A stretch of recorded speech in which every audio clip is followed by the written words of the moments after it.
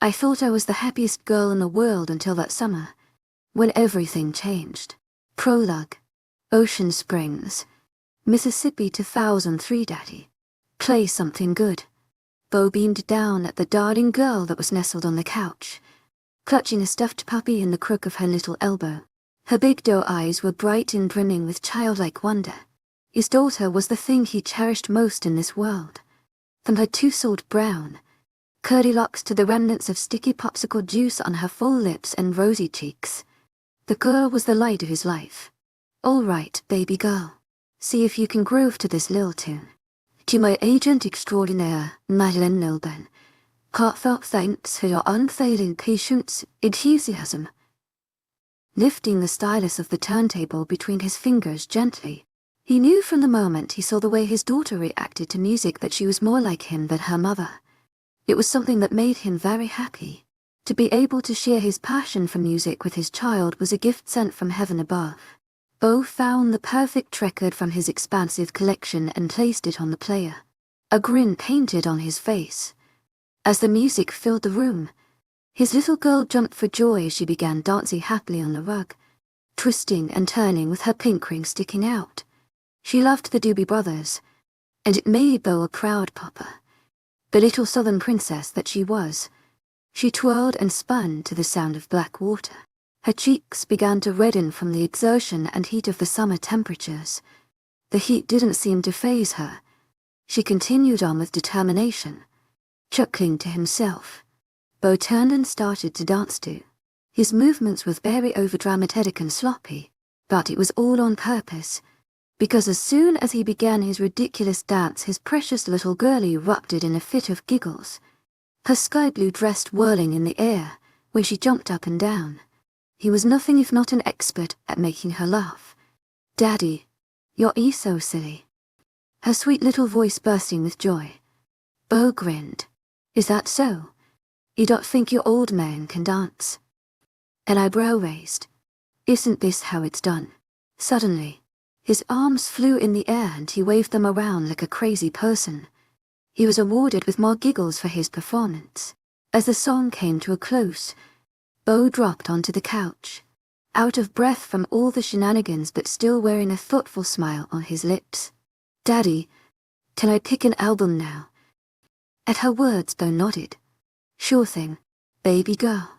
𝐊𝐢𝐧𝐼𝐴, he said in between pants of breath. Careful with it. Sugar. He watched with pride as his 3-year-old daughter expertly pulled a vinyl from the shelf and slipped it free of its sleeve. Her tiny, pudgy fingers lifted the stylus and replaced the record. She grinned wide, one of her 2 front teeth missing, adding an endearing gap in her smile. With her stuffed toy in hand, she climbed onto her daddy's lap and snuggled into his arms while the music started to play with a few warm crackles. Bo wrapped his arm around his princess, when he began to hear a wonderful sound. It was the sound of a steely dance song. He then realized that hadn't even showed her the band yet and quizzically peered down at her. Baby girl, mind telling me how you know this one? He questioned as he played with the soft chestnut ringlets on top of her head. Her dark eyes stared up at him with something akin to 𝐊𝐤𝐳, trying to hide his amusement at her sudden shyness. Well, she sighed, when you're not here, mama's always busy. I get so bored, so I gotta listen to some of your music. It makes me happy, Daddy, she explained, nervously fiddling with her skirt. Bo smiled and pinched his daughter's cheeks to get her to look at him. Never be ashamed of music, baby girl. Never, he reminded her, and she lit up at his words. All the guilt and appreciation gone as she wrapped her arms around his middle. Understand? Yes, sir. She nodded profusely and Bo let out a chuckle. I love you, Daddy, mumbled his daughter, snuggling deeper into him with a sigh. Daddy loves you more. Hendrix. 1 Virginia Moon, Virginia present day, Cedric POV. My motorcycle rumbles underneath me, purring and vibrating as it flies down the road like a Mustang. This is what makes me free.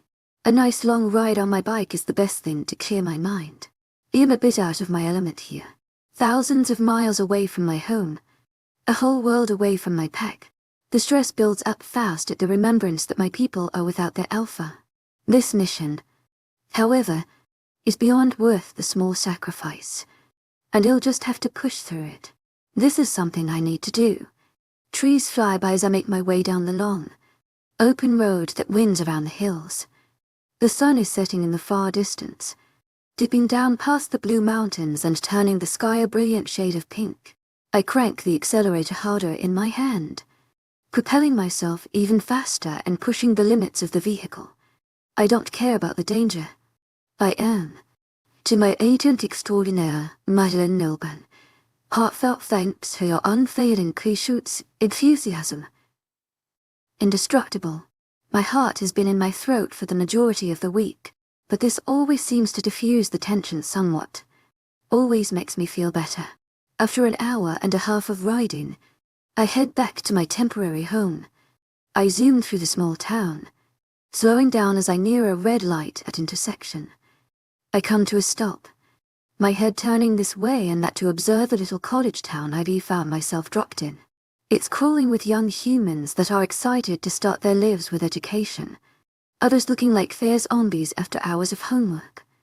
I'm suddenly glad I've never been to college, especially because I would rather not be surrounded by a sea of humans of all things. I am so much more than them. I'm above things such as a college education, not that I ever needed to go in the first place. To my agent extraordinaire, 𝐊𝐿𝐻𝐬 𝐑𝐞𝐝𝐬, heartfelt thanks for your unfailing 𝐊𝐢𝐧𝐃𝐥𝐻𝐬 enthusiasm. To 123 years I have enough knowledge to keep me company. There isn't much else I need to learn. College is for clueless humans, not ancient animals built for ruling. The light flips to green, and I roll forward slowly, obeying the speed limit laws reluctantly. Don't want to gain any more attention than I already get looking the way I do. In trying to keep low profile, when humans see me, they can't but stare at me. I am a strange, awful sight to them, but I stopped letting it bother me a long time ago. I am a icon after all. They'll be spending the rest of eternity with this face, so I really don't see the point in dwelling on it.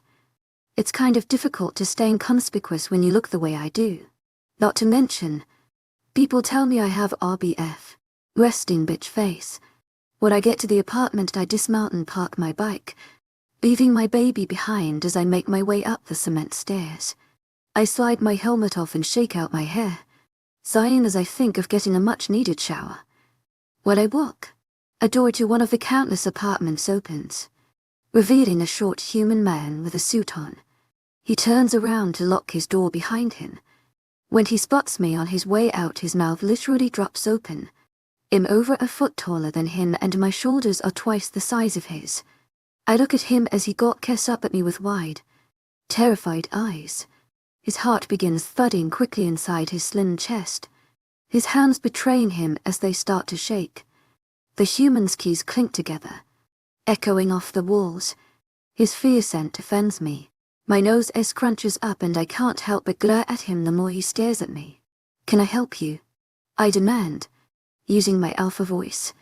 Take a picture. It'll last longer. I spit, shaking my head and continuing on my way without so much as a glance back at him. And yet, even as I walk away, I can hear him stumbling down the stairs in a hurry to scuttle away from me as if he'll turn around and pounce on him. Who knows? Maybe I will. I am tempted after all. Stupid damn humans. They always remind me of bugs. Little vermin littering the streets. To my agent extraordinaire, 𝐊𝐿𝐻𝐬 𝐑𝐞𝐝𝐬, heartfelt thanks for your unfailing 𝐊𝐢𝐧𝐃𝐥𝐻𝐬 enthusiasm. I've made friends with a human here and there. It's hard not to with as many wars as I've been in throughout my many long years on Earth. But that had been different. The human men I fought beside throughout the years were brave, fighting for their countries and rights. Nothing like pansies they've turned into now.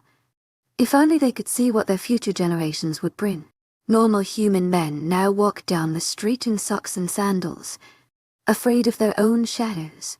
I scoff. They have no backbone whatsoever. The mortal male I encountered moments ago is proof enough. It irritates me.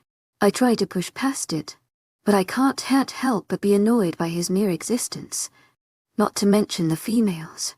They're like lost little fawns, helpless and confused. I try to stay away from humans at all costs, and now I'm being forced to interact with them on a daily basis. Lucky me. It was my choice to take on this mission. A mission to hunt down the infamous Red Alpha. The enemy I've been after for the past year after he took something very important away from me. My third in command. My trusted friend. My brother in arms. My 𝐏𝐚𝐜. Wheeler didn't deserve to be brutally murdered. And us Lycans are hard to kill. To kill one of my kind you need a silver knife to impale our hearts. Not exactly an easy thing when we're literal beasts on the battlefield. When I shift into my like an 𝐊𝐲𝐬𝐷 30 tall, and with more strength than an army of human men, entering my apartment, I'm not surprised to see any beta on my couch, looking at me expectantly. Where exactly have you been? Savannah asks, her thick black hair swaying as she stands up and gives me a suspicious look. Savannah is my second in command. She's always vigilant and uptight, but she's good at what she does. So how can I complain? Oh, you know, checking out the area. Who knows how long we'll be here. Need to scout the place out. I explain nonchalantly, not looking to have her in a pissy mood that I skipped out on our meeting to take a ride on my bike. I've known Savannah for over 1 year, and she knows me well. Yeah, right. You're always faking to go ride on that hunk of junk. She rolls her eyes at me. My bike is not junk. But I keep my mouth shut. I'm not much of a talker, especially when it comes to arguing. It's a useless waste of time. Savannah knows my motorcycle is one of the few things I enjoy, and yet she loved to complain about it. But it doesn't amuse me. Nothing amuses me. I don't get amused. My beta knows this, but it doesn't stop her and many others from trying to get all F out of me. I can't remember the last time I laughed. Well, we need to set up cameras around town, especially the more remote areas. Check this out. She waves me over as she grabs for her laptop, centering it on the coffee table and turning it on. Another thing I'm not fond of. Technology. I've survived centuries without it. Why do I need it now? I hang up my helmet, slipping my leather jacket from my shoulders before sitting next to her, stretching my legs out in front of me while I attempt to relax. This better not be another jump scare video you love to show me. I don't scare. I tell her on a monotone voice. She should know better. She snorts, shaking her head and looking back at me over her shoulder. Her shirt slipping down to reveal her taunt skin. Read this. Her hand reaches for the screen, tilting the computer so I can get a look at it. I lean forward and lazily run my eyes over the news article. Local man spots massive walls near Elevington Creek in Southern Virginia. I frown at the screen and scroll through it quickly, taking in the few details listed from the interview with the man. The article clearly makes it obvious that the man is likely crazy, but I know otherwise. This is the whole reason why he rafter or YK, knowing full well what the answer will be. Well, it does say that the guy saw a giant white wolf, so we'll let you decide for yourself. Savannah shrugs, shutting her laptop without another word, letting me simmer in the news. A YK is the Red Alpha sidekick. He was a Lycan, and an albino. His hair and skin are as light as snow. Edge is easy to spot, hard to catch. Is why we were sent here in the first place. It's obvious 𝐻ES laying low in this area, and the guard insisted that I come here undercover to scope it out. The guard is like an army mixed with the FBI, except their sole purpose is to protect supernatural creatures. They work alongside the human governments to protect and hide the existence of the different supernatural species. I used to work with the guard frequently. In fact, I was one of the founders all those years ago. I only left a few hundred years ago or so, starting my own pack in Montana when it was added to the United States. I was among the first settlers in the West, all to start the Slate Penumbra pack. That's when I met Savannah. Suffice it to say, I am damned proud of my pack. I settled it among a very small Native American tribe of Lycans that were struggling with the idea of humans encroaching on their land. They let me join them, become their alpha, help them. Since then I've never wanted to leave. They're mine to protect and care for. My pack is now the most powerful pack in the world and I am their leader. My pack is my home, but I left it to destroy one of the biggest threats to shift a kind. The ruthless Red Alpha. He is notorious for slaughtering shifters left and right. She is merciless, and the thought of him being out there is enough alone to make me come on this assignment. He is a threat to the safety of my pack, and I will not let him hurt them again. After losing Wheeler, this is the only option I have to ensure they are safe. Even if it means pretending to be a human college professor. One thing's for sure. It will be an interesting experience that more than likely will end with me being annoyed and ready to tear someone's head off. Who knows? I'm not averse to cracking a few skulls. To hang the DJ Hendrix POV come on in. Have a drink. Let loose. There's a little. Stacy hollers louder than necessary to be heard over the booming music. The pounding of the bass and the cheers of people drive my head into a new level of hurt. It's a big party. I'm one of the first nights since school started that we can actually do something to take our minds off of studying. College does seem like a very mature thing. But my best friends and I are only 18. If I remember correctly, is under the legal drinking age. Thank you very much. In good. I insist. Holding up my red Solo cup filled with Mountain Dew. Though I've only taken a few sips here and there. The acidic taste isn't exactly my cup of tea, but it's the only non-alcoholic beverage available here. Stacy's pretty face crunches up in disapproval, but she continues dancing with fast, jittery movements that somehow come across graceful. The girl couldn't look clumsy if she tried. Her short, black hair is full of pink streaks that catch the flashing lights as she twirls and laughs. A pair of cat ears perched on her head. Stacy is the epitome of a partier, and she isn't afraid to show it. As cliché as it sounds, I have always hated parties. Not that I feel like I'm somehow above people who do enjoy the party scene, but it's definitely not my scene. The humidity between the sweaty bodies, the stench of beer on every person's breath, and the constant crowd of leering guys catcalling and flirting like there's no tomorrow. It's all too chaotic. I can't see how anyone can find it fun, but to each their own, I suppose. And then there's the music. Oh, how I hate the music. It's always the same. Loud, pulsing pop and rap songs that millennials eat up like a 5-course meal. Stacy and Miranda, my two best friends, call me a music snob for my complaints. I consider myself more of a music expert. Personally, I don't judge people for liking what's on the radio. Music is freedom, and that's what's so great about it. Everyone has their own personal taste. Party music just makes me sad. There are millions of songs. To my authentic 𝐊𝐢𝐳 heartfelt thanks for your unfailing patience, enthusiasm, and genres. Music has been recorded since the 1870s. That's almost 150 years worth of music. But people still insist on listening to what everyone else is listening to.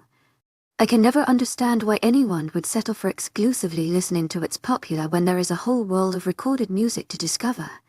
That's all it is. No snob here. Not me. It makes absolutely no sense to me. But that does not make me some hipster. WOO. Stacy slurs, and I look up to see her sitting on a football player's broad shoulders. She raises two beers in the air. The crowd of people around us erupting in cheers and screams loud enough to burst an eardrum or two. Stacy turns both bottles upside down above her mouth, doing in the sewage quickly as everyone chants chug. In unison, people begin to crowd around me, and to being a small person I begin to get lost in the swarm as I'm jerked and smooshed around. I try to breathe, try to stay calm, but I can't. I desperately begin clawing at people, trying to get air. I'm in a sea of people being swept to the bottom by the current. A hand wraps around my arm, pulling me out into the side. I squeak in terror, horrified that I'm being dragged. Are you okay? Miranda.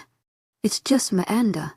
Come washes over me and I nod profusely, trying to reassure her. I was just, checking out the floors. Very nice. Mahogany, I think. It's too embarrassing to admit that I was nearly trampled to death. I don't exactly have a great track record for being graceful. Some party, huh? Ignoring my strange rambling, observing the ongoing crowd with a small spark of excitement in her eyes. Anna isn't as party crazy as Stacy, but she does like these type of things a heck of a lot more than I do. Anyone could see that. Looks about the same as every other party all drag me to. I comment dryly, observing Stacy as she crowd surfs while she sings along to whatever song is currently blaring on. Belinda smiles down at me, shrugging her thin shoulders with a look of innocence. Tomorrow it's back to classes. Why not have some fun to forget for a little bit? She says, winking at me. Well, the forgetting part looks like it's working, because Stacy doesn't seem to remember she has to wake up at 7 tomorrow. I would hate to imagine the pain of her hangover. And Miranda both laugh out loud. Somehow I think she'll be all right, she says, but I don't question the strange comment. Eventually, we try to make our way to the front of the frat house. I say try because we're stopped many times by leering dudes who can't keep their eyes off of the fabulous Miranda.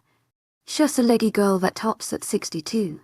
Her light, strawberry blonde hair is swept into a ponytail, and her fantastical eyes are eerily similar to the color of the sky in the spring. Not to mention the strange power that oozes from her. It's hard not to be drawn to her. She is easily the prettiest girl in this house. Scratch that. The prettiest girl on campus. Hands down. She turns down every guy that speaks to her. They're all drunk anyways. Otherwise they wouldn't have the courage to talk to her, let alone look for too long.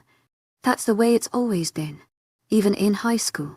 Stacy and I have been friends since the 8th grade, and moved into town halfway through junior year. My two best friends are cousins. Even though they look nothing alike, they even lived in the same gated community. And for Mississippi that's very rare, being the poorest state. There aren't many people with money, but Miranda and Stacy are part of the lucky minority.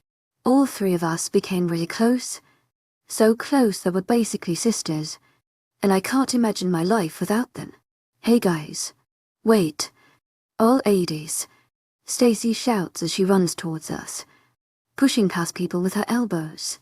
Her face is flushed pink, her smile contagious even though it's alcohol-induced. She bumps into me in her haste, splashing my Mountain Dew onto her shoes. Oops, yes. She giggles and sloshes her heels in the soda as she begins marching in place. That's okay. I already spilled some beer on them. I shake my head and smile. Stacy is fun to be around when she's drunk, carefree and light-hearted. When she's sober, she can be a bit pissy, and too sassy. She slings her arm over my shoulder, leaning on my smaller body as she laughs some more for no reason. Miranda and I watch her with humor-filled gazes. This side of our friend amuses us. We eventually maneuver her through the front door and out onto the lawn. Miranda and I work together to help her walk. Miranda being the one doing most of the work, seeing as how much stronger she's than me. As we neared Stacy's 2007 Subaru Outback, she yips with glee when she spots her little car. Yay driving. I get to drive. To my agent extraordinaire, 𝐿𝐤𝐬, heartfelt thanks for your unfailing patience, enthusiasm. To my agent extraordinaire, 𝐿𝐤𝐬, heartfelt thanks for your unfailing patience, enthusiasm. To my agent extraordinaire, 𝐿𝐤𝐬, heartfelt thanks for your unfailing patience, enthusiasm. She shouts and I share a mischievous grin with Miranda as we hold back our giggles. I don't think you'll be driving tonight. I explain as we reach the car. Miranda takes the keys out of her purse and unlocks the doors. We open the back and try to get Stacy to climb in. I'm not even that drunk. I only had like 52 beers and a few full bottles of vodka. And those margaritas weren't that strong, so those don't even count. I raised an eyebrow at her words, knowing full well that if she had that much alcohol she would be dead. But Andy gave her a stern glare for some odd reason, before she continues to shove our very drunk friend into the vehicle. After a few minutes, We finally have Stacy situated and buckled in. I go around the car and slide in next to her so I can keep a close eye on her. Miranda cranks the car, and it rumbles to life. We take off down the street towards our shared apartment. Stacy snuggles next to me and slumps down into my lap, resting her head on my thighs and sighing contently. I run my fingers through her hair gently, trying to soothe her to sleep. "Oh, Henny, I love you so much," she says, and I smile. "I love you too." Making eye contact with Miranda in the rearview mirror. Amusement fills her blue eyes before returning to the dark road. "I wish you could never die," Stacy says, and I hold back a laugh. She's making no sense. "Then you could live with me and my Anna for the rest of forever," she mumbles, and I snicker a little bit. I try to look at my Andy again, but her eyes are fixed on the road with determination. Her hands are gripping the steering wheel tightly, and from where I sit, I can see her jaw is clenched. That's strange. I tilt my head in confusion. She's probably just tired of Stacy's drunk ramblings. Miranda is usually super patient. I wonder absently why she's acting so weird. Maybe she's just about school or something. Brushing it off, I nestle into the seat and close my eyes. Exhaustion from the night finally taking over. Screeching fills the apartment and I immediately cover my ears to protect them from the shrill sound. My crazy best friend is running around our apartment overturning everything trying to find her favorite heeled booties. "Where the hell are they?" Stacy squeaks, falling to the floor to look under the couch. Peering down at my bowl of cereal, I smirk to myself. Of course Stacy woke up late, and I'm guessing it has something to do with all of that drinking last night. She doesn't seem affected by a hangover in the least bit, and I attribute it to sheer luck. Maybe her body is immune at this point, getting used to the party life. I wouldn't be surprised. I swear I will tear down the walls if I can't find them. I'm not going anywhere until they're on my feet. Stacy begins going through our kitchen cabinets in her search. Even though the cupboards are all but empty, we only moved into months ago, and we've yet to buy enough dishes or food to fill them all. Not to mention Stacy keeps most of her food stashed under her bed like an animal saving up food for the winter. "Found them!" I hear and a shout in triumph. She prances into the room, holding them high in the air. Stacy dashes for them, but our extremely tall friend raises them high above her head so she can't reach them. "To my agent extraordinaire, Madeleine Nilban, heartfelt thanks for your unfailing patience, enthusiasm." To my agent extraordinaire, Madeleine Nilban, heartfelt thanks for your unfailing patience, enthusiasm. Stacy's exasperated voice sounds evil as she practically tries to climb a and like a tree. "Only if you promise to leave the drinking for school nights," Miranda says in a 𝐶𝐶 voice. I laugh at the scene in front of me. We don't yet have cable in our apartment, but this is all the entertainment I need. "You win," Stacy grumbles, holding out her hands, finally rewarded with her favorite shoes. As soon as she gets her fingers around them, she's hastily strapping them onto her feet as she sits in the middle of the kitchen floor. That cold tile can't be comfortable. She jumps up, wiping her pants off and doing a dramatic twirl as if she's a model. "Don't you think your makeup is a little dramatic for school?" Miranda inquires, sliding into a chair across from me and snagging the box of waffle crisp that sits in front of me. Shimmer eyes are a bit glam for a business management class. I manage with a mouthful of half-chewed cereal. This morning, despite waking up late, Stacy decorated her beautiful Asian eyes with loads of orange glitter. It's not unusual for her to go overboard with her makeup, and a lot of people give her weird looks, but she doesn't seem to care at all. Stacy glares at us as she picks her purse up off the coat hanger and slings the strap onto her shoulder. "I look great. You are just jealous." She shrugs her shoulders and with a smile opens the door and rushes out, slamming it behind her. I honestly feel bad. She has the first class of the day at 8, all alone. All of us have classes at different times, seeing as how we all chose different majors. Mine, To my agent extraordinaire, Madeleine Nobel, heartfelt thanks for your unfailing patience, enthusiasm. Is music. I have to take music theory and music composition this semester. Some of my other courses are exiting too. In taking some English courses, so instead of settling for some basic English class, I chose literature history. My schedule is packed mostly because on top of my classes I work long hours, which is a bit overwhelming. I need to pay my way through school all by myself after all. To my agent extraordinaire, Madeleine Nobel, heartfelt thanks for your unfailing patience, enthusiasm.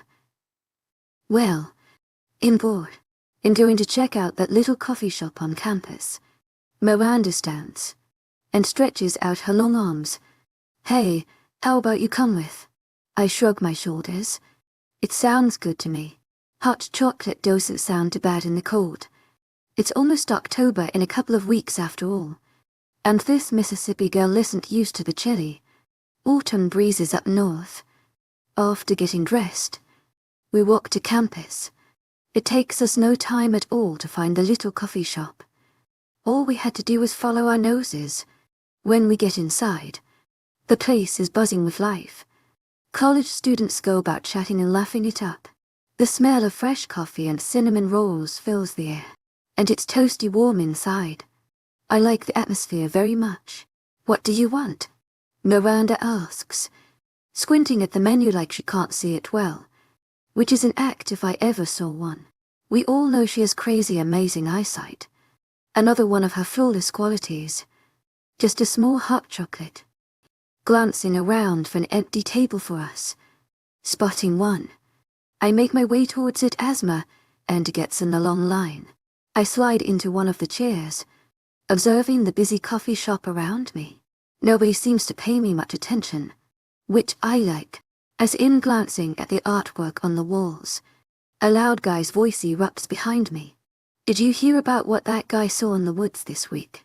Someone asks, and I look over my shoulder to see a small group of people sitting in the table beside ours. Not wanting to be caught staring, I quickly turn back around. Well, he was like walking around, trying to find his dog that ran off. To my agent extraordinaire, Madeleine Nobel, heartfelt thanks for your unfailing patience, enthusiasm. He says he heard a twig snap, and when he turned around he saw a bunch of wolves. A few gusts are heard from the group, and I stiffen at a thought. There aren't wolves in Virginia. Everybody knows that. Yeah, and he said they were all staring at him like he was some piece of meat. A shudder goes through my body, but I tell myself not to listen. The guy is lying, and there's no probability about it. Then, out of nowhere, a ginormous one showed up, like as tall as the trees or some shit. Guy says it was pure white with black. Evil eyes.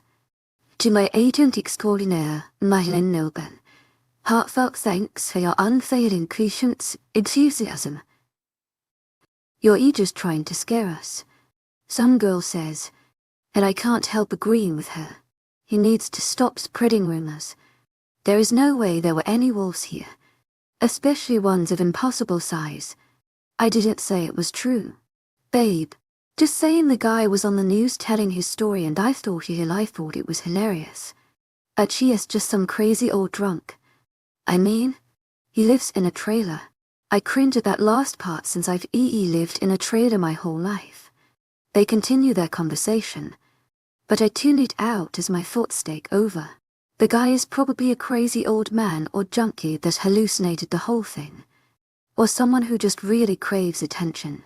I try to shrug it off, but this strange sensation of foreboding climbs up my spine. As I try to figure out what's happening to me, Miranda suddenly appears. She's a weird look in her eyes as she gazes at the kids behind me that are now laughing, completely moving on from their previous conversation. Hey.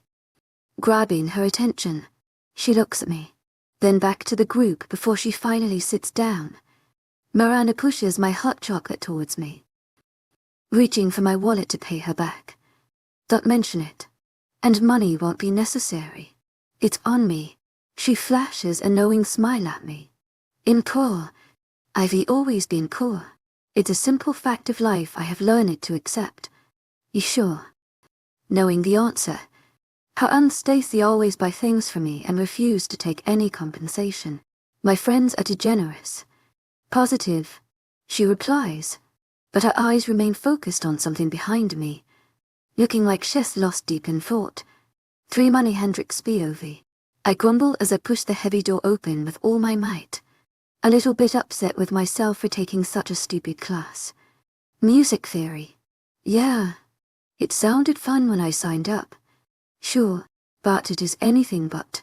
The amount of homework I have to complete in 2 days is absolutely ridiculous. Yeah. 3 hours of reading and an essay. And that's on light day. I don't know how I work until 1 a.m. Finish this load of homework, and still manage to get a good night's rest. I guess I'm doomed. Dumb music theory. Who even needs college? Freaking homework.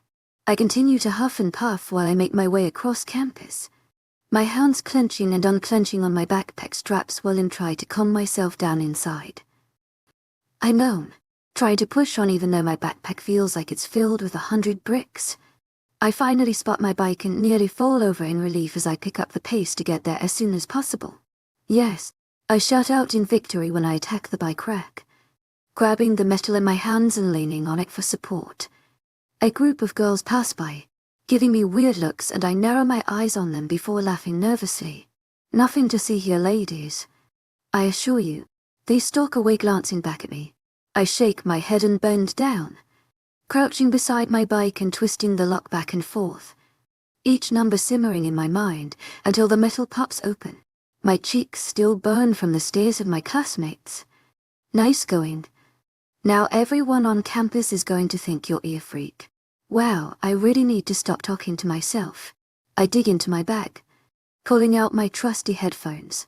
They are a little beat up on the outside, but they have always been reliable. I plug them into my old iPod and blast some 𝐊𝐤𝐧𝐠 𝐬𝐵, even knowing the tunes are loud enough for anyone around me to hear. I really couldn't care less. Never be ashamed of music. Baby girl. I come to an abrupt stop before I climb onto my bicycle. Those dumb words need to back up. I'm not in the mood for moping today. Any thoughts of my daddy tend to do that to me, and I can't handle it sometimes. Stubbornly clenching my jaw to forget them, I start pedaling away. I weave through an endless sea of students wandering around campus. The shade cast by the trees paints long, mesmerizing lines on the sidewalk. Simple things like these are what make my day bearable, especially when I'm on my way to work. It's essential. Going to work for hours on end, that is, but I hate it with a burning passion. Working as a waitress does that to a person. But here's the thing. I need the money. Desperately. Ever since I can remember, I've been dirt poor. My parents could barely afford to buy me new clothes every new school year, and we only shopped at the Goodwill. I was relentlessly teased for it at school. No one wanted to be friends with the girl that wore the same clothes all the time. The girl who had holes in her tennis shoes. It only got worse after Katrina hit. That awful hurricane quite literally rocked my entire world. In more ways than one. My bike shakes underneath me as I run over a rock. I straighten out the handlebars and huff a ragged sigh. Of course, this is just my luck, pay attention. Hendrix. Get it together. After hours of grueling school today, I really do not feel like working until 𝐸. But guess what? Life's not fair. My life has been full of ups and downs, and I can't help but feel like college is somehow a turning point for me. It has to be. This is my fresh start. I never really thought I would leave home for school. I was born and raised in Mississippi. It's my home, and my mama's sick. Like, really sick. To my agent extraordinaire, Madeleine Noble, heartfelt thanks for your unfailing patience, enthusiasm. She's been sick ever since my daddy left us behind. I knew I would always be there to watch out for her. Things changed when she insisted I come out here with my friends. She told me I need to experience life and that can't live without Stacy and Miranda. And I knew she was right. It was a hard thing to do, leaving her behind, but it's her wish for me. I can't deny Mama that, especially since she doesn't have long left. Ever since I arrived here I've felt a keen sense of change. Virginia is drastically different from Mississippi, but I don't think culture shock is to blame. I haven't tried to explain it to anyone, but the constant feeling in my gut is pretty terrifying. It is as if every muscle, every nerve ending, every little atom is waiting on pins and needles for something to happen. I can only compare it to being underwater for too long. It's like that tenseness of your body as it waits impatiently for the return to the surface, desperate to breathe again. It's nothing if not unsettling. So here I am, heading to my job as every part of me feels uneasy. I feel like my whole being is just trying to tell me that something big and exciting is just around the corner. I am very suspicious of this sensation. How can something exciting happen when I'm living paycheck to paycheck with anxiety that my new life will come crashing down around me at any second? Money is everything to me now. It's all that I really think about now. My bike rocks back and forth while I ride it past the busiest road in town. The traffic whizzing past doesn't bother me as long as I have tunes blowing full blast in my ears. Music has always been my vice. Who needs drugs and alcohol when you can listen to Robert Plant's voice every day? When I roll up to the diner, it's not exactly packed, but there are plenty of people in there. I narrow my eyes through the windows and then squeeze them shut. Time to get to work. I'm not looking forward to it just because I can't listen to music on the job. The only real downside to my work. But I can always save the music for later. I park my bike round back, not worried about it being out in the open. This town has a very low crime rate, and no one comes back here anyhow. As I walk in through the back door, Ronnie's humming fills my ears and I can't help but smile despite my some mood while I take off my headphones. Ronnie is the cook here at the Pink Chicken. I know. Weird name for a restaurant. Customers remind me daily of that fact. I happen to like it. It's spunky, different. Hendrix. You're eerie. Like usual, Ronnie sings, his full lips pulling up into a smile. 𝐿𝐢𝐧𝐼, a big man, not so much as in tall big, but more in a wide sense. The guy walks over to pull me into a hug. I try backing away, but it's no use. Ronnie's a hugger. He smells like cheeseburgers and cigarette ash. When he pulls away, he winks down at me. I made you your favorite. He reaches to the counter and lifts a milkshake with a long red straw poking out of the mountain of whipped cream. I lick my lips and grab it from his dark hand. Butterfin a milkshake. I'll never know how anyone can eat such a thing. Guess it's not my business, he mutters, going back to flipping burgers on the grill. I smirk at him before giving him a kiss on the cheek. Thank you, Ronnie. I call as I make my way to grab my apron and notebook. I'm a good old-fashioned waitress here. The pay's all right. A bit more than minimum wage. It's hard to find a job in a small college town, so I'm lucky to have found it. I drink my shake quick, but end up with a brain freeze. I try to shake it off while I turn on and head out into the seating area. There's nothing but colorful booths around the place. The flashing, blinking decor sign of your typical 1950s style diner. It's not such a bad atmosphere to spend my time in. You got one at table 14, a couple at 6. Nancy tells me, her eyes darting to me and Stables. She stands at the hostess counter with a few bottles of nail polish out. She blows on her wet, bright red fingernails that shimmer in the neon light. Thank you, Nang. Picking up a pen and clicking it a few times in my hand. Good luck with table 14. She's a class bitch. She informs me in a hushed voice as she leans towards me, like it's some kind of detrimental secret. I give her a measured nod as I grab a few menus and napkin-wrapped silverware. Thanks for the heads up. Trying to smile. Nancy isn't a great judge of character. She's often judgmental, but she's nice to me, at least to my face. I'll try and watch out. Seriously, she's got evil in her eyes. 𝐊𝐢𝐧𝐼 𝐑𝐞𝐜, heartfelt thanks for your unfailing patience, enthusiasm. She raises to over-plucked eyebrows before casting her gaze to the booth in question. I look where she motions at the woman who looks to be in her late 20s or early s. She's absolutely beautiful, but in a very natural, refreshing way, as if she doesn't even have to try. Her long, shiny black hair is like a curtain around her athletic figure. I gulp when her eyes cut around the room with a vengeance. Gulping, and shoving on my best smile, I head over to her table with a small spring in my step. Maybe a friendly approach will do the trick. Even the grumpiest of customers can leave happy when in their waitress.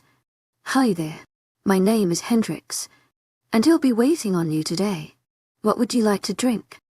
Waiting expectantly, but all she does is stare at me. Her black eyebrows stand out against her beautiful dark skin and light eyes. If I had to guess, I'd say she's Native American. She's gorgeous, but she'd be much prettier if her features weren't twisted into a sneer. The woman's nostrils flare, her eyes widening at me in shock. She continues to move her nose. To my 𝐊𝐼𝐳𝐷𝐞𝐽𝐻 𝐊𝐼𝐳𝐷𝐞𝐝, heartfelt thanks for your unfailing patience and enthusiasm. Is she sniffing me? I try not to feel self-conscious. I hope I don't smell like a cheeseburger after hugging 𝐊𝐼𝐳𝐷𝐞𝐽. Maybe I should tell her it's not Bo. Would that be weird? Yeah, probably. After a few awkward moments of eye contact, the woman looks me up and down with a strange expression between awe and disbelief. Wow, I must really stink. We carry co-products. I mumble, and I sound like a complete idiot. Why do I even open my mouth? I swear. Hendrix. And I nod at the question, hoping she doesn't push any more because I can't stand talking about my stupid name. Like Jimi Hendrix. She wonders, dark eyebrows pushing together. And there it is. The question I'm asked every day. Just great. Yes, I'm named after him. I don't explain further, because that would mean talking about my daddy. And that is not happening.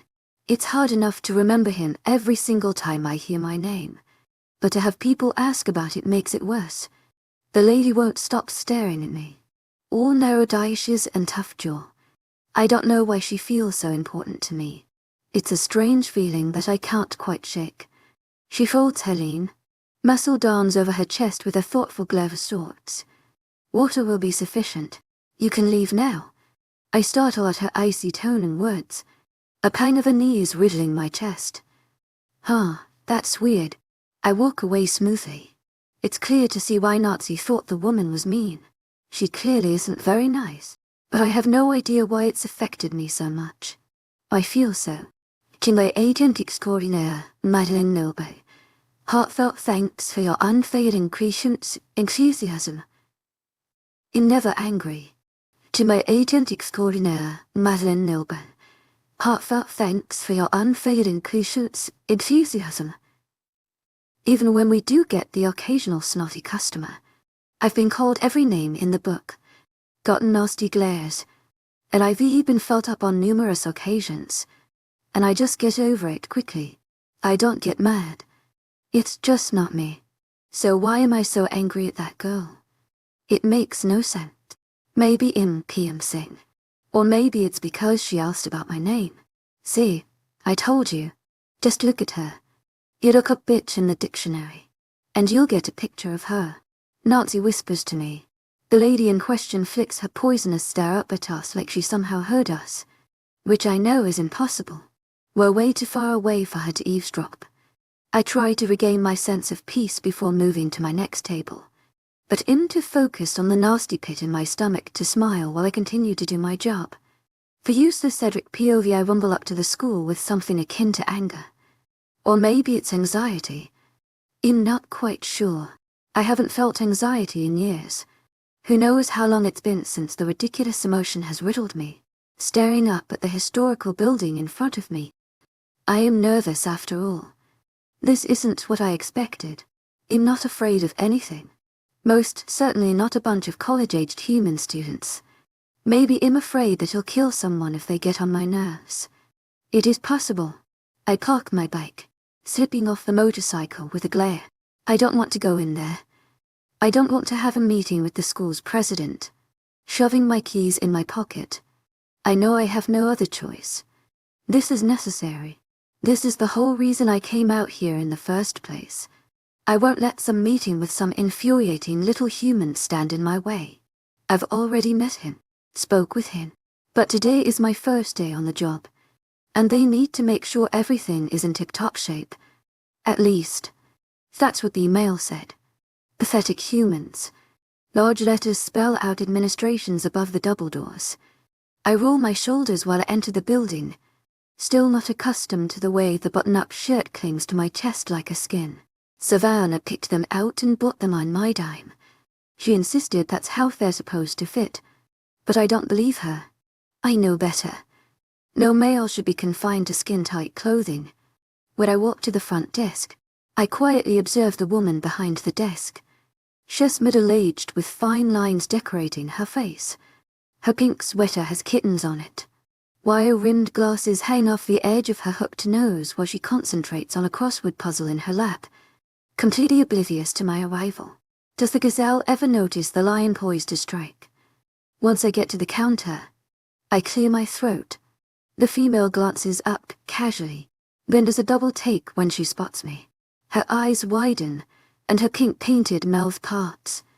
The scent of her fear wrinkles my nose, but I try to mask the distaste quickly. I can't any more attention. I have an 8 o'clock with drive. Owen, I explain, tight-lipped as the human continues to stare at me like I'm some kind of museum attraction. Her cheap perfume wafts around me along with her fear and arousal. I'm not unobservant or naive. A lot of women scent of arousal when they see me, but there's always that hint of fear engulfing it. I always smell fear when in around another living soul. Everyone is scared of me. The woman pushes her chest in the air, her breasts straining against her sweater in an obvious plea to draw my eyes there. But not in the way she wants it to. I look at her with disgust. Pathetic humans. 𝐿𝐤𝐳𝐸 𝐊𝐢𝐳𝐸𝐿𝐤 𝐂𝐿𝐤𝐳𝐸𝐸𝐿𝐤. She sputters, suddenly flustered. I glance down as she fumbles with the computer. The receptionist spends some time clicking away on the device, her long nails making small noises on the keyboard. She suddenly faces me with a shy smile. Just go right in. Honey, second door to the right. I'll be waiting, she says, leaning forward to show some cleavage. I don't spare any time waiting around. I need to get away from the overbearing woman before I go completely insane. It was hard enough not showing her how upsetting her manners really were. That's a sight I won't soon forget. Unfortunately, I shiver in revulsion. When I get to the door, I don't spare a knock. I just walk right in. I have to mentally scold myself for that minor slip-up. I'm too used to the world I've been living in. Humans don't know my status or power. They can't sense things. They don't have instincts like the supernatural. They're too weak, too mundane. The president is sitting with his feet propped up on his desk, lazily laid back in his leather swivel chair with enough arrogance to make me roll my eyes. Another human sits across from him. She's a cigarette hanging from between her fingers as she laughs at something he must have said before I entered the small room.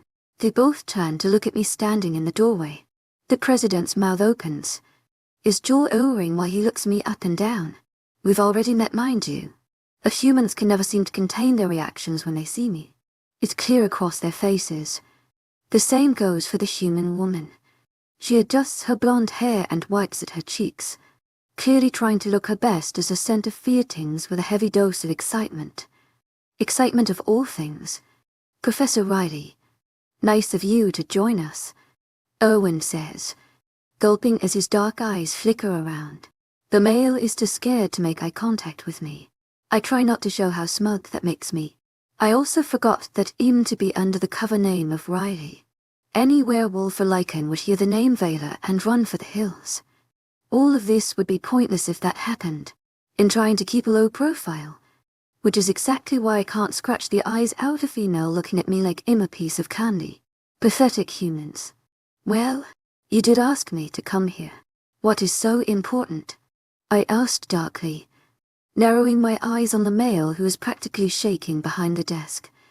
He straightens his tie as if it might bring him some sort of relief. Maybe ground him a bit. But it doesn't help. 𝐿𝐤𝐧𝐠 useless this way. Yes, of course. I just wanted to make sure that you have everything prepared for your first class and that you are settling in well. He mumbles, his eyebrows furrowed in concentration like each word is a chore to get past his lips. I hold back the feeling of annoyance.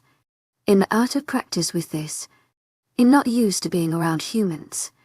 I haven't had a full conversation with one in years. Yes. Owen's eyes widen, and he clears his throat. You went over Professor Martin's syllabus. He pushes. Oh yes, the professor that I am filling in for no.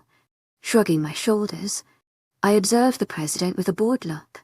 This is taking up my time, and he should know it. Instead, he has the nerve to protest some more like whatever he has to say actually holds some importance. But 𝐿𝐤𝐧𝐠 has been teaching history here for years. 𝐿𝐤𝐧𝐠 perfected his syllabus. I expect you to teach what's on it. He insists, and I refrain from goading him into submission. I must be glaring since he suddenly looks as if hell piss himself. Pompous human. I went over this syllabus you worship, and it was to my liking. If it's my class, I will teach what I consider important for the children to learn about this world's history. Believe me, I know a lot more about it than Professor Martin. I spit, and the male flinches. The other human just watches idly on the sidelines. But Professor Martin is nearly 40 years your senior. It's just preposterous to say that If Professor Martin wanted to teach his syllabus so bad, then he would be here to teach it. Wouldn't he? I ask him, knowing full well that the professor is out because he had to get a new replacement. Unfortunately, they hadn't found a temporary replacement for him for the whole semester. Until me. It's late September. They lasted a few months before the guard sent me, getting by with a makeshift substitute every now and again. The humans don't know about my real mission here. I'm treading on delicate territory around them as it is. I can't have any slip-ups. I just can't help hating the way humans question me sometimes. It is very aggravating. I have become too used to people doing what I wish without any questions. My alpha tone would work on a human, more than any werewolf or lichen, but they would not understand it, and I'm not here to arouse suspicion. But the students, they have been learning the curriculum since forever. They're studying for midterms. You can't just come in here and change the syllabus. President Erwin demands. And I clench my jaw, tilting my head to the side. When he spots the expression on my face, he leans so far back into his chair, shrinking down into it like it could swallow him up. If only it would. That would save me an immense amount of trouble. It seems I have to explain everything to this pea-brained human. I assume that your students are smart. He just stares at me with wide eyes, giving a slight nod to indicate that assumption is correct, his skinny shoulders shaking a bit under his suit coat. I'm sure by human standards they are intelligent by some degree. Then they can learn from my curriculum. It's not impossible. President, I assure you, this argument is over. I use my alpha tone on the last part to ensure that the conversation is finished, and too tired to continue playing games with the mortal. Besides, I have a class to get to. I try to leave, but I find my path suddenly blocked by the female. She gazes up at me with half-lidded eyes as if she just woke up. I can tell she does this on purpose, trying to look appealing, and it is anything but. In Professor Henderson, but you can call me 𝐿𝐤𝐧𝐠, she says breathlessly, her fierce milk cancelling out any arousal. The scent of fear has a way of doing that, no matter how much of it there is. It always seems to erase everything else with its pungent touch. The human professor is tall for a human, wearing bright red high heels. She bats her eyelashes up at me and grins. Let me know if there's any way I can help you get a little more comfortable here. I'd love to be of service. Sure, Illy murmurs. The invitation is clear in her voice, and I don't want what she's offering. The thought alone makes me want to gag. I'm no saint. Unfortunately, unlike every other lichen on the planet, I didn't wait for my mate. I broke after a few hundred years and went crazy with Overindellison, and then regretted it later. I was sure after that my mate would hate me when she met me. Then another few hundreds of years passed me by, and now I know that finding her isn't likely. I don't think he'll ever come across my mate. I don't know if she died long ago, or if she just hasn't ever existed. There's no way of knowing. Even if I don't get to have a mate, I won't stoop that low again, especially with a human of all things. So when this one tries to make an offer, I cringe, taking a step back as I open the door behind me. I need to get out of the crowded office before I snap. I hear the door slam, watch my feet eat up the sidewalk as I rush outside, and yet I don't slow down. Not even once. This is a trial I need to take one step at a time. And if I make a mistake now, I'll forgive myself for letting Wheeler down.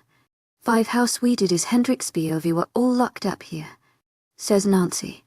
She's smacking on a wad of gum the size of my fist, made of numerous pieces of gum, the many flavors and brands chewed together in a big old ball. I try not to let her show how grossed out I really am by her smacking on the bubblegum. I don't want to hurt her feelings.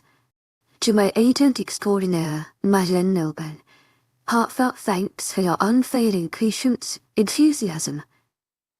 Have a good night, I tell her, waving over my shoulder while I tear off my white apron in a hurry, ready to be gone. It's 2 a.m. and I'm more tired than a dead woman, and he'll be sleeping like a baby tonight. I have literature history in the morning at 8:30, so I have to be up and dressed as soon as I can. It's a fun class, lots of interesting things to learn in that field. Unfortunately, I've never met my actual professor since HES been gone the whole semester. I'm always sort of amused at seeing each new substitute that files in through the door. All different shapes and sizes of people from different backgrounds there to teach us about the same thing. It's a fun guessing game to see who will be next. I sometimes hope in the back of my mind that our real professor will get better soon.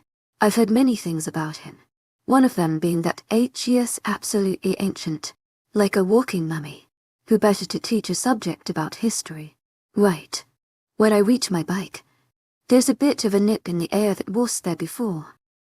Pulling my small jacket around my shoulders and cursing myself for not dressing better the weather. I'm wearing a dress of all things today, as I do most days, but today I went without leggings. My typical uniform is a skirt or a dress. Growing up in the hot, humid summers of Mississippi, I'm just used to veering towards lighter, flowy clothes that don't cling to me. Clothes like that are the closet thing to being in your own personal oven. I've heard it gets hot here in Virginia. It is still part of the South after all, but nowhere near as hot as what I'm used to. That's not even mentioning the cold they have here. Oh, how I despise the cold. I can't imagine the snow. I've never even seen the fluffy white substance. My body is not accustomed to the weather quite yet, and I have yet to accept it eventually, even if it is only 65 Fahrenheit, which is apparently not that cold. I do get chilly. I'm the only one it would seem. Everyone else around here struts around this campus like the Arctic weather has no effect on them whatsoever. I've seen so many girls in shorts and t-shirts while they've even bundled up. Today was supposed to be warmer, but not now. It's 2 a.m. and the chill has returned with her awful vengeance. I just can't wait to get home and shove on some cozy pajamas and snuggle into bed like all my worries are gone. College life is not forgiving. I can't think about my monstrous pile of homework without wanting to groan and shed a few tears. I clamber onto my bike ungracefully, my legs on either side of the seat, rubbing at my eyes. I try to put my headphones and pick from my substantial music library. I end up choosing some James Taylor. I crank the song to full volume, closing my eyes as the night breeze ruffles through my long hair that is still pulled up into a ponytail. Nodding my head along to the music, I'm startled when I have the sinking feeling that someone is watching me. I despise that sensation. My whole body freezes where I stand. My eyes slowly pry themselves open to glance around in a worried frenzy. My gaze is drawn to a large cluster of dark, leafy bushes parked along the side of the building beside the dumpsters. I squint, not quite able to see with the lack of the sun and all, reminding myself of the fantastically low crime rate in the area.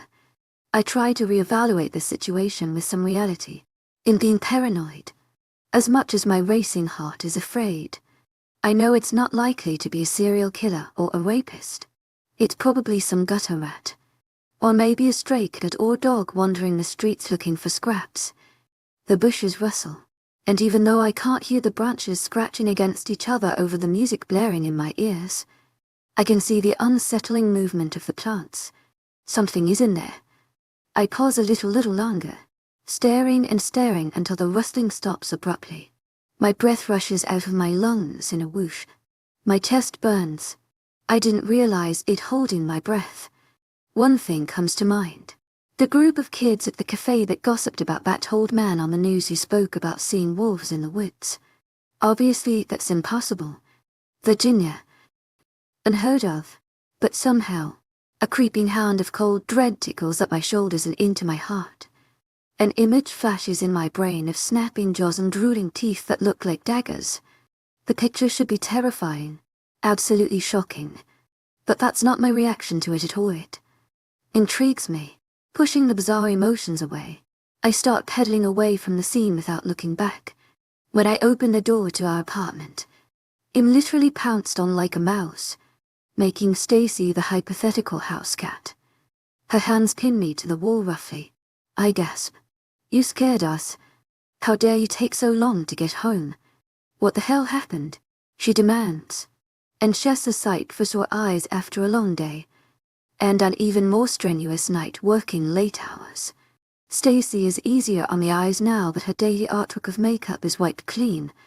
That means there's no glitter to burn my corneas. What a relief. What do you mean? I get home this late every night. Which isn't exactly true. After the incident at the diner, I drove home carefully. My vigilance was turned up high as I observed my surroundings with a new eye. I shrug my shoulders, letting my stuff fall to the floor in a heap. I have a playful smile hanging on my lips. All the tension from the day is slowly leaking away, and I can't be happy about it. I need some relaxation. Even through my happy haze, I can see that Stacy is not amused in the slightest. That's not a good sign. Her eyebrows are pinched, face scrunched in dismay. Did I really scare that bad? Stace. My sentence is interrupted when Miranda flies out of her room. When she spots me in the living room, she runs to me with open arms. Her face is stricken pale. I can't get a word out before she's squeezing the life out of me. My face is pushed to her chest. And since she's so much taller than I am, I try not to think about where exactly my face is located. Even when I try and wriggle a hold, she holds tight as if she doesn't even notice my struggle. You're all right, she murmurs, and I sigh. Man, I really had them worried about me. I didn't think being a few minutes late would be a big deal. That stupid shrubbery would pay for its distraction once I get to work tomorrow. It'll kick the food out of that stupid plant. When Miranda pulls away, I look up at her guiltily. That bad? Scratching the top of my head. All she does is glare, tapping her foot like an angry parent. I half expect her to pull the whole in, not mad. In just disappointed spiel like the parrot she pretends to be. Stacy jumps in. Yes, it was that bad. You gave us a heart attack, Hen. Miranda almost called the police. She insists, her arms folded over her chest as she ridicules me. I have the nerve to blush. I can't imagine how embarrassing that would be. I picture flashing red and blue lights as they catch me riding my busted up bike and I cringe. It's definitely good that we avoided that mishap. To my agent extraordinaire, Madeline Noble, thoughts out thanks for your unfailing patience, enthusiasm. I murmur. Miranda nods, but she's still quiet as she watches me with glazed over blue eyes. I can see the remaining ounce of fear lingering that, and my guilt swells. I should have known better. Miranda is very overprotective of me and Stacy, but more me in particular for some reason. I don't know if it's because I'm short and weak, or because I wouldn't hurt to fly. I would be worried about me too. I guess. You delicate little human. Anything could happen to you. Stacy grumbles, pulling me in for a hug as well. I smile at the endearment. Stacy says weird things. I'm not unfamiliar with the way she refers to me as their little human. It's kind of a pet name, if not a weird one. Of course it's obvious that I'm human. We all are. That's just Stacy being Stacy, I guess. Let's watch a movie. A good Disney movie will fix just about anything. I tell you, Stacy proposes triumphantly. Arms in the air. The grin on her face is enough to make me relax. The guilt simmering away with each passing second. I voice my agreement. But Miranda just nods. It seems she's not recovered yet. I can't help being perplexed at her state. She must be being worried sick. And it has completely faded away. Her long torso is stiff. Her spine straight as a board. While Stacy fumbles through her collection of Disney movies, I link my elbow with Miranda's. Her long, slim arm is strong but somehow restrained and taut. I swallow my guilt and smile at her pleadingly, leading her to our plush couch to sit down. We plop onto the cushions in a pile. I try to coax a smile onto her own lips by tickling her, and it works momentarily, but the fleeting sign of happiness is gone in seconds. Her stoic mood won't last long because of course Stacy chooses Mulan. We all love it. It's just that it's her favorite movie of all time. This again. We watched this less than 2 weeks ago. I insist, groaning in pretend anguish. My teasing mood is my way of trying to get Miranda to lighten up. It doesn't work. Stacy turns to send me a death glare, her short, black hair whipping to the side. You're just jealous because you're white. I, however, can relate to the Chinese culture of my ancestors, she says in a fake posh voice. And then we just laugh. To my agent extraordinaire, Madeline Nobel, heartfelt thanks for your unfailing criticism. Enthusiasm. Stacy has strong ties to China. Her whole family is Chinese, despite Miranda being her cousin somehow. I don't know how they're related at all. They don't have any Disney princess fresh out of a trailer park, and I can't blame them. I throw back, and Stacy shakes her head while I just chuckle. They don't like me putting myself down, especially when it has to do with how poor I am, or my rough upbringing. As the movie starts up, I turn to Miranda and snuggle into her. I don't know why, but I always feel like I need to please her, make her approve of me in some way. It's almost like she's the head of our makeshift household, and it just feels natural to me. I hate when she's upset.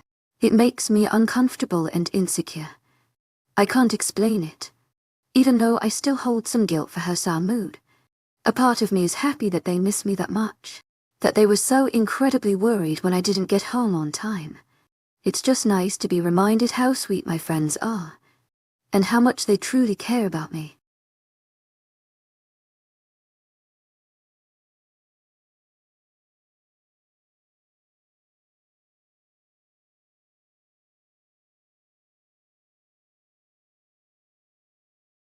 As a university professor, he hides a huge secret. He is actually a werewolf with 1,000-year history. The tree Cedric POV nice morning, eh? Savannah asks over her shoulder, lifting a dark eyebrow at me with a coy look on her face. I shrug. There are other things on my mind than how the morning is, but I don't tell her that. We're walking through the woods. I'm not sure what time exactly, but early enough to where there are hardly any humans around. Not that there are many of them trapping around in the forest in the first place. For that I'm at least grateful. We couldn't have picked a better time. The reason why we're here still annoys me. I don't know why I let my beta drag me along. A ridiculous amount of camera tech hangs in a duffel bag settled in Savannah's arms. It's preposterous, but my second-in-command has proposed the idea to set up monitors in the woods to scope the surrounding area for rogues. I'm still against technology as a whole, but Savannah insists that I am to set in my ways. I don't fight with her. I let her lecture me and get it out of her system. But when she steps over the line, I have to put her in her place. Like when she called me a prude old man earlier this morning. I didn't like hearing that. This is perfect, she tells me, climbing another tree to put yet another spy camera in the branches. Savannah makes short work of it. She's the one who knows things about technology and knows how to work it. I still don't understand why we need it. I've done things the same way for years. So why change if it works? If it's broke, don't fix it. Unfortunately, I agreed to this since she insisted it will help us catch 𝐊𝐿𝐻 and the Red Alpha. If it aids our mission, and I don't have to deal with it, then I'm fine with it. As long as I don't have to be involved in any of it. Savannah does her own thing sometimes, and I try to accept that. I can only hope this will shorten the mission that much more. And then there's the nagging in the back of my head that won't go away. Something feels off today. I don't know what it is. I haven't experienced a sensation like it before, but I brush it off. Lots of things I've been dealing with recently are different than what I'm used to. It's been a few days since 𝐼𝐸 started teaching at the university. Some might say it's going well, because from the outside it looks like everything's fine. I'm coping, I'm moving on through without complaint, but on the inside, I'm struggling. The humans are almost too much to take, and I have another class in a few hours. When my beta finally gets down from the tree, she looks me up and down with narrowed eyes, putting a hand on her hip. You are right. Noticing my mood. But it's not convincing, even to my own ears. In reality, I feel as if I've been stuck under a microscope to be experimented on. My skin crawls. I ignore it. Savannah has the strangest look on her face that I haven't seen before. She looks wary and apprehensive, and now that I think about it, she has been acting a bit odd this morning. And when she got home last night from wherever she was, she's usually more talkative than this, more outright and abrasive. Today she's nearly silent. I can't tell if it's just paranoia. Maybe I'm just trying to push what I'm feeling on her, as if I'm looking for someone to blame for the strange things I'm feeling. This whole mission could be a mistake. It's not a new thought. There have been many times during this process where I've felt like I have been misplaced for the job. Times were positive that someone else would have done a much better job than me. But then there's always something that draws me to it, like someone behind the curtain telling me to keep going and reminding me of my lines. Who knows? Maybe it's 𝐊𝐿𝐻 wanting me to avenge him from beyond the grave. Whatever it is, I don't question it. I follow my instincts, even when I really don't want to. They've gotten me this far. As I said before, if I know that something works, I don't see the point in trying an alternative way. As Savannah finishes up with the cameras, we're both silent in the otherwise busy forest. The birds are awake now, fluttering around in the high branches and singing their wake-up call to anyone who can hear it. I can't help but feel guilty now. I should be doing more, patrolling as often as I can. My job here is to find a villain who has tormented my kind for too long. But I'm distracted and emotional, though you do never hear me admit it or show it. I've felt far too many emotions in the past few days than I've felt in a long time. Glancing around the woods, I suddenly miss Montana. I miss my pack and my alone time in solitude. Every day of this mission is like walking on shards of glass. I have to watch my every move. I can't be uninhibited. Be myself. I have to wear contacts for goddess's sake. I can't let the humans see my red eyes. Could I? Not that the contacts even completely cover my natural eye color, but no one will get close enough to know the difference. And that's something I can count on. As we wrap up our morning jaunt, I mentally prepare myself for the day of tiptoeing around humans. I can't help but wait patiently for this whole thing to be over with so my life can go back to the way it was. 7-year mine Hendrix be 𝐿𝐻𝐻 crap. Crap. Crap. When I look over to see that my alarm clock reads 803, my stomach does a few somersault tests reminding me of my stupid mistake. I have a class at 830, literature history, despite the fact that I'm still deathly tired. I jump out of bed with such ferocity that the duvet entangles itself around my ankles and sends me sprawling to the floor. I land on the carpet with a dull thud and a moan of pain. I need to get up. I need to get to class. Getting ready in a hurry, I literally throw on whatever's on the floor. A green dress, one of my favorites. I don't really question it. I just pull it over my head as I grab my backpack and push it up and onto my shoulder. I run into the hallway so quickly, I nearly slip and hit my head on the doorway. Landing in the bathroom, I stare at my disheveled appearance looking back at me in the mirror with wide eyes. My hair is a rat's nest on the top of my head. I fuss over it a little, pulling the scrunchie free and letting my curls fall around my face. I smooth my locks out quickly. They're still crazy, outlandish, and messy, but I'll take what I can get at this point. I glance at my little flip phone in my hand and nearly puke. I need to leave now. Time is moving faster than I am. Maybe staying up until 4:30 am watching a movie with my friends was such a good idea after all. I should have thought it through more. Curse my stupidness. Good luck. Stacy calls from the couch as I scamper down the hallway with my shoes in hand. I don't respond. I don't even look. There's no time for looking. Not when my class starts in less than 15 minutes. And I have a whole bike ride ahead of me. Not to mention the crippling anxiety that has a hold of me. It's so weird. I chalk it up to being late. Yeah, that's it. That's why I'm so antsy and unsettled. I'm late. Unlocking my bike as I slip my shoes on as a huddle. Somehow I get through it and head to my destination. I don't bother trying to listen to music. I just need to get to class. My bag almost falls off my shoulders several times as I pedal like there's no tomorrow.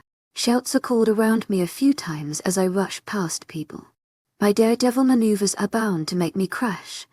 But luckily I don't. Some way, somehow the bicycle gods are looking out for me.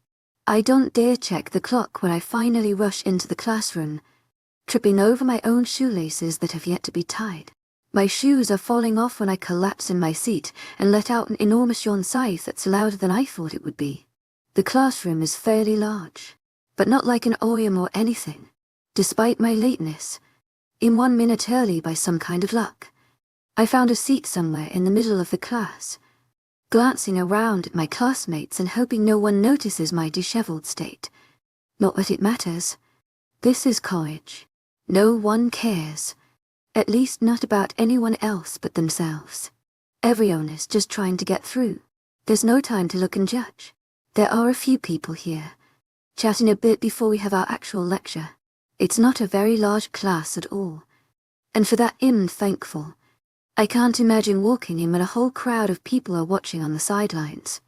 Our college campus is historical, so all the wood for the desks is old and handcrafted. I admire the color of it under my fingers. My skin pale in comparison, both in color and beauty. Not that I'm actually very pale at all. I've always been quite tan. I sit for a while before I pull a notebook out of my bag. And a blue pen too. I doodle a little bit, trying to pass the time a little before the lesson begins. Our sub must be late today too. The day I'm late and in a hurry happens to be the day that the teacher is too. The little pictures I scribble calm my ever-present nerves. What is up with me today? I got here. Everything's fine. Why am I still so anxious? My hand clamps down on my shoulder and I gasp, jumping in my chair and almost out of my skin. I turn warily to see a cute boy sitting next to me. 𝐊𝐢𝐧𝐼 𝐊𝐢𝐳 𝐊𝐢𝐳𝐼𝐬𝐭𝐢𝐴𝐺𝐻𝐼. I didn't mean to scare you. Dylan holds up his hands to show he means no harm, but I'm not really convinced. I slump down in relief as he has the audacity to chuckle at me. Well, you did. I recommend him. And he displays his adorable lopsided grin that makes girls around campus faint. Not me. 𝐊𝐢𝐳𝐼 𝐊𝐢𝐳𝐼 𝐊𝐢𝐳𝐼𝐬𝐿𝐢𝐴𝐺𝐻𝐼. Dylan and I are only friends. And no more. This is the only class we have together. And he is the only friend I have in any of my classes. So it all works out well. He happens to be the guitarist in a band that I've joined. She is fun to be around, but he hangs out with a completely different crowd than me, for the most part. Let's just say he is a player, on and off the football field. Did you hear about the new teacher? Sliding down into his seat to my left, dropping his feet on top of the desk with a thud. I roll my eyes. He acts like he owns the place. Dylan never brings anything to class with him. Never takes notes or pays much attention at that. Somehow, I'm not sure how, he passes the class easily. His grades on the midterms astounded me. I look back down at my doodle, resting my chin on my right hand in boredom. I drew a giraffe, albeit not a very good one. I'm not exactly an artist. Nope, I reply, shaking my head. It doesn't really matter though. They never last. Peeking up at Dylan, I can see he is thoroughly amused when he looks down at me amid a drawing. I squirm in discomfort. Something about that look he gives me has me uncomfortable, like his eyes can see under my skin. Anyway, not this time. They got a real professor, not some substitute. This guy is permanent. Can you believe that? I raise my eyebrows, silently telling him to go on. Leaning closer to me until I smell his cologne. 𝐿𝐤 supposed to be this super scary dude. 𝐿𝐤 like a giant, completely ripped. And he is scars. Terrifying. Right. The guy's already a legend. I can't believe you haven't heard about him yet. He showed up a few days ago. Every owner's freaked out at the freak. I blush and quickly look away. I know why I haven't heard about him. Because I rarely socialize. Even when dragged to countless parties and events by my outgoing best friends. Something in me has always told me I don't belong among them. Like you're meant for something else. How hipster can I be? I sound like a lunatic. To my agent extraordinaire, 𝐊𝐤𝐬, heartfelt thanks for your unfailing patience and enthusiasm. I was wondering if you're going to the game tomorrow. Dylan knows very well that I do not go to college football games. I wish I had time, but I don't. I roll my eyes at him. Of course I'm not going. I have homework, studying, at a job, mister. Full ride, scholarship. His eyes widen in curiosity and I smile. In core, I can't to football games. Oh yeah, but you somehow end up at countless parties. I snort not so ladylike laugh out, and try to cover it up. Yeah, only because Miranda and Stacy force me to. If I had any say, he'd be at home working my butt off. I nudge him with my elbow and he presses his lips together. I know well enough that Dylan isn't the biggest fan of my friends, and they don't like him all that much either. They're picky about who I hang around with, but they're just being protective. I might, just maybe, have a small case of daddy issues.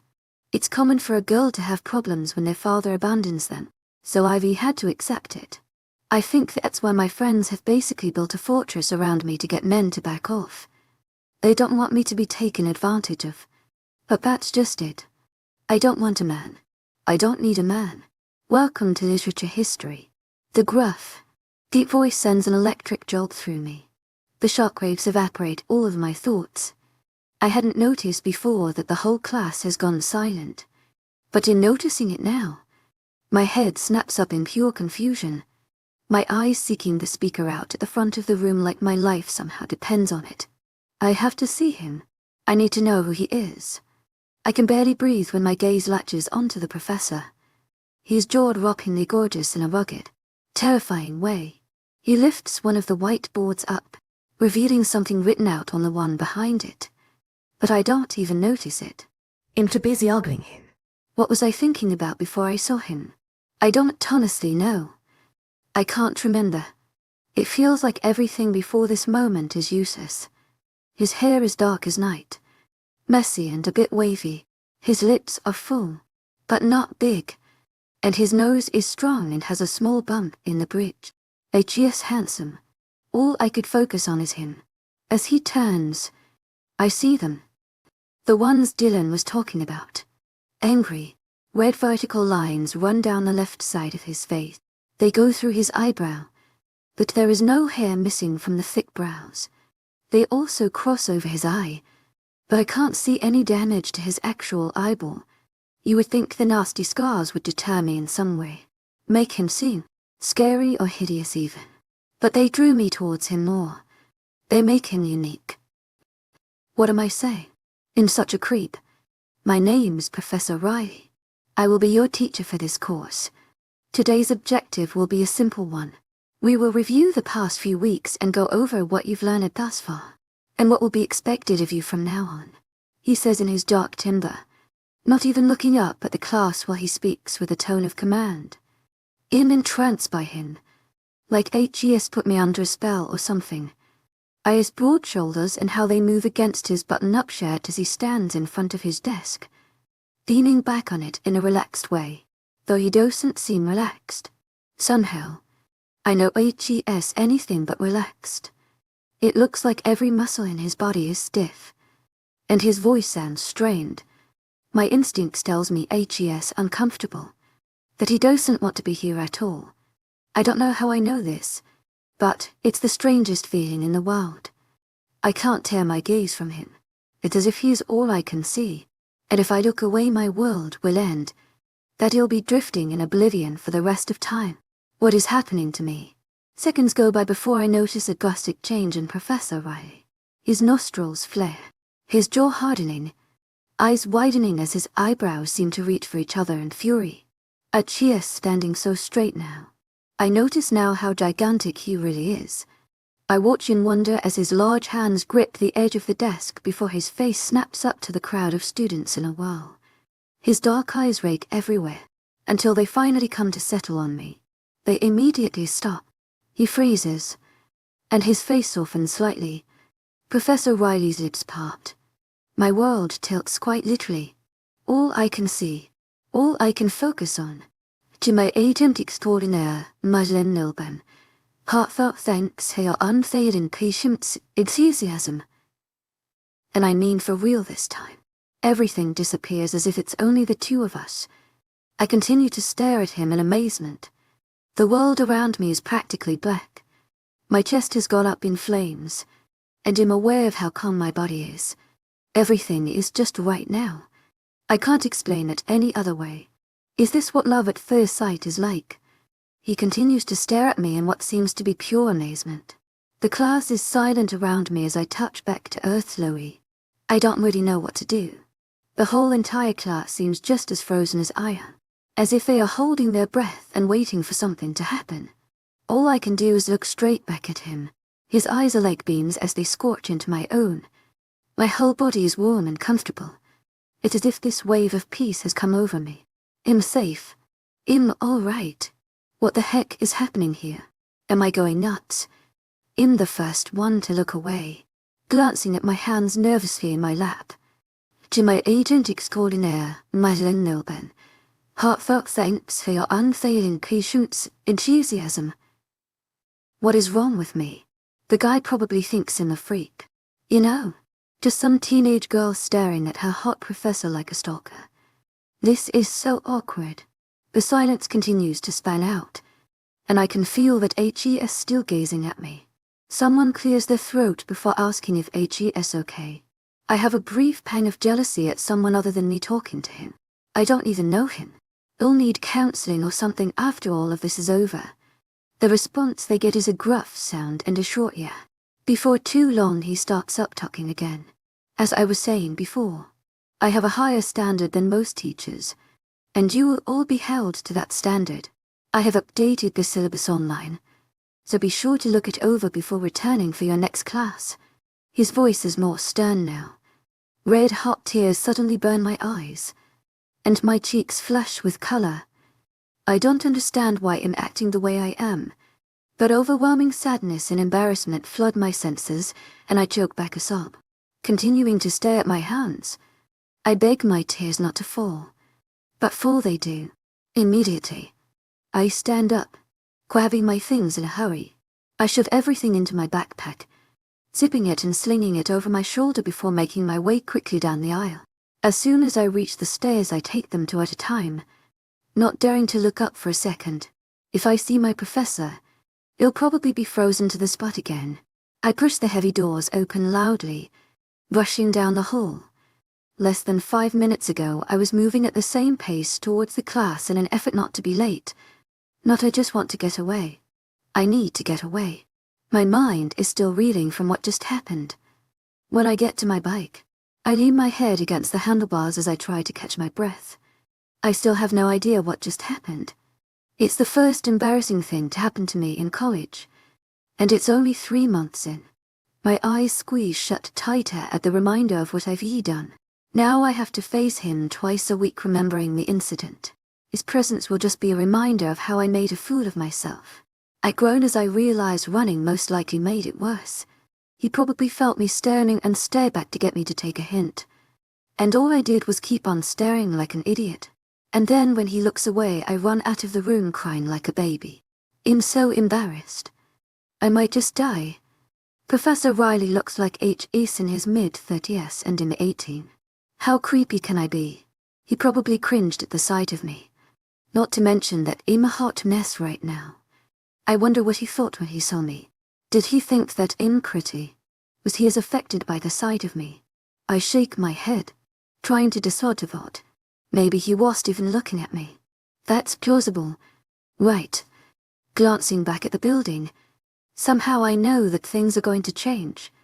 8 despair. Hendrix BOV am gasping for air when I enter the apartment in a clumsy hurry. I slam the thick door closed with purpose, taking out my frantic emotions on it. I brace myself against it for a few minutes while I catch my breath and attempt to gather my bearings. The apartment is empty, and I couldn't be more thankful for it. Miranda and Stacy are both in school at the moment. Neither of them will be home until the afternoon. I have plenty of time to hide away and wallow in my strange new discovered emotions.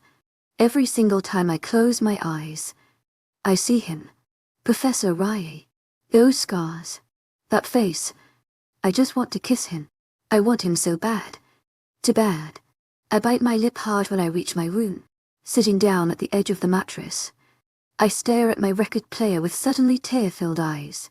Riding my bicycle home. I didn't cry once, but now the sorrow is back. My turntable sits on my desk, taking up the whole surface with my speakers, stereo, and receiver. My set, up for listening to some dusty old records, is ridiculous according to anyone who sees it and doesn't truly know me for who I am. Maybe it is ridiculous and I'm just in denial. My best friends know what it means to me though, so they don't tease me the way other people do. I don't even have room to do homework on the desktop.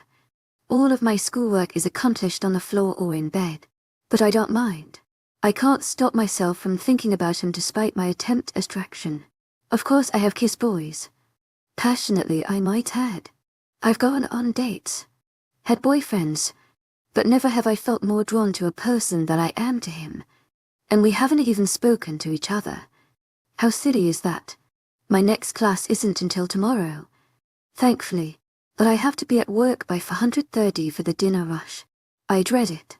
How can I concentrate on my job when all I can think about is my smoking hot professor? That could be an issue. Slipping a record free of its sleeve. I flicker on my turntable and play some music, closing my eyes shut tight. I let the words and melody run over me like warm water from above. Locking my bedroom door before sinking down onto my bed. I feel like a little kid again as I tunnel under the covers like it's a secret fort. My eyes bat shut. The music on the record player continues to crackle and pop through the speakers and into my dim room. Now this is what puts me at ease. Ruby red. Jagged scars wound their way into my mind and my breath catches in my lungs, trapping the air in my body. Don't think. Don't think. Don't think. But think I do. Oh, I do. Professor Riley's all I can think about. And that very embarrassing scene I cause. Why do I have to be such a spaz? I cringe hard, and tears fill my eyes. What is happening to me? I'd never felt emotions like this before. Emotions that are so strong that I hardly know what to do with myself. I've had my fair share of hormones. To my 𝐊𝐼𝐻𝐼𝐻𝐬 𝐑𝐞𝐝𝐬 unfading 𝐀𝐥𝐻𝐃𝐿 enthusiasm. I'm a teenage girl for goodness sake. But having so many emotions at the mere thought of someone I don't even know is bizarre. And just plain weird. I can't explain it. His eyes still haunt me. Dark and brooding, but not quite right. As if the brown color doesn't quite fit his face. And then there's his face. Yes, not handsome in the normal style, but like a mountain man or a ferocious warrior you read about in fairy tales. But this is no fairy tale. There's no such thing. My daddy is enough to remind me of that. The tears are flowing freely already, so I don't mind thinking about him. I typically cry when I think of the jerk that left my mom and I behind for another woman. It just doesn't make sense. Nothing does. That's why I need to stay far away from men. I don't need no man. I am a strong, independent woman. Men just break your heart. But still though, I have a crush on my professor. It's hard to admit. Hard to fathom. Here I am, minding my own business when bam, a beautiful person falls into my lap. A beautiful person I didn't even ask for. Oh, but his jaw covered in dark stubble. I would love to run my hand across it while we kiss. I shake my head, trying my hardest to dislodge the ignorant idea. I'm sure every other girl in the class thought the same thing when they saw him. And most of them are way prettier than me. I'm sure 𝐊𝐲𝐷 much rather kiss one of them instead of me. He probably won't look twice at messy hair. Daddy issues Hendrix. I wonder if Professor Riley gets tired of young girls ogling him. If 𝐊𝐲𝐷 is a professor, I'm sure he gets it all the time. He is outrageously handsome. No one should be that handsome. Man, I'm falling hard. Suddenly, an idea pops into my head and before I know it, I'm reaching over and digging through the drawer of my nightstand until I find it. A picture frame. Not a very big picture frame, but it's important nevertheless. And it is a picture of the man who I despise and love all at the same time. I glare down at the picture of my daddy, wishing more than anything I could see him again. I don't really know what I would do if I saw him. I would cry, that's for sure. But would I curse in his face or beg him to come back? I'm not sure. Even as I brush my fingertips over his face through the glass, I'd like to think I would be angry, but my dreams say something else. Every time I dream of him, I want to hug him and ask him why. Why would you leave me and Mama? How could you? Don't you love us? I still remember the day my mama told me he left us. I asked her a very similar question. I asked her if my daddy stopped loving us, and she said that he found something he loved a little more. Tears blur my vision and drop down on the picture with a splatter. That will never be me. Not again. My young mate Cedric POV, everything is blurry. My eyes are like a camera that can't focus. My brain able to process anything around me. My mate. I found my mate. Well, I saw her. She saw me. She ran out to the classroom before the lecture really even started. In that moment that our eyes met, I wasn't sure what exactly was happening. It didn't process. I couldn't think or move. I couldn't believe that she's my mate. To my agent extraordinaire, 𝐊𝐲𝐷, heartfelt thanks for your unfailing patience, enthusiasm. I still can't believe it. The little thing is human. Up until this point in my life I had thought that impossible. No shifter has given a human as a mate. It's not right. Not natural. Not possible. Apparently it is possible. And I'm the first bastard to experience it. By the time the class is over, I'm leaning against my desk for support. I barely got through class. My eyes are closed. My jaw clenched so hard my head begins to throb in pain. This can't be happening. A human. My mate is human. I take deep, long breaths, trying to focus on that and only that. The students are all gone. They left in a hurry only moments ago. To my agent extraordinaire, 𝐊𝐿𝐷, heartfelt thanks for your unfailing patience, enthusiasm. Time doesn't really make sense right now. They felt my stress, my tenseness. Like a herd of gazelles, they skidded away to protect themselves from the irritated lion. Even though I'm shocked she's human, I can't get her face out of my head. She was a shock of beauty in a sea of mundane faces. Her big doe eyes were wide and innocent, her nose doused in freckles, and not to mention that tousled head of wavy curls. I can't get the image out of my head. Just like a moon goddess wanted. And then there's the fact that I want to chase her down and grab her. That would go over well. I don't know what to think. How feel? I should feel disgusted or horrified. Instead, I'm edged and confused. I've waited centuries to find her. I didn't expect this to happen when I did. I can't exactly describe what I envisioned, but I thought at least my mate would know what I am. My guess is that she has no clue that I'm a lichen. let alone what a lichen is in the first place. Then there's the fact that I'm royalty. But I hate even thinking about that.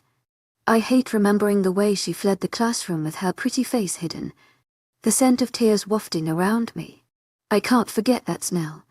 Not of her crying, but of her in general. It had been a mouth-watering scent that I never wanted to stop inhaling. In amazement, I realized there was no fear mixed with her scent. My eyes widened. She saw me, stared at me. Must be felt the mate bond as I did. But she was not afraid of me. It must be some sort of miracle. Maybe a fluke. Everyone on this planet is afraid of me. The idea that my mate is the only person who's not afraid of me more than it should. But why would she run? Why was she crying? It doesn't make any sense. Humans have always been simple in my mind. The things they do don't exactly make sense to me. But they're easy enough to understand. This whole situation with my mate is a conundrum. Especially because I can already tell I have no self-control with her. When she left, I wanted to chase her. I didn't even care about the class, or who would raise an eyebrow. At least at first. I will speak to her. I will find her. She's mine. I will not be without her. But I can't let others know. It would arouse suspicion. Stir gossip. I've already invested so much in this mission only for it to be blown. All in all, it was mostly because I was too shocked to really do anything in that fleeting moment. It's not every day you find out your whole future is in the hands of a tiny girl. That's what she is. 𝐊𝐢𝐧𝐼𝐻 𝐊𝐢𝐳 𝐂𝐿𝐷𝐻 unfading 𝐊𝐢𝐧𝐼𝐻. She looked so young. Too young. And yet, somehow, the moon goddess decided that she's my perfect match in every way. If anything, I would think that the human was made for me specifically. Everything about her calls to me. As a mate should. She's human. That reminder sticks out like a sore thumb. I don't know where to find her. I could hunt her down. It wouldn't be a hard thing to do. I know how to find someone when I want to. And that scent. Goddess. That scent will be a beacon in the dull human world. I'm still in a bit of a daze as I make my way through the campus grounds. Instead of paying attention to the countless faces around me, I think only of her. What's her name? Where did she come from? Why did she find me now? If it had been a month ago, hell, even 2 weeks ago, it would have been much easier to make her mine. There wouldn't be any issues or complications. But unfortunately, our relationship has to start at the beginning of an undercover mission. Why is everything so inconvenient? It seems to be the story of my life. I get on my bike and head back to the apartment in a cloud of fuzziness. Not even the rumbling of my motorcycle is enough to get me out of the abyss that my mate dragged me into. Nothing really appears important while I cruise down the long, winding roads of the countryside. Except for that beautiful face I can't forget. I will find her. I need her. When I arrive at the front of the apartment building, I'm still dazed. My ears are ringing, I realize. I can't smell anything. Can't concentrate on anything. It's all a big blur around me. There's no sense. No time. I've become a useless shell as I can only think of her. Where's she? Where did she go? I pass the same human male in the hallway that I did the other day. I don't look his way as he scurries back into his apartment for cover. When in behind the safety of my own, or eyesight, the tight heat in my body is relentless. Persistent. I can't relax. I can't breathe. My own body is working against me and trapping me in its confines. What is happening to me? Unable to take it any longer, I shout out a roar as I grab the coffee table and lift it in the air, snapping it in half. Kind of like my self-control. I throw the wood on the ground, already looking around for something else to destroy. It ended up being a lamp. That too is in pieces on the floor before I can blink. A heavy red color overtakes everything in sight. I tear up some pillows, through books, smash shelves. It doesn't seem like enough. There has to be more. There has to be more that I can destroy. I glance around, quickly trying to zone in on something else. My rage needs to be sated. One thing I've always had is control, and now it's gone in the blink of an eye. I'm enchained. I'm caged. My perfect balance is ruined. 𝐊𝐲𝐬 been pushed off the tightrope and am falling hard. Whoa, whoa.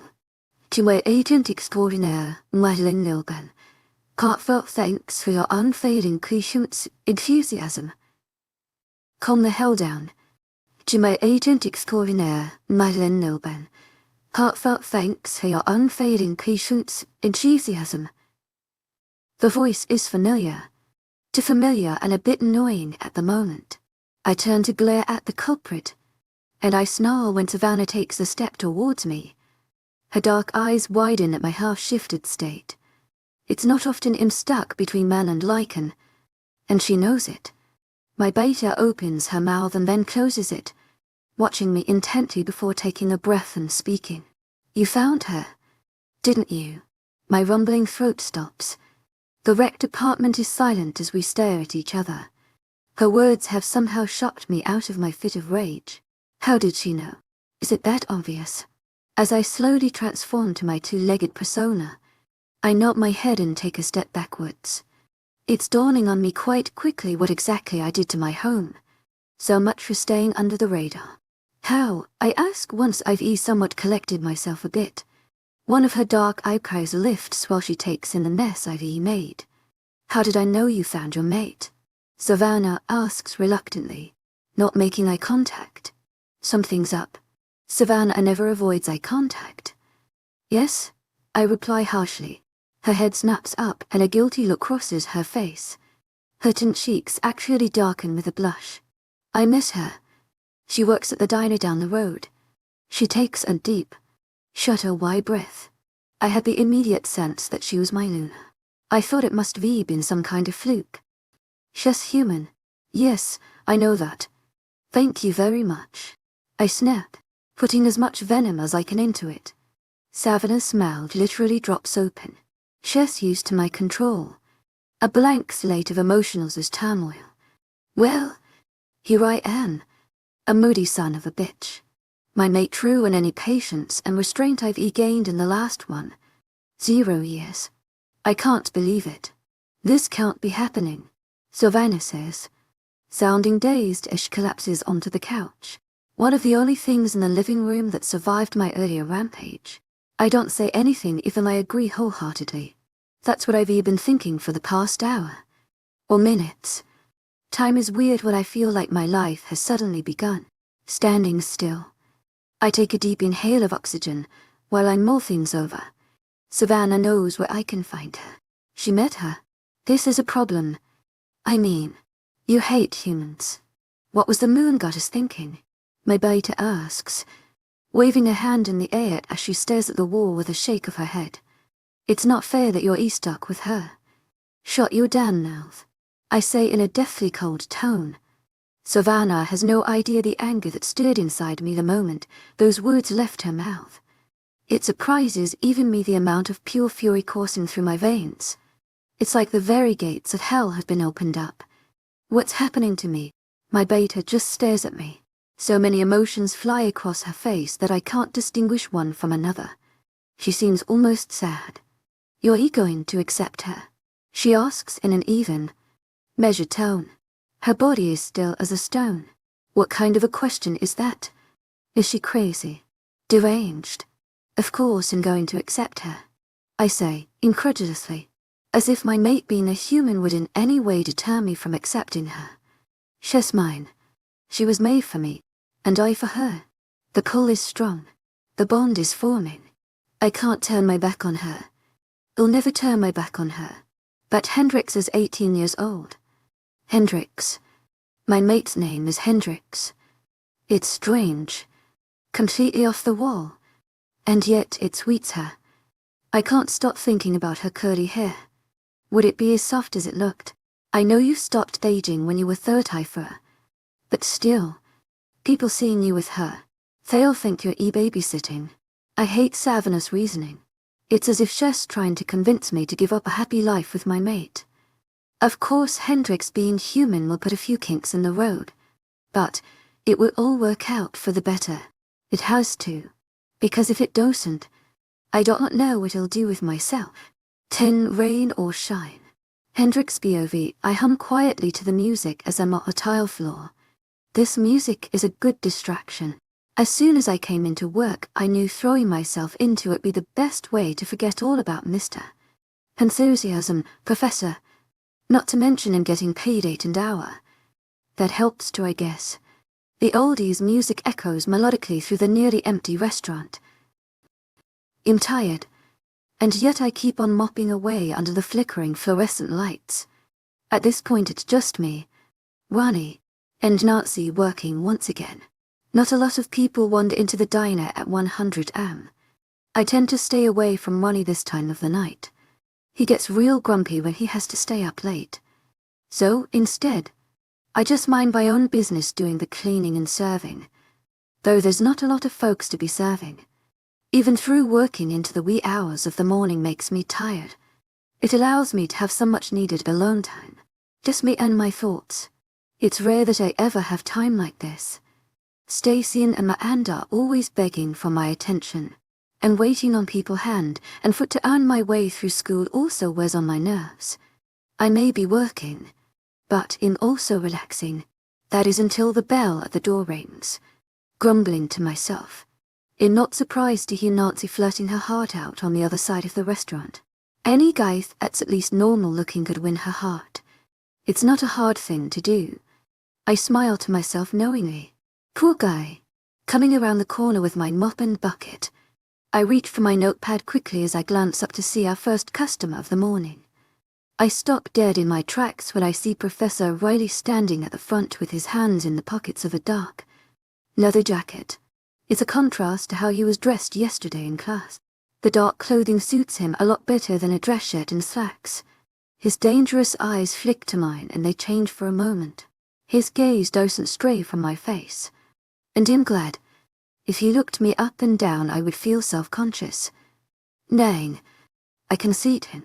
I say to my co-worker who is still trying to catch my professor's attention and failing miserably. She pushes her over-teased hair over her shoulder and shoots me an exasperated sound from her throat. You two know each other. And I nod my head absently. I'm still staring at him because I can't stop. He walks towards me, and the closer he gets, the more I realize just how tall he really is. He has to be over 6 feet tall, and more than a foot taller than me. My head barely hits the middle of his chest. Being near Professor Riley makes me feel so small and insignificant. 𝐿𝐲 is the tallest person I've ever seen in real life. I would guess 𝐿𝐲 is about 6'9" nor 610, with the low ceilings lingering above his proud head. It makes him appear even bigger. I turn around and close my eyes for a second. Follow me. It's all I can get out because my throat is clogged up. My heart is beating a mile a minute in excitement. It's a good thing he can't hear that. The organ in my chest thumps way too hard to pump the blood through my body. I show him to an empty booth near the jukebox. He'll go grab you a menu. I say suddenly after realizing I forget to get one in my haste to steer him away from Nancy and her sharp, red-painted claws. I don't even glance at him when I shuffle away, walking back the way I came. I try to slow down but it's hard to do. I end up doing an awkward little half-jog. Half-fast walk. I don't look at Nancy when I snatch a menu from the stack and a roll of silverware. When I'm back at the table, Professor Riley is already sitting. His wide-set shoulders draw my attention. I'm a bit flustered when I look into his eyes. Now that 𝐿𝐲 is sitting right to eye. I wasn't expecting that. Can I have the menu? Please? His deep voice asks. Each were colored with amusement. My face grows bright red as I place the menu in front of him. What would you like to drink today, sir? I question, tapping my pen against my notepad nervously. He continues to watch me. Water would be fine, he tells me. I scribble on the empty page even though I don't remember anything that he says. You have an accent. Where are you from? I gulp. Here we go. Mississippi. Everyone assumes an idiot because of the way I talk. And immediately regret it. Why would I say that? What does that have to do with anything? Stupid. Stupid. Stupid. I think it's cute. He replies. And when I look back up at him he has a bit of a grin on his face. And it's enough to make me melt. That's the first time I've seen him smile. I notice he has a bit of an accent as well, barely even noticeable, and I can't place it. But I don't ask about it. Thank you. Because manners come first. You're E in my class. I never caught your name. He remembers me. Hopefully that's a good thing. That's because I never said it. Hendrix. I counter with a shy smile. But deep down I'm worried. I know it comes when I tell someone my name. Anxiety spikes when I meet someone for that one reason. He takes a deep breath through his nose and cocks his head to the side. Professor Riley doesn't ask about my freak name. He just puts out his hand for me to shake. And I do. Maybe a little too eagerly. When his long, strong fingers swallow up my hand, I feel a current of fuzziness crawl up my arm. It's the first time we've touched, and I don't want it to end. I tell myself that he doesn't want it to end either because he holds on for a long time. 𝐿𝐤's just staring at our hands in wonder. I pull away quickly. He probably can't believe I shook his hand for so long. I mean, I didn't really shake it. I mostly just held it. Dang it. I hope I didn't squeeze his hand hard. Nice to meet you, Professor Riley. I tell him, trying to step away while my face burns with sheer embarrassment. Can I get through one day without awkward human interaction? No, I don't think so. Something stops me, and I turn to realize that 𝐊𝐤's grabbed the strings of my apron with his fingers. His expression is one of desperation, but his voice is gruff and demanding. Call me Cedric. My eyes widen. Cedric. I ask quietly. He nods profusely. Tendrils of black hair falling out of place. His hair is messy. Unkempt.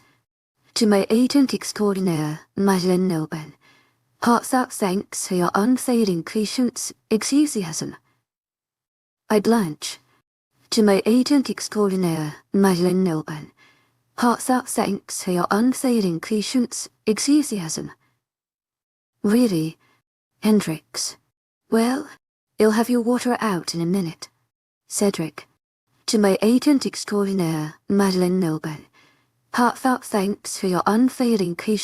𝐊𝐤𝐳𝐸. Is it all right if I order now? Even though it's a question, it's filled with authority.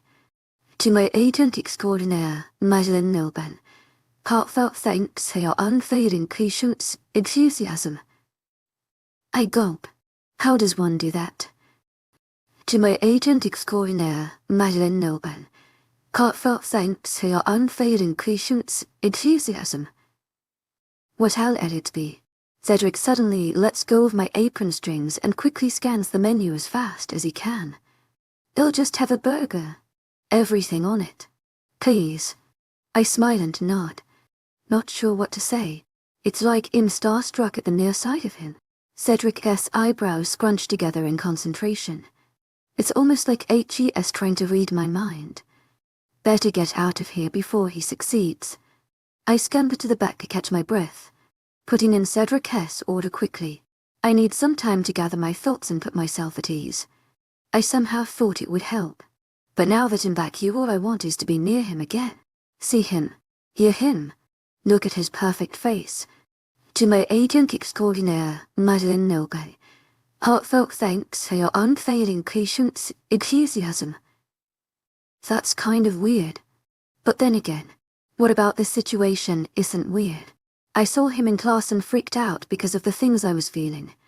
I ran home and cried as I swore off men completely. Then he walks into the diner and all I want to do is be with him. I've known him less than 10 minutes and in acting like a lovesick puppy, scratching the side of my head as I pace back and forth. I remember my earlier thought when I first spotted him at the front of the room less than a day ago. Love at first sight. Maybe this is what people spoke about when it came to falling in love too quickly. They say it's like you're under a spell. Maybe that explains it. I stop pacing and curse myself. There's no such things as soulmates. They're not real, not possible. We choose who we end up with. There's no fate or divine intervention involved in love. But what if there is? Order up. Bonnie shouts. I jump so high I nearly hit the sea. For once I hate how quick our cookies at whipping up a burger. Still startled. Heart hammering. I grabbed the plate of food and the water before venturing back into the restaurant after taking a deep breath. 𝐿𝐤𝐧𝐼's right where I left him, sitting patiently in the booth for me to return. I don't know what I expected. This whole thing feels like some sort of bizarre dream. I wouldn't be surprised if I came back and he was gone. Smells great, he says as I put the plate down in front of him. I smile and hand him his water. 𝐿𝐤𝐧's all masculinity and regalness despite his rough biker appearance. His voice is like melted butter. Is there anything else I can get for you today? Working on autopilot when I feel the awkwardness start to creep in on me. Cedric just looks up at me and nods. I want you to sit with me, he tells me slowly. A surge of panic and excitement sparks inside me and I almost squeal. He must really like me then. This isn't my imagination. I can't believe this is happening. But I have to work. My professor looks around the restaurant to make his point clear. Doesn't seem like you're too busy to me, Cedric says. He makes a good point there. No one ever comes in at this time. 𝐿𝐤𝐧's the only one here. And I have nothing else to do. I have no reason to tell him no, especially when I want to shout the word yes at the top of my lungs. I slide into the bench across from him while he takes the first bite of his burger. Somehow he makes seating look graceful. Everything about him draws me in, catches my attention against my will. 𝐿𝐤𝐧's large and intimidating. And yet, when I'm around him I don't feel scared. In fact, I feel the exact opposite. In calm, it's as if all my problems are gone where he steps into my view. I can't explain it. There are no explanations when it comes to Cedric 𝐬𝐳. How often do you work here? He asks, and I straighten in my seat. I've been caught staring at his dark, stubble-covered jaw again. That's embarrassing. 6 days a week, for 130 to 200 am. It's pretty hectic during super time, but after that it slows down. I explain, coming a bit at the opportunity to talk about something normal. It grounds me enough to keep talking. You're a real professor. Where are you from? The handsome stranger across from me wipes at his napkin. His eyes scan me, as if 𝐿𝐤𝐳 is contemplating what to say next.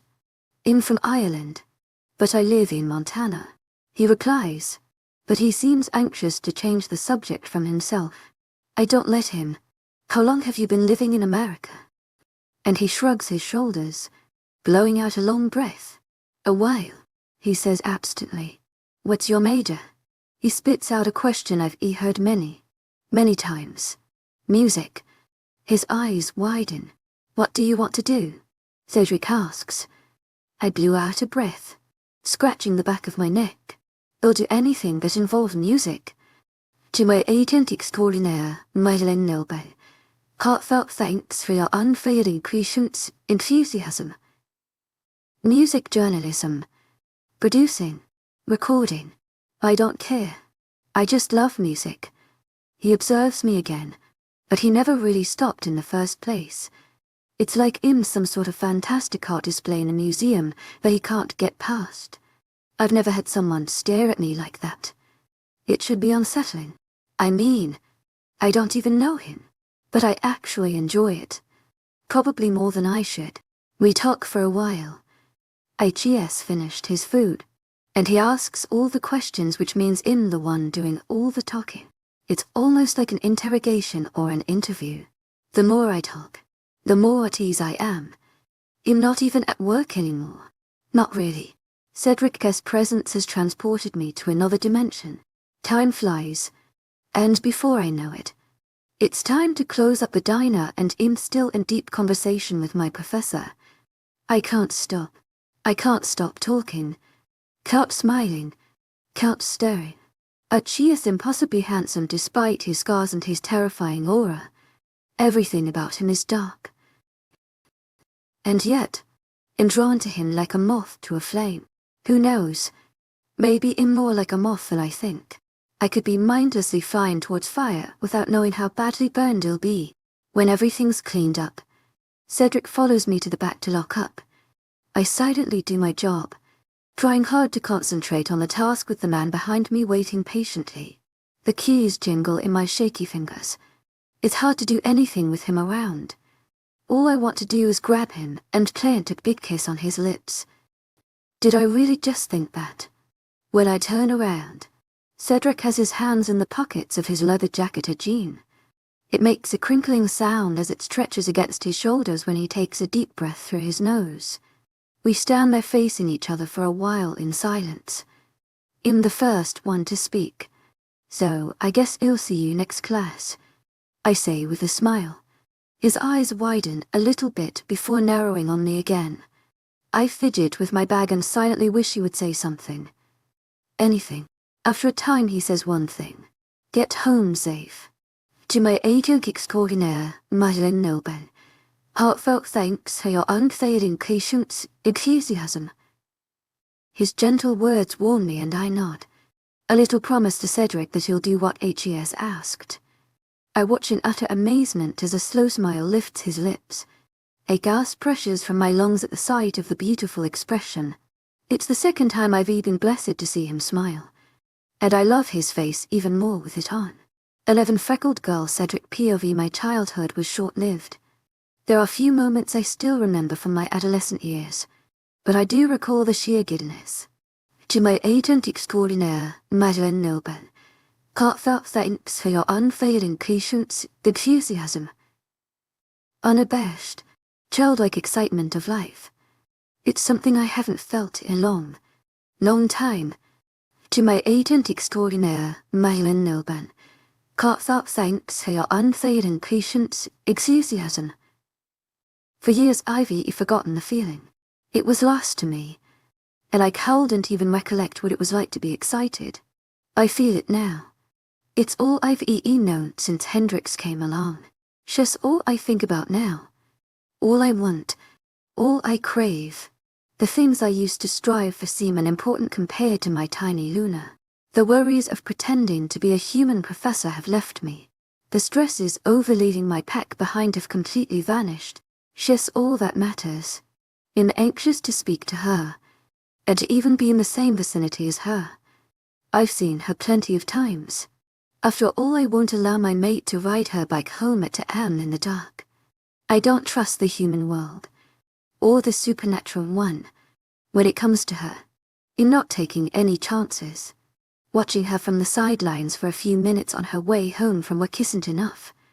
The countless college classes go by too slower than before now that I know she's out there. Hendrix is in my Tuesday and Thursday classes. A measly 2 classes a week among the countless other ones I suffer through on a daily basis.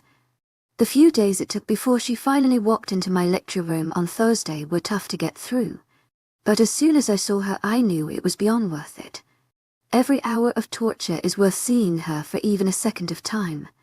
When she walks in, backpack slung over her shoulders, her dark eyes fly towards the front of the room where they settle on me. A warm blush floods her face and my breath catches in my throat at the sight of it. Everything about her is too much. The other humans shuffle in as well, but I hardly notice them. They're like pesky gnats that won't fly away.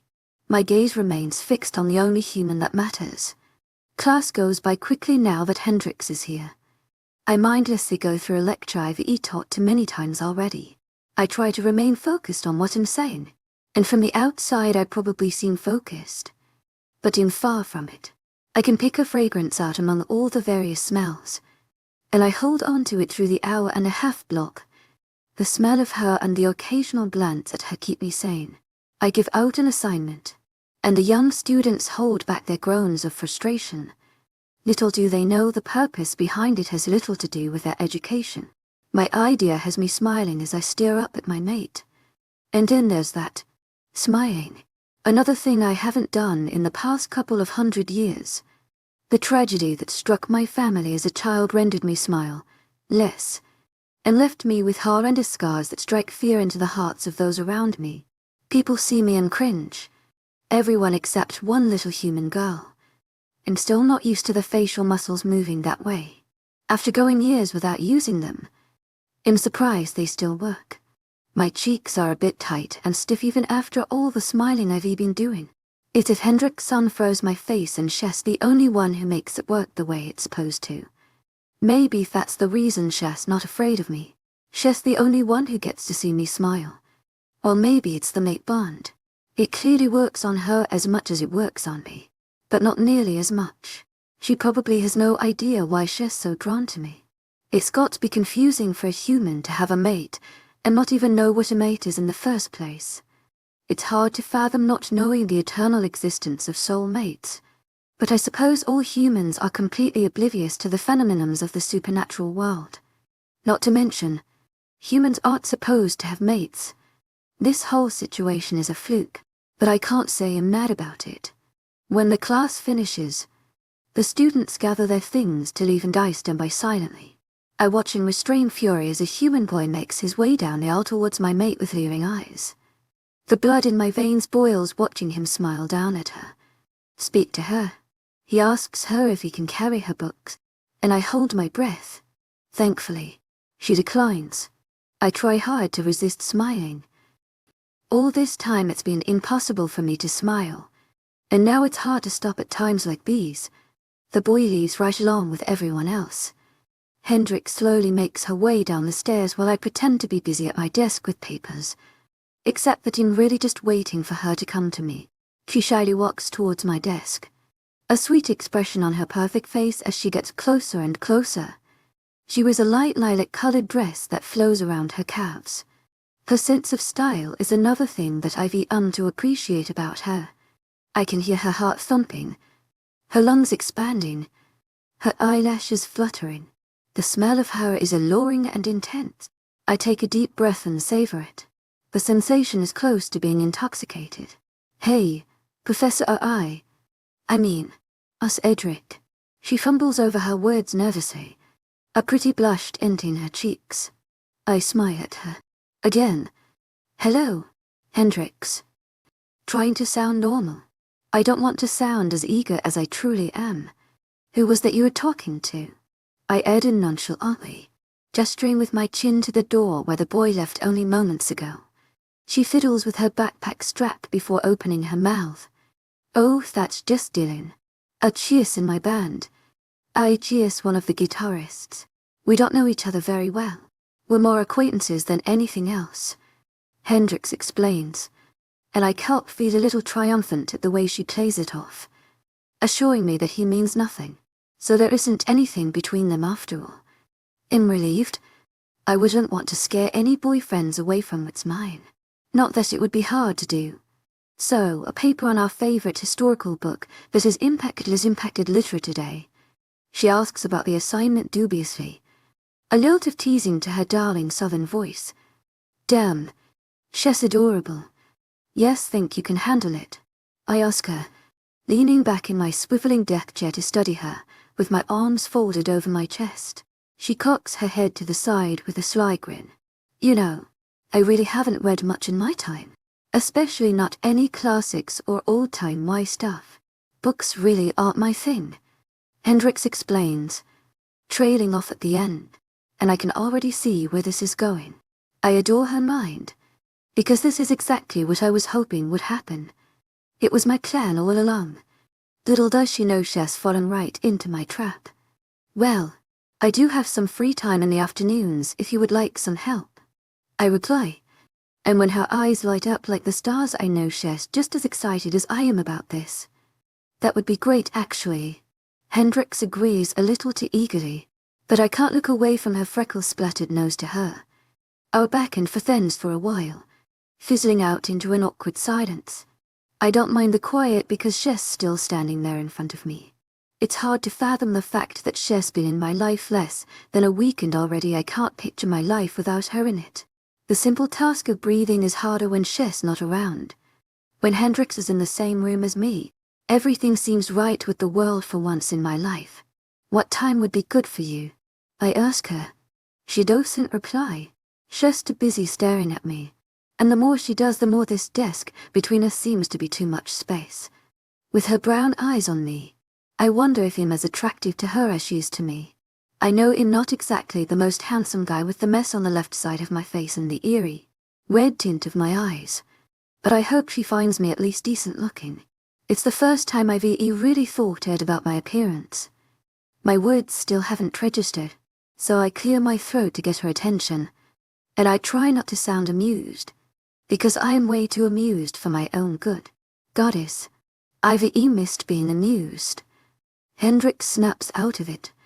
Like a bucket of cold water has been poured over her pretty head. She stammers, clearly embarrassed. I chuckle. Actually chuckle. That's new too.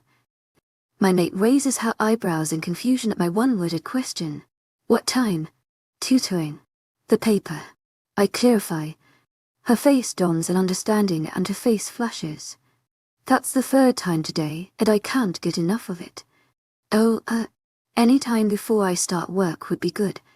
I start at 4:30, so we'll need to do it some time before then so I can have time to ride my bike there and 𝐻𝐻𝐻. Does 3 work? I interrupt her rambling. As cute as is to watch her struggle to find words. I hate to watch the horror in her gaze as she rants. My human nods her head profusely rather than answering with the syllables that have been failing her. I could watch her all day. I want to memorize every tiny thing about her. Every tick. Every sound. Every single minor detail that makes up Hendrix. I have a feeling that might take a while, but I'll wait as long as it takes. 𝐿𝐴 flustered. She pushes a stray curl out of her face in frustration. I'm not usually like this, I assure you. Her insistent tone is nearly my undoing. Who knew such a helpless creature could hold so much authority? She was born to be a Luna after all, and the queen over all shifter kind. But she's mortal. Who would have guessed? Not me. And it's obvious enough. Not that she'll be mortal much longer. As soon as my mark is placed on her neck, she'll live as long as I do. And I'm counting on it. It's just a matter of time. And she'll be all mine. Permanently. And she has absolutely no clue. Well, I'll see you later then, I guess, she says in an unsure voice, edging away from where she stands, slowly backing up towards the door. I can tell Hendrix doesn't want to leave. Doesn't feel right about it. She wants to stay. I know this because I feel much the same. I should, get home. My friends get worried easily, and I don't want to 𝐻𝐻𝐻 scare them, she mumbles, and I nod silently. I want to open my mouth and say something. Anything at all. But I don't trust myself. If I let myself talk, he'll probably end up trying to convince her to stay. And it's not a good idea. Discipline has been my anchor for years. I'd had lots of practice, but meeting my human has sent it all down the drain. Somehow I need to get back under control. This is something I cannot afford to mess up. My relationship with Hendrix needs to be treated like glass, with care and caution. When she smiles at me and exits the classroom, my heart sinks and I sigh as I try to assure myself that slow and steady wins the race. This is a slow process. To my agent extraordinaire, Madeleine Nilban, heartfelt thanks for your unfailing 𝐊𝐴𝐳 enthusiasm. You can't rush perfection.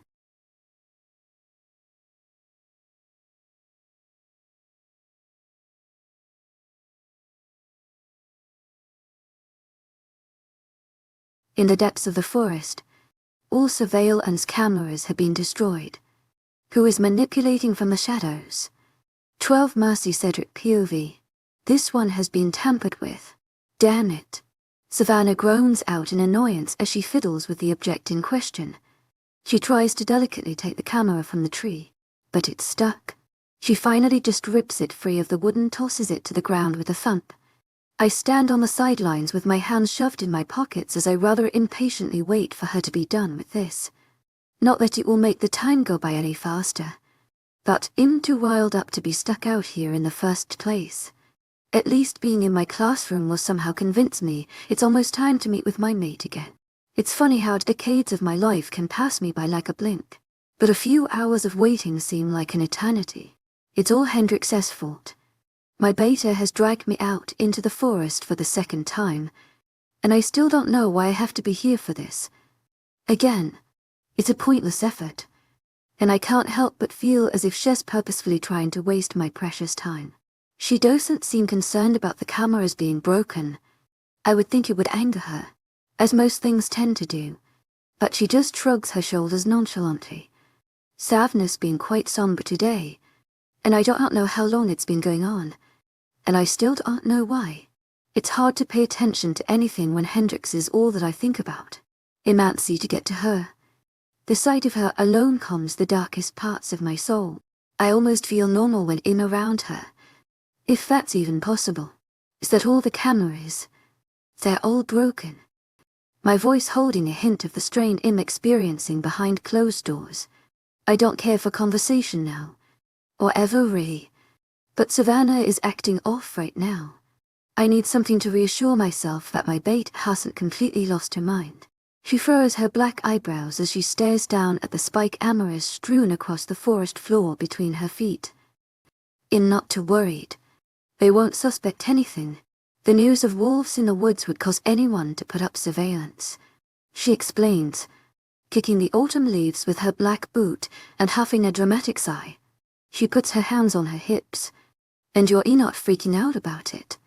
I ask dubiously. Savannah shakes her head. This definitely isn't normal for her. Maybe she's just tired. I can't claim to understand females. They are confusing if nothing else. They're always changing their moods. I can only hope that my inexperience won't harm my relationship with my mate. The human species is strange, but females take it to a whole new level. My mate just happens to be both. I didn't know if it would work in the first place. She admits, and I shake my head. It's better to distract myself with this conversation than be anxiously waiting to see Hendrix in a few hours. I want to pace back and forth instead of standing so still like this. And yet, we wasted time and money with this. I gesture to the cameras with a glare. Savannah purses her lips in amusement, shaking her head. Yeah, like you don't have enough of those things in the first place. I close my mouth, because she's not wrong, and I don't feel like arguing with her, or talking to her. Savannah gathers the cameras, keeping busy with the mess while she continues to glance at me. She rests for a moment, crouched on her feet while her light eyes run over me. My second in command is looking me up and down, and I don't like how observant she's being. What's your deal? She wonders out loud. To my agent extraordinaire, Madeleine Nilban, heartfelt thanks for your unfailing patience, enthusiasm. I don't respond because it's really none of her business, but my stubborn friend continues to press me for information. You look constipated. I glare at her words, knowing full well that she's trying to rile me up. It's not going to work. Not this time, because for once I actually have something to look forward to. I'm tutoring my mate today. I inform her, holding my scowl in place to show her my disapproval of this conversation. It's not amusing to me when my beta tries to interrogate me for information. I'm the one in charge, not her, and sometimes she forgets that. She needs to remember her place. Her face falls slightly, all traces of humor vanishing. A sudden look of vulnerability comes over her before she rushes to cover it up with narrowed eyes and a smirk. How strange. She really must be your mate if you're acting like this. You never act like this. She tells me over her shoulder as she returns to pick up the cameras and shove them into her bag with little to no regard. They are broken after all, I suppose. Acting like what? To my agent extraordinaire, Madeleine Nilban, heartfelt thanks for your unfailing 𝐊𝐢𝐧𝐿 enthusiasm. I ask in mild frustration. Savannah turns to glance at me with a sad smile that I don't quite understand. Isn't it obvious? You're holding your breath. To my agent extraordinaire, Madeleine Nilban, heartfelt thanks for your unfailing 𝐊𝐢𝐧𝐿 enthusiasm. Hendrix POV. I fiddle with my pencil restlessly as I flick my gaze over to Cedric for the 100th time. I've only been sitting here for 10 minutes and I still can't focus on a single thing except for him and his stupidly beautiful face. Why does he have to be so handsome? Can't he see I'm trying to be a good pupil and learn my stuff? He brought a stack of old books. Much to my chagrin, I've never been much of a reader. To my agent extraordinaire, Madeleine Nilban, heartfelt thanks for your unfailing 𝐊𝐢𝐧𝐿 enthusiasm. I've EA'd unrequired reading for school and all that. Somehow I forced myself through those. Reading for fun. Never my thing. I've been too busy memorizing every word and every song by Prince to do that. I'm sure you'll like this one. Most young girls do. He holds out a copy of Pride and Prejudice with a sly grin that always makes me a bit lightheaded. I don't need a man. I don't need a man. I don't need a man. As I continue to chant in my head, I take the brick-sized book, looking down at it dubiously before shifting my attention to my professor, who stands in front of my desk like a rugged biker whose leather jacket and dark jeans. This is a romance novel. Right. How can a book about romance change literature as a whole? I ask him, because I would honestly like to know. It makes no sense to me, but I can't say I know much about literature. He chuckles a little bit at my tone, and shakes his head like 𝐻𝐸s talking to a toddler. Well, it was revolutionary at the time for a woman to be successful at writing, or anything at that. It was quite the scandal. Many men disapproved of her novels being read by their women because it encouraged women's rights and the idea of free thinking of the female mind. It was still successful, and remains famous till this day. He gestures at the maroon book with his large hand, and I glance down at the thing with a grimace. Even the title on the cover looks old-fashioned. It's in swirling gold-lettered cursive. The ink glitters from the overhead lights and 𝐖𝐨𝐳. It's a bit too big for my liking. That's a lot of pages. You talk about it like you were there. I joke, hoping to diffuse the embarrassment I feel. But Cedric doesn't laugh. I nervously look back up at him to see him smiling at me. It's kind of unnerving. 𝐻𝐸s acting like he knows something that I don't. Which I'm sure he does know a lot that I don't. 𝐻𝐸s older and smarter, and just better overall in every single way imaginable. I scratch the back of my neck at the thought before observing Cedric with a more speculative eye. And from the slight wrinkling around his face to his eyes brimming with wisdom, it's not hard to tell 𝐻𝐸s quite a bit older than I am. I curse myself for the crush I've already formed on my teacher. Even going into this, I knew that I was in danger of having my heart stolen and shattered. But I'm already becoming infatuated with him, and I didn't even want it. It just happened, as if it would actually work out between us. I could be expelled and he could get fired. Not to mention, why would he want me anyway? A girl almost half his age with crazy hair and trust issues. That sounds appealing. That's for sure. 𝐻𝐸d probably rather date any other girl on campus than me. I'm not much to look at, and I'm not very smart either. I remember when Cedric asked me if I wanted him to tutor me, and I agreed, thinking it was deeper than it actually is. I thought he liked me. How pathetic is that? 𝐻𝐸s just being nice and Hendrix. Hello. I hand waves down in front of my face and I startle, my knees banging against the bottom of the desk with a sickening thump. To my agent extraordinaire, Madeline Nilben, heartfelt thanks for your unfailing patience, enthusiasm. I cry, rubbing at my kneecaps that are already aching in protest. Are you all right? The gruff voice comes from right beside me, and I turn to see that Cedric is on his knees beside me, inspecting my knees already with crunched-up eyebrows and a firm-set jaw. When his hands brush up my calf and over my knees, I grow self-conscious. I haven't shaved since yesterday. I wonder if my prickly legs are noticeable. He doesn't seem to notice, or care for that matter. Goosebumps break out across my tense skin at the warm sensation that his touch always causes. I take a shaky breath. I like him touching me. I shouldn't like it, but I do. I really do. It will probably leave a bruise, Cedric states, and when I look at him, 𝐻𝐸s glaring down at my kneecaps with an intense glare. Why is he so upset? I'm the one who got hurt, not him. Oh, that's all right. I reckon he'll get over it. I am a tough girl after all.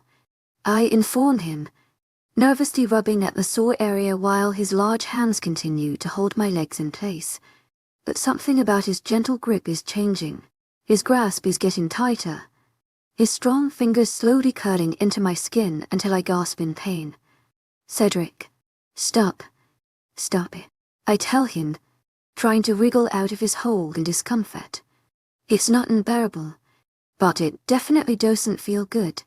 You're hurting me. In a moment. The hands are gone and my professor is panting as he rocks back on his heels. He holds out his hands, his palms towards his face, to stare in horror at them before glancing at my legs that they once held only seconds ago. 𝐿𝐤𝐳 sorrowful, his face brimming with regret and turmoil. 𝐿𝐤𝐳 𝐊𝐢𝐳𝐷𝐞𝐫𝐬, heartfelt thanks for your unfailing patience, enthusiasm. Just, sensitive is all. I'm sure you didn't mean anything by it. I comfort him, but when I reach out for him he backs away before standing up onto feet in a swift motion and taking a few steps back. I'm very sorry, Hendrix. I don't know what came over me. He shakes his head, rubbing at the side of his face in frustration. His rough voice is trembling. I need to be more careful. Damn it, he angrily murmurs to himself. 𝐿𝐤𝐳 𝐊𝐢𝐳𝐷𝐞𝐫𝐬, heartfelt thanks for your unfailing patience, enthusiasm. There's just a tense silence while he stands there. Cedric won't look at me, and his hands are clenched at his side. Before I can stop myself, I'm out of my chair and walking towards him. I tentatively go up to him. Even though I have no explanation, somehow I can palpably feel his self-hatred. The emotions he has pent up inside beat at me like a sore thumb, begging to be healed. I don't know what I'm doing. I don't know what I'm supposed to do, but I just follow my natural instinct. Slowly, I wrap my arms around his waist and lean into his chest. My whole body is tense when I first make contact. This is kind of risky. It's a big move. I don't even have a clue what he'll do in retaliation to this. He freezes also. His body is stiff, and I wonder if I've made a mistake. He stands as straight as a board. Cedric probably thinks I'm a silly little girl. I nearly groan at the thought. I am small, a lot smaller than him too. Compared to his massive height, I barely exist. So much for making the situation better. Before I can pull away and apologize, arms of steel wind around my back and I'm being pulled to him. Cedric is hugging me back. Actually hugging me back. I relax against his chest, finally letting myself go slack in his embrace. The warm tingles are everywhere now. I love those things. When we touch, I feel like I'm some sort of giddy schoolgirl. Oh wait, that's exactly what I am. After a few wonderful minutes of connection, Cedric leans back so he can look down at me. His dark eyes still don't seem to fit his face well at all. I wonder why that is. Maybe I'm just crazy. His fingertips touch my chin so he can look closer at my face with his searching gaze. I can't help but exhale in wonder at the rugged beauty of his face. Even with those scars, they just add to his handsome appearance. And that dark stubble. I can't get enough. It's as if I could look at him all day.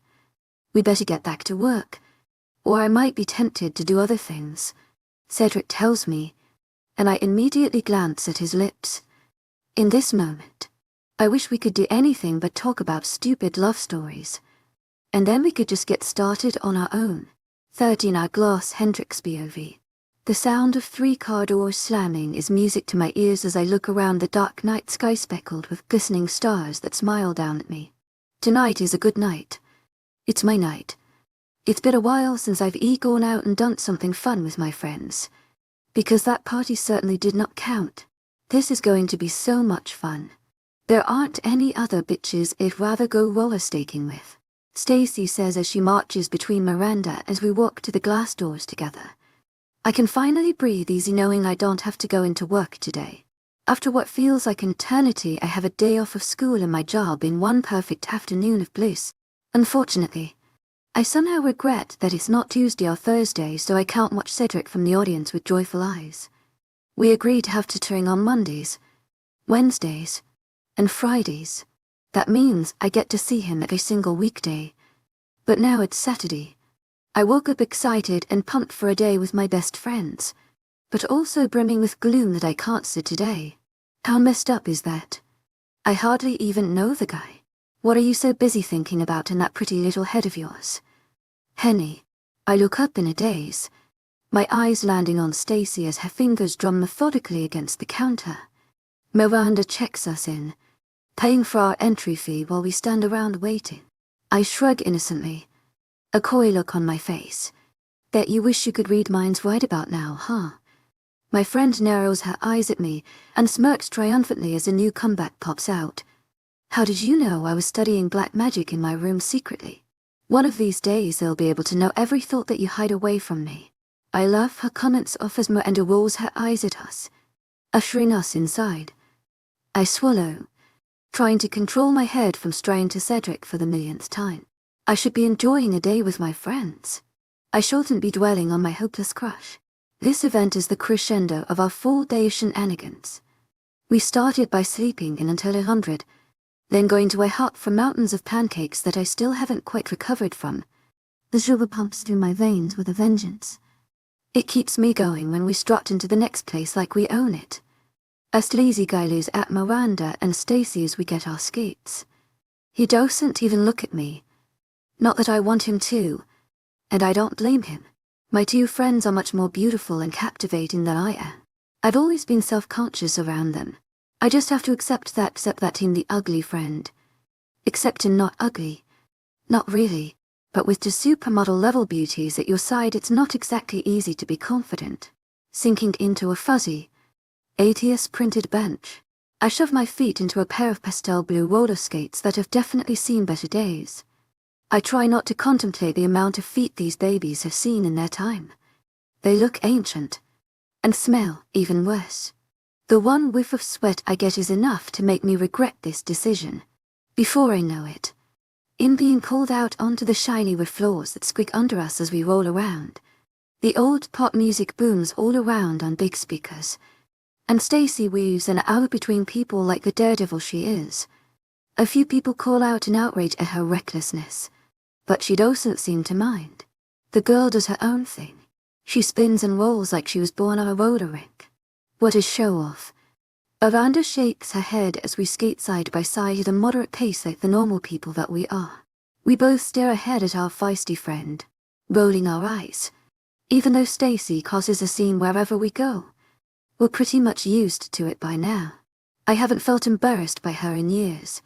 We laugh and twirl around. For a few moments I feel without abandon. I'm with my friends beneath a stream of fluorescent-colored lights. The humidity and the spinning of bodies puts me in a happy haze that I don't want to escape. For a few seconds I actually don't think of Cedric, but it's short-lived. By the time we're ready to take a snack break, my feet are aching and the idea of a drink is all too appealing to pass up. I decide to forgo my skates on the side of the rink. A couple of kids skate past, and I admire how cute they are in their little roller skates and safety helmets. Stacy grabs my arm and has to drag me to the concessions before I forget that they're there. What can I say? I get distracted easily. It bothers my friends to no end.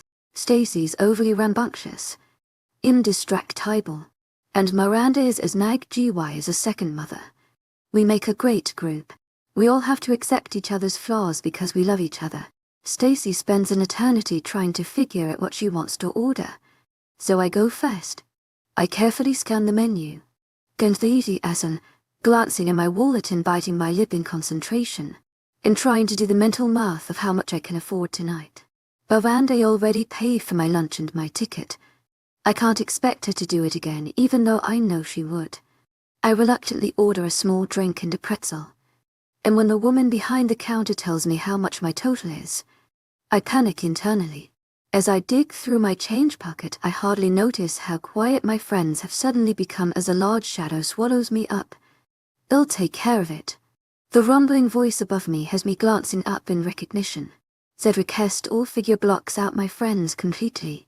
𝐻𝐸s looking dangerous with a disgruntled glare on his face. He slips a shiny card out of his leather wallet, and I'm quick to shake my head. No, Cedric. You can't just pay for my stuff. I try to tell him, still shocked that 𝐻𝐸s here in front of me. He considers this for a moment, a look of contemplation crossing his handsome features before he shrugs his wide shoulders. You're right, he admits, turning to the now very flustered girl behind the counter. Shall have a large drink. Handing his card over. My friends aren't making a noise at my side, which is sort of odd. They just stare in utter silence. I wonder why that is. Stacy always has something to say. Except for now, I suppose. It is kind of a weird situation. Even though I'm a little bit embarrassed by him paying for my food, I'm also thankful. I don't know if I would have been able to scrounge up enough money to pay by myself. Dang it. He probably thinks I'm a useless child who can't provide for herself. Why does he always have to catch me with my pants down? This is humiliating. I put my wallet back in my purse in shame. Thank you, I murmur, taking the food and drink from his hands reluctantly, hoping my palms aren't noticeably sweaty when our fingers brush. I can feel my cheeks burning as I stare up at him through my lashes. He drapes a heavy arm over my shoulder and guides me away. You should probably sit down, Cedric tells me. Yes, sweet. 'Tis sweet. I guess somehow he can tell how faint I am after roller skating for a little too long. As soon as I'm sitting down, I'm gulping down my soda with a little too much enthusiasm. It's just now that I've noticed my friends trailed after us. Did they not order anything? For some reason, the fact that Miranda and Stacy are with me seems to annoy Cedric. He eyes them with disapproval. Especially Miranda. How strange. Miranda sits close to me, on the very edge of her chair to plaster her side to mine. Our torsos firmly pressed together. She even goes so far as to link arms with me. Her eyes warily taking Cedric up and down. She bites her lip and worry. The girl is clearly concerned for whatever reason, and I have no idea what in the world is going on. I try to see it from her eyes for a moment while I sip at my soda and myself choking on it. My friends probably think Keiichi is some crusty guy trying to make a move on a younger girl. I'm quick to correct the mistake before Cedric can even sit down in the chair across from me. Stacy. Miranda. This is my professor, Cedric quietly. Cedric. These are my best friends. I wave a hand in the air, gesturing to my 3 friends all gathered together to meet for the first time, only to be met with silence. Even Stacy is quietly observing the professor with skeptical eyes. She's not smiling mischievously, cracking jokes, or snorting out a few giggles. Something just be wrong for her to be this somber. Her skin even looks paler than normal. Cedric is acting strange too. She is glaring at Miranda. If looks could kill, she'd be 6 feet under. The whole atmosphere is weird, like a showdown of sorts. But I can't stop myself from staring at Cedric. It's like the foreign dimensions clashing with me at the center of it all. My rugged professor in a dim, run-down roller rink that smells like feet. It doesn't feel right to me. Someone like him looks misplaced in these surroundings. And yet, he pulls it off so well. Even in unforgiving yellow lighting, he still manages to look good. It's just not fair. The stare-down continues to happen, and I glance back and forth between the 2 opposite sides of the little table. My friends are sinking into their chairs. Stacy even goes so far as to bend her head so her neck is exposed while she looks at the ground. It's almost like they're submitting. Like animals. It's a crazy thing to witness. From Miranda's bleeding eyes to Stacy's stillness. It's all freaking me out. Are they scared of him? It's not scary. I look at his rough scars and stern mouth and question myself. Maybe they don't get all warm and fuzzy when they see him like I do. I've never thought of it before. But Cedric does seem a little bit intimidating. But that's not the best word to describe him. I'm not scared of him. If anything, I'm drawn to him like nothing else. Cedric is staring at me and his arm that's wrapped tightly around me. His Adam's apple moves as he swallows. That dark jaw of his is clenched so tightly I can hear his teeth grinding together. Dark pupils flick to my face where they stick, and I fiddle with the hem of my dress anxiously. I'm waiting for him to say something. How are your legs faring? Are the bruises bad? His tone is light and airy, but somehow withheld. I can detect the concern and guilt, and I smile at it despite all the odd things happening around me. I just love hearing his voice. Oh, they'll be all right. Nothing I can't handle. Would 𝐴𝐼NT got nothing on me? Okay. I sound like a babbling idiot. Probably because I am one. The bruises where he grabbed me are a lot worse than where I hit my knee on the desk. But I don't mention that. My friends would go psycho if they heard that he injured me. And Cedric would feel guilty. I bruise like a peach anyways, so it doesn't really matter. Before I can get another word out of 10, manicured hand drops down on Cedric's shoulder.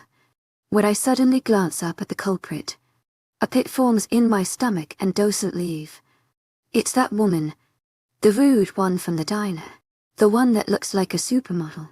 She raises a perfect eyebrow at me and then at my comrades with a disdainful look. I see you've made some friends, she muses, her eyes stopping on Miranda for a few seconds, shaking her head.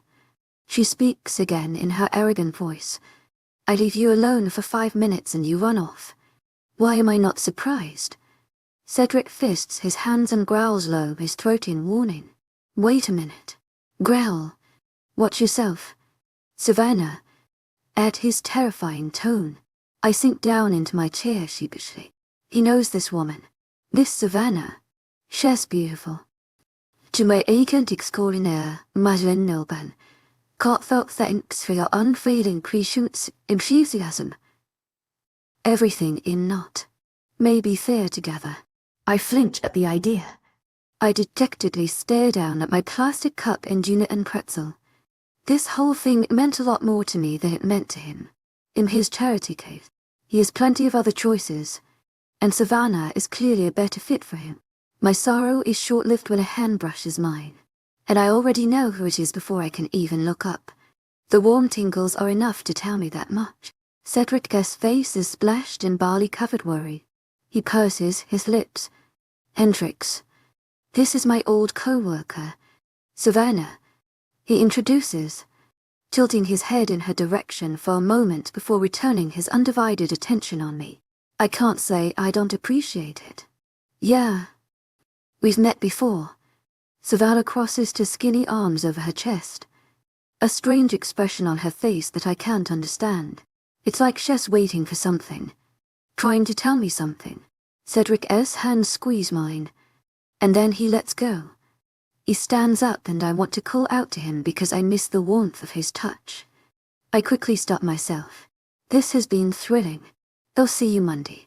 Hendrix.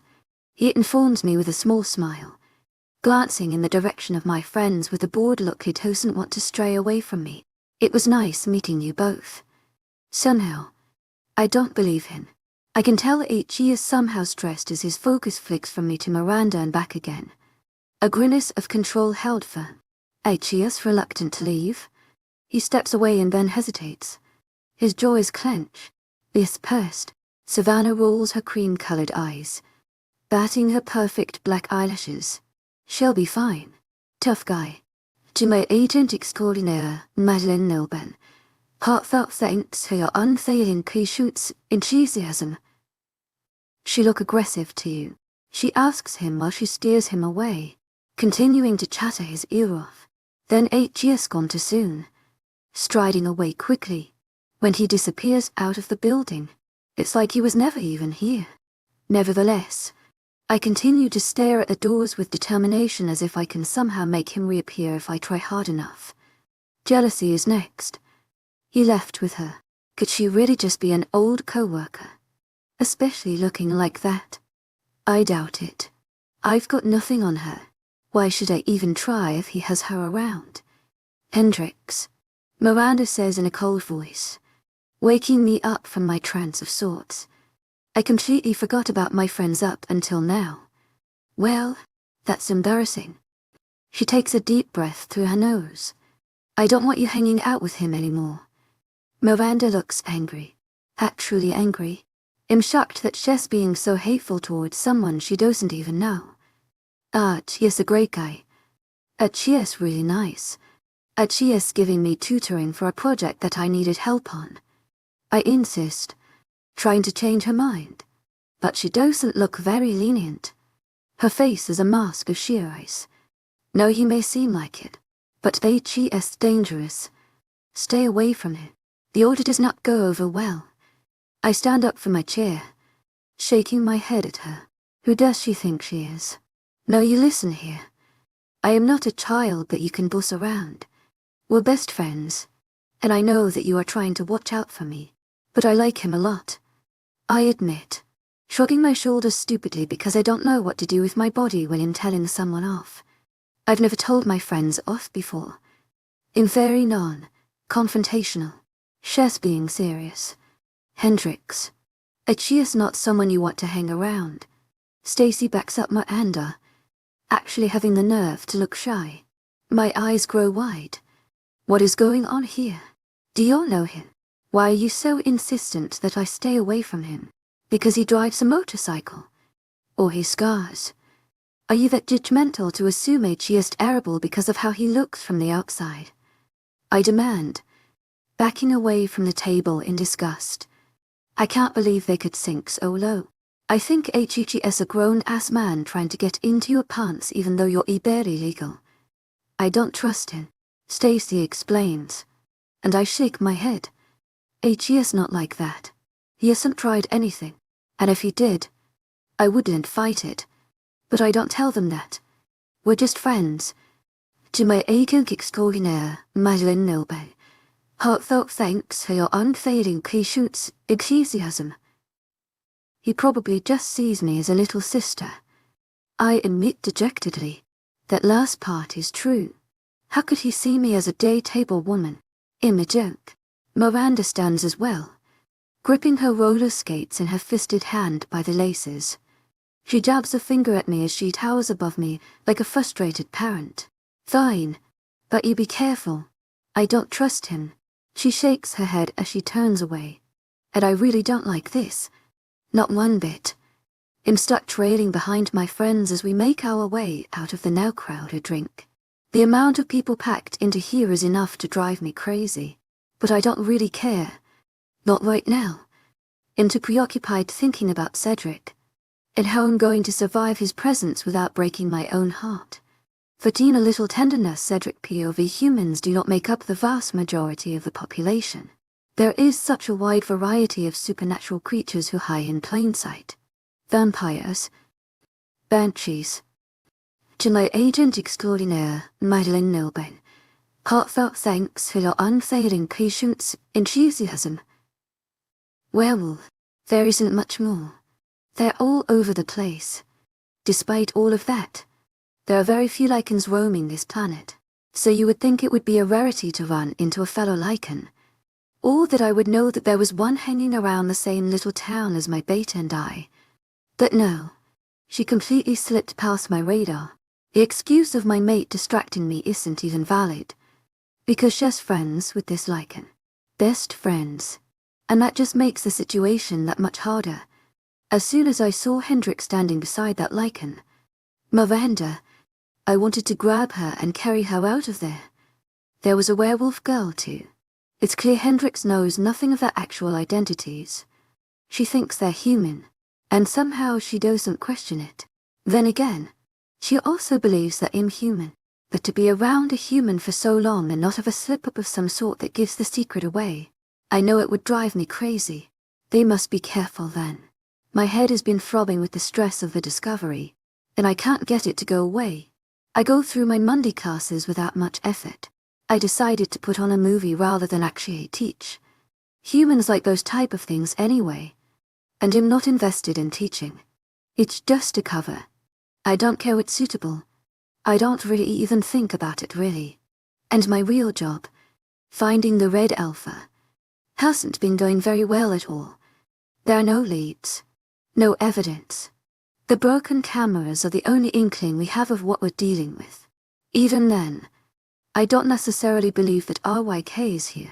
If it weren't for Hendrix's presence in my life, I would call the guard and have them let me off of this gig.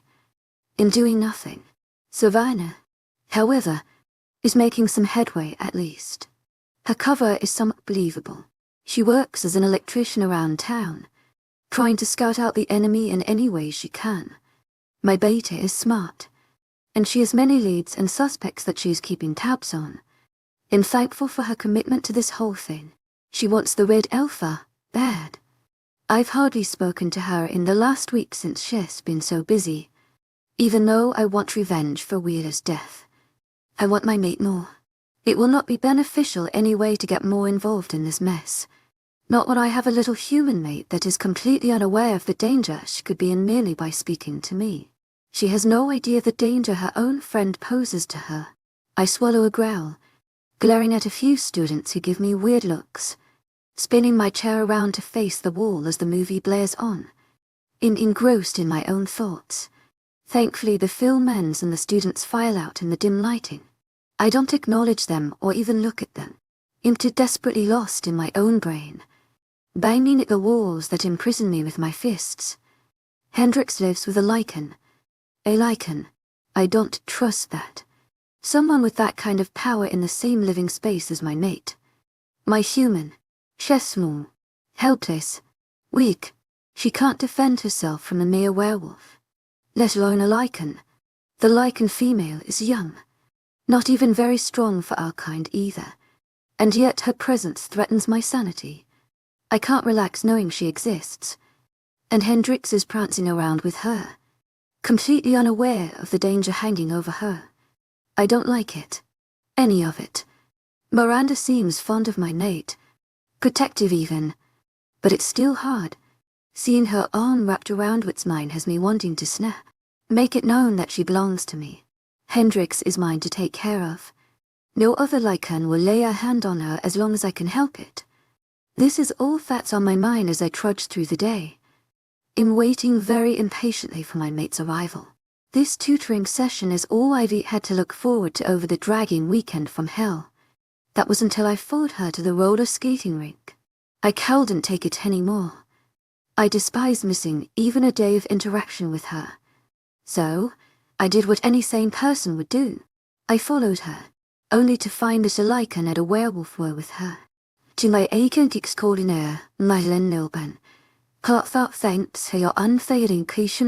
𝐊𝐢𝐬𝐬𝐿𝐼𝐻𝐬. A werewolf and a human walk into a roller skating rink. It sounds like the start to some horrible joke. Once the classroom is empty once more, I stand and rush to the door to lock it quickly. I stare out the tiny glass window in the door around the hallway to make sure no one is nearby. I begin pacing. My eyes hungrily reach for the clock. The device sticks on the wall. It mocks me. There's still 2 hours until she's here. She could be doing anything with that time. She could be in another class. I pace left. She could be out in the dangers of the world. I pace right. She could be at home with her friends. The thought is too much. The growing anger is a raging inferno overtaking my sanity. It spreads like a wildfire, and I try for only a mere moment to hold it all in. Something in me wants to let the rage free. Hendrix and 𝐿𝐼𝐻𝐬. I snarl, grabbing the nearest thing that happens to be a wooden chair that recently held a student. I lift it and snap it in half. The crack does things to calm me down. That sound has a way of satisfying me, much like breaking bones. Under the radar, Savannah insists that I don't know what it means, and that I need to do my research. I reprimanded her. I'm tired of her damn superiority complex. I won't let her walk all over me. Not again. I've never liked it. But sometimes staying silent is my way of not hurting anyone. Control is what I called it. But I don't have any of that anymore. My will has been melted by a little human girl. The broken chair lays there in pieces and I glare at it, shaking my head in disbelief. Anger issues have never been a problem with me. And yet, I've felt emotions I've never felt. Done things I've never done. Having a mate is a whole new ballgame. I'm just glad she hasn't seen me like this at all. I don't think that will be a problem. I never feel angry enough around her. Her presence soothes me, except for when she's in danger. The proof is right in front of my face. When she hit her knees on the table, I was angry. I held onto her legs with what I thought was a loose hold. It wasn't much pressure. To her it was too much. It was painful. I choke at the thought. I have to be more careful around her. Show tenderness. I don't know my own strength. And I don't want Hendrix to pay the price for my recklessness. Every movement around her must be thought out. After countless seconds of pacing back and forth like a mindless idiot, someone tries to open the door to the classroom. Turning to the sound before a faint knock follows. One glance at the clock has me relaxing. It's 300. 𝐊𝐢𝐧𝐠 here. I nearly ripped the door off of its hinges when I tear it open like a maniac. She stands there with wide eyes, clutching her backpack to her chest. I almost lose it when she backs away in her little Mary Jane shoes. Hendrix clears her throat, looking behind me into the classroom before returning her eyes to me. Is this a bad time? I can come back later. She points a thumb back where she came with a look of disappointment. I stand there silently for a moment, evaluating my facial expression to find that I'm glaring. I'm used to glaring. It's natural. I take a deep breath of her scent and let it fill me. She smiles back. A miracle, really. Her smile could light up a room. I stare at her beauty for a few seconds. All that waiting is worth it. It's always worth it. No. Come in. I've been waiting for you. I open the door wider, and she trustingly walks past me into the classroom. I watch her lay her stuff on a desk before I close the door, locking it ironly for good measure. I don't want anyone to interrupt us. I slowly walk to her, my hands in my dress pockets. Hendrix shoots me an inquisitive look over her shoulders. What's with the chair? I raise my eyebrows in question, and she tries not to laugh by pressing her full lips together. The broken chair. Darn. I forgot to hide the evidence. Oh, there. One of the students broke it. Must be been missing a screw or two. Inside I know that I'm the one missing screws. My brain is still going haywire. Hendrix nods, an amused look on her freckle-covered face. It's only now that I notice the scent of smoke and alcohol plastered to her orange skirt and her long hair. I don't like it. The stench clouds my mate's aroma. What have you been up to today? Trying to sound casual as I lean back on my desk with my arms folded across my chest. My little mate slides into a chair, resting her chin on her hands with her elbows on the desktop. I just got out of a band gig. It was at a bar. Usually we have gigs later, like at night. But they had a specific event they wanted us for. I'm still a little tired though. 3 hours of drumming does that to a person. She grins, shrugging her shoulders and looking up at me with a mischievous tilt to her head. She's staring at me, at my face. What about you? Been stuck in the office all day. To classes today. Some paperwork. The usual. I ramble, looking away when I realize I've mostly been pinning after her. Fun times. She muses. Then her eyes grow wide as she remembers something. I read your book. Hendrix informs me, proudly pulling the novel from her leather backpack and waving it in the air in triumph. I'm impressed. And she knows it. The first book 𝐊𝐲𝐹 read for pleasure and it only took a weekend. Did you enjoy it? I question her, leaning forward. She grips the book with both hands and stares down at the cover with a perplexed expression. I did actually, and I thought about what you said. For the time period, I guess there were a lot of moments of women's empowerment. I always thought Pride and Prejudice was just some silly romance novel. Well, it is a romance novel, but not all romance is shallow and silly. I explain, and she nods. Yeah. I enjoyed the love story. Are you happy now? She relents, sinking into her chair, waving her hands in the air with scrunched eyebrows. She doesn't know how adorable she is. How beautiful. How fantastic. What next? My mate asks me, tossing the book at me. I catch it, my reflexes taking over. I stare down at it. It's still warm from her hands. What do you mean? What next? I say out loud, almost to myself, still focused on the book in my grip. What book? What book do you want me to read next? She wonders. I look up at her and smile a little bit. I thought this might happen. What? Hendrix demands, sounding defensive, looking to the left then back at me. I don't like reading. 𝐿𝐢𝐧𝐼 𝐷𝐞𝐝 Heartfelt thanks for your unfailing patience, enthusiasm. I just, want to get a good grade is all. She's playing it off. I nod, noticing the way she bounces her leg in irritation of being caught. Hendrix did enjoy the book after all. I can already tell she's a bit stubborn. Can't admit she's wrong, but not in an angry way. She seems more embarrassed than anything else. She doesn't want to admit it, but she likes reading. I'll make a reader of you after all. And she squints her eyes at me with suspicion. Her head is tilted to the side a little bit, something she does automatically. I find it maddening. I doubt it.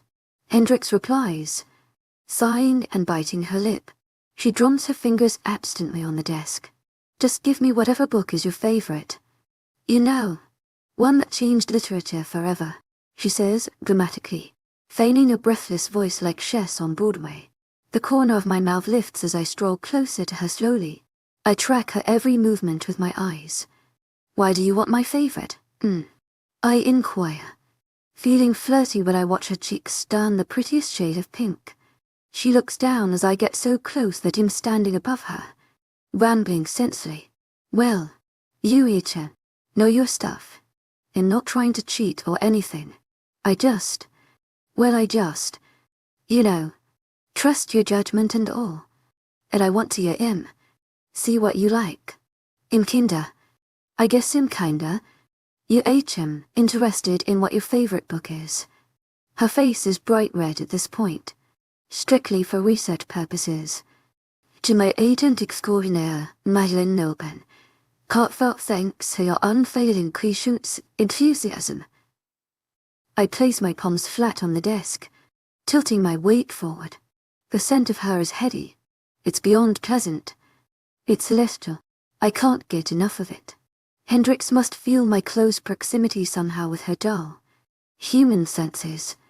Her dark brown eyes flutter when they notice me. Research purposes. She nods fervently in response to my whispered question, her curly hair bouncing him. Well, I suppose I'll have to lend it to you now. Can't let my student go around without the proper supplies. What kind of educator would I be? I stare at her lips, and I can't stop licking my own. Hers are so plump, pink, perfect. I want to feel them against mine. Taste her mouth. Would they be as soft as they look?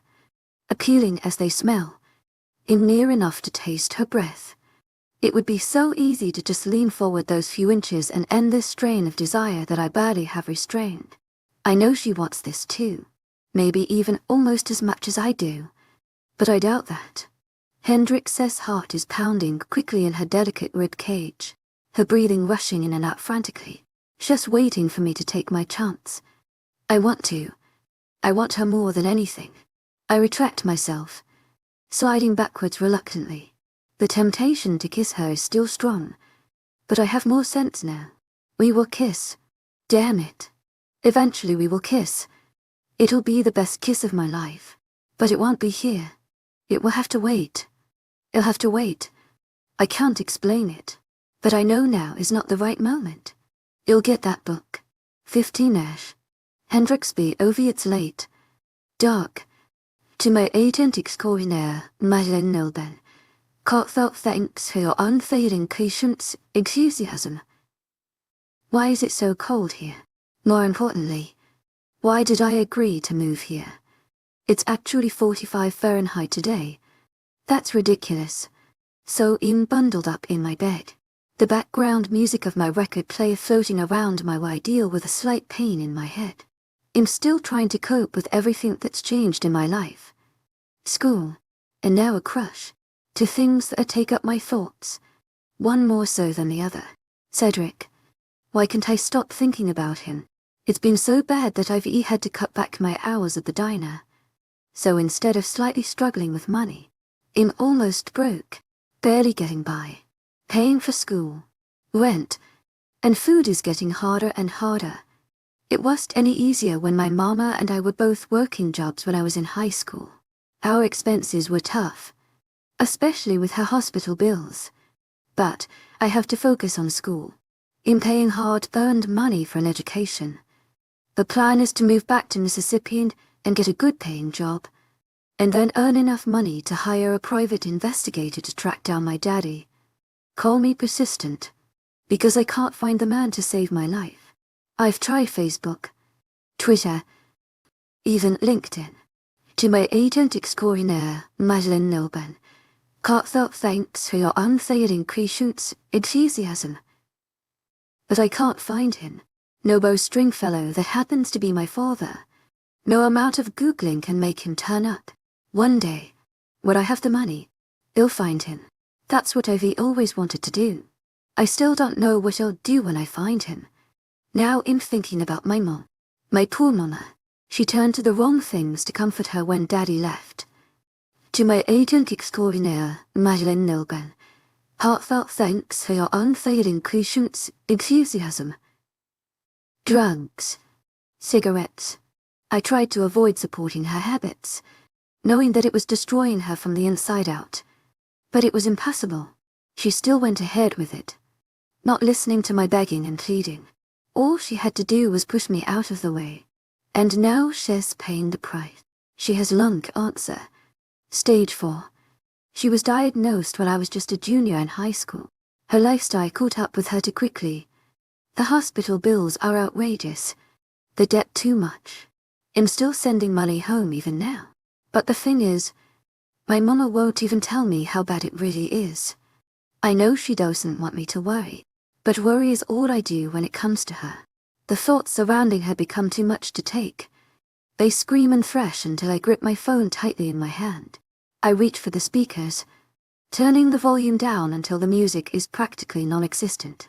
Opening my phone with a click, I dial on the annoyingly small buttons until I find her name in my contact list.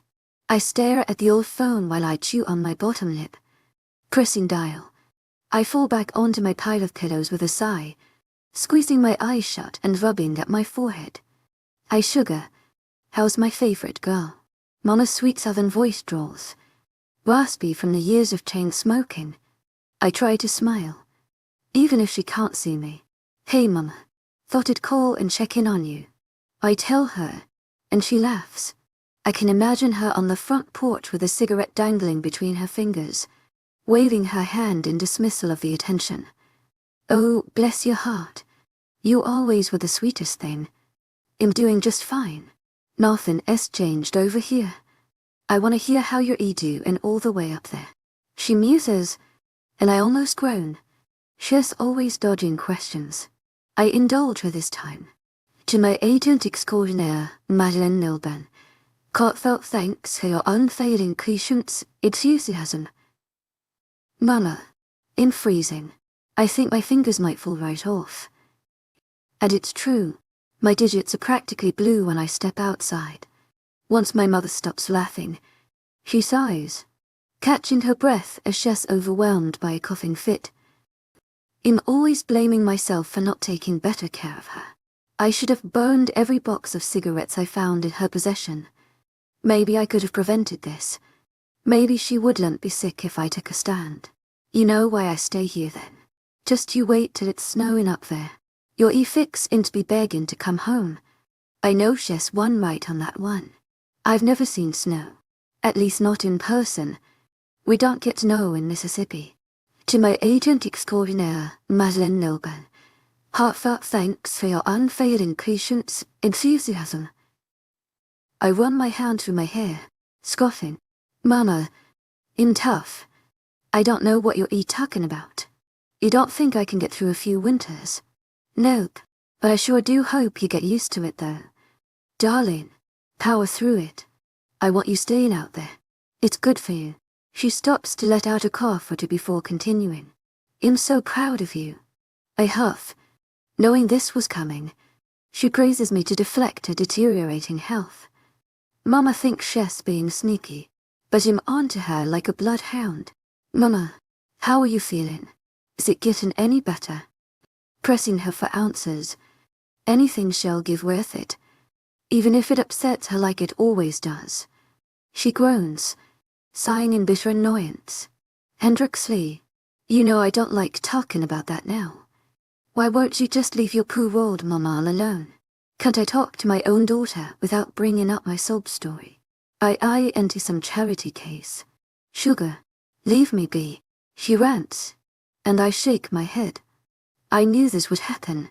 I just hope it's not because she's getting worse. Hopefully she's receiving some good news. I want to ask her what the doctors have been saying, but I don't want to rile her up even more.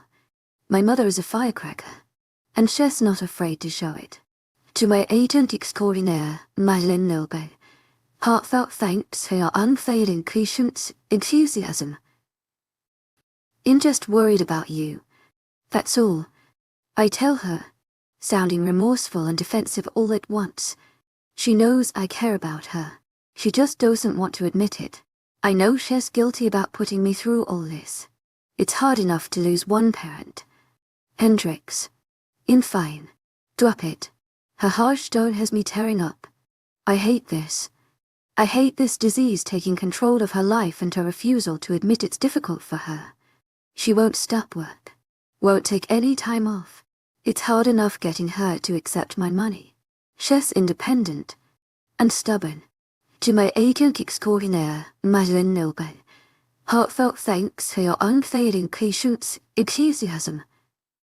I whisper, a little hurt at her stern voice. Insensitive. What can I say? I have to go. I need to be getting myself ready for work. She sighs, pausing for a moment as her excuse settles. I love you, Hendrix. I love you too, Mama. With that, the short conversation is over and I'm left feeling empty. I stare down at the phone in my hand. I'm tempted to call her back and tell her off. But of course I don't. I won't. I can't speak to my mother that way. I've been taught better. But she deserves a good talking to. Someone needs to stick up to her. I just wish it could be me. I let a few tears slip down my face before I pull myself together, flipping my stereo off.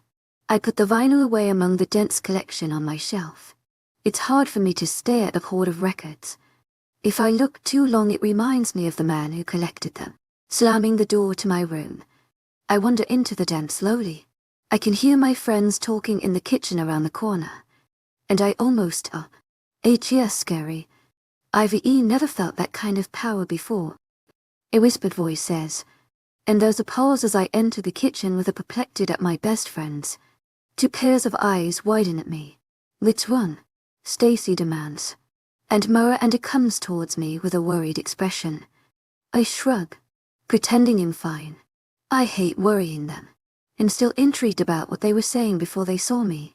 Nothing. What were you talking about? And they narrow their eyes on me as if I've done something wrong. Are they keeping secrets from me? That's not like them. We know everything about each other. This isn't right. Something is up. I just don't know what. Why were you crying? Henny. Miranda presses, avoiding my question. My mom. I talked to my mama. 𝐿𝐷𝐞𝐿𝐬 heartfelt thanks for your unfailing patience, enthusiasm. She's not doing great and she's still in denial. I tell them, rubbing a hand down my face. I get exactly what I expected when I relay the bad news. Glances of pity and sorrow.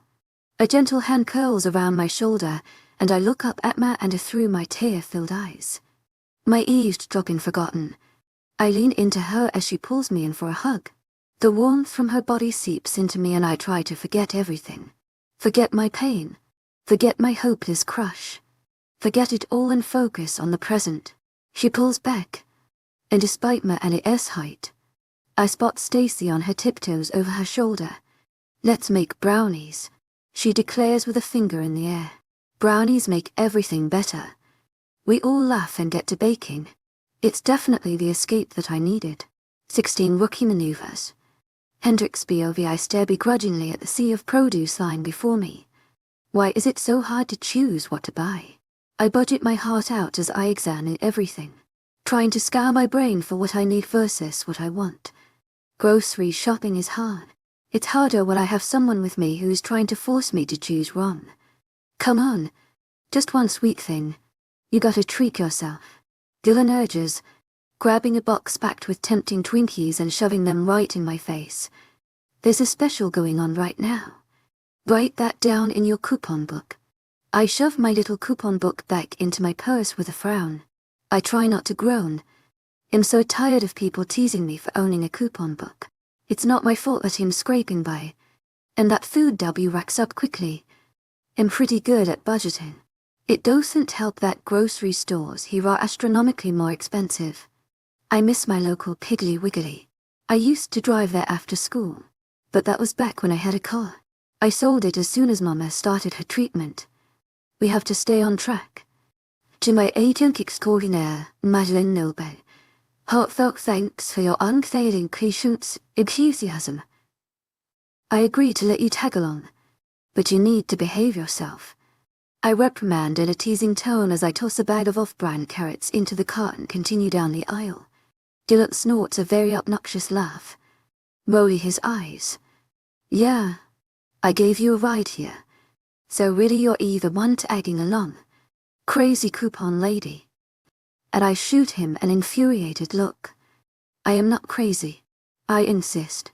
And my friend shakes his head. That's what all the drummers say.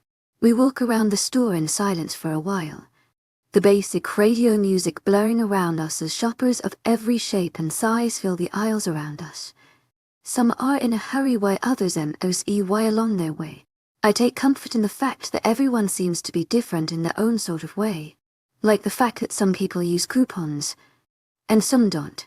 Dylan groans when I take a little too long picking out which apples I'm going to buy. I grin as I sort through the piles of shiny red fruit.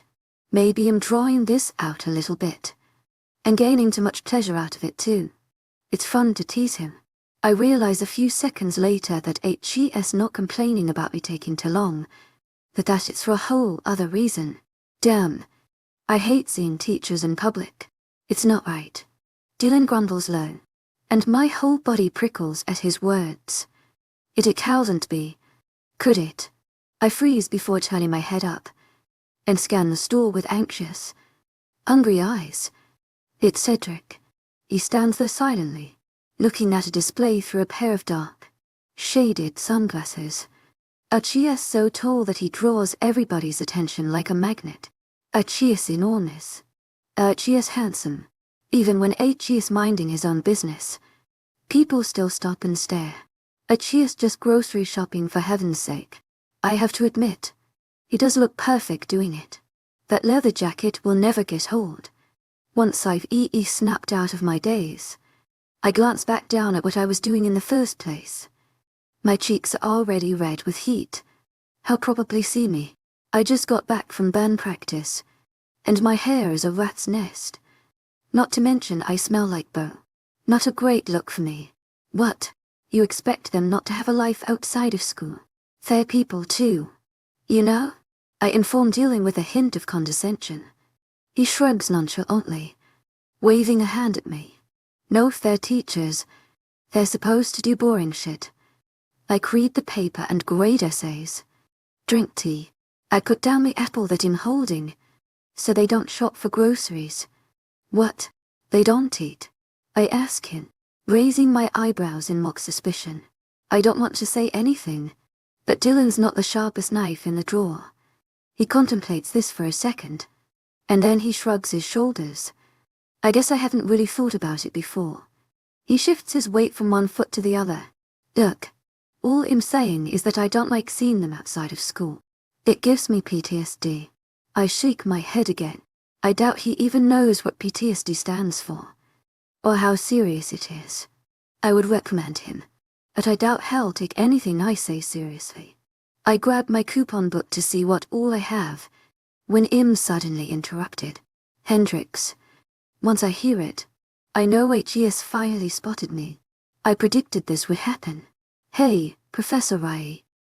As if I hadn't known he was here in the first place. Even though I can't see his eyes, he gives me a quizzical look, as if asking me why I'm not calling him by his name. Then he sees Dylan. Cedric doesn't look happy, and neither does Dylan. You two know each other? Dylan wonders, sounding absolutely perplexed.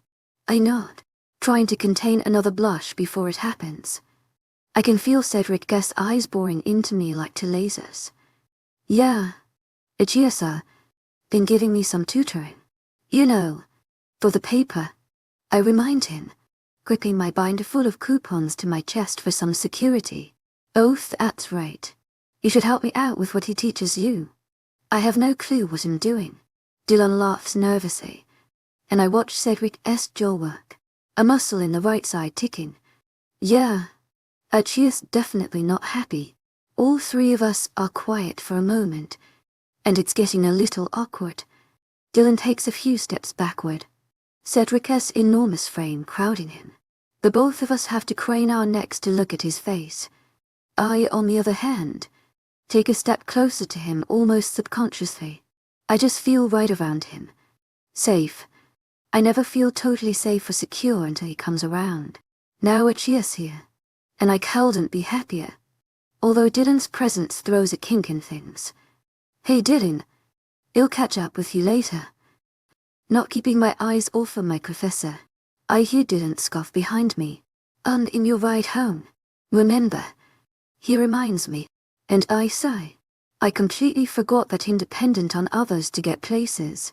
Car insurance and gas bills are too much for me to handle, so I rely on people's kindness. Maybe I can take a bus. It'll be all right. I reassure him, but I sound crazy to even myself. Public transportation after dark. That's risky. Staring up at Cedric. I know I'll end up taking my chances to spend time with him. I'm all sorts of crazy when it comes to home now. The gruff word makes me falter. Cedric shakes his head. In taking you home. His insistent tone leaves no room for argument. But Dylan appears like he wants to argue more than anything. He narrows his eyes at Cedric, his arms crossed over his chest. I've always thought Dylan was athletic. And in his own relative way, he is. Compared to Cedric. 𝐿𝐤𝐳 is puny. His muscled frame looks like a popsicle stick compared to Professor 𝐊𝐬. Okay now. Dylan and I say the words at precisely the same time. He shoots me a glare that I quickly laugh off. Why is acting this way? I can tell 𝐿𝐤𝐳 is tense, uncomfortable, even agitated. But somehow, I don't actually feel bad about leaving him behind to run off with Professor 𝐊𝐬. Dylan storms out of the place, fists at his side. He doesn't give an explanation, doesn't say goodbye or even wave. 𝐿𝐤𝐳 is acting so strange. I want to go after him, see if 𝐿𝐤𝐳 is okay, maybe even apologize. Before I can make a move to leave, someone steps in front of me, and I run into a chest made of steel. Wow, Cedric really is like a brick wall. Leave him. He wants to act like a toddler. Then let him, Cedric explains. I quirk my lips in thought before looking at my groceries. There's a few more things I need to get.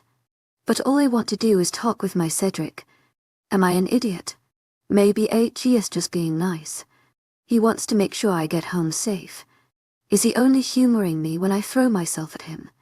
What if this whole time I'm imagining his interest in me, and I'm just annoying him endlessly? He probably cringed when he saw me here. I'm glad I ran into you. You've been on my mind. I can't help the little gasp I let out when I almost trip over my shopping cart. I glance up at Cedric as I push the thing closer to the checkout lane. What do you mean? I try to sound coy, and I hope it came off that way. Hands in his pockets as usual. I hate those stupid sunglasses he wears. They're so sexy, but they block his full expression from me. I want to see his eyes. I feel like I know him when I see his eyes. Exactly that. I've been thinking about you. More than I should, he admits, and I gulp. The smell of fresh chicken in the grocery store making me suddenly ill. How are you liking that book? I make a gruff sound when Cedric starts loading my stuff onto the conveyor belt of expensive food. The checkout lanes aren't crowded, so it'll go quick. That's just it though. Every word I read his precious book proves him right. He can make a reader out of me. I never thought it was possible, but here I am.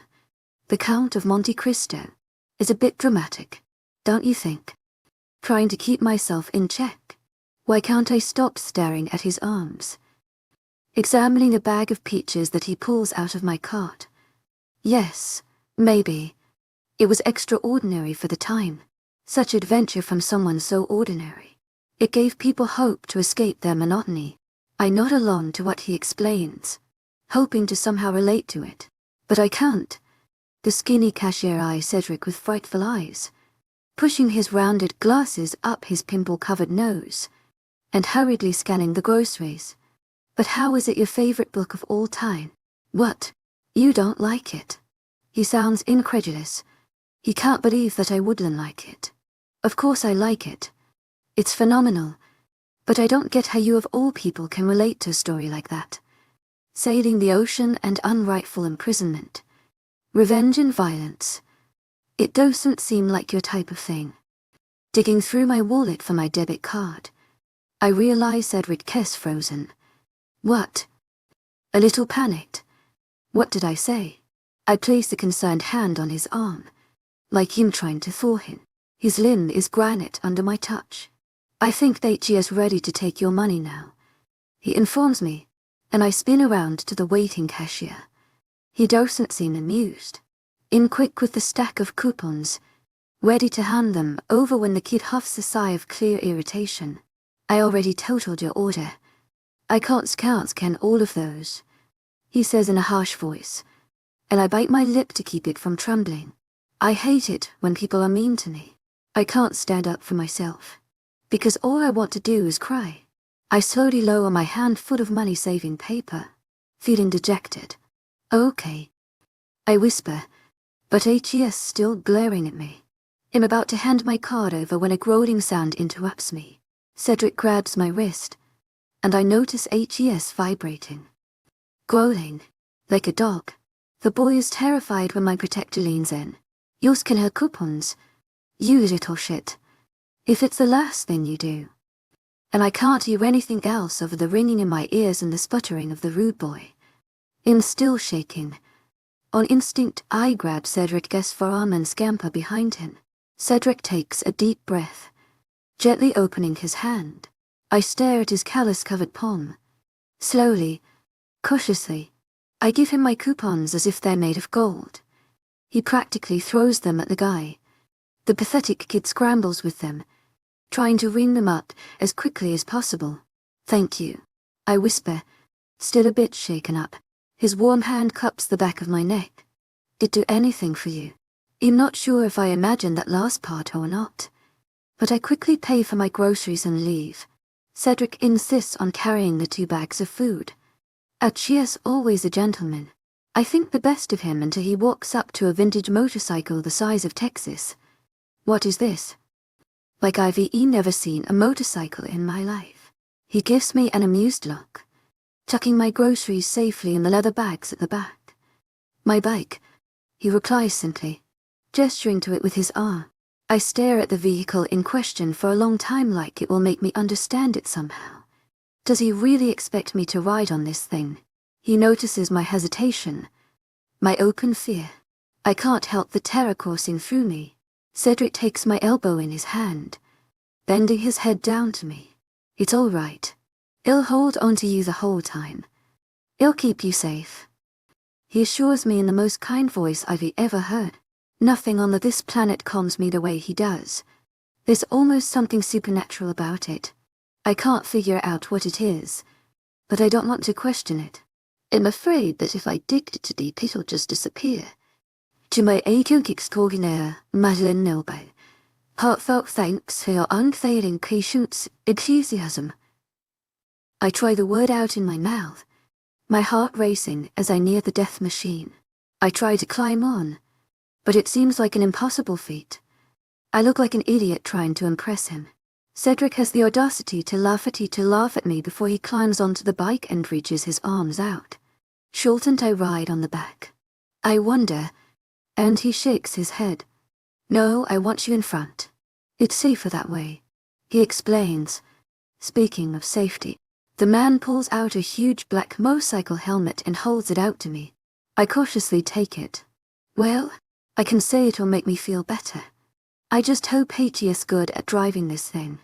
Maybe some reassurance will give me peace of mind. I inspect the helmet and strap it on.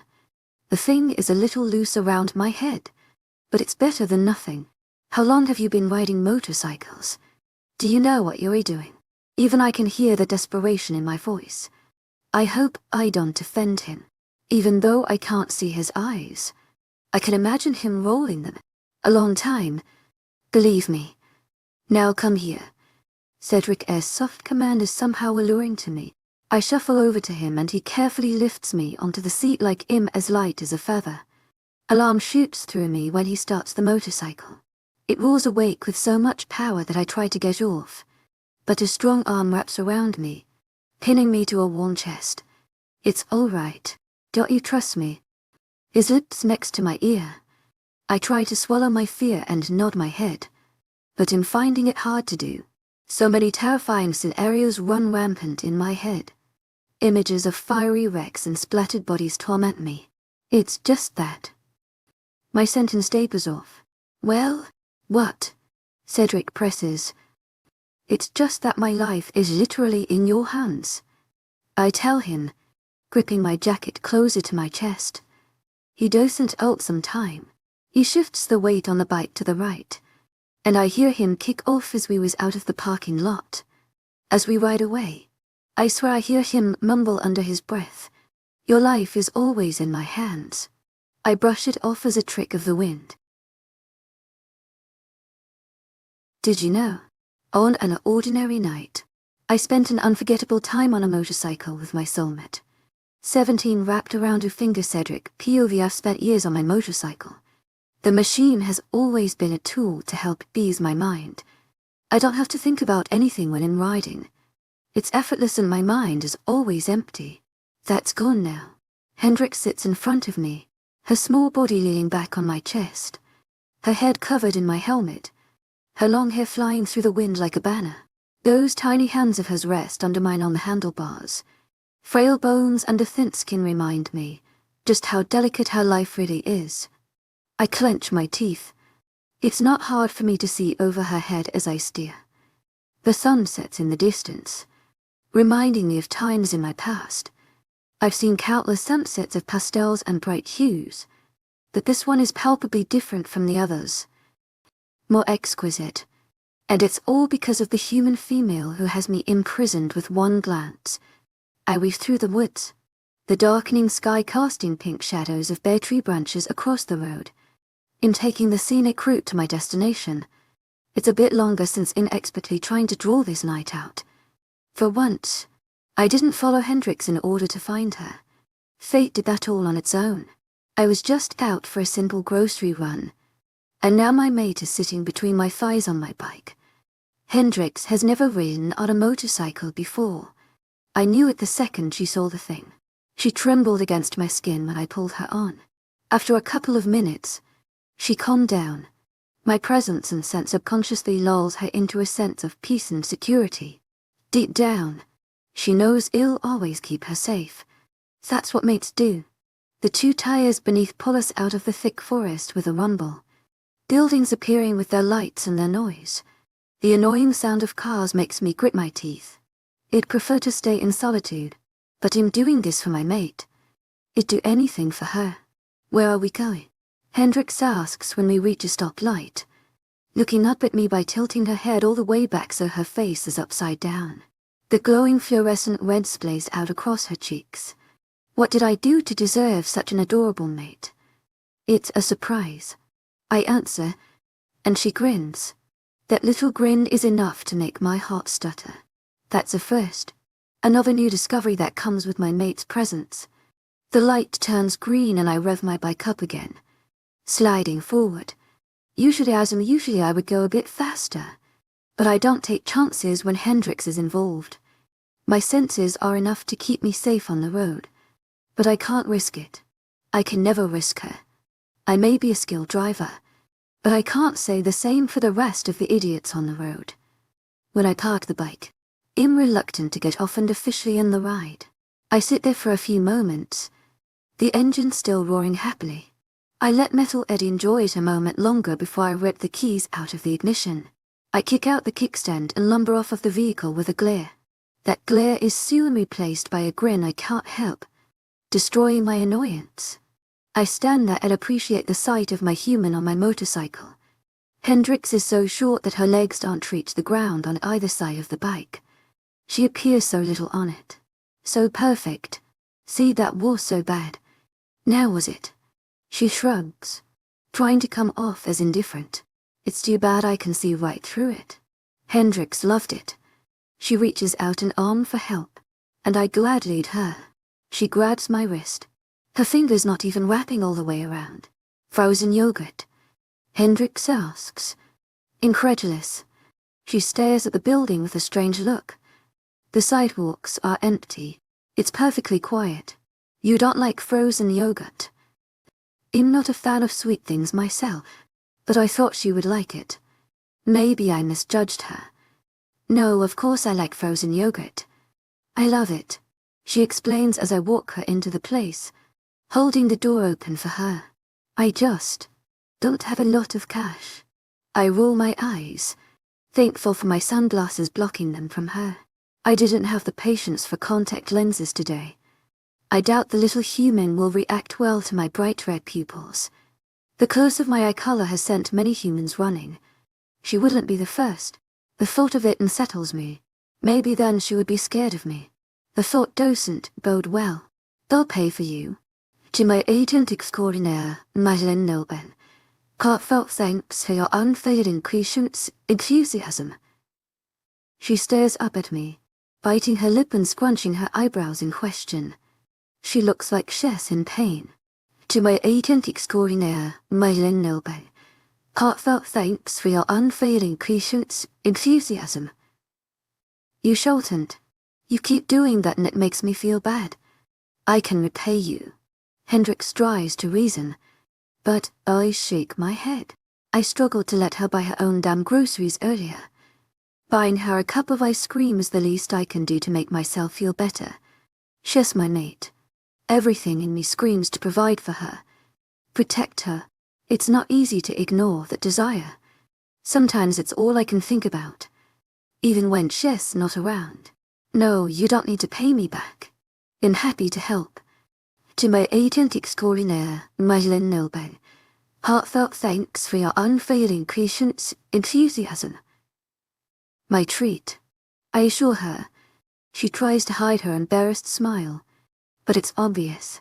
Thank you, Hendrix murmurs, and the sound of her sweet southern accent is enough to force me to do anything she wants. I'm helpless to stop her. She's got me wrapped around her finger, and I couldn't be happier about it. She gets a small cup of frozen yogurt, and she's somehow surprised when I refuse to get some for myself. I don't try to explain to her that I'm not a big fan of sugary things. I just let her add as many toppings as she wants to the mounds of chocolate yogurt. It's enough to just watch her. Her long, plaid skirt twirls with each movement, her wavy hair bouncing with every step. Seeing her smile innocently and fill with pure excitement, it's everything. I pay for her dessert, happy to be of any help or value to her. She doesn't even react shocked when I grab her hand. It's natural. It just feels right. Hendrix leans into me as we leave the register and sit in the corner of the little shop. The place is completely empty, which I'm glad for. No one to interrupt. No one to see it. Hendrix won't stop grinning down at the bowl as she digs in without preamble. So 𝐊𝐢𝐳𝐸𝐬𝐑𝐞𝐝 I ask after a short time of silently watching her. Just remembering that pompous idiot behind the register makes me want to go back and smash his face in. How can anyone talk to someone so sweet with so much hatred? I could kill him without a second thought. A light pink blush climbs her cheeks and she glances away. Just trying to save money is all. Hendrix explains. That's the part that kills me. She's struggling. It's clear for anyone to see that she's trying and failing to make ends meet. It's enough to make any mate angry. My soulmate is right in front of me, straining to provide for herself, and I can't do anything but buy her a treat every now and again. It's driving me crazy. If I had it my way, she wouldn't lift a finger. All her needs would be met and then some. She would want for nothing. But reality makes it impossible, as if she would let me care for her. I'm almost a perfect stranger. Why aren't you working today if you're having money problems? I wonder if I stepped over the line with that last question. I clench my jaw as I wait for her to. She sighs, fiddling with the handle of her pink plastic spoon. I cut back my hours. I need to focus on school. You know, I'm not making great money. They add up our tips and split them evenly, so working hard doesn't do much for me. I'm wearing myself out with homework plus work. I nod, wanting more than anything to take away all of her problems, erase her struggle. ease her burden. That's a dominant mate's job. To protect their mate. She eats her yogurt with a contemplative expression. I marvel at her freckles and her soft, pink lips. Lips so full and so tempting. I want to kiss those lips more than anything right now. But I can't. I don't want to scare her away, or give her the wrong impression of me. I need to take things slow. Why are you wearing sunglasses? The question catches me off guard. I straighten the frames on my face. Because it was bright outside. I explain, my voice sounding gruff. I hate lying to Hendrix, but she can't possibly know the truth. The excuse should come out easy, but it doesn't. She licks her perfect lips, pointing at me with the end of her spoon that's still covered in sugary syrup. Well, it's not anymore, she muses, looking out at the sunset. And by still, panic soon sets in. This is not going in a good direction. 𝐊𝐿 and ND, we're inside now. So you can take them off. She's smiling. She's got me there. I'd prefer not to.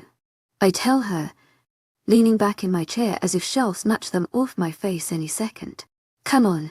You look ridiculous wearing those things inside. I'm tempted to follow her every command. Hendrix is my Luna, my queen. I want to obey her every wish. But this is something else. If I obey her now, she might never want to see me again. How can I risk it all? I don't want to scare you. I say slowly, my voice almost a whisper, pain leaking from every syllable. Her facial expression changed from flirty to serious in a split second. She appears concerned when she scoots a chair closer to me, a careful hand caressing the arm. Cedric. Damn. I love when she says my name. You could never ever scare me. I promise you that. What she says is too good to be true. Even in that perfect voice of hers, it has to be a lie. She doesn't know what I look like. Doesn't know the things I've done. If she could only see how powerful I am. How dangerous. Every move around her is carefully thought out. Incapable of so much. My eyes are proof. I inherited the curse from my father. A Viking-like king with a deadly reputation. People used to say that his eyes turned red after his first battle, or that he was blessed with them from birth because the goddess made him to destroy. When I was born, they said the same things about me. Please, Hendrix bleeds. I find myself defenseless. How can I withhold anything from her? I make a career out of taking the shields off my eyes. When I slide them off, my gaze fixes solely on my mate, gauging her reaction with a firm set expression. If she hasn't run yet, maybe I really do have a chance. She's very still, her dark brown eyes staring into mine with so much compassion and amazement. She gasps. But it's not from fear. We spend a long time in this position, just facing each other endlessly. Beautiful. Hendrix breathes, and I furrow my eyebrows. There are many adjectives that have been used to describe my terrifying gaze, and beautiful was never among them. How can you possibly think so? I beg her, ashamed to even let her see them. How can you think I would ever be afraid of you? She shakes her head in dismission. You're the only person who makes me feel safe. Your eyes, they're safe. 𝐿𝐤 𝐑𝐞𝐝𝐬 unveiled 𝐂𝐵𝐤𝐻𝐂. They're part of you. I don't know how I could ever doubt her. Hendrix is beyond this world. I've never seen anything like it. She murmurs, scooting closer to get a better look. I can only imagine what she sees. Glowing red pupils and awful scars. But she somehow chooses to see the best. Sorry to ask, but is it like a medical condition? Or maybe a birth defect? She questions me, never straying her gaze away from my eyes. That's what people typically do when they see my oddity. They stare. But I don't mind when it's her. She can look at me as long as she wants. It'll be her own personal museum exhibit. Yeah, something like that. That's why I've been wearing contacts.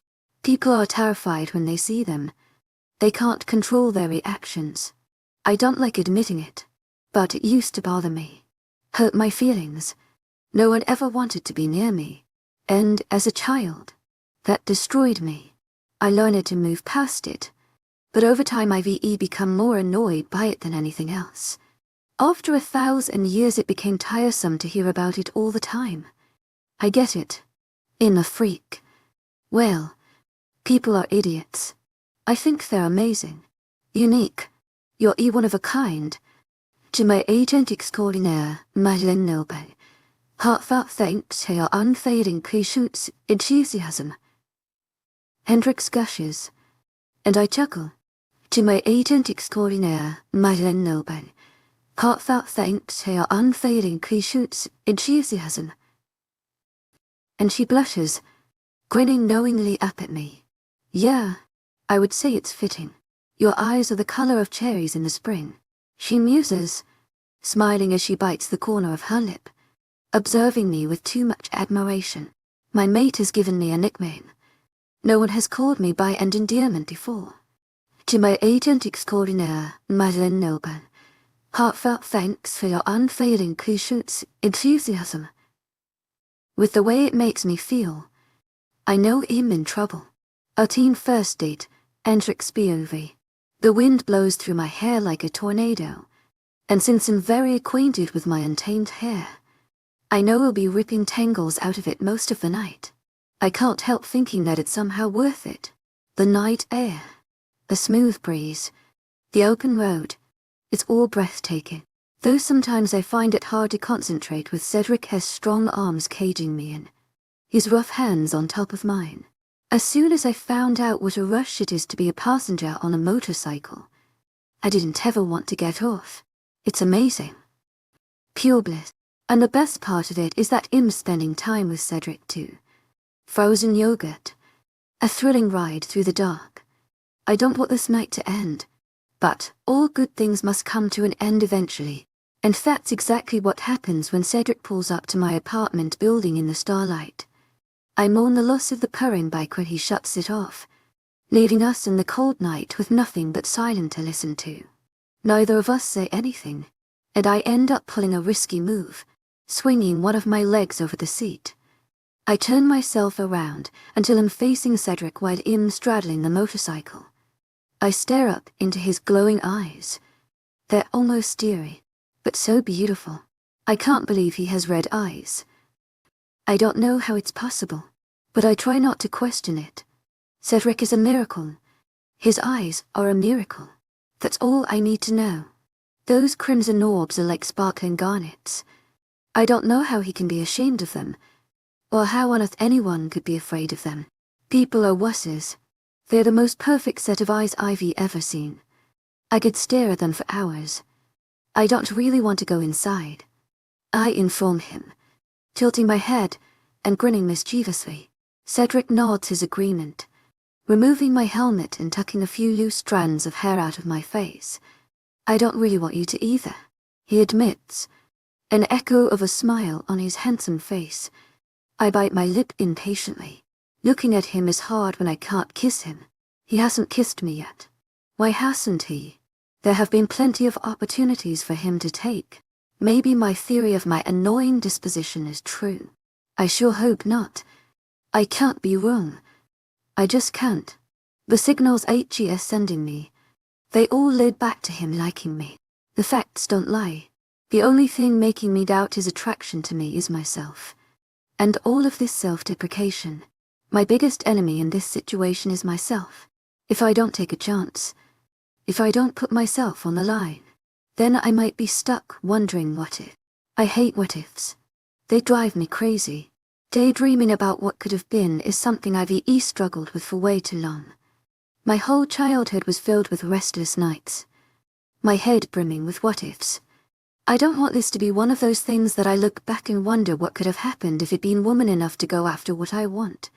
So I do it. I grab his rugged face between my hands and press my lips to his. Cedric's first reaction is to freeze. His mouth still firm. He growls for the second time tonight.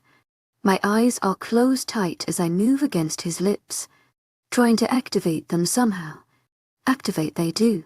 Before I know it, 𝐊𝐢𝐳 is kissing me back. His warm tongue slides across my bottom lip.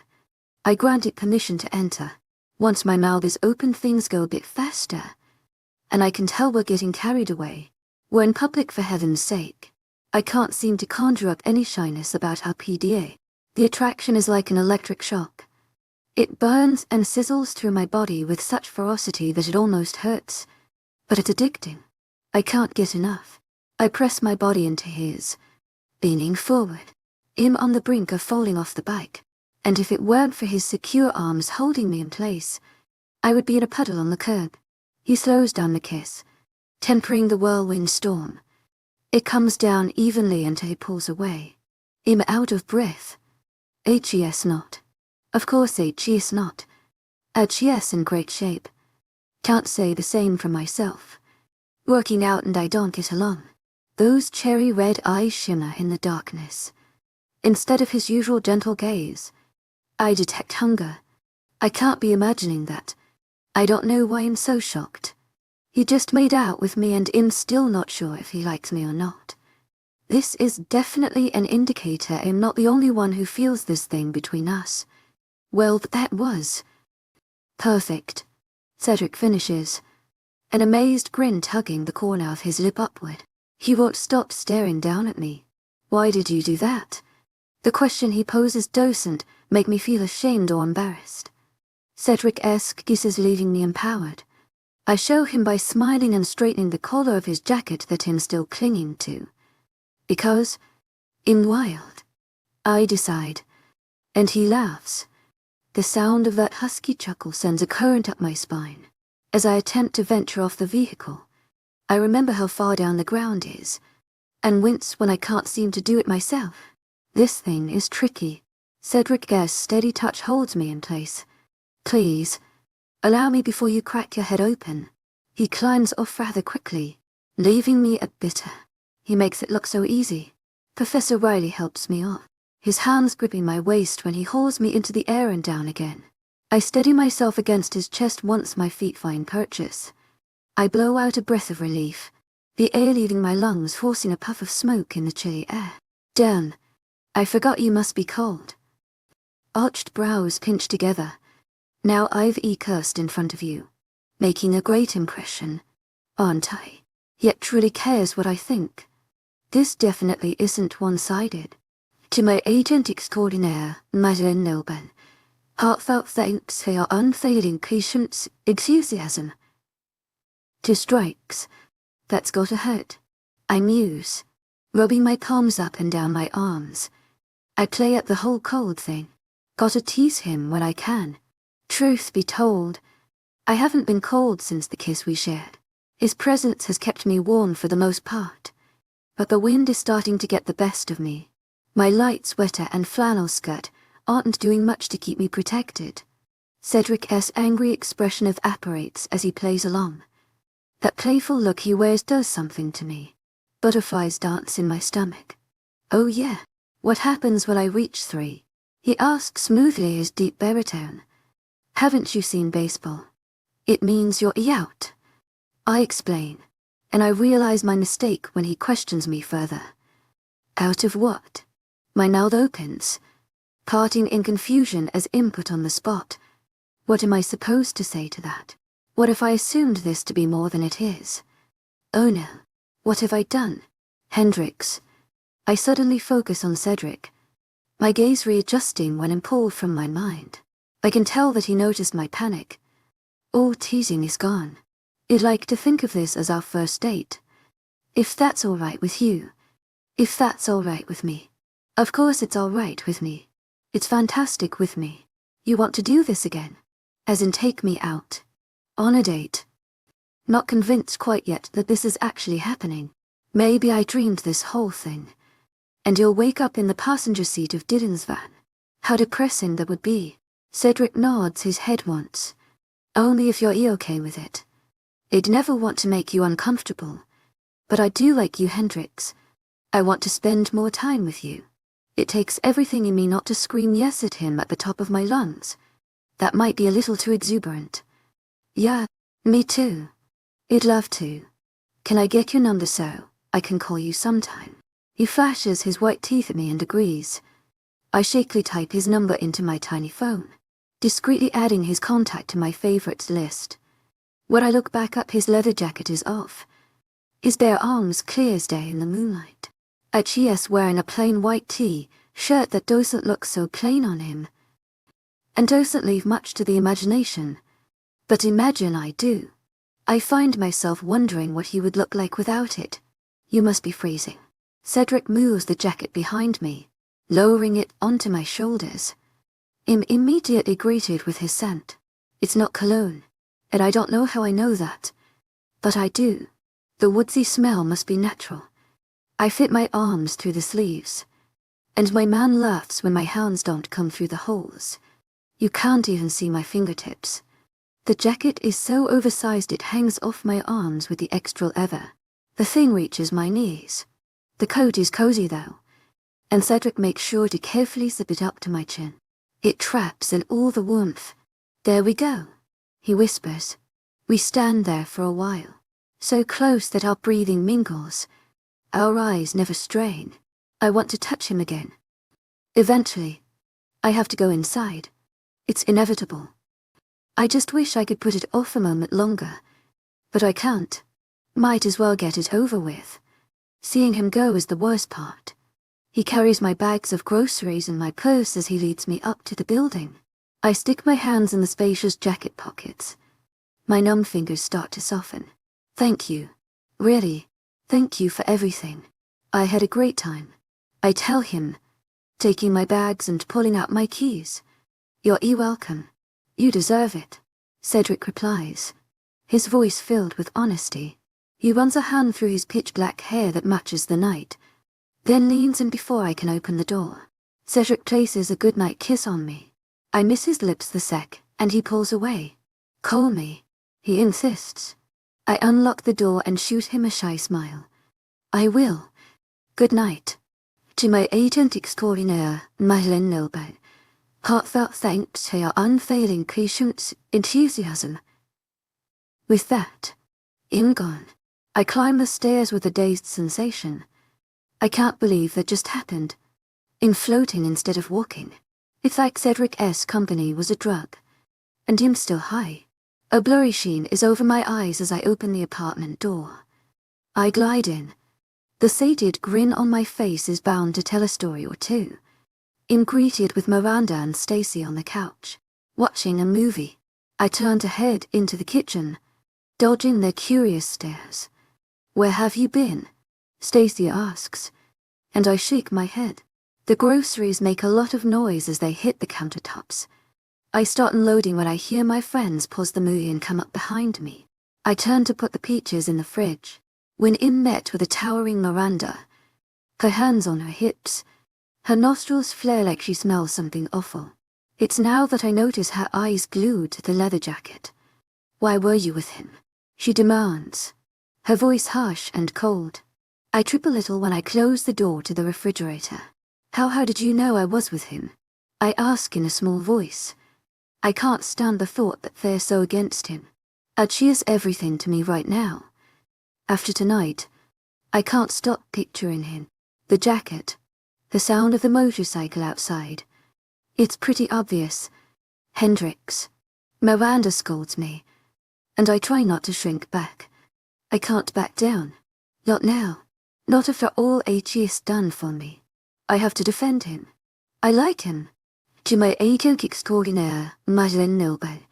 Heartfelt thanks for your unfailing patience, enthusiasm. 𝐿𝐲𝐻 is sweet, and thoughtful, and smart. He watches out for me, and kisses me goodnight, buys me frozen yogurt. Why do you think 𝐿𝐻𝐻 is such a bad guy? What's so wrong with all of that? I beg, gripping the nice-smelling coat tightly around my shivering frame. Stacy stands in the background silently as Miranda tears into me. 𝐿𝐲𝐻's no good for you. You can't see him anymore, she says, and things like that used to work on me, used to persuade me mindlessly. It's gone now. I'm free from her commands. The handcuffs have broken. Oh yeah. And why is that? 𝐿𝐻𝐻 is so awful and terrible that I can't be around him. Tell me why. Why is he so bad? My voice is shrill sounding. the fury bleeding through. Miranda appears a little shocked when I talk back. She quickly masks it, shutting her gaping mouth with a click. Think about it, Hendrix. 𝐿𝐤 older than you. A lot older than you. He has a stable career and life. You're a college student with no money. Why would he want you? The words cut me deep, and I flinch. 𝐿𝐤's using you. Once you give it up, he'll drop you. I don't want to see you get hurt. I shake my head, backing away until my back hits the counter. In shriveling up, my hand fist at my side. Cedric is not like that. You don't know him. What? And you do. Wake the hell up. Miranda snaps. She slams a hand on the counter. Her usually reserved tone is gone, lost in a sea of anger and volume. You're just jealous. You won't go out with any guy because you'd dwarf all of them. The only man on campus taller than you. And he wants me. You can't take it. I hurl back, my voice not quite as confident as hers, but still colored with poison. Her pretty eyes widen, and she takes a step back. That's right. You're both jealous of me. Ever since I can remember, you two always got the attention. Every boy who spoke to me just wanted the inside scoop on beautiful Miranda and Stacy. They worshipped the ground you walked on. Now that I finally have someone who likes me, you want to take him away from me. Well, guess what? You can't have him. They both look shocked. Stacy has tears in her eyes. Henny. Miranda starts. Not ears roll freely down my face as I stomp to my room. Her hateful words echo in my head over and over. Why would he want you? Trailer trash. Redneck. Abandoned.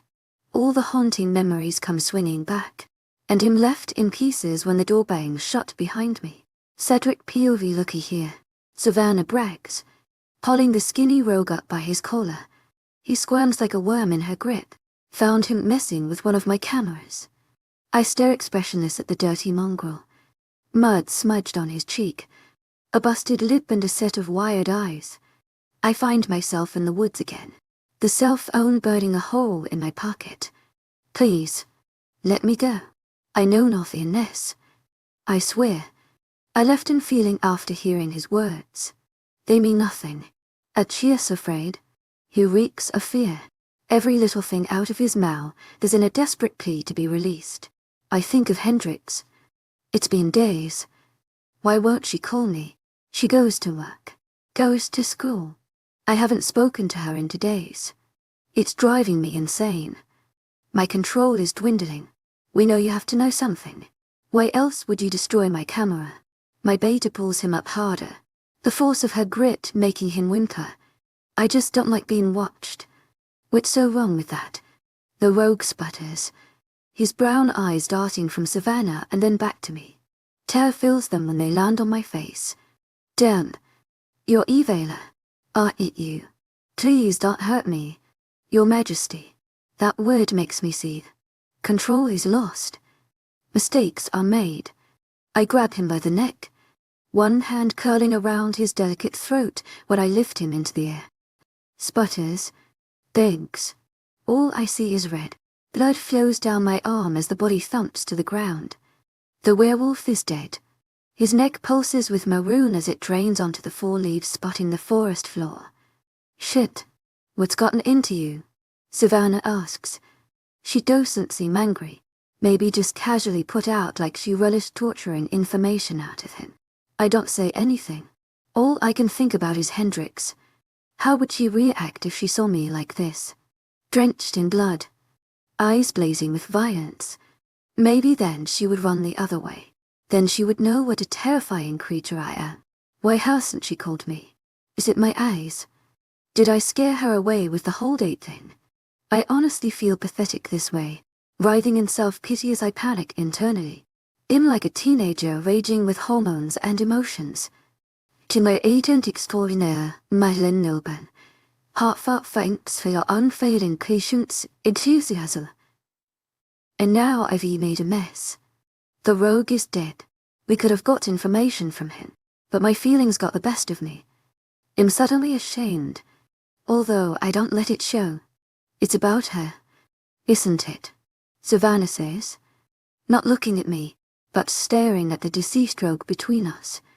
His eyes are wide and unseeing. My silence is 𝐊𝐢𝐬𝐷𝐞𝐝 enough. Savannah's eyes, giving me a defeated smile. She finally meets my gaze. Your little mate. What is she like? She asks finally. I stay silent for a moment, thinking of what to say. She's wild. But all the best flowers are. 19 Everything's Magic Cedric POV. When Hendrix shows up for our tutoring session, we don't waste much time talking about literature. The once intriguing topic has now become second place in comparison to the other activities that we enjoy. It's less than 5 minutes and we start making out. We can't keep our hands off of each other. The sight and smell of her are enough to make me go crazy with want. She's everything. I can't keep away. Can't stop myself when she presses up against me, demanding my mouth. She's sitting on my desk, her legs hanging down on either side of my chair, my hands on her thighs as we kiss. To think all this time I held back from touching her out of fear of spooking her. Then she ended up being the one to pounce on me. The bold move was shocking and very welcomed, and I spent the rest of the week in pure bliss remembering the intimacy I shared with my mate. Hendrix nibbles on my bottom lip, and I groan. The back and forth of the kiss is like a flow, a tornado, the pushing and pulling of energy and motion. She tastes like raspberries and sunshine. When in with her, everything falls into place, and everything is right with the world. She pulls away for a moment. She's panting hard as she tries to get oxygen into her dainty human lungs. Her breath fans across my face, and it holds an addicting sweet aroma that has me hooked. It doesn't take long before her lips are assaulting mine once more, despite the fact that she's still laboring for breath. I'm the one to pull away this time, worried about her health. There are many instances when I'm reminded of how delicate Hendrix is. I worry about her constantly. Humans get sick easily, and can die at the drop of a hat. There are times when the realization sends me into a panic. What if something bad happens to her? What if I can't get to her in time? Her life is like a thin thread. Any movement can't tear it in two. Maybe you should catch your breath. Baby, don't strain yourself, I say softly, brushing my thumb against her soft cheek as I stare into the deep depths of her doe eyes. She huffs an annoyed sigh, shaking her head in amusement while she breathes through her mouth. I'm not in great shape. This is embarrassing, she grumbles in an adorable voice. I chuckle, shaking my head. If only she knew shape has little to do with our breathing differences, and everything to do with species. No, you're perfect the way you are, I inform her earnestly, running my fingers through her tangled, curly hair the color of chestnuts. The soft ringlets are made for my touch. You're sure? You're just secretly judging me, she muses, looking at me with so much affection that I think I might be the one to run out of breath. I would never. She stares at me a moment longer, and I know she's admiring me again. That's something I don't deserve. Her admiration. I love your eyes, Hendrix says in a whisper. She insists on me taking out my contacts when she's around. Our past 3 tutoring sessions have been strictly filled with snogging. Each time she's more and more insistent that I remove my contact lenses. I don't mind. Not at all. Leaning back in, we start up on what we came here for. Of course 𝐼𝐸 kissed a woman before. 𝐼𝐸 done a lot more than that. But 𝐼𝐸 never had this sensation for even a second of any of that. This is something different altogether. This is magic. Sheer and pure magic. I'm engulfed in fire when I touch her. I slide my tongue into her mouth, tugging on her and demanding more. She moans and wraps her arms tightly around my neck. Hendrix pulls me in closer. I'm imprisoned like a helpless animal in the jaws of a bear trap, and I don't plan on escaping the torture. Sweet, sweet torture. Every once in a while, the paranoia starts to set in. We're in my classroom, on the middle of campus. 𝐊𝐸𝐳 𝐂𝐷𝐞𝐿𝐬 unveiled 𝐀𝐥𝐄┥ 𝐸𝐬. I've taken proper precautions. The door is locked up tight. Shades drawn, but my senses aren't exactly on high alert. I'm practically drunk on my mate. I'm hoping nothing goes over my head. More time flies by. I don't even know what time it is.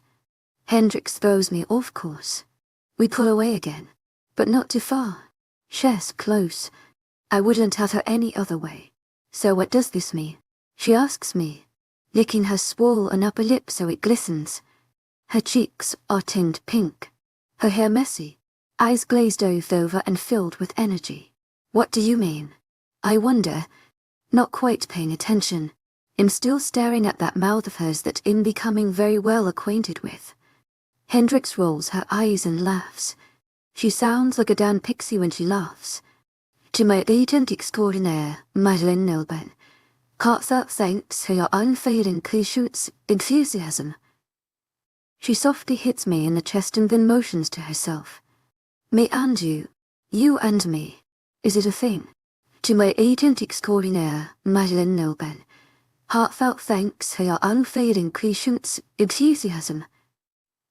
𝐿𝐷𝐸𝐻𝐸 𝐊𝐢𝐳 heartfelt thanks for your unfailing patience, enthusiasm. Her volume gets quieter and less confident as she talks. I can hear the unsure thread in her voice. And I can hear the hope, the longing. She wants me. She has the draw. And she wants to give in to it. She's just as cautious as me, trying to take it slow as to not scare off the other when we both just want each other. I'll be honest. I like you, Hendrix. I care about you. I want this to be a thing. There's something between us. And you feel it too, don't you? Hendrix doesn't even stop to think about it. She just nods slowly. She stares at me alight with excitement. I care about you too, more than I should. I'm just a little scared, Cherry. Not afraid of me, at least. But it's understandable to be terrified of her new feelings. The mate bond doesn't forslav. The mate bond is like a magnet. She's been drawn to me since we met. But her affection for me, and mine for her, is purely organic. We choose to fall in love. The bond just gives us the first spark. I'm well on my way to falling in love with her. Me too. But I'm trusting my gut. You want to know what my gut is telling me? She nods in response. It's telling me to jump in and never let go. Another kiss from the human. This one short and sweet. A reply of sorts to my declaration. Hendrix's small fingers hold onto my shoulders as she grins from ear to ear. Suddenly her smile collapses, replaced with a hopeless expression. I sit up straighter as I wait for her to talk. I'm so happy to hear you say that. But what about Savannah?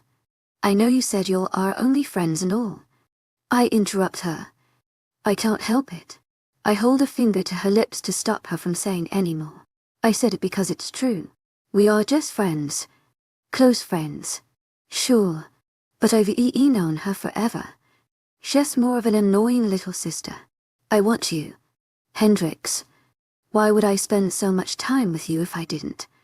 I asked gently, holding her face and focusing solely on her, and nothing else. Sighing, I shake my head. I hate it that she's so unsure of herself. She's the perfect specimen and she's worried about Savannah of all people. I guess not. Hendrix admits, not looking me in the eyes as she smiles happily to herself, fiddling with the end of her dress. If there was any doubt left in her, I kiss it away. It's a firm and dedicated kiss. iMessage. A love note. Of course not. That's my point. I love kissing you, and being around you, seeing you, hearing you. She smirks, wrapping a hand around my tie and tugging me towards her. Me too. I've never wanted to be around someone more in my life. 𝐿𝐷𝐸𝐻𝐸 𝐊𝐢𝐳 heartfelt thanks for your unfailing crave enthusiasm. And then we're kissing again, which is a huge surprise. We barely stopped since she showed up. After minutes of pleasure, she has to catch her breath again. I can't take it anymore. I pull her into my lap. Hendrix lets out the most adorable gasp I've ever heard. She's straddling me. Not quite eye level anymore. This position is more intimate. Not quite sexual, but comfortable. She fits against me like she should. Like she was made to complete me. A missing piece of me. I'm going to state the obvious. No one should know about me and you. That we're together. Student and a teacher. That could cause trouble. And I don't want that. I explain as I look down at her. A bit awkward at the subject. I'm not ashamed of her. I could never be. But humans have their strange reservations on relationships. She ducks her head to the side, doodling little patterns on my shoulder with her fingertip. Yeah, I wouldn't want you to lose your job because of me, Hendrix admits, smiling sadly as she nestles deeper into me. I grip her chin, pushing her head back until I've got her attention. I couldn't care less about my job. It's your education, your hard-earned tuition. I don't want you getting expelled. You know what the school will think if they find out. Baby, that you seduce me for better grades. She lights up at my explanation. I can see the flirtatious fire filling her. Maybe you should give me bad grades just to throw them off the trail. She offers up, and I throw my head back with laughter, running a hand down her back. Sounds like a plan to me. 20 Kevin Hendrix B&V. I stare out the window of the bus. The landscape flying by in vibrant shades of autumn that I haven't seen in a few weeks at least. Up north, in Virginia, the leaves turn and fall much sooner than they do down south. I'm anxious, almost trembling. The call I got last night has sent me spiraling out of control. First thing I did was grab a suitcase and shove some clothes in it, as fast as humanly possible. When I heard that my mother was in the hospital, I called my boss as early at the door to inform him I might need a few days off since I don't know how long he'll be gone. At least she's not in the hospital anymore. A kind woman at the called me to inform me that my mama was discharged and to be sure to check in on her. My number is still on her emergency contact information. And they clearly didn't know that I live 12 hours away now. I have 30 minutes left. The bus is quickly eating up the distance.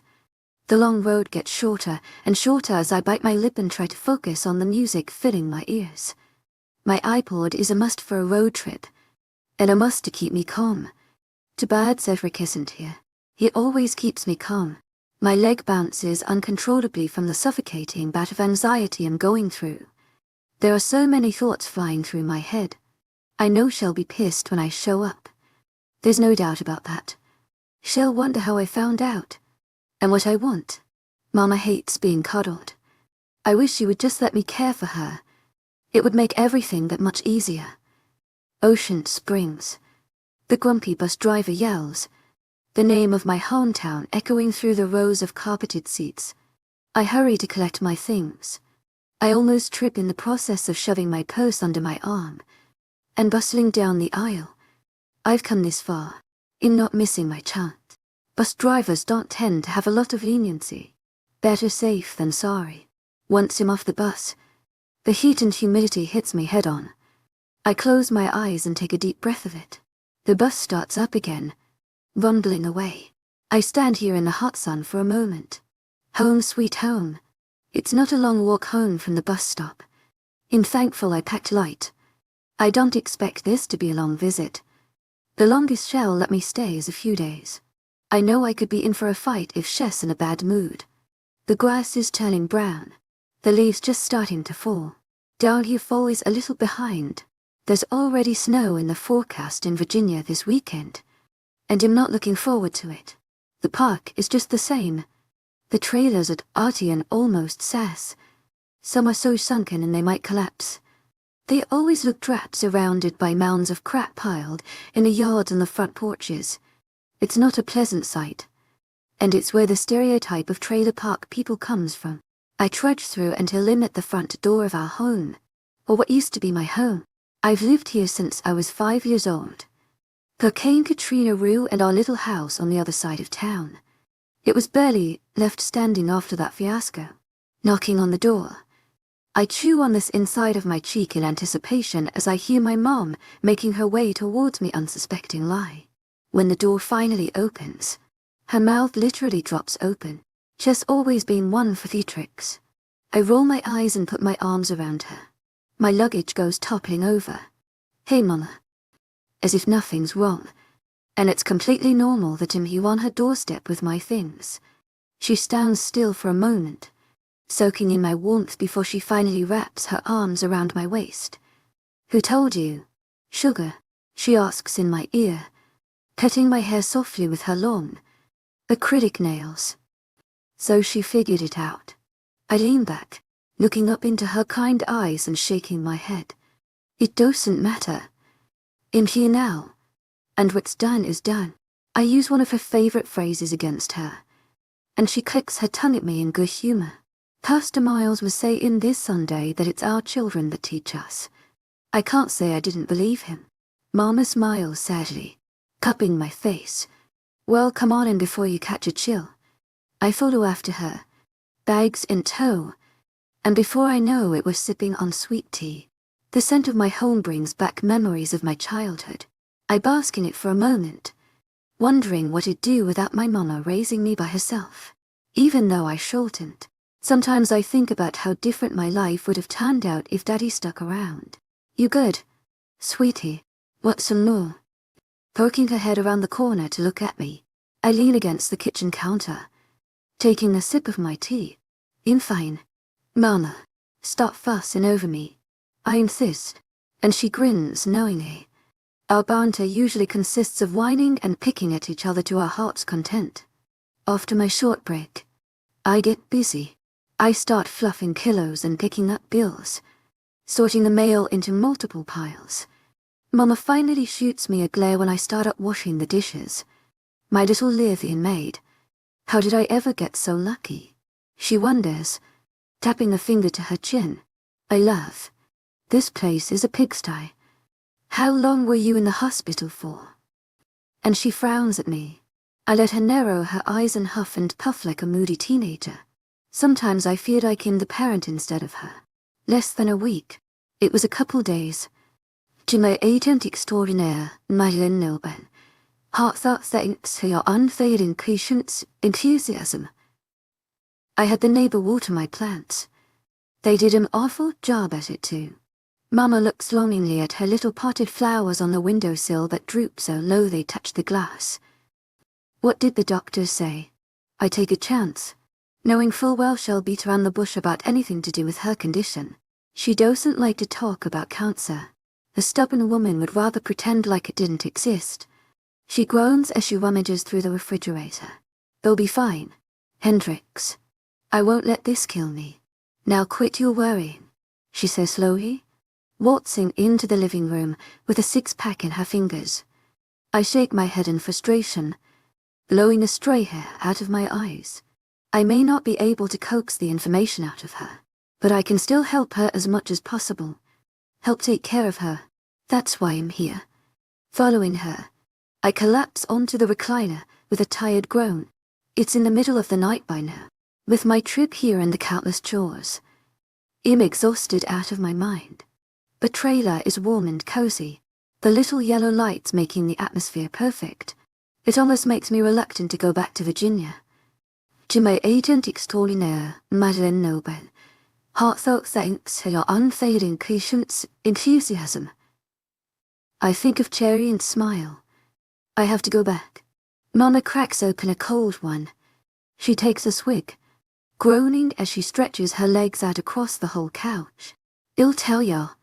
Alcohol is the only thing that gets me through life sometimes," she admits, shrugging when I raise my eyebrows at her. She wants to pretend as if what she just said wasn't the saddest thing a person could say. "You should try it sometime." I scoff. "I'm 18. Mama." I inform her, even though she already knows that. She gave birth to me after all. "You never let loose. Trust me. It's worth it." She counters, pointing at me rudely. "Damn, you look just like your daddy." Jess already had a bit to drink, it would seem. "Mama, I know. It's just that sometimes it's hard for me to look at you. It's like him looking into his eyes," she tells me, moving her chin to the side before staring at her beer with a dazed expression. What she says hurts, but I can't blame her. He put her through a lot of pain in the past. I just wish she would be more careful about what she says to me, The alcohol loosens her tongue. I can't help that I look like him, or that I remind her of him. You can't choose what genetics you get. Believe me, if I could I would have picked the bright red hair from my mom. Which reminds me, Mama says, standing a little too quickly and almost tripping on the rug. She grabs something off the old box television. She tosses it at me, and I grab it, feeling startled. Found that in an old box of shit. And I don't want it. It's a small metal flask in a leather cases. I trace the monogram stamped into it with my fingertip. BSS Daddy's initials.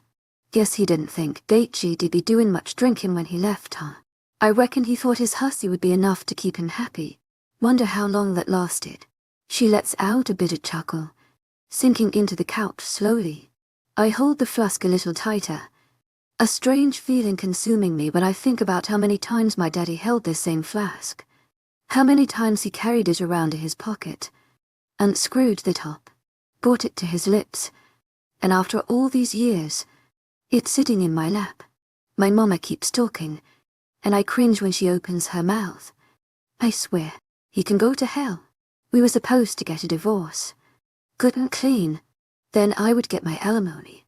Both of us knew you would pick him in court in a heartbeat. But no, he didn't want that.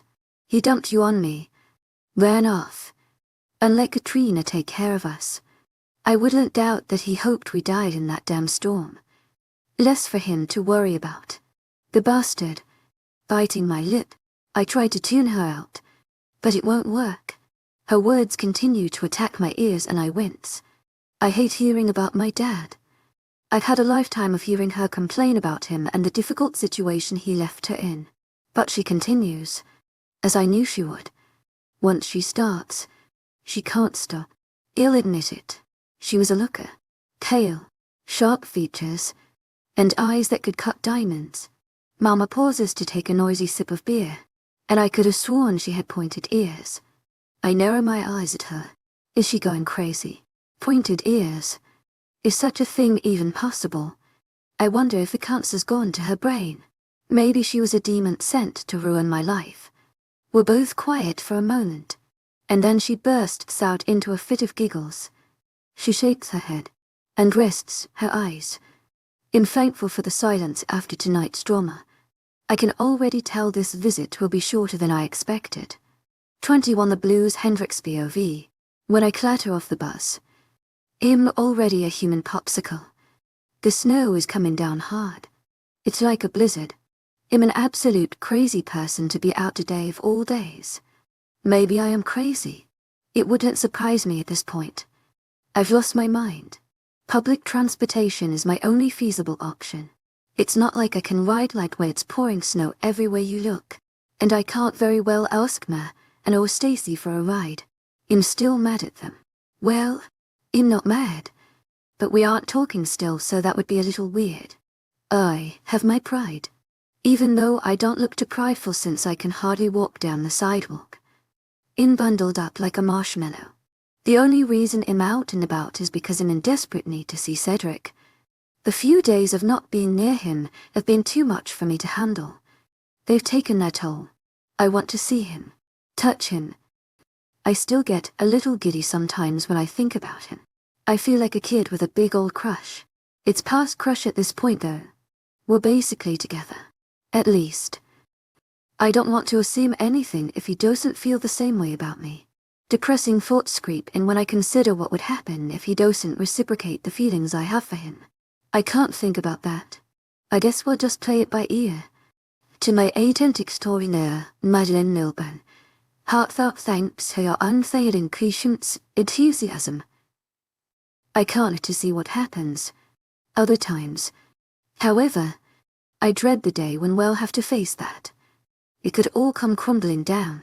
Going down the hallway towards his classroom, I feel like I'm wadding instead of walking. I try to speed up.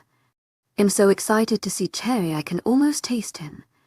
I'm like a fat penguin making my way to the ocean with glee. That's when I'm met with an unwanted surprise. I stop in my tracks as Savannah struts down the hall towards me. The sound of Cedric's door closing behind her and then her heels clicking on the tile floor. She doesn't even have to try to look as gorgeous as she is. She's naturally flawless. Her toned skin shimmers, her creamy eyes lazy and intelligent. Looking at her, you would guess she has absolutely no problems. When she spots me, she doesn't stop. She just raises her eyebrows in scrutiny as she keeps putting one long leg in front of the other. Cedric's friend isn't exactly dressed for the weather. She wears a 𝐏𝐜𝐬𝐬 top and skin-tight jeans, topped off with a pair of black high heels. 𝐊𝐢𝐳𝐸𝐬𝐷𝐞𝐝 𝐊𝐢𝐳𝐸𝐬 Heartfelt thanks for your unfailing patience, 𝐊𝐢𝐳𝐧𝐚. Boss lady outfit. An outfit that I wouldn't be able to pull off the way she does. I can't compare to her all. Even at my best. My heart sinks. Hi, Hendrix. How are you? She asks me, and she actually makes it sound like she cares. Savannah flips her curtain of shiny black hair back over her shoulder, standing high above me in her mighty picture of shiny perfection. Good, I reply in a small voice, trying to let some confidence bleed through, and failing miserably. How can anyone be confident in her presence? I'm pretty sure it's impossible. Well, it's great to see you. Cedric will be glad you're here, she informs me, smiling at me, acting a little strange compared to how I usually see her. But for reasons unknown, I actually like Savannah. She seems to mean well, even if she is leaving Cedric's classroom. Wait, why is she leaving his classroom? What were they doing? I can feel my face go as pale as a ghost. She walked out of his door. She was in there. They were together. 𝐿𝐢𝐳𝐸𝐬𝐷𝐞𝐝 𝐊𝐢𝐳𝐸𝐬 Heartfelt thanks for your unfailing patience, 𝐊𝐢𝐳𝐸𝐬𝐬. There are plenty of explanations that could be behind this, but my mind jumps to the most painful conclusion possible. Was Cedric replacing me while I was gone? Has he been doing this the whole time? Am I being played? Savannah's nostrils flare, and she takes a step towards me. She's so much tore up close. She leans over me, acting strangely angry and almost protective. Are you all right? She demands, and I startle. Am I that easy to read? I thought I was good at covering it up. I look away. I wallow in my own self-pity at the idea of facing Cedric now. Why did I have to show up right when she left? Why does the universe hate me? I'm fine. I'll see you around, I assure her, trying to turn and walk towards Cedric's room with a little bit of dignity I have left. But I'm stopped when a slim hand clamps down on my shoulder, her grip surprisingly strong for how elegant her fingers look. What? Not quite making eye contact, Savannah shakes her head in amusement. He cares about you. He really, really does. It's all she says before giving my shoulder a tiny pat. And turning around. The way she moves is so graceful and natural. I glance down at my oversized pea coat and puffy scarf. I look like the Michelin Man. As I keep walking, I think about Savannah. Why would she say that to me? Does he really care about me? How would she even know that? I twist the door handle, and am surprised to find it locked. I timidly poke my head in. It's not even a second before a whirlwind of motion pulls me into the room. The door slams behind me. Warmth and hard muscle greet me, and I don't struggle since I know who's grabbed me. Cedric's arms are tight around me, like bands of unbreakable steel. He just holds me into the air, my feet inches off the ground below. The smell of him is enough to calm me down. It's like it's the thing I've needed most these past days to recharge me, and it only took seconds to work its magic. She's fine. She's fine. She's okay. I hear him chant, and I furrow my eyebrows in confusion. I try to tilt my head back to look at him, but my head is trapped against his chest. I wiggle a little bit, hoping to dislodge him. It doesn't work. Big surprise. 𝐿𝐢𝐳𝐸𝐬𝐷𝐞𝐝 𝐊𝐢𝐳𝐸𝐬𝐬 Heartfelt thanks to your unfailing patience, enthusiasm. I complain, but he won't let go. I'm not strong enough to even make his grip budge. I groan in effort. I'm trying my hardest, but I'm getting nowhere. I give up, going slack. I lean against him and let my legs relax. He holds me for a few minutes. Eventually, he puts me down. His red eyes are wide and angry. I've never seen his eyes that way when he looks at me. Do you know how terrified I was? He demands, his voice harsh and his face scary looking. I silently open my mouth, and then close it again. 𝐿𝐲𝐻 mad. 𝐿𝐲𝐻 mad at me. Maybe I should have told him I was leaving. I know you were prob. He slams his hand against the wall next to me. No, you don't know. I didn't know where you were. You wouldn't answer my calls and...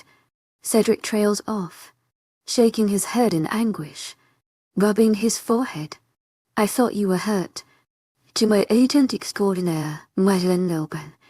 Heartfelt thanks for your unfailing patience, 𝐿𝐲𝐻𝐸. I went to your apartment. You weren't there. And your friends turned me away without any information. I'm trembling now. I'm not afraid of Cherry, but I'm so angry at myself for not thinking of him. I got too carried away. I was so caught up in my mother that it didn't seem important to even bring my phone with me when I fled. It's no excuse, but it's all I have. I left my phone in my room when I left. I didn't know you were trying to contact me. I haven't been back to the apartment since I've been back in town. I came straight here. Otherwise I would call back right away. I whisper, taking a deep breath and not looking at my booted feet. My thoughts drift to Savannah and my lip starts to tremble. I bite my tongue, determined to hash this out. I can't lose him.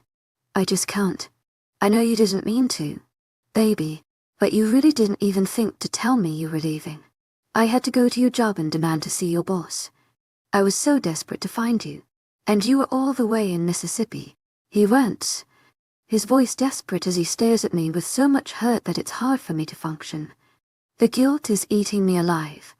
I didn't really think anyone would care.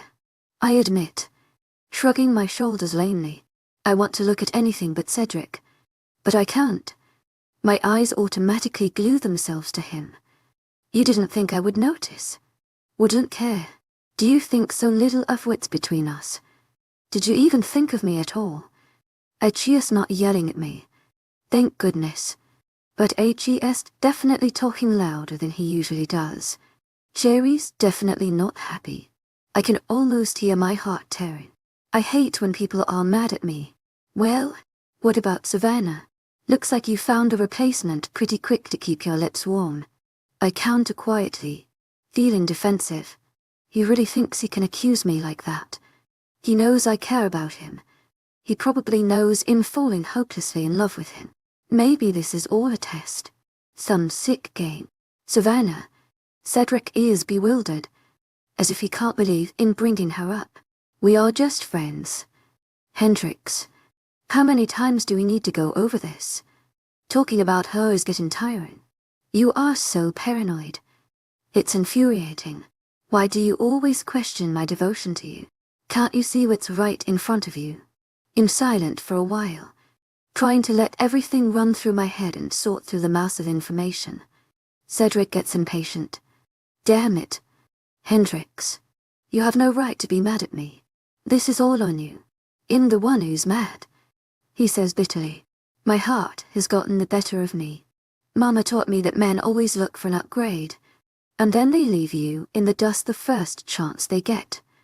As soon as you slip up, they leave. I fell for it. I really did.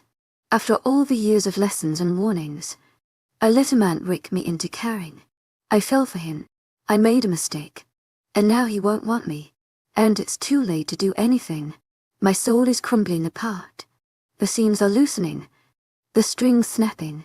Tears fill my eyes without preamble. I can't take it. I can't do this. My body works on autopilot, steering me out of the room and down the hall and out on the street. Flurries of snow all around me. The light winds stirring the flakes up. I stick my hands in my pockets.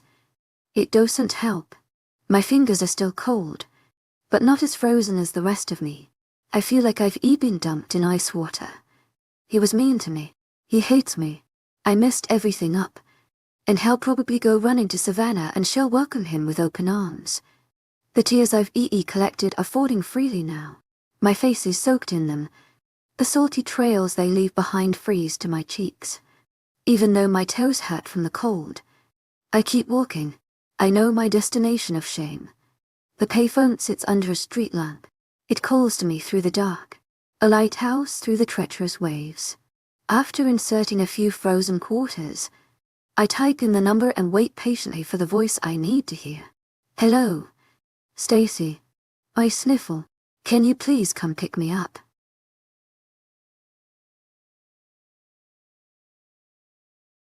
𝐿𝐤𝐧𝐠 my everything, yet I can't stop suspecting that he has someone else. 22 I've been cold. Cedric, POV. I run my fingers through my hair, tugging at the ends and wanting more than anything to punch a hole through the wall. How have I kept my cool this whole time? Her explanation made sense. Of course it did. Otherwise I could have gotten angry at her. I'm not sure if I could ever get mad at Hendrix, but I was terrified. I was so desperate to keep her from repeating what she did that I took out my frustration on her. The pain in my chest was unbearable when I tore apart the town looking for her. I even searched the woods for her dead body. I'm still shaken up. The terror of the situation haunts me, fear coursing through my veins like acid. In all my years I have never been as terrified as that day when Hendrix didn't show up to class or our tutoring session. I called and texted. Nothing. I had no idea what fear was until that moment. And now she's run away from me in tears. The second time it's happened, but this time it's my fault. My heart races as I whip the door open, storming down the hall after my mate. The tears in her eyes, her pain forcing itself on me. I hurt her. Not physically, but hurt feelings is almost as bad. I knew she was sensitive. That day with the cashier was enough to show me that. She's delicate. Her feelings easily hurt. I didn't take it into account. She just needs time to calm down. I didn't know what to do, or what to say. All of the emotions were bubbling up inside me. I couldn't get across how I felt. I'm not mad at her, but it's too late to tell her that. All I wanted to do was tell her how I feel, how much it hurt when I thought she was in trouble, and why did Savannah have to be there at that exact moment? Hendrix is already suspicious as it is. To my agent extraordinaire, Madeline Nilban, heartfelt thanks for your unfailing patience, enthusiasm. She's gone. I don't know exactly what I expected. Time works differently when Hendrix is involved. I clench my jaw as my eyes sort through the falling snowflakes.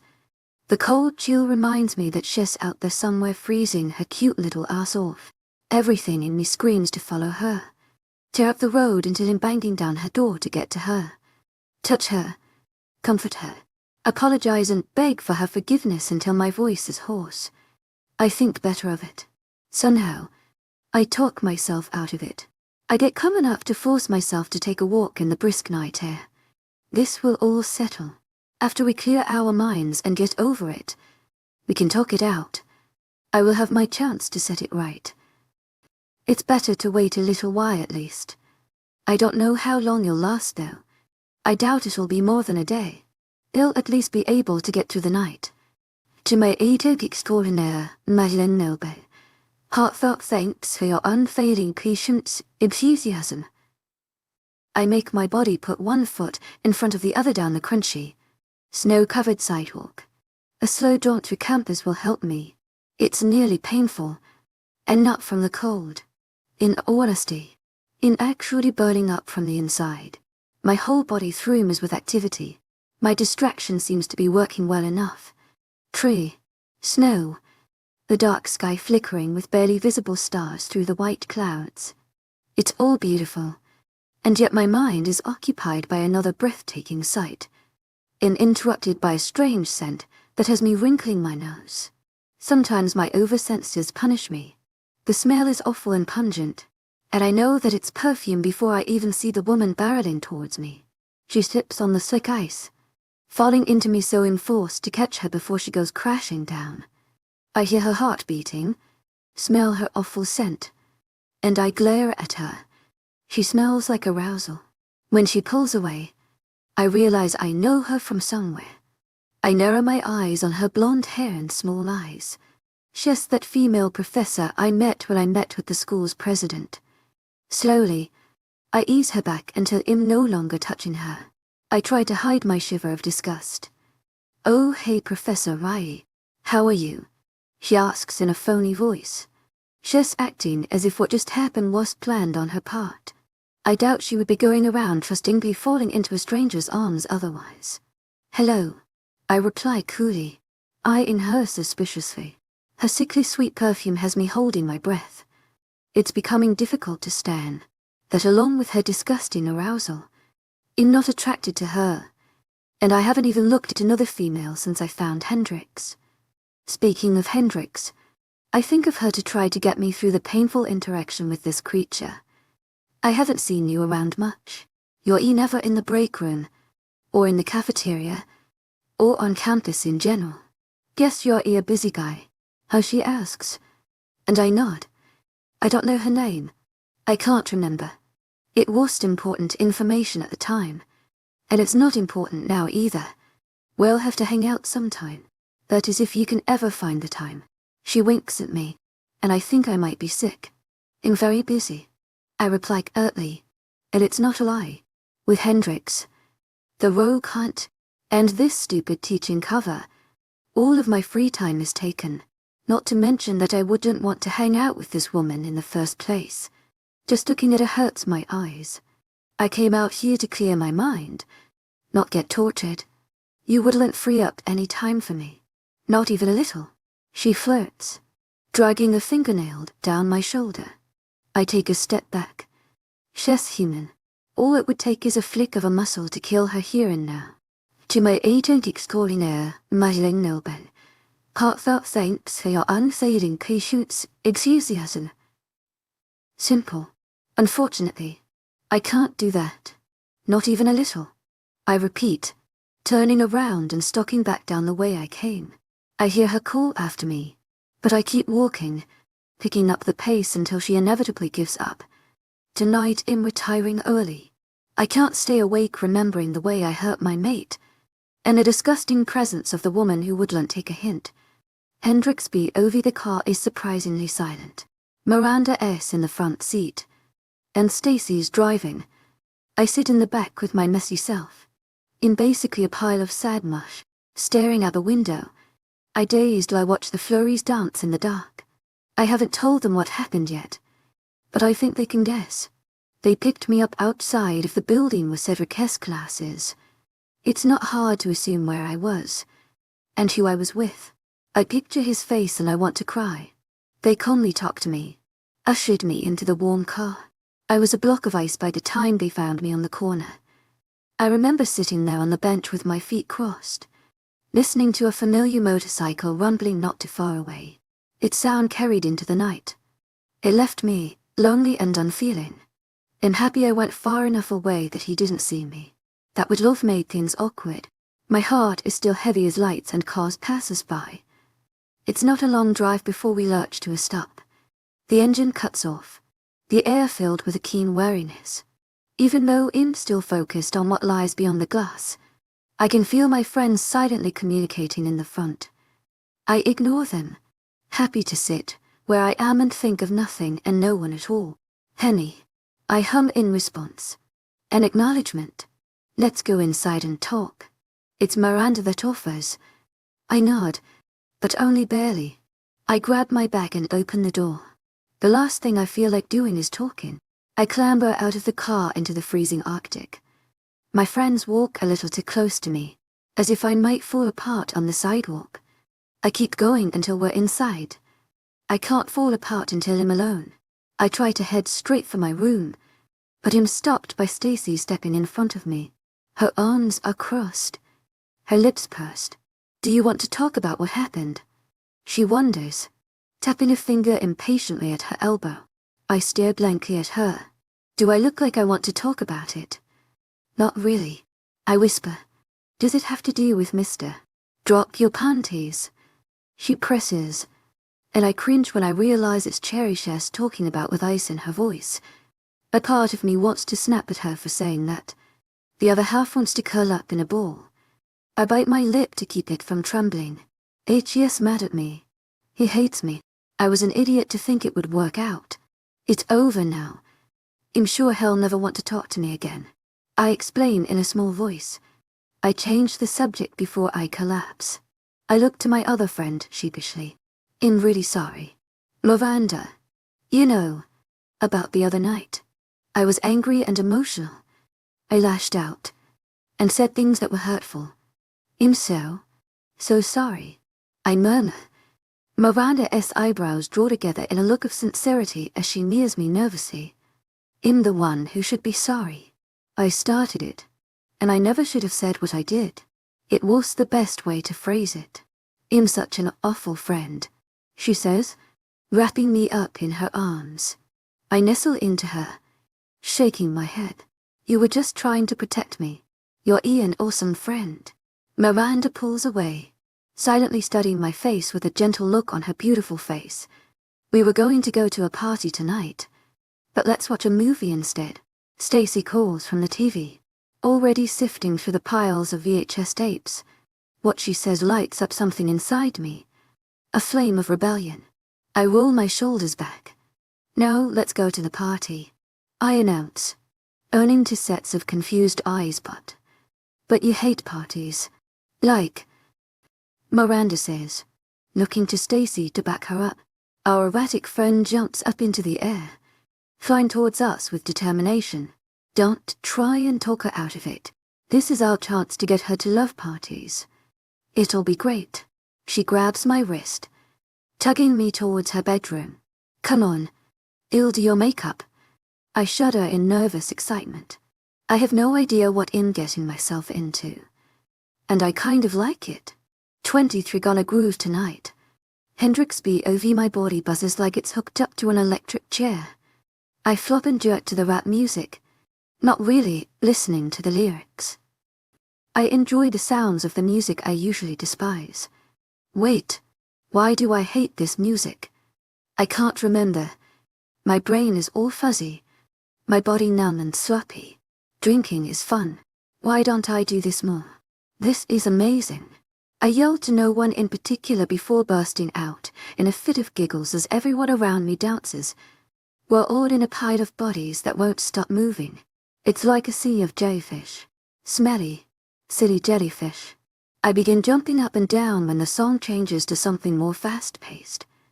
The lights continue to flicker on the limbs and heads swaying around the dance floor. When I lift my cup to dump the rest of my beer in my mouth, I find it empty and I whimper in disappointment. If I'm not drunk enough, Cedric will sneak into my mind. I look around desperately for my friends. Neither Stacy nor Ma are anywhere in sight. It seems they've abandoned me. I shrug, because I really don't care, and I begin shoving my way through the mass of people. It's a hard journey for me being so short and so dizzy. I don't get mad or annoyed. In fact, I love it. My blood thrums and my ears ring in delight. My whole body is warm like I'm wrapped up in a big ol' hug. I smile brightly. It almost feels like when Cedric touches me. I stop abruptly in the middle of the crowd, nearly knocking some girl over. Stupid Cherry. Hey, watch it, she demands, evil in her eyes. But my mind is too occupied to allow her words entrance. I don't care. I'm too busy being sad about Cedric. He doesn't want me. I cringe at the reminder of gorgeous Savannah strutting out of his classroom like she owned the place. He has to prefer that gorgeous supermodel to plain little Hendrix. Sorrow seeps into my bones, and I shiver, suddenly feeling cold and oh so alone. I need more alcohol to warm me up. All I need is some more drinks to make this night perfect. When I finally find my way to the drinks, the song is winding down. I squeal when punch splatters me as I fill up my solo cup. I laugh and laugh as I down some delicious liquid, whatever it is. I know there's a lot of alcohol in it by the strong bite. It burns my throat all the way down. Hey you. I glance up, not knowing who was calling out, or if they were talking to me. My gaze lands on the DJ. The tall, handsome DJ. He looks me up and down and grins. 𝐊𝐢𝐬𝐧𝐰 good looking in his button down and with those big headphones around his neck. He isn't as attractive as Cedric. To my 𝐊𝐢𝐧𝐼𝐻 calling my 𝐊𝐢𝐬𝐪 Heartfelt thanks for your unfailing patience, enthusiasm. No one is attractive as my cherry. I shake my head back and forth, trying to dislodge that man from my mind. 𝐊𝐲𝐬𝐷𝐞𝐝. I don't need him. Yeah, DJ guy. The question seems to come out all jumbled, but he can somehow understand me. At least I think he does. Glancing at his computer, and then back up at me. What can I play to get you to sing? Little thing. He calls over, tilting his head at me and shooting me a wink. 𝐿𝐲 is flirting with me. I smile mischievously from ear to ear as my plan forms. This is what I've been waiting for. Here's my chance to have some real fun and forget all about Cedric. Walking over to the DJ feels like waltzing across a tightrope. I stumble and sway, but eventually make my way to his table where he types something on his keyboard. What's your name? He asks me, and I touch his arm and lean in closer. Hendrix. I inform him. His dark eyes widen in surprise, and he nods exuberantly. He picks up a wireless microphone and holds it up to his thin lips. That's a sick name. Love the accent, by the way. He tells me, and he presses a red button on the side of his microphone. It makes a noise on the speaker before his voice lets out. Ladies and gentlemen, I'd like you to meet Hendrix. The echo of my name bounces around the room with applause. Everyone is cheering while they look at me. I laugh and my mouth drops open in shock. This is so cool. Hendrix is going to pick our next, so what'll it be? Princess. When I look back over at him, the microphone is pointed at me. I grab the thing from him. Sweet Home Alabama. I call into the microphone, my voice filling the room.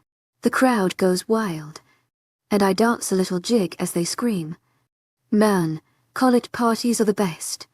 How come I've never noticed until now? The music starts back up, and sure enough, DJ guy plays my fine request. I immediately start dancing and moving across the floor. As the words start, I automatically start singing into the microphone. Big wheels keep on turning, carry me home to see my kin. And a roar of the cheers keep me going. Everyone is singing right along with me, all the words slurred and jumbled.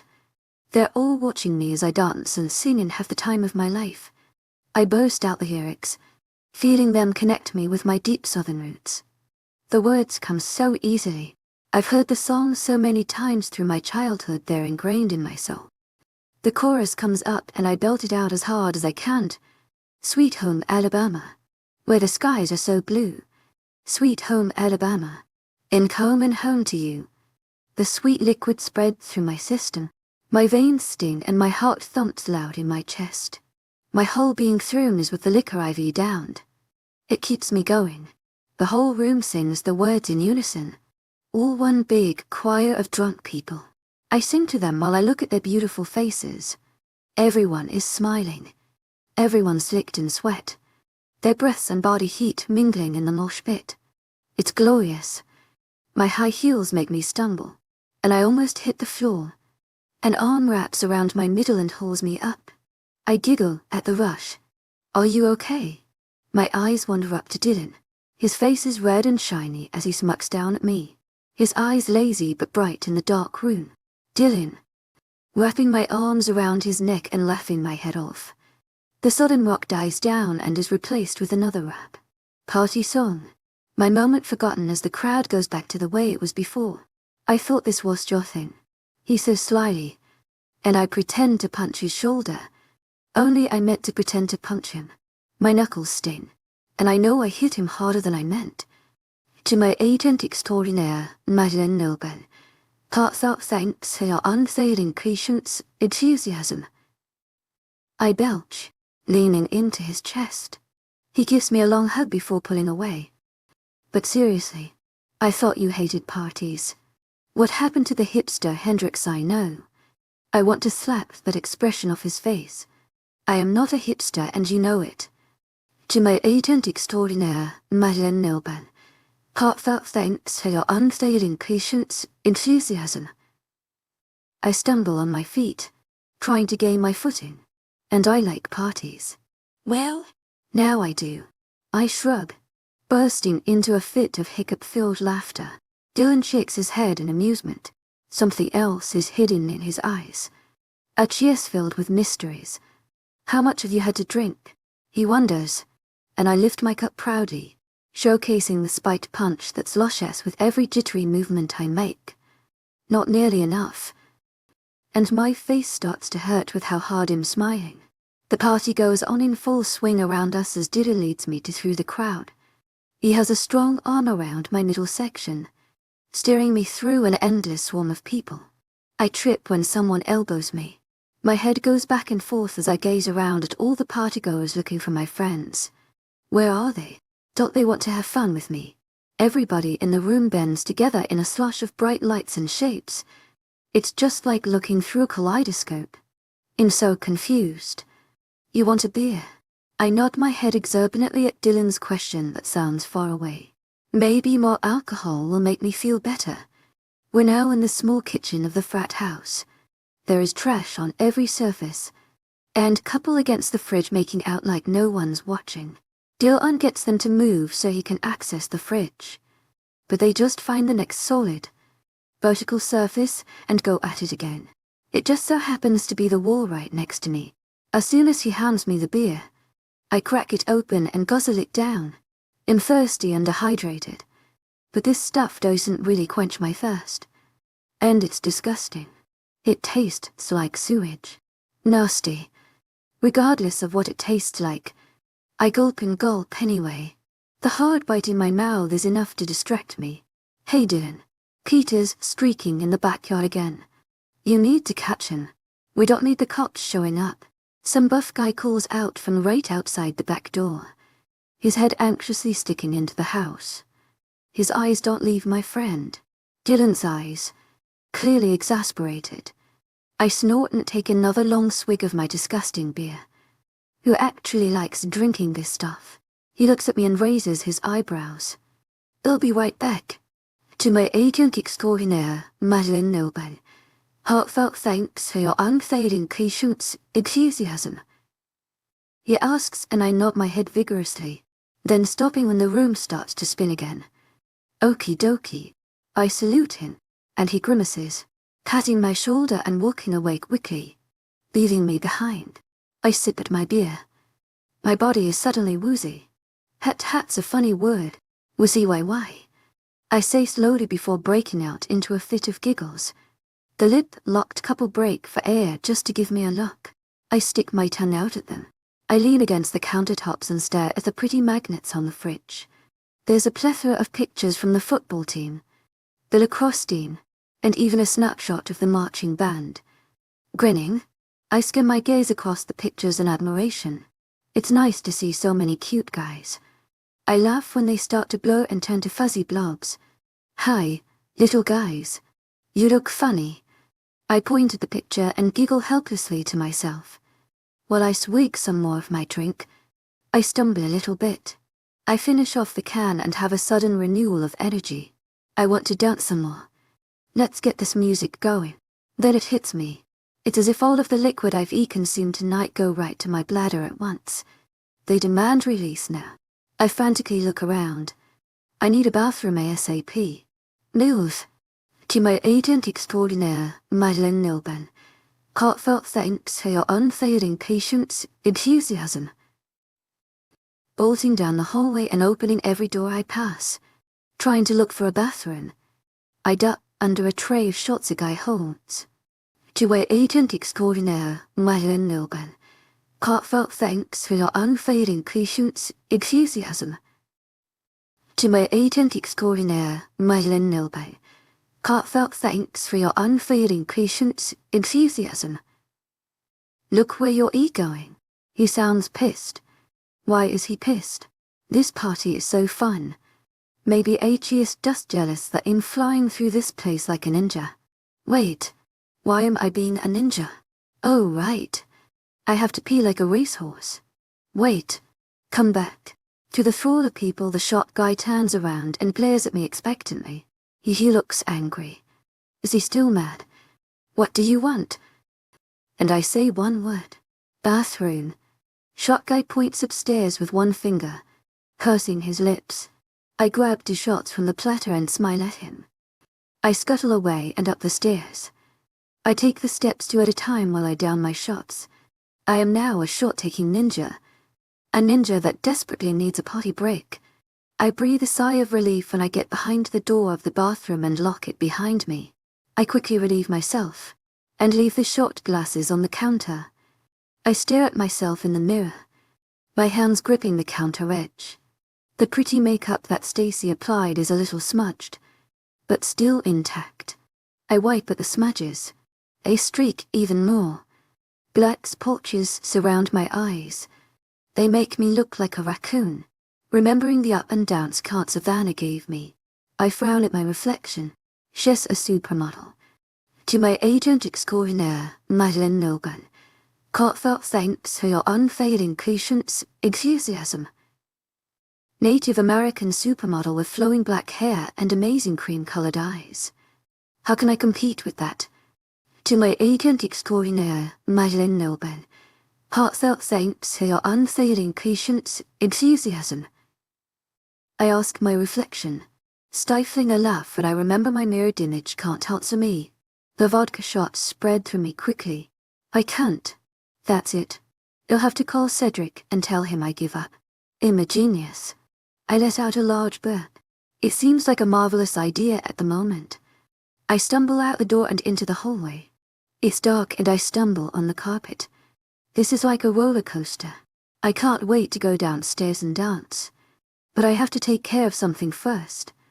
I lean against the wall and slide down. Down. Down until my butt cheeks hit the floorboards. I stretch out my legs until they hit the banister to the stairs. Moaning, I bend forward and rip off my heels. They squeeze my toes. I want them gone. My hand fishes my phone from my bra and I stare at the screen. It reads 130 for 𝐊𝐸𝐵. Time flies when you're having fun. It takes me a minute to go through my contact. My brain is too fuzzy and jumbled to concentrate. I click Cedric's name without any preamble. There is no waiting. I'm going to let him have it. He needs to get out of my brain so I can have more fun. The phone rings on and on. I start to grow impatient until he finally picks up. Hello. Hendrix. His thick voice is groggy WKTH sleep. I woke him up. I let myself bask in a little victory. I don't care that you have her. I slur into the speaker, trying to collect my flying thoughts. It's like grasping at little birds as they fly past my face. Where are you? Why do you sound like that?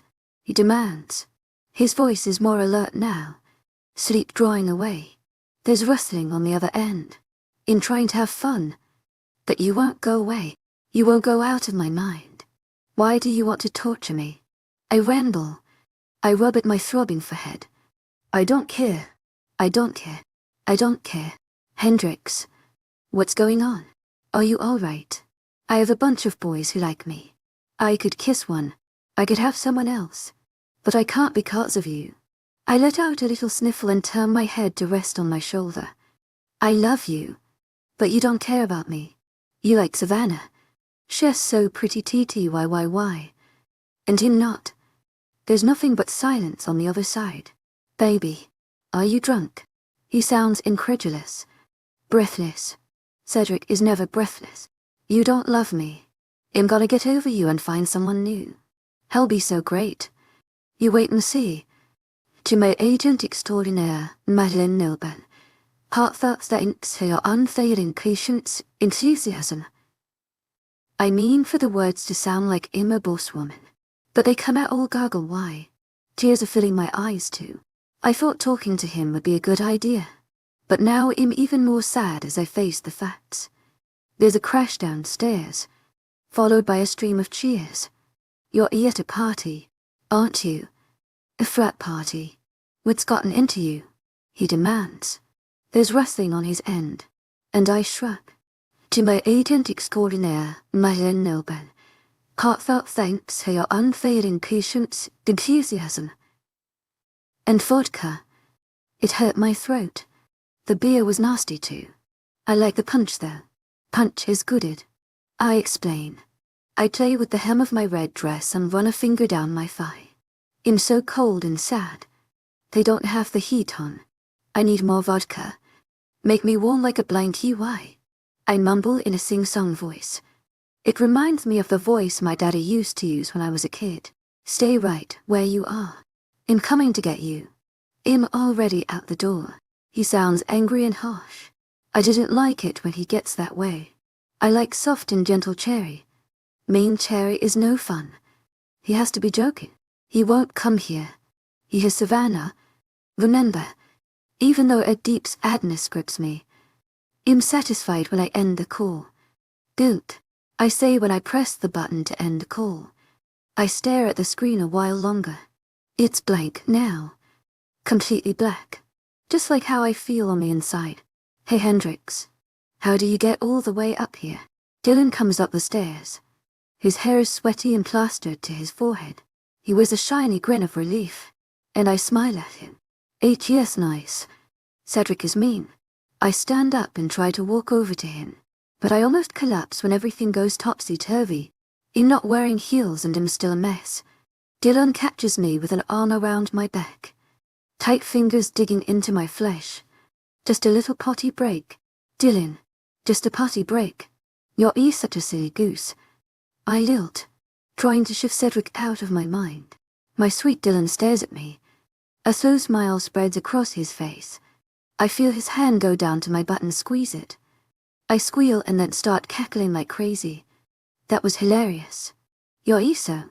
I let out a tiny hiccup. Funny. Dylan. He nods his head absently before looking around warily. And then smiling down at me again. Let's go get some more drinks. It'll be fun. He whispers. Yay, I love fun. 20 for my baby Cedric. Professor 𝐊𝐬. You coming to party or what, bro? I shove past the useless vermin that's in my way. I end up pushing him a little too hard because he goes flying to the ground a few feet away. His beard sloshes in the grass. Whoa man, he calls after me. I ignore him. I have to get to Hendrix. Imagine my surprise when I go to bed after a long day of worrying about a fight only to be woken up hours later with her calling me while she was obviously very, very drunk. I curse myself again. Have I made her that upset that she turned to alcohol to console her? And of all the places to have her first drink, a frat party filled with horny human college boys. The worst possible scenario I could think of. Guilt eats me alive. This is all my fault. I have to get her safe and warm before something happens to her.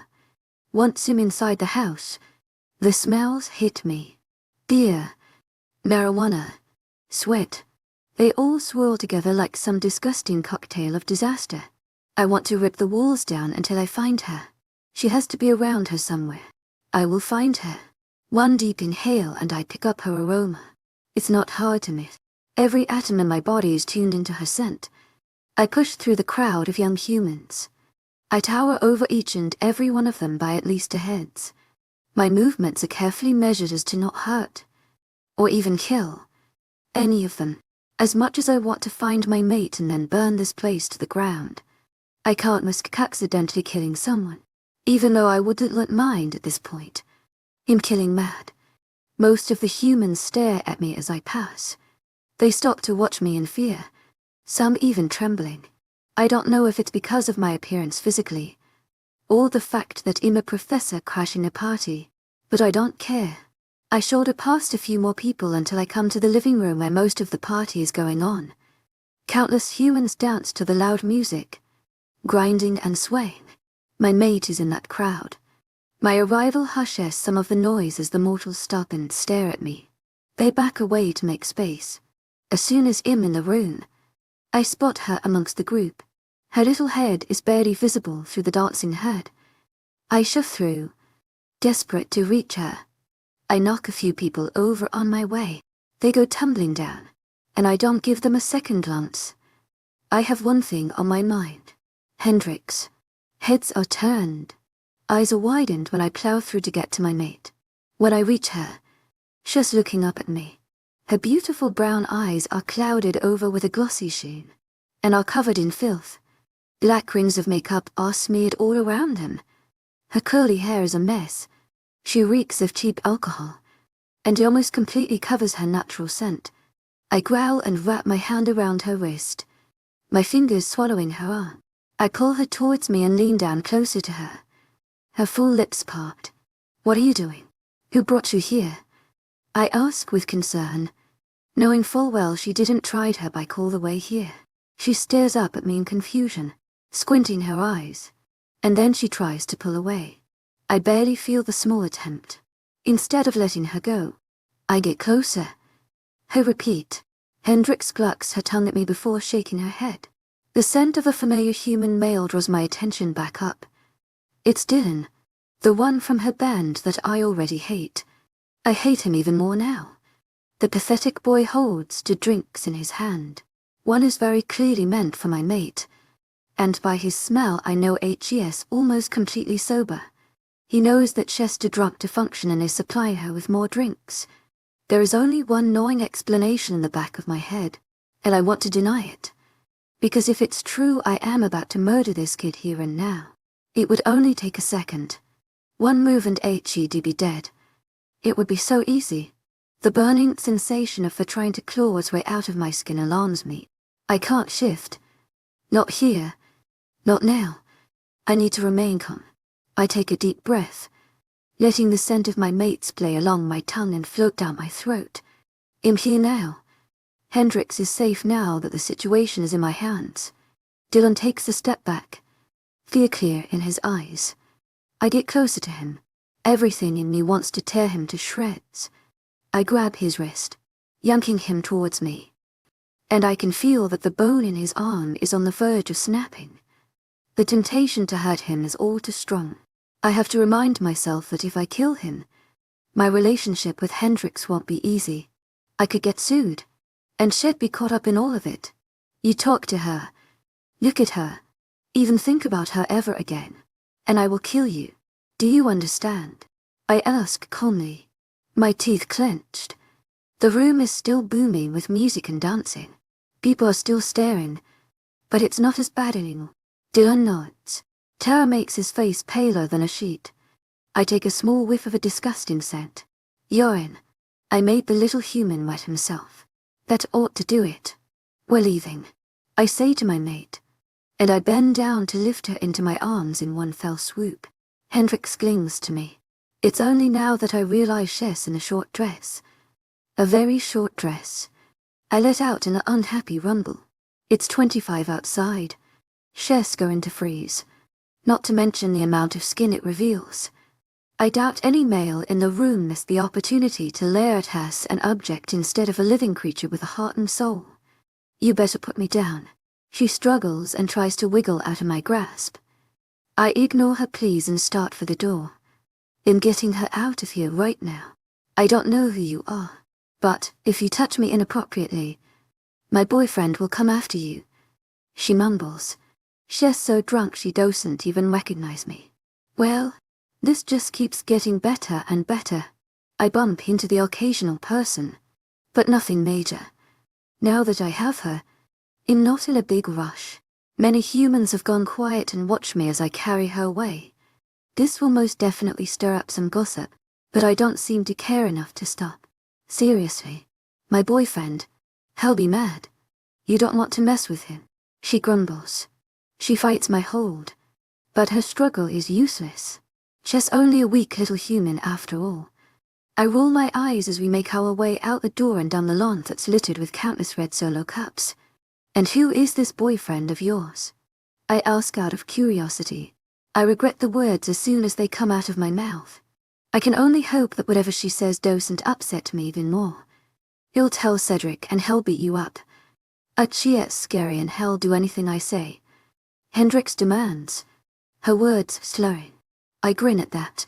She just called me her boyfriend, and now I'm grinning like an idiot. Anything you say? I assume this Cedric person means a lot to you. My eyes set on the Suburban across the street. My pace is quick. It's too cold out for her in the skimpy dress she wears. I press her more snugly against my chest. Hendrix has finally stopped fighting me. Her head rests slightly on my shoulder. 𝐊𝐲𝐬𝐵 the best. He is so handsome and sweet. But 𝐊𝐲𝐴 scary. 𝐿𝐲's big and tough and no one can touch him because 𝐿𝐲's so scary. Like the boogeyman, she mumbles. I slow as her words put a pit in my stomach. Does she really think that of me? I never smell fear when she's around. I thought she was afraid of me. You're scared of him? I ask Hendrix gruffly. I can't help but feel weird at referring to myself in the third person. I'm waiting for her to say yes. I've known for a long time that I'm not the most approachable. Centuries of living have showed me how terrifying I am to those around me. I've never cared about that until now. I can feel her shake her head adamantly. He could never scare me. 𝐿𝐲's my cherry. I love him so much. She breathes. And then there's that. I never thought the first time I would hear my mate tell me she loved me would be when she was drunk off her ass. She already admitted it over the phone, but now hearing it in person is almost just as heart-wrenching. I love her more than anything. It's clear she feels the same way. I don't know what I did to deserve her love, but I will try every single day to be worthy of it. When we reach the Suburban, I unlock it and round the car. I slip Hendrix into the passenger seat with one arm. She slumps into the chair and giggles when I grab for the seat belt. I buckle her in, leaning back to look at her. Safety first. I look at her and that drunken smile she wears. It warms me up inside. I lean forward and kiss her on the forehead. Apparently my mate is like a child when she's drunk. Hendrix jumps when her phone starts ringing. The loud noise of the device startling her. She begins laughing again as she pulls it out. The screen says Miranda, her likened friend. Anger simmers inside me. Let me take that. Baby, you sit tight. 𝐿𝐲𝐸𝐿𝐬 Heartfelt thanks for your unfading patience, enthusiasm. I brush her hair away from her cheek with my knuckles. My other hand goes to swipe the phone out of her grasp. She lets me take it. Thankfully, she doesn't object in the slightest. Hendrix just nods her head with a little innocent grin on her face. Damn, she's adorable. I close the door tight after making sure none of her limbs are hanging out of the car. Then I walk over to the hood. I take a deep breath before answering the phone. Hendrix. Henny. Where are you? Where did you go? Her friend, Miranda, asks frantically. Her voice is shrill and demanding on the other end of the line. I wait silently for a few seconds before replying. The real question is where are you? I say slowly, making it clear that I'm pissed. Professor 𝐊𝐬, what are you doing with Hendrix's phone? Where is she?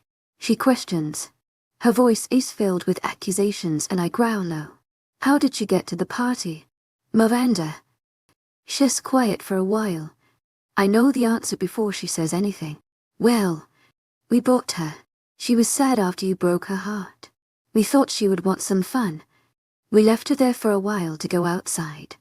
When we came back, she was just gone. Her explanation is all it takes to send me flying off the handle. How long did you leave her alone? Clearly enough for her to get blackout drunk and call me. I got to her just in time. Some guy was getting her more drinks. I can only imagine what he would have done with her. 𝐖𝐴 Once again, the urge to shift and destroy overcomes me. I know the one thing to cure that urge. I turn around to glance at Hendrix through the windshield to reassure myself. I find her leaning against the door of the car. She's blowing on the cool glass of the window and drawing hearts and smiley faces in the fog with her fingertip. I watch as she grins. My heart pangs again. It kills me to think what could have happened. She's so small and innocent and trusting, and powerless to stop anyone who wants to hurt her. 𝐿𝐲𝐸𝐿𝐬 Heartfelt thanks for your unfailing patience, enthusiasm. Hendrix got drunk. She doesn't drink. Miranda demands. But I can hear the fear and trembling in her otherwise stern voice. She most certainly did tonight. You left her unattended, and that could have cost her dearly. Why would you leave her? Exasperated, I start pacing in the snow. It crunches under my boot, echoing in the dark along with my labored breathing as I try to calm myself down. She doesn't like parties. She sits in the corner by herself, observing everything. We didn't think she would be in danger. Is she all right? Can I talk to her? I can tell she's being sincere, but it doesn't fix anything. Amanda and the other girl, the Asian werewolf girl with weird clothes, they care about Hendrix. They're a pack of sorts, and that makes Amanda the alpha. It's her natural instinct to take care of her pack. Protect them. She hasn't done a good job of it. No, you can't. I'll return her later. I will take care of her tonight since you're apparently too busy. I hang up before she gets the chance to answer, and I shove the phone in my pocket. I won't be giving Hendrix the phone back until I'm sure she won't be making any more surprise calls. I slip into the car and turn the key, and the Suburban revs to life. The heat comes on full blast, and I curse myself for not starting the car earlier. Hendrix must have been freezing. You are right, baby. And when she looks over to me, recognition finally flares in her gaze. 𝐊𝐢𝐳𝐷𝐞𝐫𝐬, heartfelt thanks to 𝐊𝐢𝐳𝐷𝐞𝐝 𝐊𝐢𝐳𝐷𝐞𝐫𝐬. The endearment rolls off her lips easily. I sigh and push the messy hair out of her face again. She finally recognizes me. Yes, you called. Remember? I ask gently. She nods and leans into my hand, my bare palm swallowing up her whole cheek. I become agitated when I see that a thick layer of makeup covering up her freckles. I wipe at it with my thumb until I can see them again. I love those little freckles splattered across her nose. Whoever covered them up did her an injustice. How did you find me? She wonders and I shrug, smiling at her. There's 2 frats on campus, and only one party happening tonight. I connected the dots. I tell her reverently. I can't seem to look away from her beautiful face. Despite the mess of makeup, she's gorgeous. Nothing can ever make her less appealing to me. Yeah, you're so smart, she mumbles, her syllables slurring together in a jumbled mess. She continues to watch me with a smile. Whose car is this? She asks very suddenly, looking around the vehicle in wonder. Savness. I answer, but I immediately regret it when her face falls. Hendrix still thinks my beta and I have something going on. That's what started this whole entire mess in the first place. Hendrix says insecurities are getting in the way. I have to put this to rest once and for all. I grab her chin in my hand when she tries to look away, when I carefully pull her face to look at me. Tears shimmer in her eyes. Goddess, I'm such an idiot. Nothing, and I mean nothing, is happening between Savannah and I other than friendship. We're just friends. I've known her for a very long time. She's like a sister to me. 𝐊𝐢𝐳𝐷𝐞𝐝 heartfelt thanks to 𝐊𝐢𝐳𝐷𝐞𝐝. I ask gently, in treading on very dangerous territory here. How long? She presses, biting her lip. It draws my attention to her mouth, and I want nothing more than to kiss her. A few 100 years, I explain nonchalantly, and she giggles despite her sour mood, thinking it's a joke. If only she knew how ancient I really am. I doubt she'd be laughing then. Let's get you to bed. What do you say? I ask quietly. The car is now filled with warm air from the heater. Hendrix just nods her head, pushing a heap of brown curls out of her face. I just love looking at her. I hope I won't crash with the distraction she poses just by sitting next to me. It's easier on the bike. I drive her back to my apartment, and she doesn't say a word for the majority of the trip, not even when we pass her apartment building. My lungs catch when I realize just how easy it would have been for someone to take advantage of her inebriation. She's uninhibited. She wouldn't have put up a fight if Dylan tried something. Gripping the steering wheel a little more firmly in my hands, I dare a glance in her direction and let her scent calm me. I know if Dylan were in front of me right now, it'd punch a hole through his smug face. I wish she'd been at the party. It was so fun. Hendrix tells me, her feet in the chair as she hugs her knees to her chest. Hendrix looks at me like I hold the world in my hands. And maybe I do. This tiny human teenager's my life now. I wish I was there too. Baby. Then I would have been able to monitor how much she was drinking. But I don't have that. If my mate came to me and told me she wanted to drink for the first time, I would have gladly been there to make sure it went smoothly and safely, preferably somewhere less loud and not filled with human boys. I got to pick a song, and the whole crowd was singing. It was one of my daddy's favorite songs because he grew up in Alabama.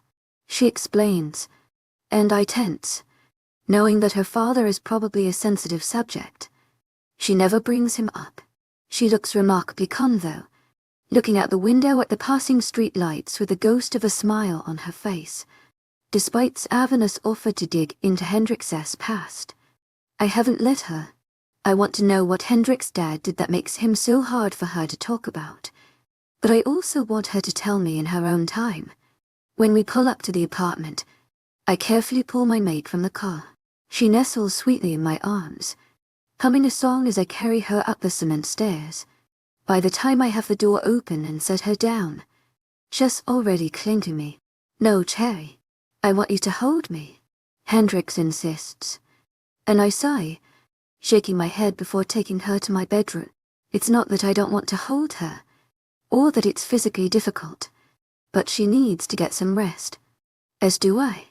If I'm not asleep in the next few minutes, I might hunt down Dylan. Tonight has been a long night already, and I'm hoping she won't fight me. Despite her pleading, I put Hendrix down and go to my dresser to get her one of my shirts to sleep in. When I hand it to her, she immediately starts unzipping her tiny red dress, and my eyes go wide with panic. She instantly slips the dress down. I can't look away for a few seconds as she exposes her body. All she has on is a matching set of lacy underwear.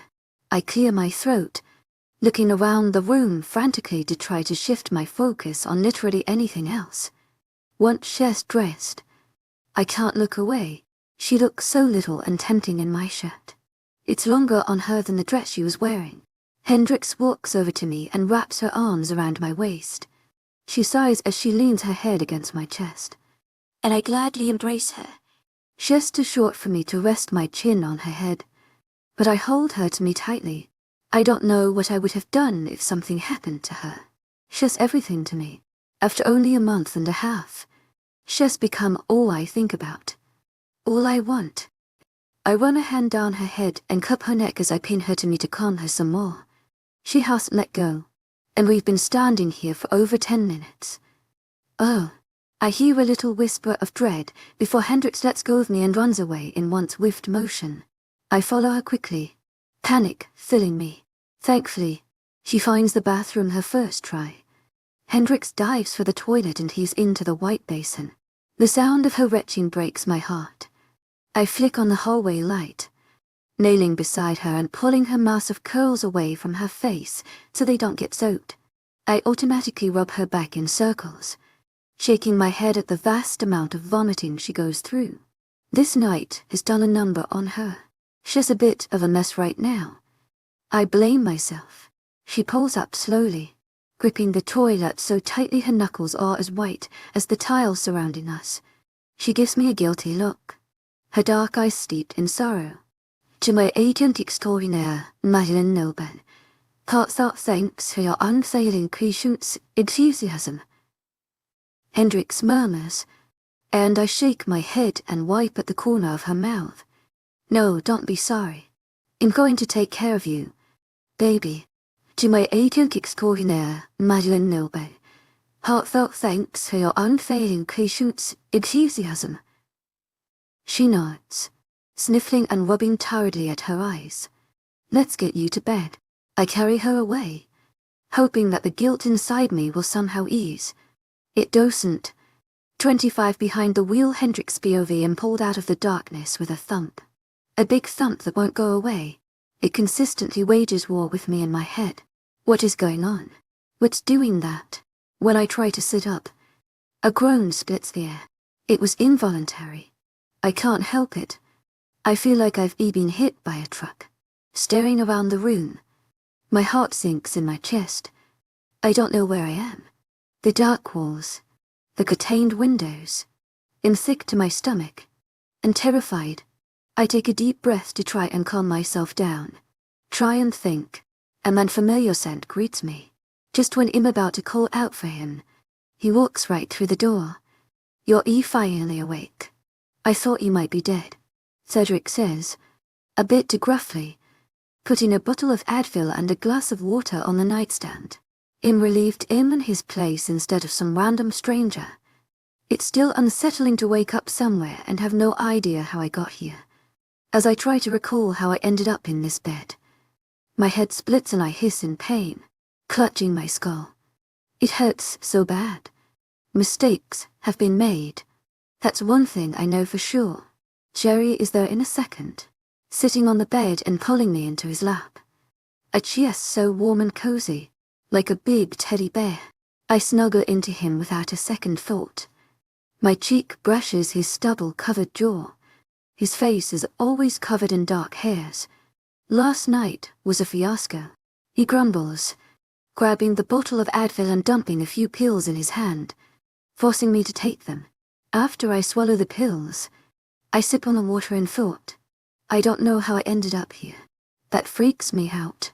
I got drunk and somehow ended up staying at Cedric's apartment overnight. The story that led me here can't be good. I need someone to fill in the missing spots. Speaking of, what exactly happened last night? I ask reluctantly, kind of afraid to find out. It's all a big blob of moments, and fuzzy scenes of drinking and dancing like an animal. I definitely shouldn't have gone to that party. And yet, I was feeling sad, and I can't exactly go back in time. I remember when I had my first drink, and it was nothing short of awful. My mother's words came to mind when I held that shot in my hand, and then I drowned my sorrows. 𝐊𝐢𝐧𝐼𝐻𝐸 𝐬𝐭𝐢𝐳𝐸 Heartfelt thanks for your unfailing patience, enthusiasm. But only for so long. The morning after is definitely not worth it, or waking up with no memory. That's definitely a con as well. Which the last thing you remember? Cedric presses, and I shrug, racking my throbbing brain. I know I'm supposed to be mad at him, but not anymore. I never really was. I just thought 𝐊𝐲𝐷 want nothing to do with me. I guess I was wrong. I think I sang Sweet Home Alabama in front of everyone. I admit in embarrassment. I would never do something like that sober unless someone held me at gunpoint. My stomach turns over. What else did I do last night? Sherry smiles a small smile. Yeah, you told me about that on the way here. He admits, you called me while you were at the party, going off on me like a mad woman. I came and got you. I literally carried you out against your will. You didn't recognize me. I blush, heat climbing my neck. How embarrassing. What else? I choke out. Hearing about my intoxicated escapades is like watching a car wreck. I want to look away, but I can't. Cedric crunches his black eyebrows in though, holding me snugly in his lap. I took you back here, got you cleaned up, and put you to bed. He explains casually as he strokes my hair. I notice him in an oversized t-shirt. His unassuming, and all my makeup is gone. He took care of me in my time of need. He washed my face free of the cake of makeup that must be looked like a mess. Put me in his big clothes and comfy bed. Not to mention the Advil. I wrap my arms tightly around him. My cherry is everything to me. 𝐊𝐲𝐻𝐸 so kind and gentle. So perfect. Words can't describe how I feel about him. Like gravity, he grounds me. Thank you, I whisper, holding tight like he might drift away. My head going up and down on his chest as his lungs contract. You're welcome. I just don't want you doing that again. Baby, you scared me to death. I cringe when he reminds me of our fight that was really a fight. I still hold some guilt over all that happened, and this just adds to it. I feel like I'm going into debt with all the favors 𝐊𝐲𝐸 is doing for me. About all of it, especially leaving without telling you. I explain, shaking my head profusely at how stupid I am. How silly I must seem to him. 𝐊𝐲𝐸 in his 30s. He has life figured out, and I'm just a kid fighting reality. 𝐊𝐲𝐸's way too mature for me. Cedric pulls me back a little bit so he can see me. I just wish you'd consider my sanity. He presses his lips together. We were both at fault. I'm sorry I hurt your feelings. I was just crazy when I couldn't contact you. Your insecurities didn't help. I wish you could see that you're the only one I want. I let what he says sink in. I agree with him one. I also have new insights to share with him on the topic. I look into his ruby red eyes and grin. After what you did for me last night, I have no more insecurities. Actions speak louder than words. I murmur, leaning in and giving him a kiss full of passion. A thank you kiss. He reciprocates, his strong lips sliding against mine with heated breaths, in gripping the front of his shirt, twisting the collar in my fists. His tongue slides into my mouth, and I moan. I get closer. I have to be closer. I start to get antsy. I want more. My life depends on it. My impatience grows with every second of contact. I know he can tell, because he pulls away. Typical Cherry. Every time I think, well, take it to the next base, he draws back. I wonder when we can go to the next level. Or if he will. Maybe he doesn't want to have sex with me. Isn't that ridiculous? Why would he want to be together and not want to sleep with me? Am I not attractive enough? Do you not want me that way? I ask quietly, a little disappointed. My voice is barely a whisper. His eyes widen at my bold question. Of course I do. Baby, believe me, I want you too much. It's a constant struggle not to give in.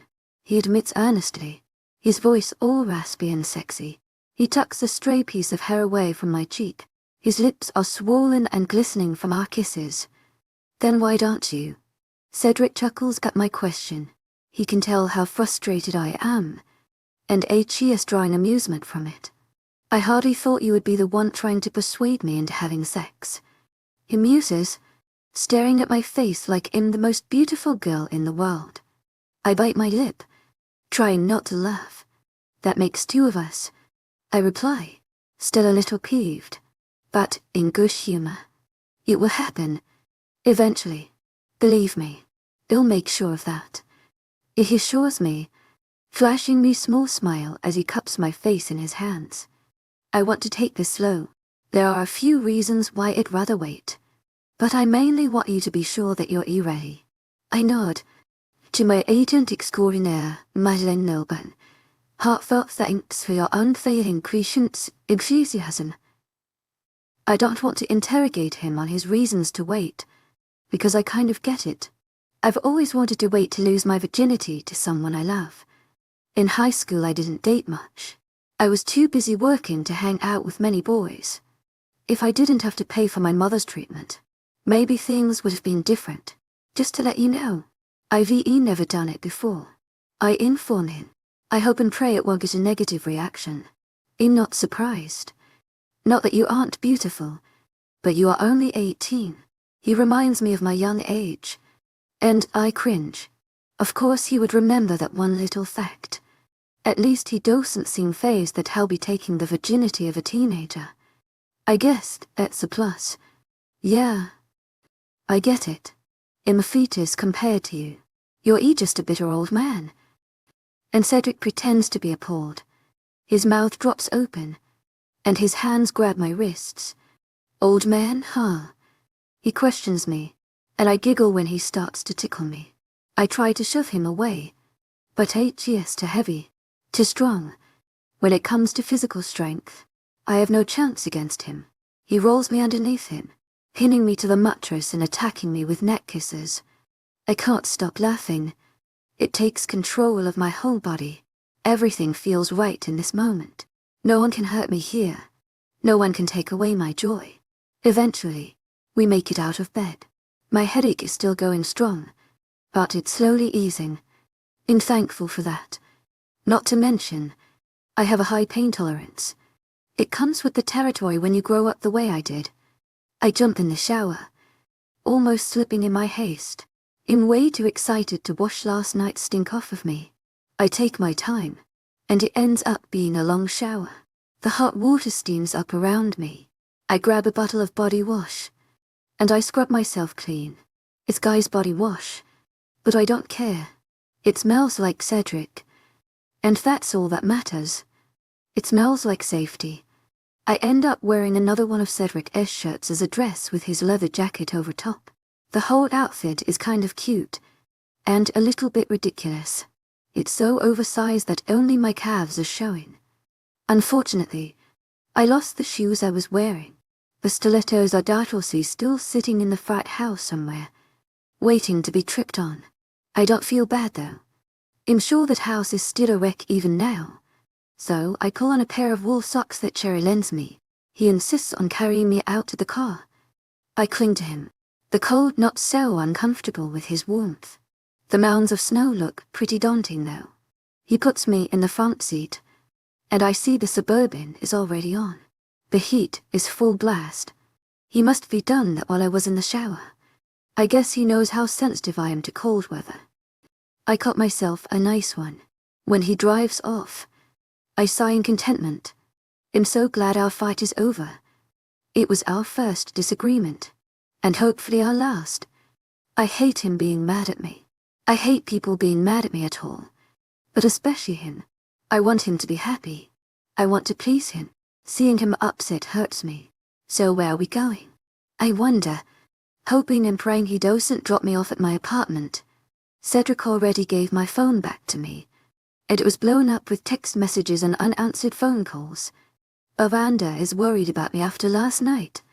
Cedric is not happy with her.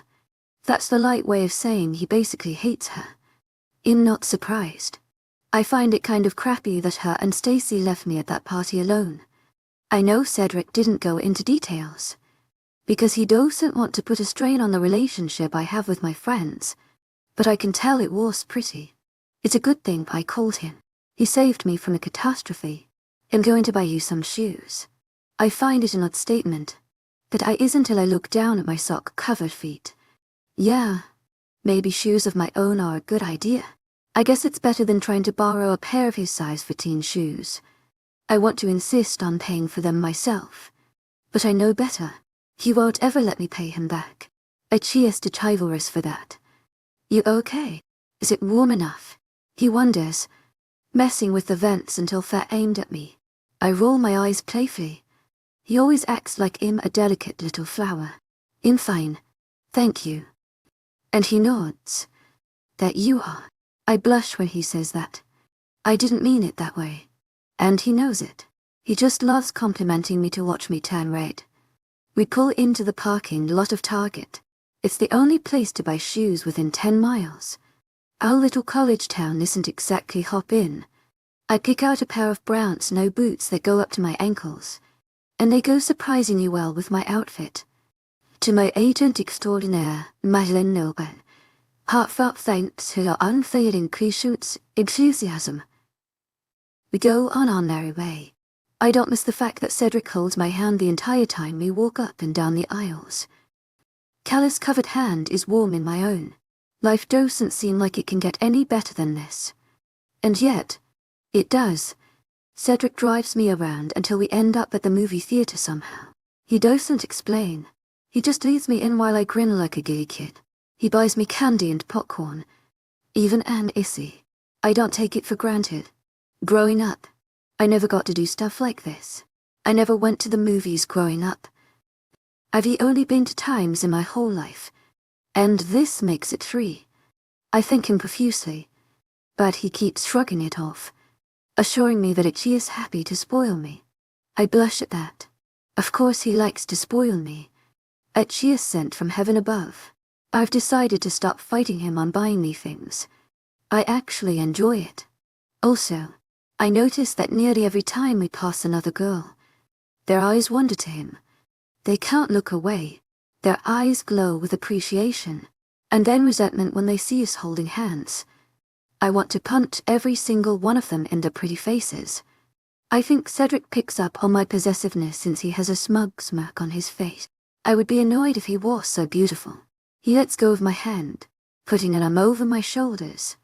I'm so little compared to him. Even a small fraction of his arm weight on me is a lot. We sit through the film silently, the armrest between us propped out of the way so we can cuddle. I hug my knees to my chest, happily enjoying my snacks. Once in finished eating, I get another snack. Cherry starts kissing me. No wonder her wanted to sit in the very back row. Our cherished, cheeky.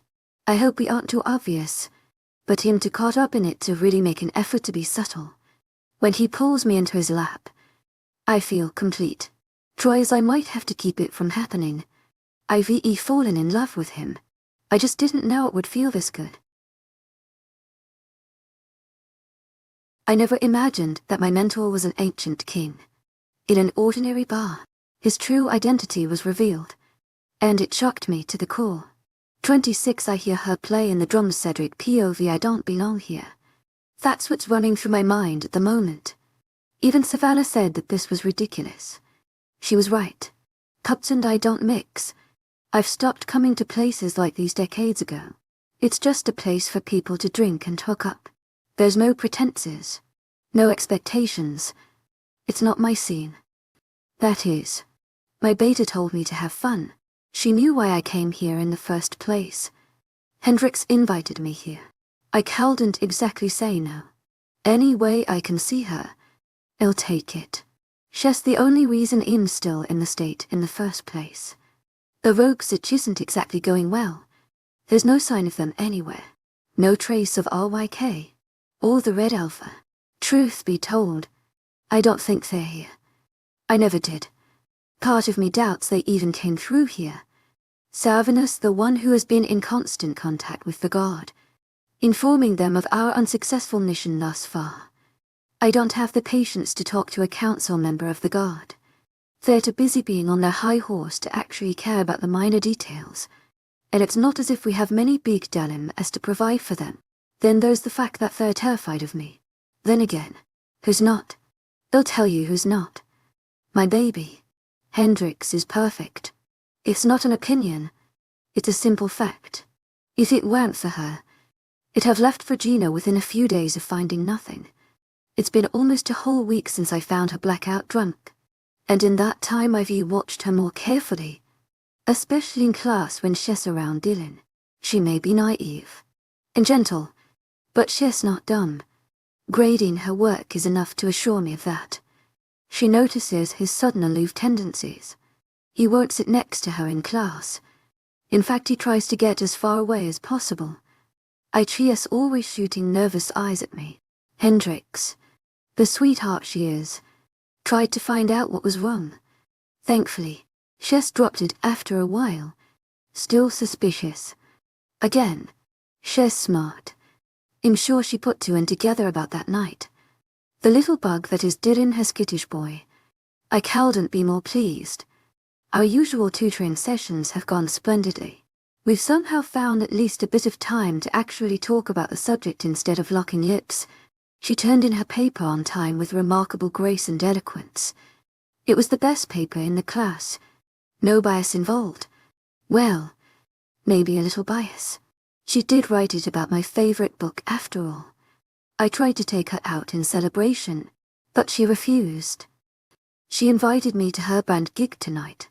I don't exactly enjoy the idea of her being in a bar, surrounded by alcohol. Images of that night flood my mind and I smile, but also went. Hendrix was adorable, and I didn't mind taking care of her, but the events leading up to it are still too raw. I can't have a repeat of that. I can't take it. My patience used to be something of legends. It was what I was known for. That patience doesn't apply where Hendrix is involved.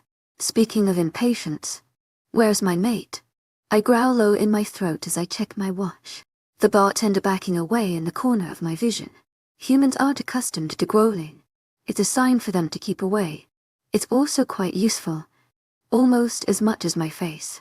There's still 10 minutes until Hendrix is up on the stage, sitting behind a drum set. She was very enthusiastic about me coming and watching her performance.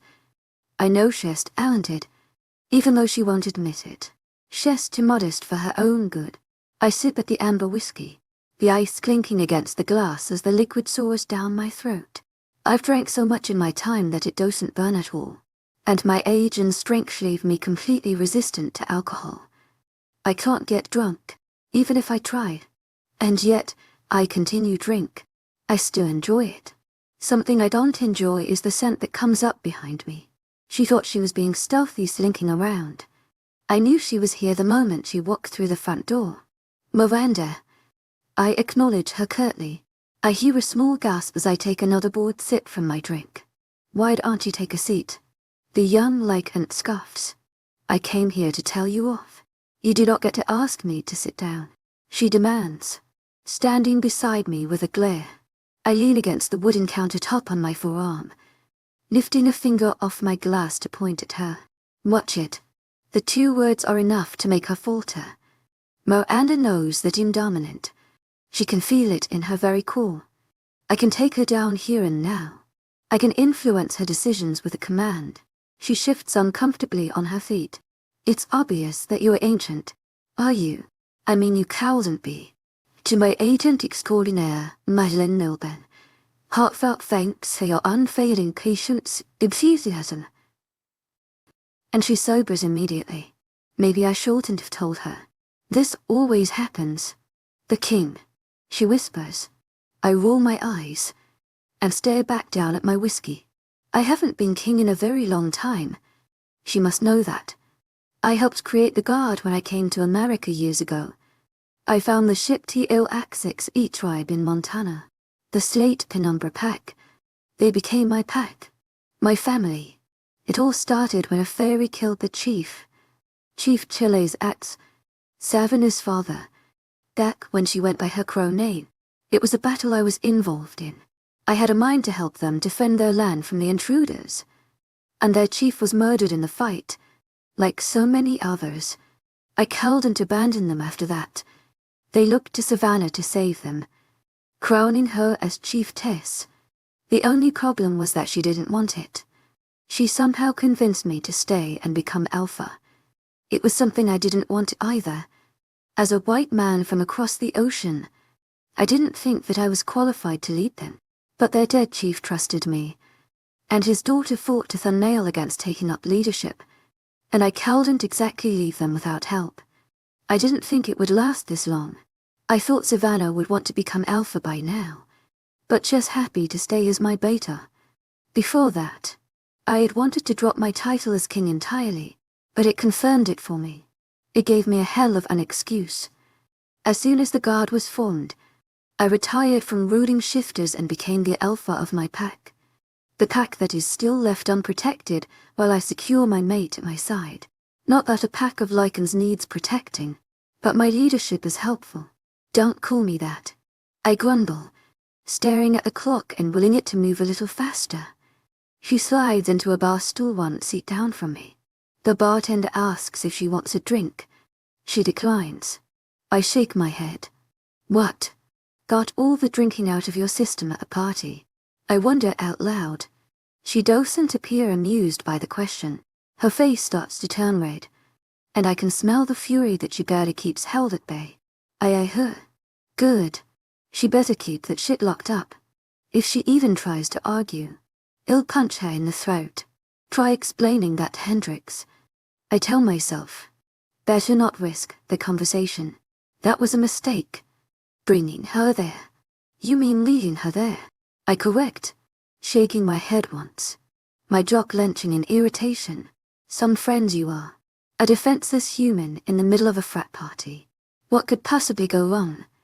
I can tell what I said bothers her. Miranda bites the corner of her lips anxiously, sorrow spilling off of her. I can't keep up with all of these emotions she has. I guess she doesn't want to hear the truth. I didn't know she would drink anything. She's very sensible, and smart, and naive. I add, I love Hendrix more than anything, but she's innocent. She doesn't think the worst of people. She doesn't know what others are capable of. The 𝐊𝐢𝐬𝐬 female size. Nodding her head. Yes, she's very naive. You would think that with everything she's been through she wouldn't be. I don't press her for more. I don't want to hear anything about Hendrix's struggles unless they come from my mate herself. I want you to stay away from her. Miranda supplies, changing the subject drastically. Her walls have come up. She's more serious and closed off now. I know, and I don't blame you. I reply. To her shock, she can't believe I said that. I shrug my shoulders. Knew. Powerful. Intimidating. I'm not trying to brag. I just know how others view me. Why would you like me hanging out with your little human pet? Miranda presses her lips together, leaning forward. She's not a pet. She seethes through her teeth. I know that, but I'm just not convinced that you do. You sure do treat her like one.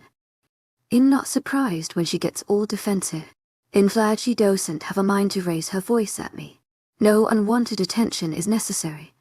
I sit back and watch the frustration build and bubble at her. Maybe we do get a few glances. You're a piece of scum.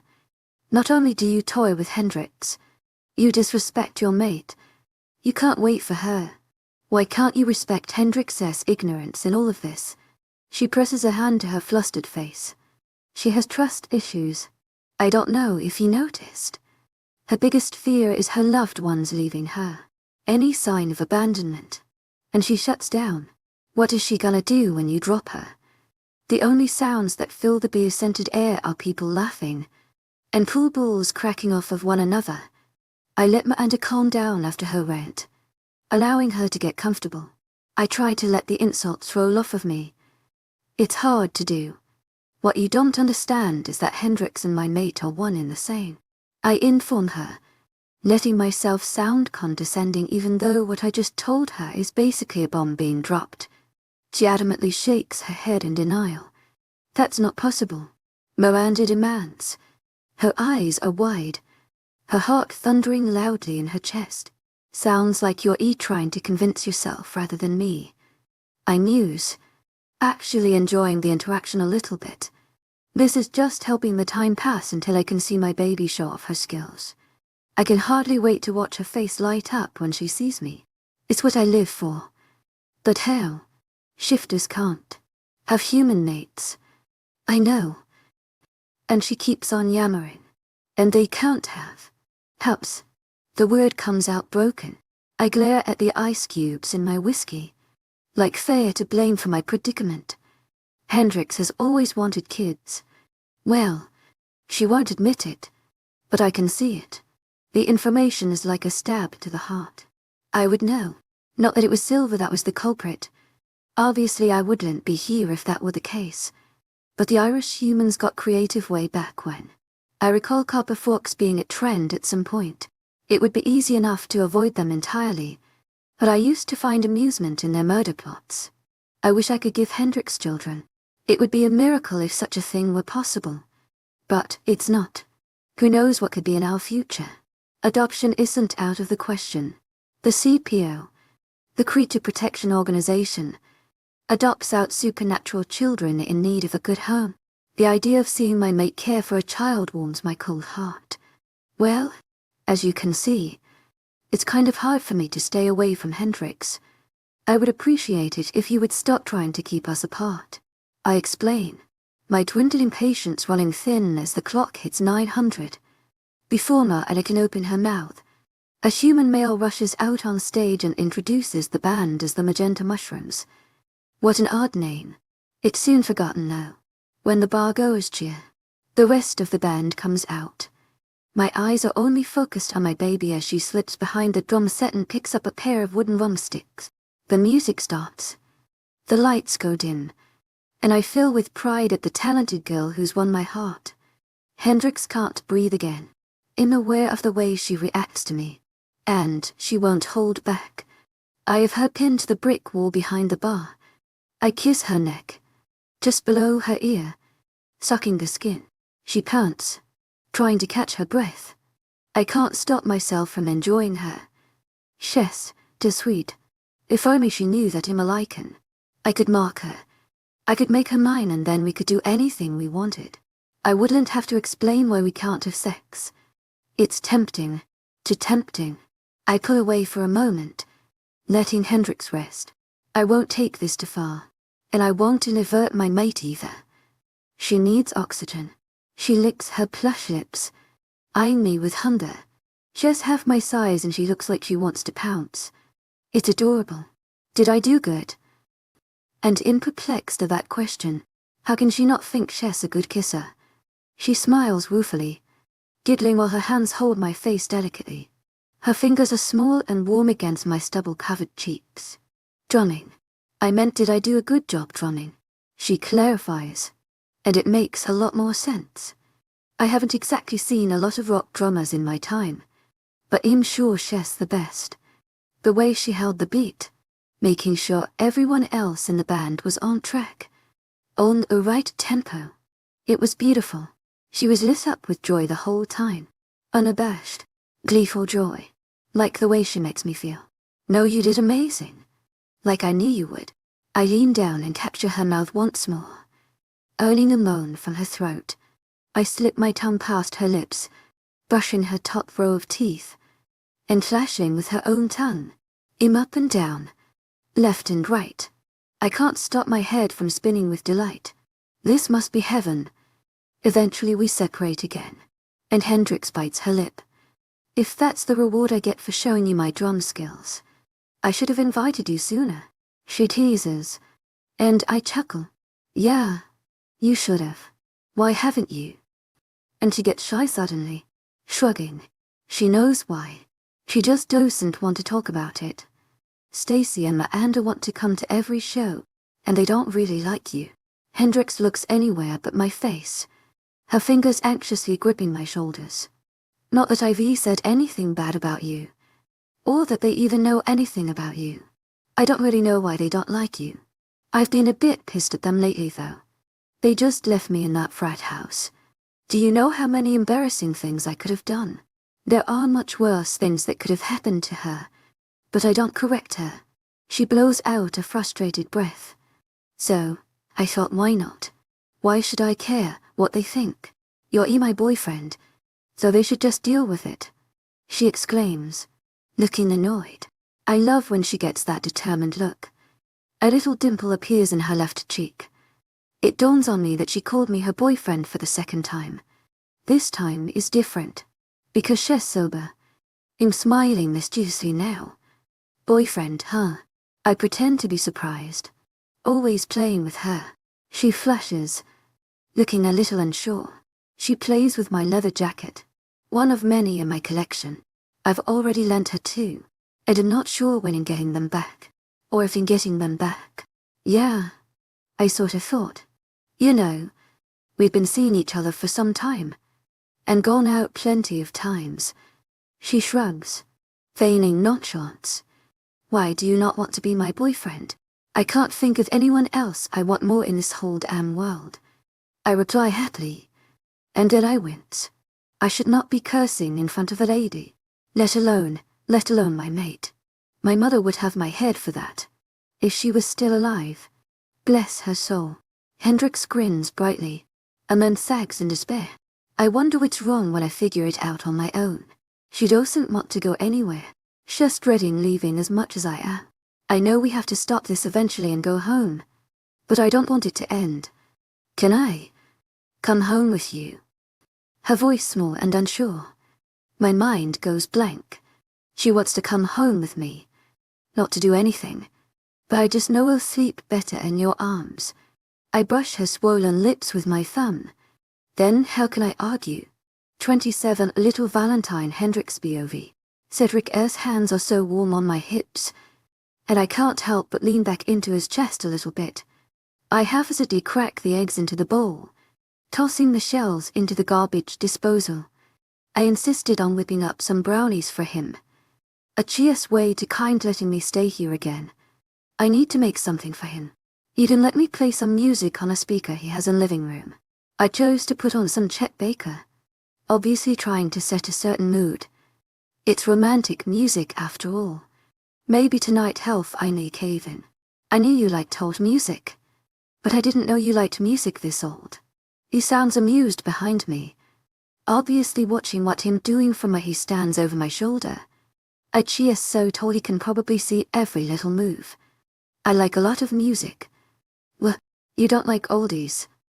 Whisking the wet ingredients together until they're bubbling and frothy, the egg yolk styling it a perfect gold color. I can feel Cedric chuckle behind me. His fingers tighten on my hips, and suddenly it's harder for me to concentrate on what I'm doing. Oh, I love oldies.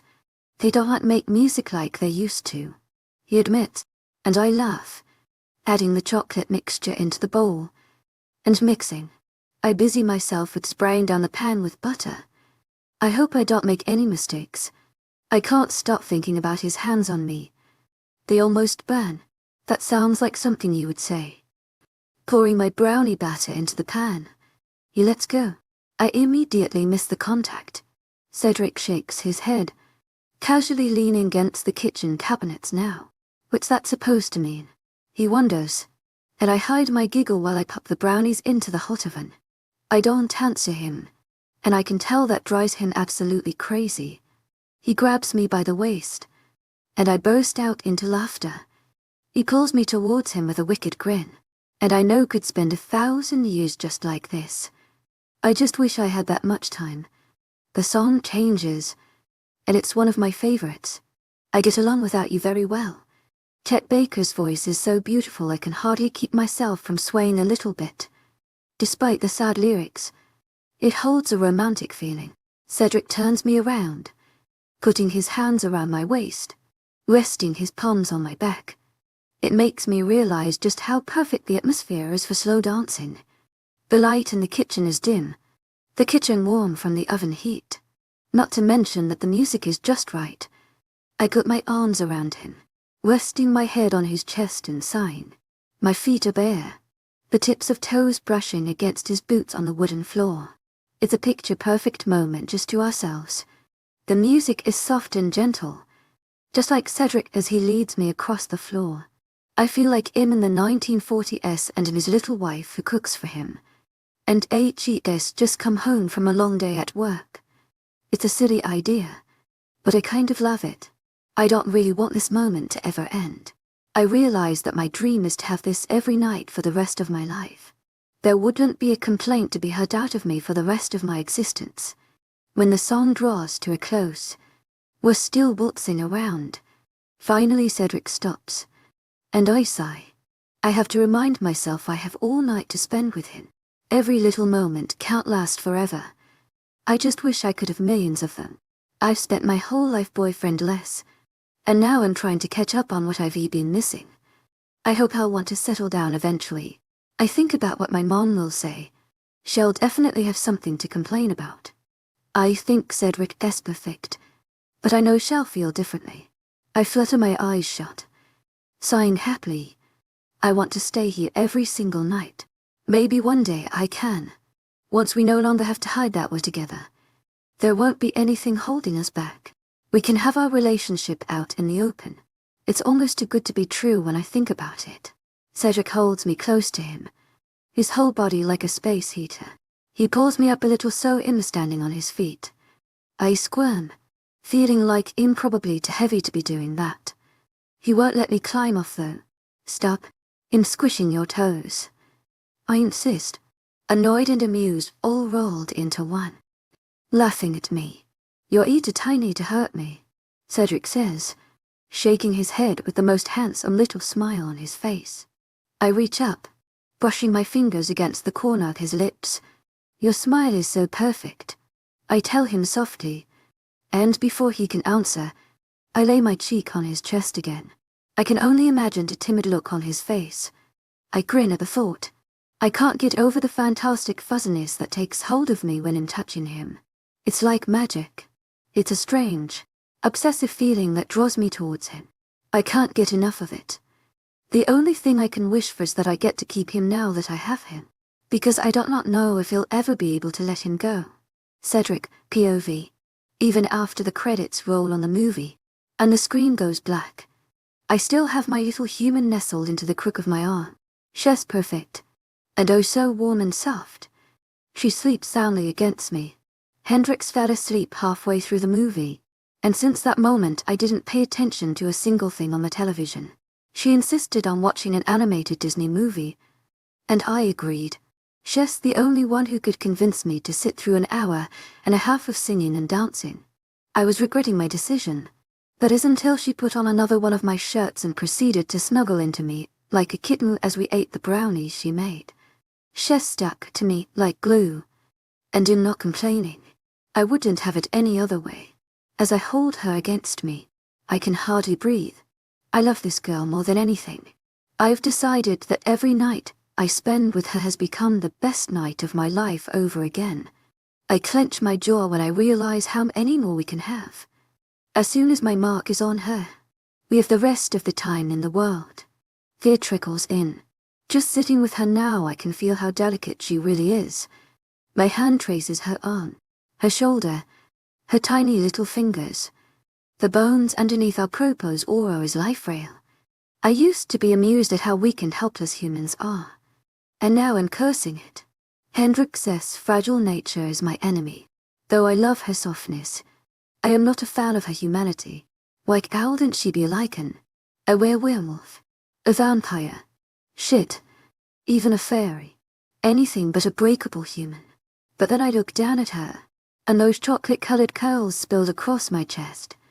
I know I wouldn't change her for the world. I have to remember that her strengthless nature is something I have to get used to. Even after I mark her, she will remain a human for eternity. Goddess help me. I'm going to need some patience. Time passes all too quickly. I've been enjoying her on the couch, but I need my sleep as well. I know that as soon as we lay in bed, he'll fall asleep. The company of my mate is enough to make me sleep like a rock. In all my years, I haven't had any sleep as good as when Shess in bed with me. I slowly ease up off the couch. It's a precarious thing not to wake her since was laying on me. I carefully position her body so she doesn't collapse onto the cushions where I once sat. She moans in her sleep, likely missing me even in her sleep. I smile down at her. Pulling her into my grasp is another risky stunt that I pull off. Shess in my arms like a child. Hendrix is facing me, her chest pressed against mine, her legs instinctually wrapping around my hips, her arms clinging to my neck. I carry her to my room, and I can feel her warm breath tickling my neck. I gulp. Now is not the time for arousal. As I go down the hallway, I flick off all the lights, leaving the apartment black. I walk slowly. I don't want to jar her too much. Pulling back the comforter, I lay her on the sheets tenderly. When her head hits the pillow, her eyelids flutter. I hold my breath, prepared for her to wake up. Her eyebrows furrow. But Shess, still asleep. It seems my mission was so impossible after all. I'm a little proud of myself. I don't waste any time. I turn off the bedside lamp, slipping into sweatpants and sliding in beside Hendrix. My vision in the dark is a blessing. I can see everything. She makes a small, anxious sound, and feels around the bed until she finds me. It's adorable when she takes a deep breath as she snuggles into me like there's no place she'd rather be. To my agent extraordinaire, heartfelt thanks to our unfailing patience enthusiasm. She murmurs under her breath, still fast asleep. I clutch her to my side. I'm here, baby. The morning is a rush around, because I completely forgot that I had a morning class to teach. Hendrix stands by while I hurry to shower and dress. I'm not surprised that I forgot.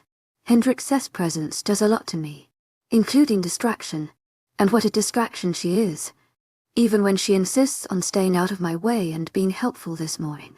The few times I pass the kitchen, I get a glimpse of her washing dishes from behind, humming Chet Baker while she cleans the mess from last night's dessert.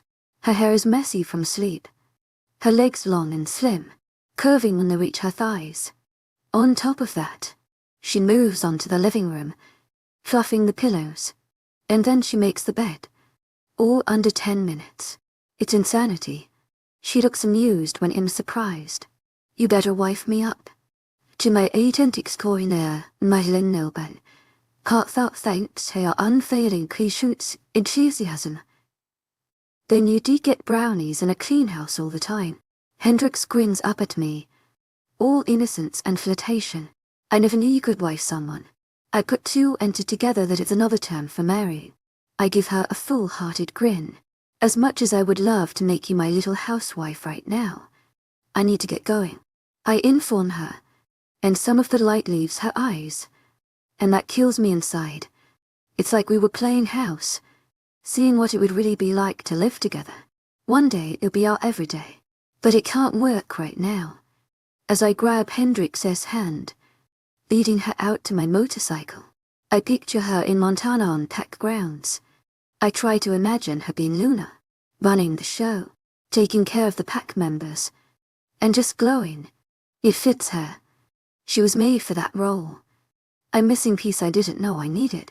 The pack could use another leader, one with more compassion and feminine knowledge. And, of course, we'll spend every waking moment together. I can hardly wait.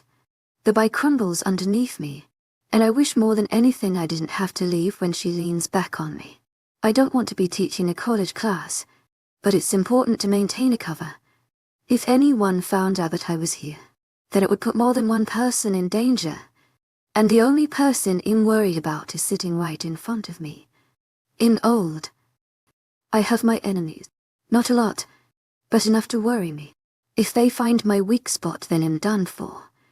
I can't come back from that. Losing her would destroy me. Stopping at Hendrix's apartment complex is hard to do. The restraint that I have is impeccable. I could just take her away and never return her. That's always a feasible option. Instead, I chose the least appealing option. I guess this is where we part ways. She says as I help her off my motorcycle, and I grumble something not very gentlemanly under my breath. Hendrix laughs, but it's a sad laugh. Neither of us likes being separated. It's getting harder and harder. I'll see you soon, baby, I insist, and she grins, getting me a firm kiss. When she pulls away, I spot a figure walking behind her on the other side of the road. My mood sours at the sight. Hendrix follows my eyes, and I can smell her sudden anxiety. That's one of my professors. You don't think she saw us, do you? There's panic in her voice, but she tries to hide it. I glance at the woman she speaks of. I recognize her. It's the blonde woman who threw herself into my arms. In thankful Hendrix can't see 𝐊𝐢𝐬𝐬.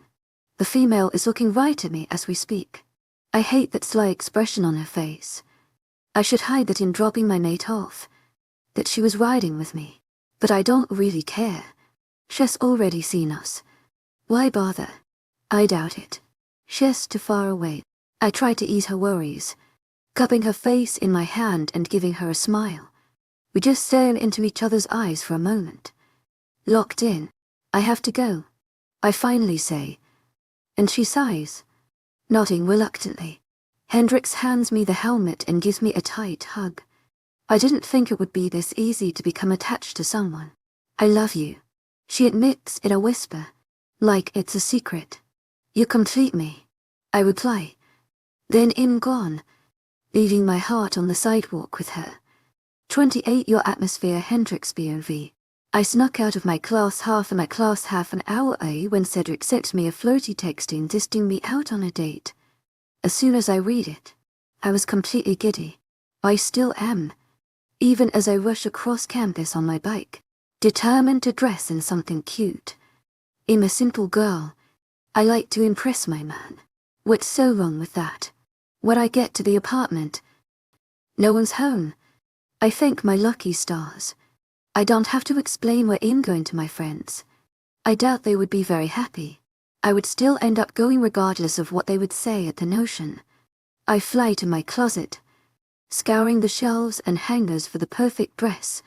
I have to remind myself that it's still cold outside. And it's only getting colder.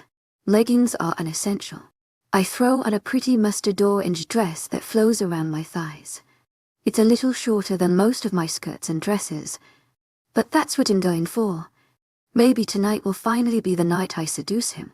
A grin curls on my face at the thought. Cherry thinks he can resist, but I'm much more charming than he knows. I apply some makeup, checking the clock to make sure I have enough time before he comes to pick me up. A little bit of eyeshadow and eyeliner never hurt nobody. I fluff my hair a little, trying to embrace the mass of waves and curls on my head. They're too long, too frizzy, but they're part of me, and Cherry assures time that they're beautiful. I smile at myself in the mirror. Excitement isses inside me, threatening to burn my insides. Every time I think of Cedric, butterflies fill my chest. I've been spending more time with him than Miranda and Stacy, but I don't feel guilty about it. They don't like Cedric. And that's plain to see. Maybe that's why we've been avoiding them. I don't like to hear about how much they hate him. He's everything to me. And if they can't support that, then they aren't good friends. They should just realize that I'm going to be with him regardless of what they say. I shoot my Andy a text to let her know I'm staying at his place again, and that he'll be with him all afternoon. Like a nagging parent, she's always keeping tabs on where I am.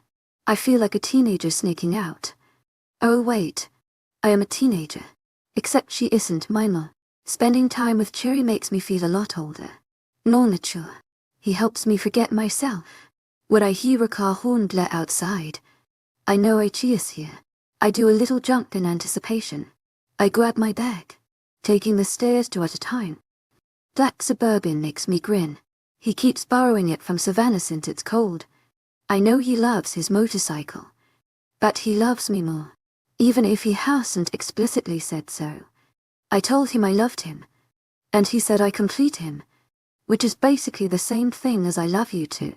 Hearing the word love would mean a great deal to me. To my agent extraordinaire, 𝐊𝐲𝐬𝐷𝐿, heartfelt thanks for your unfailing patience, enthusiasm. I wonder if he will ever say it. I try not to let that get to me. When I tiptoe through the snow, and Cedric jumps out of the Suburban to hold me into his arms, it shows that he loves me. Love is more than words. Love is action. He shows me love by the things he does for me. Right. Hey there, I say breathlessly. And he smiles, kissing my cheek while he carries me bridal style through the inches of white fluff. I hate snow, but I love him. It evens things out. Hey B, he murmurs, and the words roll straight up my spine. I swing my legs. They're draped over his arms at the knee. When we're driving down the road, Cedric hands me a white wire connected to the middle console. I stare at the old cord in wonder. I twirl it in between my fingertips. What's this? I ask him cheekily, waving it in the air while he drives on. He glances at me, and then the cord. A triumphant look on his face. I bought it so you could play music while I drive. An auxiliary cord. Right. Cedric wonders, gesturing to it. You can plug it into your iPod thingy, yes. I know what an O cord is. To my agent extraordinaire, 𝐊𝐲𝐬𝐷𝐿, heartfelt thanks for your unfailing patience, enthusiasm. Also, how do you know that I brought my iPod? What if I don't have it? I question. He raises one eyebrow at me as if to tell me he knows me a little too well. I guiltily pull my iPod out of my purse, already planning what I'm going to play in my head. Cedric groans when the Christmas music comes on. I throw my hands up innocently. What? It's December. Am I not allowed to enjoy it? 𝐊𝐲𝐬 shaking his head the whole time I'm talking. It's December 1st. There's still 24 days until Christmas. He explains, putting on his blinker before he reaches an intersection. Yeah, well, I like it to feel like Christmas the whole month. You're supposed to celebrate all 25 days leading up to the actual day. Duh. Cherry just shakes his head again, but I see the amused look on his face. Sometimes I forget about his scars and his ruby-colored eyes. 𝐊𝐲𝐬 Cedric. 𝐊𝐲𝐬, not just his face. We keep driving for what feels like forever. I love road trips, but I didn't sign up for one. The snow-covered trees pass us by the dozens. They're so beautiful, despite my hatred for snow. Where are we going? Still staring out the window. Nothing looks familiar out here. We're getting further and further into the wilderness. I'm beginning to think you're taking me somewhere to murder me. Cedric laughs, continuing to drive on. He reaches a hand over and places it on my bare thigh. His thumb traces my skin. I've never been so happy in my whole life at this moment. I've always wanted a guy to do that. And here's my perfect guy. You'll see. We're almost there. To my agent extraordinaire, 𝐊𝐲𝐬𝐷𝐿, heartfelt thanks for your unfailing patience, enthusiasm. He reminds me, and I shake my head. 𝐊𝐲𝐬's always such a mystery. Sometimes I wonder if I'll ever really know him fully. We're in the car for a while longer, but finally he pulls off the ramp and onto a dirt road. I wonder in the back of my head who on earth would think to clear the snow from this random little trail in the woods. This must be an important place that we're going.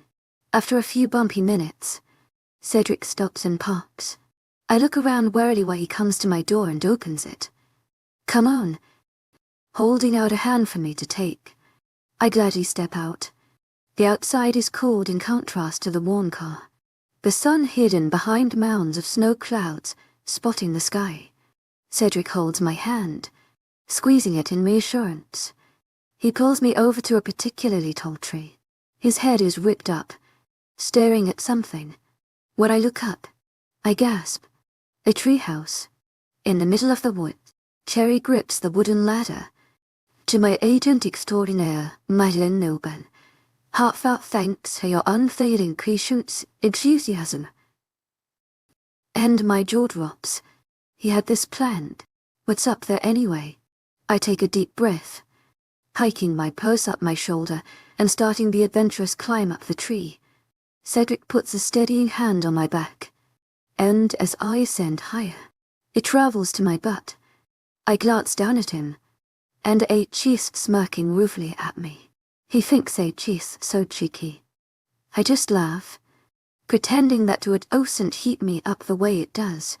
Once I reach the top, I'm a bit apprehensive when I open the trapdoor underneath the structure. I'm pleasantly surprised at what I find. It's completely decked out. A fluffy blanket is laid out. A vintage picnic basket sitting open with all sorts of goodies. Fairy lights adorn the walls, and there's even a portable heater tucked in the corner. It's perfect. I sit down on the blanket. I'm in awe. I'm still looking around the treehouse with wide eyes. Cedric climbs in, shutting the door and securing it. His gaze is timid, almost embarrassed. To my agent extraordinaire, Madeleine Noble. Heartfelt thanks for your unfailing patience, enthusiasm. This is amazing, I tell him, still shocked that he would do this for me. It doesn't seem like something a guy would even think of. Lowering himself down next to me.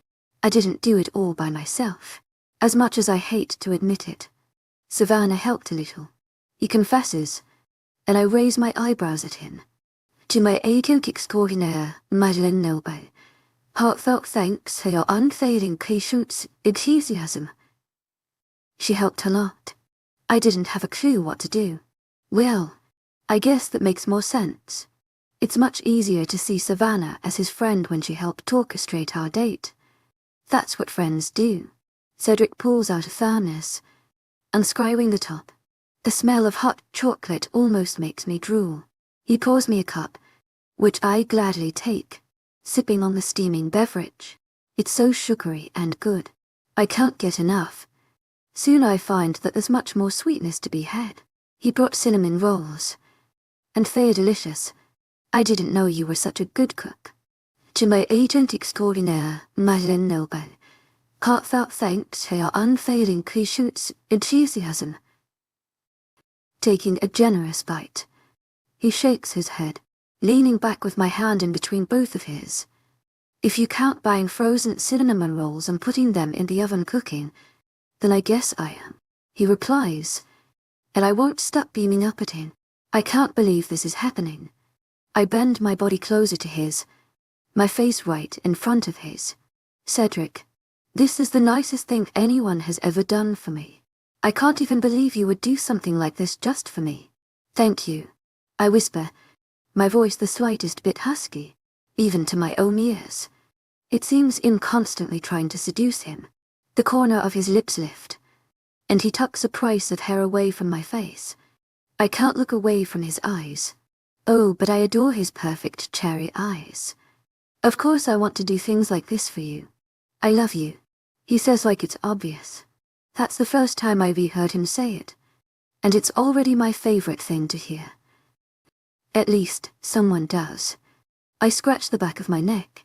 I've wanted to tell him about my daddy for some time. It's not something that's easy for me to talk about. Opening up about my past is difficult, but talking to Cedric is so easy. He takes my hand in his, our fingers intertwining. His eyes hold an invitation. I take a deep breath, I loved my daddy. He was everything to me. I thought he loved me too. But one day he just left. With another woman. I shake my head. I can't figure it out. My parents were going to get a divorce. I was supposed to choose who to go with. I would have picked him. I would love going with him in a heartbeat. Cedric is silent, but he squeezes my hand in reassurance. I lean against him. I try not to cry. 𝐿𝐢𝐧𝐼𝐻𝐿 𝐊𝐢𝐳 heartfelt thanks for your unfailing patience, enthusiasm. It was right before Katrina. That hurricane was on its way when packed his things and disappeared. I watched him walk to his car in the pouring rain. Mama and I went to a shelter. And by the time the storm passed through, the house was destroyed. He didn't come back. He didn't call me. Didn't even send me a card on my birthday. Nothing. I'm getting choked up now. It still doesn't make any sense to me. How could he do that to us? A few months passed, and we had moved into a little trailer across town. I was home alone while Mama was at work, and the doorbell rang. I opened it up and found a couple of boxes. It was my daddy's record collection. I don't know how it got there, but I know he did it. It was the thing we shared, a love for music. I guess he wanted me to have a part of him. You know, he nods, his expression gentle and understanding as he pushes a curl out of my face. 𝐊𝐢𝐳 everything I ever needed. I feel like I've spent my whole life lost and confused, and it all made sense when I found Cedric. I'm kissing him now. It's a slow kiss, a short kiss. He tastes like chocolate, like love. I don't want to let go. I never want to stop kissing him. Eventually I need air again, so I pull away. Cedric's lips are swollen, his eyes shimmering with so much love I might cry. How did I get so lucky? 𝐿𝐢𝐳𝐼𝐻𝐿 heartfelt thanks for your unfailing patience, enthusiasm. Lifting his cup of hot cocoa, I cling my mug against his, grinning. We sip our drinks, and kiss a whole lot more. There's no better place in the whole world than right here. When we finally get back to his apartment, in anything but tired, even though it's pitch black outside, and I've been awake for hours. Being with Cedric helps me stay awake. I don't want to miss a thing. It's been bad. The nights I don't stay with him. I work at the diner until 2 a.m. And the times I'm not with him. In study, my life is so full of things. I have no downtime. Whenever I'm not with him, I'm thinking about him. I'm not complaining though. I cut down my work schedule so I could be with Cedric more. I don't regret it. Not for a second. Even as I watch him do the simplest of tasks, like locking the front door after he closes it. I want to eat him up. Being in love is different than I thought it would be. I never knew it would be this all-encompassing. The man takes up my whole life. My mind. There's nothing I want other than his company. It's almost unhealthy to be this obsessed. It can't possibly be bad if it feels this good. Cedric sighs while he takes off his jacket. He stretches his long, muscular arms over his head. He looks at me with a completely sated smile on his ruggedly beautiful face. 𝐿𝐢𝐳𝐼𝐻𝐿 heartfelt thanks for your unfailing patience, enthusiasm. He asks me, and I nod dumbly. He knows of my love for movies, but what he doesn't know is that the last thing on my mind is a movie. I have other plans in mind. It's only a matter of getting him on board. I can take my eyes off his body. Instead of the living room, we take the bedroom. The man has 2 TVs. I can hardly believe it. Growing up, we didn't even have a flat screen, let alone 2. I could get used to this. I prefer the bedroom to the living room. I couldn't be happier about it. It falls directly into my plans. We pick something to watch. I can't concentrate enough to care what the title is. It's trivial. All I can focus on is how good Cedric looks as he snuggles up next to me under the covers. I stare at the screen, hardly paying attention. I've basically thrown myself over his chest. My hand sprays across his pecs. He clears his throat. 𝐊𝐢𝐳 obviously trying hard to constrain it on the film.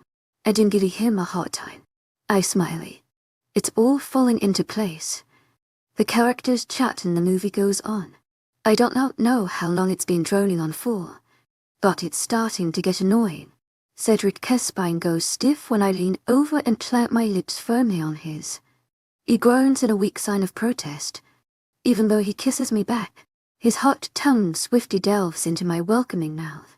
I murmur nonsense under my breath as we move in sync. His body and my body react to each other perfectly.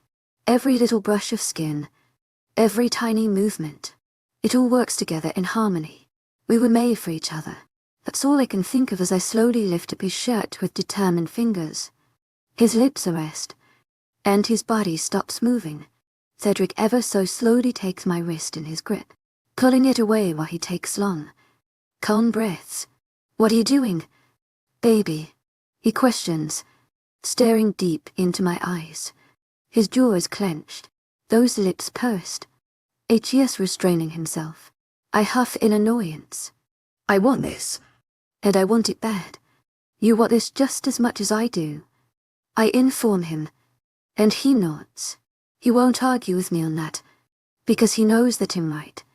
"Of course I want it, but we should wait," Cedric insists. His voice is sure, but his expression isn't. He still leans into me. His body heat continues to mingle with mine. "Why should we wait? We love each other. I love you. Is that not enough for you?" Feeling like a complete waste of space. Was he lying when he said he loved me? Was this all a joke? My suspicions start to creep in, and I can tell that Im's slipping back into my mind. I guess he can see the frantic question shining in my eyes, because 𝐻𝐸s quick to cup my face in his enormous hands. "Baby, I love you. I love you so much." Cedric's voice is wavering, in breaking him down. 𝐻𝐸s tempted to give in. 𝐻𝐸s so close to agreeing. The prize I seek is right in front of me. I can almost taste it. To my 𝐊𝐢𝐧𝐼𝐻𝐿𝐬 𝐊𝐢𝐬𝐷𝐿𝐬. Heartfelt thanks for your unfading 𝐀𝐥𝐻𝐃𝐏 enthusiasm. I whisper, feeling dejected, but understanding where 𝐻𝐸s is coming from. I look up to see Cedric biting his lip, 𝐻𝐸s staring down at me with a war raging in his red eyes. I'm careful in my next move, taking my hands away from his shoulders and looking away guiltily. I shouldn't push him. It's not right of me. Something in me stirs when Cedric's hand touches my neck, and his lips come down on mine. What I expect to be a light kiss is actually a crash of pure lust. It would seem that a part in Cedric has snapped, and I had a hand in it. Guilt and self-hatred swamp me, and I try to push his off of me in one last form of restraint. I moan into his mouth, to caught up in what 𝐻𝐸s doing to stop it. Ever since I've known what sex was, I wondered what it was like. I knew it would feel good. I knew I would like it. But having it with someone you love, someone you would give your life for, there's nothing in the world that comes close to the pure euphoria. The intimacy that Cedric and I share as we fall together. There are no words to describe it. All I know is that my life will never be the same. 29 pushed away Cedric POV. My heart is broken when I wake up. I roll out of bed, staring at the clothes strewn across the floor in our haste. I can't believe myself. I can't believe Hendrix. How could I ever let myself do this? How could I let her do this to me? Sex before mating is a crime. The moon goddess made sex a sacred act only to be between two mated people. I've disrespected her. I've disrespected Hendrix. Anger bubbles up inside me. I want to hold this against her. She pressured me, persuaded me. She knew I wanted her. She knew I wanted to wait. Knew that I was tempted to give in. She pushed me into it. I regret giving in. I wish I could take it back. I need to beg for the moon goddess's forgiveness. In the end it was my choice. She was backing down, but I was too invested, too tempted by her mere presence. Although Hendrix was very kind in her seduction of me, I still enjoyed every second of it. It was heaven. She's heaven. Every bit of her. She's amazing. She's a queen. What did I expect? She goes after what she wants. Maybe I should have outright told her. I could have explained my species, our religion, our customs, which she have understood. Would she want screaming? I sigh, lean forward and rubbing my temples. Hendrix didn't know how serious this is. It's shameful to have sex before mating. She unknowingly helped me break all of the goddess. She didn't know better. She's a horny teenager, and I enabled her. I was more than happy to actually. I leave the apartment. My brain is still scrambling with the information of what happened. How could I give in? I knew the moment I saw my mate I wanted everything to go right between us. And I already screwed up. As much as I want to blame her, she didn't know. She's emotional problems stemming from her father's absence. I'm not surprised she questioned me when I wanted to wait. It makes sense that she pushed for sex to prove I love her, because she has a hard time believing it. It's no excuse though. If she loves me, she wouldn't push me. How can I be mad when she's a mess? How can I be mad when I'm the one who gave in and let it happen? I was a very willing participant. It didn't take much pleading for me to slip. This is on both of us, but I feel the most responsible. While Hendrix was in the dark, I was. If anyone finds out what we did, it'll be looked down on. It'll lose my pack's respect. It'll seem weak and foolish. I am weak and foolish when it comes to Hendrix. She's my one true weakness. My hands go into my pockets on their own. An automatic tick. I stride quickly into the woods. The chill in the air would be pleased take if not for the predicament I find myself in.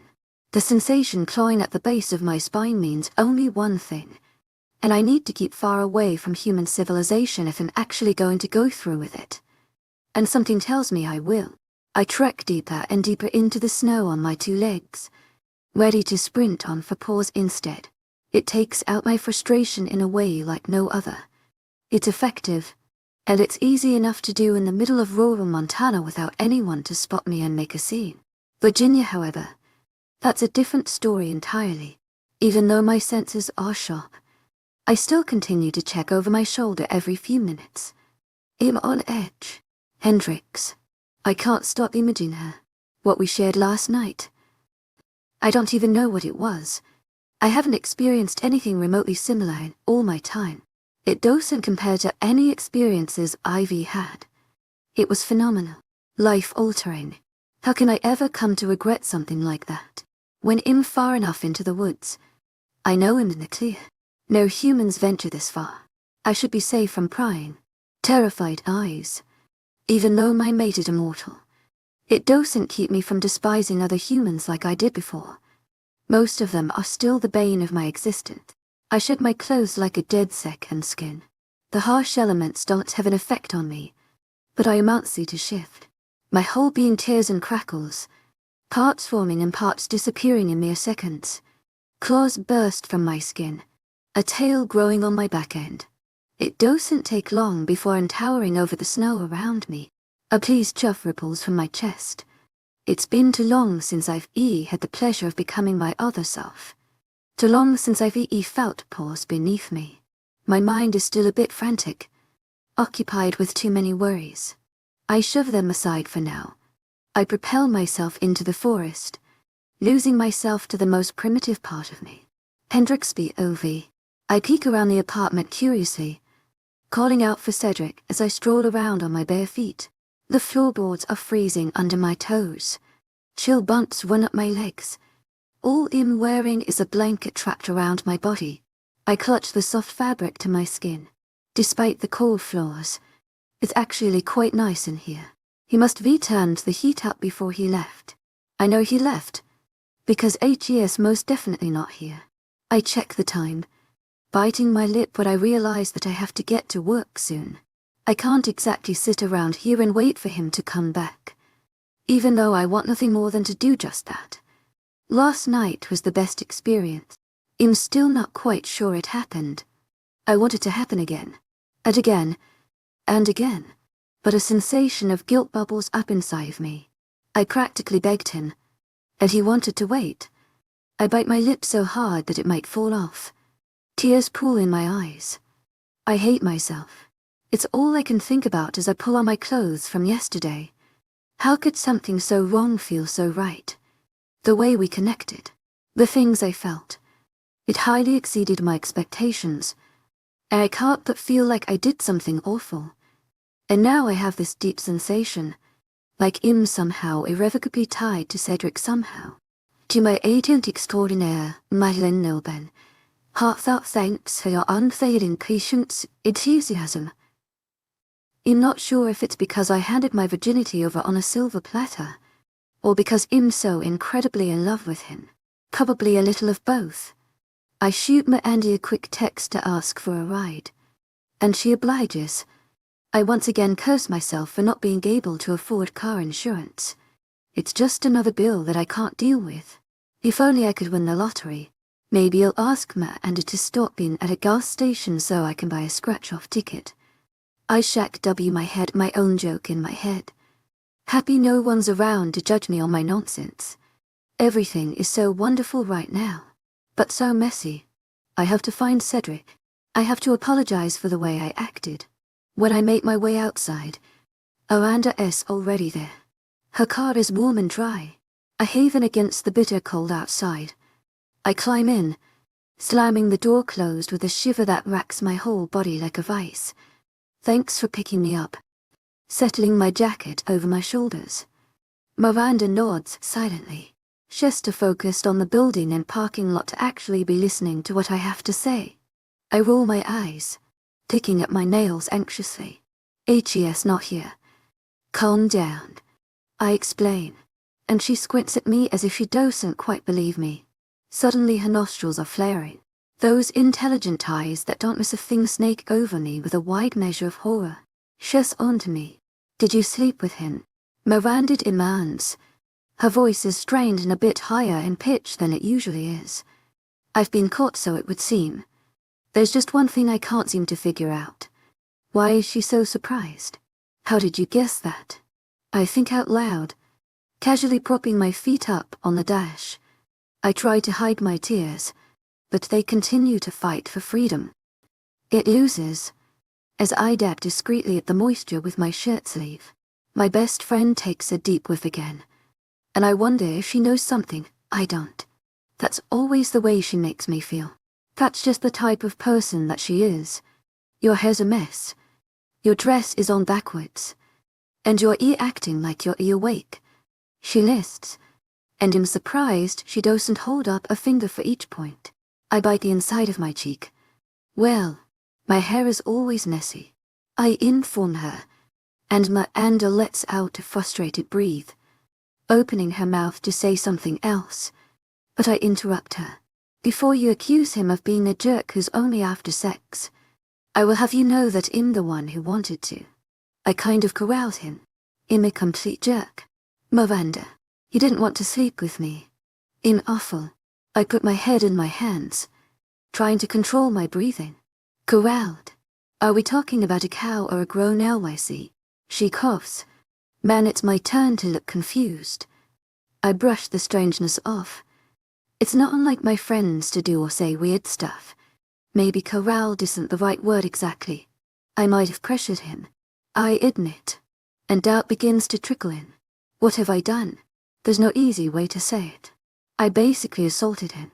Miranda makes an expression so sour you'd think she was sucking on a lemon. Oh shit, I whisper, and immediately cover my mouth with both hands. That has to be the first time I've cursed. 𝐿𝐷𝐸𝐻𝐸 𝐊𝐷𝐸𝐻𝐸 heartfelt thanks for your unfailing patience, enthusiasm. 𝐿𝐷𝐸𝐻𝐸 𝐊𝐷𝐸𝐻𝐸 heartfelt thanks for your unfailing patience, enthusiasm. And I have good reason. I'm already neighbor at this point. I messed up. Oh no, he probably hates me now.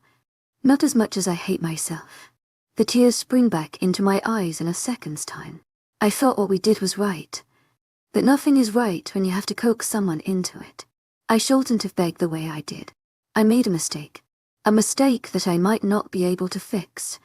But that won't stop me from trying. 30 seem like enemy Cedric POV. Hey, dumbass. You ever gotta crawl back out of your hiding hole?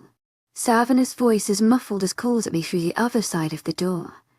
I'm laying on the couch, my body taking up all of the space that it offers.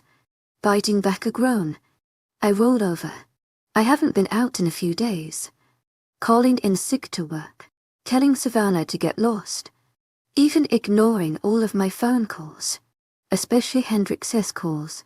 I'm still sorting it all out in my head. I need my own opinion at the moment, and only my own. Other voices won't help figure anything out. After hauling myself to the door, I unlock it, swinging it open, and ready to argue. My beta forces herself into the room the first chance she gets. One look at me, and her hands are on her hips. What happened to you?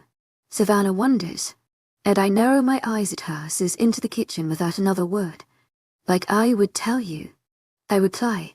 I go back to my place on the couch while she rummages through the freezer. She comes over with a handful of ice wrapped in a dish towel. When she hands it to me, I just raise my eyebrows. For your sad face, you look like shit. Her light eyes take me in from head to toe pointedly. Let me guess. Miserable. Moping. Pissed off. I've seen you like this before. You had sex. You know, that's supposed to make you feel better. Not worse. She tries to joke, but I don't find it amusing. I see a flicker of pain in her eyes. And I know she's probably disappointed in me. She always thought highly of me. That's not my fault. Not in the wrong context. Not before mating. You were right the first time. 𝐿𝐤 I regretfully tell her, leaning back and pressing the ice back to my eyes. I haven't slept in 3 days. My idiotic brain won't allow rest. I can't see Savannah, but I feel her presence shift until she's sitting in the armchair across the small room. She loved to sit parallel to me when she has some lecturing to do. Last time I checked, it takes two to tango. I move the ice so I can glare at her. She just shrugs, observing her nails. Hendrix didn't know any better. I did. It's my own fault.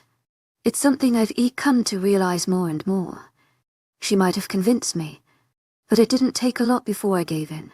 My mate claimed I wanted it just as much as her. And she was wrong. I wanted it more than she could even imagine. She's sensitive.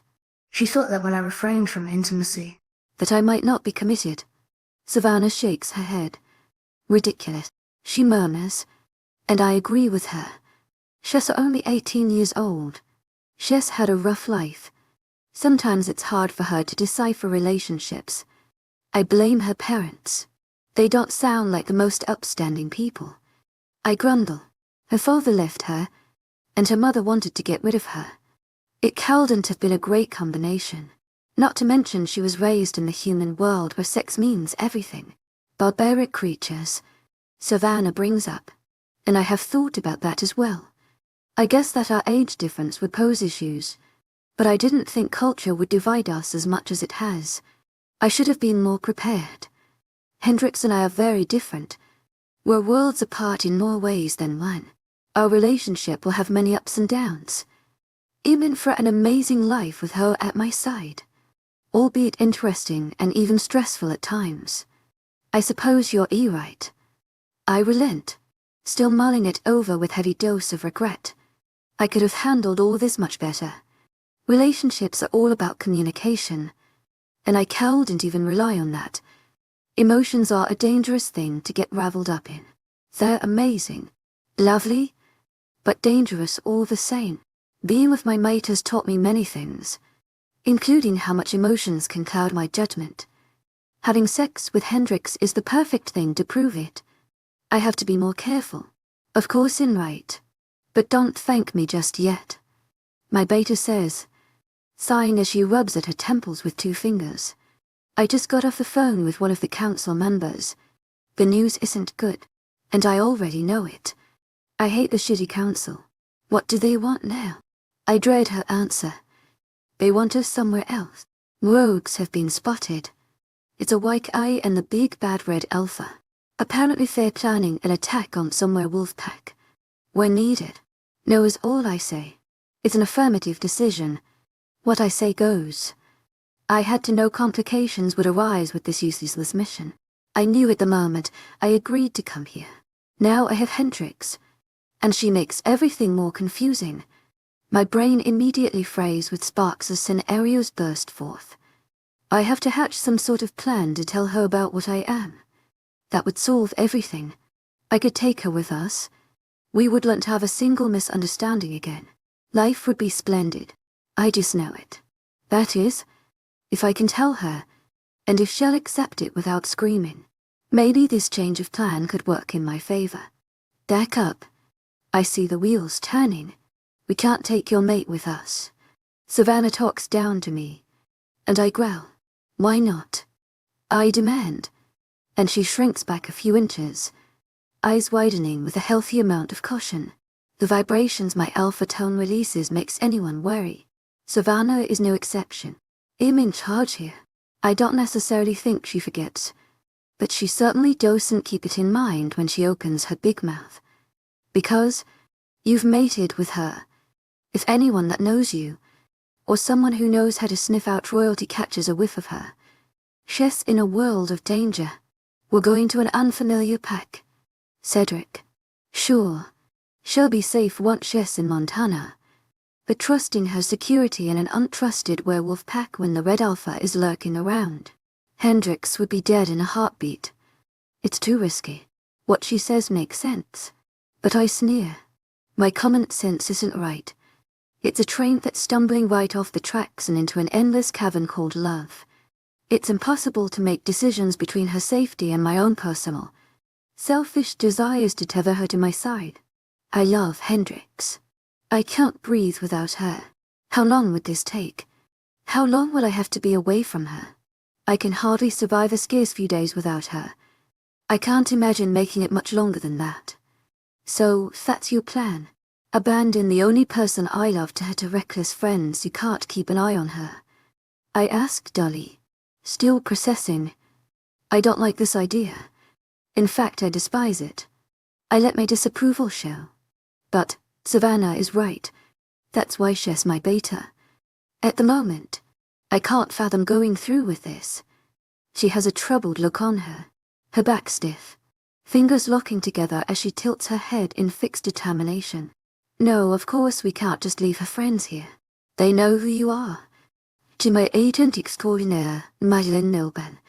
Heartfelt thanks for your unfailing patience, enthusiasm. You can't expect them to keep their mouths shut. I'm starting to get pissed at this point. How can I argue with her ideas when they're completely logical? She's beating me at my own game. I've been drowning in the honeymoon stage. I haven't exactly been in tune with what's going on around me. And Hendrix. How the hell am I supposed to leave my heart here all and trust she'll be alright? Finding the Red Alpha isn't worth it. That's all well and good, but who's going to watch over her? Hoping Ivy finally stumped her and I'll be able to do as I please. I have contacts in the CPO. I'll get someone out here to watch her from far away. Make sure she's safe. I'm already shaking my head by the time she's done speaking. I can't go through with it. I don't care enough about helping the god to do this. Hendrix is more important to me. And set my jaw firmly in place. The image of Hendrix all alone is painful. The idea of being without her wrenches my heart, makes my stomach clench with nausea. Savannah sighs, leaning forward with her elbows on her knees. She rubs her palms together. I know you love her, but you also love our pack. You're a good leader. That's why we chose you after my father died. He trusted you to lead his people. She pauses, letting that sink in. The Red Alpha has attacked us before. Not on our territory, but who knows what the future holds. As long as 𝐿𝐤's still out there, we aren't safe. Never completely. That includes Hendrix. She's weak. She doesn't understand our world. If you don't take this opportunity to rid this world of the danger that threatens us, you might not get another chance. This is your opportunity to make it safe for your mate. To make it safe for our pack. It's rational. It all fits into place. But every instinct I have is fighting against leaving her. What kind of mate would I be to just abandon her the same way her father did? She'll never trust me again. But might be a risk I have to take. This could be the only shot we have to end up together, the way it was intended. My beta is right. She's thought this through. And I hate that. I hate that it makes sense. I stand, barely even looking at Savannah while I pass her by, running a hand through my disheveled hair. I take the hallway in long strides. "Where are you going?" she calls after me, frustrated. To think. I decide. The door slams behind me, an open invitation for her to leave me the head alone.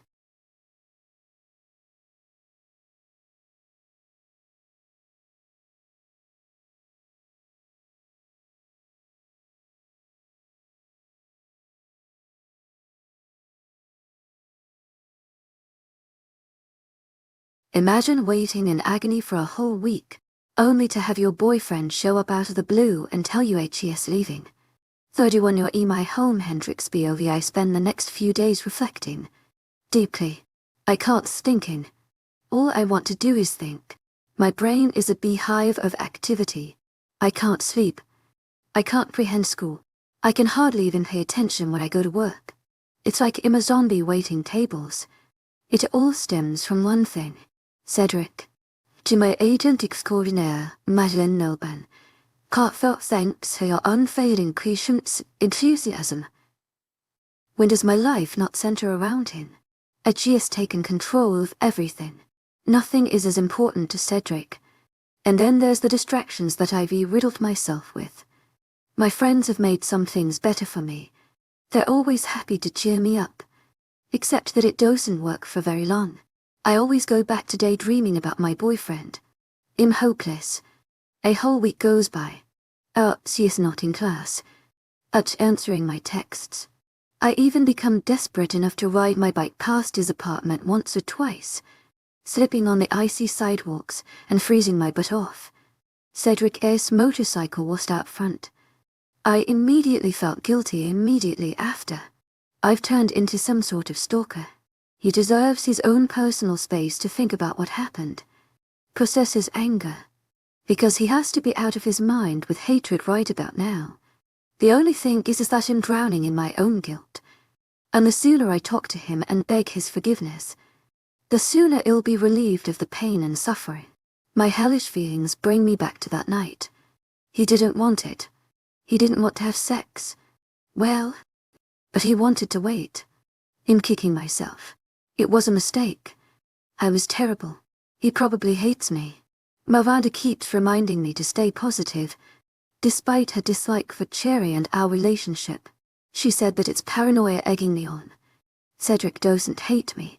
I've been chanting those for precious words to myself every minute of every day. It's a good reminder to not let myself run away with terrible thoughts that are too painful for me to bear. Today I woke up early to go to band practice. It's a long 2 hours of rigorous rudiments and drilling beats into my muscle memory. We have a few gigs here and there, and Dylan is as determined as the rest of us to get it just right. The only thing is that I'm not truly invested. Not anymore. All I can focus on is a scared face with bright ruby-colored eyes staring at me with so much love. I want to see that again. After a frustrated argument about the set list, and a headache later, I'm back at the apartment ready to crash. My eyelids flutter as I scan the pantry with my lazy gaze. Miranda and Stacy aren't here, and I wonder absently where they've gone. The last time I checked, neither of them have classes at 900 AM on a Saturday, but who am I to question them? The last 2 months I've done hardly anything but gallivant on around with Cedric. Half the time they didn't know where I was. They deserve some payback. I turn around when I hear the front door open and close, ready to lose myself in the company of my best friends. What I'm greeted with instead is Cedric. I haven't seen his handsome face in a week, and I'm catching up now. I've been starved of his company. I stare at him and his confused expression. He stands tall and stiff in my living room. His nostrils flared as he looks at me before shifting his gaze around the apartment with a heavy amount of curiosity. They're not here. It's just you and me. I inform him, because I know how much him and Mother are in the worst way. Cedric gives me a short nod, and I can't help but push myself closer to him. I have to resist the desire to run and jump on him with my open. I want nothing more than a hug after a painful week of silence. 𝐊𝐲 is the one to embrace me. I sputter in surprise, but quickly get over it. I can't say no to him. His warm body is my safe haven. I hug him back, tightening my hold. There's an odd drop in my stomach. It clenches reflexively. And for some reason I know something's not right here. He doesn't pull away. Doesn't make a sound. He hasn't said a word since he showed up out of nowhere. I clear my throat. Nothing. After several minutes, I ease back until I'm staring a foot and then some up into his face. I'm struck by how handsome he is, but also how tired. Haggard. He appears worse for wear since the last time I saw him. Dark circles assault his eyes. Tired lines adoring his normally healthy-looking skin. I'm startled by his harsh appearance. 𝐿𝐤𝐷𝐞𝐫𝐬 heartfelt thanks to your unfailing patience enthusiasm. What's wrong? Patiently waiting for an answer that doesn't come. He just stands there with his arms wound around me. His eyebrows are so set in place that they look like stone. Is this about what happened? You know, between us. He shakes his head. Beautiful black hair fanning out. His hair is softer than it looks. I want to run my fingers through it right at this very moment. But I think that would be slightly inappropriate in this situation. Then, what is it? I press after a few torturous seconds. I've waited all week to hear from him. I can't wait much longer, I might explode. His shoulders lift slightly, his leather jacket crinkling, as he takes a deep breath. "I'm leaving," he says simply. It's just a short sentence. A statement. A handful of syllables. It shouldn't shatter me, but I feel myself coming apart at the seams anyway. I flinch, reeling back out of his hold until I'm a good foot or two away from him. He can't be serious. That has to be a joke. But we. I try, not able to grasp the concept of words. It's too much for my already deteriorating mind to handle. Maybe I'm imagining things. Maybe my worst nightmare is so overpowering that I'm hallucinating it right here in my own reality. I got a new job. A temporary one. He'll be coming back. He explains, and I detect frustration building in his voice. He doesn't want this. He doesn't want to leave me. I already know him enough to pick up in his signals. And 𝐻𝐸's not happy. I take a quick few steps towards him. Thinking quick. You don't have to take it. Stay here. Please. Please don't leave me. I practically beg, taking hold of his hands and squeezing. The position of his body is enough to show 𝐻𝐸's serious. 𝐻𝐸's as straight as a board. I'm yielding. I'm coming back, Cedric says slowly, as if it's hard for him to speak through his tight lips. I love you. You have to know that. I will come back. I can't really see with all the tears blurring my vision. This was supposed to happen. I gave my heart to this man, and he was meant to keep it safe. Being left behind is my worst possible fear. And here it is. I don't know how long goes by. Minutes. 𝐿𝐤𝐷𝐞𝐫𝐬 heartfelt thanks to your unfailing patience, enthusiasm. It doesn't matter. Neither of us speaks for a long while. Cedric's hands turn into fists at his sides. For once they're not in his pockets. Well, say something. He and 𝐿𝐤 struck them patiently, clearly becoming agitated by my depressed silence. I rapidly blink away tears, wiping them out of existence. Like what? My heart thudding insistently in my chest like a bird with a broken wing. Cedric runs a hand through his hair. I don't know. Something. Anything. Do anything but cry. I can't take it when you cry. Baby, he tells me, shaking his head and looking down at his shoes. I sniffle, trying to pretend like I'm not breaking down. How long? I wonder, and his peculiar red eyes are back on me in a second. I'm not sure. A few weeks. Maybe months. He relents. Cedric blows out a deep breath, and every passing moment is sheer agony. My brain twists, wringing itself out as it works double time. Several ideas pop up in my head. They're risky, but I know I'd risk it all to be with him. I don't want to be separated. I need to be at his side. It's where I belong. I don't exactly know how I know that, But it has to be true. It's my gut instinct. Take me with you. A little too much excitement in my crackly voice. I know it's a leap. We've only been dating a short time, but I'm ready to go all the way. Cedric's eyelids close hard, little wrinkles appearing as he sighs. Hendrix, you can't come with me. You can't leave school. Your job. I won't let you. But we'd be together. Don't you get it? There's other schools. Other jobs. I don't care where we go. I just want to be with you. I'm desperate. Pleading. The tears are back full swing. I know he doesn't like to see me cry. But I can't hit. I'm only human. I look up at him, but he won't meet my eyes. He looks at the ground. At the coffee table. Our hands are still connected. Fingertips brushing. You can't come with me. Everything inside me crumbles like my bones have turned to ash. Your 𝐖𝐨𝐥𝐼. To my agent extraordinaire, Madeleine Nilben. Heartfelt thanks for your unfailing patience, enthusiasm. You don't seem too torn up about it. He says he loves me, but 𝐻ES also leaving me. It doesn't make sense. He could very easily take me with him. Decline the job. Anything that's in his power could be done to make certain we remain together. But no, he can't. He doesn't want me anymore. I start the realization. We had sex. What if I let him take what he wanted? And now 𝐻ES abandoning me. It's my daddy leaving all over again. What have I gotten myself into? When I slowly start to back away, Cedric is quick to reach out for me with his strong arms. I swat them away. My tears are flushing down my neck now. No. Don't touch me. I demand. And his jaw clenches. Powerful muscle and bone straining against his skin. I don't want this. I love you. You know that. Do I? He doesn't seem to like that question. Words are just words. Cedric, you can say whatever you want to someone, but you have to prove it's the truth. It's an unspoken ultimatum 𝐼𝐸 provided for him.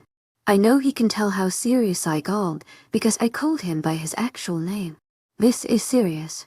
I can't indulge in silly pet names when my happiness is on the line. Cedric collects himself. I do love you. More than life itself. But you can't come because it's not safe. He explains. A glint of indecision in his deep, throaty voice. As if he shouldn't be telling me this. What? I scoff. Is it a bad neighborhood? Is it in the middle of a frozen wasteland?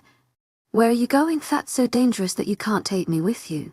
I watch as his jaw works again. A tear chewing on the inside of his cheek. He looks dangerous. Intimidating. I've never been scared of him before. But I see a different side of him. I hope and pray to any god that will listen that Miranda and Stacy stay far away.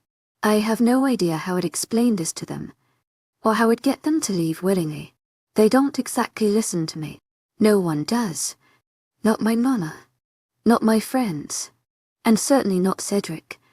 He has me questioning everything that happened between us. Everything we shared. Every word exchanged. I want to believe he'll come back. I love him. Of course I want him back as soon as possible. I just don't know if 𝐻ES telling the truth. No. The area isn't dangerous. I just mean that there are people who could find out about you and me. And there would be consequences. Last time I checked. Age of consent is 18. We're not going to get into trouble. It's a lousy excuse. I didn't think that my age mattered to him. He hasn't given me any reason to believe it bothered him. He sighs out a frustrated sound, rubbing at his temples with nimble fingers. No, that's not what I mean. Let's just say that people are after me, and they'll do anything to blackmail me. It's not safe for you to be associated with me. At least, not for a while. He shakes his head adamantly. They can't waste anything. I don't want you to pay the price. I go blank at that. I knew there could be ramifications for our relationship if we were caught by the school. But other than that, what could possibly keep us apart? Maybe his limitless excuses. We both stop talking. My silence is obvious. Because it's technically my turn to talk. This is a back and forth kind of thing. I keep my mouth shut tight, mulling things over. Please, Don't leave me here. I finally say, my broken heart controlling my tongue. I sound as pathetic as I feel. I realize that I can't feel my fingertips or my feet. The numbness is spreading. I have to. Baby. I'm so sorry. I love you, Cedric replies. And even though his words are sweet, all emotion is gone. It's gone from his words. His expression. 𝐿𝐤 has turned his feelings off like some kind of robot. I'm scrambling while I fall apart, scheming for ways to keep him here as long as possible. It's not enough. I'm not quick enough. His enormous body is in front of me in a second. Those safe arms of his entangling me. I fit snugly against his chest. A perfect puzzle piece in this broken world. He bends down slightly, pressing a firm kiss to the top of my head. It's long and short all at the same time. Then 𝐿𝐤 has gone. Into shock to register the door slamming shut. All the ringing in my ears. This place still smells like him. I can still feel him. He has to be here somewhere. I would bet my life on it if I didn't just watch him walk away. But no. 𝐿𝐤 has disappeared on his bike. When it finally settles at the bottom of my brain, crumbling to the floor in a heap of sobs. I know I'll have bruises on my knees, but I don't care. Those will heal with time, unlike my heart, which is irreversibly torn into. The 𝐊𝐤𝐳 Hendrix 𝐵OV. My eyes are permanently swollen to the size of golf balls. I'm positive of it. They're tender and moist. That's what happens when you can't stop crying.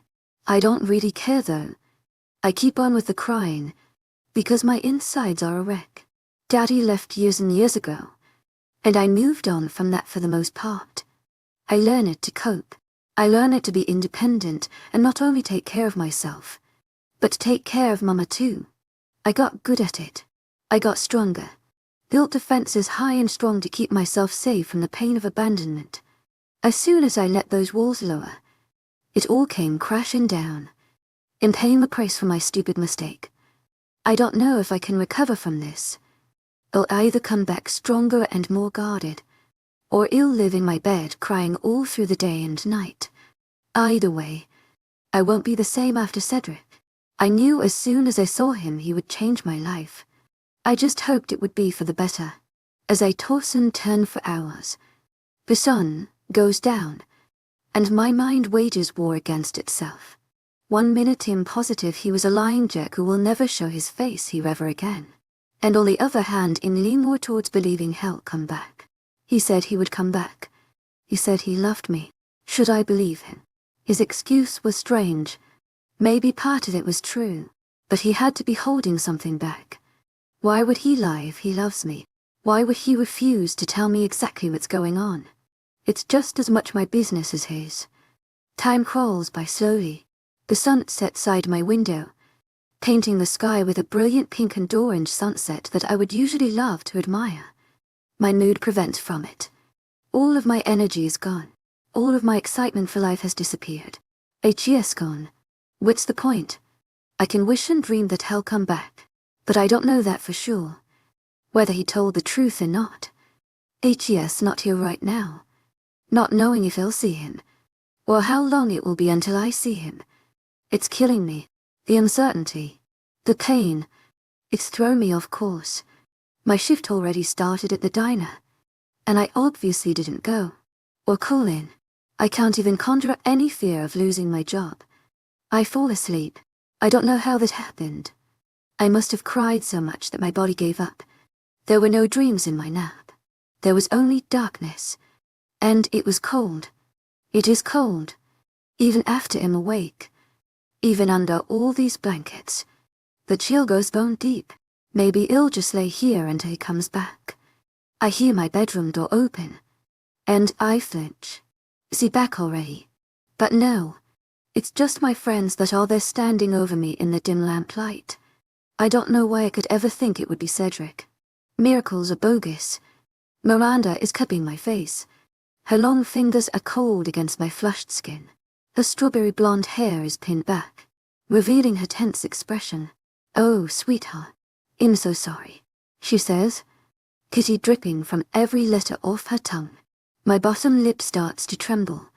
and I'm shocked when tears dribbled down my cheeks. I thought I was all dried out. Apparently not. The tears persist, fighting on.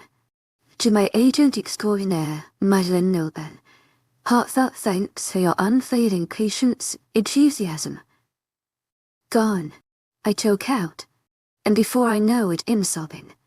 I don't want to cry. It's an involuntary thing that I can't stop. I have to try to bear it. I need to get through it. In falling apart, I clutch my pillow to my chest, crying into its plush, forgiving material. The white fabric turns blotchy from my salty tears. The sobs have a hold of me. I want this pain to end. My whole body shakes.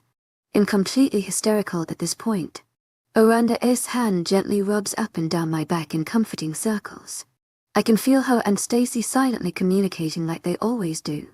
I swear they know a second language that only works through facial expressions. Eventually the crying dissipates. I'm left a hiccuping, sniffling pile. If Cedric saw me now, he'd be glad he left. He dodged a bullet with me. I might as well tattoo crazy across my forehead. I look up at my best friends through puffy, swollen eyes to take in their strange faces. Something's not right here. They look worried. What is it? I ask reluctantly. Stacy pales, turning to Miranda with pursed lips. Their eyes dart back and forth from me to each other. This can't be good. Miranda clears her throat, finally managing to maintain eye contact with me. There's a family emergency down in Mississippi. We have to leave. I'm so sorry, Hendrix. Her voice cracks. I've never heard Maria's voice crack. I've never seen her cry. Today's a day of firsts, I suppose. I sit up in a panic. It shocks my body into action. This can't be happening. It has to be a dream, a figment of my imagination. Cedric's departure has me shaken up. That's all. This isn't real. But no, as many times as I pinch my arm, they're still here. My heart still aches. My head still throbs. No, no. No, no. You can't leave. You can't go. Please. Please. I beg. Sobs taking over once again. Miranda embraces me, practically pulling me into her lap while I cry frantically, shaking my head. She shushes me, squeezing me tight. Everything's going to be okay. Hendrix. You'll see. She's wrong. She has to be wrong. There's barely any time for me to say goodbye to my friends. There's boxes, bubble wrap, and tears. Then they're gone. Just like that. We said our goodbyes. They told me how much they love me, but I don't really believe them. In being abandoned, my worst fear has slapped me in the face like a ton of bricks, and I can't do anything to stop it. I have to stand here and let the cards fall where they may. I don't have much time to process anything that's happening. It's all in the span of 2 miserable days that weigh me down. I hardly speak in that time, and I don't dare to look my friends in the eyes. Then they'll see how broken I really am. Sure, I haven't spent much time with them in the past 3 months, but I still love them. They ground me. We've been friends for years. We planned to go to school together forever. This college was supposed to be starting over from the life I had in Ocean Springs. Instead it's much, much worse. At least back home I had Mama. After Miranda and Stacy are gone, I stare out the window long after they've driven away. My legs start to get sore from all the standing, so I wander down the hallway until I'm staring into their empty bedroom. They insisted that I be the one to have my own room. They're cousins with an enormous family. They said they're used to sharing space. I sigh to myself. I have a few more days to sulk before I have to push myself onto my feet and get back to work. Literally. Luckily, my boss was very understanding. It's not like they're very busy when there's mounds of snow surrounding the building. He said to take my time, figure things out. I just have no idea how long that will take. I lower myself down onto a now naked mattress, putting my face in my hands. Eventually, I ran out of tears. I woke up yesterday unable to cry. Mentally, I'm in anguish. I should be crying right now, but I can't with the gumption. I'm exhausted. Most of all, and just ashamed of myself. It's been today since he left. 48 hours, and I already miss him. 𝐿𝐢𝐳𝐷𝐞𝐝 𝐊𝐢𝐳𝐷𝐞𝐫𝐬 𝐂𝐏𝐿 thanks for your unfailing patience, enthusiasm. I didn't see or hear from him for a week prior, but the fact that I might not see him again makes those 2 days feel much longer than a mere week. I have things to distract me over the next few days. Finding new roommates is at the top of that list because I can't afford to live here alone. I know that will be difficult. I can't imagine what I'll do if I'm not successful. But I can't think of that now. I have enough to dwell on as it is. My body pitches over in the dark room, drab from its lack of decoration.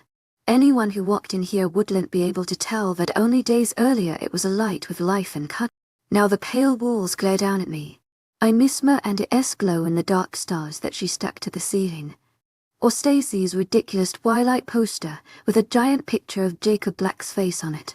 My eyes slowly close, unable to hold themselves open to witness the ugly, empty room that reminds me how alone I really am. I've kind of become numb if I'm being honest with myself. Everything tingles a little bit. But that's the only feeling really. So much emotion has wrought itself on my system that I've become burnt out. Mama always said that life throws things at you regardless if you're ready or not. And most of the time you're not. Expected the unexpected, she would say. Because it's bound to happen. Well, she was right. It's all I can think about as I drift to sleep. Right before I drop off into sweet oblivion, I picture Cedric as handsome, scarred face, and I smile. 33 breaks my heart. Cedric POV welcome. Alpha Vela. So glad you could make it. Councilman Cole stands when I enter the room, stretching his arms wide to motion to the whole boardroom. 7 pairs of eyes land on me. Not every council member is here. There's easily over 50 members, but not all of them are on standby all the time. I haven't been in the room in years. Now I know why. As soon as the doors close, I feel like I've been doused with ice-cold water. I hate it here. Slithering into the closest leather chair, I border-wide acknowledge the male I've come to despise over the last few years. As soon as he became part of the council, I hated him. 𝐿𝐢𝐳𝐷𝐞𝐝 𝐊𝐢𝐳𝐷𝐞𝐝 thanks for your unfailing patience, enthusiasm. I say simply, that ought to satisfy him for now. I've never liked the lichen. He hasn't been on the council long. It's been less than 1 year at least. Red mustache crinkles up when he notices my bored tone. Councilman Cole glances around at the other members. He clearly meant to impress them by sucking up to me. But it didn't work out in his favor. I catch Councilwoman Aditya roll her eyes. They must be used to the imbecile by now. She clears her throat, turning to observe me through small, rectangular glasses. If I remember correctly, vampires don't need glasses to be able to see. Their vision is superb. It has to be a fashion choice, albeit a not very good one. We are pleased to have you join us. As you know, this is a high-profile case. We need the best, she explains, and a few papers ruffle on the table. Glancing over, I'm not surprised to see Councilman Hari shaking his head. His pointed ears and scent are enough to tell anyone HES a fairy. Those harsh, pale features are another indication. We have many options as to who is best for this mission, the majority of them being from my realm. He pushes his long, white hair aside, a pleased smile on his face as he openly brags about his kind. The only reason you're here, 𝐿𝐢𝐳𝐷𝐞𝐝 𝐊𝐢𝐳𝐷𝐞𝐝 heartfelt thanks for your unfailing patience, enthusiasm, is because you have a history with this red alpha. You can help us. I'm not offended by the insults he sneers at me, or the way he looks at me over his pointy nose. I've never had a good relationship with the 𝐴. They're not fond of me. It's probably because I'm not shy about my distaste for them. Despite the fact that they can't lie, I don't trust them. I clear my throat, already miserable at this meeting even though I haven't been here longer than a few minutes. To be transparent, I haven't actually seen the red alpha. Yes, he attacked my pack, but not on pack grounds. A group of my pack members were out on a supply run when they were ambushed. The only way we knew it was the Red Alpha was behind it was 𝐻𝐻𝐿𝐬. He killed my gamma. I explain, hoping they might reconsider asking me to particular mission. They ignore my comment. Apparently a personal vendetta is good enough for them. 𝐻𝐻𝐿𝐬 has been spotted. There's a little werewolf pack settled in West Virginia, only a few hours from here. 𝐷𝐷 explains in her thick Scottish accent. I nod slowly. I know her parents, and fair good vounce. They rely on me to look out for her when I can. I owe them enough favors not to groan. The council was my idea.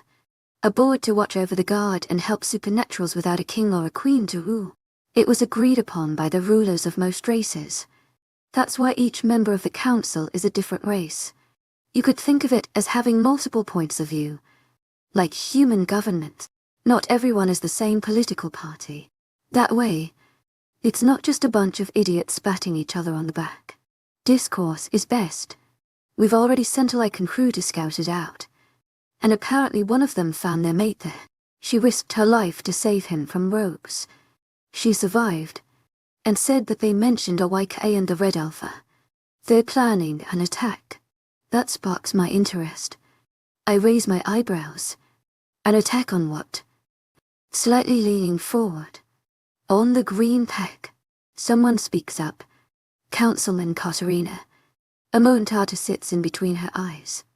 To my agent extraordinaire, 𝐿𝐬, heartfelt thanks for your unfailing patience and enthusiasm. Do we know why they're so interested in a little pack full of redneck werewolves? I wonder, almost to myself while I mull it over in my head. It doesn't make sense. But then again, the Red Alpha doesn't really make sense. He strikes randomly. And he strikes hard. No one knows where he'll be next. What do you think? Why on earth would they target such a small, insignificant pack? 𝐷𝐷 throws her hands up in the air in exasperation. A small growl leaves her throat. The gnome next to her leans away, a smidge of fear in his round eyes. Councilman Cole is oddly quiet, and I narrow my eyes at the Lycan. A glare forms on my face by just looking at the creep. Nothing to add. To my agent extraordinaire, 𝐿𝐬, heartfelt thanks for your unfailing patience and enthusiasm. I ask him, and he jumps in his chair, appearing very flustered to be put on the spot. He frowns, clearing his throat and shaking his head. He looks down at an open binder in front of him, pretending to be busy with reading something. I'm not surprised. 𝐿𝐻𝐻's always been terrified of me, as like most of the council. So, who's in this tactical crew you sent into the belly of the beast? I turn to 𝐷𝐷, since she seems to be the only resourceful one here. I eye the full table of creatures. The enormous, punched man is named Frank if I'm remembering right. 𝐿𝐻𝐻's obviously a half giant with his big body. He pulls his cloak closer to his skin as if that will somehow hide him. Apparently, the giants thought he would be less intimidating one of their own to represent their kind. There's a dryad, who clearly is too busy fixing her lipstick in a handheld mirror to give her input. She carefully adjusts her green eyelashes that look like they're made of tree leaves. You remember Ezra Blackmore? You've met, I believe. You said he had. 𝐷𝐷 glances down at a page in front of her through her glasses.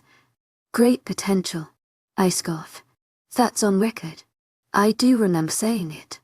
The Lycan population is very low. My pack is the biggest Lycan pack at 17 members.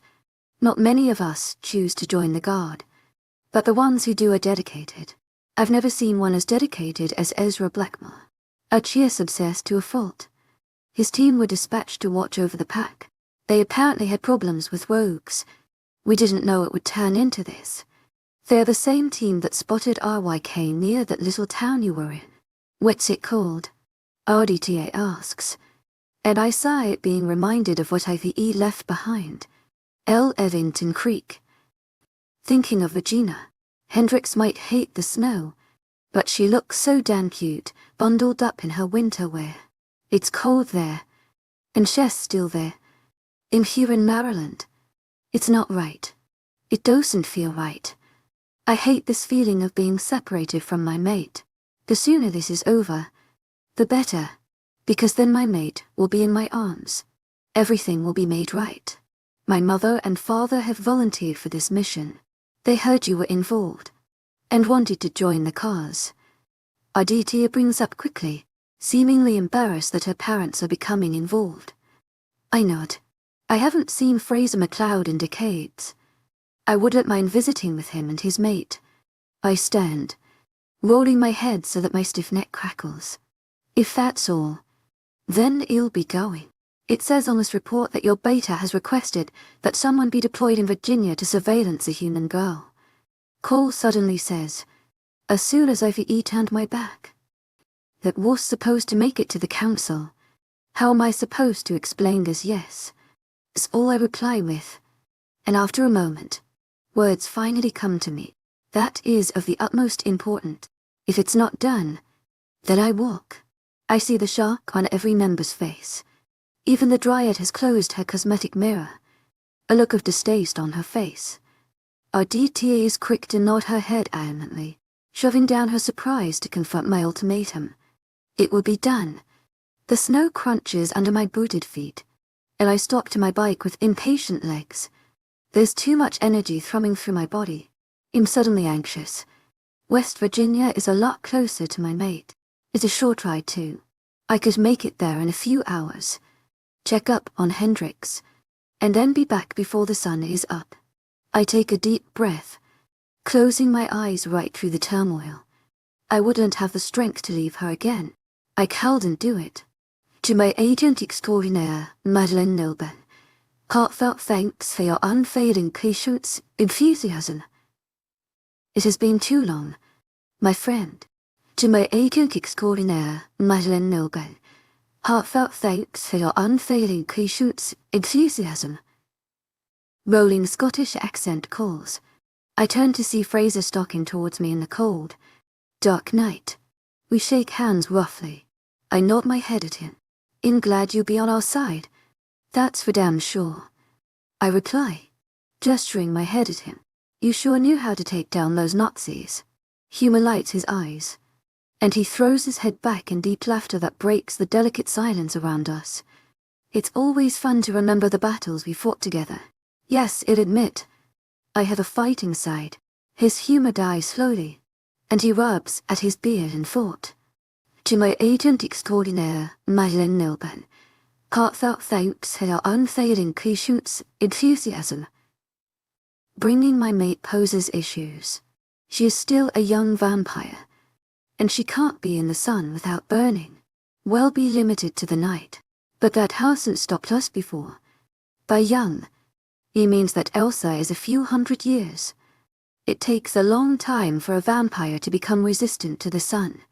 Because of Fraser's old age, he can go outside at any time of the day. It's time to stop the chat. Boys, we need to hit the road, Savannah says, slinging a black duffel bag into the trunk before turning to look down at Stacy. Do you really need this whole thing?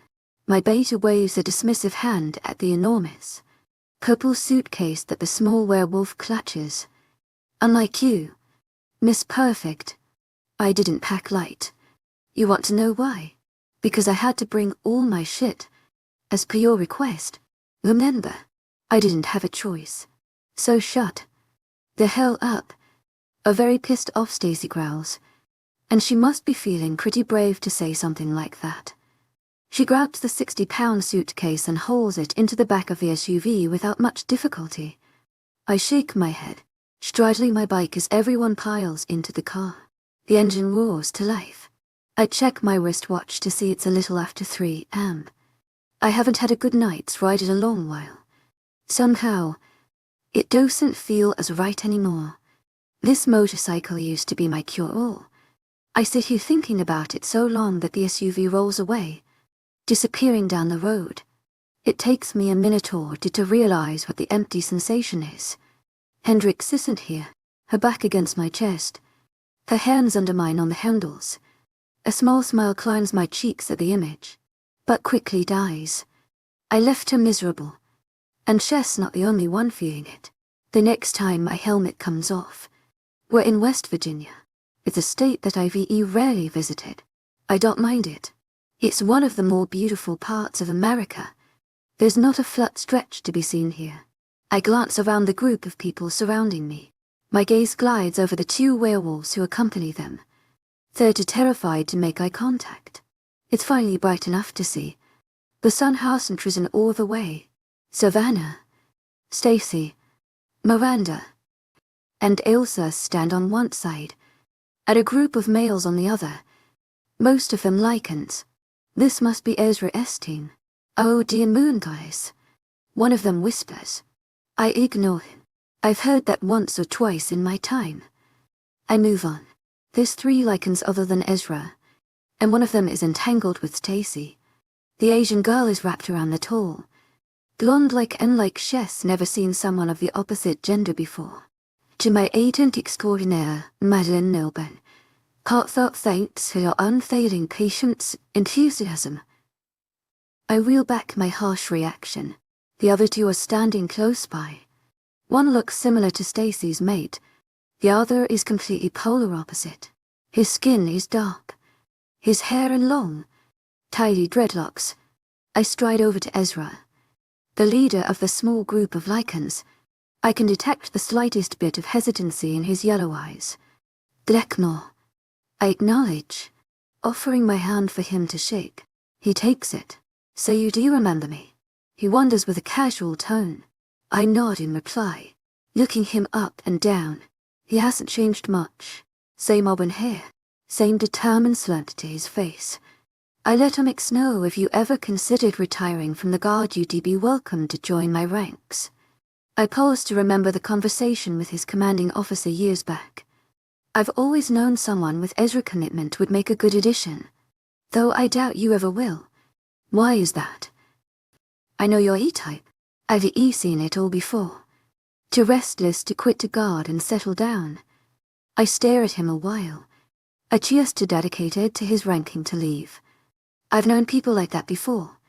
It's not necessarily a bad thing, but it can screw with your mind. Well, maybe before, but not anymore. I found my mate, and I'd be willing to do anything she wants. Ezra says reverently. I've vaguely recalled you mentioning someone finding their mate. It must have been Ezra. I can feel the jealousy bubbling up to a dangerous level. The amount of happy mates couples is too much. I don't care how dangerous I look. Even as the ones surrounding my jump away to avoid getting burned by my fury. A deep puff exits my chest. My jaw clenches. It seems a lot of us are finding our mates. I state the obvious, glaring at Stacy and her newfound mate. The lichen in question clutches his mate to his chest. It's obvious he wants to lash out, but he's too afraid to. I turn around. Everything inside me is too much. I picture Hendrix, the smile on her face when I drove her home from her drunken party, or her calm state when I found her naked after our night of passion. Then I remember the pain, the begging. Everything goes white. Like a flash of lightning, a roar fills the air. My fist connects with something hard, and a crack and a crash follow. Small bits of snow scurry through the air. I stare at the fallen tree before me, not sure how I managed to lose control so easily. Ever since I met Hendrix, I've been walking on a tightrope between sanity and fading into an oblivion of destruction. I tried to catch my breath, tried to calm my racing heart. With each pump of my heart, a heat only spread. Talk about anger issues. Someone murmurs. I don't look to try to see who it was. I don't care. Well, as great as that show was, my wee body mate and I need to get indoors before the sun shows up. He pins his mate. 𝐊𝐼𝐳𝐲𝐻𝐬 unveiled enthusiasm. Closer under his arm. She was an enormous trench coat to cover every inch of skin besides her face. Savannah purses her lips when we make eye contact. Before I turn around again. Could you show us where we're staying? She inquires. Then she pauses. Somebody needs some downtime. If you can't tell already. I roll my eyes. Even if I do agree, I can't wait to be alone. Though I thought it'd be relaxed once I was shut away from the others. In anything, it's almost worse. In pacing, puffing and puffing, cradling my knuckles. Hendrix's face is stuck in my head like a dream. I'm not sure if it's a good dream or a nightmare. Maybe a little bit of both. Her laugh rings around me. Her blinding smile chokes me. Her long skirts and kind words annihilate me. I don't know how long I'm walking around in my room, one hand clutching my cell phone. The sound of voices downstairs slowly dissipates. Footsteps and doors closing soon follow. Everyone is in bed. All except the vampires I would suspect. I've been in here an entire day. I watched the sun set. I ignored Savinus' pleas for me to come out and eat something. I don't deserve to eat. Don't have time to. I wonder if Hendrix is eating. I've seen time and time again that the mate bond does affect her. Even in her human condition, she'll be human forever. Even when my bite is placed on her slender throat, she'll be a human, but she'll live forever. It's the way mates work. Our mate bond will fix that side of things. But on the other hand, her fragility will remain. Her humanity won't be my downfall. I won't let it. Anything could happen to her while I'm gone. Surveillance be damned. She's so damn breakable and helpless. She's so naive. So sweet. Without a second thought, I lash out. A clear vase from the dresser goes hurtling towards the wood floor. It shatters into a million pieces. I stare down at the fragments with thoughtful eyes, recognizing cuts how I am on the inside. Broken. Beyond repair. The only one that can fix me is miles away. Another growl pierces the air. My body threatens to half-shift. I desperately hold the reins on my anger. My lungs work overtime. I can't breathe. I'm breathing too much. I'm struggling to find a balance.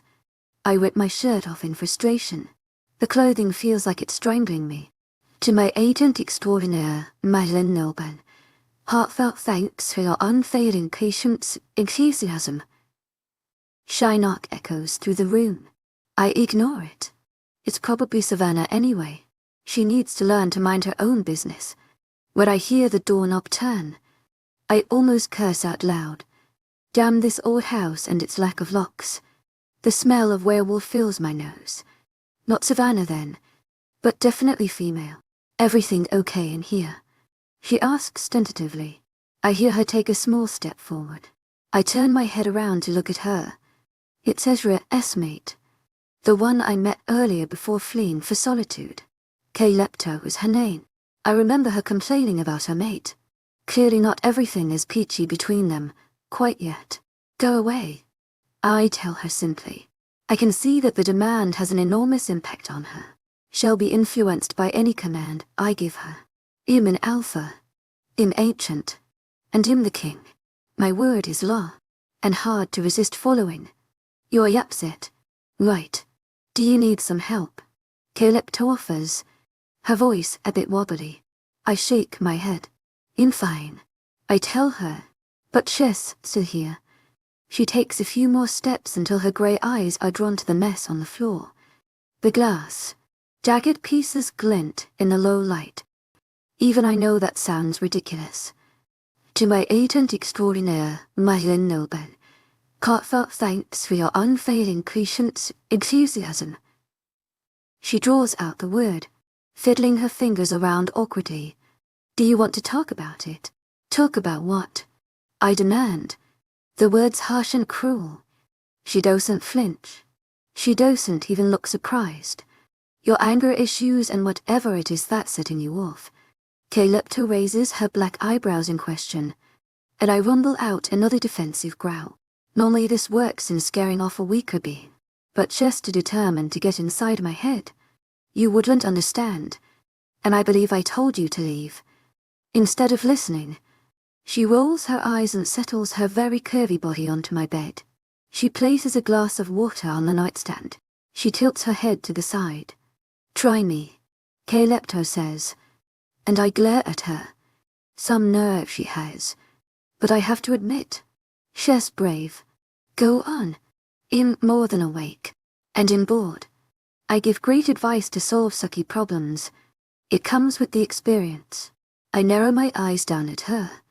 Then I step over glass, leaning against the wall for a more relaxed position.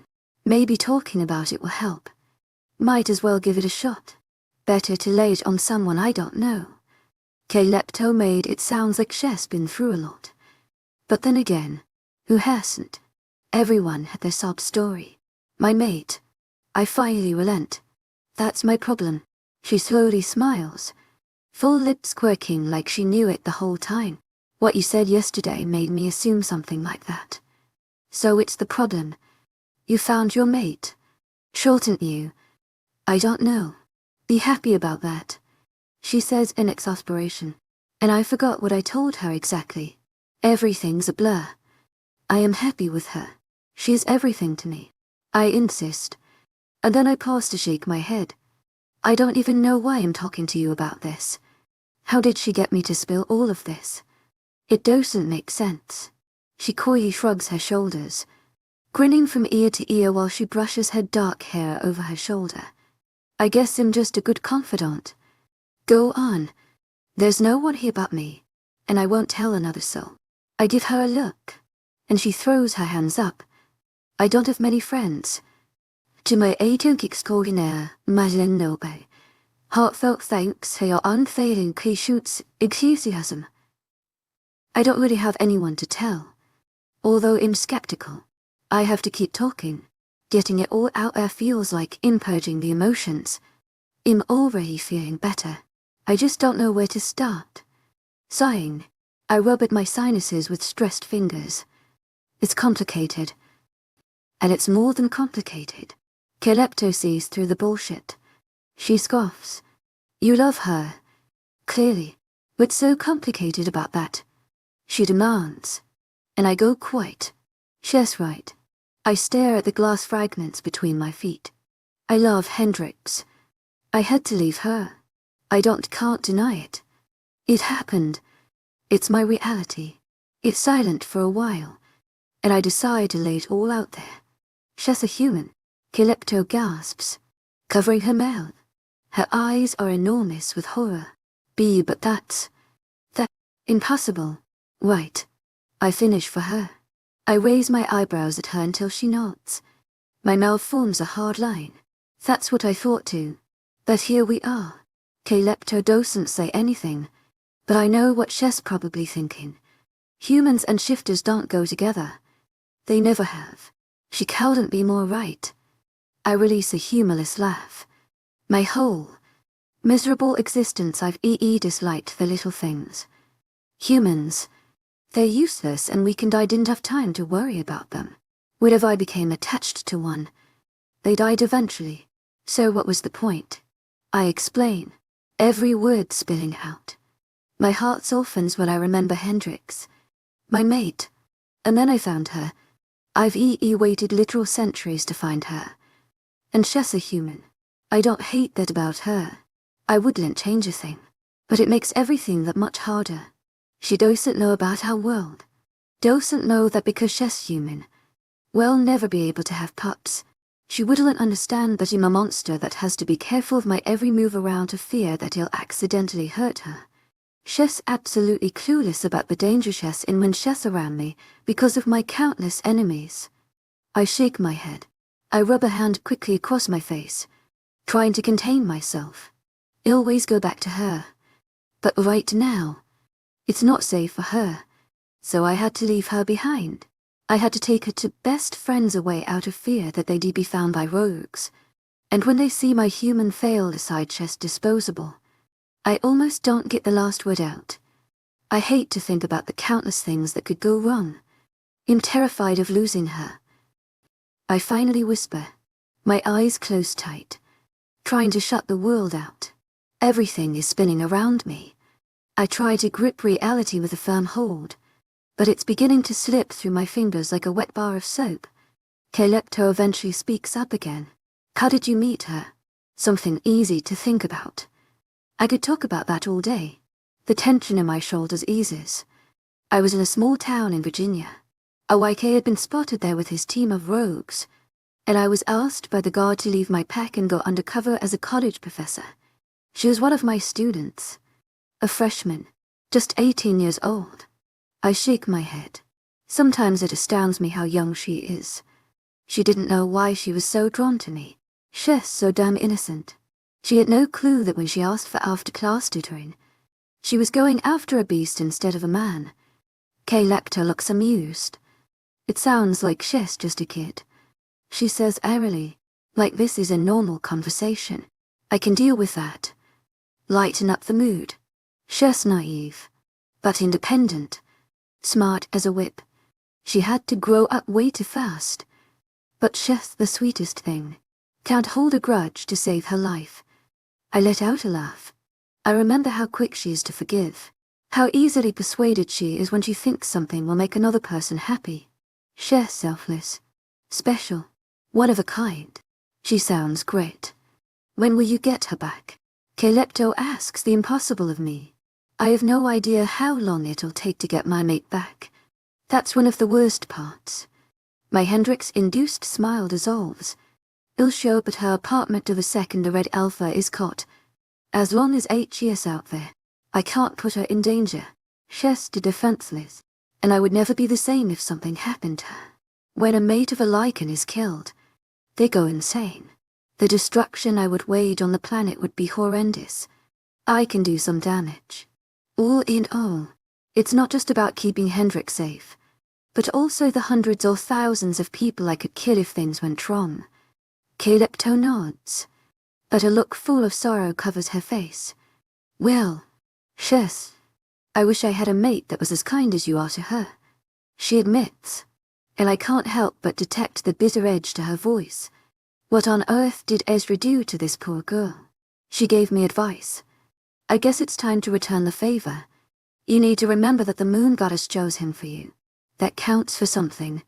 She saw the two of you and thought you were perfect for each other. I tell her. She looks up at me with doubtful eyes. 𝐿𝐲𝐻 hurt me. Not physically, but emotionally. 𝐿𝐲𝐻 trying to make it better. And I've forgiven him. But I haven't forgotten. I'm scared. I can't trust him. It's too risky. She confides, clutching her arm to her in an effort to comfort herself. I cautiously walk towards her, folding my arms. Sometimes, you need to be vulnerable. It's worth the risk. If there's even a chance of a happy life with your mate, you need to take it. It's my parting advice to her, and I can see a shift in her gaze. A new outlook that was there before. She eventually leaves after a few more minutes, and once the door is shut, my foe becomes more appealing than ever. The more I've talked about Hendrix, the more I want to talk to her. I know it's early. She's probably asleep. It doesn't stop me though. Not even close. I crave her voice like a drug. My fingers have a mind of their own, speed dialing her number and lifting the device to my ear. My stomach flutters with nerves. I don't know what I'm going to say. I haven't planned this far ahead. After too many rings, I'm positive she won't pick up. But at the last second, it connects. Hello. To my agent extraordinaire, Madeline Noble. Heartfelt thanks for your unfailing patience, enthusiasm. Southern voice answers. Hendrix. That one word she says fills me with so much hope. I might burst. Baby. I just wanted to check in on you. I say evenly. And there's a pause. A sniffle. And then more words. Don't you ever call me baby. Her voice is much clearer. As if hearing me woke her right up. The sentence is so full of hate. I'm surprised it's coming from my human. As a matter of fact, don't call me ever again. The phone disconnects with a click, and I'm left in the silence of my bedroom. My frustration builds until I hit redial. One ring, and it goes straight to voicemail. She blocked me. She actually blocked me. I'm not sure what happens next. It's all a blur, but I know that I end up breaking something. Again, third time for empty Hendrix POV 1 month. One whole entire month since he left. And it feels like years. The only way I know it's been a month is when Christmas comes and goes. I can't believe it. It has to be February. Maybe even March. But sure enough, it's still December. December 31st to be exact. The night's weight wore on me. Sometimes I'm awake all night, just picturing him in my head. I don't have any pictures of him, and he didn't leave anything behind to remember him. So I try to picture his face often. I don't want to forget what he looks like.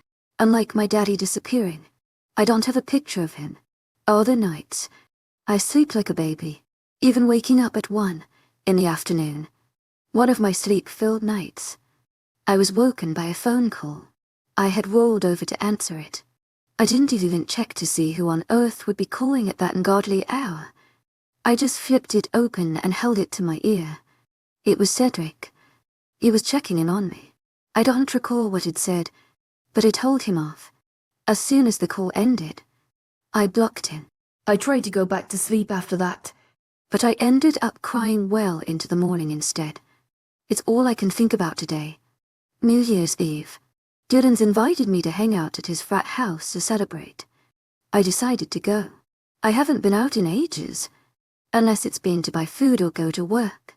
I don't know how I've been able to focus on anything after that incident. It's not any wonder I haven't been in the mood to hang out with anyone. Nothing's the same. I don't have Miranda and Stacy to drag me outside into the world. I have to do this for myself. I ride the bus, feeling a little embarrassed. I can't exactly ride my bike through a foot of snow. I have to trudge through the white fluff 1 foot at a time. I'm freezing, and I'm running out of breath way too quickly. That's been happening a lot lately. To my 𝐴𝐸 𝐊𝐢𝐵, heartfelt thanks for your unfailing patience, enthusiasm.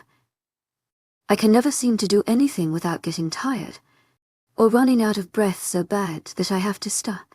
The house doesn't look as crazy as it was the last time I saw it. There's no crazy loud music, no insane lights blinking or flashing. I sigh in relief. So Dylan was telling the truth. It's just a chill hangout. My anxiety flits away. This will be fun. I'm sure of it. It's time I get over Cedric once and for all.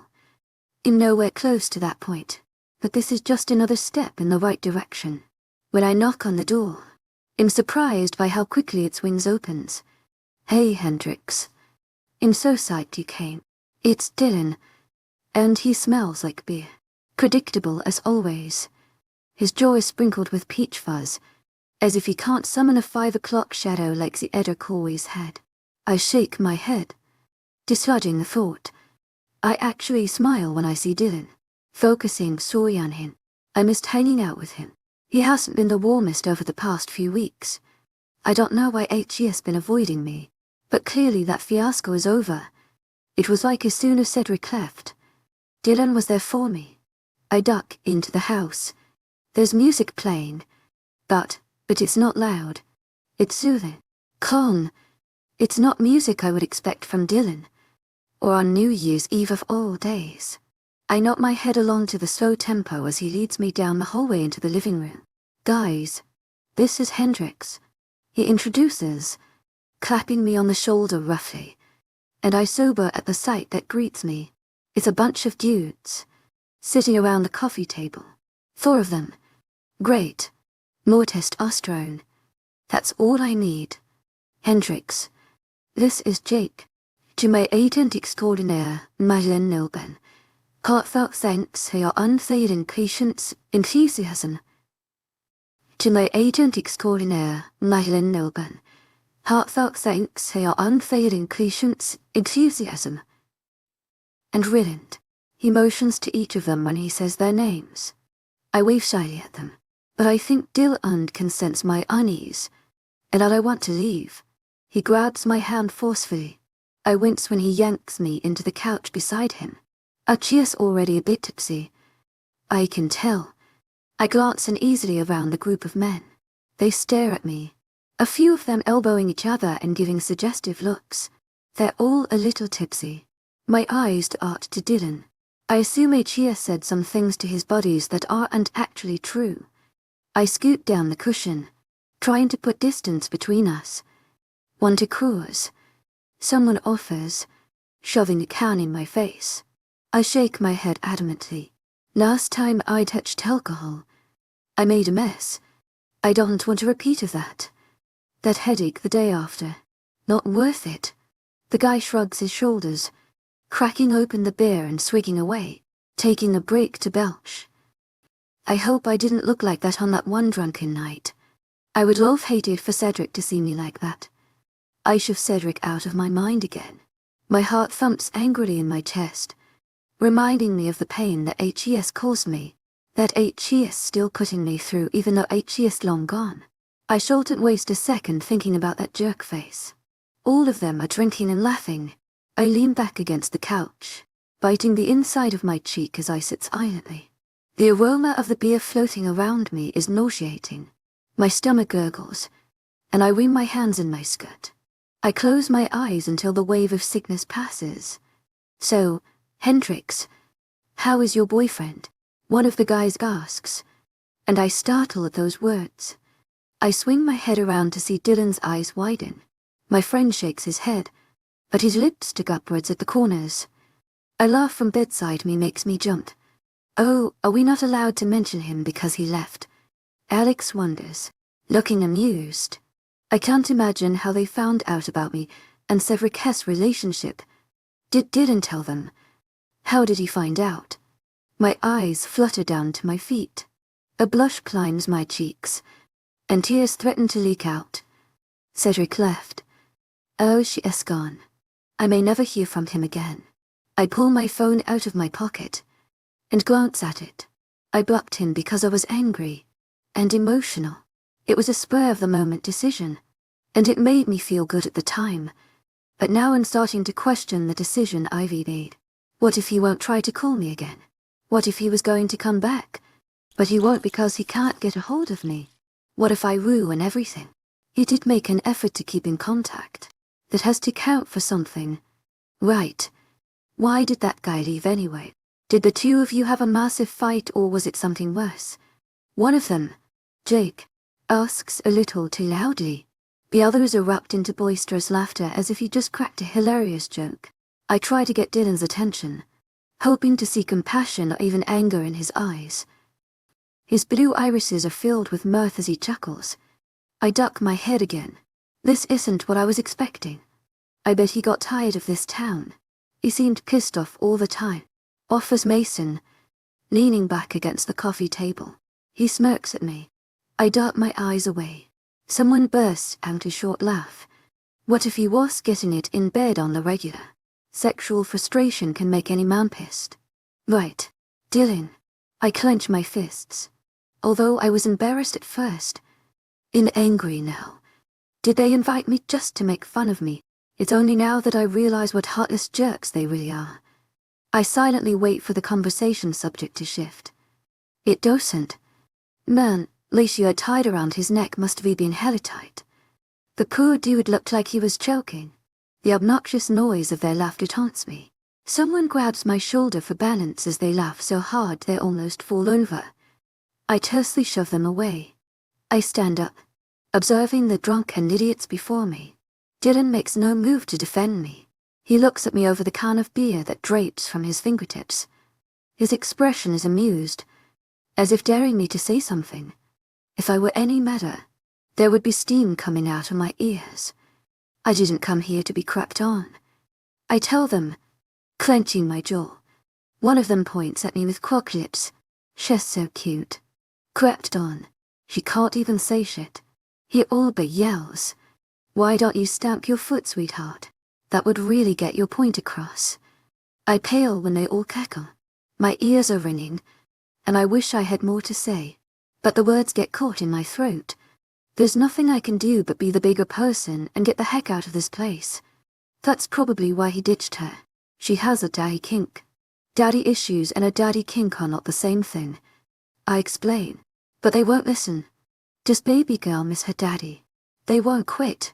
One of them sprays beer from his mouth as he giggles fiendishly. I hurry to grab my purse. Dylan is the only one that tries to follow me when I flee. He takes a step in front of me when I get to the door. I stop right before running into his chest. Where are you going? The party's just getting started. I sniffle, pushing at my tears with my coat sleeve. This guy used to be someone I wanted to spend time with. I thought he was my only friend in this whole town. I was dead wrong. As if I haven't been humiliated enough. I mumble. And he shakes his head, tilting an eyebrow at me. Everything he did used to charm me. Now I see straight through it. You're either one who chose to be a teacher's pet. Was it worth it? Did you get an A+ for wearing yourself out? I hardly believe the words. My mouth parts. And I realize Cedric was right. People will assume things about our relationship.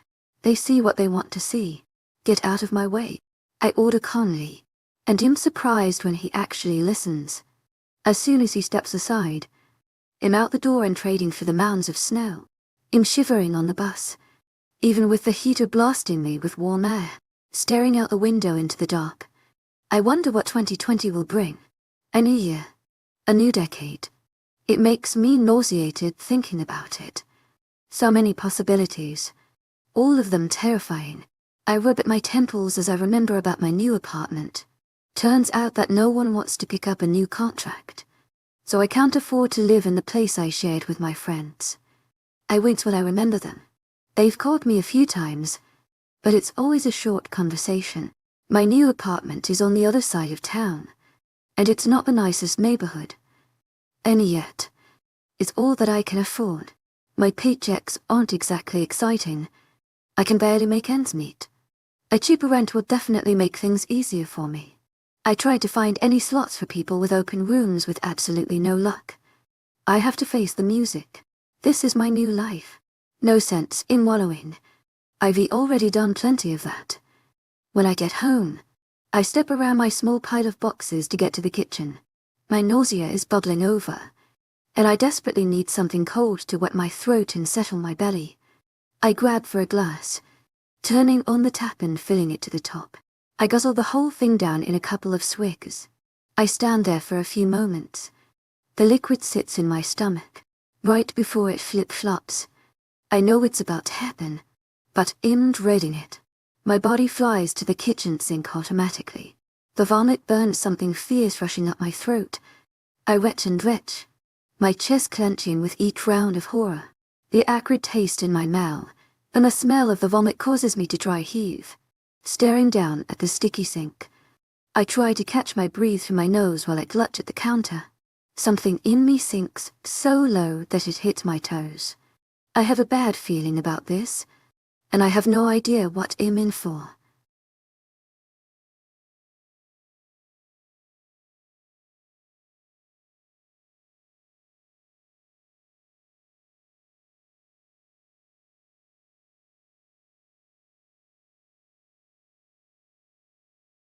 He is the leader of the wolf pack, and she is the descendant of the fairies. Two worlds should never intersect, yet they collide in a forbidden spark under the trickery of fate. 35 forever changed, Cedric POV. I'm on high alert, even with the ridiculous decorations surrounding me. Flowers, streamers. I suppose that's what these ceremonies are for. 𝐿𝐲 and 𝐾𝐿 are becoming mated. An ancient ceremony that unites two people. I can't say I'm not sick with envy watching 𝐿𝐲 walk down the aisle with her arm linked with her father's. Joy in her eyes. A little skip in her step. I can't wait to see Hendrix like that. Just because we're having this event, it doesn't mean that I'm not on my guard. There's already been a rogue attack since 𝐿𝐲 arrived. A short few weeks, and they've already shown their faces. It was a short attack, one with strategy. They pretended to invade. Their real plan is bound to be around the corner. They think we won't be expecting it. Luckily for us, I always assume the worst, and prepare for it. I hardly pay attention when 𝐾𝐿𝐲 and 𝐿𝐲 take each other's hands. He stares at his female like she's his whole world. Because maybe she is. I wonder if I look at Hendrix that way. Somehow, my advice worked. And now 𝐾𝐿𝐲 has accepted 𝐿𝐲 despite their past disagreements, or whatever it is that they went through. It took a while, but now that it's New Year's Eve, they're finally making it official. A mating and marking is the shifter equivalent of getting married. 𝐿𝐲, knowing that I chose him for my team, I offered him the role as my 𝐏𝐚𝐲, and 𝐻ES considering it. It's a relief to know that the spot will most likely be filled by someone trustworthy. The way he takes care of his mate, that's someone that can help run a pack. After the first attack, 𝐻ES has been nothing but resourceful. His actions show his experience in these sorts of things. To my authentic 𝐊𝐢𝐳 𝐊𝐢𝐳 thanks for your unfailing patience, enthusiasm. He'll be taking his mate and his team with him if he accepts. I'm not thrilled about that, but if it helps my pack, then it's worth it. The ridiculous pack FICO, though, just prattles on, and with the importance of mates and dedication. I don't listen. I've heard it 1,000 times. Savannah is restless at my side, and I sense something unnerving crackling through the air. I don't ignore it. I never ignore my gut feeling, except, of course, when I left Hendrix. That went against every cell in my body. I love her. She still has me blocked on her cell phone. Dozens of phone calls and text messages won't do that. They go unanswered. I shout in the void. I rub at my forehead, thinking it over for the 1,000th time today. Did try to reach out to her too soon. When will she talk to me again? The only thing that breaks my train of thought is the howling noise of an alarm going off. My eyes slide to Ezra, just to see that 𝐻ES looking at me with a wave of deep panic flashing through him. 𝐻ES probably scared for his mate. He was just about to bite into her neck when the attack alarm started. Great timing. Of course the alarm sounded right before he was able to mark her. It's meant to be. My brain works on automatic while I stand. Savannah murmurs words frantically to me as everyone begins to panic. Game plan. She presses. I nod towards Ezra as he instructs his team. It seems like 𝐻ES got the hang of it so far. She reluctantly looks over at our prospective new gamma. A sneer on her thin face. The sirens continue to ring behind us, but I can still hear the disgruntled sounds she mumbles. Savannah is not happy about Ezra joining our ranks. She doesn't like him. Then again, she doesn't like most people. I needed Alta too. I've been thinking about adding a 4th in command for a while, but I won't tell her that. She hates change. It's obvious that Ezra is telling Reed to take the werewolf females back to the bunker. His mate appears angry at such an idea. It's for the best. If any of them run into 𝐊𝐢𝐧𝐼 or the Red Alpha, they're done for. If Hendrix were here, I would build her very own underground bunker made of impenetrable materials. My heart sinks when I think of my mate, and I wonder how she's spending her New Year's Eve. It's likely better than mine. Shaking off my thoughts, I take charge. It's time to fight. You two, you go with them. I say to the psychologist and 𝐾𝐿EPTO's father. They don't put up a fight like the females. They follow Reed closely, almost excited to be hidden away. Even though they're males, they're not fighters. Gender doesn't matter in a fight. Coward does. That's why 𝐊𝐿𝐲's here. She's a powerful fighter. If I locked away everyone with boots, it'd be an idiot. When I glance around our small circle, I make eye contact with each and every lichen before me. Savannah, Kyron, Ezra, and Miranda. They look to me to lead them, instruct them. I've left my mate to find the Red Alpha. I won't let this chance slip away, because I won't be strong enough if I have to leave her again. I can't choose between her and a mission again. I won't. We split up. Enthusiasm and Hiram, make your way from the outside in, rounding up any stragglers in the pack that need to be in the bunker. Bring them to safety as quickly as you can. You run into any rogues. You kill them. No questions asked, go.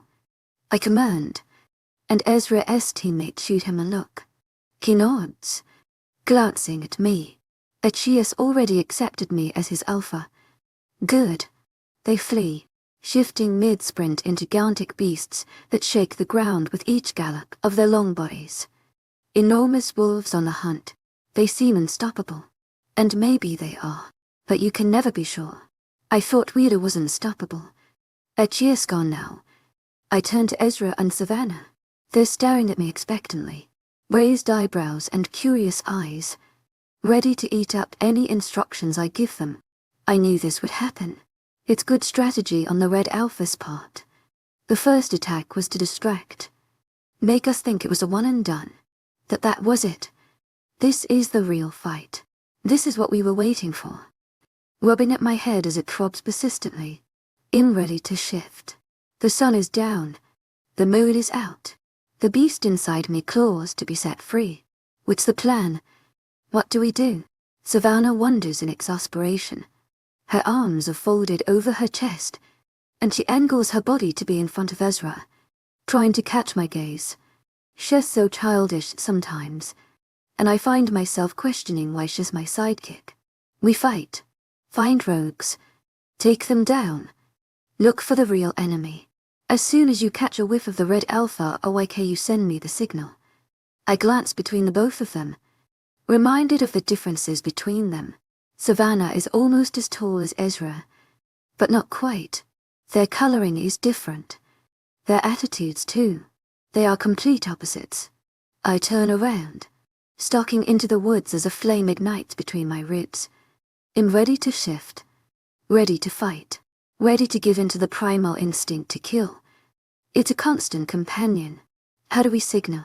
I hear Ezra ask behind me, though I'm not sure who the question is directed at. Hell no. Hell find you, Savannah explains, knowing that I'm too far in the zone to talk.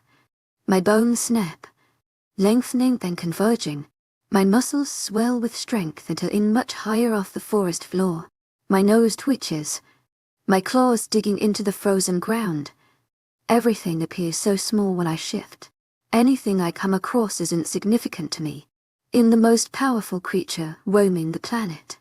Nothing impresses me. Nothing but a beautiful human girl who holds my heart. I sprint away, dodging trees and following my instincts. I don't come across any rogues at first, but when I do, they don't stay long. The wolves are tiny in comparison to my size, and they can sense the power rippling off of me in waves. All shifters, and most supernatural creatures, can sense power. It's almost like vibrations. The more strength, the more painful the vibration. It can cause headaches. To my authentic 𝐴𝐻𝐿𝐬, heartfelt thanks for your unfailing patience, enthusiasm. Dread. Alone. It's a good intimidation tactic. The rogue werewolves take one look at me, and their tails tuck between their legs. The little group of them tear off in the other direction. My chest huffs, in used to being terrifying, and it leads me to thinking about Hendrix again. She's never shown fear towards me. It has to be because we're mates. That can be the only explanation. It's a miracle she's not scared of me. I miss her. There's a pain in my chest, a loose bolt in my head, and it all started as soon as I walked out of her apartment door. She's my mate, my purpose. What am I supposed to do without her? After several long minutes of having no luck, a dull howl rumbles through the crisp night air. My head swings. Ezra's calling me. He found something. It only takes a second to latch onto the scent that stings my nose. Till I authentic 𝐴𝐻𝐿𝐬, heartfelt thanks for your unfailing patience, enthusiasm. An unfamiliar one. Our kind shares a similar undertone in scent. A slight spice. It has to be 𝐊𝐲𝐼. Or, who knows, the Red Alpha could be right in my grasp. All this time, Wheeler's death will be paid for in full. Immerse. I sprint, right towards the smell, and it grows stronger and stronger. A white blur stands yards ahead of me 𝐊𝐲𝐼. I stop dead, and he stares at me with furious eyes that glow blue through the foggy air. He snarls, his pink nose scrunching up. He takes a defensive stance. Even though 𝐻ES in his wolf form, he looks as if 𝐻ES smiling ferociously, gleeful at the opportunity for a fight. But something is not quite right about his gaze. There's a haze covering his vision, a foggy film blocking his soul. It's all wrong. Our 𝐊𝐲𝐻 being possessed, and not by any spirit. A 𝐊𝐻 being controlled by someone with black magic. I've seen it before. Slowly putting one paw in front of the other, I observe him. 𝐿𝐤 is thickly built with rippling muscles. I lick my jaws before propelling myself. He snaps at my neck, trying to go in for the kill at the first strike. I launch my side into his chest until 𝐿𝐤 is pinned against a tree. I can't him if 𝐿𝐤 is being controlled. My best bet is to disarm him. Unfortunately, since we're both enormous creatures, the tree cracks under the pressure. The albino goes tumbling to the ground. I'm only on top of him for a second before he shoves me off. He makes a grab for my tail, but I dodge him, snarling in his face before shouldering him away again. I can't try to destroy someone who isn't in their right mind. 𝐿𝐤 is being held against his will. It's not his fault 𝐿𝐤 is so aggressive. He has no choice. I won't kill him. Again, he bites at me, and I feel another presence crawl up behind us. 𝐿𝐤 is watching us from the sidelines, staring at us in awe from the shadows. I easily dodge 𝐊𝐤𝐧𝐠 every attack. He snaps his jowls, his saliva speckling my coat. A growl reverberates through the air. I won't fight back, and it's making him frustrated. His eyes gleam maliciously, and he licks his white teeth. As he runs at me, the sound of another tree falling hits my ears. My head turns for a moment to see one pinning 𝐊𝐳𝐼 to the ground. It's not any ordinary tree. It's covered in false flames. Shit. Black magic. I was right. Now I know it has to be the red alpha. 𝐊𝐤𝐳𝐼 interrupts my thoughts by barking. Then he nips at the back of my neck. I continue to dodge as he leads me farther away from 𝐊𝐳𝐼, corralling me until I can't see him anymore. It's on purpose. A good tactic to get me away from his master. 𝐿𝐤 is being a loyal slave without knowing it. A gust of cold wind ripples through the woods, and 𝐊𝐤𝐳𝐼 halts. His nostrils flare when he backs away from me. I stop as well, no longer in defensive mode. Before my very eyes, the haze of confusion disappears from his face. In a snap of a finger, he is his own body back. 𝐿𝐤𝐼 is not under the red alpha spell, and I think I know what changed him. I can't be sure though. He doesn't even look at me as he bolts towards the center of the pack. I debate on whether or not to chase after him, but when I hear 𝐊𝐼 bark, I know I have to help him. When I find him, 𝐿𝐤𝐼 is still pinned under the tree, unable to get free. The female standing before him wields the fire that encases him with nimble, experienced fingers. The red alpha, she's a female. It is a surprise, but I quickly get over it. I charge, mouth open and ready to deliver a world of hurt to this evil person. She killed my 𝐾𝐜𝐜. She twisted 𝐊𝐤𝐽𝐽's mind to do her bidding.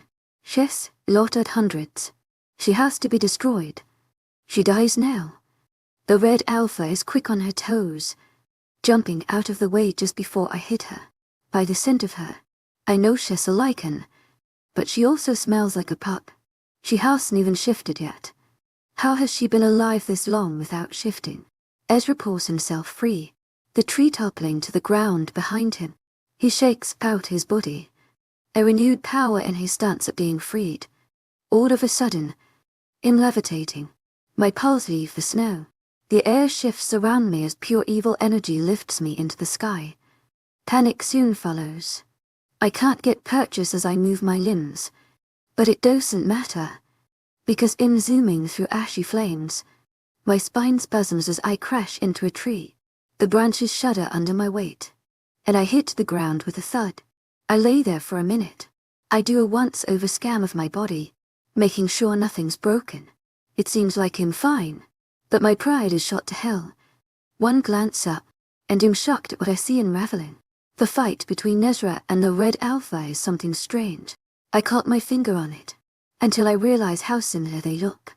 The red hair, the yellow eyes, the passion for fighting. They're related. They have to be. This fight has nothing to do with me, and I won't get in their way unless I have to. The battle that ensues is legendary, and not one that I will soon forget. My hands clamp on my arms as I stare at Savannah. She continues to show her attitude, and I don't like it. She huffs and puffs, pushing her curtain of hair behind her shoulder. She shoots me a glare before looking back at the person of interest. 𝐊𝐤𝐽𝐽 narrows his eyes at her, slouched in a leather chair. clutching his mate to his chest as usual. It's all 𝐻𝐬𝐬's done since he found her. He won't let the poor girl go for a second. You can leave, I informed Savannah after a moment of silence. This is supposed to be a professional interview. And 𝐶𝐻, throwing a tantrum, she whirls around on me, eyes wide with shock and fury as her mouth hangs open. She jabs a finger in my face. You killed Wheeler. Does that mean nothing to you? Our cheers dangerous. 𝐊𝐢𝐧𝐼𝐻𝐿 𝐊𝐢𝐧𝐚𝐫. Heartfelt thanks for your unfading patience, enthusiasm. He needs to pay for his crimes, she insists, her voice becoming shrill. I fold my arms a little tighter. I have to restrain myself from hurting her. Another fight is the last thing we need right now. That's for me to decide. That's why we're here. But since you're causing so much trouble, I think it would be better if you just left. I tell her, motioning my head to the door. Savannah's mouth clamps shut. She makes an outraged sound through her teeth, and proceeds to stomp out of the room. I turn back to 𝐊𝐲𝐻 once my headstrong beta has gone. He growls at me, and I know it's not out of sheer aggression. He just doesn't want me to be near his mate. I try not to even spare a glance at the blonde in his arms. It's too risky. Would you like to let Tressa leave before we continue? He shakes his head adamantly, but the werewolf female speaks up. I can leave if you need me to. It's the first sentence she's spoken since 𝐊𝐲𝐻 basically tackled her. One of the other lichens, 𝐊𝐢𝐧𝐼𝐻𝐿 heartfelt thanks for your unfading patience, enthusiasm, insisted that we kill them both. Apparently, Sandra is 𝐊𝐲𝐻's older sister, and 𝐶𝐻's been a bully to all those around her. Under further investigation, 𝐶𝐻's lived a life of abuse from her mother, who is now locked in the pack prison. 𝐶𝐻's not the only one in desperate need of a second chance, no. 𝐊𝐲𝐻 says softly, a tone he has specifically reserved for her ears. I want you here. I don't blame him. All I want to do is have Hendrix in my arms. Unfortunately, I don't get that luxury right now. She shrugs, a shy smile on her face as she tucks her head in his neck, sighing in contentment. 𝐊𝐲𝐻 visibly relaxes. Can we get this over with? He demands, and I nod. I don't usually let people talk to me like that, but I don't have the energy to fight him. I also want to get this over with. How did you meet the Red Alpha? And do you know her name? And he narrows his crystal-colored eyes at me. Why does it matter? 𝐶𝐻's gone now. I thought she was dead. 𝐊𝐢𝐧𝐼𝐻𝐿 𝐊𝐢𝐳𝐵. Heartfelt thanks for your unfading enthusiasm. She took a silver sword to the heart, and that should kill any lichen, except for the fact that we don't have a body to prove it. She escaped right after Ezra stabbed her. I'm not sure how long it'll take to find her, but as soon as 𝐶𝐻's dead, I'm getting my baby back. That's all that matters. Yes and no. There's no evidence 𝐶𝐻's dead. Do you have any idea about that? 𝐊𝐲𝐻 slits quirk while he thinks, absently petting his mate's back while he mulls it over. 𝐻𝐬𝐳 a strange vision of white, his hair and skin paler than the walls around us. I thought the conference room walls were blinding before, but they are dull in comparison. 𝐊𝐲𝐻 is so light that he almost glows. 𝐻𝐬𝐳 powerful. Her magic could keep her alive, but not for long. She has to die eventually. He shakes his head, and I do not know her name. She got me to join her by saying she would help me find my mate. She somehow knew how desperate I was to have her. It was a trap. She got in my head. Sandra senses her mate's distress, placing her hand on his pecs and whispers soft words in his ear. A small smile forms on his pink lips. The air in the room is less tight. It makes sense. After years of trying to find his soulmate, he would have done anything to be with her. How could he know what would happen? I pity the poor lichen. It's clear he treasures Tressa. I think back to Ezra, now dealing with the knowledge he has a long-lost sibling he never knew he had. The Red Alpha is his sister. 𝐻𝐬𝐳 with his mate now because she comforts the darkest parts of his soul. Ezra is helping her past her grief. 𝐊𝐲𝐻 lost a sister and her father in the bloody battle. They aid each other, like 𝐊𝐲𝐻 and myself. Ezra has changed through finding the other half. 𝐊𝐲 is a better person. As am I. As is 𝐊𝐢𝐳. 𝐊𝐢𝐳 deserves a second chance. The Red Alpha is the one that made him kill Wheeler. I'm sure my old gamer would understand my decision. I want you to become my fourth in command. My daughter, I say to 𝐊𝐢𝐳. Tressa twists in his arms to look at me, but he doesn't appear as excited. His jaw works, his arms clamping down on his mate for security. Why? I killed your pack members. I helped the Red Alpha. How can you trust me? Fidgeting with Tress as hair. I don't know if I can completely trust you, but I know you're a good male. You were being controlled, but you had good intentions. You're strong, and old and presuming, so it works out. What I don't tell him is that it's also a way for me to keep a close eye on him at his whereabouts. I don't feel like keeping track of him. 𝐊𝐢𝐳 can also provide more information on the Red Alpha. I watch him think it over. What's in it for me? And I almost smile. I knew he was going to ask that. It's a hidden pack, and all of our pack members are 𝐊𝐢𝐳. They will all fight to keep the pack secure. You and your mate, and any pups you have, will be safe and provided for. You'll have your own private house and land as well. I know how appealing it sounds, because he immediately perks up. 𝐊𝐲's interested. He looks down at him, mate. Adoration painted across his face. I know 𝐊𝐲's picturing his future with her, because it's something I've done many times while I watch my own mate. 𝐊𝐢𝐳 finally answers without looking away from Sandra. Deal. We shake hands, and I leave him and the female to rest. I walk through the snow, into the woods to cool down. I sigh, running the hand down my face. It's a relief to have Ezra and 𝐊𝐢𝐳 join my team. But we have to leave here, and soon. I've been away from my pack for too long. I miss my mate more than anything, and I can't stand to be so far away from her. Montana is on the other side of the country. Who knows how long it will take to find the Red Alpha? I could be waiting years, but I doubt that it'll last that long without caving in.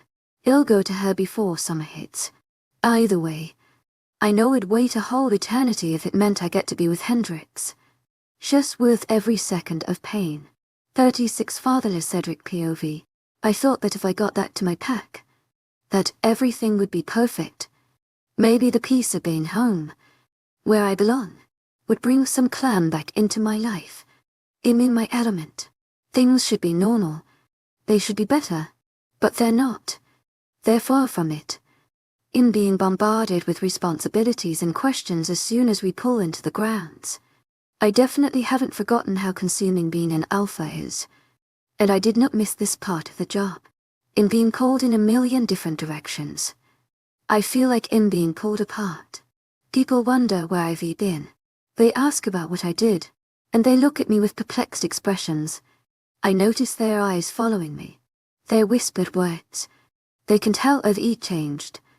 That my whole soul has shifted somehow. No one says anything about it directly to me. But they don't have to. I can tell they detect the difference in me. Then there's the fact that I can't get away from Hendrix. Everything reminds me of her. I can't escape it. It seems that everywhere I turn, I'm looking at a happy mated couple that are doting on each other. It gets worse when 𝐊𝐢𝐳 and Ezra have their mating ceremony. Again, it was interrupted last time. To my agent extraordinaire, Madeleine Nilban, heartfelt thanks for your unfailing �K𝐈𝐳 enthusiasm. It's almost nauseating when the jealousy threatens to choke me. I have to turn away. As soon as the ceremony is over, I disappear, or try to. At every turn there's someone trying to convince me to stay a little longer, to enjoy the festivities. I just decline without saying a single word, shaking my head adamantly. I can't be around any of this for any longer. I have to be alone. I stumble through the snow, hearing the cheers and music disappear behind me, laughs echo off the trees, chasing me into the woods. The moon is wide and glowing in the sky. It reflects off of the snow, making it as bright as day outside. Slinking towards the forest, I don't look back, and I don't think about what I'm missing out on. I'd rather not be submerged in pop music and liquor. It takes a lot to get me intoxicated. And I mean a lot. Who wants to drink 10 bottles of whiskey? No me. I don't stop walking. Not when an owl hoots at me. Or when a chunk of snow sluffs off a tree limb above me. I'm wearing formal clothes. Suit and tie, as is the appropriate attire for a mating ceremony. My dress pants are soaked. I don't care. Because I'm drowning. I can't breathe. My lungs burn. My eyes water. If I weren't immortal, it'd think I was dying. I guess love does kill you in a sort of way. My mind begins to cool. And I finally slow, dancing around to try to figure out where I am. I wasn't exactly paying attention when my legs pushed themselves forward. All I knew was that I wanted to get away. And now here I am. Away. And in the middle of nowhere. I couldn't be happier about it. I find the lookout I like. A towering cliff that looks over a grandeur of mountains. The Bertolf Mountains are beautiful. I remember them being more breathtaking than they are now. And yet, they look less appealing now that I've met my mate. Lowering myself onto a fallen tree, I stare at the peaks and valleys, bathed in fluorescent moonlight. I miss her. My heart constricts. I can't ignore it. Can't ignore the call to be with her. She's easily 3,0 miles away, and I want her more than I ever have. I've heard that distance makes the heart grow fonder, but I never believed it until now. I put my head in my hands, nearly collapsing onto myself as agony spreads through my veins. How could Savannah talk me into this? Why did I agree to this? She's probably all lonely, without her friends or me. She has no one. How much longer does it have to take before this is resolved? I want Hendrix here. In my arms. Why can't things be easier? Shit. Look what you've gotten yourself into this time. Cedric. I grouch to myself. My words blowing billows of smoke into the cool air. A movement in the atmosphere draws my attention. I hear the voice before I see or smell the assailant. What exactly have you gotten yourself into? A calm voice asks. Almost amusement of all things.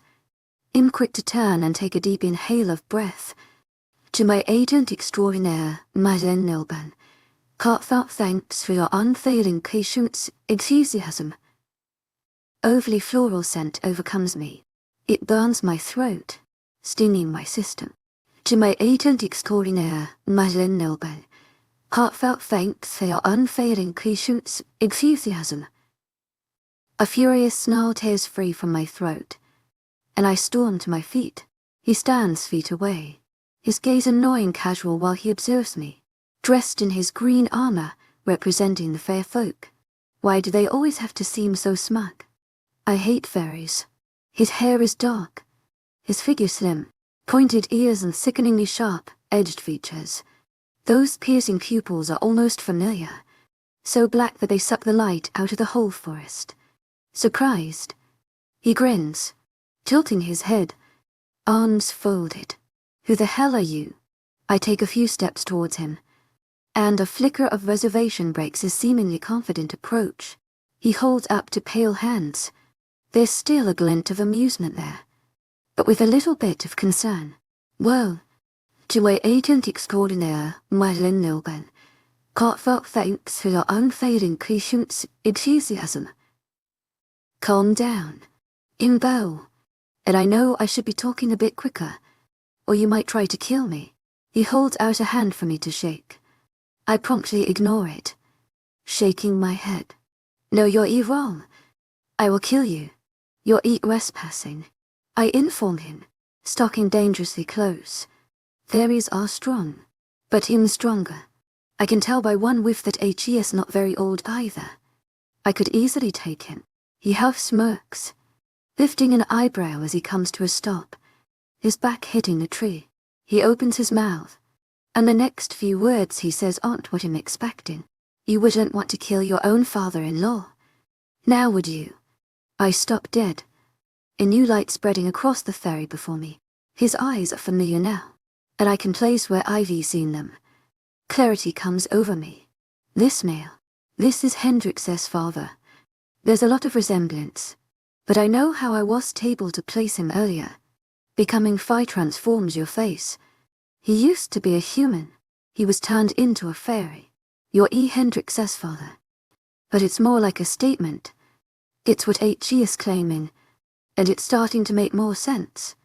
He nods, seemingly happy that I've accepted the news. 𝐻𝐸 also relaxed, knowing I couldn't possibly kill him now. I rush forward, grabbing him by the collar. My breath comes in harsh pants as the fury courses through me. You left her, you son of a bitch. What do you want now?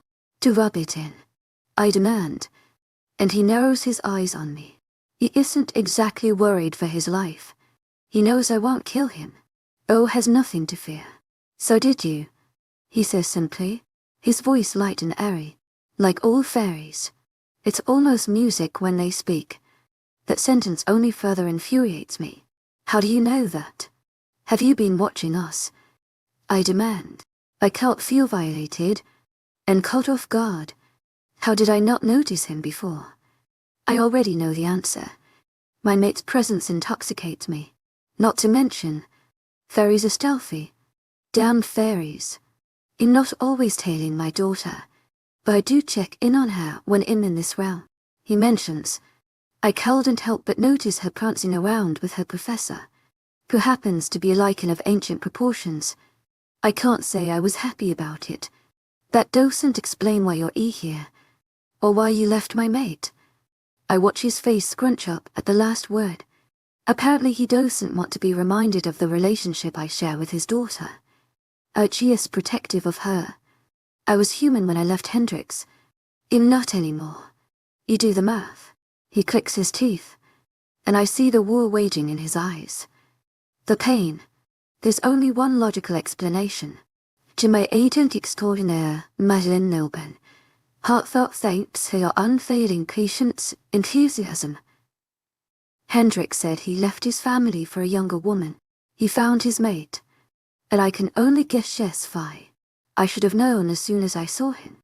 Fairies aren't allowed to make a human Phi unless they're mates. Hendrix had to be left behind. She couldn't know about their kind.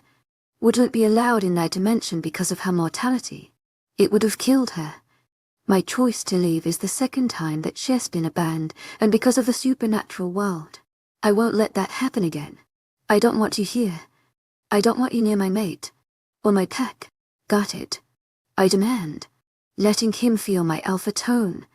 My power. But Bo doesn't back down. When do you plan on going back to my daughter? He demands, cutting the crap and clearly getting to the point.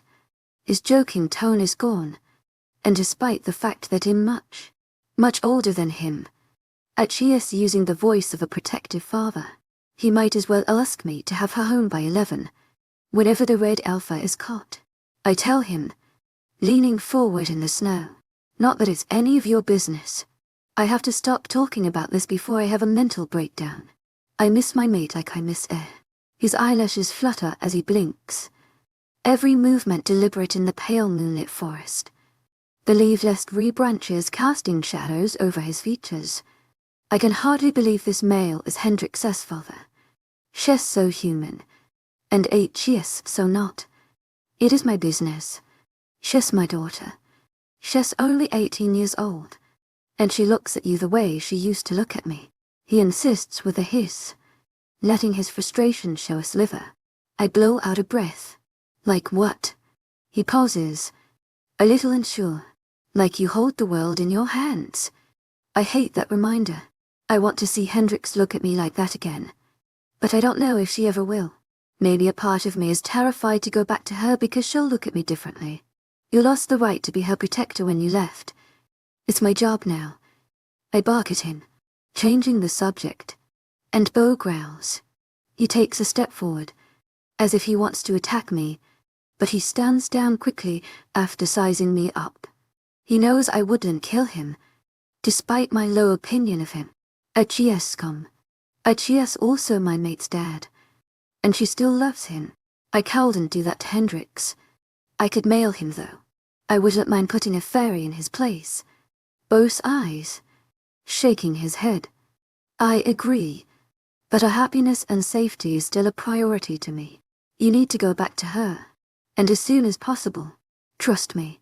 Alarm shocks me, jolting through my veins. He knows something I don't. Something must be wrong. What happened? I demand, glaring at him. What are you talking about?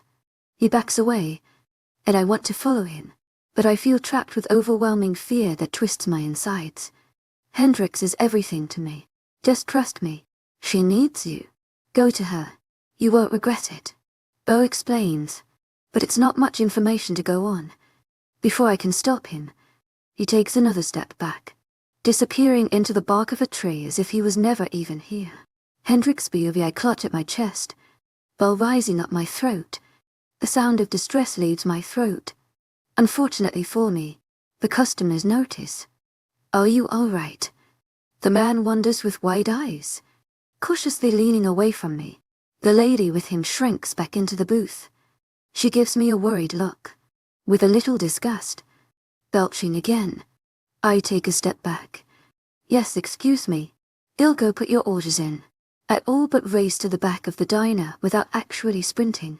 As soon as the double doors swing closed behind me, I grab my paper cup full of water and chug it.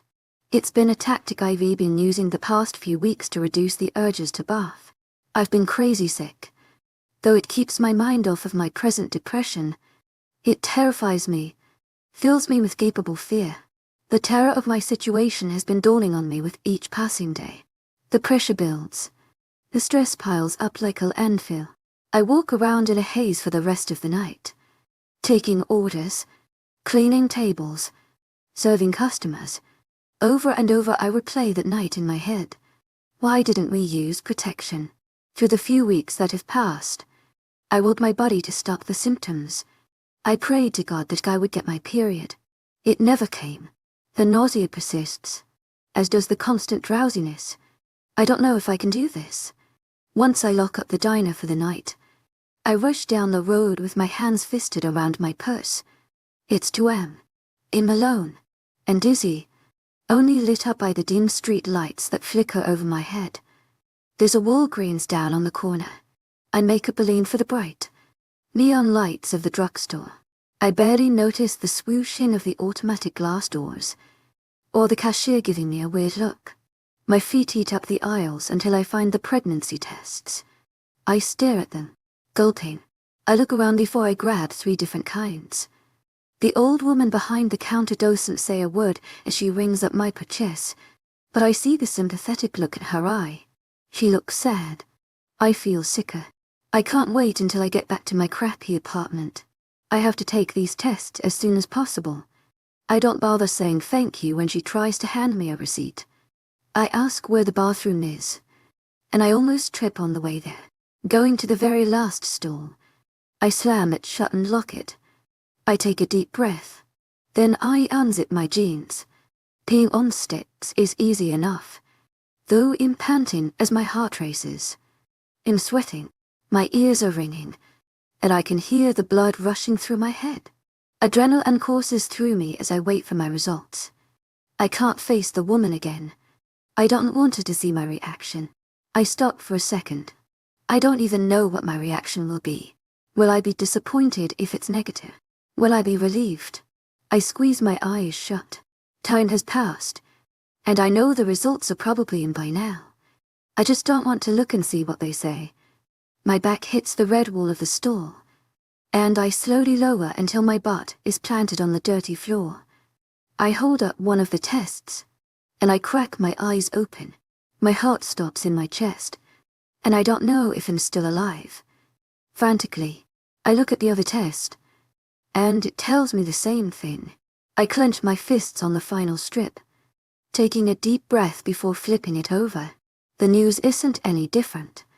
The 2 pink lines turn blurry as my eyes fill with tears. I'm so screwed. 37 for site Hendrix 𝐊𝐬𝐑𝐞𝐽. After a few days of shock, I've sufficiently marinated in the news that I'm going to be a mother.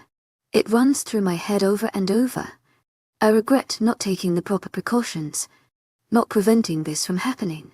But it happened, and I have to face the consequences. I'm only 18 years old, and I'm going to have a baby. How did it come to this?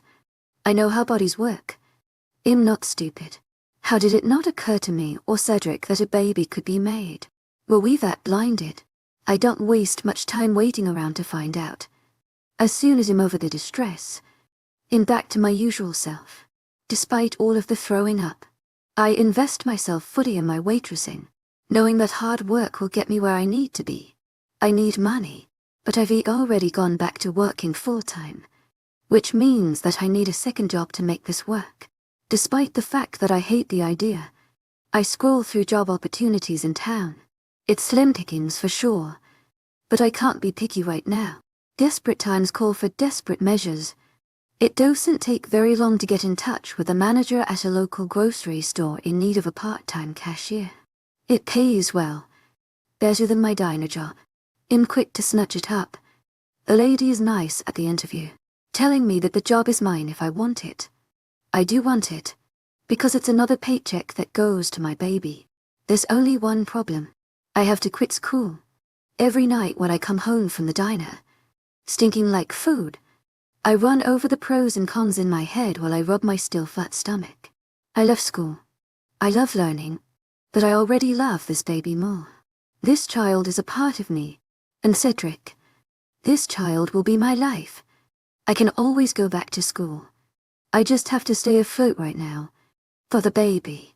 Not only school times suck, but every time it comes time for me to pay tuition, it nearly breaks the bank. I'll steadily pay off my student loans and take a break from classes. That's what I tell myself when I go to the school counselor to let her know I'm done. I'm not dropping out. It's just a break. But if that's the case, then why do I feel like I'm giving up? I start at the grocery store, and time seems to speed up. I'm working 70 hours a week altogether. I hardly have time to stop and breathe, let alone eat, and yet I'm gaining more and more weight with each passing day.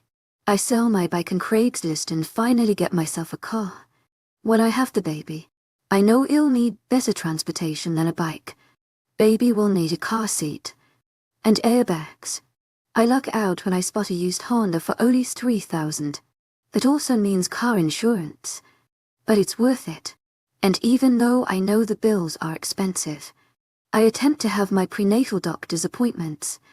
They insist that it's important. And I agree. I want my baby to be healthy. After the second visit, they tell me that I'm not actually 2.5 months like I told them. The doctor tells me that I'm almost 5 months telling by the ultrasound. He wouldn't take no for an answer. Not even when I explained that I hadn't had sex until the first week of December. And it's only mid-February. When I was there, I felt the distinct sense that he thought I was lying, and that I was a knocked-up teenager who was in denial. I stopped going after that. I have a breakdown in my car on the drive home wondering if there's something wrong with my baby. Mama always said to never trust a doctor. Mama also said not to get knocked up. That's why I haven't told her yet. She wouldn't let me come home.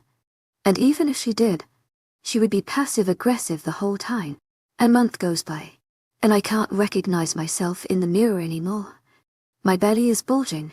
The baby is active every day. He or she feels like they're doing somersaults in my womb, and it often wakes me up. When I can't get back to bed, I lay there and stare up at the ceiling. I rub my stomach and dream of what life would be like if Cedric were still in my life. Would he be happy at the news? Sometimes I'm tempted to call him and find out, but I never end up doing it. I stare at the screen, my finger hovering over his contact. I can't explain it well, but I want Cedric to come back for me, not the baby. Of course I would love to see him as a dedicated father. I want my baby to have what I didn't. And yet, the idea of him only returning to pay for our child kills me. He said 8 years coming back.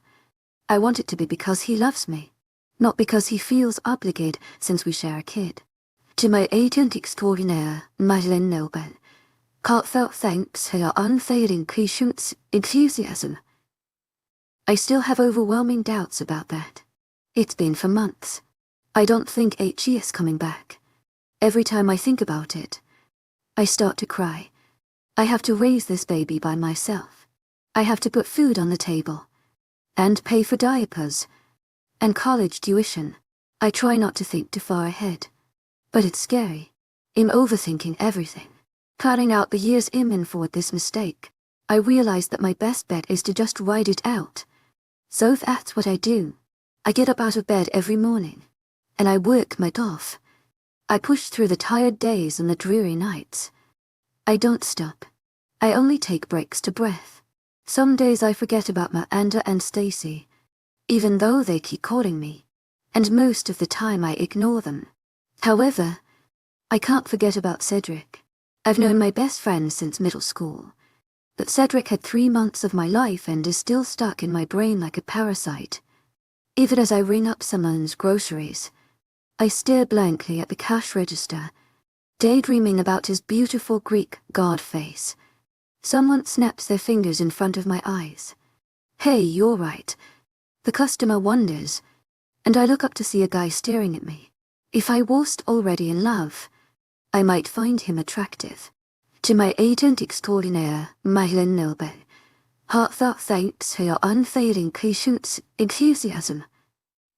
Oh yeah. In fine, I reply in a small voice. And there's only 10 minutes until we close the store. I can't wait to get home and crash into bed. I'm always exhausted now. The guy doesn't seem convinced. I tell him his total, and he pays with a wad of cash. He glances around the grocery store, which is dead silent. We hardly have any customers past 8 o'clock. He looks back at me. Having fun. It sure is packed in here.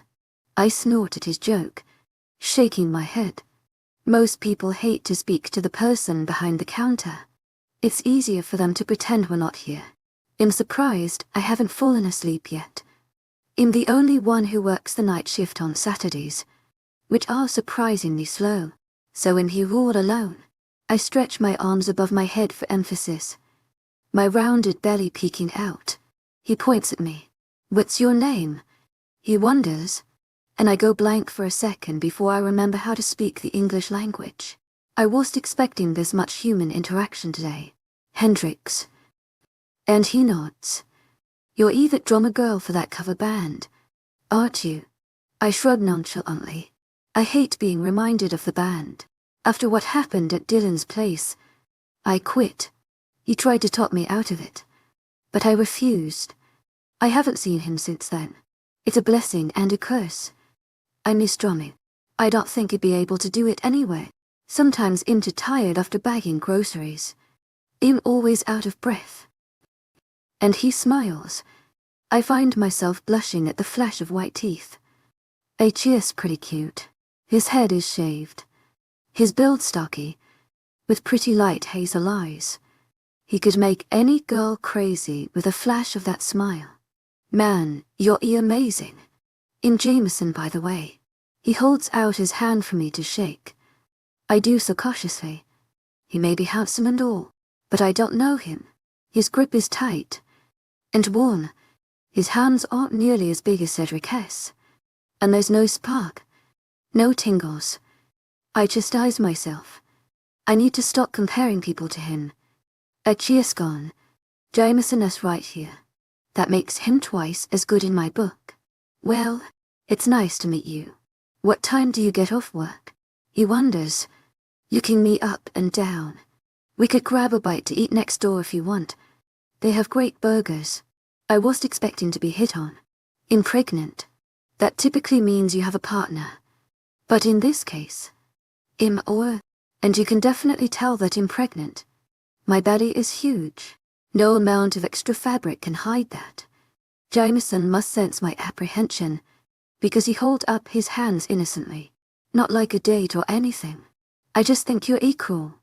I've never met a girl drummer before. We can be friends. I'm new in town, he explains, and I relax. I am hungry after all. What could it hurt? Somehow, I know that Cedric would absolutely hate this. It makes me want to do it even more. Shrugging my shoulders, I grin back at him, matching his enthusiasm. Sure, why not? I fiddle with the straw of my soda, glancing curiously around the bar and restaurant. I've been in places like this before for our band gigs, but they were strict about no drink since I'm underage. This time, I'm still not getting anything alcoholic to drink. I'm pregnant. No way am I risking my child. Not to mention, last time I had a drink I couldn't control myself, and proceeded to get blackout drunk. I don't plan on a repeat of that. No thank you, Jameson, however, is sipping happily on a beer as he hangs out with me. The atmosphere around us is bustling. Everyone is out for a late-night drink. The smell of beer wafts through the air, as does the delicious aroma of heavenly food. I can practically taste it on my tongue. I don't feel like I belong here. Everyone here is much older than I am, and they all look like they know what they're doing. My leg bounces. Anxiety creeping in. I shouldn't be here. Oh, calm down. It's not like someone will start a bar fight with you. You're a pregnant teenager. No one will mess with you unless they're an asshole. They'd have to defend you. He smiles and I laugh, feeling silly for my nerves. I guess I just feel strange being in a place for adults. I know I'm technically an adult. I'm fixing to have a kid of all things. That's the most adult thing you can do. Jameson knew the guy checking it, so he snuck me in. I feel bad about it. I don't belong here. I'm not important enough to break rules for. I've only known Jameson for a scarce hour, and he's already being so nice to me. I kind of like it. I need a friend. He came into my life just in time. I don't know what it is about Jameson, but I like him, really like him. I try not to get my hopes up. Everyone abandons me. How could he be any different? As per Jameson's request, I try the cheeseburger, and I don't regret ordering it. It's delicious. I almost moan when I take the first greasy bite. I've hardly eaten anything but ramen noodles for the past month. Jameson eyes me with a curious grin. What? Your boyfriend doesn't take you out to eat? I almost choke on my food, and his smile disappears before my eyes. He sounds worried. Are you all right? I nod my head, pressing a hand to my chest to calm myself down. After I recover, I clear my throat before answering his very off-handed question. I don't have a boyfriend. I tell Jameson, and he eyes my stomach with crunched-up eyebrows. If you don't mind me asking, how did I get pregnant? I finish for him. I had a boyfriend, but he left me, I say on a whisper, not really believing it myself. I never could have guessed that Cedric would break my heart. And yet, here I am, completely heartbroken. Jameson scoots up in the booth, getting closer to me. He's a little tense. His shoulders are hunched, jaw set in stone. Did he leave because of the baby? And it's an odd thing to ask. His questions are a little bit invasive. I blame it on the alcohol taking its course through his body. He doesn't look like a lightweight to me, but you never really know, I guess. No, he doesn't even know about the baby, and I don't plan on telling him. He seems to relax at my words, glancing around while nodding. I quickly devour the rest of my burger.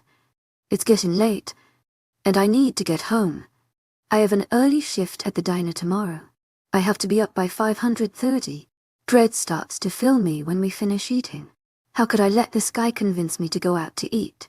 I don't have money to spare. I just sent Mama her monthly hospital check, and now I'm scraping by. I can't afford a huge cheeseburger and fries from a nice restaurant. This was a bad idea. When the waitress comes with the check, I reach for it as soon as it hits the table. But Jameson grabs it first. He shakes his head, waving the leather folder victoriously. You really thought I'd let you pay? Let me be a gentleman at least. Hendrix, he says playfully. You don't have to do that. My voice is desperate. I would feel bad if he paid for my dinner, but it would also be a huge weight off my shoulders. He thinks about it for a second, thumbing the paper slip. How about this? I pay for the food, and you give me your number. Jameson proposes, and I slouch in my seat. I feel defeated. All I need is another guy in my life.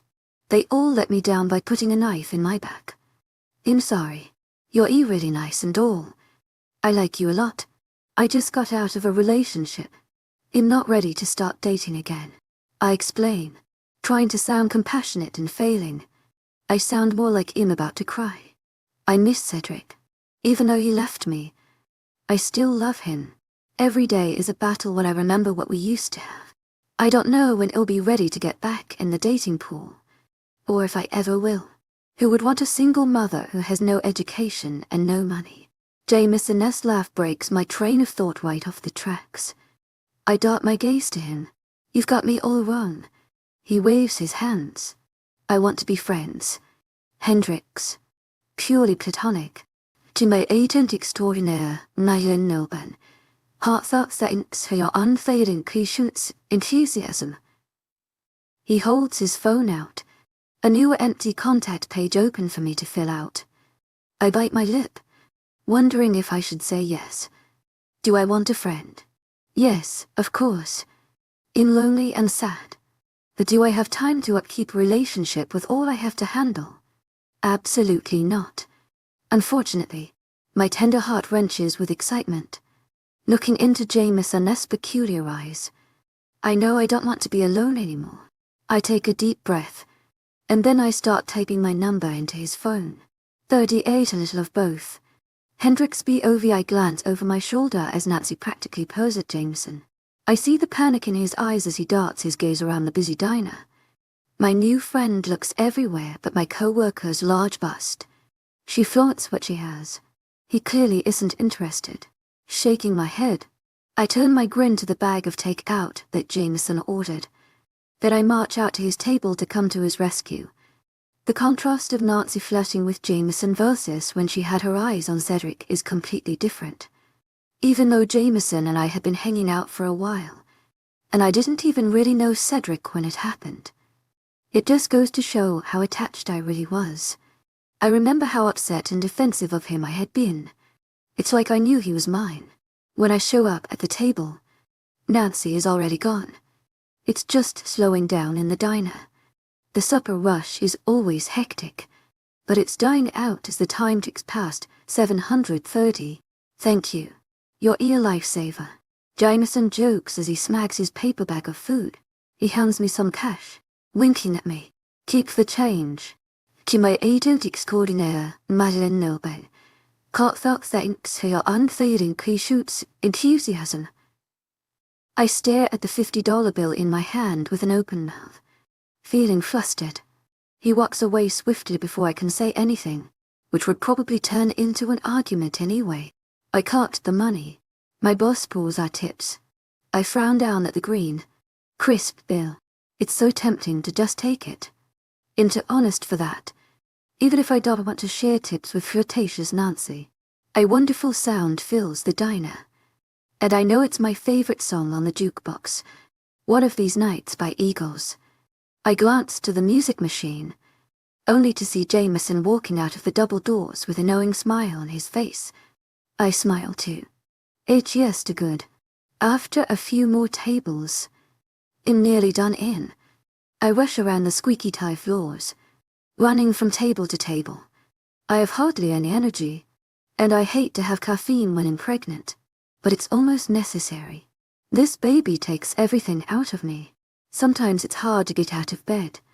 I have to constantly take breaks to try to catch my breath from just walking around. Things that used to be easy are now impossible. Not to mention the extra 20 pounds I've regained. It's all absolutely exhausting. Swinging in and out of the kitchen, I'm practically dead on my feet. My legs are spaghetti noodles underneath me. They wobble with exertion, and little half-pint gives a kick. I rub my belly with a soft smile. I don't know the gender, and I don't want to know until they're born. I want it to be a surprise. I want to have something to look forward to. Zooming back out to the next table, I'm shocked when I see one of my old professors. She glances at me with a sickly sweet grin. It's almost malicious. Professor Henderson, I didn't expect to see you here. My throat feeling tight. This is the lady that saw me and Cedric kiss. She knows. She didn't tell on us. Now she's here. Her lips are candy red, but are turned up in the corners, and her blonde hair's pinned in a perfect ponytail. She has to be at least 30, and she's beautiful. Oh, hi there, Hendrix. Professor Henderson's eyes rake me up and down. Stopping on my belly. You sure do look different. Her comment sends a pang through me, and I put a comforting hand on my stomach. There's a gleam of joy on her face. She puts the menu down. I guess. Anything you want to order. I ask around the lump in my throat.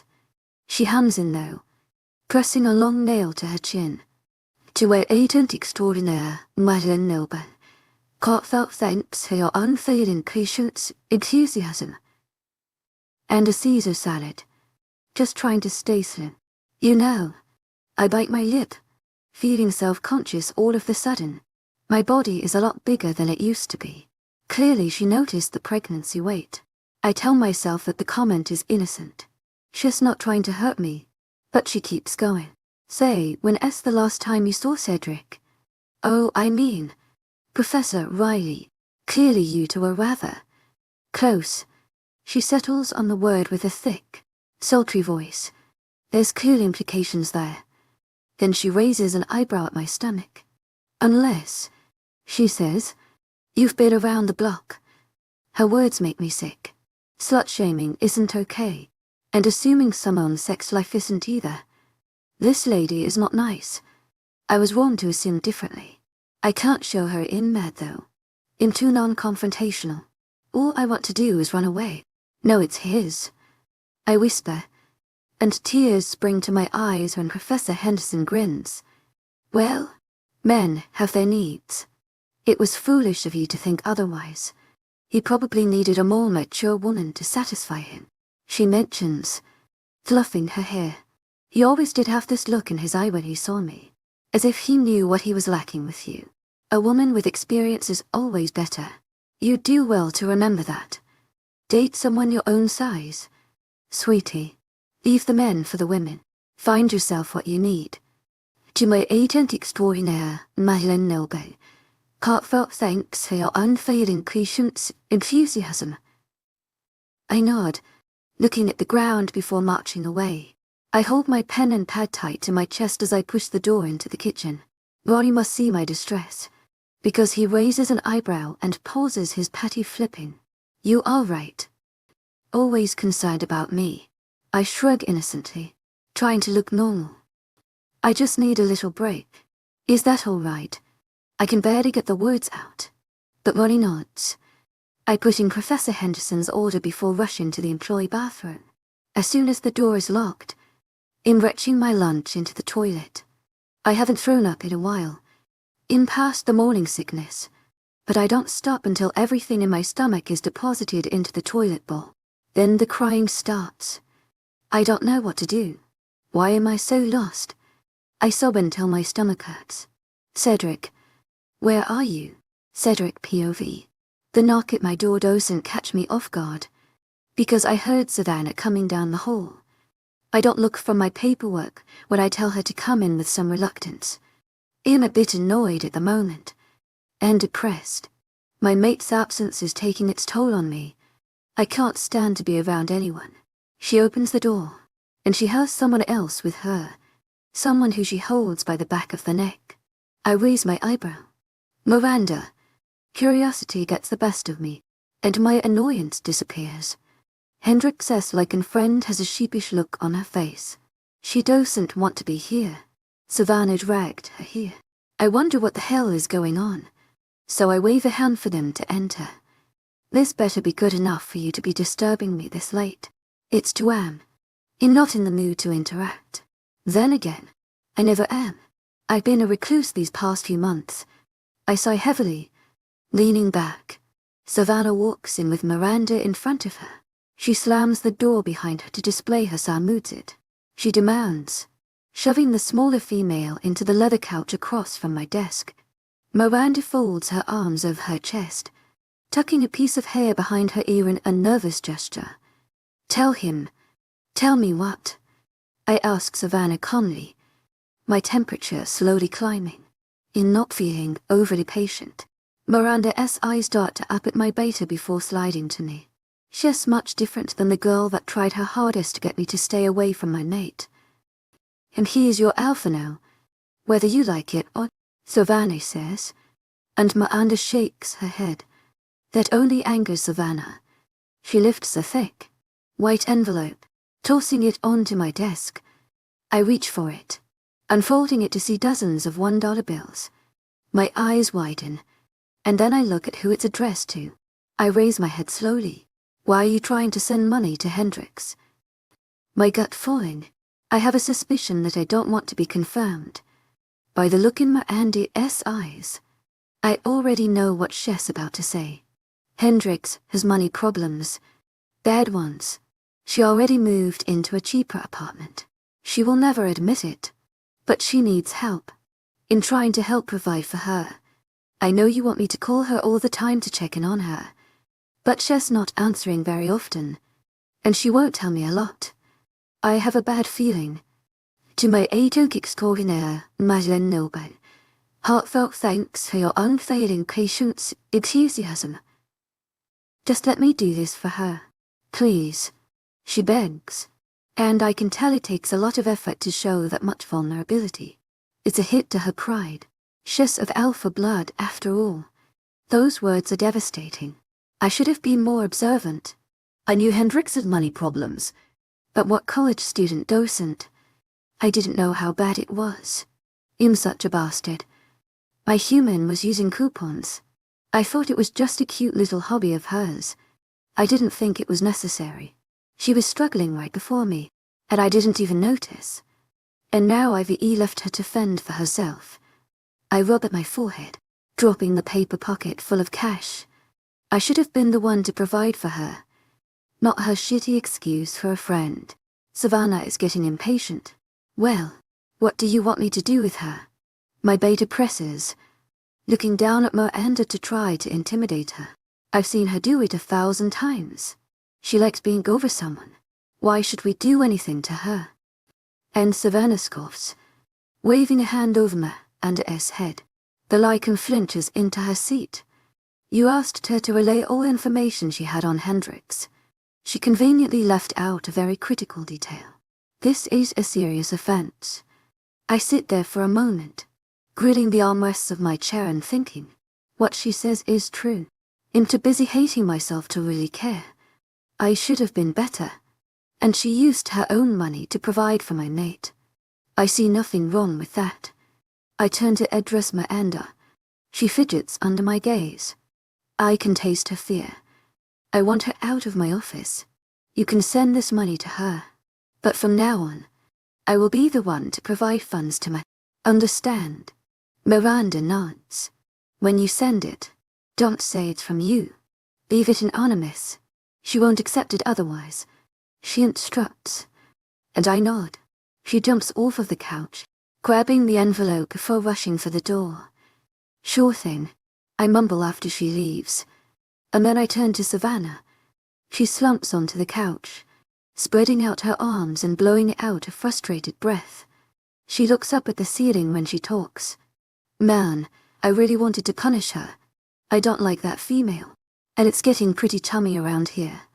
She moppes, running a hand through her black hair. She smiles at me. I ignore her, glancing down at my papers. She sighs in obvious exasperation. What the hell is wrong with you? I glare at her. I don't know how to explain it, but I'll try. 𝐾𝐞𝐬 helped me realize how much it helps to say something rather than internalize it. Because Miranda is a bad friend to Hendrix.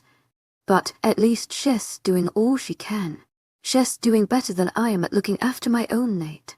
I'm no better than her leaving Hendrix at that party. I left her. I pinched the bridge of my nose, closing my eyes and breathing out through my nose. I don't know what I'm doing. I can't get her back. She won't want me after all of this. I'm a horrible mate. Who knows what Hendrix will say to me when I go back? Savannah's demeanor changes quickly. She goes from playful and talkative to quiet and reserved. She shifts uncontrollably, and then takes a deep breath. What if you don't go back? She offers. My eyes fly open. I wasn't expecting that answer. The amount of anger it causes is outlandish. I stand, slamming a hand down on my desk. What? I demand through my teeth, and she shrinks back. She gulps. I almost think she won't answer. She finally does. I've loved you for as long as I've known you. Cedric, I was 12 when I first saw you. It was just a crush then, but it's turned into more. Savannah confides, and my mouth parts. This is a shock. She keeps going. I know you have a mate. I've dreaded the day you would find her. I thought I would hate her. I thought I would want to rip her throat out with my teeth. She shakes her head, staring at her fingers. I've never seen my beta so soft-spoken. I should be pissed that she wanted to kill my mate. But I remain silent. But I don't. Honestly. She's so sweet and innocent. And I feel like I have to protect her. She's a human. She's your mate. And she's my Luna. I know that if it came down to it, I'd die to protect her. Because I know that it would kill you if something happened to her. And I kind of care about her. Savannah scoffs. If you can even believe that. I don't say anything. I don't know what to say. This isn't what I was expecting. How did I never see this? We stay like this for a few silent seconds. I stand and she sits, staring up at me with sad eyes. I knew it was a long shot. You two belong together. I won't try to keep you apart. I just want you to know that I'll always love you, even if I find my mate, and you end up happy with yours. You'll always hold a place in my heart. Cedric, I've never thought that Savannah could be so vulnerable. I didn't think she had that side to her. She's so incredibly sad. A heartbroken look in her creamy eyes is blatant. The scent of her pain makes my stomach churn. She's shattered. It's all my fault. I should have made sure this didn't happen. Her childlike fantasies got away from her. She broke her own heart. All because I didn't return her infatuation. She stands and walks away. I stay where I am. She looks at me over her shoulder from the doorway, clutching the doorknob with pale knuckles. Can I ask you something? She wonders. I nod absently, not trusting myself to say anything. Have you ever seen me as anything but your little sister? I ponder it for a moment. I can see and smell the amount of pain she's in. But I can't lie. I owe her the truth. No, Savannah bites her bottom lip, as if she knew all along. She nods her head before she ducks out of my office. After a few minutes, I realize that I'm still standing here in shock. I slowly settle down into my chair, closing my eyes. I think of Hendrix and all my stress seems to melt away.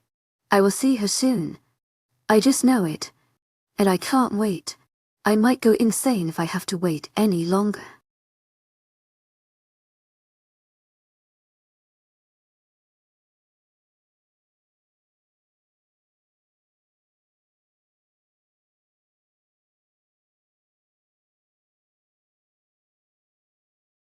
I watched him. The once gentleman now transformed into a furious monster. 39 Chain of Love. Cedric POV, what are you doing? Savannah wonders, leaning against the wall as she observes me with her head cocked. Staring at her across the room, shoving a shirt into my backpack and scowling at her. I didn't invite her here. She came into my house without permission. She knows how much I hate that. I'm leaving. I announce simply, grabbing more clothes and throwing them in as well. I impatiently rip open another drawer, searching for socks. My beta clears her throat behind me. I barely glance at her. Her expression is hidden, steeled, but a certain uncertainty lurks there. This wouldn't have to do with the conversation we had a few days ago, would it? And I give a short shake of my head. She purses her lips, waiting on an explanation. Listen, screw the red alpha. To my agent extraordinaire, Madeleine Nilbel. Heartfelt thanks for your unfailing patience, enthusiasm. I've had enough of this. It's bullshit. I need my mate. I can't take this anymore. She needs me. I've been gone long enough. I have to take me with her. Take care of her. I run a hand through my hair, shaking my head. I'm so incredibly stupid for letting it go on this long. Savannah is silent as I continue to rush around until my bag is sufficiently stuffed. You're going to get her right now. She wants to know. Eyebrows raised yes. I give a short nod. And anxiety sparks. I don't know why I haven't gone sooner. The stress of the pack. The idea that Hendrix is in danger. It's all just a distraction from what's really important. My mate. Her happiness. Her livelihood. I'm going to make it right. Even if she hates me. I've tried calling her every night since I left. She never answers. She still has me blocked. So I did what any sane person would do. I handwrote her letters. Love letters. Promises. Anything to tell her I care. I've sent a few. And I never got a response. Even if the red alpha is still out there, our pack can hold her off. I'm sure that we just need to make a game plan. I explain. End surveillance odds. I don't care what you or the guard says about how safe it is. I know they don't want me to risk being seen. Screw them. Savannah's plan to leave Hendrix. And taking her friends with us. It played on my emotions. It played on my biggest fear. My one weakness. Hendrix. And her ever-present mortality. It made me irrational. No. I'm thinking more clearly than I have in months. I'm almost giddy at the idea of even smelling her again. The thoughts I have about her drag me out of my funk. Everything will be all right. As long as I can have her safe in my pack. It won't matter if she forgives me. When I know she's happy and safe, I can relax. I move on to the bathroom, grabbing my toothbrush and toothpaste, then deodorant and shampoo. Savannah follows me. Her butter-colored irises follow my every move with keen interest. How long are you planning on spending over there? Isn't it supposed to be a simple extraction? Just grab the human and come back. She muses, and I shake my head. She's sensitive, Savannah, and has issues with being abandoned. I'm not sure how long it will take to get her to put her trust in me again, or if she ever will. It could take a while to convince her to come home with me. I laugh when I think of Hendrix's chattering teeth. Not to mention, she hates the cold. Savannah nods, folding her arms over her chest. A question suddenly pops into my head. When's the last time you heard from that CPO agent who's keeping an eye on her? I asked you to get frequent updates. I straightened, hungry for answers.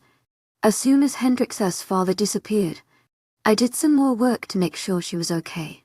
I knew I couldn't trust the guy. I doubled the amount of time Stacy and Miranda called. And I told Savannah that the agent assigned to Hendrix needs to be more thorough. He even sent pictures. Her father must have been lying. She's perfectly fine. I was a fool to put any stock into what he had to say. Good. He reports that she's doing well. And that she's happy. There's that word again. Every report is the same. He always makes it sound like she's so happy. Almost as if she's better off without me. Is that really the way it is? Is she just as happy without me in her life? Then why do I feel like him falling apart? Take care of the pack. They'll go alone. I'm much less likely to be seen that way. I try to head down the hall and the stairs, going for the door. But Savannah calls after me. Wait. She's running down the stairs behind me, taking them two at a time. 1 foot already out the door, beyond infuriated at her interruption. What? What the hell could it possibly be? I'm so close to being with her. I can taste it. I don't want to waste another damn second. So what is so important that I have to wait? I demand, my voice getting louder and louder. She stops, taking a breath. The guard called. The red alpha. Chest. Savannah reveals tentatively, and my eyes widen. So it finally happened. And the world's a much safer place without her in it. I turn to leave. Again. But a hand holds tight to my shoulder. And they want to talk to you on the phone. They have information on Ezra's parent and stuff. I think you should take it. And tell him. You know what it would mean to him. He wants to know about his family. At least do that first. And then we can leave tonight. Take Ezra too. He'll get everything ready for our trip. She offers. And him amazed at the compassion in her voice. Who are you? And what have you done with Savannah? I wonder in fake amazement. She furrows her eyebrows at me. 𝐊𝐢𝐧𝐼𝐻𝐿𝐬 𝐂𝐵𝐻𝐿𝐬 𝐊𝐢𝐧𝐼𝐻𝐿𝐬 𝐂𝐵𝐻𝐿𝐬. She demands. I just thought you hated Ezra. She shrugs. Let's just say the tub is growing on me. Now shut up and get your ass out the door. We have a road trip to get to. There's a little human waiting on you. I don't think I've ever been as excited as I am right at this moment. I'm coming for you. Hendrix. Hendrix POV. I plop down onto the couch, holding in my excitement when the show starts. Jamison bought me a TV. I still can't believe it. 𝐊𝐢𝐳 way too generous to me. He even lets me use his Hulu account too, which 𝐊𝐢𝐳 come to regret, because all I want to do is watch Seinfeld, which he hates. He rolls his eyes and groans when it comes on. Not this again. Jamison complains, stretching his arms over his head, and then dipping a hand in the bowl of popcorn. Are there any other shows that you like? I laugh, shoving him in the shoulder playfully. Yeah, but this is what I want to watch. My daddy and I used to watch it all the time. I haven't seen it in forever. I don't feel as weird talking about my daddy anymore. Not after Cedric. It's made me realize I have to face my problems. I can't simply avoid them, or ignore that they exist. That's counterproductive. Of course I'm still sad when I remember Daddy, or Cedric, even Miranda and Stacy, but I'm not as frantic. I know how strong I am now. It's shown me what I can do. Against all odds, I've risen from the ashes to provide for this baby, and myself for that matter. I'm proud of how well I'm taking care of myself. Truly, without anyone. Well, maybe Jameson has helped a little bit. He brings food over. He helps me when I'm lonely, and he visits me at work when I have long shifts. 𝐊𝐢𝐳 is so attentive and sweet. I'm glad we're friends. If it weren't for him, I'd be laying in bed in my pajamas all alone instead of hanging out and wearing actual clothes. Even though real clothes are getting harder and harder to wear, a lot of my old things don't fit. I've been living in sweatpants at home. If you can call this a home. It's still pretty dingy, but I've done what I can with the small space. I can't afford fancy decorations, but I've scrounged up what I can to make it feel cozy. As the show draws on, I notice that Jameson keeps on 𝐊𝐢𝐳 closer and closer, sliding his butt down the cushions until 𝐊𝐢𝐳 right next to me. I clear my throat, trying to send signals, but he doesn't stop. I lean away, shuffling until my hip hits the armrest. Jameson saddles right up next to me. He casually moves an arm over my shoulder. I stiffen. When Cedric would touch me, it always felt right. When Jameson does it, I get the exact opposite. This is distinctly wrong. I have to get away. Even little pint does a small, worried kick. The baby senses my distress. I hop off of the couch. Well, as much as a huge pregnant lady can hop. Turning to face the couch with an anxious frown. Jamison is quick to grab the remote and pause the show. He glances at me cautiously as if I might run away. What is it? He wonders innocently. I bite my lip. I'm not super comfortable with confrontation, but this is something I have to say. I just want to be friends. Jameson. That's it. I'm sorry if you thought it was more, but I'm going through a lot right now. I don't have time for a relationship, and I'm definitely not emotionally ready. And he raises his blonde eyebrows at me, looking at the TV, and then back at me. You still love him, don't you? He guesses. It catches me off guard, and my mouth drops open. What? No, I insist. But it doesn't feel like him being honest. Do I still love Cedric?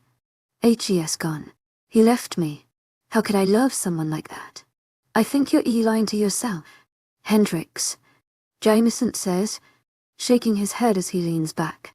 If you just want to be friends, I'm fine with that. Now let's finish your stupid show. My eyes wide, and despite his compassionate tone. Are you sure? And he nods, holding out a hand. I reluctantly climb back onto the couch, and Jameson keeps a respectable distance from me.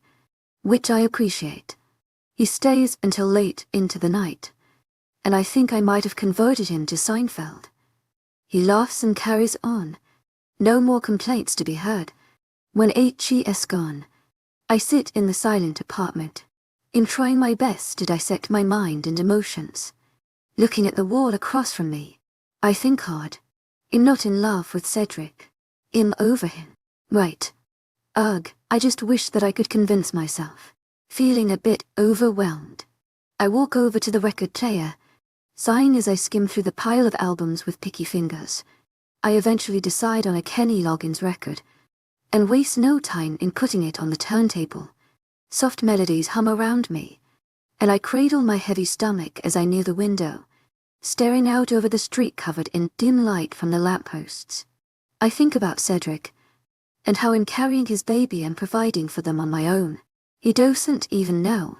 Maybe I should tell him. I stop that thought in its tracks. No way do I want to see him. Not for a long time. Pregnancy hormones are enough without him. I don't need him. I'm strong. I'm independent. I'm better on my own. But if that's true, then why do I feel this lonely ache that makes it hard to breathe? I think back to when he held me, how we slow danced in the kitchen. I felt so happy then. So safe. So secure. I don't have that anymore. I can't replicate that feeling no matter what. I've never felt anything even remotely similar to it. I run a hand through my hair, thinking of my baby and smiling grimly.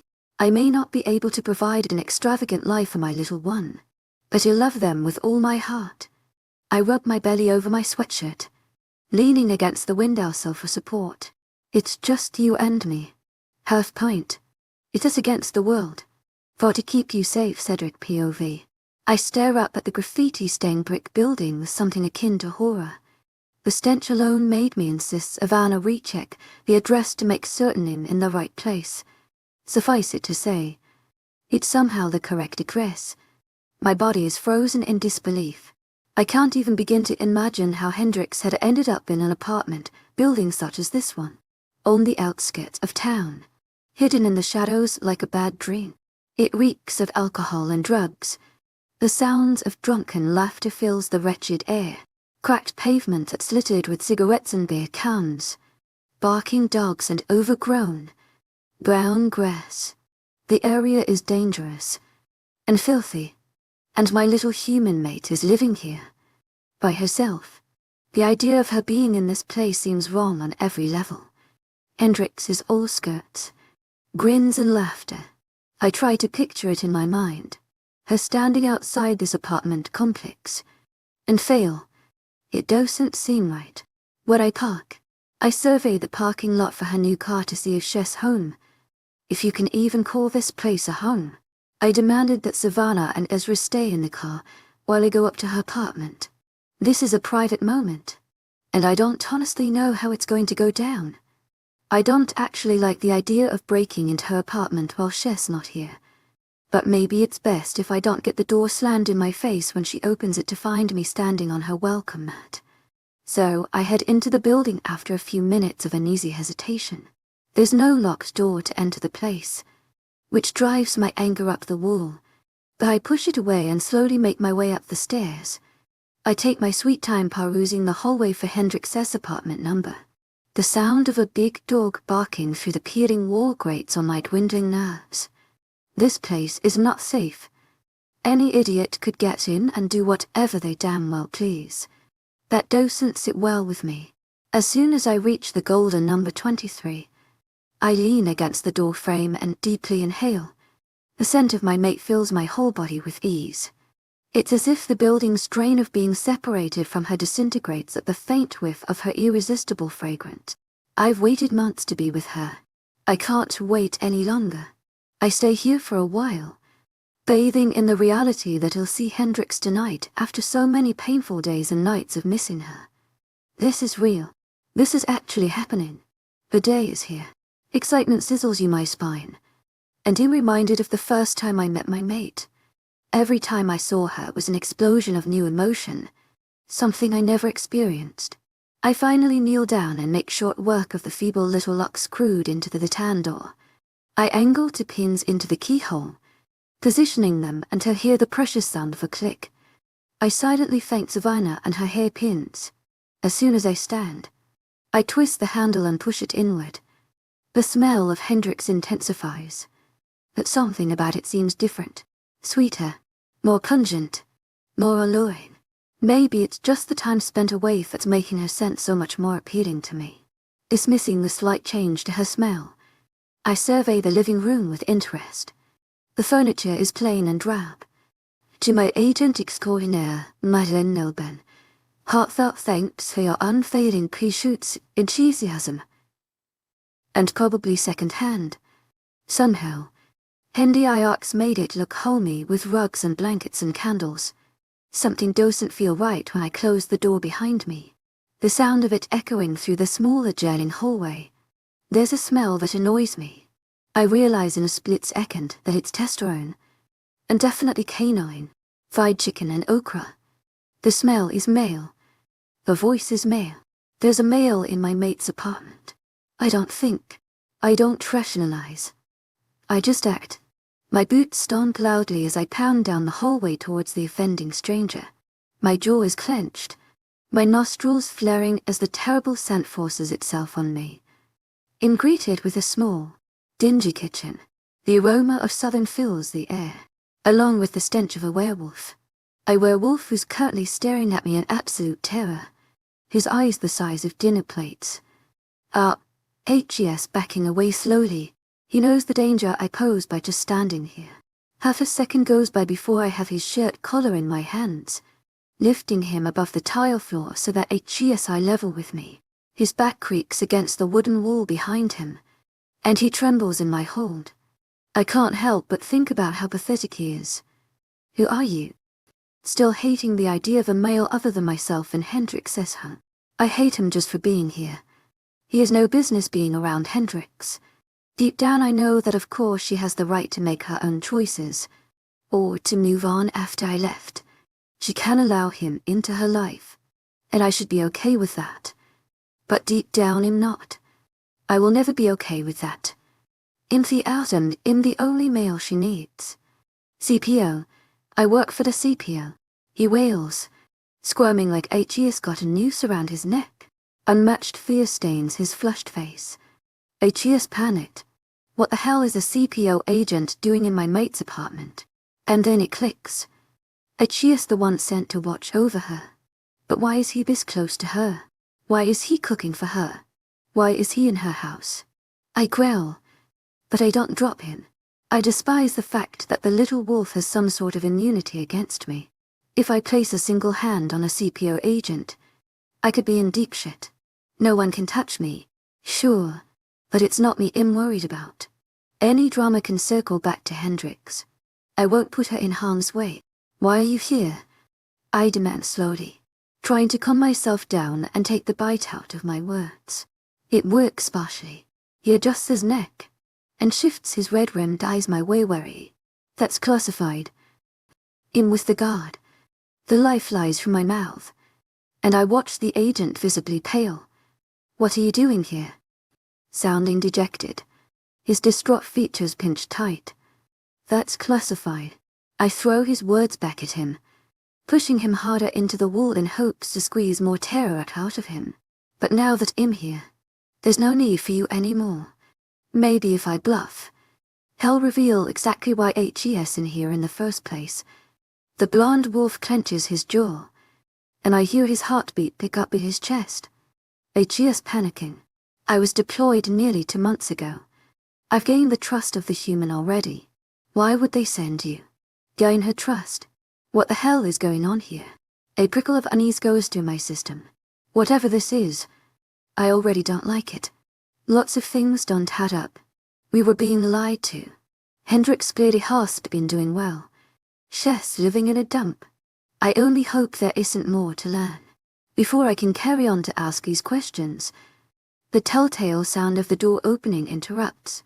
I stiffen when I hear it close, and then the noise of shoes hitting the wood floor. My mate is back, and in completely unprepared. Hendrix BOV. I park my car in my usual spot, shifting a glance out the dim window to look out into the pitch-black parking lot. I parked as close as possible to the building, but I'm still scared witless of what could pop out of the shadows. It's always scary for me, walking up to my apartment at night, especially when I'm 5 months pregnant with a belly so big I already can't see my toes. I hate the fact that because I'm a woman, I naturally have to fear for my safety when the sun goes down and I'm alone. It's not fair, but I have to brave it whether I like it or not. I'm tough, and my hormones make me meaner than a wet hen. A mugger would be stupid to mess with me. It's just that my energy levels are low, and it's getting worse every day. Slipping a hand into my purse and clutching my pepper spray tightly, I climb out of my car with much effort. Pregnancy turns everything into an ordeal. After locking up my car, I waddle to the building and slowly heave my way up each and every stair. The only sounds to be heard are my feet, and the sound of my panting bouncing off the cement walls. By the time I'm to the top, I'm already hot and sweaty, and out of breath. I have gained way too much weight during these past few months. Not that being a little sturdier is a problem, but I really was used to carrying this much weight before. I put it on so quickly that I didn't have to get used to it. I think that's the reason I'm so weak. I constantly need breaks to get my energy back. After taking a quick pause for breath, I trudge to my door. The lovely smell of chicken makes me smile. Jameson is here. I love when he surprises me with a visit. 𝐊𝐢𝐳 a good cook, and keeps me well fed. I open the door after finding him locked, and push it shut behind me, kicking off my sandals. I shake my head as I waddle towards the kitchen with a hand on top of my protruding belly. I keep telling you to stop fattening me up. If you don't stop it'll have nothing to wear. I laugh, amusement coloring every word as I turn the corner. The sight of my kitchen stops me in the doorway, and I sober up immediately. This isn't something I expected. He hasn't changed at all. Same messy black hair, scruffy jaw, and ruby red scars. His presence is large and demanding of my attention. He fills the entire room with his arrival. 𝐊𝐲 misplaced in my dreary-looking kitchen. He represents a wonderful phase in my life. And my apartment is my foul life after him. Seeing them collide is bizarre. His cherry eyes that stare back at me seem to hold a different light. Gone is the cool and collected sheen. They seemed desperate, restless. I recognize those eyes. They mirror my own from the past 5 months. My vision blurs as my eyes focused, solely on him. I sniffle once, and then twice before wiping my eyes and shaking my head. In all the time 𝐻ED been away, I must imagine this scenario a million different ways. And in none of them did I immediately start crying like a baby. I imagined myself being a boss lady and telling him off. Telling him to get out and never come back. But as soon as I see him, I know I'm absolutely hopeless. I can't get word out. I'm still in love with him. How is that even possible? I should hate him, but I just want to run to him. He stands still. Ruby gaze is fixated on my gargantuan baby bump. He won't even look at my face after he notices my very pregnant body. A small crease forms between his eyebrows and one of his hands reaches out as he takes a step towards me. I take a step back, clutching my belly protectively. I know he won't hurt me. Not physically anyway. To my agent extraordinaire, 𝐊𝐢𝐳, heartfelt thanks for your unfailing 𝐊𝐢𝐳 enthusiasm. He asks gruffly, emotion clogging his words. I glare at him, tears stinging my eyes as they fall down my cheeks. What happened to Boss Lady Hendrix? Yes. I nod, clenching my jaw, swallowing the lump in my throat. To my agent extraordinaire, 𝐊𝐢𝐳, heartfelt thanks for your unfailing 𝐊𝐢𝐳 enthusiasm. And honestly, whose else would it be? I watch Cedric Gas face fill with joy and sorrow and disbelief all at once. Each new emotion is fighting for a place. He tries to come towards me again, and I back away. 𝐻ED determined to get to me though, because he keeps walking towards me until impressed against the refrigerator behind me. I have nowhere to go to escape him. 𝐻ED so huge and demanding. I can't get away once he has me trapped. He bends down and grabs my head between his hands, planting a kiss on my forehead before pulling me to his chest in a cradling hug. "I'm such a sack of shit," he whispers, and I can hear the tears in his voice. Is he actually crying? It makes me sob harder. All that I care about is that 𝐊𝐲𝐬 here. 𝐊𝐲𝐬 actually here. And we're both crumbling at the sight of each other. I don't know how I know, but I know he still loves me too. But I don't expect everything to go back to the way it may. It can't. So many things have changed. And just because he came back doesn't mean everything is sunshine and rainbows now. I can't just be okay with everything now that 𝐊𝐲𝐬's here. He missed more than half the pregnancy. That doesn't mean that I can't hug him though. Right. I deserve some affection. Even if I am still pissed. I think he'll be leaving now. A familiar voice says. And I quiet myself crying. When I saw Cedric, I'd completely forgotten about Jameson's existence. I didn't even know he was here until now. I try to turn my neck so I can look at him. But Cedric puts a hand to the back of my head and presses it firmly into his chest to keep me from moving. I don't resist. Our chest is strong. It seems we have a lot to talk about. Each syllable rumbling under my cheek. I can hear the trembling fury in his voice.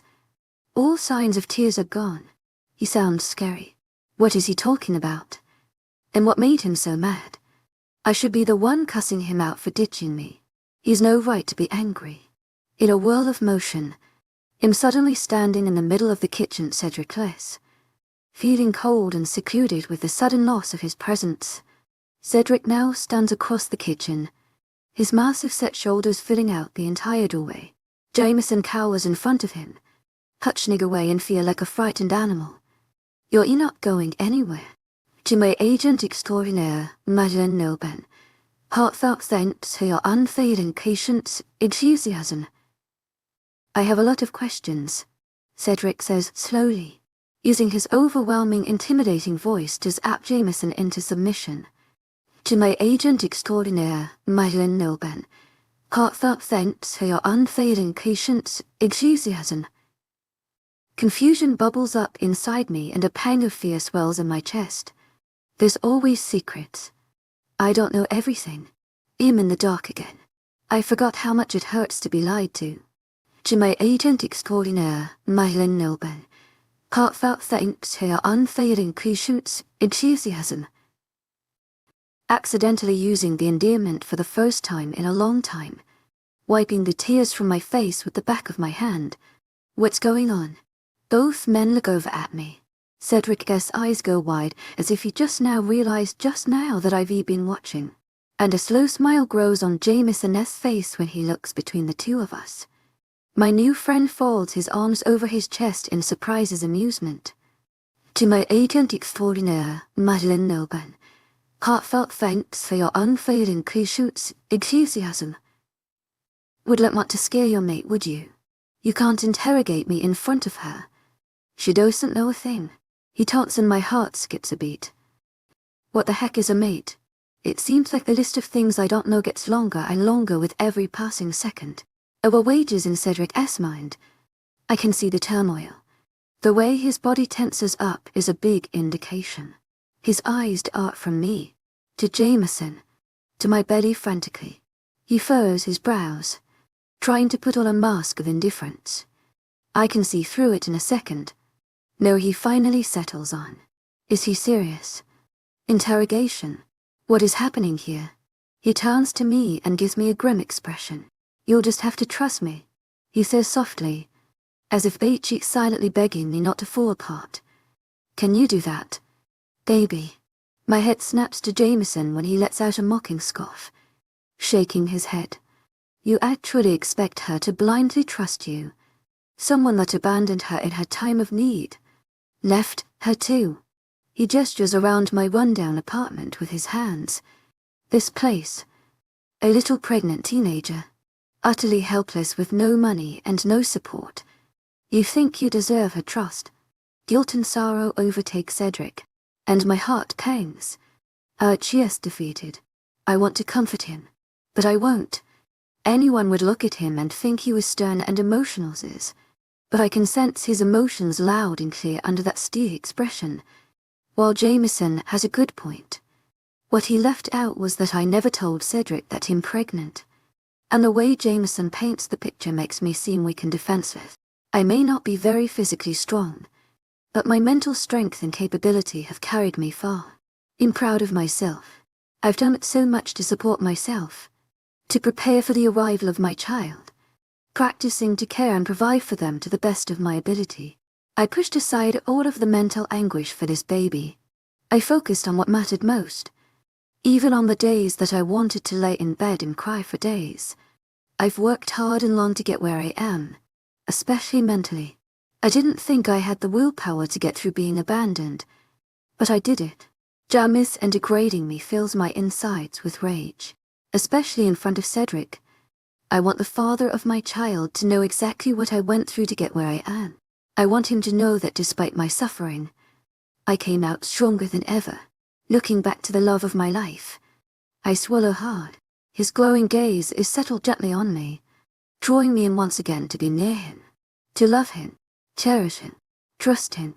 But I can't lie. I don't trust you, I say firmly. He left me. I love the guy, but that doesn't mean I can't this whole mess 𝐻ES put me through. These months have been the hardest of my life, all because of you. I want to know what's going on. I'm tired of being left in the dark. Cedric has a heartbroken wittiness to his eyes. His shoulders slump while he stares at me, and I feel my lungs burst into flames. His eyebrows are still set firmly, his mouth tight. 𝐊𝐻ES, still handsome. To my 𝐊𝐻ES 𝐊𝐢𝐳 heartfelt thanks for your unfailing 𝐀𝐥𝐻𝐳 enthusiasm. I missed him so much. I can't believe 𝐻ES standing here in front of me once again. I promise I'll tell you everything you want to know. But we need to compromise. Are you okay with that? Every word from his mouth is gentle. It could be a lie, but I think it's worth the risk. I should be terrified of what could happen here. Nothing makes sense about the situation I walked in on. The way Cedric and Jameson talk to each other. It's bizarre. I want answers. No, I need them. So, reluctantly, I nod my head. Cedric sighs. 𝐻ES relieved. I have a call to make. 41 disregard Hendrix POV. As soon as Savannah enters my kitchen, Cedric hands Jameson off to her and returns to me in an instant. I don't have time to ward him off when his arms go around me in a tight hold. I feel the tension leave him, and his labored breathing calm down. Despite my reluctance to accept him, his touch calms me too. All the stress seems to float away as soon as we're together. His face goes to my neck and into my hair. Taking a deep inhale and moaning slightly. 𝐻ES the father of my child. But 𝐻ES a weirdo sometimes. Oh, and a jerk. A stupid jerk. I let him hold me for as long as he wants. Somehow I know deep down that he needs this. As much as I want answers ASAP. I know he needs a second to collect himself. I'm mad at him. Royally pissed to be exact. But this is probably a shock to him. I never told him I was pregnant. He needs to soak it in. If there were any signs that were meant for each other, it was the fact that I'm so intimate with him to the point that I felt like a psychic sometimes. I always know what he needs. It's bizarre. His hand comes up once to touch my baby bump, running his long fingers over my shirt with amazement in his red eyes. That warm sensation flashes through me once again, and I can't say I didn't miss it. I'm so sorry. Baby, I never should have left. I always planned on coming back, when it was safer. But if it'd known. Closing his eyes tight, I wouldn't have left. I know that I shouldn't have. I knew at the moment I walked out your apartment door. I love you so much. If you'd known about the baby. He shakes his head. Obviously that's part of it. I want to take care of this baby. But it's mostly how hard you've it. How much you needed me here. It kills me. I've been so damn stupid. So selfish. I'm here now. And I'm not going anywhere. Tears brim in my eyes. And I'm completely for crying so much. I could have handled this better. I want to make him to know how much he hurt me. but there would always be time for that later, because he's hushed.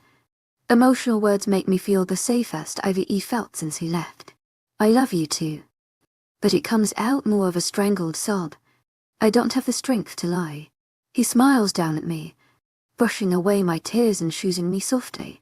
It'll explain everything. You will know everything and it will all make sense.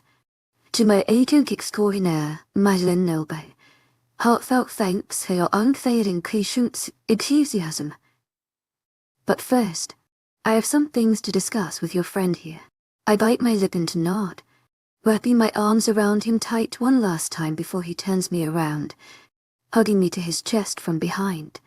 I gladly lean back on him, trying to catch my breath as I continue to let out little sniffles. I try to make eye contact with Jameson, but he won't stop staring at the floor. I want to reassure him that everything will be okay despite Savannah's death grip on him, but I don't know how this will play out. Cedric called him an agent. I can't him either. I feel like my world is falling apart. Jameson is the only one I've had for these past few months, and now it seems like it was all a lie. It's the first time I notice another man in the room with dark amber hair. A cheer's almost as huge as Cedric, tall and wide with muscles. His eyes are also similar to Cedric's. They sort of glow like headlights, but instead of red, they're a burnt yellow cut. The mystery man that stands beside Savannah critiques me from head to toe with a confused slant to his eyebrows. His mouth twitches downward while he stares at me openly. I become self-conscious and a little frightened. I turn into Cedric's chest, pulling his arms up higher on my body to protect me.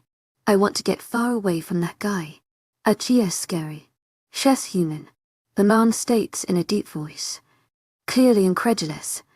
He doesn't seem impressed. Wait a minute.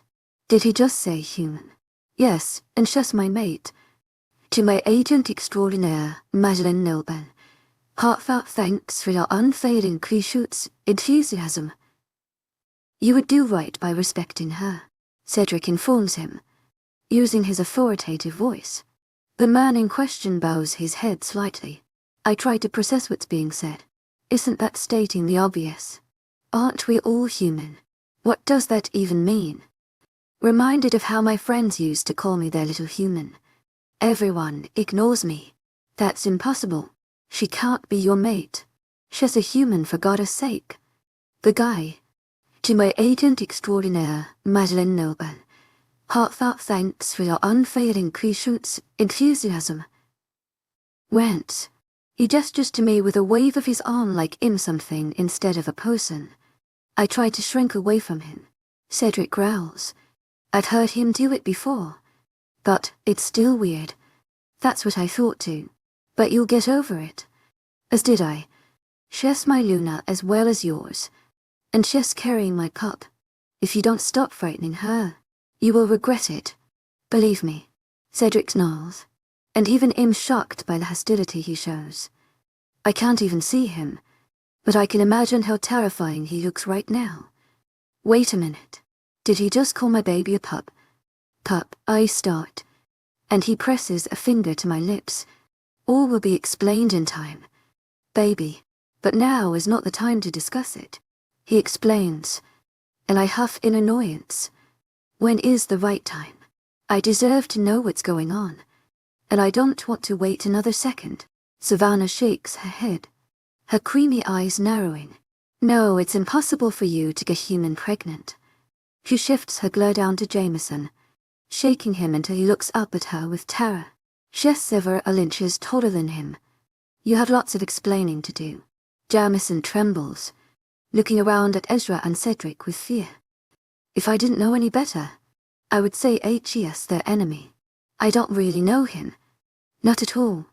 My heart sinks in my chest, and I hold my baby belly. I let him get close to me. 𝐿𝐤𝐧𝐼𝐻𝐿, heartfelt thanks for your unfailing patience, enthusiasm. I try not to let it sting.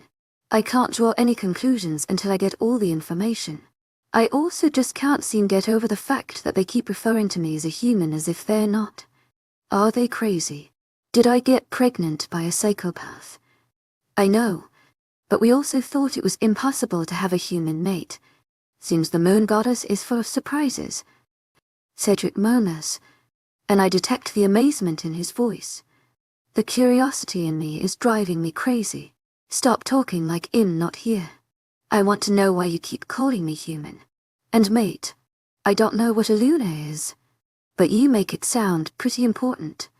I tried to tear out of Cedric's grip, but he won't let me out. Let go of me, I demand, and he finally does. I wrench myself away from him so quickly that I lose my balance as my head goes light.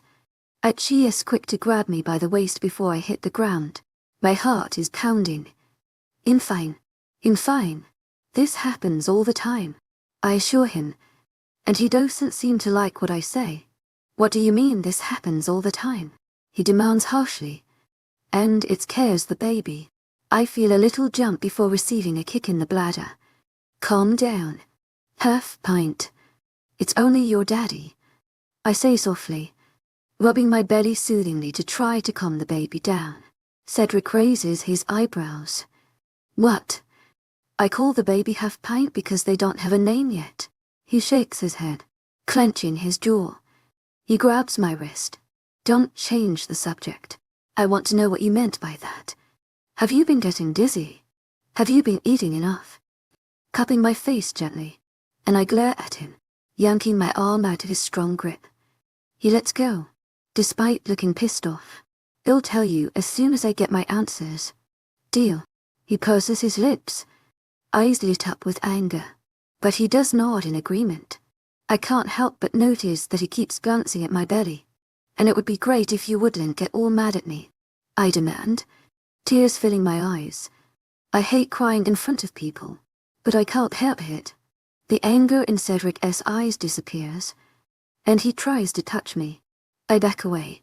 He sighs in defeat. I'm not mad at you, baby. Enthusiasm, and the only one to blame here. I stop crying. 𝐿𝐤 is mad at himself. I guess that makes me feel a little better. It's silent for several seconds, and then Ezra clears his throat. What's the plan? To my agent extraordinaire, Madeleine Nilben.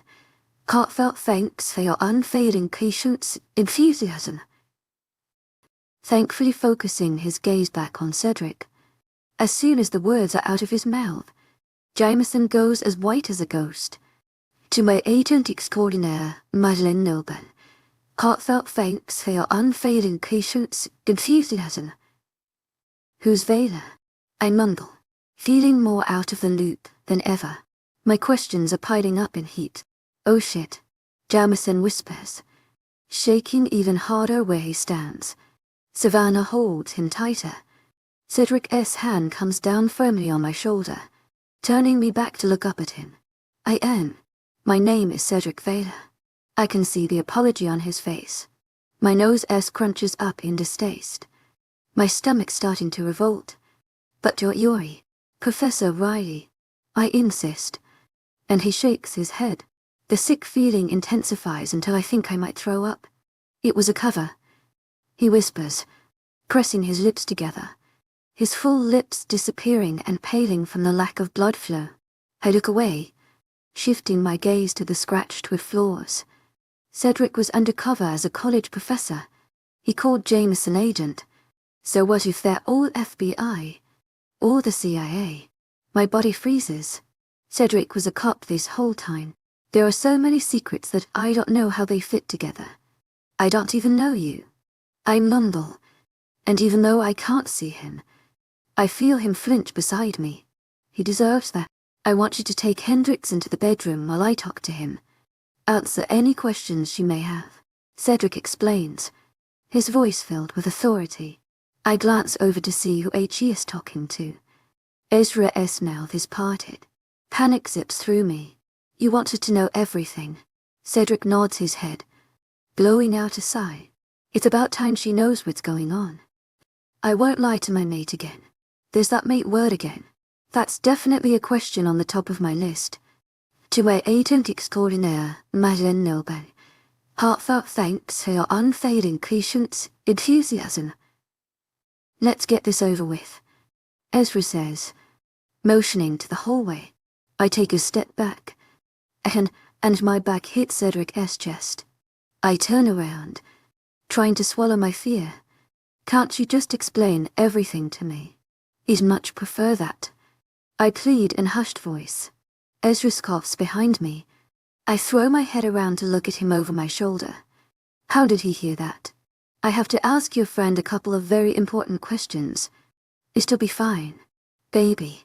I'll be right out here if you need me. He reasons gently, and he cups my cheek. His palm encompasses half of my face. I bite my lip, as mad as I am at Cedric. I don't know this Ezra guy, and he scares me. Cedric must sense my terror because he smiles knowingly at me. Don't worry, he would never hurt you. If he was rude, it's only because he didn't know better. I trust him. You're safe with him. Okay, I relent quietly, daring to look at Ezra. I reluctantly walk towards the large man, giving a wide berth between us. He rolls his eyes playfully, following behind me to my bedroom. All my questions fly around in my head, and I hope I can remember everything I wanted to ask. How far along are you? The question is sudden, and I really wasn't expecting it. Ezra watches me with those fascinating yellow eyes. He uses a light tone, probably trying to ease my fears. We're in my little, dinky bedroom. I maneuver myself smoothly onto my wind-eyed bed, staring at him as he closes the door. I don't want him to get too close to me. It's hard not to be intimidated by him. Now I see what others see when they're around Cedric. With Ezra it's different. I don't feel warm or safe in his presence. I just want to keep a distance. About 5 months. I reply crowably, and his eyes widen. I know I'm enormous, but apparently I'm just having a big baby. I shrug, massaging my achy thighs. Ezra sighs, and sits across from me on the quilt. I scoot back a few inches. I don't want to hurt his feelings, but I don't want to be near enough for him to touch me.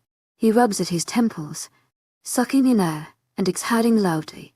I know this is going to be a lot to take in, but you have the right to know everything that's going on. Causing me to shiver. How bad can it be? Right. You aren't having a big baby.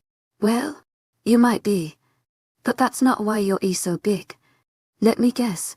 Jameson told you that. I nod silently. I'm a bit embarrassed because I don't really know a lot about pregnancy. Yeah, well, let's just say 𝐿𝐲𝐻 lied about a lot of things. Ezra explains. We sit there for a while in silence. That is until I remember I'm supposed to be asking the questions here. I feel like I'm at an interview. I'm all nervous and clammy. Who is Jameson really? And why is Cedric interrogating him? It's my first question because I'm actually nervous for Jameson, despite all the deceit and lies. 𝐿𝐲𝐻 helped me when no one else did. I trust Cedric not to hurt a person who's done no wrong, but I'm terrified that Jameson might not be so innocent. Ezra takes a deep breath. Jameson is a werewolf agent who works for an agency called the CPO. My lungs halt in my chest, and my heart goes double time. Werewolf. Werewolf. Ezra agrees, like it's as simple as that. I know it sounds crazy, but humor me. I nod reluctantly. This is ridiculous. I've known my whole that werewolves aren't real, but seeing Cedric move at light speed across the kitchen earlier did freak me out a little bit. Cedric isn't a werewolf. Right. I clench my teeth. No way. I would have definitely noticed. I spent nearly every waking moment with him for 3 whole months. That wouldn't gas me. The CPO stands for the Creature Protection Organization. They deploy trained agents like Jameson to help protect supernatural creatures throughout the world. I nod automatically, trying to process the stupid lies that 𝐿𝐲𝐻 is trying to feed me. Ezra would have me believe that Jameson is some sort of werewolf agent for some mythical beast protection program. To my agent extraordinaire, Madeline Nelban, heartfelt thanks for your unfailing patience, enthusiasm. Did Cedric put him up to this? Is this some sort of sick joke? I open my mouth to voice the ridiculousness of it when Ezra lifts a finger. Humor me. Remember. I shut my jaw with a click and ate you a sigh. This is preposterous. I don't know why I'm even listening to this guy. If, and I mean if, Jamison is a werewolf special agent, why is he here instead of on some mission to help a supernatural creature of some sort? He is on a mission, Ezra explains quietly, waiting for me to get it. What? Wait a second. What mission? Why is he here? Last time I checked him, no supernatural creature. Completely incredulous. All of this makes no sense. Theta left so you would be safe, but he didn't trust the human world completely. So Savannah requested a 𝐊𝐢𝐬 agent to watch over you. Ezra says, shrugging his shoulders. What doesn't make sense is that he never told Savannah or Veda that you're pregnant, or that you were living in a dump. Trust me, if Cedric knew about the baby, if he knew you weren't happy, he would have come back in a heartbeat. I shake my head. This can't be happening. And to top it off, you're not a supernatural creature, but you're certainly carrying one. My mind blanks out, my hand instinctively covering my rounded abdomen. My baby is not a creature. Then it hits me. Cedric. What? What is Cedric? I ask so quietly I think Ezra might not have heard it. But then his lips curl a wicked grin. Let me tell you about lichens. Oh boy. Cedric, POV. As soon as my mate is safely stored away in the other room with my gamma, I completely lose it. I grab Jamison, dragging him to the living room, and I shove the useless wolf onto the couch. I growl involuntarily. I want to rip his heart out, or any other vital organ. He shudders relentlessly under my grip, his pupils wide with fear. How? I demand, heat tearing through my limbs like a wildfire, scorching under my skin. How? What? How is this possible? How is she pregnant? Gripping his arm firmly in my hand while I lean over him, my breath fans across his face. He flinches back into the cushions. Savannah is here too, but she knows better than to test me when I'm in this sort of mood. She stays silent. Everyone knows that humans can't conceive shifter children.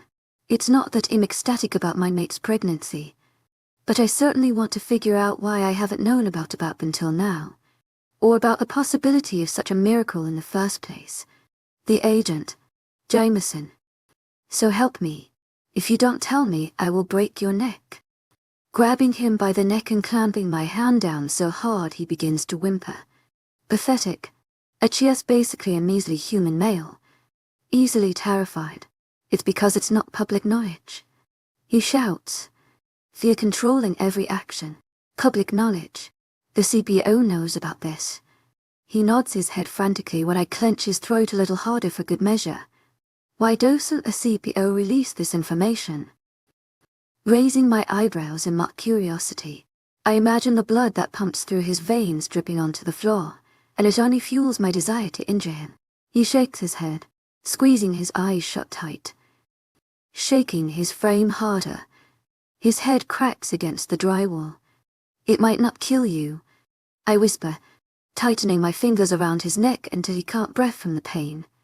But it will hurt. One flick of the wrist is all it takes. To my 𝐊𝐤𝐬𝐸 𝐊𝐤𝐬, heartfelt thanks for your unfailing patience, enthusiasm. To my 𝐊𝐤𝐬𝐸 𝐊𝐤𝐬, heartfelt thanks for your unfailing patience, enthusiasm. He coughs. I loosen up, waiting very impatiently for his reply. If everyone knew humans could produce offspring with shifters, it could be dangerous. The CPO has been covering it up forever. Before that, no one wanted to be with a human in the first place. He insists, panting, his eyes begging. Withholding the information protects hundreds or thousands of human women from being used as breeders.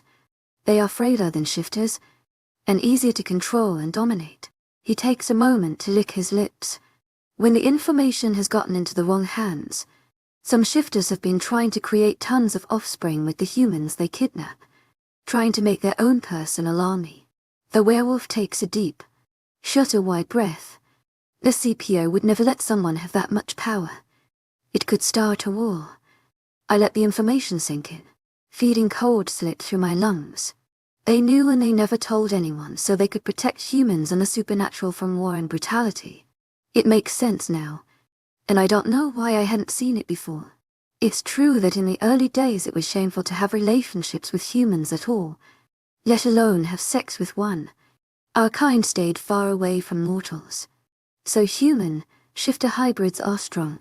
Wouldn't the human DNA make the pup weaker than a normal shifter child?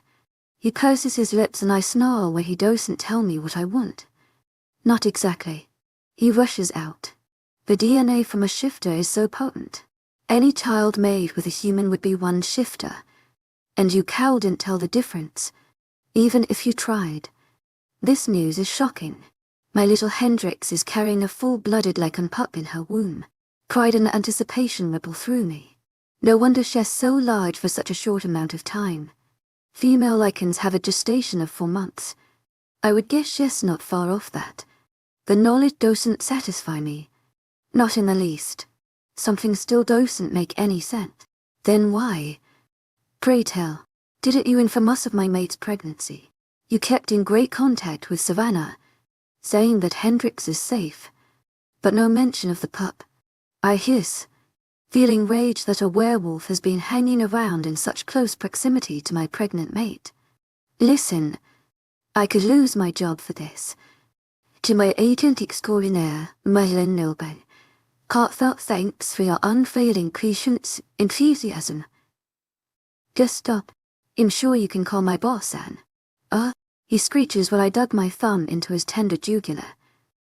Would you rather lose an ear, perhaps your nose, or maybe even a limb, in being cruel? I know, but I'm getting low on patience. To my agent extraordinaire, 𝐊𝐲𝐬 heartfelt thanks for your unfailing patience, enthusiasm. They're not empty threats. To my agent extraordinaire, 𝐊𝐲𝐬 heartfelt thanks for your unfailing patience, enthusiasm. The CPO would be pissed if I off one of their agents, but I'm in no place to care about that. 𝐿𝐷 gone to care. Let them come. His death would be worth it. No. A tear's shaking now, tears running down his cheeks. He'll tell you. He sniffles and then continues, wiping snot from his nose with his shirt sleeve. I was sent here to watch over your human female, but as soon as I smelled that she was pregnant, I had to tell my boss. He pounced, trying to catch his breath. He told me to protect her from someone who might try to harm the lycan pup. He said I can't tell anyone. When he finishes, I know HES holding something back. The little creep must have seen the rage in my eyes because he continues. Make sure the child is healthy. Shield the lycan scent she carries. HES quick to rush out. What else? There must be more. I know you're hiding something. I snarl, bearing over him with my height. I've been around way too long to be tricked like this. I'm no fool. If I tell you, you'll kill me. I know you will. He practically sobs. And I snarl, flashing my elongated canines that slide out with my fury. I'll kill you if you don't tell me. Now say what it is that you were assigned to do. When the pup is delivered, to take it back to the CPO for care and adoption. He whispers. The fiery hot rage burns inside me, 𝐿𝐷 extrinding me. I didn't think I could be madder than I was seconds ago. I was wrong. The CPO ordered this cowardly bastard to steal away my pup. And my mate. What of her? Revealing my fangs again for good measure. Just abandon her. Take her child and leave her to fend for herself and wonder what became of her baby. He lets out a ridiculous sob. Snap her neck. He coughs through his mucus. I ain't supposed to take the pup. And snap the human mother's neck. It was so easy. Good money. Please. Don't hurt me. All I see is red. My throat burns from the fierce growl that propels out. My skin begins to ignite. I know fur is bursting from my pores without looking. In transforming.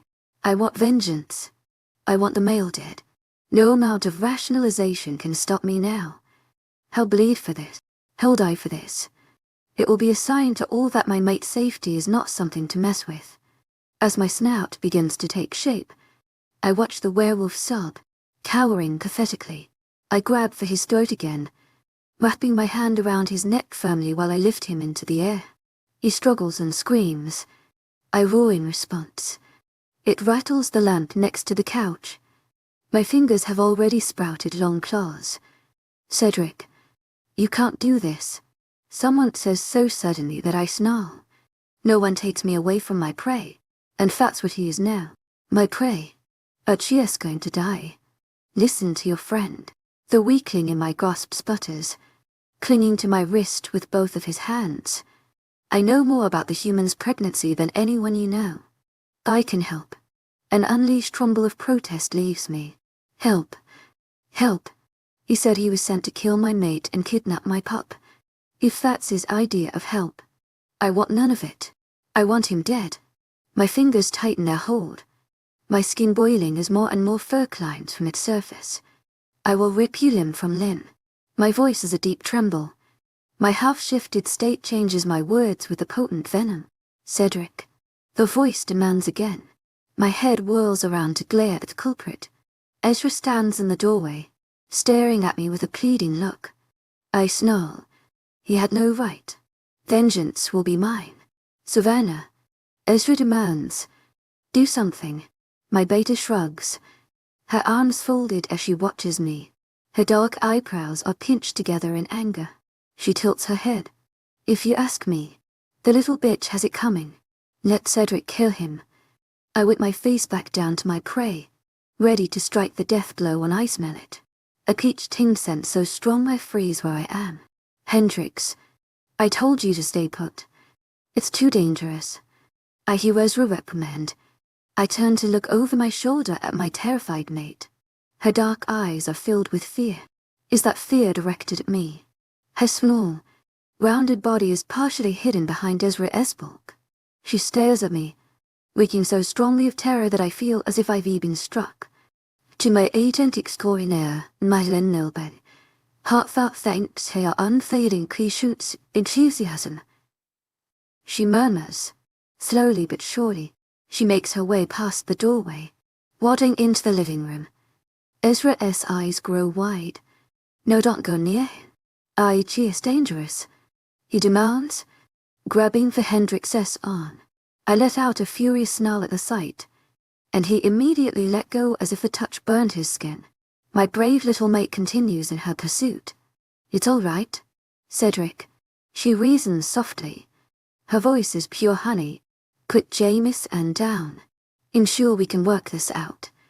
I know in fighting Hendrix, what I must look like to her right now is lost on me. I'm a monster who wants the CPO agent in my hand dead, but wants my mate's happiness even more. Against my better judgment, I drop Jameson onto the couch with a loud thud like a trained dog who's being reprimanded. An audible gasp reverberates behind me, but I continue to observe Hendrix. If I look away, I might lose all reason. As soon as she's in front of me, her hand tentatively reaches out. Her tiny, porcelain fingers grasp my half-paw. Half hand. Her scent covers all my senses, chilling my fiery hot rage. Before I know it, my foot disappears. The knife-like, yellow claws retract into my cuticles. Her fright diminishes before my eyes too, and she walks into me, winding her arms around my torso. Long, chestnut ringlets brush my arms like a whisper, and I can finally think straight. My gaze touches 𝐊𝐲's, and I can sense the shock and lingering terror 𝐊𝐲's hiding. Savannah seems indifferent despite the small smile she wears. I pull my mate into me. She's here. She's safe. And Jameson will never hurt her. He'll be damned if I let him even try.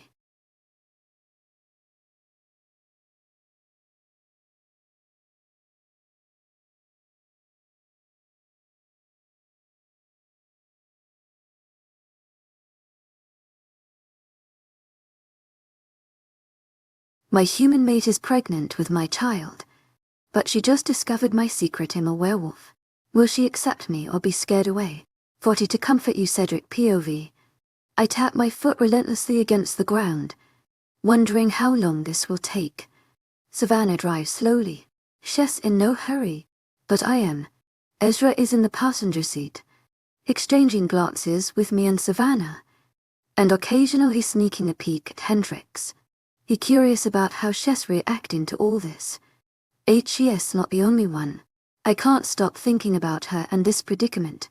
She's pregnant. My human mate is pregnant with my pup, and she's just now learned parts of the truth. She saw me half shifted. She must be freaked out. After I almost killed Jameson, everything fell into place rather quickly. It was almost too easy. Hendrix backed what she needed. She tried to convince me she needed everything she bought for the baby already, but I informed her it wouldn't fit. To my agent extraordinaire, Madeline Noban, heartfelt thanks for your unfailing 𝐊𝐢𝐧𝐬 enthusiasm. But it's not my main reason. I want to be the one to buy everything this child will need. When we got out to the car, Savannah drove us to the nearest home improvement store, which ended up being the Home Depot. I had no clue what she was up to. She slammed the car door and made her way to the building without a single word or explanation. Ezra held tightly to Jameson in the very back seat. He appeared annoyed at having to watch the bastard. I don't blame him. She came back with a bag full of silver chains. Hendrix raised an eyebrow, but continued to keep her mouth shut. Savannah tied Jameson up tightly with the chains, and he cried out in pain. Tears were streaming down his face. Once my beta was done, she threw him in the trunk and shut it with a thump. That brings us to now. Hendrix is remarkably silent after the show. She peers out the window despite my attempts to hold her and coax some affection from her. I'm starved of her touch, desperate for love, but she sits motionless beside me. She's in shock. I dimly wonder what all Ezra told her. Does she know what I am? Does she know how important she is? Especially to me. I almost forget where we're going until we pull into the diner parking lot. Hendrix said she needs to get her last check and settle things with her boss. Then we can figure out what to do next. She struggles to even open the door, so I rush to help her with it. She won't even look at me when I help her down onto the pavement. Her breath is uneven, and she's remarkably pale. It scares me. Pregnancy shouldn't be this hard on her. It's just another painful reminder that she's human. Ezra agrees to stay behind and watch the idiot, while Savannah tags along with us. Hendrix clings to my arm while we enter the practically empty restaurant. It's late at night, and no one is here. She makes eye contact with one of her co-workers, the floaty one with hungry eyes. The girl takes a step forward, and she stares openly at us, before smiling at Hendrix and taking her hand. He came back. I'm so happy for you, she whispers, and I can sense the authenticity there. She actually cares about my mate. At least she had someone. I can't stop imagining how awful it's been for her here. No mate, no friends, just a murderous werewolf with false motives that she trusted. He was going to kill her. She doesn't know that, and I don't know how to break it to her. It would crush her. Hendrix leads us to the back. She called her boss earlier to make sure that he would be here. She lets go of my hand when she's close to the door. That's when we hear an annoying voice that sounds unbearably familiar. I turn to see who it is. What a coincidence to see you here again. You know, I really need a refill. I glare at the woman who sits in a booth, legs crossed and face covered in a smug expression. She hasn't noticed me yet. She has her evil blue eyes hooked on my mate. It's the professor woman that I so desperately despise. Hendrix goes even paler when she spots her. I step forward, wondering why my mate is reacting so submissively to this awful woman. She finally focuses on me with a look with shock, her mouth turning up into a smile. She twirls a blonde curl around her finger.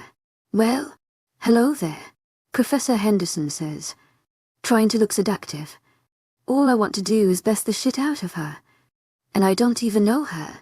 She scares my mate. Why does this pathetic creature frighten Hendrix? It makes no sense. And what happened to my control? A year ago the thought of mindlessly killing someone would be horrific. No more. That look she made appear on my mate's face deserves retribution. What the hell is going on here? I demand. and she acted shocked that 𝐿𝐻𝐸 snapped at her. Whatever do you mean? What I mean is, who do you think you are talking to my girlfriend like that? I wrapped my arm around Hendrix's shoulder, and Professor Henderson's eyes bug out her head in horror. I can feel my mate trampling under me. 𝐿𝐻𝐸? She chokes, and I almost snarl at her. I hear Savannah scoff behind us. Yes. Now shut up, and stop sticking your nose in other people's business, I demand. She pales at my raised voice, shrinking back against the window. I huff, anger shooting through my veins. First Jameson, and now this woman. It's infuriating. It's like the world is stacked against my mate, whether it be physical or emotional. I don't want anyone hurting Hendrix. I still have a protective arm over her little shoulders, and she doesn't pull away, but she doesn't lean into me either, which bugs me. Ever since I met her, she always pressed right up next to my side, and yet, she doesn't. Come on, baby. This bitch won't bother you again. I led her away, to her original goal of the back office, and she solemnly nods her head. I stare down at her for the millionth time tonight, amazed at the fluttering in my stomach, mixed in with a heavy dose of nausea. Seeing my tiny Luna rounded with my pup is a dream come true. I never thought a miracle like this could be possible, but there are so many terrible things that have been brought on with it. Her pain, her loneliness, her safety being put at risk, and it's all my fault. My heart sinks to my toes when I think what could have happened if I hadn't showed up as soon as I have. Jameson would have ended her precious life. A simple snap of the neck, and she'd be gone forever. Hendrix is mortal. Human. She can't fight off anyone. She trusted him so blindly. I almost lost her. I never would have recovered from that. I squeeze her in reassurance. We've hit a rough patch. That's all. This is a hiccup. A minor setback in the grand scheme of things. We can only go up from here. As long as I have her by my side, I know that I can make it work. After taking a quick pit stop into the grocery store, which I came to find out is where Hendrix worked a second job, we're ready to leave. I try not to let 𝐿𝐸 show how pissed I am at that bit of information. Not only did she have to work a full-time job, but had to get a sec and one to support herself. Where are we going? 𝐿𝐸 just taking me away and I'm supposed to be okay with it. My mate asked as she looked at me with shy eyes. I nodded, gripping her hand tightly. We're going to Montana. To my pack. It's where we belong. It's where our baby will grow up. I pleaded with her, and at the mention of the pack I watched her mouth purse up. I wonder again what all Ezra told her. She agreed to come, but gave me one condition. There was no hesitation in my mind when she asked me what she did. Savannah didn't seem very happy about our very long detour, but I don't really care. My mate's happiness is all that matters in the long run. When we pull into Ocean Springs, Mississippi, the sun is high in the sky, burning everything in its path with its remarkable heat. We drove all night and well into the morning and afternoon. Hendrix finally perks up when we arrive. She sits up from where she had been sleeping against my side, and I swallow a frustrated grumble at the loss of contact. Jameson has been awfully quiet in the trunk. Every now and again he would start whining and complaining. No one would listen, other than my human, and that's because she's a saint. Take a left up here, she murmurs, anxiously leaning forward between the two front sets to look where we're going. Savannah obeys, turning the wheel and narrowing her eyes as we enter a run-down trailer park. I silently balk at the sights. Dirty front yards filled with junk. People sitting on their porches with cigarettes hanging from their lips. Kids playing on broken swing sets with torn clothing. It's a sad, dirty place. This is where Hendrix came from. I can't help but wonder if this is why she's felt so self-conscious around me. Is this where her insecurities come from? Is this where her sorrow was born? Eventually she tells us to stop when we reach her home. She climbs out with my help, gripping my hand tightly with her clammy fingers, and I shoot Savannah and Ezra a look that tells them to stay where they are. They roll their eyes, but silently agree without a single syllable passing between us. Hendrix hurries to the front door, She doesn't work today, so she should be home, she says simply, going in for a knock since there's a lack of doorbell. I don't know how to feel about bringing Hendrix's mother with us to Montana. I'm not fond of humans, and my mate is the only exception to that. But her mom is dying. She pleaded with me to bring us here to pick her up, because she doesn't know how much time she has left. It would hurt her if I said no. I had to agree to make her happy, even if I don't like her mother from all that I heard about her. That doesn't mean I can't provide for Hendrix's desire. We stand there in the hot sun waiting for an answer. None comes. My mate leans over to look through the window, breathing through her mouth from the exertion. It's something I'm noticing more and more. She gets tired over nothing. I touch her shoulder to let her know I'm here. She brushes it off with annoyed fingers. Well, she never locks it, so. Hendrix opens the screen door wider, and then proceeds to let herself in. The house is empty of all noise other than the hinges creaking shut behind us. Mama, you in here? She calls, walking forward into the space. So I flick on a lamp in the corner, and it lights up the tiny living room. I try not to frown. This place is dingy. Hendrix has lived here for years of her life while I had no idea she was enduring it, let alone that she existed in the first place. She goes from room to room, moving slowly but running out of breath all the same. I want to tell her to stop overworking herself, to take a rest, but the words won't come. She looks worried, desperate. She needs this. There's no cigarette smell. Something's wrong. I don't correct her. One inhale and I can detect the smell of tobacco. But she's right about one thing. 𝐿𝐤 𝐑𝐞𝐝𝐬 heartfelt thanks for your unfailing patience, enthusiasm. If her mother is indeed a chain smoker, then that's not a good sign. It means she hasn't been here in days. Hendrix tries to run past me, but I grip her arm gently. She stops and looks up at me. Her dark eyes are wild, and I'm reminded once again of her father who shares the same gaze. I still haven't told her about his visit. I don't know if I should. Baby, calm down. We'll find out where she is. 𝐿𝐤 heartfelt thanks for your unfailing patience, enthusiasm. Brushing hair out of her face and cupping her cheeks that had become more round since I've held them last. She nods glumly, not looking at me, and not really listening. We go back outside, leaving the suffocating house behind, and there's an neighbor standing close by in the yard. He looks up when my mate shouts in recognition. Dan, have you seen my mama? Hendrix asks, racing down the stairs two at a time. I chase after her, keeping close eyes on her. I would be there to catch her if she fell again. Her weight is in balance with her large stomach sticking out. It's grown so quick that she doesn't know how to handle it. The neighbor smiles, but it doesn't reach his eyes. He takes off his trucker hat and swipes the sweat off of his balding head. Hey there, Henny. Haven't seen you round these parts in a while. How's school? Danny tries the small talk, but my natural-born Luna isn't having any of it. Where's my mama? She demands again, as if she already knows that he owns the answers. He clenches his jaw, his eyebrows lowering over his dark eyes. He darts a cautious glance at me and then back to my mate.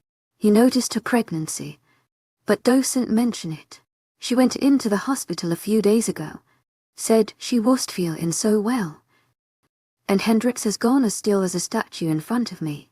I called last night to check up on her cause. She wasn't answering my calls.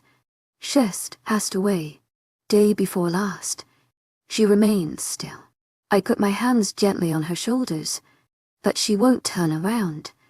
I'm so sorry, Hendrix. I was fixing to go over there and see if I could find a way to get a hold of you. Guess it's no coincidence that you're here. God has a plan after all. She falls apart after that, and I'm there to hold her when the sobs take over. She clutches at me desperately. I'm her life preserver in this whole mess, and I know she's drown if I was there to keep her afloat. 43 a part of history Hendrix POV I try not to think. My brain refuses to comply. Cedric 𝐬𝐧𝐼𝐻 tight around me, his fingers aimlessly trailing across my rounded belly like a delicate map of rivers and mountains. For some reason, the baby has been more active than ever. I think he or she senses their daddy. It's not fair that I couldn't spark that reaction. But I digress. I stare out the window, counting the states we passed through. I think of Jameson sleeping in the trunk, wrapped in silver chains. I know he betrayed me. 𝐊𝐤𝐧𝐼𝐻 𝐑𝐞𝐝𝐬. Heartfelt thanks for your unfailing patience, 𝐊𝐢𝐧𝐼𝐻. He was never my friend, and that hurts. I think of my mama, dying in a cold, lifeless hospital room surrounded by strangers. I know she's in a better place, but it doesn't make it hurt much less. There's a hole in my heart. Cedric doesn't fail to comfort me, and I allow it. It helps me to feel a little warmth, just when I start to relax against him. I remember what he is and I stiffen. A lichen, apparently, a cheers immortal, and shifts into a giant wolf. I didn't get much after that, because all we heard was a scream to drive us to the other room. Ezra told me to stay put, but I was too curious, and a little scared. Cedric was enormous and terrifying. He went from his already impressive 68 to over 8 feet tall. His head grazed the ceiling, his hand had grown claws, and his arms sprouted thick, dark hairs. I recognized him though. I would recognize him anywhere. A cherished creature with massive amounts of power. According to Ezra at least. What does he want with me then? Just me. Cedric must feel my distress, because pretty soon his firm fingers are tipping my chin up to look at him. His eyes are bright crimson, and his black eyebrows are so thick and fierce. I've missed him so much. Scars and all. 𝐿𝐤𝐳 the most handsome man on the planet. What's wrong? Baby, you haven't spoken to me in 2 days. What he says is true. Even when we stopped in Oklahoma to sleep in a hotel, I won't forget the conversation that transpired. Savannah was happy about having to stop. But Cedric brought up my humanity. He said I have needs and I need rest. That I'm more delicate. I haven't said a word since then. It embarrassed me. I'm not like them. They're powerful, unstoppable, and I'm just a human. I've never felt more out of place. Please, just talk to me, he implores with a whisper. And I frown. I don't know where I fit into all of this. Cedric, I tell him softly, shrugging my shoulders pathetically. You're 𝐊𝐼𝐻, and apparently a pretty infamous one by the way Jameson looked at you. I have no idea how this has to do with me. He looks completely perplexed by my admission, like I've gone completely crazy. He grabs both of my hands tightly in between his. You're my mate. As if that should explain everything, I tilt my head to the side, not quite sure what to make of the word. I've heard him say it before. What exactly is a mate? I wonder sheepishly, and a little smile appears on Cedric's face, like he knew I was going to ask that. It means we were made for each other. I've waited years to find you. My mate. My Luna. The other half of my soul. That's you. I don't know if I've ever believed in soulmates. I glance away. My mama and daddy used to be head over heels in love. And then it broke. They had fights. And he found a new soulmate. I don't want that to happen to me and Cedric. I cut my belly. I have someone else to worry about. I don't want my child to experience what I had to when I was growing up. It's almost as if Cedric reads my mind. He takes my hands once again. You're the only female I will ever want. I won't cheat. I won't hurt you. I will take care of you to the best of my ability. He stares deep into my eyes, and I sigh. And I will never, ever, leave you again. Tears start to collect, and I don't know why I believe him. I don't fully trust him. I don't think I ever will. He abandoned me. Then why did you? I beg. And his face softens even more. In bringing up all the old feelings that came with the day he told me he was leaving. 𝐊𝐤𝐧𝐼𝐻 𝐊𝐤𝐧𝐼𝐻. Heartfelt thanks for your unfailing patience, 𝐊𝐤𝐧𝐼𝐻. I broke that day.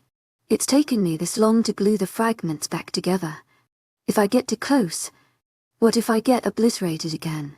I ask him honestly, my voice cracking from trying to keep it in a whisper. The guilt on his face is obvious. It makes me feel bad for saying the words that I did because somehow I knew that they would hurt him. But I don't have it in me to lie. I deserve that. But you have to understand that I did everything I did to protect you. Even if it was completely successful, it's what felt right at the time. Because if I lost you, he travels off, moisture collecting in his eyes. If I lost you, I would never be the same. You are everything to me, Hendrix. And this baby is our future. He rests his fingers and palm against my stomach, a pleading smile on his lips. He smells just like a remember, like rain and masculinity, the best smell in the world. From the mess of his black hair to the dark stubble on his jaw. A cheers mine, and I've always known it. Then there's his whole safe claim. I can't speak. I'm so stunned. To my 𝐊𝐲𝐳𝐬 𝐑𝐞𝐬𝐬, heartfelt thanks for your unfailing patience, enthusiasm. He did say that he was leaving because I was in danger.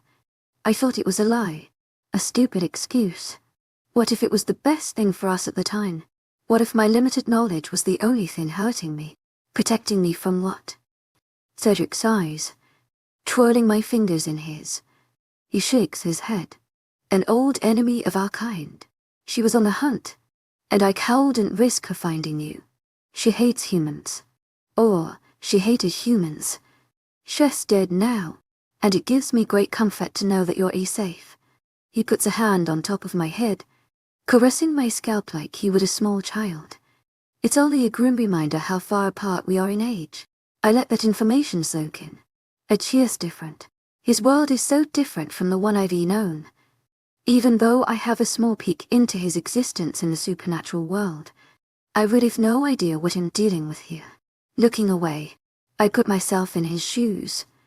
Obviously, in the past few months I felt the pain that he put me through. It's not easy to step back and think objectively about what Cedric did. He did it to keep me safe. I can't exactly be mad at that. On the other hand, I'm allowed to feel hurt. I'm allowed to be mad that I had to feel what I felt. It was the hardest thing I had to go through. Unfortunately for me, it seems as if it wasn't any easier for Cedric. What is 𝐊𝐬? Shifting the subject away from the past, Cedric perks up at the opportunity to explain something. It reassures me, knowing that 𝐊𝐲𝐬 is excited to fill me in. He doesn't want to lie to me anymore. Maybe that means he hated it in the first place. And he only did it out of necessity. There's always a leader of a pack. A male leader is an alpha. A female is called 𝐊𝐬. Some packs have 𝐊𝐬. Some have an alpha.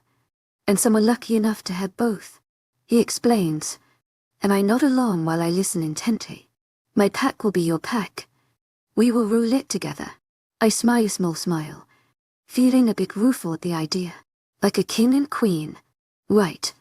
His eyes narrow, and his lips purse. I'm left wondering what I said wrong. Savannah glances over her shoulder, a sly grin plastered to her thin face. I hate being reminded how beautiful she is. More than you know. Sweetie, you're talking to one. He goes stiff around me. I tilt my head at her teasing tone before looking up at Cedric again. What is she talking about? I whisper the question, even though they can hear me fine. And his posture softens. I am a king, baby. King of the shifters. He admits, pretending to be confident. I look past all of my shock to see that 𝐊𝐲𝐬 is being absolutely serious. I also realize that my mouth is hanging wide open. I always knew you looked royal, like you should be painted on an ancient throne. But I never would have guessed.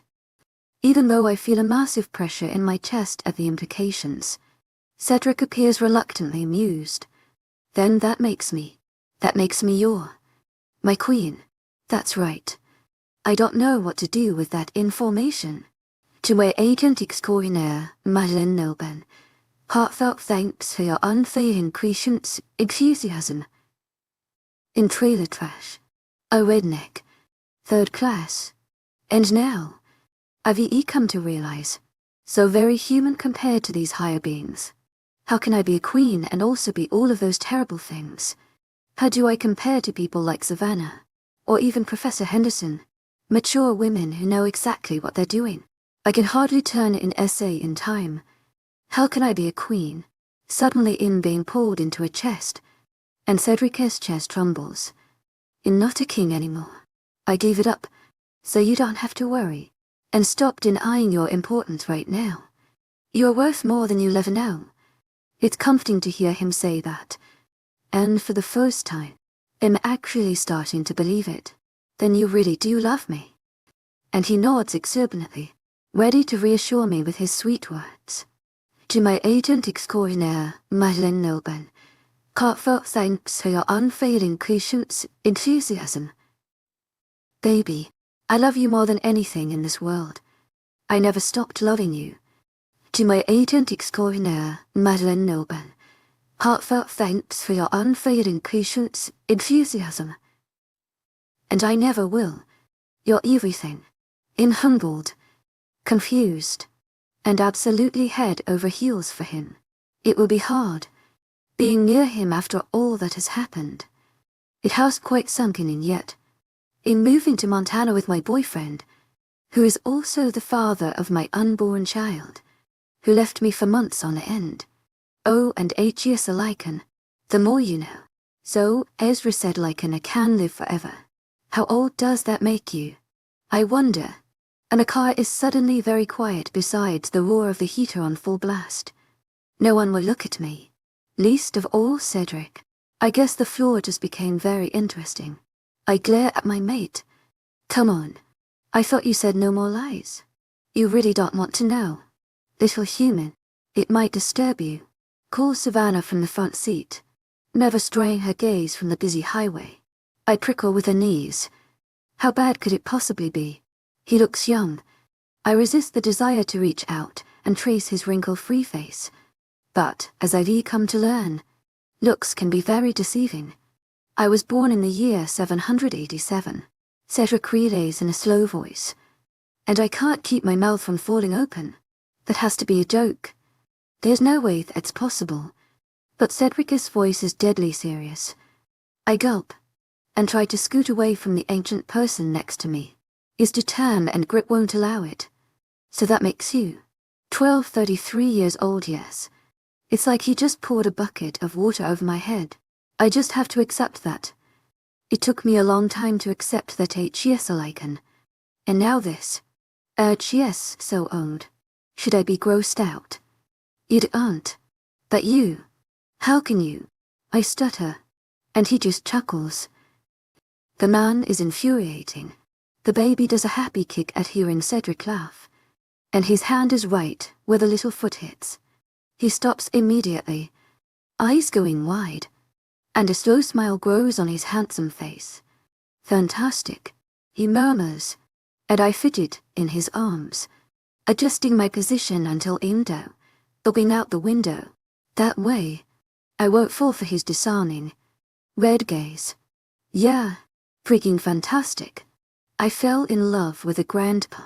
This is just too weird. Again. She's laughing at me, and I don't miss the way Ezra gives him a weird look. It's almost like 𝐻𝐿's never seen someone laugh. Like 𝐻𝐿's a weirdo for doing it. It raises a few questions, but I bite them back. I have a million things I want answered first, and I don't plan on starting with that. We have days and hours until we're to our destination, and I want to use every second to catch up on what I've missed out on. There's a whole world I never knew existed, and I want to know everything. Cedric has forever, but I only have so long. I'm human. My shoulders slump. Cedric and our baby will live forever, and he'll just become a distant memory. Tears sting my eyes. That's just not right. Baby, what's wrong? And I sniffle, not being able to look away from his ruby red eyes. They're so precious, so beautiful, and fail exist for years after I'm dead and gone. I don't know if you've noticed yet, but I'm human. Cedric, I can't live for thousands of years. That's not right. Me being your mate, I don't get it. I admit. And 𝐊𝐲𝐬𝐳 me before I even finish. He pulls me against his shoulder, my head going into his neck. Once his long fingers intertwine with mine, I feel comfort beyond anything I've ever felt before. Trust me, you're nowhere near the end of your life. Mates are special. The moon goddess made them that way. Once we are fully mated, you won't age a day. Just like me, he assures me, and I sag in relief. Even if I'm still not one sure what a moon goddess is. I'm not even sure how I'll handle living forever. It seems like a miserable thing. Won't we all get bored? Closing my eyes against Cedric's skin. I know I could never get bored of him. How can I go along with all this craziness? 2 days ago I was alone, without love or hope, and now I'm being told everything will be all right. How is that possible? How can I trust after all I've had to endure? More importantly, how can I even try to be mad at a person I love? 44 crawling Hendrix POV. Montana is beautiful. It's beyond anything I've ever seen in my life. It definitely beats the Blue Ridge Ranges I loved in Virginia. The peaks are so big, demanding of my attention. I openly marvel at all the sights. 𝐊𝐲𝐳𝐬 𝐑𝐞𝐝𝐬. Heartfelt thanks for your unfading patience, 𝐊𝐲𝐳𝐬𝐳. The mountaintops dusted with snow. It's all perfect. When we pull into the pack, I'm shocked we're already here. The ride to the entrance is a long, dirt road. I've been assured that it's safe here, and the land is privately owned. The locals apparently think that it's either a Native American reserve or a cult. I'm not surprised. It's in the middle of nowhere. We come to an enormous brass gate. My eyes widen as Savannah rolls down her window to speak to the guy at the front. The gate connects to a tall fence, taller than any person. It keeps going on either side. I assume it goes around the whole territory, which encompasses over 2 acres of land. Eventually the gate opens, and we travel inside its hidden center. Somehow I feel like I don't belong here. Like him on my way to a place I shouldn't be. The Suburban comes to a stop, and everyone hops out. When I climb out of the car, Cedric tries to hug me to his side, but I manage to sidestep him. He gives me a look that shows how hurt he is. I don't want to hurt his feelings, but I'm not quite ready for this. I'm so confused, and my hormones don't help. I need time. I need sleep. He hovers around me, and I don't blame him. Whenever I'm standing up, I feel like I'm fixing to pass out. He says something to Savannah under his breath, and she doesn't seem too pleased. I travel to the back end of the car where Ezra opens the trunk, gently hauling down my suitcases and then proceeding to dump Jameson onto the ground like a bag of trash. The werewolf moans in pain, rolling onto his side as he squints up at us. Bright red marks show under the chains that bind him. I want to rush to him, comfort him, tell him that everything will be okay. I don't. He betrayed me. I can't trust him anymore. I'm not sure what will happen to Jameson, but it can't be good. Cedric almost killed him. That means something bad. But I don't know what. I turned my head away, unable to look too long. It's about time you got here. It's felt like forever. Don't leave me in charge again. I hate it. A very disgruntled voice says from the other side of the Suburban. I walk around the vehicle to see who it is. Cedric and Savannah are joined with 2 other people. Both are tall. Both are blonde. The man that spoke earlier is scary and very pale. He looks albino with his white eyelashes and white eyebrows. His icy eyes slide to me, and as soon as they land on my stomach he looks like he wants to murder someone. The girl observes me too, with a different expression, one of curiosity and then open horror. She holds tight to the man's arm, almost to keep him from attacking. I gulp, taking a shaky step back. She can't possibly keep him from killing me if he chooses. He looks capable of tearing free. The pair turn their hate-filled gazes to Cedric. He gives them a grim nod, a confirmation of whatever they're mad about. Obviously, it has something to do with me. I hope it's not about me being human. I can see that being a problem, Ezra has a hard time accepting it before. Your mate, the albino giant, asks, and Cedric gives another curt nod, and the man glares at him. Yes, OYK. My mate, he confirms. His nostrils flare and his features twist into a sneer, directed right at Cedric. What's his problem? You don't deserve her. My eyes widen at his statement. We will take the traitor to the prison. Trez Andra, bring our Luna to her new home to be settled in, Savannah announces with authority. I almost forgot. 𝐊𝐢𝐧𝐷 is sec in command, something called a beta. And still getting used to their strange ways. I wonder how long it will take for it all to soak in. Cedric grumbles, his eyes remaining on me. There's so much tender possessiveness in his cherry eyes. I would feel more comfortable if you went with them. Then you can join us, Cedric orders. And it's directed at Savannah. Everyone looks at her as she clenches her jaw. She looks like she wants to say something, wants desperately to argue. But she keeps her trap shut. Ezra and the pale guy hold Jameson up by his arms, and his legs start flailing in the air. A YK sniffs at my friend like a curious animal examining its meal, and then he acts disgusted. Why would you bring a waiter into the pack? What if he poses a threat to my mate? She is too vulnerable. The blonde girl smiles shyly. In fine, honey, I know how to take care of myself. She informs him, and his serious face softens a bit. Yes, you come to get me to protect you. He muses, and they share an intimate look. I glance up at Cedric. 𝐊𝐲𝐻 watching me, carefully and calculating while he observes me. I try to look away once he catches my gaze. To my Hendrix 𝐊𝐢𝐳𝐬 𝐊𝐢𝐳𝐬. Heartfelt thanks for your unfailing patience, enthusiasm. But I manage it. I love him, but I don't trust him.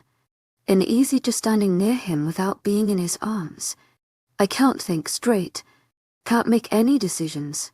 I run my hand over my belly while I weigh out my options. While I could obviously pretend everything's peachy keen, I could also separate myself from him. Ignore him. Stay out of his way. Avoid any interaction with him whatsoever. It's childish, but I need my own space. I want to be with Cedric. That's my end goal. But it would take time to rebuild what we had after all that was destroyed. Without saying goodbye, I shuffle away with Trez, Sandra, and Savannah. Even though it's mid-April, there's still a few patches of snow peppered through the bright green grass. Every now and then I spot a building or two. They're spread out, and they look so quaint and sweet.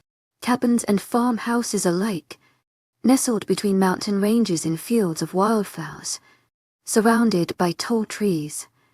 I'm breathless the whole way, but I find Im still brimming with questions. Why were you all looking at Cedric that way? I asked Sandra. She opens her pink lips to respond.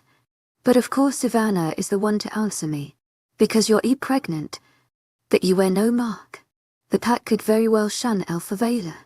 𝐊𝐲𝐻 dishonored you, and the moon goddess, by thinking with wits in his pants rather than wits in his head. It's a great sin in the eyes of the moon goddess. She shoots me a look over her elegant shoulders.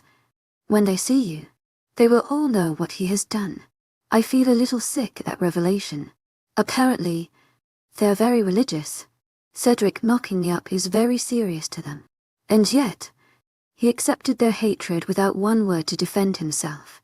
We make it to our destination, a cute farm-style house with 2 floors and a wraparound porch. I resist stopping in the front yard to simply admire the building. It's the biggest one I've seen on property so far. And apparently, it belongs to Cedric, which means it also belongs to me. Savannah opens the doors for us, and we walk right in.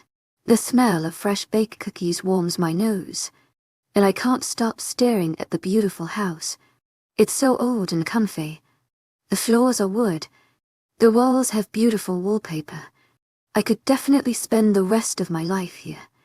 My hand travels down to my rounded stomach. I know I could raise my baby here. He'll take these to Cedric's room, Savannah says, heading up the stairs. I fiddle with my sweatshirt. wanting to say something as she climbs each step with a suitcase in each hand. I'm kind of scared of Savannah. I don't want to let that stop me. Can you maybe take them to a different room? I ask in a shy voice, trying to remain on her good side. She turns, looking at me from over the carved banisters. Her body stance goes from casual to steely in a second. Why? She wonders, setting the suitcases on the stairs for a second to stare at me. I shift nervously as the air seems to get a bit thicker. I'm not really comfortable sharing with him right now. I just need some time. I explain, and 𝐿𝐲 gives me a sympathetic look, placing a hand on my shoulder. Savannah, on the other hand, 𝐿𝐲 said, "Well, what the Luna wants, the Luna gets," she announces, trudging up the stairs and disappearing down the hall. 𝐿𝐲 wears a knowing smile and leads me into the kitchen where the cookie smell intensifies. The wide windows let in all the sunshine, and it brightens up the whole space. A woman with an apron stands in front of the oven, taking out a pan with chocolate chip cookies on it. They look and smell mouthwatering. She turns when she hears us come in, and a grin grows on her face. Her black hair is pulled out of her face, and her body is generously curved. I'm starting to realize that every person here could be a model. We're so glad that you're here, Hendrix. I thought I would make something to welcome you. She blushes, setting down the pan and oven mitts and coming over to give me a hug. I let her, even though I have no idea who she is. She pulls away, beaming down at me like I'm so important. I almost believe her. I'm 𝐾𝐿𝐬. 𝐿𝐲 is sister. We're so glad you're here. I hope you don't mind us inviting ourselves in. We wanted to make it homey for you. She motions towards the cookies, and 𝐿𝐲 smiles, adjusting the flower arrangement on the kitchen counter. Even though they claim to be sisters, they look nothing alike. 𝐿𝐲 is rail thin, and several inches taller. I flick my gaze back and forth between the two of them, wondering if they are lichens or werewolves. Cedric said that their pack has both, but is mostly made up of lichens. Thank you. I really appreciate it. You said your name was 𝐾𝐿𝐬. Thinking I might have misheard her, she laughs, putting a hand on her hip. Yeah, I have kleptomania. Don't worry, your wallet is safe from me. Her sister and her share giggle, and I feel like I'm interrupting an inside joke. And don't worry about the housewarming gifts. They were essential. We know how males can be. They don't exactly know how to make a house look nice. 𝐾𝐿𝐬 admits, and 𝐿𝐲 nods in reluctant agreement. I furrow my eyebrows at them. Do you all both have mates? I wonder quietly, pointedly looking at 𝐾𝐿𝐬. It's strange to use that word, but it's the term that they like. It's obvious enough that 𝐿𝐲's mate was the big guy that was with her. He was scary. 𝐾𝐿𝐬 nods enthusiastically. Yes, you met him. Right, she says, and my eyes widen. She's so sweet, and Ezra is so intimidating. You both have scary boyfriends. I inform them, and they reply with a shocked silence before they burst out laughing. 𝐿𝐲 clutches her stomach from laughing so hard. They shake their heads at me. Even though I do not know what I said that was so funny, I decide to speak up, because after all, these are my friends now, or at least I think so. They seem very friendly to me. I need to learn how to be more assertive. So I ask, what's so funny? I question them, and they finally stop. 𝐿𝐲 is gasping for air before she answers me. You have no idea how terrifying 𝐿𝐲 is. Do you? She asks with her blonde eyebrows raised. I open my mouth in shock, and one glance at 𝐾𝐿𝐬 shows that she agrees with her sister. They think Cedric is scary. Do they see the same person that I do? Kind, caring, and understanding. 𝐿𝐲 like a big teddy bear. 𝐿𝐲 not scary. Not at all.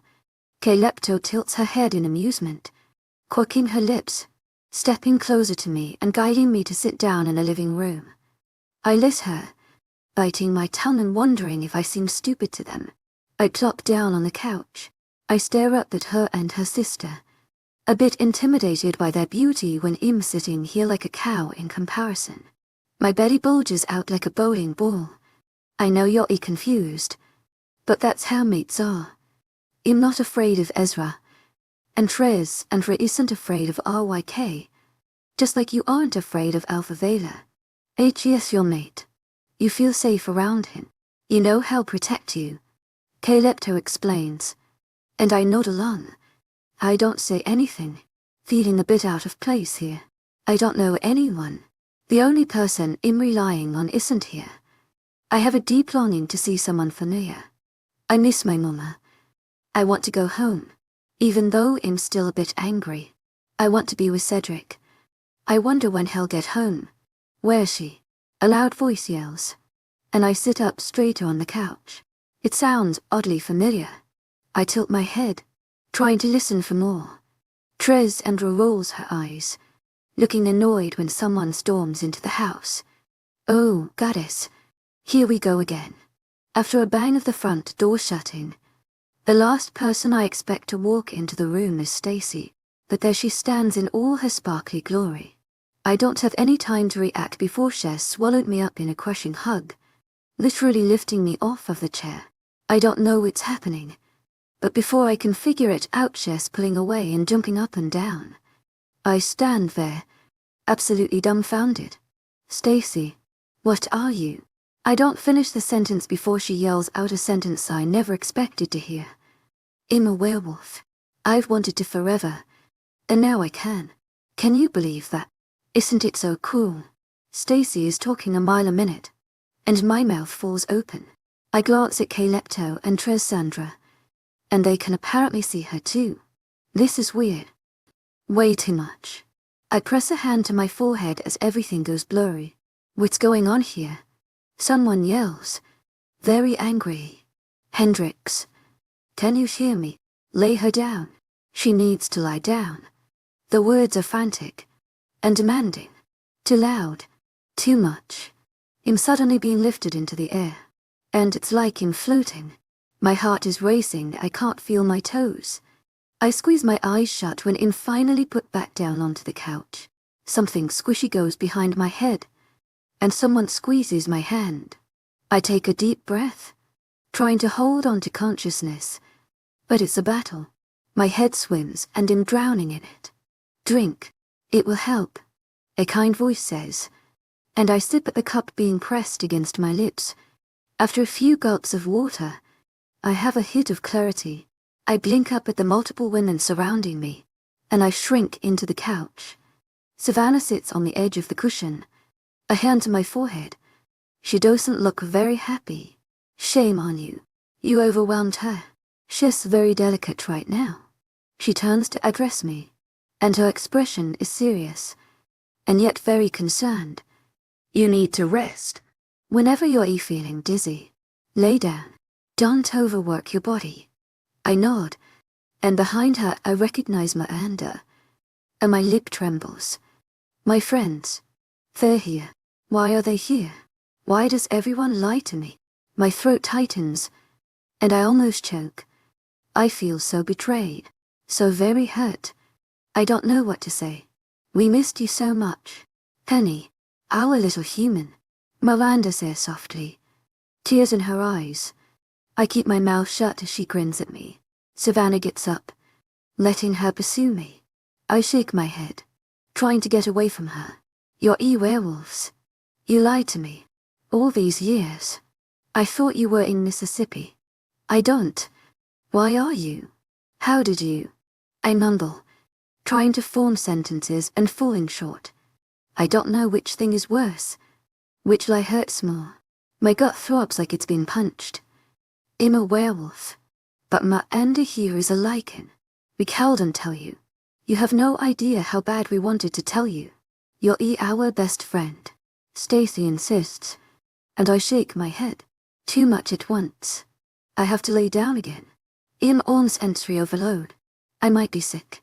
My best friends were supernatural creatures that I didn't even know. I feel so stupid. You left me too. You lied to me too. I can't believe this. I moan, and the emotions I'm feeling are freaking me out. in being torn apart from the inside out. Why?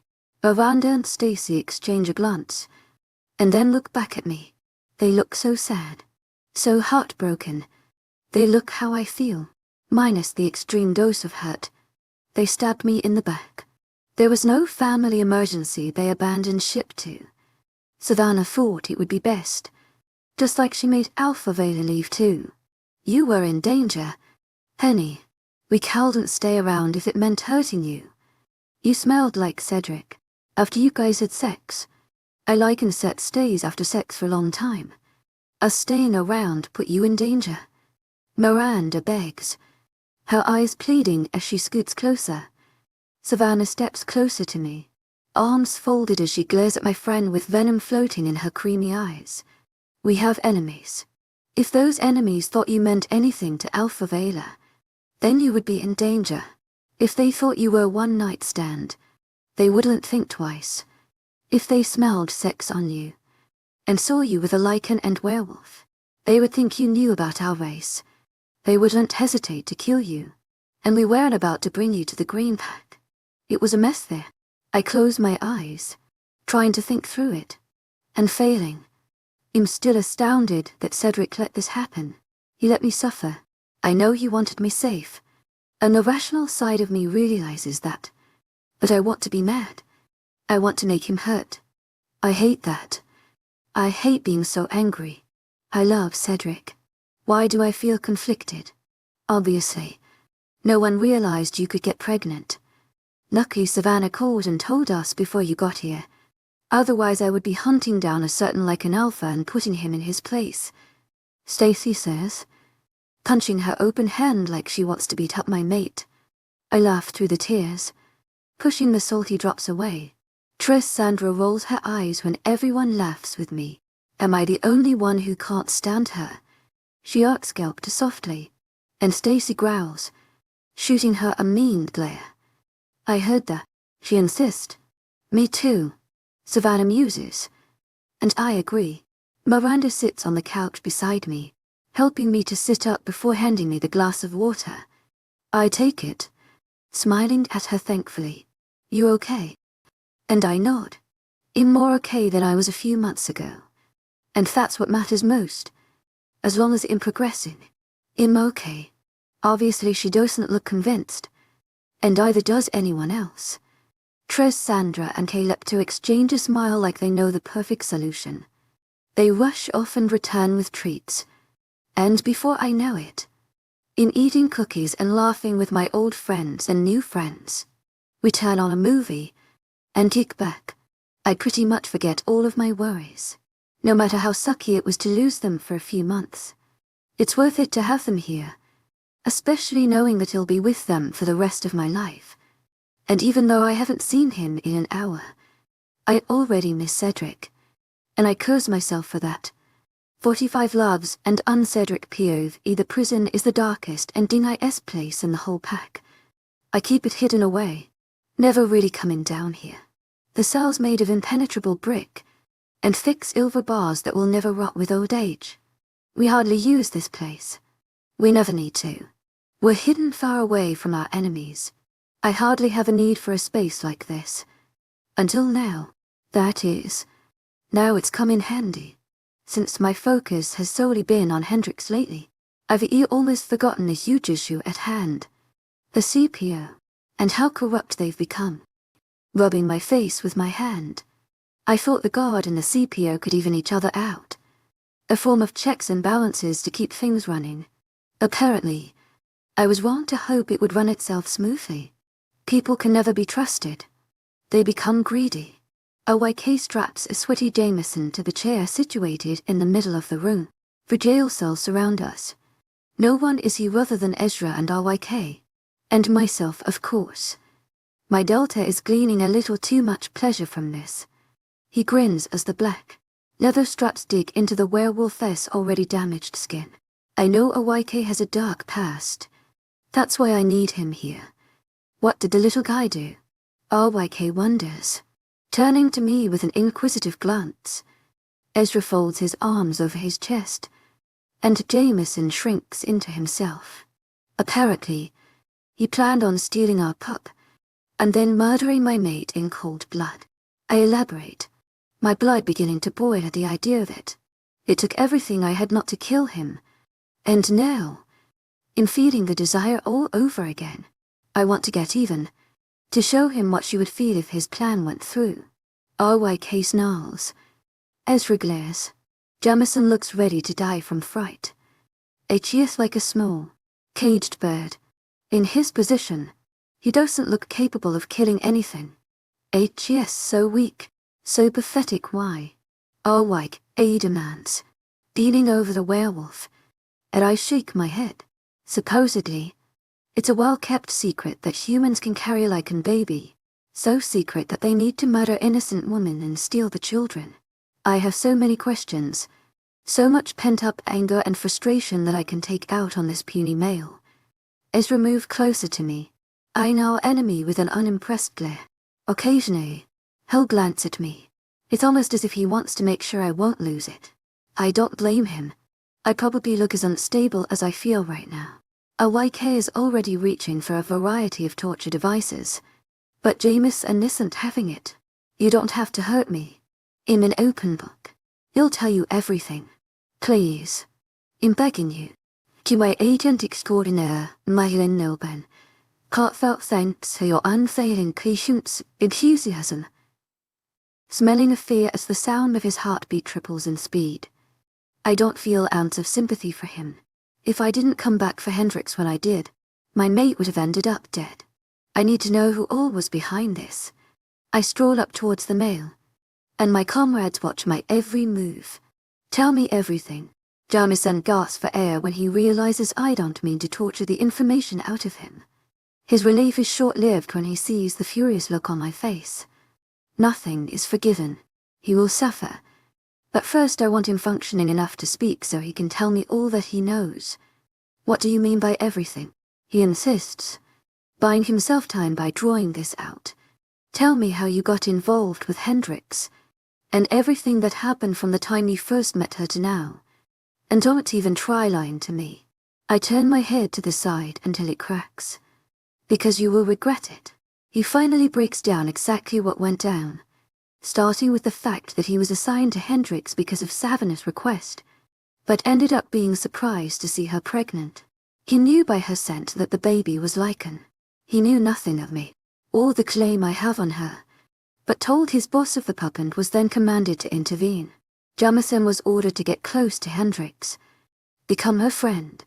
I already knew all of this, but apparently there's more to it than that. I had to intercept anything coming in the mail. All phone calls, emails, text messages. I couldn't let her go to the doctor's office. I didn't even realize until you sent the letters to her that you planned on coming back for her. Savannah didn't disclose your name, or that Hendrix had a mate. Shaking his head. That night you came, I was supposed to. Supposed to what? 𝐻𝐲 demands, growing just as impatient as me. There are more layers to this than I had once thought. It's no easy predicament that we're in. Jamison shoots a worried expression at me. Is he going to kill me? And 𝐻𝐲 just shrugs. I almost laugh at the ludicrous question, but I'm in no mood for humor. If he was going to kill you, don't you think he would have done it by now? My gamma muses, but we both know it's a lie to comfort our prisoner. If he feels secure enough, he'll spill everything. Once 𝐊𝐲𝐼𝐻𝐸 is done, he'll kill him. That's one thing I know for sure. The many ways in which I could end his life come to mind, and an excitement grows in me to see his blood flow. It's something I haven't felt in years. I read the letters the day before you came back. There were 2 of them at once, and I thought that it was odd that they kept coming even though I had thrown so many away. So I cut them open and read them for the first time. They were love letters. Very mushy too. Talking about how you were going to come back. How you would never forget her. Not only did this punk kid throw out my letters to my mate, he read some of them. No one was meant to see those besides my mate. They were private. Jamison continues cautiously. I told my commander, and he was furious. He said that her having a mate is too dangerous. We didn't know who you were, but you being a lichen. Obviously if you came before she carried to term, You would ruin our plans. So, he gave me some sort of concoction to give to her. He stopped stalking, and I can see the terror when he realizes that what 𝐻ES about to say could spark my temper. He wore the same expression right before he said that he planned on stealing my pup and killing my mate. He takes a deep breath, and his skin pales. It was meant to force the human to go into premature labor. That way, I could take the child and end her right then and there. I poured it into the fried okra I made that night. It would have worked. The birth would have come quickly with no side effects to the pup. But Hendrix probably wouldn't have survived the ordeal. But if she did, I had to kill her afterward. Everything in me screams to tear him apart. The little bastard flinches when I snarl. I turn, walking to the wall and forcing myself to breathe. The air comes in and out ragged pounce. If I was late, if we even took 5 more minutes to get to her, we could have been too late. Hendrix was so close to death and I didn't even know it. I have to remind myself that she's safe. She's not very happy with me, but at least she's safe in the heart of my pack where she'll be secure and protected by every member here. She won't know danger again if I can help it. But just the thought that she could be dead right now, it sends a painful surge through me. Shivers crawl up my arms and neck. I hear why Kai and Ezra whisper furiously to each other, wondering what to do. I lift a hand, turning it into a fist in the air, causing them to immediately stop. I return to the prisoner, and 𝐻E is shaking. He gives Ezra a desperate look, jabbing his chin at me. He clearly believed that he was safe. Take off the bindings. I command. 𝐊𝐲 steps forward, an angry set to his body as he releases the werewolf. 𝐻E is refraining himself from attacking. Jamison appears relieved. I wait patiently until 𝐻E is free, and then I make my move. I grab him, throwing him against the cement floor. Before he can even scream him on him, I drive my fist into his face over and over again. But I hardly feel it. I don't hesitate. Don't slow down. I just make him hurt. And I enjoy every minute of it. Hendrix 𝐊𝐲𝐬𝐧. Why exactly are you moving into here instead of Cedric 𝐻𝐬 𝐬𝐵 asks, taking my clothes out one at a time and setting them on the bed. I lean back into the pillows, feeling guilty. She's on to me. We spent the past hours hanging out, and it's the most fun I've had in months. Just being with the girls was a blast, but it had to end sometime. 𝐊𝐲 came by and picked up Sandra a few hours ago, and he was being very protective. 𝐾𝐿 told me that Tressa is pregnant, and her mate doesn't like to be away from her very long. I hadn't noticed until she pointed it out, but the werewolf did have a swell to her belly under her sweatshirt. Thankfully, Savannah is still downstairs. I might not like her very much, but she makes me feel safe. She kept an eye on me the whole night. She didn't join in on the fun. She hardly spoke. She just sat back and watched us. Cedric isn't back yet, and I don't know whether to be relieved or disappointed. He left me. He lied to me. Rubbing my forehead. I'm so confused if I'm being honest. I don't know what to think. It's like part of me has dreamed of a future with him. And now that I can have it, I want to go for it. 𝐾𝐿 waits patiently through my explanation, easily sorting the clothes into the dresser drawers. I'm thankful for her help. My back is killing me, and my head is throbbing. It's been a long day. And the other part, she inquires, and I look away. The other part is terrified. I'm not someone who really gets mad when people hurt me. I just get sad. And I want to cry. I don't trust Cedric. I don't want to let myself get near him and then have him abandon me again. And there's just so much happening. I found out my mom died, that the only real friend I had was fake, and that my 2 best friends aren't even human.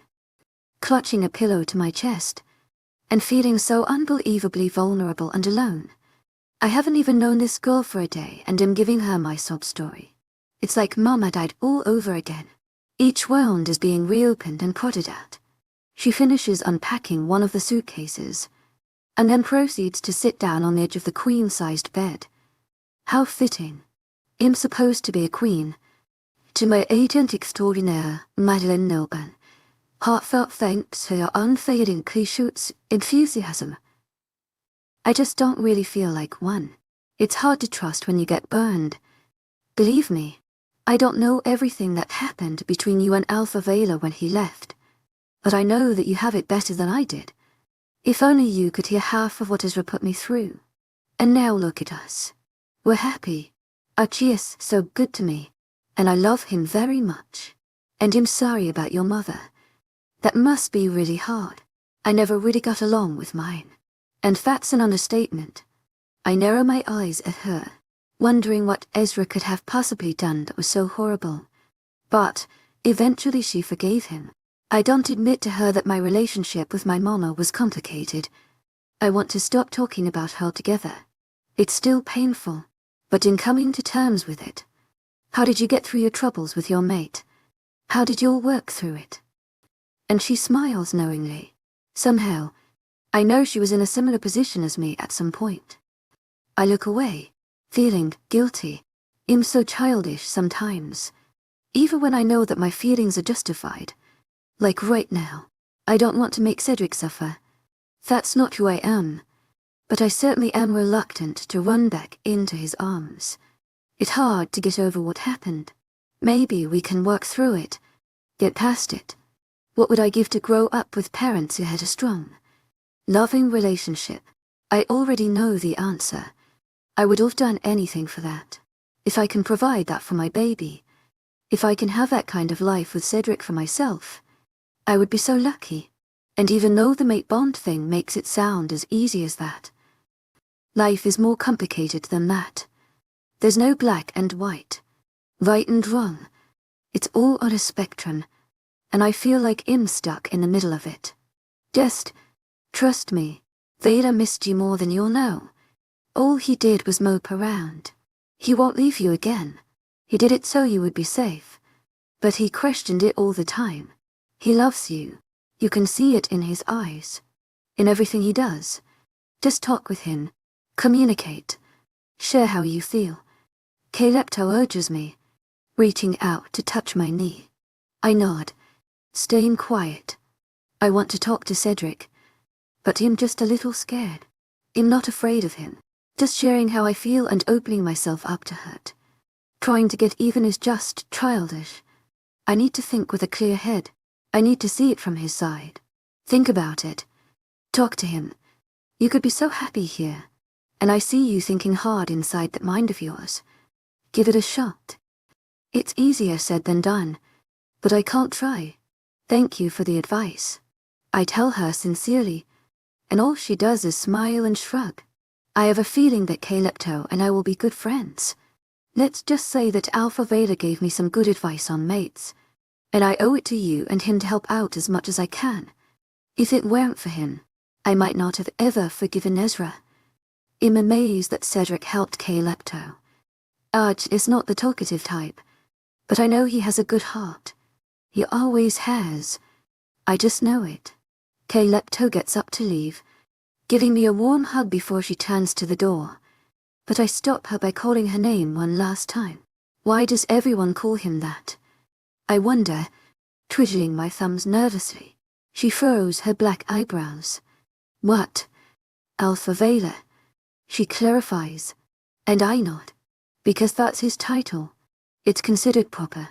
He only lets people 𝐿𝐴𝐧𝐸 close with call him Cedric, she says, and then tells me good night, saying her mate will be wondering where she'd run off to.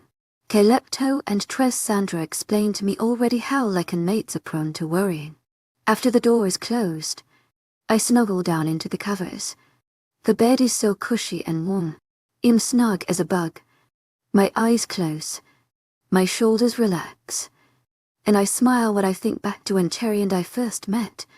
He insisted I call him Cedric, and that was before we even really got to know each other. I grin. Maybe he isn't so bad after all. Cedric POV it's late when I sneak back into the house. I had several things to wrap up in the pack before returning to my mate. I was sure to tell Savannah to stay at house. Whenever I'm away, my mate will have a guard. I don't care how safe my pack seems. I can't risk Hendrix. I revel in the strange sensation of having her scent in my home. Our home. I take a deep breath of it. It's everything I dreamed it would be.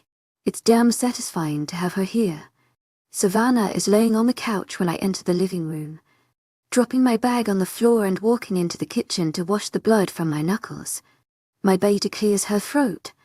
She didn't want to be in your room, so I put her in the bedroom next to yours.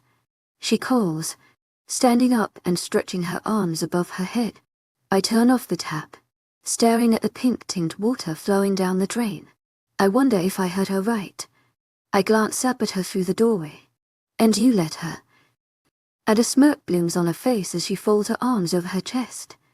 Savannah leans against the wall. 𝐿𝐤𝐳𝐸𝐻𝐬 𝐑𝐞𝐝𝐬 unveiled enthusiasm. Gotta keep our Luna happy, she muses, and I nod in agreement. It's not that I want to force Hendrix to sleep beside me, but I know how stubborn Savannah can be. It doesn't seem like she would be happy to let my mate do whatever she pleases. Once Savannah's gone, I walk up the stairs slowly, trying not to rouse my mate from the creaking. I live in an old house. I built it myself when I became alpha here. It stood this long, and will remain for years to come. But it's still old. It's prone to groaning under my weight. I take a quick shower, closing my eyes as the spray of the water hits me. I had hoped that the warm water would windy down, get me in the frame of mind to go to sleep for the night. It does the opposite. All I can think about is the human that has invaded my heart and home. I can't just in all that 𝐿𝐤𝐳𝐸 here. After the water has gone cold, I have to check in on her, because I'm not sure if 𝐿𝐤𝐳 even really here. It doesn't feel real. Maybe it was all some fantastic dream. The baby, the pregnancy. It all seems like a work of fiction. I ease the door open to her room. And of course I know it's her room. Her scent leaks out of the cracks like a tempting perfume. Sure enough, 𝐿𝐤𝐳 tucked under the blankets and sheets. Her body moves slowly with her drowsy breaths. The bedside lamp is still on. Its glow is dim, but still enough to highlight her pretty little face poking out of the covers. Sign content lie.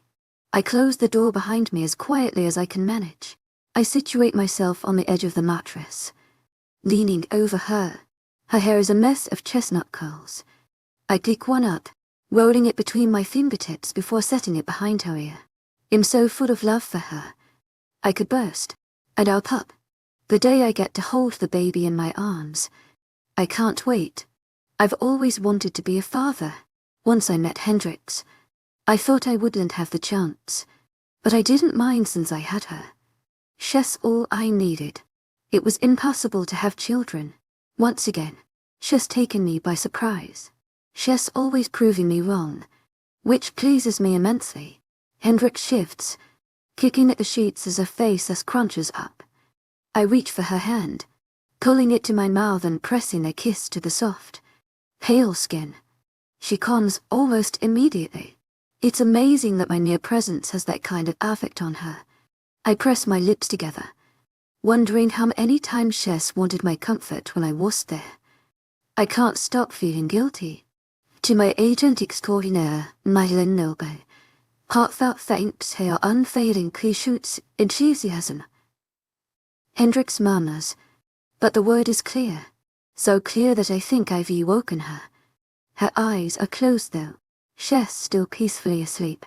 I'm here, baby, I assure her, and she sighs. Don't leave me again, please, she pleads, somehow communicating, even through her dreamy state. Never, never again.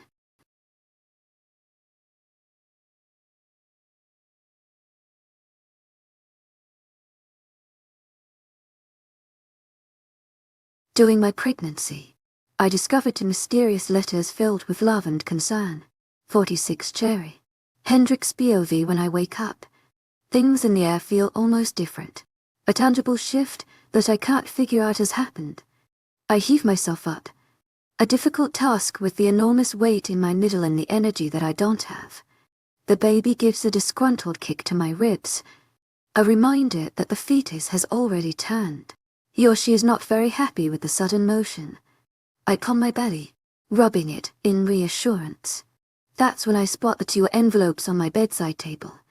I squint at the nightstand, almost like imaging them. Where did those come from? I reach out for them, the paper foreign in my hands while I turn them over. My name is printed neatly, as well as my address from Virginia. There's no return address, only a name in the top left corner. Cedric. I glance at the door, wondering if he put these here. Why would he address them if that were the case? Why give them to me now? I sigh, ripping one open out of sheer curiosity. The cream paper is covered in cursive lettering, so beautiful and perfect that I pause. I don't know if I should be reading this. It is addressed to me, isn't it? So I start reading. Hendrix. It's been too long since I've seen you, since I've smelled you. Every time I close my eyes, I feel you. You haunt me every waking and slumbering moment. I hope you know how much you've changed my life. I wish I could be there. To be beside you is all I've ever wanted. You haven't replied to any of my letters, haven't received any of my countless calls. If you need your space, I understand. All I ask is that you understand this: I love you, and I'll be returning shortly. I need you. I'm not supposed to be coming back so soon. You're still in danger, and I know I should be stronger and stay away, but I can't. I hope you will forgive me. It seems impossible, but I still have hope. It's all I have when you're not here. I'll be there before the month is through. I hope this letter made its way to you safely, because I can't bear the idea of you being without a few comforting words. Always yours, Cherry. By the time I'm finished reading, tears are in my eyes. It's not uncommon to be overly emotional when being pregnant, having a ton of crazy hormones and all.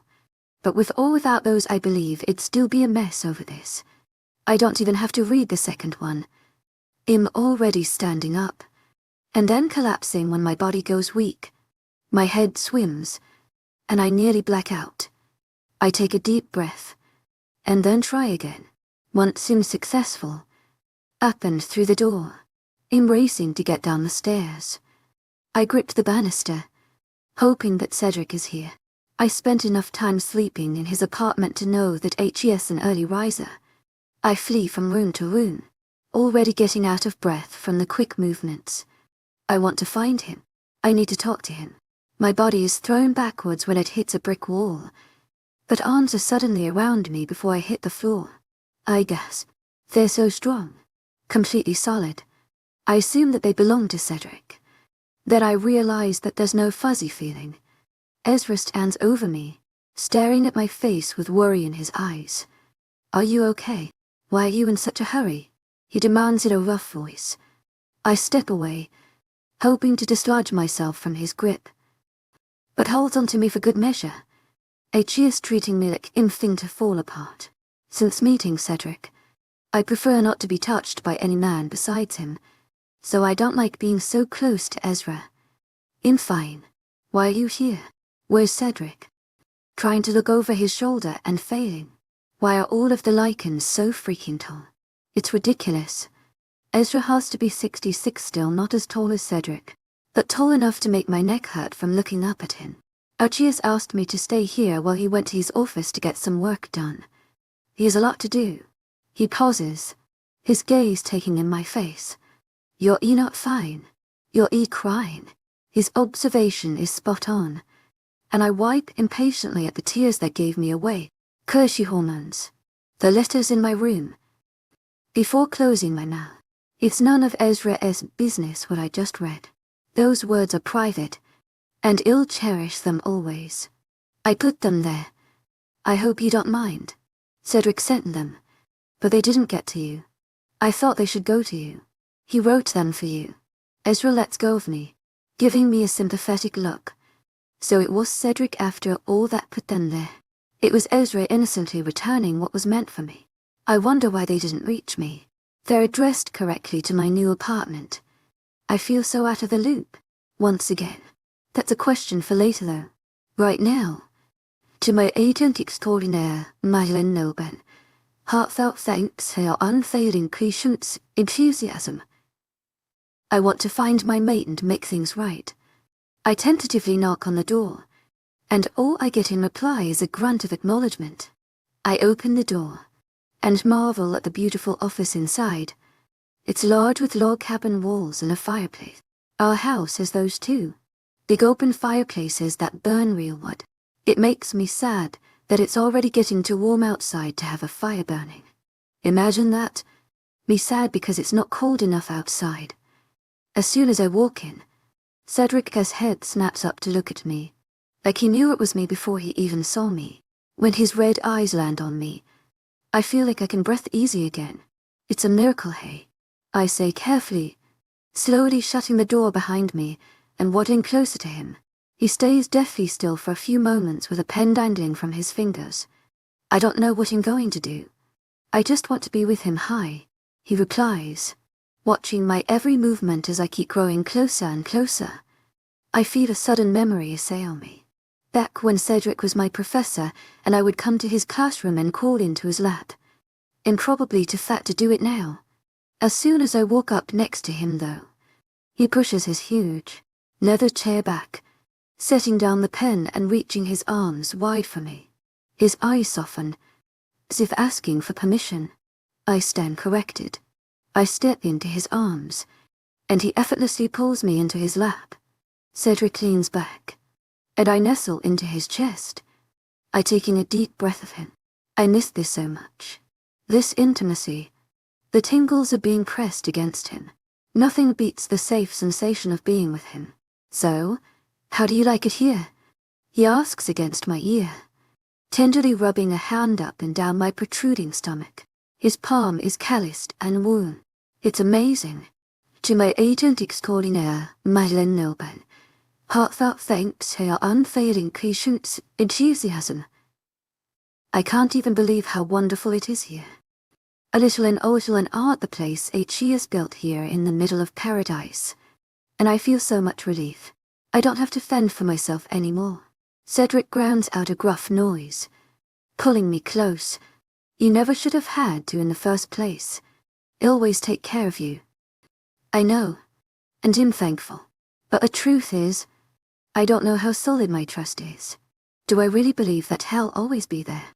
The doubt in the back of my mind says no, but my intuition disagrees. We sent money to you, because you were struggling. Miranda and I both. But it was intercepted, he says stiffly. I perk at the words. I'm blown away by the fact that he just said he sent me money of all things. He tried to help me. He tried to make it right. The more I learn about Cedric's end of things, the more I want to be with him again like we used to be. I bypass that though, growing curious. What do you mean by intercepted? I wonder, remembering what Ezra said about the letters. He made it sound so casual, like there was some kind of innocent mix-up. Cedric makes it sound different. Your little friend Jameson went through your mail as he pleased. Among other things, he tells me, and his voice is deathly, 𝐊𝐲's mad. I don't blame him. I'm mad too. Among what other things? I'm scared to ask. I trusted Jameson. It seems I'm always putting my trust in the wrong people. Why would he need to take the money? Go through my mail? Cedric is quiet for a long time. I don't want to rush in. He spends the silence caressing my belly, his other arm wrapped around my back, his hand holding my thigh to keep me in place. Cedric, I press after a while. I came so close to losing you.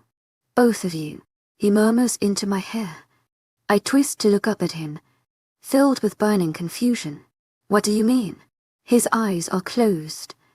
𝐊𝐲's not quick to explain. Jameson was going to take the baby. He was going to kill you after. If I hadn't gotten there when I did, you wouldn't be alive. I gasp, a stricken sickness slamming into my stomach. Jameson was going to kill me. It doesn't make any sense. It hurts so much. But he took care of me. He helped me. Why would he? I don't know what to say. Jameson was so sweet, so kind. We were friends. I knew that Cedric was pissed at him, but I never knew why. I never could have guessed such a terrible thing. The CPO. They don't want anyone to know that humans can carry lichen children. That's why I didn't know that could get you pregnant. He admit, and it still doesn't add up. Why would they do with our baby? Why don't they want people to know about humans and lichens having babies? 𝐊𝐢𝐻𝐻 lips purse, and he turns his head away from me. He doesn't want to tell me. I can only assume it's because he doesn't like hurting me with this information. 𝐖𝐡𝐢𝐬's always been so protective.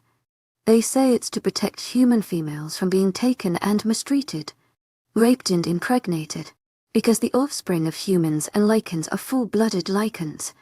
That would be appealing to someone wanting to make their own army. But I have my suspicions on that. He explains, and my eyes widen. My baby, our baby, will be a lichen like Cedric.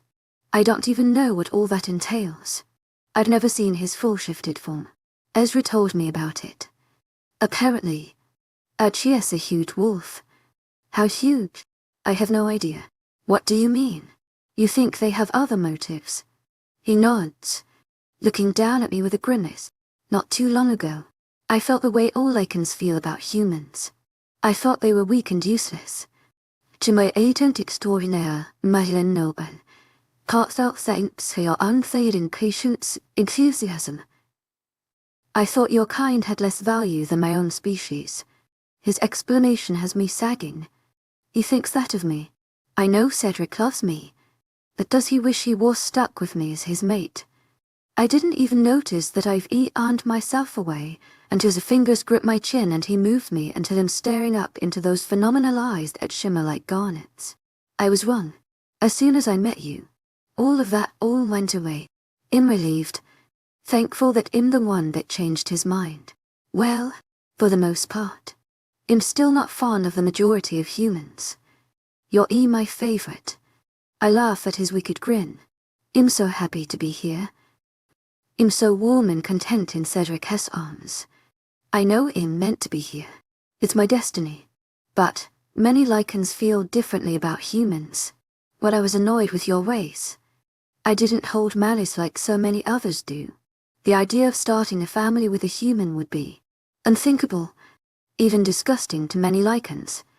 I can only assume that their reason behind killing you and taking our pup is because they wouldn't want a human to raise a lichen child alone, which I admit is not the safest thing. I wrinkle my nose.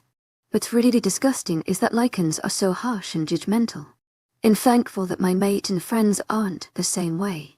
Once I'm recovered from the gross feeling, I continue our conversation with yet another question. What's not the safest thing? It's not safe for a human to raise a lichen by themselves, even if they know everything about our race. It's too high risk. And I feel stupid for not grasping what 𝐊𝐻𝐻's explaining. But 𝐊𝐻𝐻's not being very thorough. Why isn't it safe? 𝐊𝐢𝐻𝐻's hand pauses on my stomach, right on the top of the enormous bump. I don't think you understand just how strong our race is. Baby, by the time our pup is 3 years old, they'll be just as strong as a grown human man. Cedric relents, eyeing me cautiously as my mouth drops open. A 3-year-old with the power of a grown man. How is that even possible? I can't imagine it. The image of a little tyke in a diaper lifting a huge dumbbell comes to mind, and I almost giggle. It's comical. If you didn't have a lichen with you to help raise them, you would be in danger from your own pup. As unfortunate as it is, I won't be able to leave you alone with our own children. One tantrum gone wrong could be devastating. He describes playing with my hair absently. Even though it makes sense, it's still weird and all kinds of messed up. Children. Wrapping my arms around his neck. His lips dug up at the corners as he looks at me with so much love and acceptance. We have eternity, my love. I'm sure we'll have as many pups as your heart desires. The idea is appealing to me, spending the rest of time as we know it with Cedric and all the babies we'll make. I can't wait. It's still kind of weird that I can't babysit my own kids without having someone to babysit me. I muse, not being able to resist staring at his thick, black hair. It's so disheveled and shiny. I love it. So many guys spend a lot of time trying to make their hair look like his. and his is naturally messy all the time. 𝐊𝐲𝐳 so gorgeous all around, and 𝐊𝐲𝐳 all mine. 𝐊𝐲𝐻𝐬 𝐊𝐲𝐻𝐬 𝐂𝐿𝐷 unveiled 𝐖𝐡𝐢𝐬𝐷. I still want to take this slow while I sort through everything that's happened. I need a clear head though. And it's only now that I've realized how calm I am when I'm around Cedric. It is a bit strange, but you can't help that you're human and you have a mate who loves you very much. He fires back, a playful expression on his usually steely face. He only smiles at me. I sort of adore that. I love you too. A rolling sensation greets my words. And �İ𝐨𝐳, this baby is so big that most of the time it hurts when he or she moves.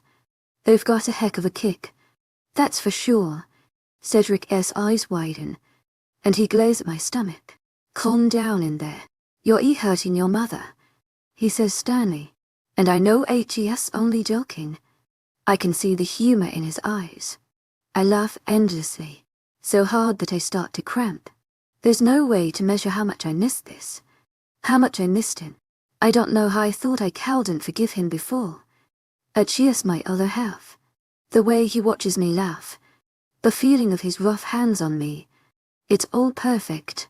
Once I'm done laughing, I try to catch my breath, which seems to be something I'm always doing. I'm so excited to meet the baby. I tell Cedric, settling back down against his chest. He nods in agreement. Me too. I wish we could know the gender. I'm a little impatient, he admits, and I know the feeling. Originally I wanted it to be a surprise, but now I regret not finding out. Is there any way that we can find out? And 𝐊𝐲𝐻𝐬 already shaking his head. We don't have a lot of medical supplies for pregnancy-related tests and care. There aren't a lot of births in the pack.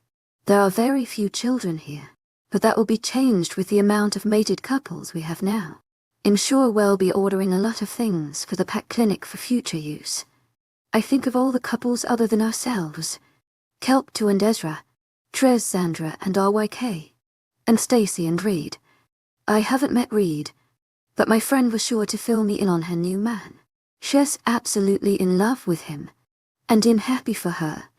I can't exactly see Stacy as a mother in the near future, or ever for that matter. Then again, I didn't think I would be having a baby anytime soon either. Cedric was sure to change that. What names are you thinking? He asks suddenly, and I'm so lost in thought and startled at the words. Truth be told, I don't have a long list of names, just a handful. I don't care if it's a boy or a girl. I would be happy with either. I like the name Griffin for a boy, or Hudson, and Owen. What about you? I switch it to Cedric, feeling the little bit of pressure. I don't really know. I haven't thought about it. I scoff at his laziness. I suppose there have been more important things to think about lately. I shift my body, getting achy wherever I've been leaning on my leg. It's a bit of a chore with how weak I feel. Cedric helps me. Well, you're the father. You have just as much say in the baby's name as I do. I tell him, running a finger up and down his chest, tracing invisible patterns across his black t-shirt. I didn't exactly know I was going to be a father until recently. I go still, remembering how different things were a few days ago. Everything has changed once again. To my agent extraordinaire, Madeleine Nolan, heartfelt thanks for your unfailing patience, enthusiasm. I regret not telling Cedric he was going to be a father. I already felt rejected. I didn't want my child to feel the same way if he chose to abandon the baby too. I changed the subject, not wanting to dwell on unhappy topics.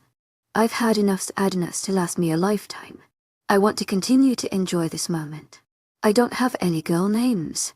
There's a lot of good ones, but none that really feel right. You know, maybe I should hope for a boy. I wouldn't want to have a nameless baby girl. That wouldn't be right. It will all work out. Either way. But first we have other things to be worrying about. You, my sweet little human, need a checkup. Whereas the last time you went to the doctor, I'd open my mouth, and then proceed to shut it. It's probably not a great idea to let Cedric know just how much I've struggled. I didn't have enough money to go to the doctor. You would be really mad if he knew. You'll take that as a while. Come on. We're going for a little visit to the clinic. I groan. I hate the doctor's office. Always have. If it will make Cedric happy, then maybe I can live through it. If I'm being honest, this is very strange, but also fascinating. Dr. Melbourne has her hands on her hips, watching me with wide eyes. I shift on the padded hospital bed. Cedric puts a hand on my head to comfort me. I lean into him while the doctor proceeds to scroll through her computer. I'm surprised I even agreed to come here. As stubborn as I can be sometimes. Now that I'm here I feel better. But the way Dr. Melbourne talks about me, she's intrigued. Even after all of the tests she ran on me. 𝐊𝐢𝐳𝐧 𝐊𝐢𝐳𝐬𝐑𝐞𝐝𝐬 Heartfelt thanks for your unfailing patience, enthusiasm. And the lichen woman chuckles. She's as beautiful as Savannah, what with her obvious Native American roots. A pregnant human. A lichen baby. This is amazing. Revolutionary. And I get to treat you. 1 in a million. She murmurs the last part under her breath. I don't really appreciate how she talks about me like a test subject. I look away, slightly embarrassed.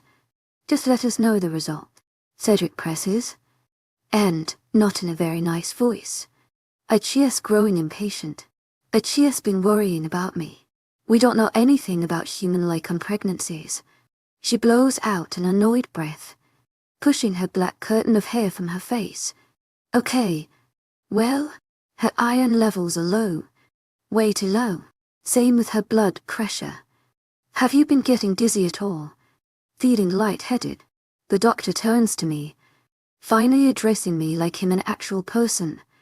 I nod my head, opening my mouth to speak when Cedric answers for me.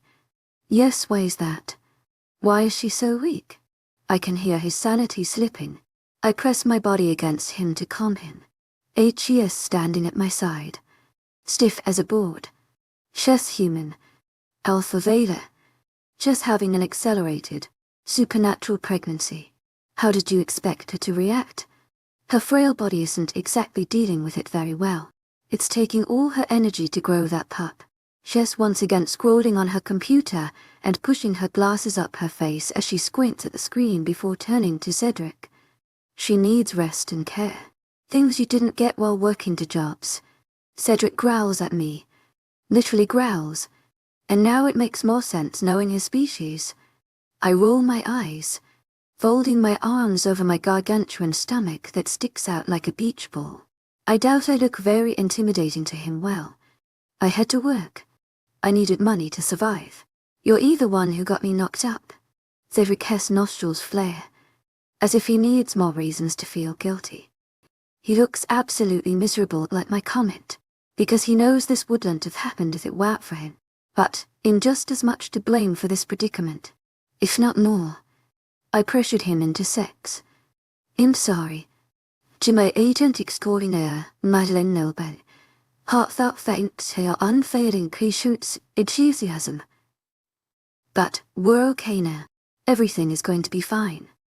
You can take care of me all you want. I'm not going anywhere. I mean, it does make sense that my pregnancy would be more difficult than a normal human one. Lichens are powerful, and humans are bland in comparison. I stare at my hands. So weak, so useless. How can I survive here when I'm so different? I won't fit in. I'm not like anyone in this pack. My head hangs. My own mate probably thinks sympathetic. I can't even walk across the room without having to stop to catch my breath. It's miserable. I know he assured me he doesn't mind that I'm human. But will that change with age? Will he come to despise me? The bed dips beside me, and I know it's Cedric just by the overwhelming sense of him. His warm touch. I put my head on his shoulder and he sighs. Our fingers interlock automatically.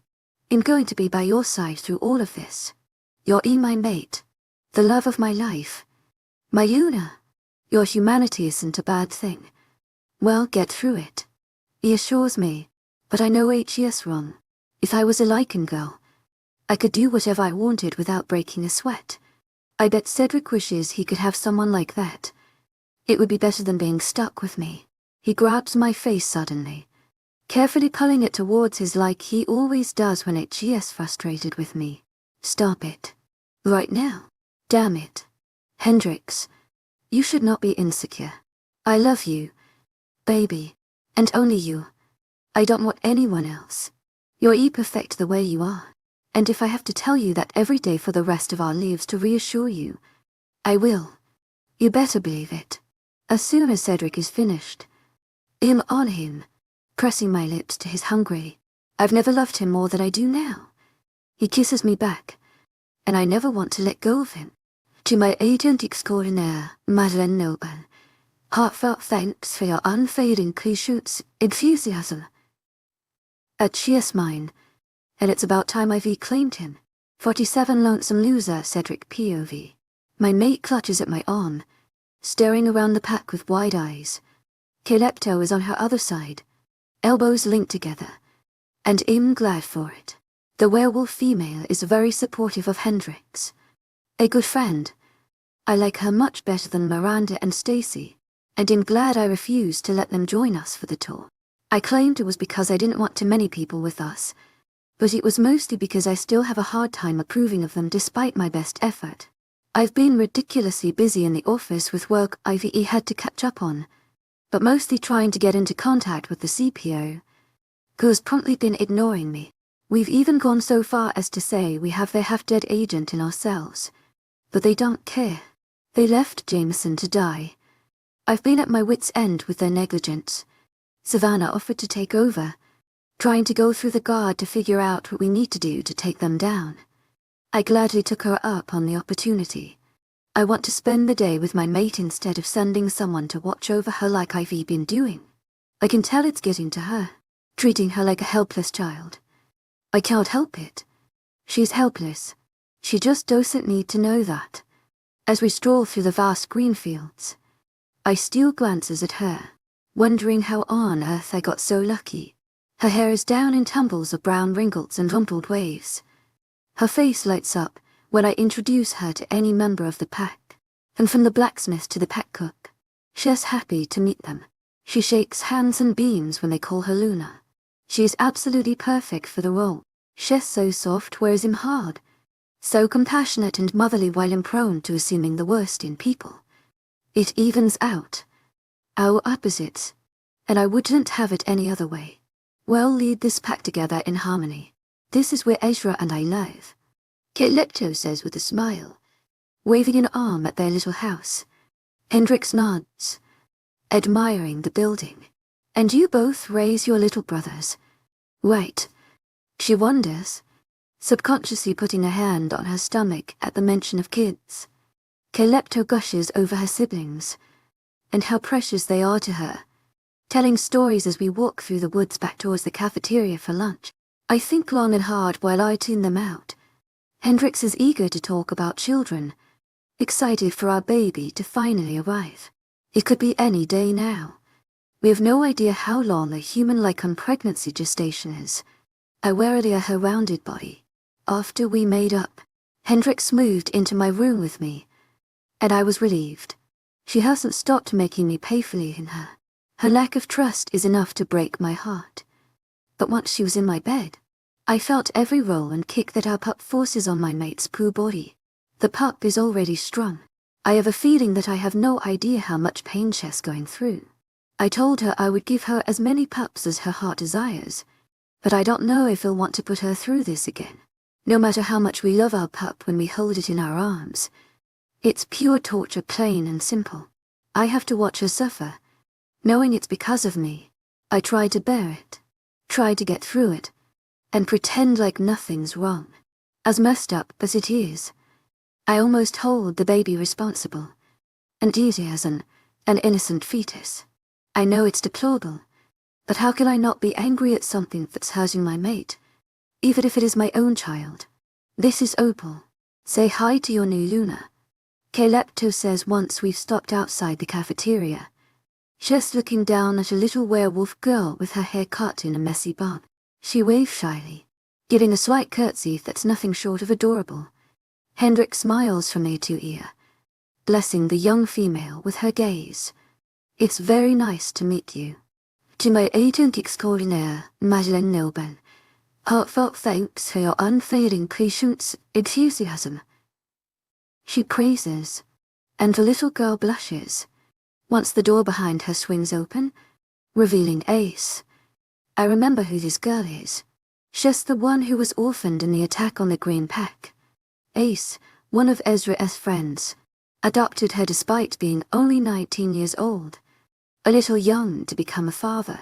The blonde 𝐊𝐢𝐬𝐤 cocks his head to the side when he sees my mate. A human. Your mate is human. Hendrix straightens up, startled at his appearance. She backs up, seeking my comforting presence. I never knew how overwhelming it could be for her to meet so many 𝐿𝐼𝐼𝐻𝐿. It must be intimidating. What she doesn't realize is that she's their ruler, and therefore shouldn't be scared of them. She's the one in charge. They would do her bidding in a heartbeat. I mean, I heard as much, but I didn't believe it. Amazing. A real-life human. She's so cute. Like a little puppy.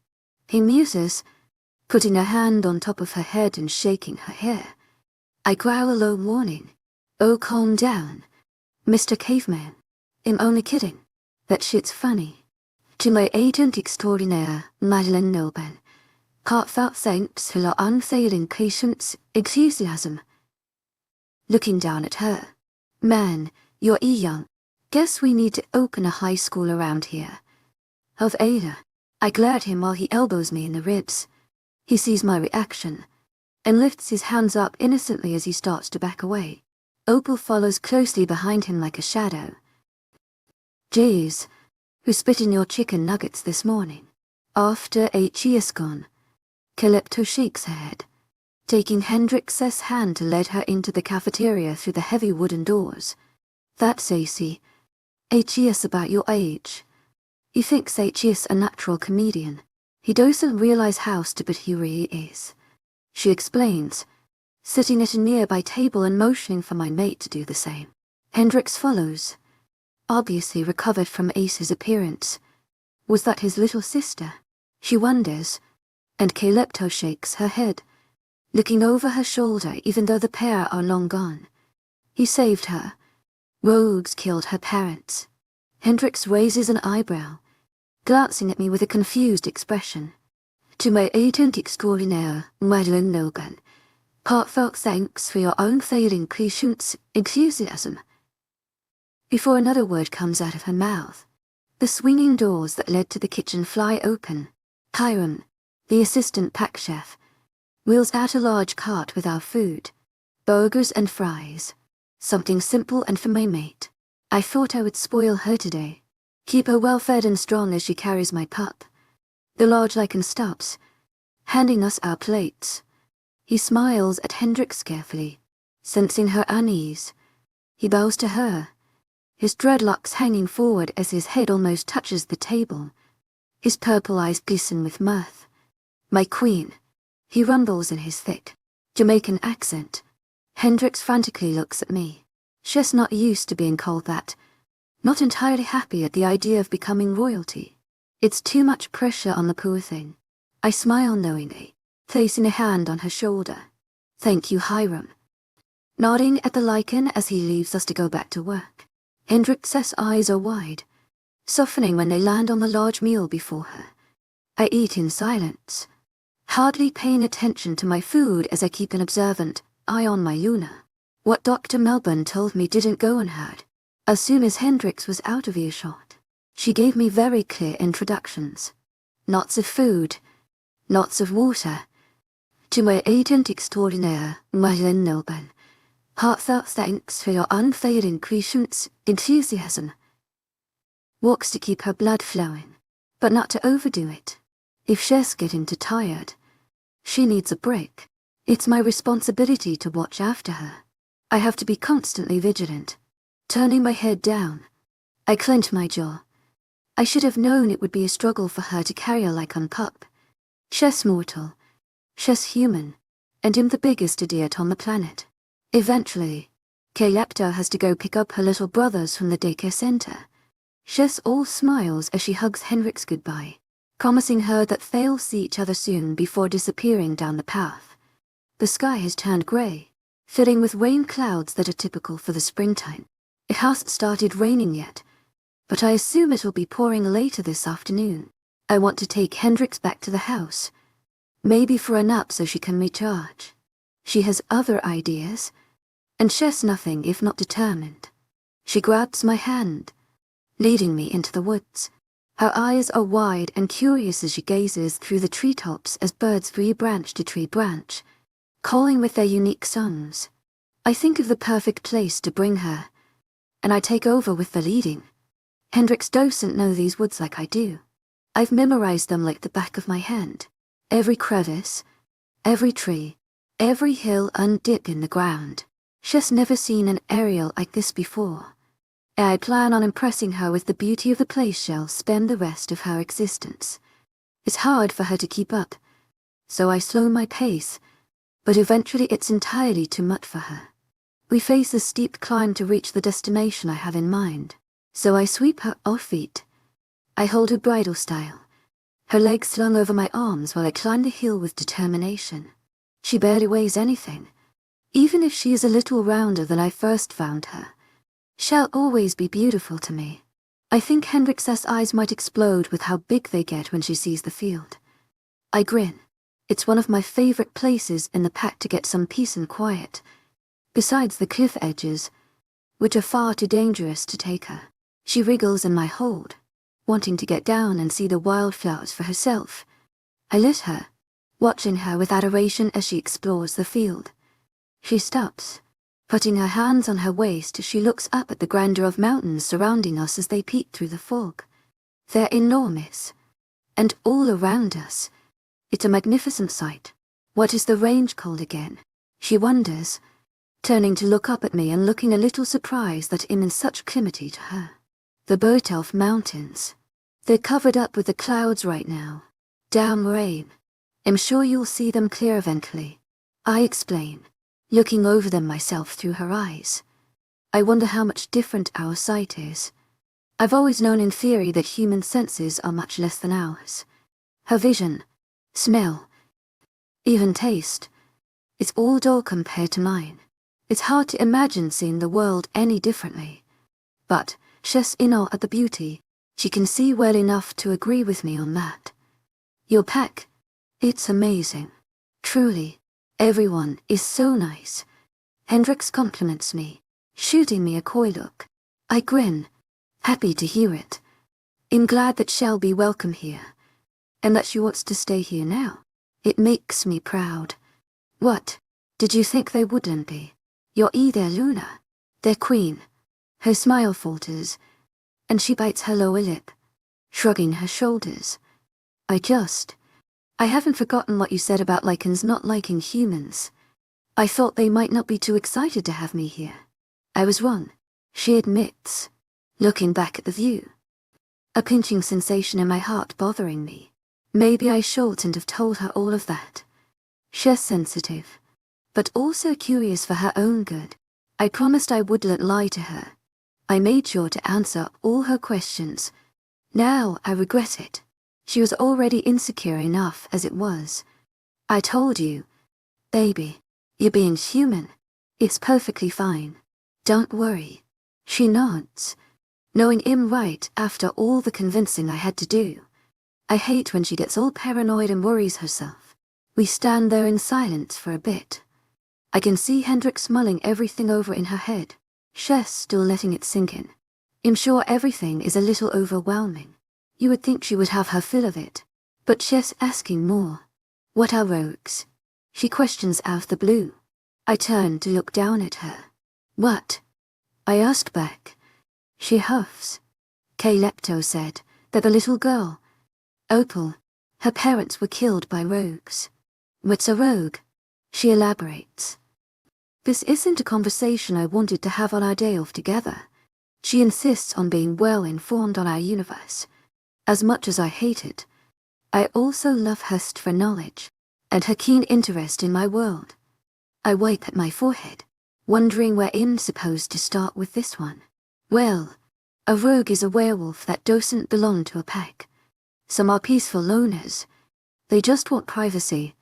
And others are more antagonistic. I sigh, hoping that's enough to satisfy her. She folds her arms, waiting for me to continue. They attack werewolf packs, humans, other creatures trying to live their lives. The god takes care of them for the most part. Her eyebrows furrow. It's sort of like the CIA, except it's run by supernaturals for the protection of supernaturals. While the CPO makes laws and organization, the god is sort of like our police force. They arrest and investigate like any government. Hendrix nods. And I think she's done. But in wrong. Can lichens be rogues? Not exactly. While the majority of werewolves stay in packs. Lichen packs are more rare. A lot of lichens are solitary.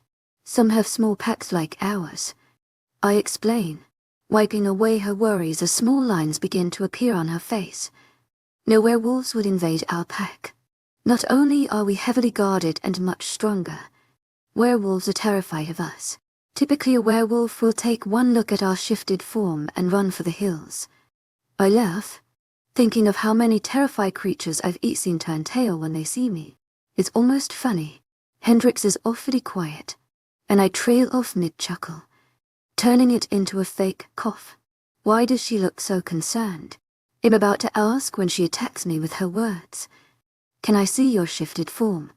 She rushes out. Like she's scared if she doesn't force it out she won't be able to say it. But I catch every word. I blank, not knowing what to say.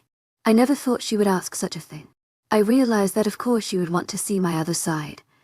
It only makes sense. She's my mate. She's curious. It's just that I'm terrified of terrifying her. I don't think that you're ready for that, baby. I admit, rubbing the back of my head.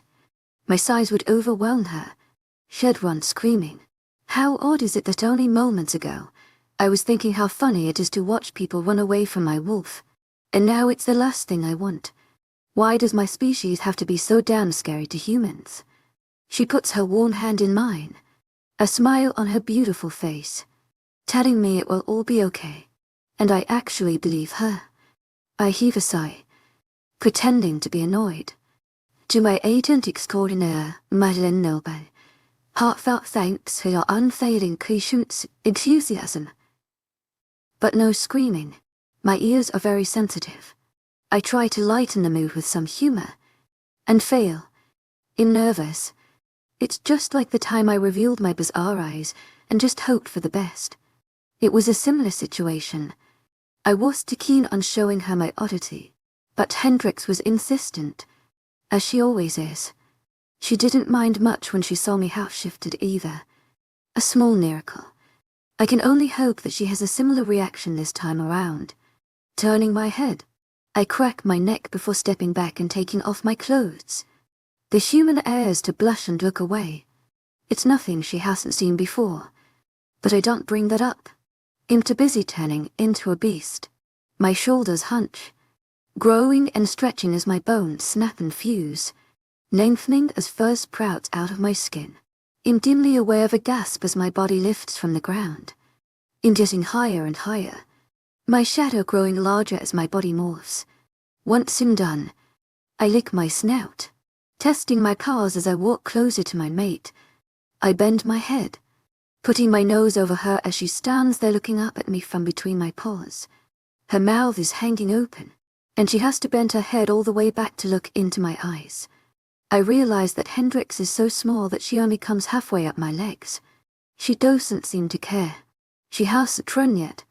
I chuff in amusement, deciding to lay down in order to avoid overwhelming her. I curl up on my side several feet away, waiting for her to join me. She does, but slowly. She cautiously walks up to me, observing me with wide eyes as if she'll somehow scare me off. Her hand comes up, a timid tremble to her fingers as they brush my fur. Closing my eyes, I let her pet my chest, my front legs on either side of her. Before long she eases her whole body into me, and my hair is so thick and fluffy that I can't see her anymore. I chuckle, leaning down to touch my nose to her little head through the fur. Hendrix stretches her arms all the way out, almost like she's giving me a hug. It's adorable. Finally she backs away, slouching against my leg as she uses it to help her sit down on the ground. The grass up here is soft and bright green already, because it's much closer to the sun. Flowers of every color cover the field. A fitting scene. Hendrix runs her fingers through the fur on my leg. Her pale fingers a stark contrast to my pitch black color. I purr softly at the affection she gives me. It feels so good to have my mate touch me. I didn't expect her to actually like my beastly form, treating me like a puppy rather than an enormous wolf that can take down anything in its path. It's kind of endearing seeing her this way, so careful, so gentle with me even though in stronger than she'll ever comprehend. Who knows? Maybe in few times she will see me fight. I hate the idea of it. Her being so close to violence. You're magnificent. I never imagined that this was inside of you all along. Hendrix says, her voice filled with wonder. I put my head down, laying it right in front of her, my eye looking down at her. She reaches out, petting my face. I wish we could still talk while you're like this, but that would be kind of weird. She muses. I chuff again, and she laughs. What I wish I could tell her is that we don't need to communicate to enjoy each other's company. We stay there for a long time, laying in the grass as she talks quietly to me, always running her hands over my fur absently. Eventually she stops stalking and just leans against me. She watches me carefully, a small smile on her face like Chess once somehow. Her eyes start to flutter, and I know that I've exhausted her. Chess ready to fall asleep right here in the bed of fur makes a cocoon of warmth around her. As happy as I am with the idea of her sleeping in the safety of my paws. It's about to rain. I flick my gaze up the sky. Any minute now it will be pouring. I decide to shift back and take Hendrix to our home where she can get the rest that she needs. She hardly moves when I lift her into my arms, starting for the house completely barefoot as I always am. Hendrix makes a small noise, burrowing further into my chest as she sighs. Even in sleep she knows I'll watch over her. I just wish that she trusted that natural instinct when she's awake instead of making it clear that she no longer has faith in me. I suppose I deserve it, but I'll spend the rest of our lives trying to make up for it. For to 𝐴𝐸 you have my heart, Cedric POV. I head for my meeting with a tight-gripped fist, my knuckles turning white, ready to beat anyone into submission just because I'm annoyed. And pissed. I'm always pissed when I have to be separated from my mate. It's hard to control myself when Hendrix isn't near. 𝐊𝐢𝐳𝐷𝐞𝐝 𝐊𝐢𝐳𝐷𝐞𝐝 𝐊𝐢𝐳𝐷𝐞𝐝 unveiled.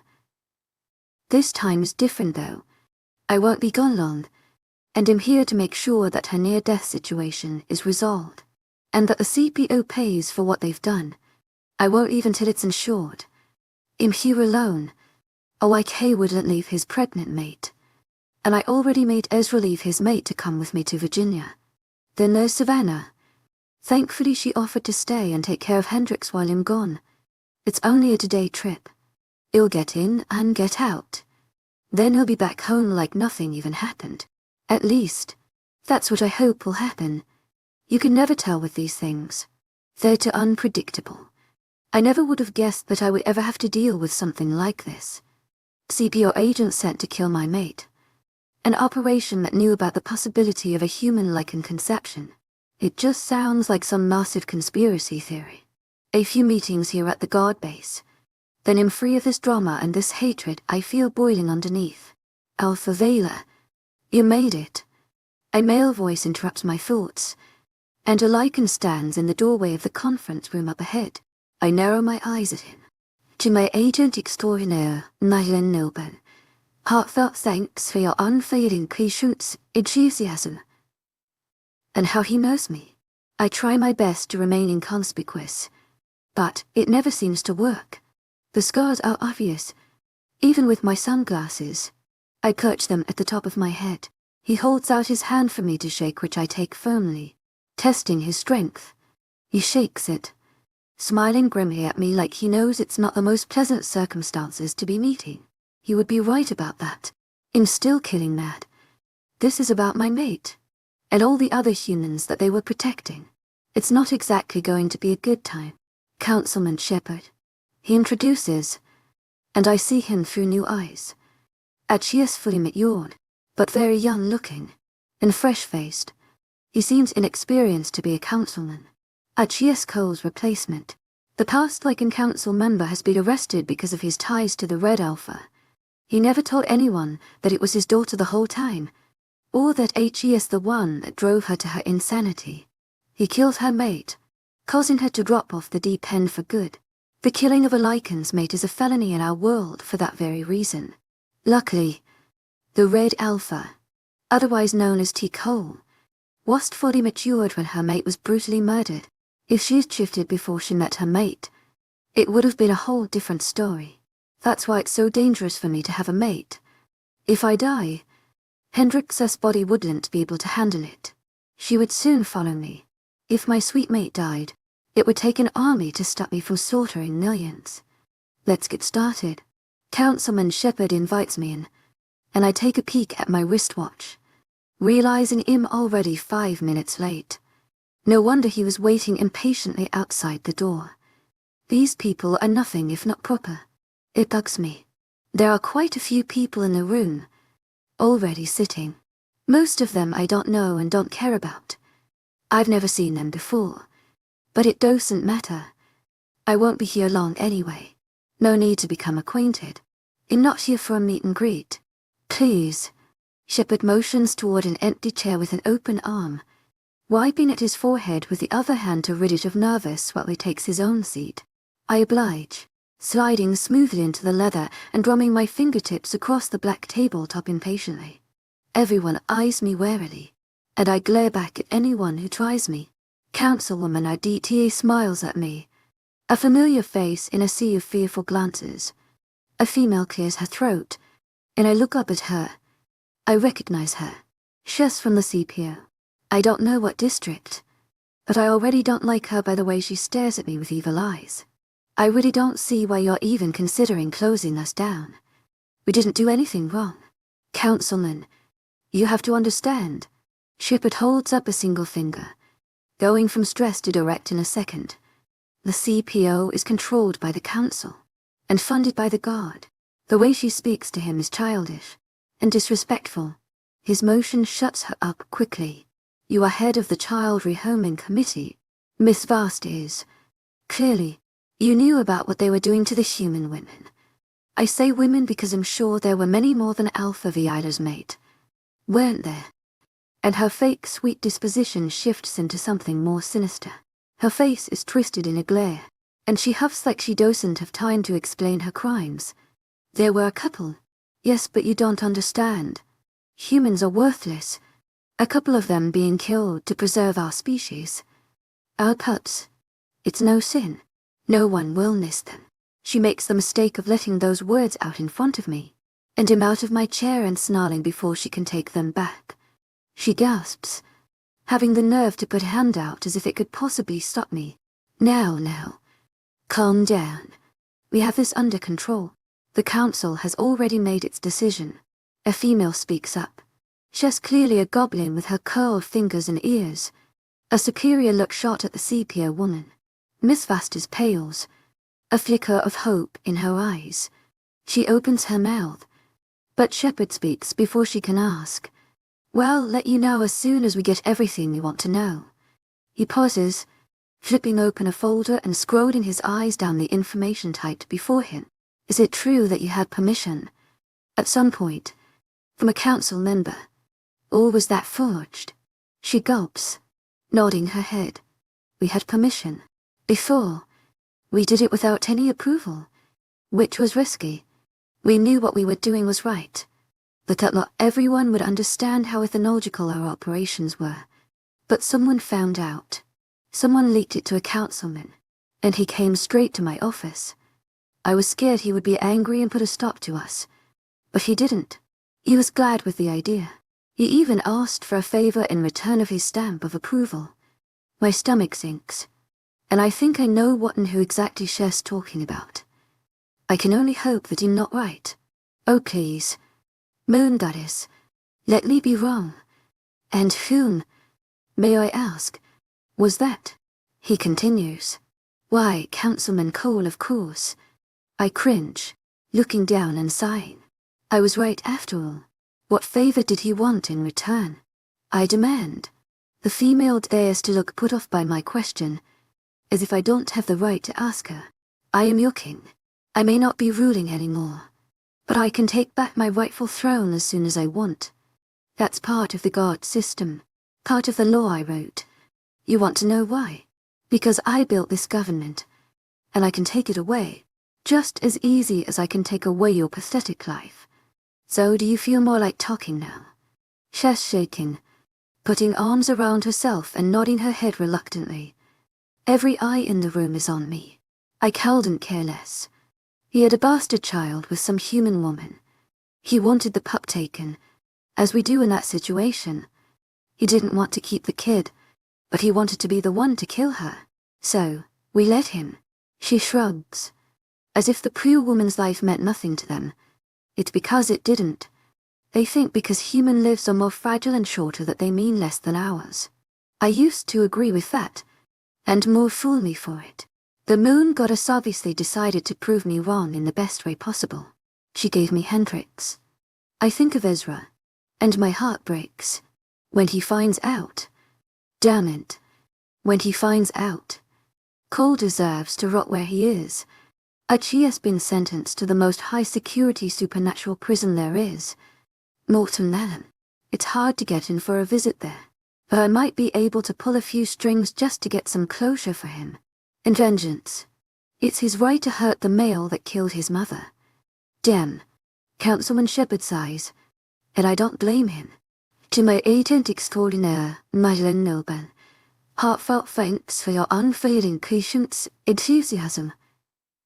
Those poor women, so defenseless, just like Hendrix, having their babies taken away and their lives ended. It's not right. It's just evil. So, what has the council decided? She presses reluctantly, her voice nervous and trembling. Shepard glances at 𝐿𝐤 the vampire. She clears her throat, taking over. We will be investigating your branch, and you will be terminated and put on trial for treason. We will find anyone involved in your scheme and bring them to justice. All children in your custody will be turned over to us.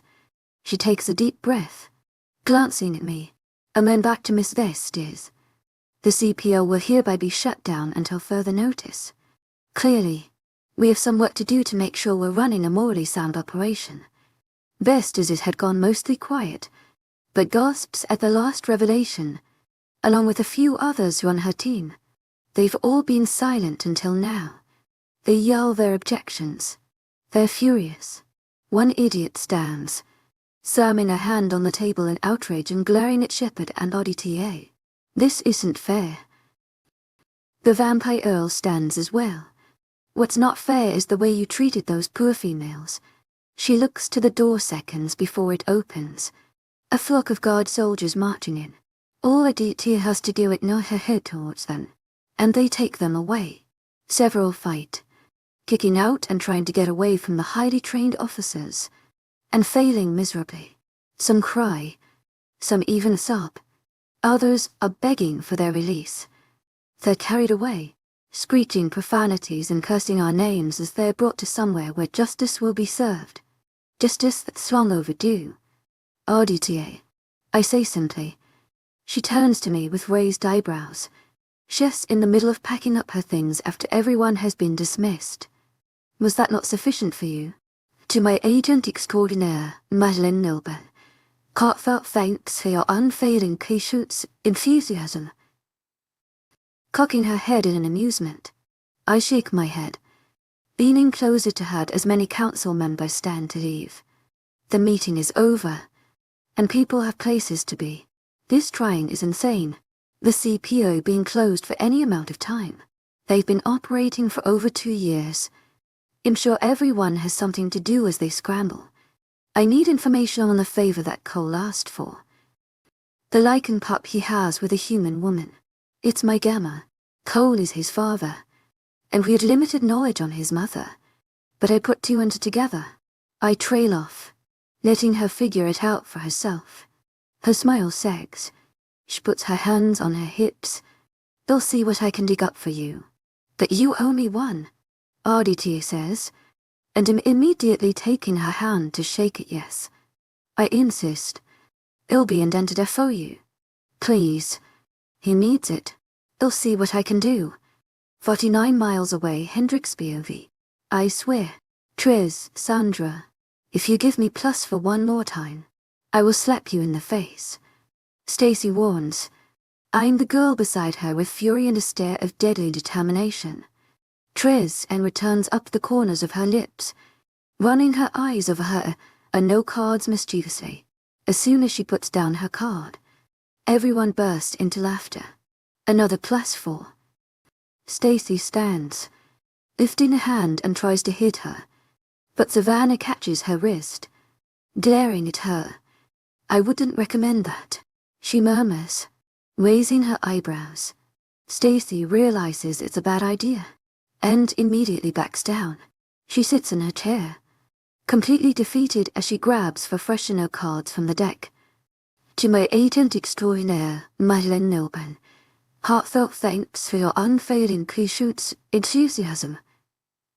It would be suicidal if Stacy hit Tressa. If our YK comes to pick her up and finds a single bruise, he'll freak out. Stacy would definitely be in trouble. Yeah. None of us want to see Reeve fight off our YK when he tries to kill you. �K𝐜 muses through fits of laughter. My side is starting to cramp from how much we've been laughing. 𝐊𝐲𝐻𝐷 𝐊𝐢𝐬𝐑𝐞𝐝, heartfelt thanks for your unfailing 𝐊𝐢𝐧𝐠 enthusiasm. The non-pregnant people get to drink alcohol, while Trez, Sandra, and I miss out. Not that I really mind all that much. I find I lose control when it touches my lips. We've been playing a no for literal hours. Just us girls. 𝐾𝐜, Miranda, Trez, Sandra, and even Savannah, oddly enough. She makes the excuse that she's merely keeping an eye on me like she promised Cedric she would. But I have my sneaking suspicions. She wants to play. And I know it. Savannah is very competitive. She's already won 3 rounds. And Stacy is a sore loser. In never going to win. We should team up to take down the damn beta. She's kicking our asses with her eyes closed. Stacy complains, throwing a hand dramatically over her face. A face that's decorated with hearts drawn out of pink eyeliner. Savannah replies by growing an evil smile. The round continues with more craziness, and I find myself starting to relax just a little bit. With Cedric gone, I get antsy and on edge. I don't feel very safe, or secure. He assured me he would be back as soon as he could. It worries me what this all could mean for us. Apparently, it's completely unheard of to just kill humans and take their babies. And it's the same with the fact that humans can make like babies. 𝐊𝐲𝐻𝐷 𝐊𝐢𝐬𝐑𝐞𝐝, heartfelt thanks for your unfailing 𝐊𝐢𝐧𝐠 enthusiasm. Like unpups. I've been corrected a time or two by Savannah. What if I have to be a witness at some trial? Or what if Cedric goes to the guard and they agree with what Jameson was hired to do? Will they come to get me? I bite my nails at the thought. The mere idea stressing me out without my mate here to comfort me. He always knows just how to calm me down. After a few more circles around the table, taking our turns with placing our cards, Savannah ultimately yet again. When she puts down her last card, Stacy drowns her sorrows in cookies and more beer. I almost feel bad for being amused. Defeated again. I should bring risk next time I come over. Then we'll see who's laughing. Stacy insists. And Savannah just smirks, leaning back in her chair. I'm pretty good at that one too. Let's just say, I have an affinity for board games. Last time I checked, a no doesn't involve a board. I joke, taking a bite of my cookie, and everyone laughs. Technicalities aside, it's obvious that Savannah is good at games. It doesn't mean that we can't have game night. It just means we all have something to learn if we actually want to win. But winning isn't everything. I don't mind losing. I just like having fun with my friends. As cheesy as it sounds. I'm so happy here. Being with everyone. They're all so great. Even Savannah is growing on me. I still can't get over the fact that they're supposed to answer to me as Luna. I'm the most fragile person at the table. But I'm in charge. It's ridiculous. And something I'll never get used to. No matter how much time passes. I'm sure I'll still feel a little underneath it all. One more game. How about it? 𝐾𝐜 offers. And everyone cheers except for Savannah, who gives a disapproving shake of her head. Everyone moans in disappointment. It's time for our Luna to go to bed. She needs her rest. I feel like pouting and demanding that I'm not a child. But I know she's right. I'm tired, and I haven't even done very much today besides sit around. So our fun night ends. And of course 𝐻𝐻 makes me sit back down when I try to get up and help everyone clean the table. I grumble, because no one lets me do anything anymore. I glare down at my belly playfully, knowing it's the reason for it.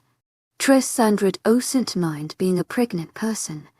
She doesn't have any trouble with getting out of breath, or getting dizzy, and she doesn't even mind being banished from doing anything. She stretches, letting everyone do the work while she lazily rubs her extended stomach that's much more obvious with the tights where she wears. It would seem she's content, and that she's accepted her job to sit and rest without argument. It's not that I don't feel tired. I really want to rest. But I don't want to be useless either. It's ingrained in me to be polite. It's the southern in me. There's a knock at the door, and 𝐿𝐷 just lights up. 𝐾𝐜 is busy cleaning up the cards while everyone else is in the kitchen washing the dishes. So I just yell for whoever it is to come on, and since this is my house, and I'm apparently not even allowed to get up, it's merely seconds before 𝐷𝐤𝐾 walks in, taking up all the space with his presence and enormous shoulders. Even with 𝐿𝐷 and I in the room, 𝐿𝐷𝐼𝐻 unashamed as he goes to 𝐿𝐷 side and kneels by her chair. His hand goes to her belly bump, and the other delves into her hair, his fingers entangling in the sunshine strands. And how is my sweet mate? 𝐷𝐤𝐾 whispers, so gentle and loving when it comes to just her. It just makes me nauseous, because I miss Cedric. How did I stand 5 months of this separation? Everyone was right. The mate bond really is powerful. I look away, but quickly have to look back up when 𝐷𝐤𝐾 addresses me of all people. Luna. He bows his head to me in respect. I don't know what to do with myself when that happens. People around here tend to do that sometimes. It's always awkward. I just wish people would treat me normally. 𝐷𝐤𝐾 holds her hand as they leave, waving silently while he leads 𝐿𝐷 outside. Eventually, 𝐾𝐜 has to say goodbye as well when Ezra comes to get her too. Stacy literally jumps on Reed and wraps her legs around his waist when he comes in, and I can see the amount of love he has for her. It takes someone special to put up with Stacy. I should know. Eventually everyone is gone as the men have collected their women. Even Miranda says farewell as she walks away into the dark by herself. It's just me and my babysitter now. I finally get up and walk into the kitchen, wondering where she went. A slight breeze comes from the front door, and I follow the sound of her voice. Savin is standing on the front porch, leaning against the banister, a cell phone pressed to her ear as she murmurs into it. I haven't checked on him in a while. When are they coming to pick him up? He shouldn't be here, especially with her around.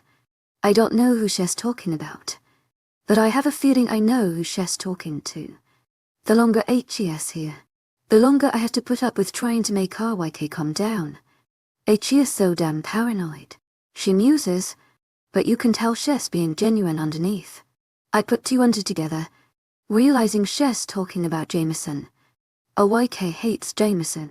Suddenly, Savannah turns, spotting me before I even make it through the front door. She offers me a small smile of understanding. She wants to talk to you, she says simply, and comes forward to hand me the phone. I gladly take it, staying on the porch as she heads inside. I wait for her to disappear before I look at the phone, anxious to talk to the man on the other end. I bring it to my ear, sighing as I wait impatiently to just hear his voice again. Hey. Walking across the creaky wood under me, heading for the bench swing across the porch. Hey B, how are you holding up? Cedric asks, and I shrug even though he can't see me. I swing softly on the swing, happy that the cold night doesn't affect me much since I'm pregnant. I'm always so overheated because of this baby. This chilly weather feels oddly nice. I'm alright. Missing you, I mumble lamely, and he gives a husky chuckle under his breath. I miss you too. So much. You have no idea how much I want to see you. He sounds stressed. I hate to do that to him. I feel like this is my fault that he has to deal with this. Isn't it bad enough that I almost got killed by someone I trusted?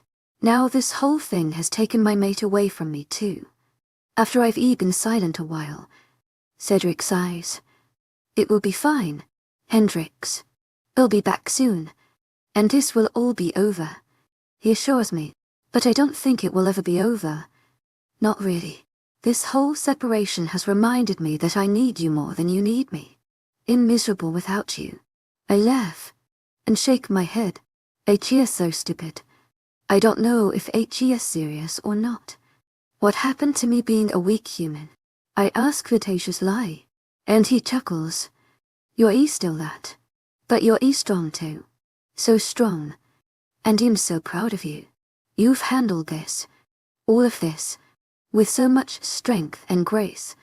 No other human or lichen could do what you've done. I'm humbled by his rant, but I don't really know what to say. I can't believe he thinks that of me. Thank you. Is what I settle for. You're welcome. I can't wait to get back. It's so boring here. Meetings and assholes. You would hate it. That does sound pretty sucky. I hope it's going well. I wonder, and Cedric is quick to agree. As well as I would have hoped. We're both quiet for a second, and then I speak up. Is someone coming to take Jameson away? And my mate pauses. I can picture him shaking his head. You heard that, did you? He treads carefully, like a ticking time bomb that it'll explode any second. I don't really know how I should feel about it. On one hand, I can't see past old Jameson who I trusted and cared about. 𝐊𝐢𝐳𝐬𝐷𝐞𝐫𝐬. Heartfelt thanks for your unfailing patience, enthusiasm. I know that 𝐿𝐢𝐳 is not a good person. He was going to kill me. 𝐊𝐢𝐳𝐬𝐷𝐞𝐫𝐬. Heartfelt thanks for your unfailing patience, enthusiasm. He deserves any punishment he gets. I know that you're worried about my feelings, and I appreciate it. But you'll feel more safe when 𝐿𝐢𝐳 is gone. I admit, because it's true. Jameson's presence alone unnerves me. I feel similarly to a 𝐊𝐢𝐳. I don't like knowing Jameson is around. Don't worry. He can't get to you. 𝐿𝐢𝐳 is locked up tight. A little bit of tension in his voice. Now I've made him more protective. Great. Before I can reply, Savannah pops her head out of the door to give me a check. Rubbing my belly and going to stand up, she quickly makes it to my side, helping me out of the swing with firm but gentle hands, leading me back into the house. I have to go. My babysitter says it's my bedtime. I joke, but there's a bit of truth to how much I detest being watched over like a kid. It makes sense, but I don't exactly love it. I know 𝐿𝐢𝐳 is taking care of me, and I am tired after all. Every step feels like a marathon. Savannah playfully rolls her eyes, and Cedric laughs in my ear. It's only been a day and a half, and I already miss him. He'll be home tomorrow night or the next day, but it seems like a world away. Time slows when 𝐿𝐢𝐳 is gone.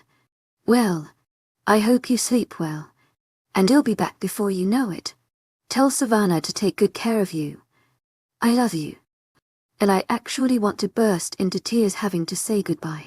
I wish I had my own phone so I'd call him whenever I want, but we haven't had the chance to get me one yet. My old one didn't have any signal when I got here. I have to get a new provider. If I had my own phone, it probably wouldn't be a great thing anyway. I would be calling Cedric every time I think about him. Love you too. Stay safe. And he agrees. I hand the phone over to Savannah. She ends the call and sends me upstairs. I'm not surprised when she follows me. She's been helping me prepare for bed. To my agent extraordinaire, 𝐿𝐻𝐬, heartfelt thanks for your unfailing 𝐊𝐢𝐧𝐠 enthusiasm. I thought it was weird, but I do have trouble changing my clothes sometimes. I don't want to admit I need her help, but I do. Every day seems to make my condition worse.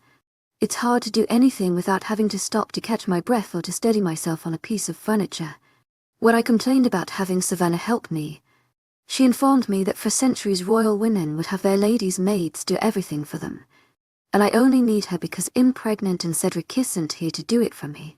It's not like she's seeing me naked. I have a feeling that even if I was pregnant, she would still follow me up here and make sure I was safe. Cedric explained it's only natural for his pack to take care of me, especially his beta, gamma, and delta. The fact that I'm human only makes the protective instinct stronger, smoothing my nightgown over myself. I quickly brush my teeth while Savannah stands in the doorway patiently. I waddle over to the bed, and she pulls the covers back, literally tucking me into the sweet haven that is my bed. Cedric has a huge bed to fit his enormous frame. Not everyone can say that their feet hang off of a king-sized bed, but he can. He had it custom-made. I feel so tiny since I'm swallowed up in the huge bed, but it's unbelievably cozy. My mate has good taste. I could live in this bed. You need anything? Savannah asks, clicking off the bedside lamp before looking down at me through the moonlight that slants through the window. I almost don't say anything, but then when she starts to turn away, I reluctantly speak up. I hate to bother her, but this is important. Savannah, I say quietly. She turns, raising her eyebrows expectantly. I almost back down. Why do you help me? Well, I thought you didn't like me. I admit, because I need to know why. Cedric tries to convince me she likes me, but when we first met, she looked at me with so much disdain. Now, she's so maternal and kind that I can't seem to figure it out. She walks back to the bed, her slim body a thing of envy in my current state. Cedric tells me I'm beautiful every day, but it's hard to believe him. Savannah sits down on the edge of the mattress, gazing at me with those strange eyes. The pupils are the color of fresh buttermilk. It's the oddest thing, but so beautiful against her taunt skin. I'm sorry about the way I treated you before, but you have to understand it was hard for me to accept that Cedric found you. I've been in love with him since I met him. Her words shock me into silence. I can't believe she just said that. She's been in love with Cedric for over 100 years, and he chose me. It seems impossible. These lichens and werewolves have a moon goddess, and she picked me to be tied to him. I'm grateful, but it's still hard for me to understand. Savannah seems good enough for him, strong enough to carry his baby, experienced enough to run his pack, beautiful enough to be a queen. If you love him, then why don't you hate me? Why do you help me? Take care of me?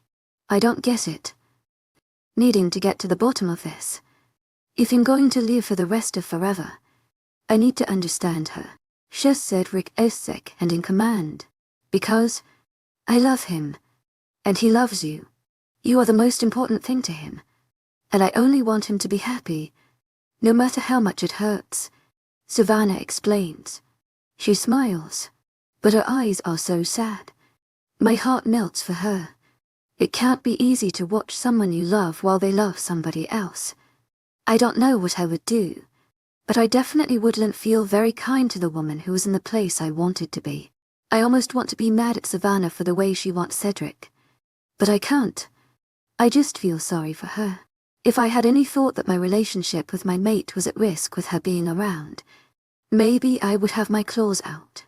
However, Cedric has assured me you only get one mate, and he'll only ever want me. I have no reason to be scared anymore. He won't leave me, at least, not for another woman, and you are my Luna, as little as you are.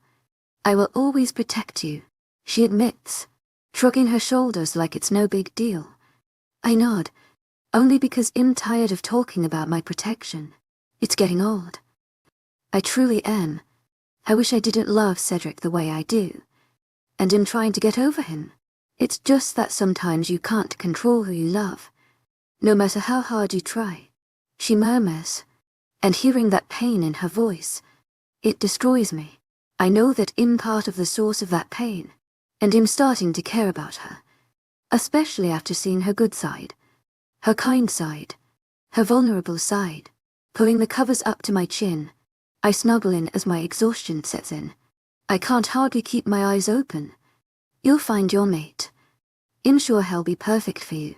I comfort her, and through my bleary eyes I see her smile. I've seen her smile before, but not like this. It's a genuine, happy smile brimming with surprise. Thank you. I hope you're right. It's not long before I fade into a dark, dreamless sleep, getting the rest I need to fight my daily battle of carrying one of these beautiful monsters. 50 picture of my past Cedric POV. A relief like any other floods me when I pull into packed grounds onto wheels. The gate swings open. The road takes me closer and closer to the love of my life and the center of our safety. I hated every moment spent away from her. It was pure torture. I'm sure she was fine, but I wasn't. I need her more than she ever needed me. And I'm slowly realizing that, since finding out she's pregnant, I can't stand to be far away. It's hard to stop myself from considering what would happen if she went into labor while I was gone. What if I wasn't able to get back in time? What if something happened to her? I pull up to the house, parking my motorcycle and climbing off in a hurry. I take the stairs 3 at a time up to the house, swinging open the front door and practically slamming it shut. Impatient to get to her. She's in this house, so close yet so far away. What I'm greeted with is 𝐾𝐜 coming down the hallway.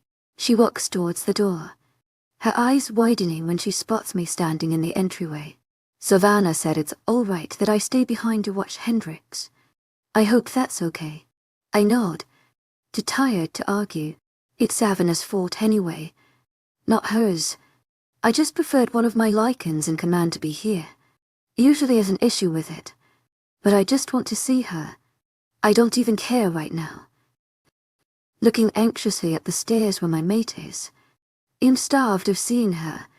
If I have to wait even another minute I might break something. 𝐾𝐜 pulls her purse high onto her shoulder, smiling at me like she knows my predicament. So it's all right if I go ahead and leave. She wonders, and I nod, hardly even listening to her. She laughs. You're lucky. She's a great girl. You deserve her. 𝐾𝐜 tries to walk out the front door, but I step in front of her, remembering that I need to ask her something. This isn't going to be easy. I need to talk to Ezra. Can you send him over to my office as soon as you get home? And her eyebrows furrow while she stops in the doorway to look back at me. I can tell she wants to ask me what's wrong. She's very perceptive and knows that something isn't right, but she knows it's not my place to tell. Ezra will soon share it with her, and she will help carry the burden and comfort him. It's just the way mates are. They help each other from the darkest things. She agrees, leaving the house quickly and leaving me in silence. I decide to bring my luggage up to my room, and to check on my mate. I don't know if she's asleep, and I don't know if I want her to be or not. On one hand, I'd love to talk to her, but I need to get dressed and meet Ezra as soon as possible. If Hendrix is awake, I may never get around to leaving. I just want to talk to her for hours. Thankfully, she's fast asleep. I watch her as I grab some fresh clothes from the dresser. Her side rises and falls evenly, her eyes and lips twitching as she dreams of only goddess knows what. I pull on a new shirt, irritated with the one I've been wearing of a day through travel. I had to take a plane to Merrill and to go to all the necessary meetings at the guard base. Airports are crowded and filled with annoying people, and so large that I need first class just to be able to fit my legs in the seat space.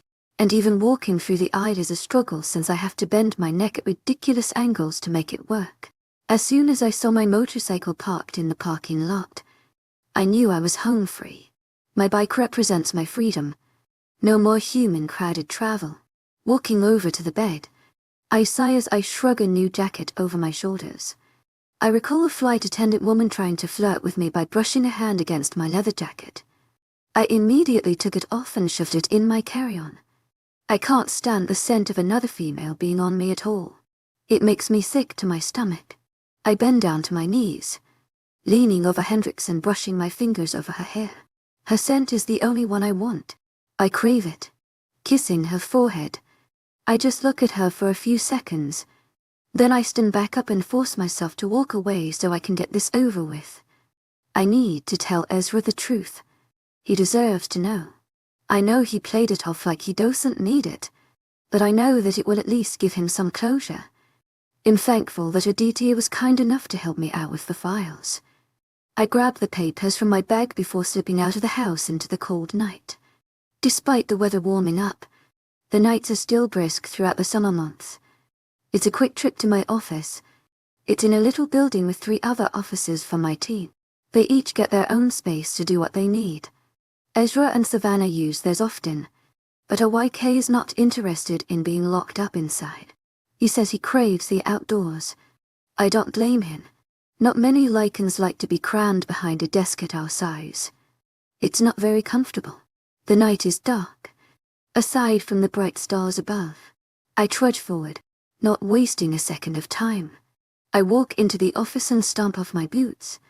The grass outside is still damp from the melted snow that flows down from the mountains, not to mention the rainy weather that's been plaguing us. Though the building is quiet, appearances can be deceiving. I know Ezra is already here. I can smell him right when I open the door. 𝐊𝐲 is sitting in my office, looking relaxed in a leather chair across from my desk. But I know otherwise. He may seem collected, but his scent tells a different story. 𝐊𝐲 is agitated. 𝐊𝐲 𝐑𝐞𝐝𝐬, heartfelt thanks for your unfailing criticism, enthusiasm. We've spoken already about his mother before.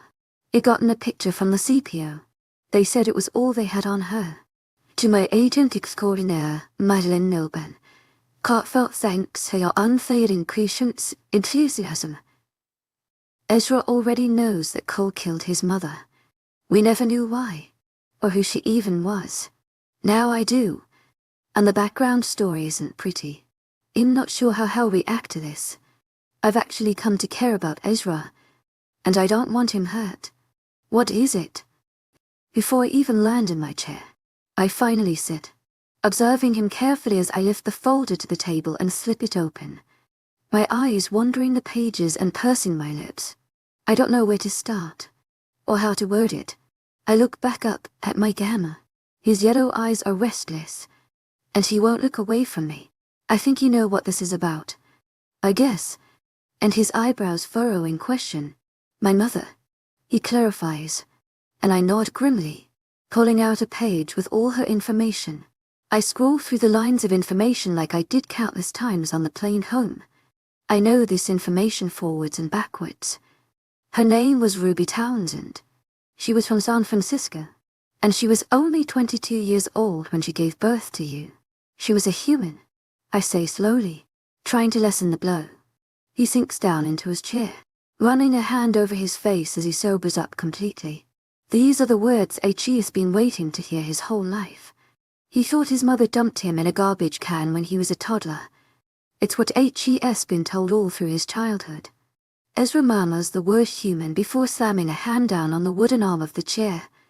It cracks from the pressure. I can see the pain in his eyes. 𝐊𝐲 is putting the pieces together. His mother was human. She was killed because of having him.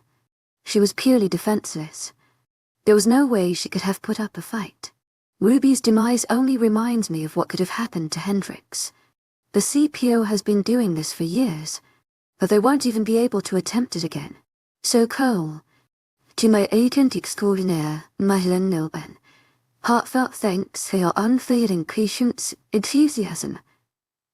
He knew. It says on file that he found out she had you, and figured out the secret. He put it together, figured out how the CPO got all the 𝐿 children. He asked for their help to extract you. In return, he asked to be the one to kill your mother. I can see Ezra's heart breaking right in front of me. I'm resistant to continue. However, my gamma is insistent. What else? Do you know? And I oblige despite my hesitancy. 𝐊𝐲, a grown male. He knows the line between what he can take and what he shouldn't hear for his own sanity. Well, Ruby had already moved to upstate California, because at the time it was considered shameful in the human community to have a child out of wedlock, and she didn't want her family to know. It was obvious to the detectives assigned to her that she knew you were different, and she went to great lengths to ensure your safety. She knew they were tailing her, and she ran. They even tried to attack once, and she somehow got away. It was months before they found you both again. And well, you know what happened. Ezra runs a hand through his red hair, a hopeless expression painted across his face while he desperately tries to soak in the information. I can't imagine how hard it must be to hear the story behind his mother. My 𝐴𝐵 was also killed years ago. Back in Ireland, she didn't live long enough to see me become a fully matured icon. When she was killed, it drove Father mad. I subconsciously touched the scars on my face. It always confused me. How could my own father could hurt me? He clawed my features in anger and looked at me without recognition in his half-shifted eyes. It was right after she was killed. He just snapped as soon as my mother's soul left her body. Now I know why. If something happened to Hendrix, I wouldn't be the same. I wish I could have done something. Anything to protect her. Anguish coloring his words. Shaking my head and leaning back into my chair as his words bring me back to the present. You were a child. You can't blame yourself. Ezra's eyes are filling with tears as it starts to sink in. He opens his mouth and then closes it, deciding what to say. I could have done something. Anything. I shouldn't have hidden when she told me to. I should have gone with her. He whispers, and I'm not sure what 𝐊𝐲's talking about, but it's clear he has some memories of her. She was just a human girl, like Hendrix, so powerless and innocent, and she loved me. She tried to protect me. He killed her. Goddess, why does this world have to be so cruel?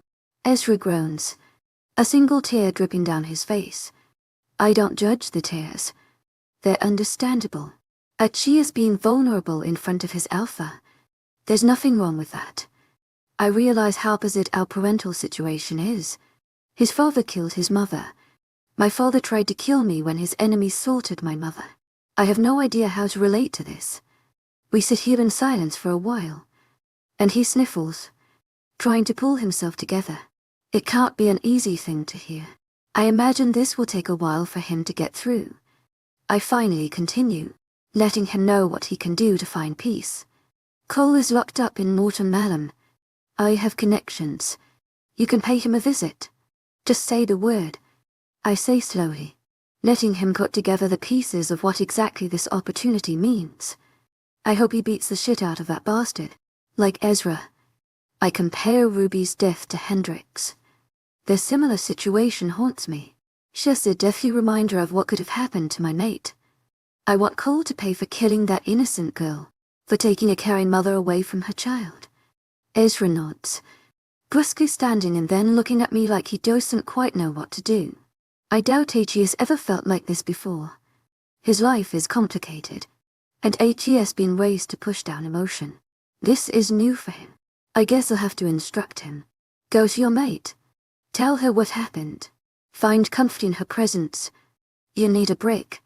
Don't worry about work. Take all the time you need. I instruct him, and he nods, peace filling his eyes as he thinks of his mate. 𝐾𝐿𝐵 knows how to take care of Ezra, and the 𝐊𝐲 is lucky to have her in his life. Mates bring us peace. 𝐊𝐲 is the best example of that. He was a mass murderer until 𝐿 came along and fixed him. Speaking of mates, I better get home to mine. Anxious to see her again and hold her in my arms. Every day she grows bigger with our child. I have to be by her side. She could pop any second. Ezra reaches out his hand, and I shake it as I stand up, meeting his eyes. Thank you. Genuinely thankful. I nodded him. I'm happy to help. We go our separate ways, going to the haven we found in our mates. No matter how traumatic the past has been to us, there's no better comfort than a mate. The moon goddess blesses us. There's no better way to thank our goddess than to enjoy our gifts and take care of them, never taking them for granted. I don't mind, because it's all I want to do. Hendrix is my reason for living. I'm thankful to have found her, because she came to me just in time. 51 𝐊𝐲𝐬 𝐊𝐢𝐳. I'm so happy. I never thought I could possibly be this happy. That's how happy I am. I can't stop myself from accidentally touching and bumping into Cedric as we decorate the nursery. Every little brush of skin keeps me flirty and filled to the brim with joy. You could say I'm glowing with my pregnancy. He keeps grinning too, admiring me every now and again while he works. A typical man. He insists on doing all the heavy lifting. Not I mind. I'm not in any shape to be doing those types of things. I gladly let my mate hang things on the wall and carry the crib parts up the stairs. I admire the vintage metal crib and my mate's backside. I can't help it. 𝐊𝐲𝐻 wearing no jeans around his hips and a tight black shirt that matches his raven hair. Every move he makes draws my gaze. Why am I so horny? I'm pregnant. Mission accomplished. Uterus. You can stop it now, I whisper under my breath. And Cedric's head swivels. What was that? Baby. He wonders innocently. And my face goes bright red. He heard that. Of course he did. 𝐿𝐲𝐻's a freak. He can hear everything. I need to get used to these lichens and their special abilities. Oh, nothing. I brush it off casually, turning back to the crib and adjusting the quilt on the edge of the bars with fussy fingers. I have nothing else better to do while Cedric works. I look around and can honestly say that I'm proud of the room. It's filled with neutral colors. Number 1 is because I like them, and number 2 is because we don't know the gender yet. I've always thought gendered colors was a stupid idea anyway. Who says blue is for boys and girls have to like pink? They're literally just colors. But I love the nursery. There are stuffed animals and cute little books, a comfy rocking chair, soft baby clothes. I'm so excited I can hardly wait for this baby to be out just so he or she can occupy the home I've built for them. I know I'm towards the end of my pregnancy, but how close I am to delivering is still a mystery. The doctor says I'd likely have 2 weeks left, which means I might be 19 before I have our pup. I feel like it could be any day. I'm fixing to pop. Cedric is suddenly beside me. His heavy arm drapes over my shoulders as he admires his handiwork around the room. He hung a big mirror on the wall above the changing table. I turn into him, looking up at him. A content smile is on his handsome, scarred face. He won't stop talking about how excited he is for a baby to arrive. It's so adorable. 𝐿𝐲𝐻's ready to be a father. 𝐿𝐲𝐻's taking such good care of me too. I don't deserve him, but I'm thankful that 𝐿𝐲𝐻's in my life. I love him more than anything. I know that there's nothing I wouldn't do for him. After all we've been through, I can't honestly say that I'm learning to trust again. Throughout my life I've found that sometimes I'm too quick to trust the wrong people, and slow to learn to rely on those that are best for me. What do you think? Cedric asks, wanting my approval of his job well done. He made sure that we have everything we need for the baby, and then some. My mate made sure that I have everything I could ever ask for. We're very prepared physically, but I'm not so sure about the mental aspect quite yet. It looks great. You did an amazing job. 𝐿𝐲𝐻 𝐊𝐢𝐳. Heartfelt thanks to your unfailing patience and enthusiasm. I assure him, and he beams, glancing around the room with eyes that light up when they land on the various decorations. I can't wait for the baby to be here. He reminds me, and I nod, smiling in return. 𝐿𝐲𝐻 said that only 1,000,000 times. Yeah, me too. I hope it's soon. I don't know how much more pregnancy I can take at this rate. I point out the obvious, leaning back and rubbing my extended belly. Cedric knows how hard it's been on me to carry around this kid. My back is always in agony, and it's hard to sleep even though I'm always tired. It's madness. In my baby's shelter right now. It must be cozy in there, because it doesn't want to come out quite yet. Cedric eyes me up and down, lingering on my belly, pursing his lips before he opens them to speak. You're not going to be very happy with me, but I have to go back to the guard base for more meetings. So if you could keep our pup in there a little longer, That would be great, he explains reluctantly, his stubble-covered jaw clenching. Utterly spent. I don't want him to leave me again. He just got home a few days ago, and I haven't been able to leave his side since then. Every night I hold on tight to him while he spoons me. I'm so scared that he'll wake up alone again. Like when he left me the first time. I don't want to miss a single second of time with him. We've missed so much already. And this baby will change our life. I'm afraid of losing more time. We have the rest forever. I shouldn't be this panicked to spend every second. But I miss him when 𝐿𝐲 is not here. There's this deep ache when Cedric is gone. I don't feel safe. And I can't seem to get warm. I'm sorry. Baby. I'll be back as soon as I can. Why don't you just take me with you? I blurt before I can stop myself. And he looks down at me with a disapproving face. Two lines form between his caterpillar-sized eyebrows. I say, feeling miles away from him. We agree on a lot, but sometimes we argue over stupid stuff. I just wish he would be more lenient. Please. Cedric. If you're only going to be there for a little while, I might as well tag along.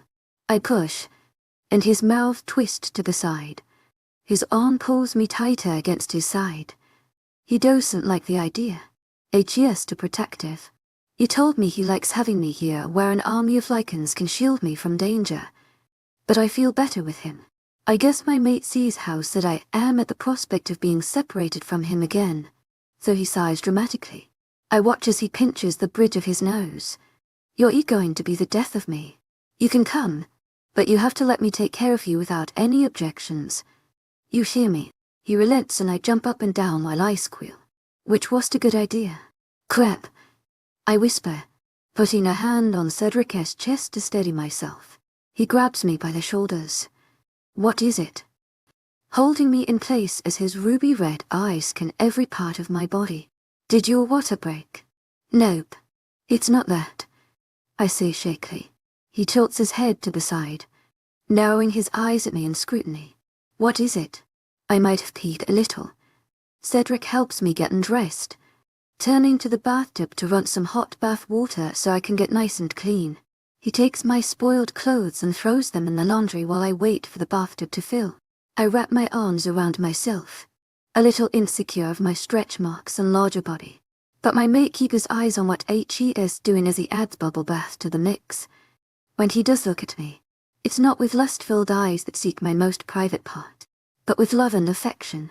I blush at his sweet nature. How is he the most powerful being on the planet when 𝐿𝐲 is just a big old teddy bear? Even though he was laughing at me for peeing my pants, I can't help but enjoy the teasing. I pretended to be annoyed with him.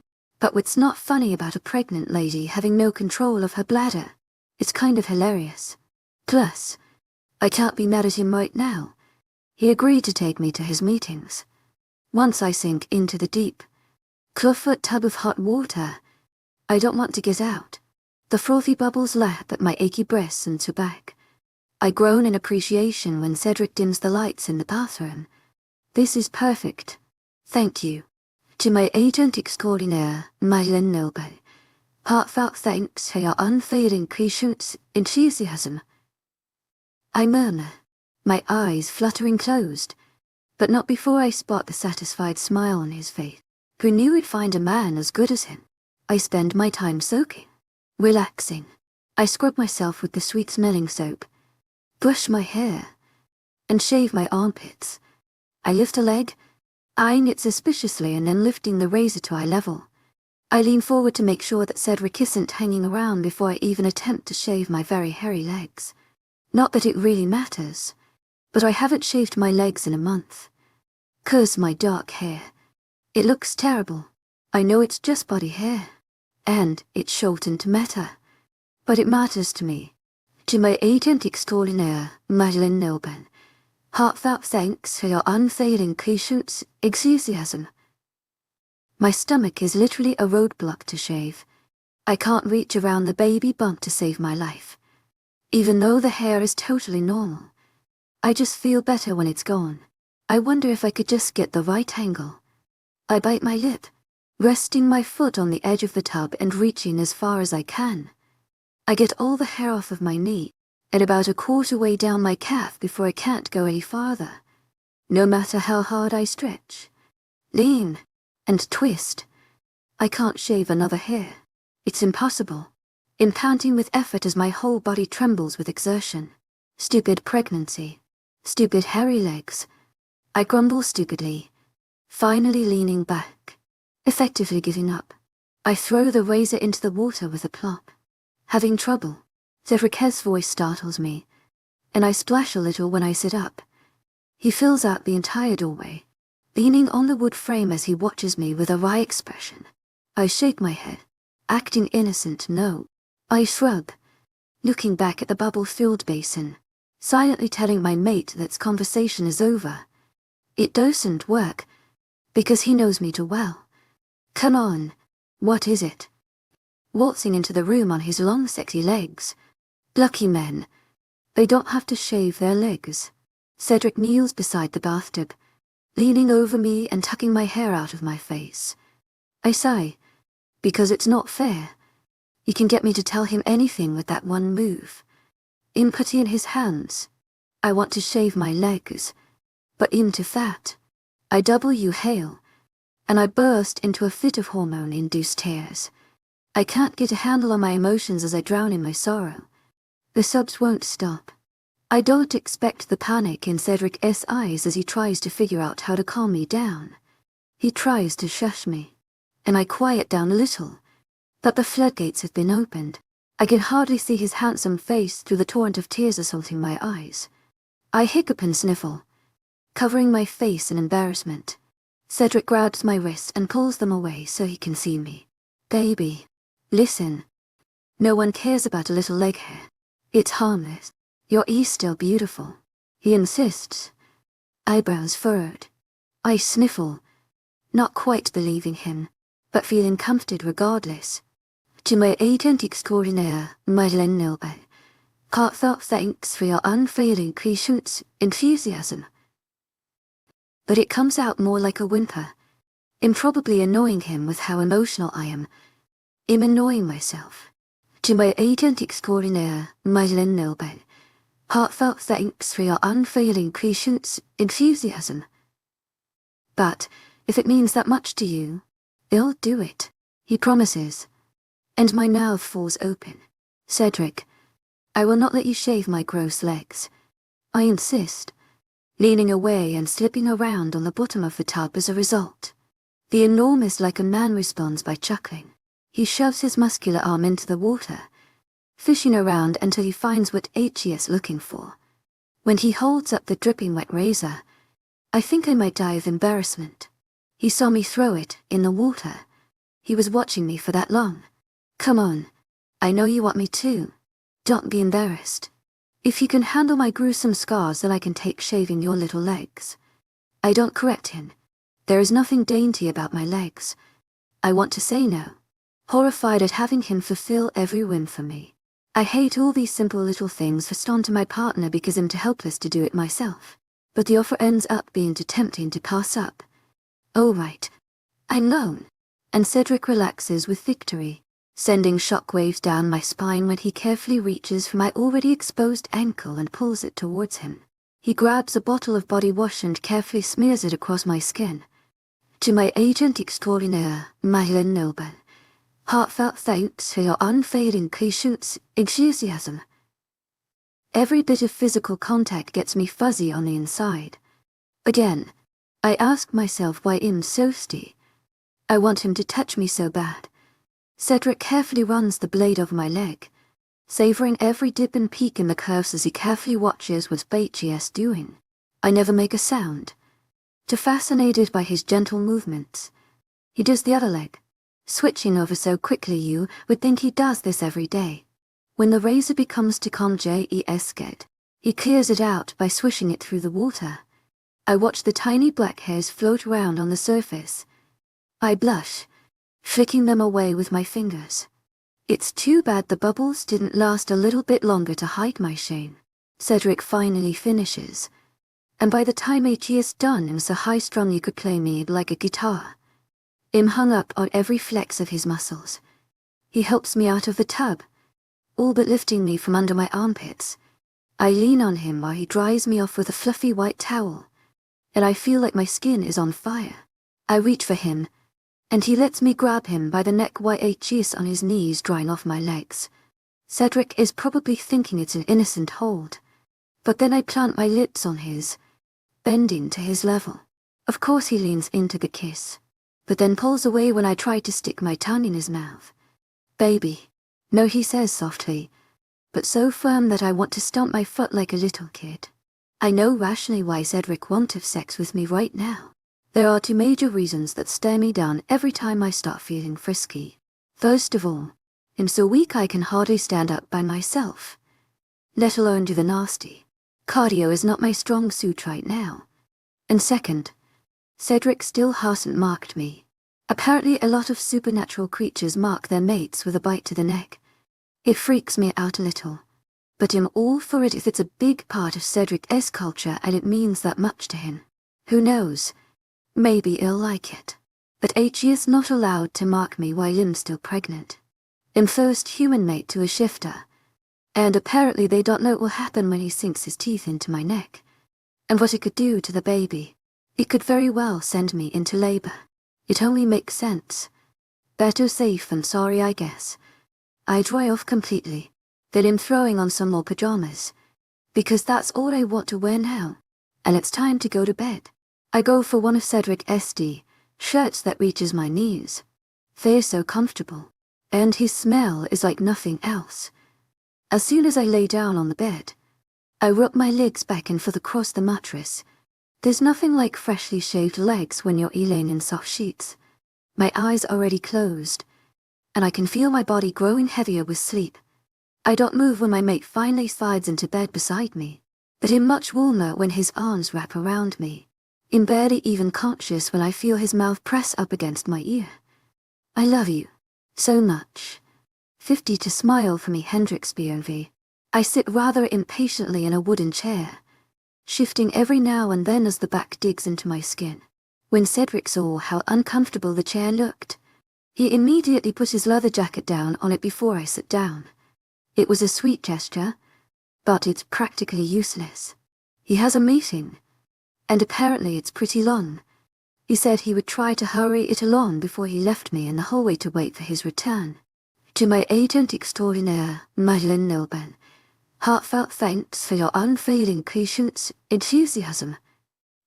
I wanted to weasel my way into the meeting right along with him, but he refused. Apparently they're discussing Jameson's punishment. Cedric doesn't want me there for that, and I understand why. I don't want to be there either.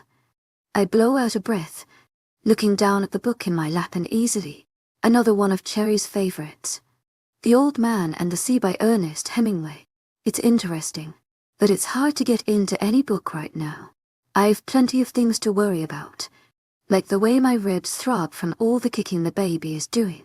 They all say the baby will come any day now. I'm just wondering how soon that will be. I'm so done waiting. I just want it out of me. Both because I'm excited to hold my bundle of joy, and because I want to feel like myself again. I'll never take my body for granted again.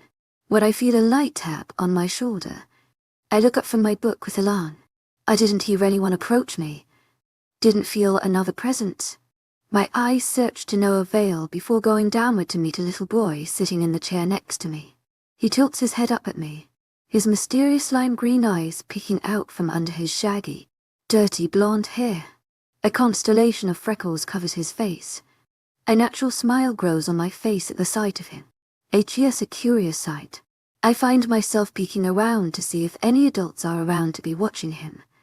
It would seem 𝐿𝐻𝐸 alone, which is strange. He can't be older than 4 years old. I'm 18 and I'm hardly left alone, which is more to do with my species and pregnant state than my age. I have a feeling this little boy isn't human. We are at the guard headquarters after all. Hello there, hi. He replies, to the grunt splitting his lips as his adorable little scratchy voice fills my heart up. He swings his short legs back and forth idly while he watches me. I know 𝐿𝐻𝐸 are like him just by the way his eyes look like neon with how they glow. Why is your belly so big?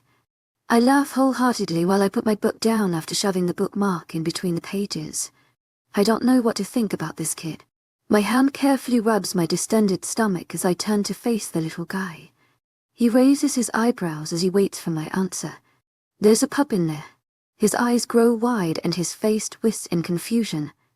𝐊𝐢𝐳𝐷𝐞𝐫𝐬. Heartfelt thanks for your unfailing patience, enthusiasm. But how can he breathe in there? I laugh again. This time it's too much. My side pinches in pain. I try to stop, but it's just too funny. Don't worry about it. The pup can breathe just fine. And why do you think it's a boy? I answer. Because I find it amusing that he thinks he knows the gender. Then again, 𝐿𝐤𝐧𝐼. Children think the oddest things. Because boys are cool. I grin at him and he beams up at me with pride. 𝐿𝐤𝐧 very sure of himself. Boys are pretty cool. But so are girls. What's your name? I ask and he sits up in his chair, leaning towards me more.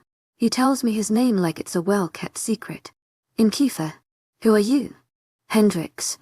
It's very nice to meet you. My hand reaches out for a handshake, and he just stares at it in utter confusion. It would seem I've dumbfounded him. I hold back my laughter, knowing that it'll only hurt. This kid is adorable. I find myself wondering again why 𝐊𝐤𝐳 unattended. Do they do that a lot with Lycon pups? You're supposed to shake it with your hand. It's like saying hello. I tell him, and he nods with a shy grin. It's sort of funny that he doesn't know what a handshake is. He puts his little hand into mine and shakes it vigorously. His grip is strong, and I wince. I don't care though, because 𝐊𝐤𝐳 is so precious. �Keith's little face beams up at me and my heart clenches in my chest. Is this what it will be like when I have my own little one? I'm always scared I won't be a good mother. I know nothing about kids, but will it at least be a little bit like this? I can only hope. My thoughts are cut short by a kick in my womb, as if my baby wants to assure me that everything will be okay. Cheers, kicking. Do you want to feel him? Keith nods his head without hesitation and I take a hold of his hand, guiding it to my belly and placing it on the part where the pup is making herself known. The pup gives a great big kick, which Keith feels under his fingertips. His eyes grow wide with amazement and his pink lips drop open, displaying his shock. 𝐊𝐤𝐳 shake my hand. I burst out laughing, and he joins in too. But I don't think it's because he found humor in the situation, but because kids are like parrots. How did he get in there? Somehow I knew that was coming. Obviously I'm not going to be explaining the birds and the bees to this little kid, so I improvise. Because I'm his mother. Keith contemplates that for a long time before asking another question. Does that mean that you're the pup's mommy? The question catches me off guard, and I glance at him carefully. I nod slightly while he continues to feel my belly, his tiny fingers never leaving yes. I'm his mommy, I reply, and the words make the situation more real. In less than a month I will be a mum. I can't believe it's already coming up so soon. I don't know if I'm ready for it, but it doesn't matter. This baby will be here whether I'm ready or not. Keith gets a thoughtful look on his face while he stares at my stomach some more. He looks back up at me with a smile. He's lucky. I wish I had a mommy. Those words haunt me, bringing prickling tears to my eyes. Keith must be one of the children taken from the CPO. It clicks into place. This sweet child has no mother to look after him. I'm starting to get choked up, and it's not just because of the hormones. How many children go without a parent? I don't even want to think about it. Why you cry? As if it completely stunned him that I'm upset. He doesn't understand how sad it is that 𝐊𝐤𝐳 is motherless. The poor thing. I quickly wipe away my tears, trying to hide the evidence and failing. I'm a sniffling mess. Well, I wish you had a mommy too, I say softly, and he nods in agreement. He glances back at my tummy, heading it softly as if the subject is casual and 𝐊𝐤𝐳 is happy to talk about it without dwelling on his misfortune. Yinda says one day a mommy will adopt me. I can't wait for my own mommy. I hope she's as good as you. Another toothy grin springing to life across his rosy cheeks. I quickly realize just how serious the situation is. They slaughtered his human mother and stole him away. just like they would have done to me. Had it not been for Cedric, I start feeling far away as I wonder what's being done to ensure the children's adoption. More than anything, I want Kiefer in a home where he's adored by loving parents. Even though I'm in a strange place, I feel like bursting into tears. Hendrix. Enthusiasm, and my head whips around to see Cedric making his way down the hallway, anger evident on his face.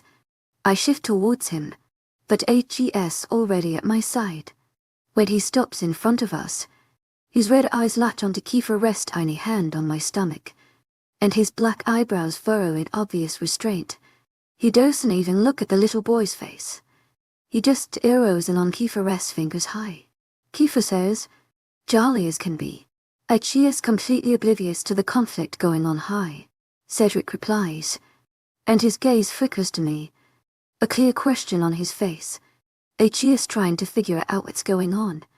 I smile reassuringly, waving a hand of dismissal. Kiefer and I were just talking about our pup, weren't we? Kiefer says he thinks it's going to be a boy. Isn't that right, sweetheart? Kiefer smiles big and nods exuberantly up at Cedric. Everyone is terrified of my mate, but this lichen pup couldn't be more unaffected. Hendrix is a mommy. She's a good mommy, the tiny guy insists, not taking his attention off my pregnant stomach as his hand runs up and down gently. Tears fill my eyes again, and I feel freaking pathetic for all the crying I'm doing. Cedric smiles sadly as understanding fills his garnet gaze. 𝐻ES always so sweet, so empathetic. Cedric. It's nice to meet you, Cedric says, bending down on one knee in front of Kiefer rest chair. My mate's body is so tall that it still towers over the little boy. Kiefer offers his hand, and Cedric looks caught off guard. He raises his eyebrows. You're supposed to shake it. Like this. He reaches out and grabs Cedric's much larger hand, shaking it hard and smiling with pride at what 𝐻E is trying to teach my mate. Cedric looks amused, nodding his head as he shakes his hand. This courageous pup is anything but intimidated by my man's rugged looks. Very good. You have a strong grip. Impressive.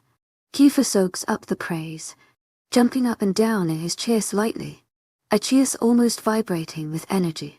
Are all kids this hyper? Or is it just lichens? Thank you. I dig a lot, he announces. Then his attention is back on the pup in my belly, tracing imaginary patterns with his fingertip on my shirt. Cedric furrows his brows and purses his lips hard, nostrils flaring, his eyes turning a bit darker. I know that look all too well. It's clear to me he doesn't want someone so young with such a strong grip touching me. I roll my eyes. To my agentic foreigner, 𝐊𝐿𝐿. Heartfelt thanks for your unfading patience, enthusiasm. How about we go find your caretaker? Does that sound all right? Cedric asks, carefully taking hold of his wrists and moving his fingers away from me while he distracts the pup with his words. He forgets the sad look on his face, but nods in agreement. He climbs out of the chair, reluctant to leave. I begin to stand as well, holding tightly to the arms of the chair as I push myself up with great effort.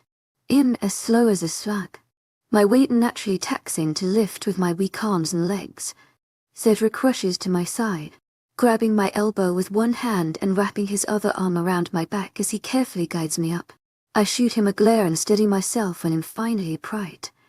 I appreciate his help, more than anything, but I'm tired of needing help. I can do it by myself, even if it takes a little bit longer. I'm sick of people doing everything for me. I have too much pride for that. I waddle over to little Kiefer and hold out my hand for him to grab. His frown disappears, and he holds my hand in his, excited at the mere idea of physical contact. How did the CPO treat these kids? I'm sick to my stomach thinking about it. I half expect Cedric to give me a disapproving shake of his head, but instead he gets an odd expression on his face as he stares at our joined hands, an expression that I've never seen before, far off and thoughtful, and I can't place it. We make our way down the hallway slowly but surely. There aren't many people around since it's the weekend, and I couldn't be more happy about it. There's less people to see me struggle to just walk. My heavy breathing is loud, echoing off the walls, and I can already feel sweat on my forehead. I'm pathetic, and so worn out. Why does it have to be so hard? It feels like it gets harder every day. I can tell Cedric is getting antsy, nervous. He won't stop staring at me, always right by my side if I need him. I trek on without glancing at him. I don't want to encourage him to baby me. I focus on the warm feeling of cherished, tiny fingers in mine. Baby, maybe you should take a break. Cedric insists in a whisper, worry filling his words like always. I shake my head in denial. I put one leg in front of the other. It's like lifting my feet out of half-dry cement. No, I can make it. Incompletely. I manage through breaths, trying to waddle faster. He giggles, like he thinks I'm joking around, not understanding what's actually going on. I smile through the pain I'm feeling in my dance-swollen ankles. Cedric must somehow sense my pain, because he makes me stop and lean against him while I catch my breath. His hand rubs my back in comfort, and I think about how much I didn't deserve him. 𝐊𝐲 too good to me. I know I'm his mate, but 𝐊𝐲 so full and amazing. It goes beyond some bond constructed by the moon goddess. This is just Cherry being Cherry. Again, I felt weak and pathetic. I'm sure a pregnant like lady could handle this just fine, but the little human girl can't cross a building without losing her breath. Pathetic. I have to remind myself to do the best I can, and to stop comparing myself. Comparison only makes me unhappy. I'm just a little embarrassed for myself. And for Cedric, what will people think when they see me struggling for breath? Will they think I look like the queen that I'm supposed to be? I hope no one sees me like this. Kiefer smiles up at me, and it reassures me to keep going. We finally continue our journey to the front office. When we get there, I immediately sit down in another wooden chair. It only reminds me that I forgot Cedric's jacket. To my 𝐸𝐴𝐺𝐸 𝐂𝐐𝐴𝐺𝐸 heartfelt thanks to your unfailing patience and enthusiasm. Your jacket. I'll go get it. I volunteer, trying to stand up, but Cedric just gently pushes my shoulders until I'm sitting again. No, you're not doing that again. It'll kill you. He smiles jokingly. I'll go get it. Stay put. It'll be quick. Cedric rushes out the door, and it slams shut behind him. I quietly observe the almost empty room. There's a front desk with a man sitting behind it. He doesn't even glance at me as he busily types on his computer. Kiefer climbs onto my lap, which is practically impossible since my stomach takes up so much space. He almost falls right off, and he bursts out into a fit of giggles. I hug him tight while I am forced to wait for my mate to get back. I hope he takes his sweet time.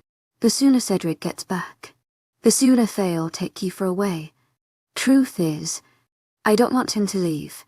I'm already attached to him, and it has to even been a half an hour.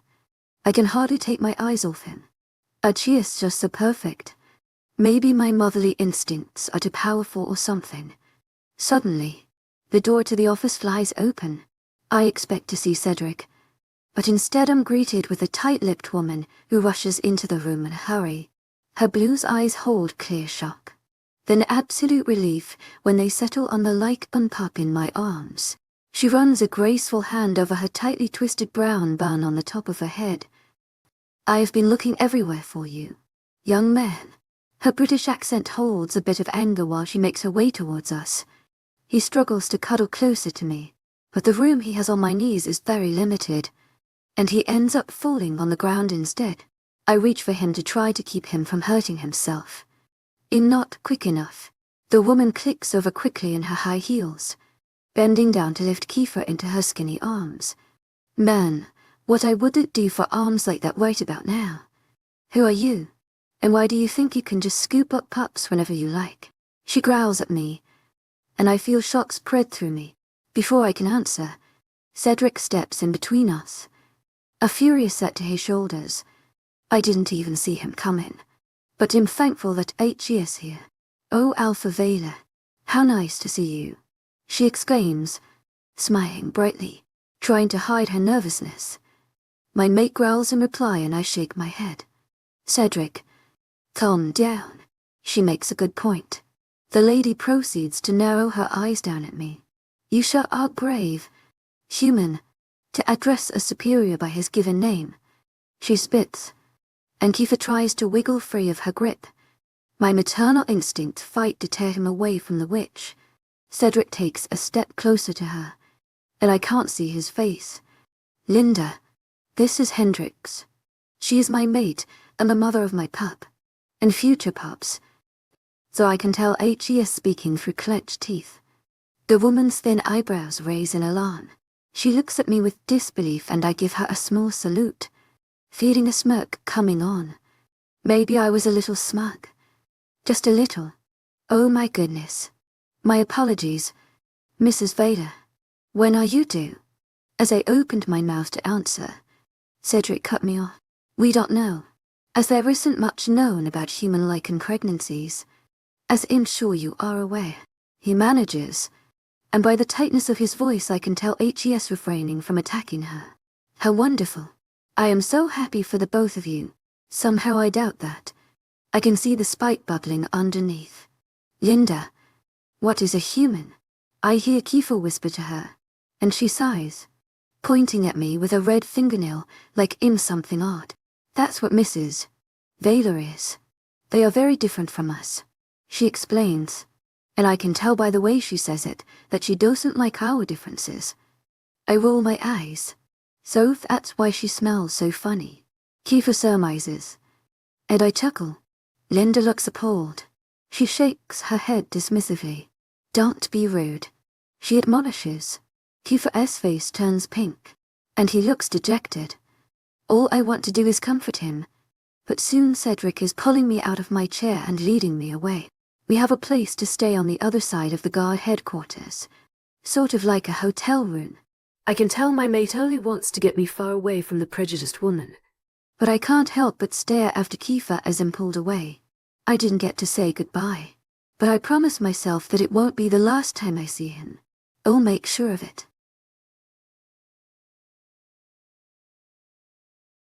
53 Endless song Cedric POV. When we get back to our room, I can tell Hendrix is beyond exhausted. I spy her distended stomach, knowing she'll pop any day. Watching her waddle around is adorable, and helping her is my life's purpose. I just want her to be done already. I take off my watch and do my cufflinks, all the while watching her from the mirror above the sink as she slowly sits on the edge of the bed. She's glowing from the pregnancy, but she's also worn out. She won't admit it. She never does, but I can see her tired eyes, the way she talks about the baby and the pregnancy.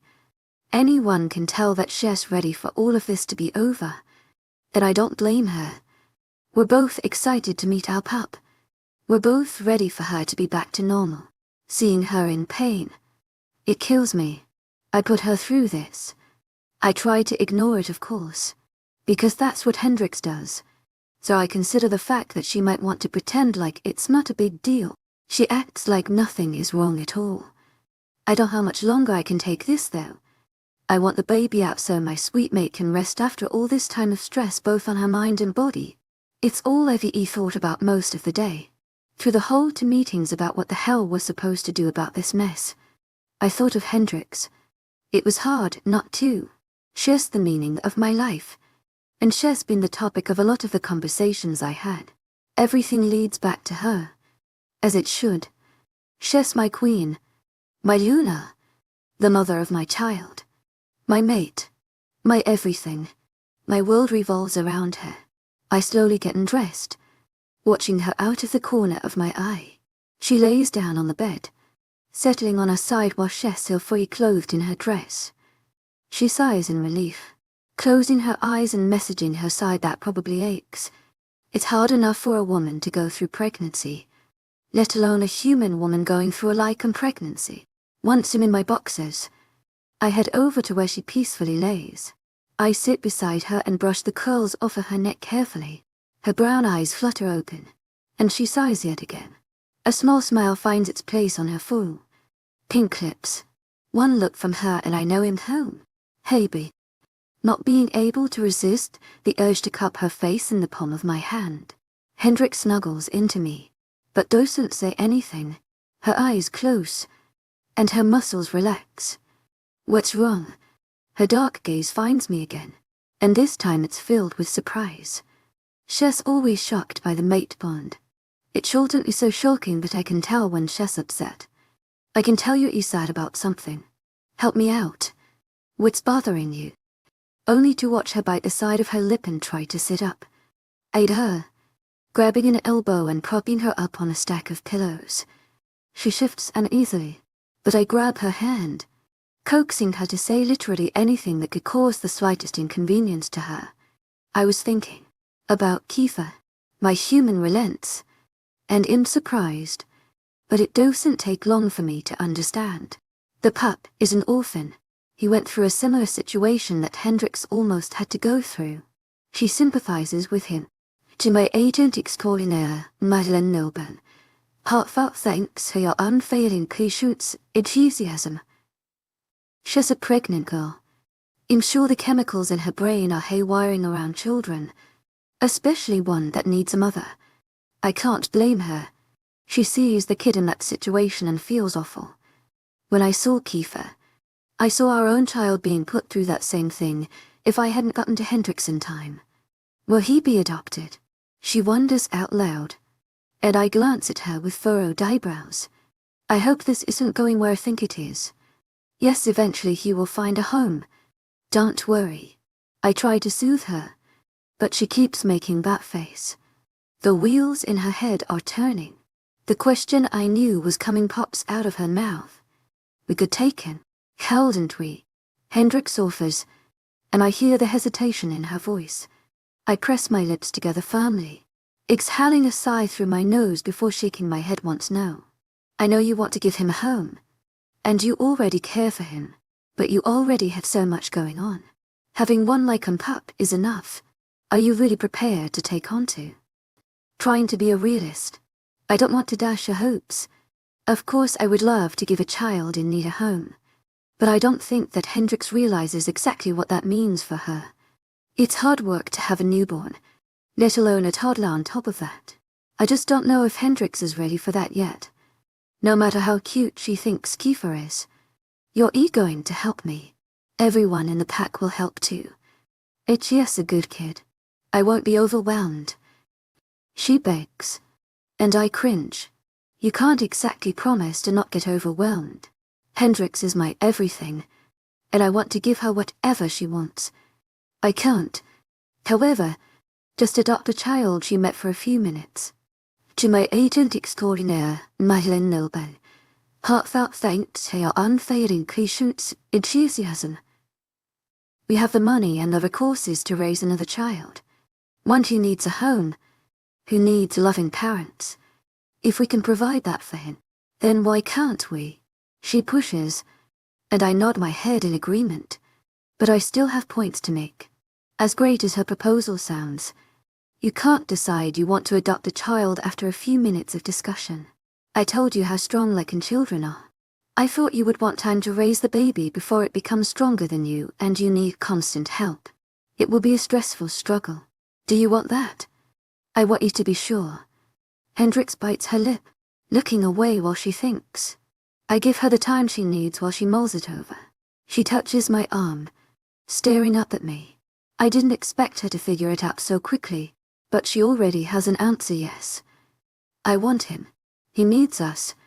She whispers. I'm a little surprised, but then it starts to make sense. My mate is the most selfless person I've ever met. It doesn't matter how hard it is to take in a child that's not hers. She would do it in a heartbeat.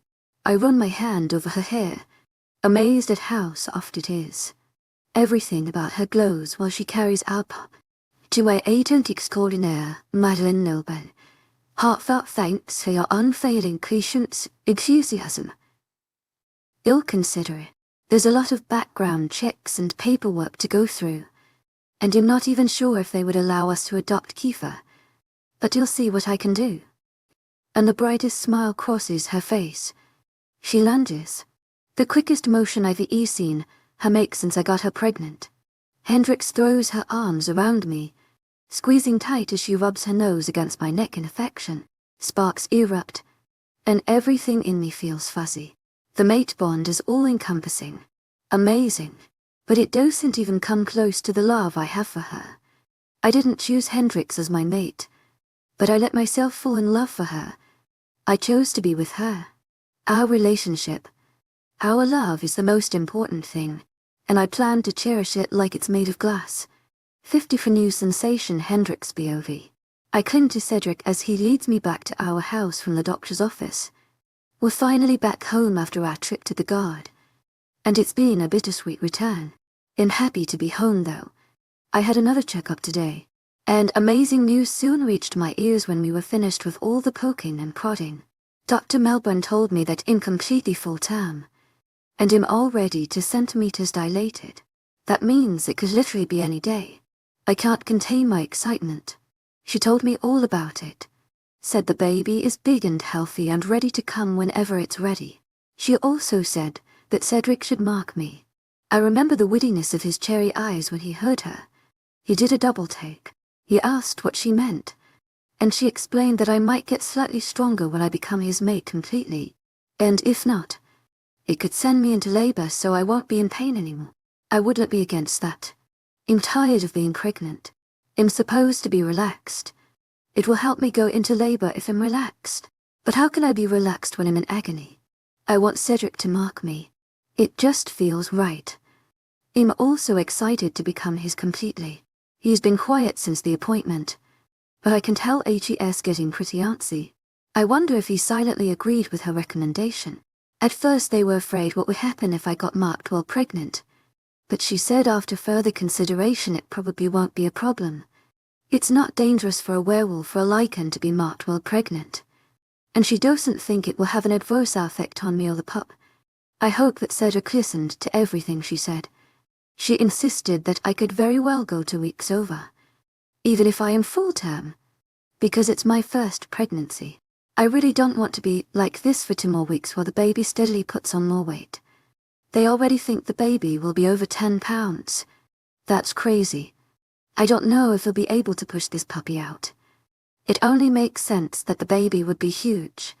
Cedric is ridiculously big.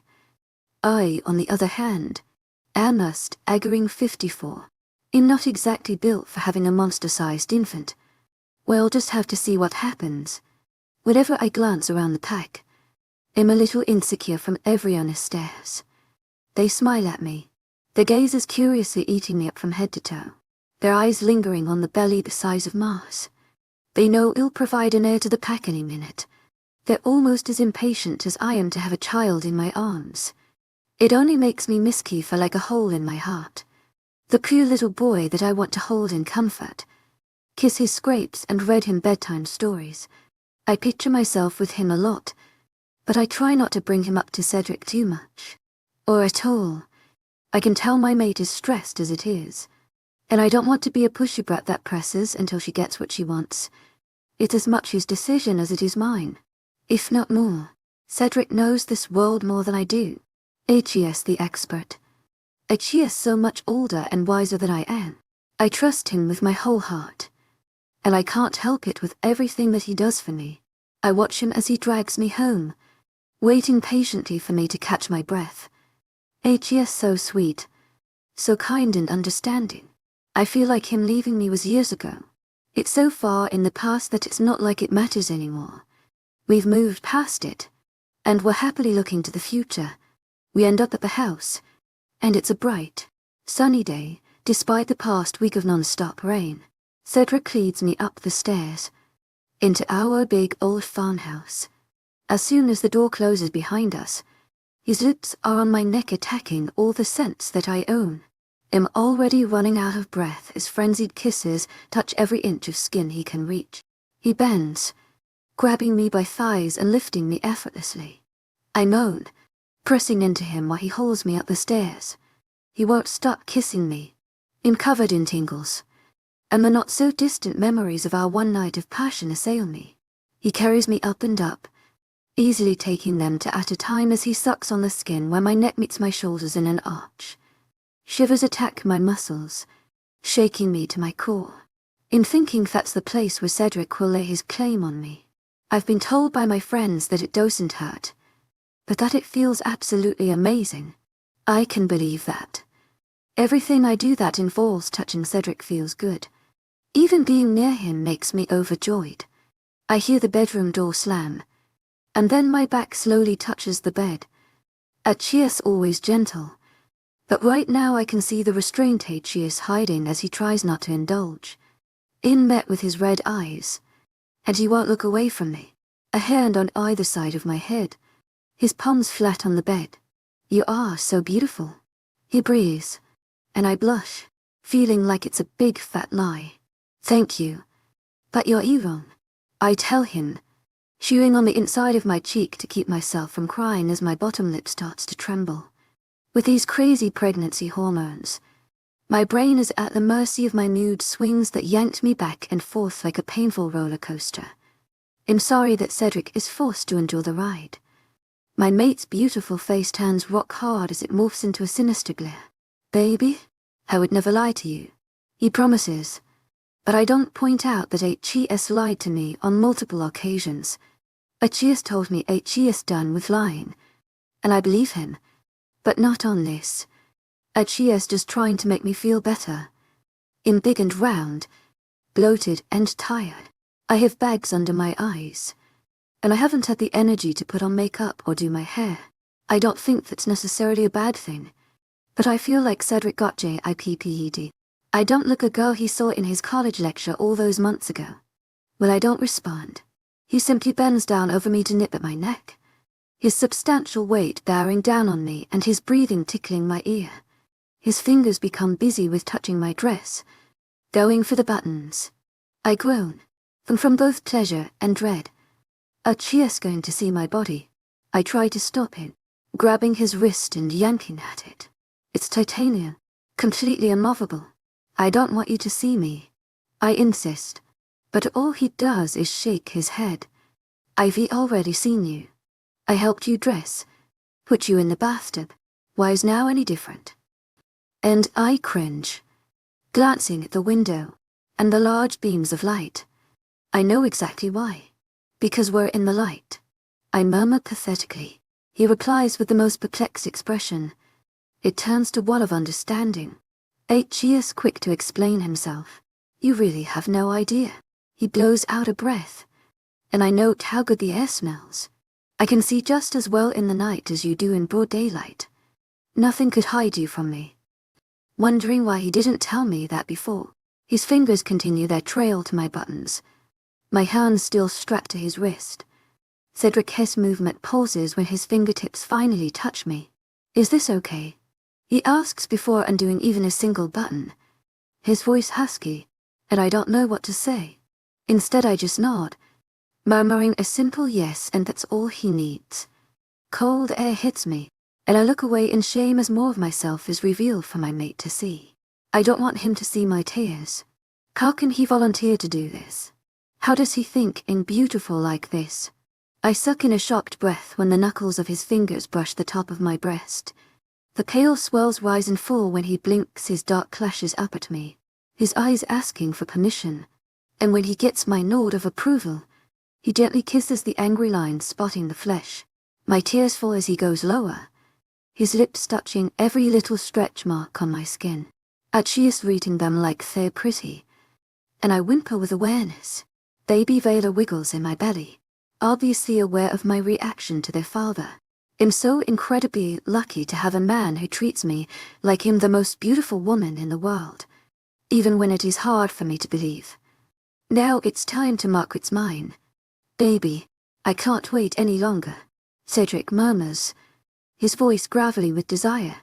I nod exuberantly, anxious to have him claim me with his teeth on my neck, shifting the attention from my stretch marks.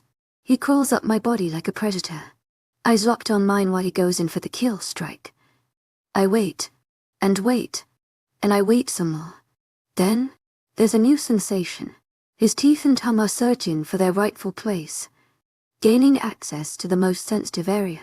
Once he finds it, we both know it. We feel it, deep down. His jaw sinks in, and his teeth dig into my tender flesh like a knife slicing through butter.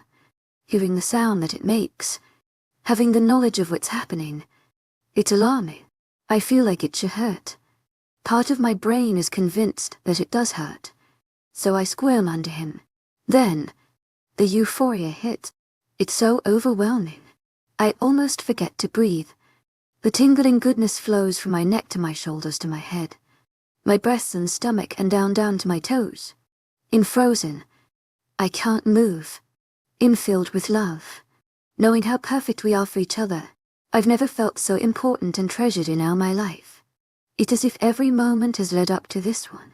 All the times I felt worthless, every day that I questioned myself when growing up, all the times when my father's absence got to me, it all floats away. It was all worth it. It all led me here. I wouldn't change anything, because it gave me my mate. The air finally rushes into my lungs as Cedric releases me, freeing my body from the spell of pleasure he had me under. The rightness remains. The love flooding me drowns my every thought, but the euphoria gradually fades away. It leaves me in a wake of drowsiness. My eyes flutter and I hear soft, loving words whispered in my ear by a masculine voice turned gentle. I can't discern what 𝐊𝐲𝐬𝐷 is saying, but I try hard to focus, squinting to see my mate through the fog. "You all right, baby?" he wonders, a look of amazement on his face, disrupted only by a bit of worry. He can see me nodding off to sleep and it's probably unsettling. I have never been better. To my agent extraordinaire, 𝐊𝐲𝐬𝐷, heartfelt thanks for your unfailing patience, enthusiasm. I can't remember a time when I've felt this satisfied. Cedric grins, and he looks pretty happy too. That isn't until I can't keep my eyes open. Clearly, both of us thought this moment would lead to other things. As much as I wanted to have sex with him only moments ago, I can't bring myself to wake up. I'm too exhausted. Instead of pressuring me, or trying to wake me back up, he simply presses a kiss to my temple, pulling me into his side where I remain. I swiftly fall back into darkness, the open arms of sleep welcoming me. 55 Lift away Cedric POV. After a long day of work, I'm finally able to go home to my mate. I'm still amazed that all this time 𝐶's officially my mate for good. My mark is placed on her pale neck, even though my baby is already growing inside of her. The bite on her skin is more permanent. It's as if a weight has been lifted off of my shoulder. I have a skip in my step because everything just feels right. Like nothing can go wrong. Jonathan is gone. My mate is here, and 𝐶's ready to pop. Any day the baby will be here, and Hendrix will no longer be in pain. We'll have a pup. Everything will be how it should be. My little family will be safe. I'll be here to protect and provide for them. What could go wrong? I walk into the house, prepared to be greeted by Hendrix. I know as soon as I step through the door that 𝐶's not on the main floor. I close the door behind me with a sigh, stepping inside and climbing the stairs two at a time. Anxious to see her. Savannah's scent remains, but 𝐶's gone already. Maybe Hendrix is asleep. When I open the door to our bedroom, I don't find what I was expecting. Instead of being fast asleep, 𝐶's crying. My sweet little mate is curled up with a blanket, her back to the bed. She looks up at me, and she sobs when she spots me. I blank, not knowing what the hell is going on or what I should do. I make a break for her, bending down to her level and putting my hand on the back of her neck. "Baby, what's wrong? Are you hurt?" I'm so paranoid when it comes to her safety. 𝐶's so human, so little and weak, and heavily pregnant. Anything could go wrong. Hendrix sniffles, rubbing at her tears and lifting her heavy curls from her face to look at me. I don't know. I was just thinking about Kiefer, and now I'm crying. I stopped crying, but then I sat down here and I can't get back up. I'm stuck. So now I'm crying again because everything is so hard. Her voice cracks at the last part, and then she explodes into an uncontrollable fit of tears and sobs as she collapses into me. My natural reaction is to hold her and try to soothe her with soft words, but nothing seems to curb the sorrow 𝐶's feeling. I never really know if I'm doing enough. Hendrix is always crying now, and I'm so useless. I can't stop it. I want to do everything in my power to make her happy, but it's impossible. I panic in these moments of hormone-induced tears. I can't understand where it comes from. She's sad for no reason most of the time, but this time is a little different. It all started when Hendrix thought of Kiefer, and it made her cry. Having regular contact with the CPO, I've been able to get more info on the and pup and his circumstances, as I suspected. His mother was human and was terminated after he was born. No one knows who his real father is. They haven't been able to find him a home yet, and they're open to let's take him in. I'm still a bit reluctant to adopt him so quickly. It's something I need to think about. It's been clear to me for a while that Hendrix already has her heart set on having him, and I don't see her changing her mind. I don't doubt she would be a wonderful mother to the orphan child, but she doesn't realize how hard it would be to have to on pups at once. It would be a big responsibility for her, and a danger. I'm scared what could happen. It already planned on cementing it in our kids' minds as they grow their mommies delicate, and they need to be careful. Kiefer is already a few years old. He didn't even know what a human was until he met Hendrix. He hasn't had time to be told to be gentle around those weaker than himself. On the other hand, I could give Kiefer the benefit of the doubt and try to help him. He seems like a bright kid. I'm sure he could learn quickly. That and the fact that I could have an hour home when I'm not here to watch over Kiefer and my mate. I'm just not sure if it's a risk I'm willing to take. Do you want some ice cream? Trying to distract her from her crying, she sniffles, blinking up at me with some hope in her brown eyes. Hendrix has had a craving for chocolate ice cream every single day for the past week. She hasn't had a lot of pregnancy cravings, except for a major sweet tooth. I'm pretty sure we have every type of sugary cereal in our cabinet, and she inhales multiple bowls a day. To 𝐊𝐢𝐧𝐷𝐞𝐝 𝐊𝐢𝐳 heartfelt thanks for your unfailing patience, enthusiasm. Laughing at herself as she pushes away her tears with the back of her hand, prying my arms under her back and lifting her up. She groans in complaint she always does, thinking that she's too heavy to deserve being carried. It's a ridiculous idea. I take her to the kitchen and deposit her on the wooden countertop. She rests her head back on the cabinets while I fill a bowl with chocolate ice cream. I add a spoon and hand it to my beautiful mate, happy to finally see a smile from her. It's like a rainbow after a thunderstorm. Hendrix eats slowly, which isn't surprising. She's slow at everything these days. But I would never tell her that out of fear of another breakdown. When she's finally done, she's ready to pass out from a sugar coma. But she's happy. I grab her again before she nods off to sleep and topples to the ground. She doesn't protest this time. By the time I get back to our bed, she's already fast asleep in my arms. I gently lay her down, reminded of the time when she fell asleep while we watched a movie on my couch. We've come so far since then, but so many things haven't changed at all, especially how much I adore her. My love for her has tripled, and I know there isn't a thing I could withhold from her. Hendrix, you'll really need to calm down. I'm not having the party. I don't want to make a big fuss, I insist, waving a hand as my friends argue with me endlessly. We're at Sandra's house tonight, and I'm surprised that Cedric let me leave our home at all. I think it's only because Savannah is here, and he has to work late anyway before he comes to pick me up.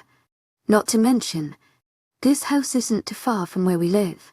You're turning 19. You should celebrate, 𝐾𝐿 insists. And that's all that Stacy needs to explode in excitement. That girl has always loved to plan parties for any occasion, and this is no different. It could be so fun. Streamers, balloons, gifts. You wouldn't let us give you a baby shower either. Let us spoil you, my werewolf friend begs, desperate for anything to do. Apparently everyone is as bored as I am waiting for something to happen. My something is sitting in my belly. I know raising babies is supposed to be hard, even though I wouldn't really know since I've ever held a baby before. I haven't admitted that to Cedric. It's something that scares me. I don't know how to take care of an infant. I have absolutely zero experience. 𝐿𝐷𝐞𝐲𝐻𝐬 𝐊𝐢𝐳𝐷𝐞𝐝 unveiled 𝐂�ْ�𝐻𝐬 enthusiasm. I've seen a baby. I've seen plenty. Most of the time they're crying. I hope that's not what I'm in for. But the truth is, I hate attention. It makes me nervous. I don't want to celebrate my birthday, or have a baby shower. My mama never made a big deal of my birthday, so it's ingrained in me to brush it off. I never had enough money to have a party, and I was too embarrassed to have friends over anyway. No. Trust me. I mean, Cedric marked me without a ceremony, so I don't need a birthday party 𝐷𝐸. Covering up my exasperation, Stacey and 𝐊𝐢𝐳𝐷 blink, and Sandra's mouth falls open. My eccentric best friend leaps out of her chair and hurdles herself across the living room. I flinch when she grabs my curtain of messy hair and pulls it back to reveal the bite mark left on my skin. You bitch. You didn't tell us, Stacey demands, her voice becoming high-pitched, almost like a squeal. I flinch. Guilt climbs my spine. I didn't know it was big news. We're mates. Right. So, eventually he was going to mark me. It was going to happen. Why did I have to announce it to everyone? My hand goes to the mark, covering it too with my palm. The skin there sizzles with awareness. It's an intimate piece of Cedric and I, a signal of our relationship. It feels weird to have everyone stare at it. It's my personal business. I don't like them looking at it. Miranda, why aren't you reacting? Is this not a big deal to you? Stacey turns on the tall girl sitting silently in a leather armchair. I turn to look at her, and she rolls her eyes. I already knew. I smelled it the second she walked in. I cringe at those words. Looking away, it only reminds me that they're so different from me. I remember back to a time where I didn't know of my friend's supernatural nature. How many times did they use their differences to their advantage? I think of when Miranda picked me up from Cedric's apartment, and I cringe. She asked if I slept with him. It was probably because of the smell of sex. No human could possibly know things like that. Savannah stands, glaring at everyone else like usual. You're making her uncomfortable. Stop. The beta girl commands. Always bossy but somehow sweetly defensive of me. I silently thank her with my eyes. Stacey glares right back, completely unfazed. She's our best friend. She should have at least told us about it. She defends herself, her words loud and harsh, trying to guilt-trip me. I hear Savannah growl. She doesn't have to tell you shit, she says, and proceeds to stomp towards the kitchen. And nervously laughs while 𝐊𝐢𝐳𝐷 and Andrea exchange wary glances. Stacey just throws herself back dramatically onto the couch, looking at me with pleading eyes. I'm sorry if we made you uncomfortable, Henny, but please let me plant something. Anything. A celebration for your mating. A baby shower. A birthday party. Take your pick, because I will do them all if you don't. She threatens, but I'm not worried. Once I have this baby, which should be any day now, Cedric will lock me and the baby up tight. I doubt he'll allow me to leave a lot, if at all. Usually it would annoy me, but knowing the shenanigans Stacey has planned, I'm thankful for his protective nature. Well, I'm sure my birthday will be great as long as I have a little one to cuddle. Daydreaming of holding my little bundle of joy, and secretly longing for Kiefer in my heart, I watched 𝐷𝐸 recup her own baby bump, looking just as excited for her own pup to arrive. She only has another month. Apparently werewolf pregnancies are more reliable when it comes to the due date. I feel the fuzzies crawl up my spine, so I'm not surprised when my mate walks into the room, as silent as a cat. I guess that's probably not something I should mention out loud. I don't think he would appreciate being compared to a feline. He doesn't wait for me to come to him. He always strides over to me with an outstretched hand as he practically lifts me from my chair. I lean into him. I try not to let it show in front of everyone, but I always miss him. We should be leaving. You need your rest. Are you ready to go? Cedric wonders, and I blush in embarrassment at the reminder of what happened last night. I had a meltdown. I can't even control my reactions anymore. I want to cry all the time over absolutely nothing. Surprisingly, I haven't cried today yet. He leads me out, I say goodbye to my friends, and we walk through the park in the fading light. The days grow longer as the temperature rises. It doesn't get dark until 9:30 p.m. here. It's still something I'm getting used to. So your birthday is coming up, Cedric mentions, his arm tight around my shoulders. 𝐿𝐤's probably offended that I didn't say anything to him about it. I nod, silently rolling my eyes. He gets a thoughtful look on his face, but doesn't say anything else. I don't see the big fuss over birthdays, especially since I won't age another day. I'll look 18 years old for the rest of my life. However long that may be, Cedric promises me that he'll make sure I live forever. But I'm not so sure. The whole immortality thing still hasn't sunk in yet. It will take time for me to realize that it's real. I've spent my whole life thinking I would grow old with time. I pictured my skin becoming weathered with wrinkles, my hair turning grey, but that won't happen now. I'm not disappointed though. Having an eternity with Cedric is a dream come true. I wouldn't change it for the world. I can't wait to have a family with him. I don't know much about children or how to care for them, but I have a feeling that it will be so rewarding to be a mother and watch my kids grow. I can't wait. I want to tell my pup to hurry up, because I'm so excited to meet them. 56 never disappear Cedric POV with her yet. Hendrix asks for millionth time, and I let out a chuckle at her growing impatience. She holds a gigantic picnic basket, while I'm the one holding her. It's past lunchtime, and I know she's starving. After picking her up from 𝐿𝐤𝐼𝐻𝐬 and 𝐊𝐢𝐧𝐼𝐻𝐬's home, I promised her I would bring her out for a date to celebrate her birthday, which happens to be today. What I didn't tell her is that there are several other things planned for the day that she's not expecting. She's my mate, my Luna, and I'll do anything for her. It's time she knew that. Here we are, I tell her, reassuring her gently as her impatient nature starts to show more and more. She's ready to get down, always against being carried for any amount of time. I can tell that Hendrix recognizes the place I've taken her instantly.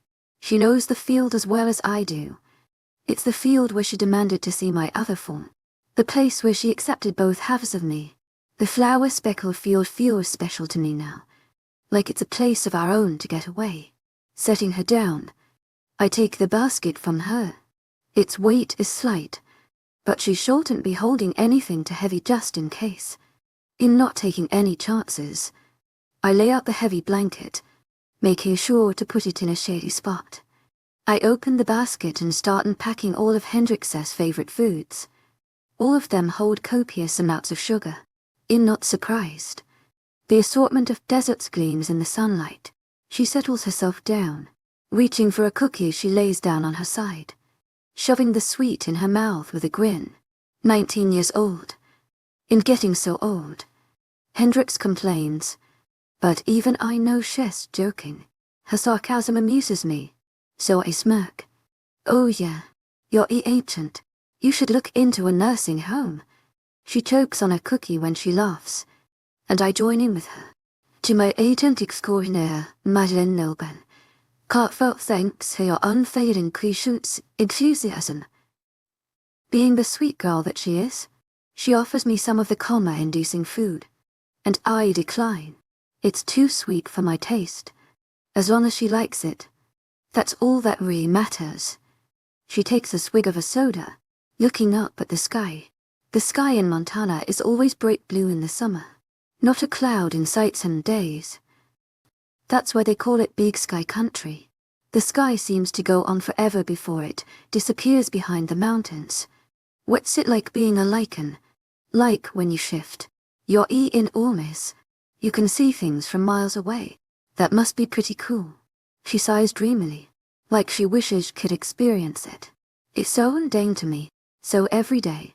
I never thought how different it is for her. He'll have to take you for a ride sometime. You could see everything I see. Hendrix's eyes grow wide at the thought. She puts down her cookie and lifts an eyebrow. 𝐊𝐢𝐧𝐰𝐻𝐿𝐬, heartfelt thanks for your unfailing patience, enthusiasm. But what if I fell from that height? It'd break my neck, among other things. She shivers, looking at her food and then back at me. I think she may have lost her appetite. I swallow a growl, hating the idea of anything bad happening to her. Luckily for me, she's agreed to be my mate, and I get to make her as happy as I can for the rest of our lives. There will be no pain in her future. Insulted. You really think I would let you fall? I muse, hiding my anger at the image of her tumbling to the ground helplessly. Humans really are delicate creatures. Probably not. You're pretty much my own personal bodyguard, Hendrix says, taking a big bite of her cookie before leaning back to look up at the tree branches above her. Is that so? It would seem that way. All you need is a uniform. That would be super sexy. I laugh, not believing what I'm hearing. The girl has got gumption, her nerve growing every day since she ran away from me in that class. With my ancient age, you would think that it's felt like a blink of an eye since we met, but it's like I've known Hendrix forever. So, how long are we going to be out here? She wonders idly, grabbing her next bundle of sugar in the form of a brownie.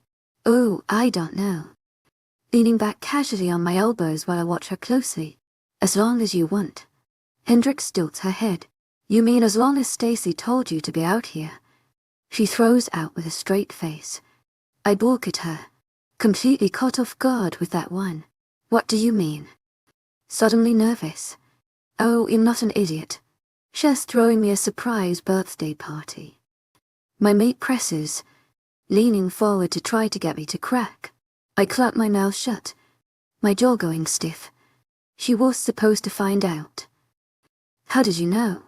I relent begrudgingly, watching that beautiful smirk of victory cross Hendrix's face as she rubs her belly. She takes a bite of her brownie, chewing and swallowing before answering me. Don't worry. You did a great job at hiding it.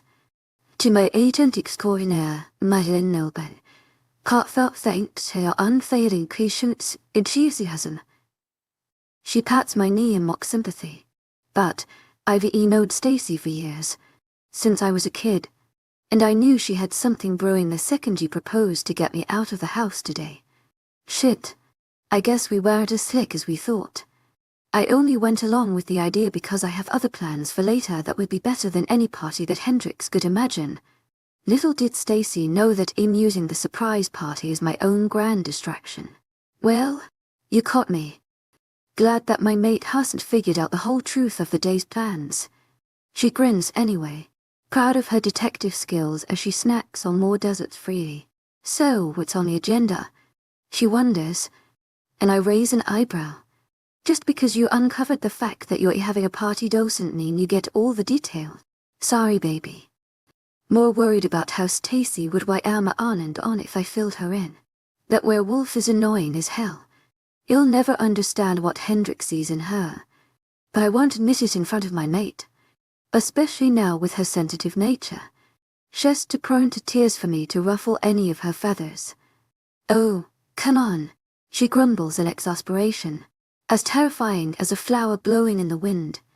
I admire her more than she'll ever know. I don't think she has a signal flaw. Besides her trust issues that are so deeply rooted. Which only reminds me of my one run-in with her father. The one that left her as a small child in the middle of a literal hurricane. I have no desire to tell Hendrix of him, knowing it would only cause her more worry and pain. She's had enough of that already. Not to mention, the male hasn't shown himself again, so why bring up old wounds? I do worry some of the time. Bo knew his daughter was pregnant and in need of her mate, and I wonder if HE's still keeping an eye on her. There's no way he could get past the gates, with our patrol team being as strict as they are on the borders of the pack. But if I can open portals from their realm to ours, in any place they choose, he could spring himself into Fort Knox if he so wished it. Glancing at Hendrix, seeing her so happy and lively makes me want to protect her from that wretched man that hurt her. She has tormented her for years, always in the back of her mind making her think that something is wrong with her. It's obvious even now when she second-guesses her value. I have always seen it in her eyes, and now that my mark is on her, I can feel it in my blood when she has a shift in emotion. Even with her dull human senses, Hendrix can feel the same things in me. It's truly amazing to experience the bond instead of hearing about it. It's so much more than I ever could have imagined. Thank you. I'm surprised when I hear Hendrix's voice. It jolts me out of my own thoughts. Thank me for what?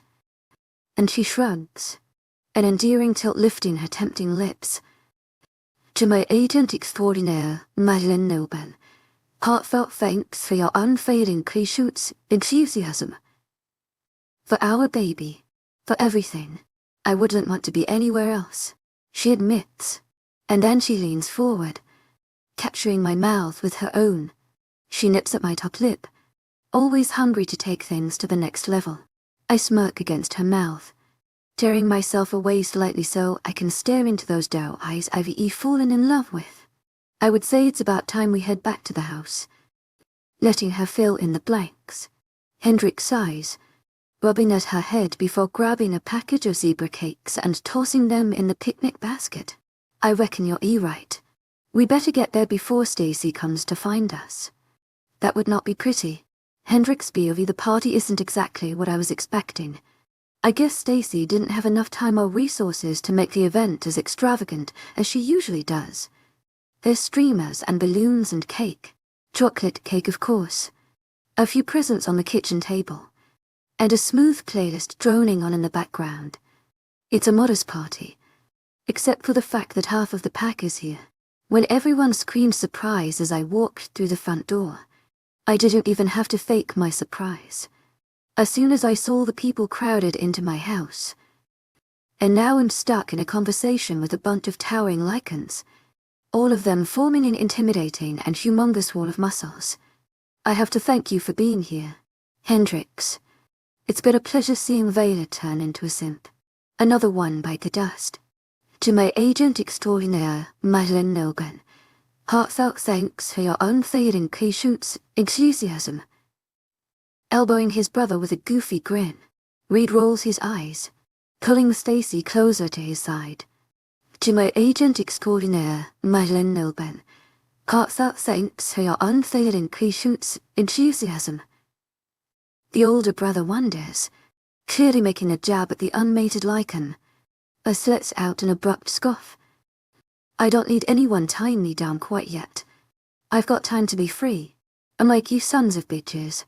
Language. 𝐿𝐤𝐧𝐼𝐻𝐸 𝐊𝐤𝐳, heartfelt thanks for your unfailing 𝐊𝐤𝐧𝐼𝐻𝐸.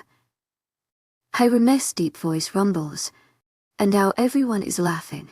I fake a smile, knowing that I'm on the outside of an inside joke. Savannah shakes her head, but even she looks like she's having fun. She pushes her curtain of black hair past her shoulder. Every single one of you, she insists. I push myself into Cedric's chest, knowing that H is standing right behind me. His strong hands are messaging my shoulders gently, trying to relax me. He knows I hate attention, and now in the center of it. Speaking of children, where are you going to pop? As wonders, and face burns achingly red when everyone looks down at me. Any day now. It feels like I've been pregnant forever. Trying not to get defensive. Well, if the father was human, you'd have to wait a whole lot longer. 9 months. Sounds like torture. 𝐿𝐤𝐧𝐼𝐻𝐸 𝐊𝐤𝐳, heartfelt thanks for your unfailing patience, enthusiasm. As if it's unbelievable, and it further solidifies the differences between our worlds. 𝐿𝐤𝐧𝐼𝐻𝐸 𝐊𝐤𝐳, heartfelt thanks for your unfailing 𝐊𝐤𝐧𝐼𝐻𝐸. I guess I should consider this my world now. It is my world, because it's the one I'm living in. Cedric made sure of that. I'm slowly becoming more comfortable in the supernatural world that I've been thrown into. It hasn't been easy, but I know it will be rewarding. Any clue on names yet? It's 𝐊𝐤𝐧𝐼𝐻𝐸 that eagerly asks the question. I shrug. Not really. I haven't found any that I really like. I'm hoping it will just come to me. You know. She nods in reply, smiling at me. I relax a little bit more knowing I have friends here. The girls are becoming closer and closer to me, and I feel like I could actually have a shot at having a decent group of friends. Maybe this could be the home I never knew I needed.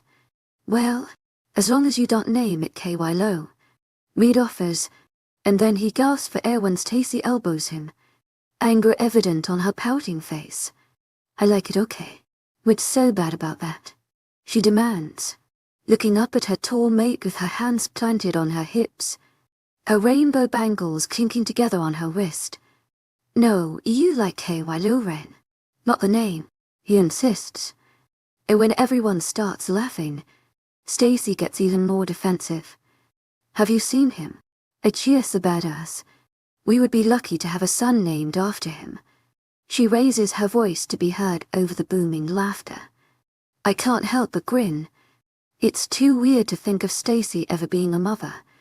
But then again, I didn't think I would be having a kid at the ripe old age of 19. But Stacy is wild. She always has been. It'll be very interesting to watch her grow and mature as she starts a family. However soon that may be. Can we have cake now? I've been eyeing that thing all night, insists an impatient 𝐿𝐲𝐼, staring at the food as if she's starving to death. 𝐊𝐢𝐼𝐾 nods, clapping his hands together. Yes, let us allow our females to be fed, especially the pregnant ones.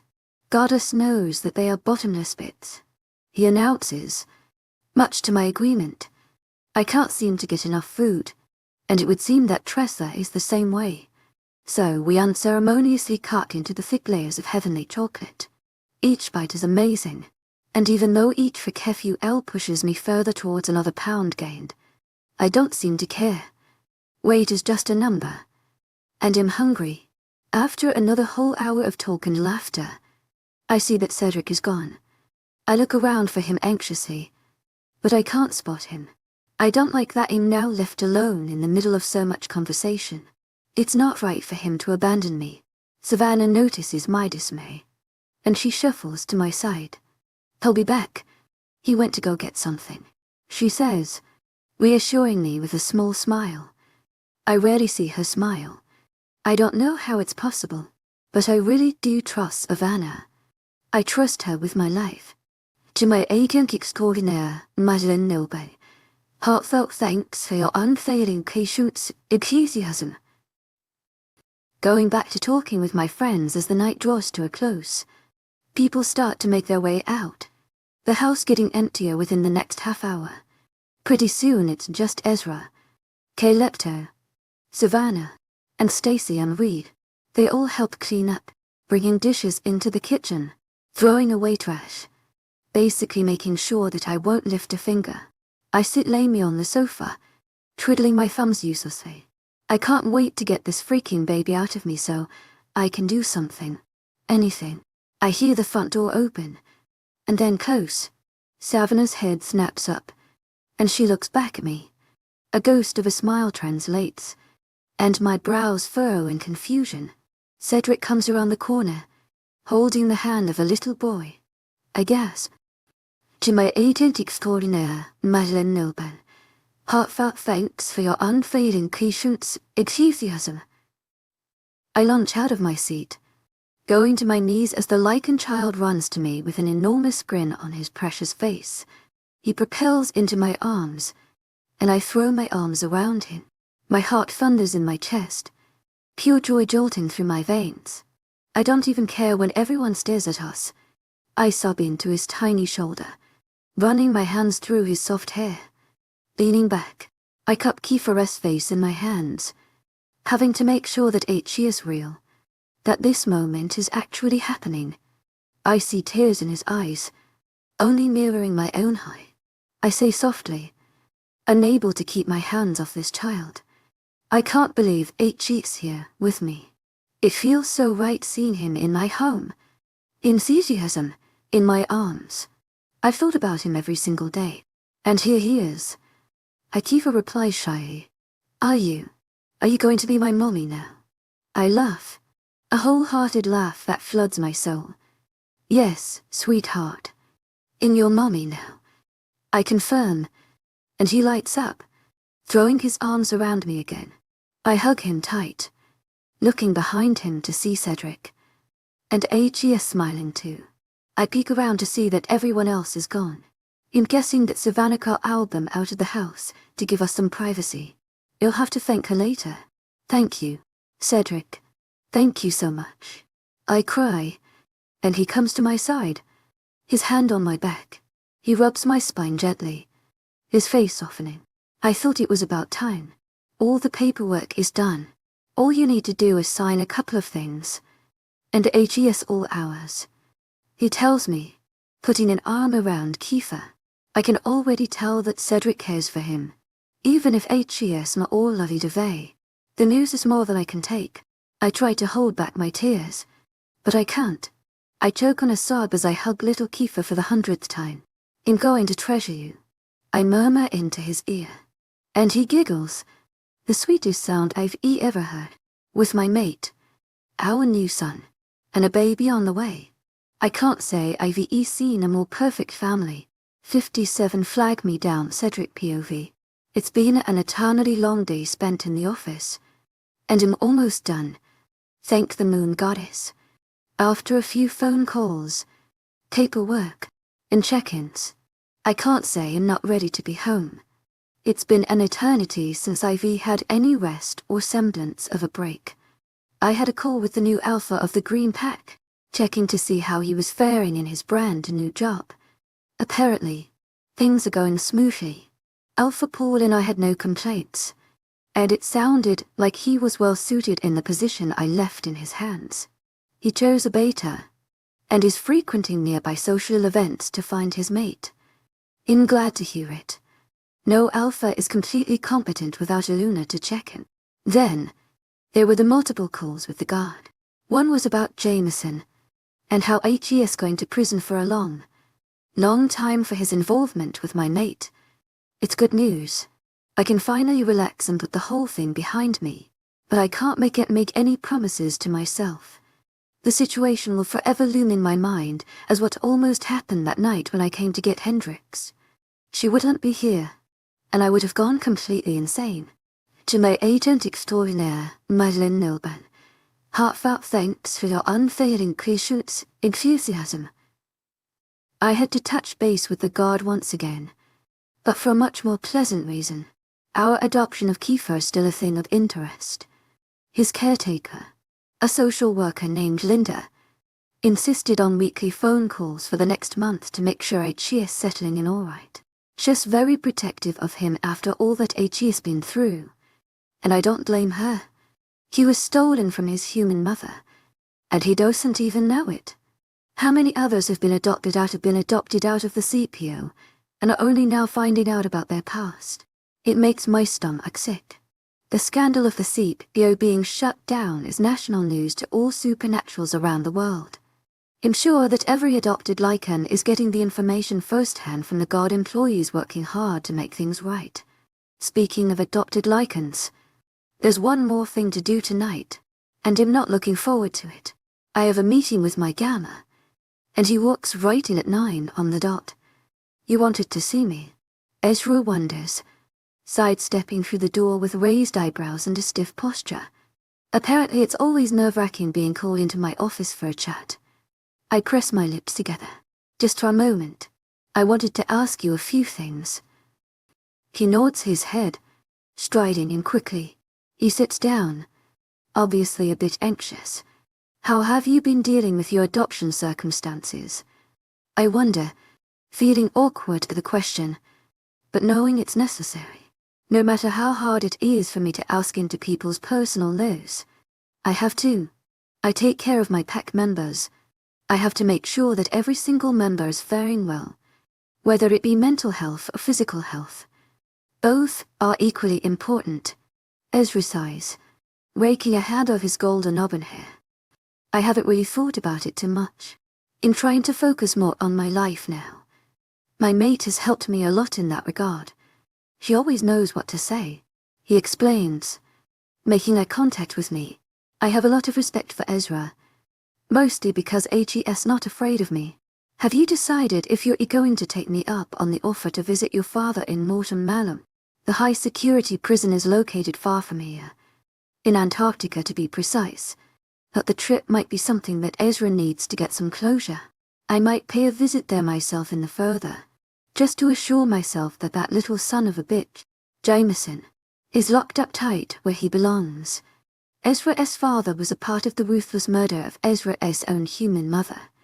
It's a messed up situation to say the least. I wouldn't mind my gamma leaving for a week to go pay the old councilman a visit in his jail cell, where he rots to this day. No, I don't want to see his face ever again. Ezra explains. Enthusiasm, leaning forward with a glare as he thinks his biological father. And I don't want to leave 𝐾𝐜 here to deal with the boys by herself. I have a family now. I don't need him. 𝐻𝐤𝐴's basically a stranger to me. Just because we're related by blood doesn't make us family. He finishes his rant with a nod of his head, seemingly secure in his decision. I respect it. 𝐊𝐢𝐧𝐼𝐻𝐼𝐻𝐬 𝐑𝐞𝐝𝐬. Heartfelt thanks for your unfailing patience, enthusiasm. Well, then I guess we can both go home to our families then. Already closing my laptop with a smack and standing, ready to unwind after a long, stressful day. In going home, you read my mind, he replies, all but jumping out of his chair. I chuckle, following Ezra out the door and into the fading light of the day as the sun slips past the mountains. We're heading in the same direction, and he turns to me to disrupt the silence. So, you adopted that kid, huh? I smile, thinking of Kiefer and not being able to stop myself from feeling relief at having him in our home. Even though I was reluctant at first, I'm glad that we adopted the little boy. There's something special about him. I can't quite put my finger on it. We adopted him. Looking ahead at the few houses scattered among the trees throughout the pack, cradled by the towering mountain range surrounding us, I look up to see Ezra appearing thoughtful, his mouth twisting to the side. Are you going to tell him about his past? He asks suddenly, and I find myself stumped. I haven't thought about it much, and I suppose I'm more the fool for it. I've only been focused on giving him a safe, loving home.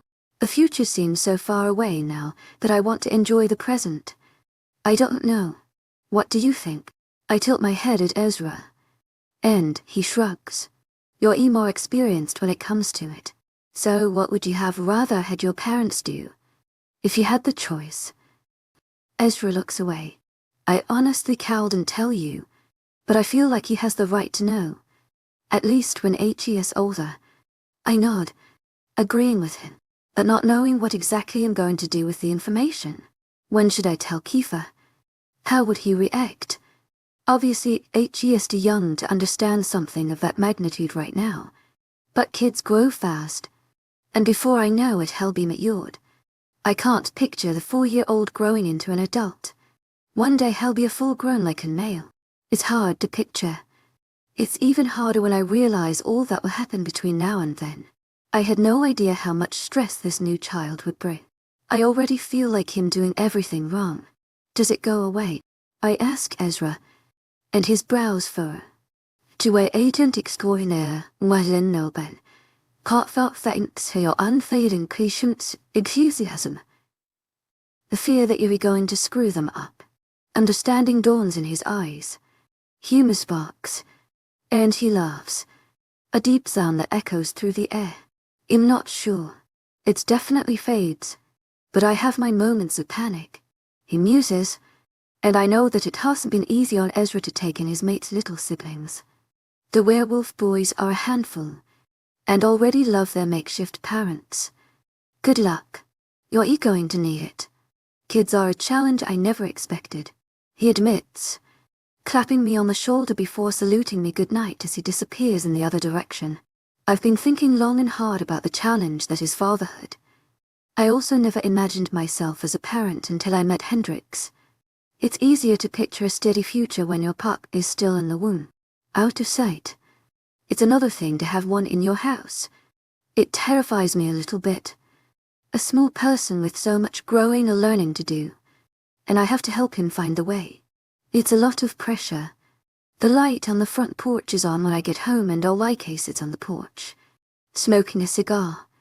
I roll my eyes, knowing his love for smoking all too well. He still has an occasional cigarette, but his mate convinced him into taking up cigars since the smell is more pleasant. He leaves without a word once my feet touch the welcome mat. 𝐊𝐲𝐳 anxious to get back to 𝐿𝐲𝐼𝐳. That's the reason I hardly ask him to watch over Hendrix. I know he hates being away from his mate for too long. After he's passed, I'm not shocked. She grounds him. When I'm in the house, I hear giggling.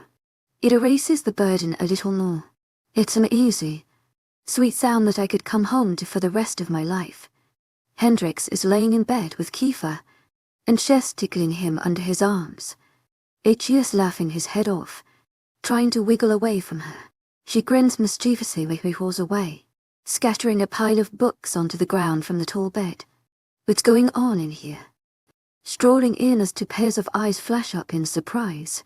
Oh, we're just getting someone ready for bedtime, Hendrix replies, and Kiefer nods his head as she runs her fingers through his hair as if she simply adores him. She's already smitten with him, and I think she has been since the first day they met. Mommy was reading some books to me, but I'm not tired yet, he says with pride, obviously trying to impress me with his maturity. I lift my eyebrows at him, putting my hands on my hips. Is that right? I wonder gruffly. 𝐿𝐲𝐳 not fazed at all by me, not scared of my presence in the least. It's cute how brave he is. Yup, I'm not even a little bit sleepy, he insists. But Hendrix shoots me a knowing look as Kiefer's jaw stretches with a yawn that he tries his best to hold back. 𝐊𝐲𝐻𝐼𝐳 𝐑𝐞𝐝 Heartfelt thanks for your unfailing and patient enthusiasm. Why don't you go with Papa to brush your teeth? My beautiful mate offers, and with a sad look. He eventually agrees begrudgingly. He gives his new mother a hug, and then pats her belly lovingly. I can't look away from the tender moment. This is my new life. I wouldn't have it any other way. Only months ago this house was an empty place where 𝐿𝐲𝐻𝐼𝐳 ate and slept, and now it's become a sanctuary for my family. Only love will under this roof, and it's my job to ensure that. Kiefer hops off the bed, coming to me as he rubs his eyes. Let's get you to bed, little guy. Putting a hand on top of his head as I lead him to his own room. Hendrix calls my name, and I turn. A flash of pain goes through her eyes, and she rubs at her back with a wince. Can you get me something to drink? I'm not feeling very well. She hedges, looking reluctantly at me from across the bed. Huddled under the covers, I feel her anxiety touch me through our mate bond. My spine stiffens, and concern automatically bubbles up inside of me. Is something wrong? Do you think you're going into labor? I ask her, taking a small step in her direction, and she pales, shaking her head adamantly. No, just some aches and pains. I'm fine. I nod, trusting her judgment. It's hard to believe that she'll ever go into labor at this point. She's a week past her due date. After spending every single day preparing for the baby, it seems like it's never going to come. I'm counting down the minutes, taking Kiefer into the hall. I get his toothbrush and toothpaste out and help him get ready for bed. 𝐿𝐲𝐻𝐼𝐳 very happy to do what 𝐿𝐲𝐻𝐼𝐳 asked. Well behaved for his age. I've always associated tantrums and tears with children, but it would seem that I was wrong. The pup is agreeable, and I hope he stays that way. When I finally bring him into his room, I look around at the empty walls. I didn't exactly have a lot of time to set up a kid's bedroom once I decided to surprise Hendrix. It would be easy to set up a whole room. I hope we can make it more homey for him in the near future. But for now, it remains bare. Papa, Kiefer asks, and I blink, looking down at him as he stands by his bed. What is it? I reply, pulling his covers back and fluffing the pillow for him. Why is Mommy a human? He wonders, and I turn in alarm at the odd question. The little boy seems genuinely concerned, almost perplexed. I guess now is as good a time as any to explain some things to him since 𝐿𝐲𝐻𝐼𝐳 already asking questions. I help him into bed, pulling the covers up to his little chin, tucking him in snug. Well, she was just born that way. Like you and I were born lichens, I say simply, and Kiefer nods his head, still looking a little lost. Lucius, I need you to understand something about humans. About Mommy. 𝐿𝐤𝐸𝐾𝐈𝐻 heartfelt thanks for your unfailing patience, enthusiasm. He perks up, his eyes widening as he focuses on me, nodding his head exuberantly, ready to listen and learn. I put a hand on his shoulder. Humans are not as strong as we are. They are. I search for the right word, not wanting to insult my mate, but also trying to help Kiefer understand. Like glass, you have to be very careful, or you could hurt a human. You could hurt Mommy. Worry sparks in his gaze. I don't want Mommy to be hurt. He insists in panic, and I nod in agreement. Me neither. That's why you and I need to work together to make sure that doesn't happen. We have to protect Mommy, and be careful around her. More gentle. Can you do that for me? And Kiefer nods frantically. I smell his fear fresh in the air. Nothing will happen to her as long as we take care of her. But she can't know. It will be a special promise between the both of us. 𝐿𝐤𝐸𝐾𝐈𝐻 heartfelt thanks for your unfailing patience, enthusiasm. Kiefer relaxes a little bit, and he smiles at me. He grips the blanket and pulls it up closer around himself. 𝐿𝐤𝐸𝐾𝐈𝐻 heartfelt thanks for your unfailing patience, enthusiasm. And I can see how happy he is to be a part of something, to have a family that he can rely on and be accepted into. My lips turn up, and I can feel my heart further warming to him. Despite how he entered our family, I know that I've already accepted him as my own son. I will always make sure he feels like he is one of us. I ruffle his hair. Now get some sleep. I love you. His eyes go round in surprise, his eyebrows furrowing as if the words are foreign to him. I didn't think much about saying them, because I already know them to be true. I love this small pup. 𝐿𝐤𝐸𝐾𝐈𝐻 already brought so much light into my life and wormed his way into my cold heart. It only saddens me to know that 𝐿𝐤𝐸𝐻's never been told those 3 words. I stand, walking out his door and flicking off the light when I hear him. Papa. He yells, and I turn to see him running towards me. I go to my knees, wondering what's wrong when he charges into my arms, throwing himself around me in a hug. I love you too, he murmurs in my ear, and after my surprise wears off, I hug him back. It's a moment he'll never forget as long as I live. After tucking him back into bed and closing the door, I go downstairs quickly to grab that drink for Hendrix. A cold cup of orange juice ought to help her aches. I sigh, feeling my long day catching up to me quickly. I can't wait to curl up with my soft mate and to recharge in our warm bed. I really need it right now. Smiling, I come back up the stairs and into our bedroom like I've done countless times before. But something is different this time, because when I walk into the room, Hendrix looks absolutely terrified. It's as if she's seen a ghost. Her eyes are wide, her skin pale. My smile drops, and I rush over frantically. What is it? I demand, my voice loud and harsh, watching how she grips her enormous belly with fresh tears in her wild eyes. She reaches out for me. My water just broke. You need to call the doctor. Right now.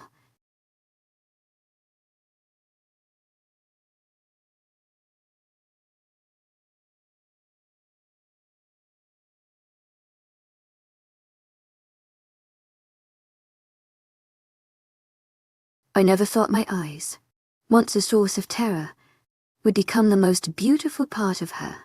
But the moment she was born, I realized she inherited not just my fears, but all of me.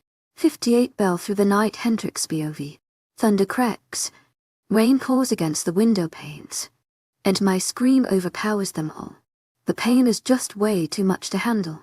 Cedric holds my hand, and I squeeze it as my teeth clench. I'm not even allowed to push yet. I'm only at 𝐿𝐤𝐸𝐾𝐈𝐻 dilation, and I have to get to a 10 before I can squeeze this child out of me. It's not even possible to have an epidural. They don't do that in the lichen world. So the doctor he isn't trained on it. And she doesn't know how my body will react with a supernatural baby. So I'm stuck doing natural birth. It hurts so bad. I might die. I'm blinded by the agony. I never imagined it would be this bad. The pain is unbearable. The ache is 1 times more intense than any period cramp I've ever experienced. I didn't know the human body could feel this much pain. 𝐸𝐻𝐸𝐬 𝐑𝐞𝐝𝐬, heartfelt thanks for your unfailing 𝐂𝐻𝐳 enthusiasm. 𝐸𝐻𝐸𝐬, heartfelt thanks for your unfailing 𝐂𝐻𝐳 enthusiasm. You're doing great. It's going to be okay. Baby, just breathe. Cedric stands anxiously at my side. And I love him all the more for it. I can tell 𝐿𝐢𝐳𝐲 is at a loss for words. He doesn't know what to do. And neither do I. I have to go through more of this. I'm going to die. I groan as another contraction kicks in. My massive stomach hardening as the muscles tighten. It's like my belly has become a boulder with how hard the skin and flesh contracts around my uterus. Sweat licks my body. Cedric's oversized T-shirt that I wear sticks to my skin. I'm gonna die. I pant, bleary-eyed as I whirl my head around, looking for Dr. Melbourne between my legs. She smiles kindly, putting a hand on my knee from where she sits at the end of the bed. Hang in there. You're doing amazing. It's weird having her house. But I couldn't exactly be moved in the middle of the night while I was already having contractions every 4 minutes. My labor's going fast. Way faster than I thought. Apparently the pain I was feeling earlier when I was with Kiefer were contractions. I didn't know. But if I did, I would have called Cedric. I've had all sorts of pain while pregnant. I just assumed that it was nothing. Clearly I was wrong. As soon as my water broke, Cedric went into absolute beast mode. Cheers, the stable one here. 𝐸𝐻𝐸𝐬, heartfelt thanks for your unfailing 𝐂𝐻𝐳 enthusiasm. He called Dr. Melbourne immediately and told her to come as soon as possible, and then called his beta, having Savannah take Kiefer to her house. I can only imagine how terrifying it would be for him to wake up when he hears me screaming in pain. It would be traumatic. Oh shit. I gasped. Another roll of pain attacking me. My mate's eyes widened in shock. 𝐿𝐢𝐲 never heard me curse before. I don't think I've ever cursed before. It's warranted now. 𝐸𝐻𝐸𝐬, heartfelt thanks for your unfailing 𝐂𝐻𝐳 enthusiasm. What's wrong with her? Is this normal? Cedric demands. Angry but panicked, Dr. Melbourne drops her sweet attitude when she looks at Cedric. Just a human having an accelerated pregnancy. Her labor is going to be difficult. I told you that. And, in case you missed it, childbirth is not a walk in the park. I laugh at her saucy words before moaning in agony as another fresh contraction attacks me when I'm least expecting it. My sounds of pain are overshadowed by Cedric's growling as his hand tightens on mine. His red eyes glow in the dim room, the rain pouring in the background adding to the already hectic night. It's almost midnight. Are you sure that there's nothing we can do? He demands, and Melbourne narrows her eyes at him. I know nothing about epidurals, and I don't have one to give her anyway. You'll have to learn before your next kid, or else you might tear my head off. I might tear your head off right now. He grumbles. I wince, closing my eyes and trying not to bear down as the pain becomes too much. The urge to push is growing. I try to breathe, but I'm having trouble. The rain continues to pour outside, and it seems fitting as another streak of lightning splits the sky. When the pain peaks, my body convulses, trying to escape the overwhelming sensation of sheer torture. Speaking of torture, Cedric looks like 𝐿𝐢𝐲 in quite a lot of pain as well. His black eyebrows are scrunched up in worry. What can I do? Baby, how can I help? He begs, holding my hand in both of his and bringing it to his lips, pressing a kiss to my sweaty fingers. I can't. sweat dripping down my forehead and down my cheek. I think of all my favorite things, desperate for any sort of distraction when it suddenly hits me. Music. Did get my iPod. I've heard that it's good to have music going while you're delivering your baby. That has to be true for someone like me, right? Cedric goes to do what I asked as another contraction grips me. I can't move. Can hardly think. It's too much. I try to recede into my mind, trying to get away from the hell that I'm in. I can't retreat. Can't hide from it. I try to do breathing exercises. Try to picture my baby's face after all this is over. It will be so worth it. None of it does me any good. I just want this to end. The sheer agony is spreading to every part of my body. I'm on fire. I'm positive that I'm dying. That's when the music starts, and I close my eyes as my mate comes back to my side. He plugged my iPod into a speaker, and now the room is filled with one of my favorite playlists. The song blends with the rain perfectly. I breathe slowly, listening to the lyrics and letting them spread over me like butter. There's been so many times when music has saved me. So many moments where it has helped me in times of need. Like when my dad left, or when my mom would smoke a whole pack of cigarettes in one sitting. When I miss Cedric, even when I was bullied in school.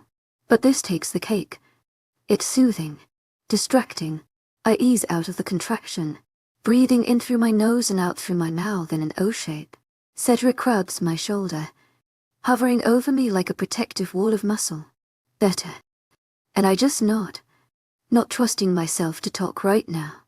He grabs my hand, intertwining our fingers. Dr. Melbourne comes around, putting on some rubber gloves. Your contractions are getting close together.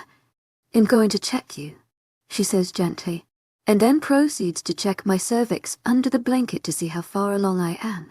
She gasps, and I flinch, thinking something is wrong. You're year 10. Are you ready to push? And I all but jump into action. Yes, please. I need to get this baby out of me. And she nods. One thing leads to another, and suddenly the blanket is torn away, and Cedric cleaves my side, going down the bed to hold my ankles, my feet planted on his shoulders so I have something to push against. Dr. Melbourne is crouched in front of him, looking at me expectantly from between my parted thighs. When you feel your next contraction, I want you to give a great big push.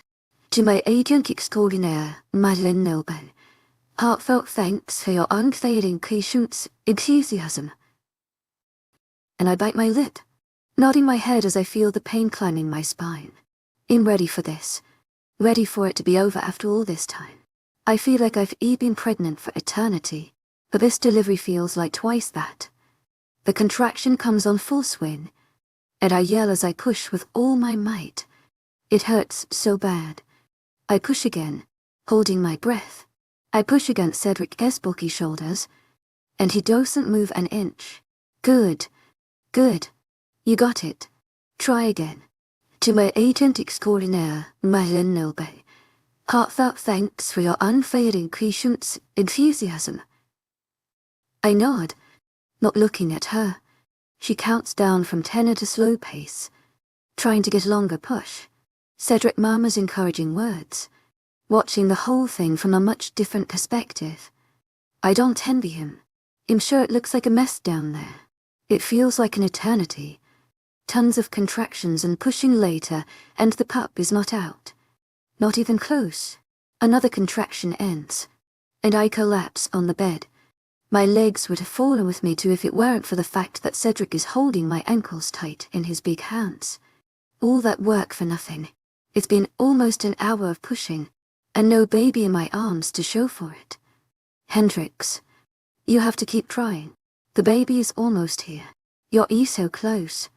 Melbourne insists, and I glance up at her, breathing heavy from the exertion of this endless cycle. I shake my head, looking up at Cedric who sits behind her. I hate to disappoint him.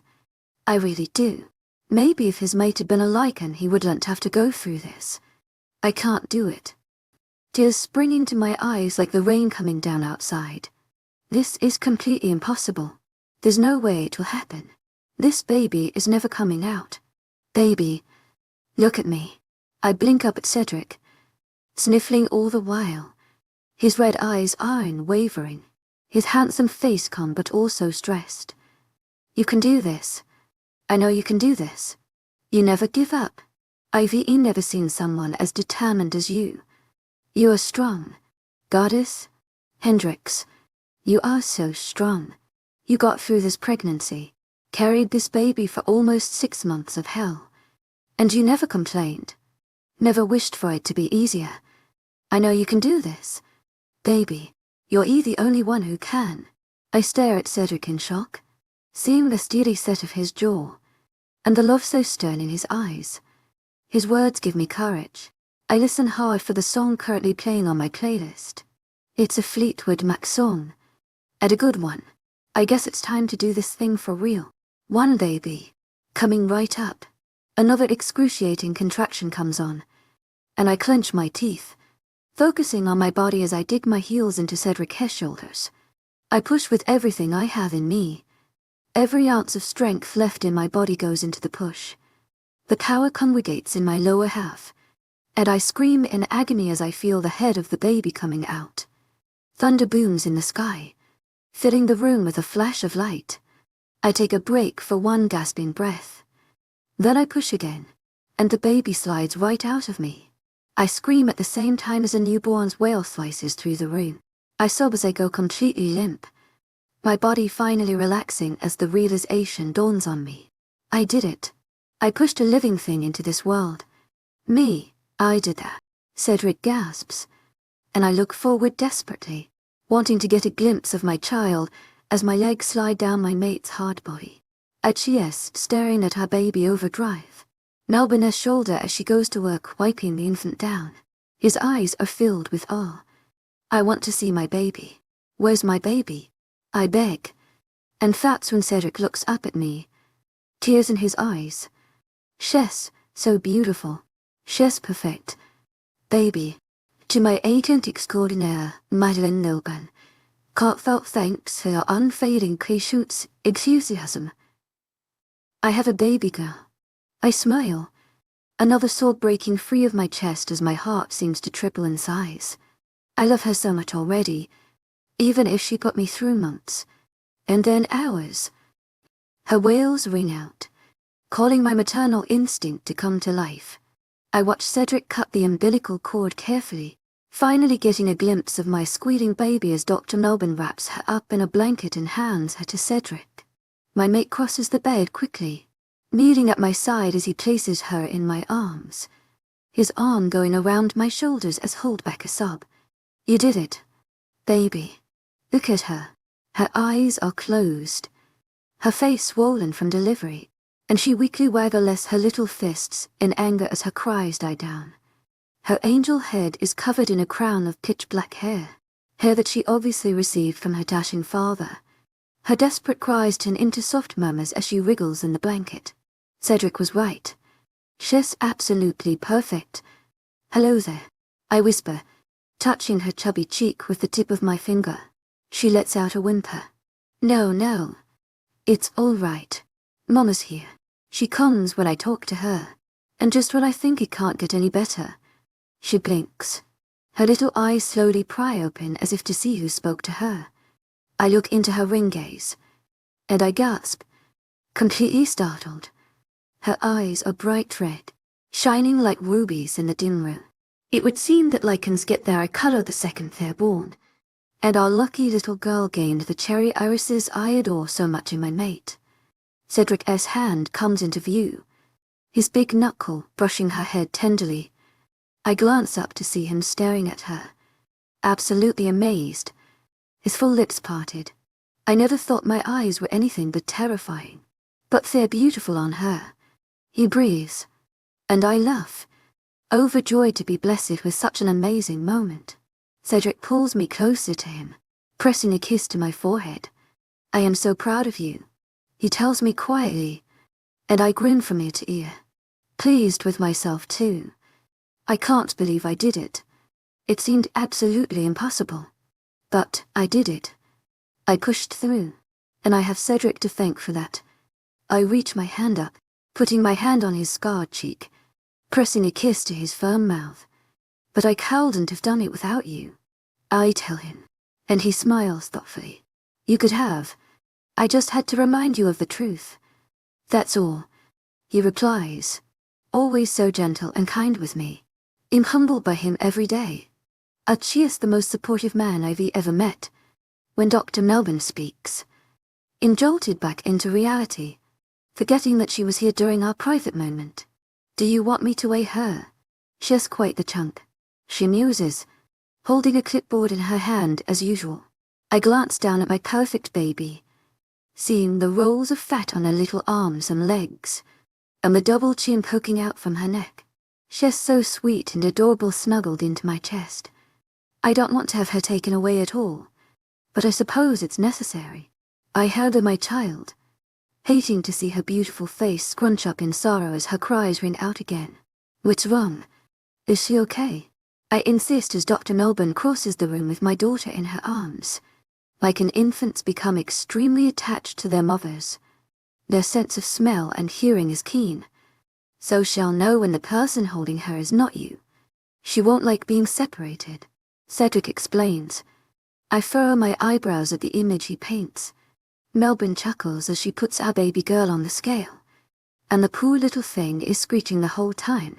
It breaks my heart, especially knowing it's me that she wants. The lichen doctor looks back at us. Yeah, she won't like being held by anyone else. Prepare to never put your baby down. No, it's going to be fun these next few months, she explains. Then the scale beeps. She turns and laughs again when she sees the numbers reflecting back at her in the dark room. 10 pounds. My jaw drops. I felt every bit of that weight on the way out. Holy cow. Before I can blink, my baby is back in my arms where she belongs. Her crying immediately stops. It's almost like magic, and she blinks a few times through the dimness. Her eyes glow, and I can't stop smiling down at her. Cedric and I stay silent as Melbourne helps me deliver the placenta, a much less painful process than the labor. Then she leaves, saying she'll let us have some moments alone before she comes back to check up on the baby and I to make sure everyone is healthy. My eyes remain solely fixed on the precious child that Cedric and I created. She's wrapped in a soft bundle, seeming so tiny despite her above-average size. I can't stop myself from looking at her, running my fingers over her feather-soft hair. I realize that she has a lot of hair, a big hunk of black locks that curls slightly around her ears. What should we name her? Cedric's voice is like gravel, the only thing to be heard other than the soft music that continues to play in the background, and the rain that splatters against the side of our house. I think of my music, and my brain goes straight for it as always. I remember the song that was playing the moment my daughter was brought into the world. Rhiannon by Fleetwood Mac. I can't think of anything more fitting. Rhiannon. It's the first song she ever heard. And look up at Cedric, but we'll call her Rain for short, because she was born in the middle of a thunderstorm. Cedric is silent, looking at me without expression. I gulp, feeling suddenly insecure. I mean, if you don't like it, we can choose something better. I just thought. My mate cuts me off. It's perfect. I love it. And my heart squeezes. I can't look away from her for too long, my gaze flying back to my little love lying peacefully in my arms, already fast asleep. Rain it is then. 59 shrillest highs and lowest lows Cedric POV. I don't leave Hendrix's side. Not for a single second. I can't. I'm too haunted by what happened last night. Hendrix and Rain both sleep soundly in my big bed. Melbourne comes in from time to time to check up on them, but I can't seem to relax. There's an itch in my spine that won't go away, a pang in my brain that flickers to life whenever I remember the delivery. Maybe I should have researched child delivery more, because I had no idea what was coming, and I was not prepared for it. I'm scared. There was blood. There was so much blood. The bone-chilling fear that something was wrong still clings to me. I thought at certain moments that Hendrix was going to die, that I would lose her. What if something is still wrong and we just don't know it? Rain is so small. What if she stops breathing? What if I hold her on? What if Hendrix has complications afterward because of her frail human body? It all keeps me anxious, and I pace the room, only stopping to check on my girls. Both are out like a light after the ordeal they went through. I put a hand on Hendrix's shoulder, gently rubbing it. I can't even begin to understand what she did. She pushed through despite her pain. Goddess, her pain. I thought it was never going to end. Seeing her in that pain, it made me want to tear the walls down. She's so strong, so much stronger than anyone, any lichen, would give her credit for. I could never do what she did. When she thought she couldn't do it, she simply kept going. Even after the point of exhaustion, it's nothing if not admirable. I press a kiss to her temple, and then I look down at my daughter. I'm surprised to see that the little pup is awake, and she's staring up at me with eyes that mirror my own. She already looks like me, and I don't know if I should be proud or scared by that. I never considered the fact that my child might inherit my 𝐂𝐮𝐳. It just makes me remember all the fear I raised even as a young child, and all of the rumors and stories of my violence that spread like wildfire through the kingdom. But with Rain, I don't see eyes of horror stories and bloodthirsty demons. I just see a precious little girl. The eyes of my little girl. The eyes of a princess. I try not to get choked up as I reach for her in the tiny bundle of blankets. It's easy to hold her this way. I have more to hold on to. I'm terrified of holding her by herself. She's so delicate, and my hands are so big. Gently laying her in the cradle of my elbow, I look down into her incredibly small face and smile at her.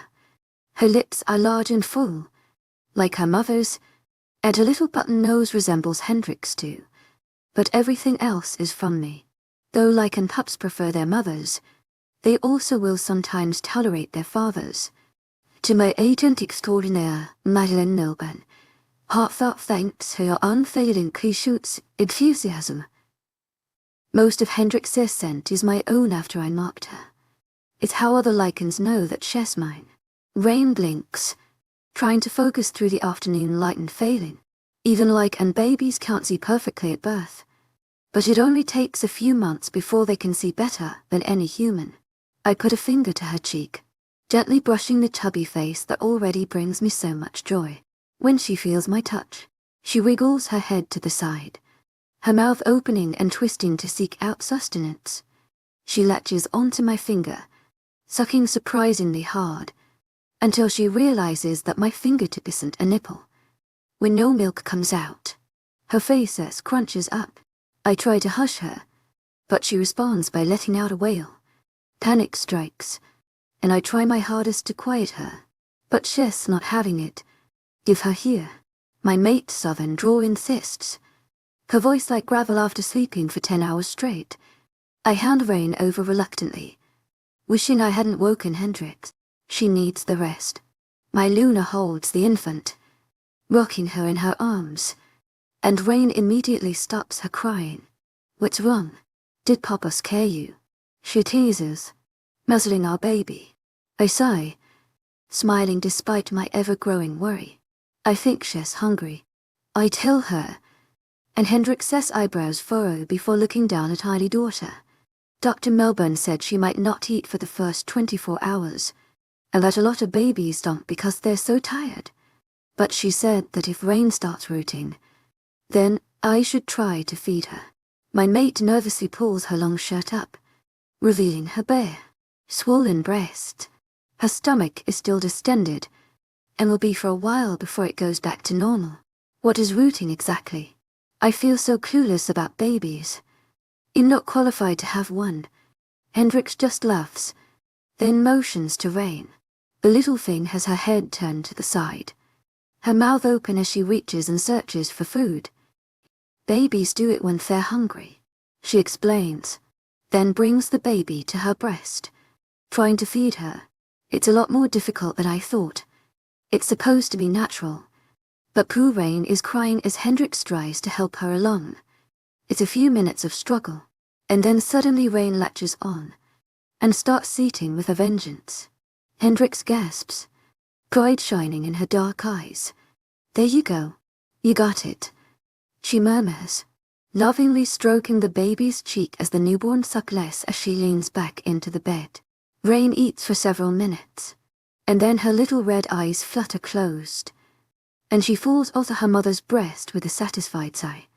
"Goddess, she's so adorable." Hendrix covers herself, and then proceeds to put Rain on her shoulder, patting her back gently through the little pink nightgown the infant wears, confused at what she's doing. And then I hear the tiniest burp leave my daughter's lips. I've never thought burps were cute until now. "How do you know so much about this?" I feel like I'm completely clueless, I admit, sitting on the bed beside her as she proceeds to rock the baby into a deep sleep. She looks so natural with a child in her arms, like she was made for it. It's not because she's a woman, or because she can't fight, but because she looks like she enjoys it. I've done some research. There's still a lot that I don't know, especially with the lichen element. I wish someone would write a book to expect when you're expecting a lichen pup as a human mother. But alas, there's none. She jokes, and I chuckle, idly fiddling with the baby's black hair. In all seriousness, I think we should just take it one day at a time. There's no need to stress. We can figure it out together, Hendrix explains, and I nod. There's no other way to do it. I have doubts that every person who's had a child was an expert. We're interrupted by a knock at the door. I turn my head, smelling Savannah and Kiefer waiting to be invited in. I knew this would come. I've actually been looking forward to it. Our son and daughter are going to meet for the first time. "Come in," Savannah appears, opening the door and shutting it as Kiefer bolts for the bed, all too excited to get a glimpse of his new little sibling. My beta stands on the sidelines, smiling softly. I lift the pup onto the bed, placing him by his mother. He practically bounces up and down when he sees the bundle of joy in her arms. "Be careful there, buddy. Don't wake your sister," I instruct, and he nods, but continues to move forward to sit down beside Hendrix anyway. He puts a hand out gently, poking Rain's very squishy cheek. "This is Rain, your new little sister," Hendrix explains, watching Kiefer while she bites her lip. He stays quiet for a second, looking at the baby with a silent thoughtfulness. I've never seen anything as perfect as my small family together. It's amazing, and I'm in awe. It's as if it's meant to be this way, like everything in my life has been leading up to this. She's so cute. To my 𝐊𝐼𝐻𝐬 heartfelt thanks for your unfailing patience, enthusiasm, he murmurs, and his eyes won't leave her. Hendrix's lip wobbles. She's close to crying. It seems she's still emotional, but I don't blame her. It's a tender moment. Can I hold her? He wonders, and I'm reluctant to let it happen. Rain is so new, so little, and so delicate. I know Kiefer is aware that 𝐊𝐲 is supposed to be gentle, but 𝐊𝐲 is only 4 years old. 𝐊𝐲 is not an expert. And yet, Hendrix agrees anyway. She lifts our brand new child, placing her in Kiefer's little arms. She then pulls both children into her lap so that she can watch over them. I smile, watching how sweet Kiefer is with Rain, and how excited he is to be a big brother. We have to protect her, Papa, just like with Mommy. Right. Kiefer pipes up, not looking away as he addresses me. Hendrix raises her eyebrows at me, looking in confusion between the two of us. I have no desire at exposing our secret, so I simply nod and give Hendrix a look that tells her that we'll discuss it later. I can't agreeing with Kiefer though. This little family of mine is the biggest shot at happiness that I've ever had, and I'm not going to screw it up. I have to protect them at all costs, because I don't know what I would do without them. 60 no longer alone Cedric POV. Watching Hendrix get ready is sheer torture. Anxiety springing to life in my chest as she pulls a dress over her and chooses a pair of shoes. She grins from ear to ear. I have to sit by and let it goodbye. Wayne sleeps sound in her crib across the room. Not a peep to be heard out of her. It could change in a second, And that's what's so scary about her. My mate is leaving. Just for the afternoon. But that's enough to terrify me. You know where the diapers are. The milk I pumped is in the fridge. Bottles in the cabinet. I think you're ready. She teases me, fluffing her hair in the mirror while I nod silently, wondering what to do. I consider for the 100th time if I should command her to stay. I just know that I can't. She's been locked up in this house for weeks. She needs this. I practically tied her to the house after she delivered Rain, and the both of them have hardly left the house since. Of course I presented our precious daughter to the pack. But that's about it. Now Hendrix is driving with her friends to a little town called Red Lodge for a full day of shopping. I hate it, because as soon as she's gone, I'll be home alone without her children. It's daunting. I will be responsible for 2 souls. I have to take care of them all by myself. I hover over my mate, hoping she'll change her mind about leaving me here. She's determined though. She's all dressed up, grinning in excitement. I haven't let her out. And now Dr. Melbourne said she's good to do almost anything, as long as she takes it slow. Hendrix took take it slow as she needs to get out of here as soon as possible. She was put off by the fact that it's an hour-long drive. She gathered her friends and made a plan. And now she's leaving me. I gave her plenty of cash to buy some treasures, and even encouraged her. I want Hendrix to be happy, and this is definitely making me happy, but I can't help my nerves. My Luna finishes getting ready for her outing, and then flits to the other side of the room to fuss over her infant. Rain doesn't get upset when her sleep is interrupted. She just blinks, her eyes open sleepily. "Mommy's going to miss you so much," she murmurs, holding our baby on her shoulder and snuggling the chubby girl, showering her in loving kisses. Her slim fingers run through Rain's thick hair. Having a newborn is constant care, and Hendrix and Rain have been attached to the hip for the 2 short months since she's been born. She does everything, and I help when I can, cutting back my hours in the office to fit in more family time. I'm not used to having a family to come home to every day, and I love it. That is as long as I have my mate here to help. I see Hendrix's eyes get misty, and she shakes her head, laughing it off. The whole scene is unbearably endearing, and then it turns terrifying. Hendrix hands me my daughter, and I hastily accept her with nervous fingers. The tiny person blinks up at me, her red eyes mirroring my own. Her face is already scrunched in confusion. We are equally intimidated by each other, not sure how to approach this predicament. "Oh, you'll be fine."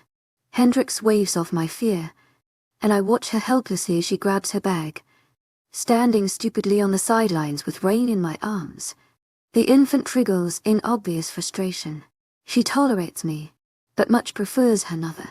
I follow Hendrix out into the hallway, and right as we leave our room, Kiefer drifts from his own room, his eyes tired as he rubs at them. He holds a teddy bear in one hand, gripping it tightly by the leg. He gives Hendrix and I a questioning glance. "Where you going?" "To my agent extraordinaire, Madeleine Melbourne. Heartfelt thanks for your unfailing patience, enthusiasm," he murmurs, and she smiles at him, bending down to her knees to see him eye to eye. "Mommy's going shopping, but I won't be gone too long. Papa's going to watch after you and baby girl. You'll have so much fun. Trust me," she tells him with way too much confidence. He raises an eyebrow at me dubiously. I try to smile at him reassuringly. Kiefer doesn't complain, which is a miracle. Maybe I'll have at least one behaved child today. I glance down nervously at Rain, walking my mate out the door.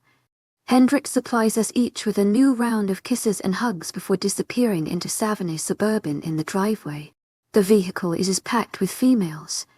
My baby gives me a grin and a little salute, before pulling out of the driveway and taking away the mother of my children with her. I stand on the porch for a while, staring at the road that they took. I don't know how long I've been standing here for, but I'm jolted out of my hazy state by a little hand tugging on my pants. I look down to see Kiefer staring at me with determination. "Papa, I'm hungry," he grumbles, his little raspy voice filling my heart. I put a hand on top of his shaggy head. Maybe this won't be so bad after all. I bring the kids into the kitchen, rummaging through the pantry and wishing I had helped through this. Ezra is watching his own children while his mate joins the shopping trip, and our YK hasn't left his house since his son was born a few weeks ago. I haven't even heard from him very much, so I'm alone. Well, so to speak. Kiefer climbs on the counter, which Hendrix despises. She's convinced that 𝐿𝐢𝐳 is going to fall and hurt himself. I always roll my eyes at that. 𝐿𝐢𝐳𝐬𝐷. She needs to learn that 𝐿𝐢𝐳 is indestructible, not made of glass. I pour Kiefer a bowl of cereal with Rain laying in one arm as her big brother begs me for pancakes. Hendrix has been spoiling him. I would give in. That is, if I even knew how to make pancakes. You would think with how old I am, I would know how to cook everything on planet Earth. Apparently I've been too busy with other things. Despite his disappointment in not being able to have his breakfast of choice, Kiefer eats his cereal with no complaints. I gently rock my daughter, who seems to be dozing off, her eyelids getting droopy as she stares up at me. Kiefer and I both watch her while she falls asleep, adoring every moment as she grows and discovers the world. It's amazing to watch every little thing that she does. I'm enamored with her. When I think of how dangerous this world is, I want to protect Kiefer and little Rain from it at all costs. I stare down at the chubby infant in my arms who is completely oblivious to any danger. She has no clue how at risk she was when I was across the country, when it was just her and Hendrix. How close I came to losing them. Without my mate, I wouldn't have this family. I wouldn't have Kiefer. I wouldn't have Rain. I wouldn't have my queen. Hendrix came too close to death, and I won't let it happen again. My thoughts are interrupted when a shrill cry slices through the air. I startle, noticing Rain's very upset, scrunched up face. She's not happy, and she's making it known. Her mouth is open as she gasps for air, wiggling and straining against my hold on her. Despite my panic, I'm quick to act, placing the baby in a Moses-style basket in the living room. I check to see if she's hungry, putting a warm bottle in her mouth, but she won't take it. Rain's gums bite down angrily on the nipple, before spitting it out and screeching even louder. I hear Kiefer giggle behind me, completely at ease. I wonder if she's so used to Hendrix feeding her from her boobs, or maybe her diaper is dirty. I've changed her diaper plenty of times, so I lift up her little dress from the hem to check if she needs a change. Rain's short, chunky legs kick around as she screams. Her diaper is clean, and dry as can be. She's not hungry, and she's not in need of a change, but she's still wailing. I can feel my face growing red as nerves take hold of me. Should I call Hendrix? What if she doesn't stop crying? What if something's wrong with her? I immediately pick her up at the thought, looking her over for any external injuries or signs of hurt. But everything seems to be in order. Should I take her to Dr. Melbourne just in case? I turn to go to the door when Kiefer steps in front of me, a pink pacifier in his hand. She likes her binky. Mommy says it helps her to sleep. He informs me, and I raise my eyebrows at him, shocked that I couldn't remember a pacifier through all the chaos. I take the pink binky from my son's hand, murmuring a thank you. As soon as the pacifier is in her mouth, Rain's screaming stops immediately. Her wide, red eyes droop, and she falls asleep with a small hiccup. I glance down at Kiefer, who seems to be very pleased with himself. Maybe this whole father thing won't be too hard after all. Hendrix 𝐊𝐢𝐬𝐑𝐞𝐝 home. Closing the door loudly behind me, anxious to see my babies and mate after the hours of separation. I thought it would be a nice relief to be away for a while, and it was for a while. But then I started to miss them too much. I miss Trina's little face and black hair, the texture of feathers, and Kiefer's curiosity and sweetness, and Cedric's quiet observations and protective nature. But Red Lodge was beautiful. The town surprisingly full with tourists and people walking around the shops.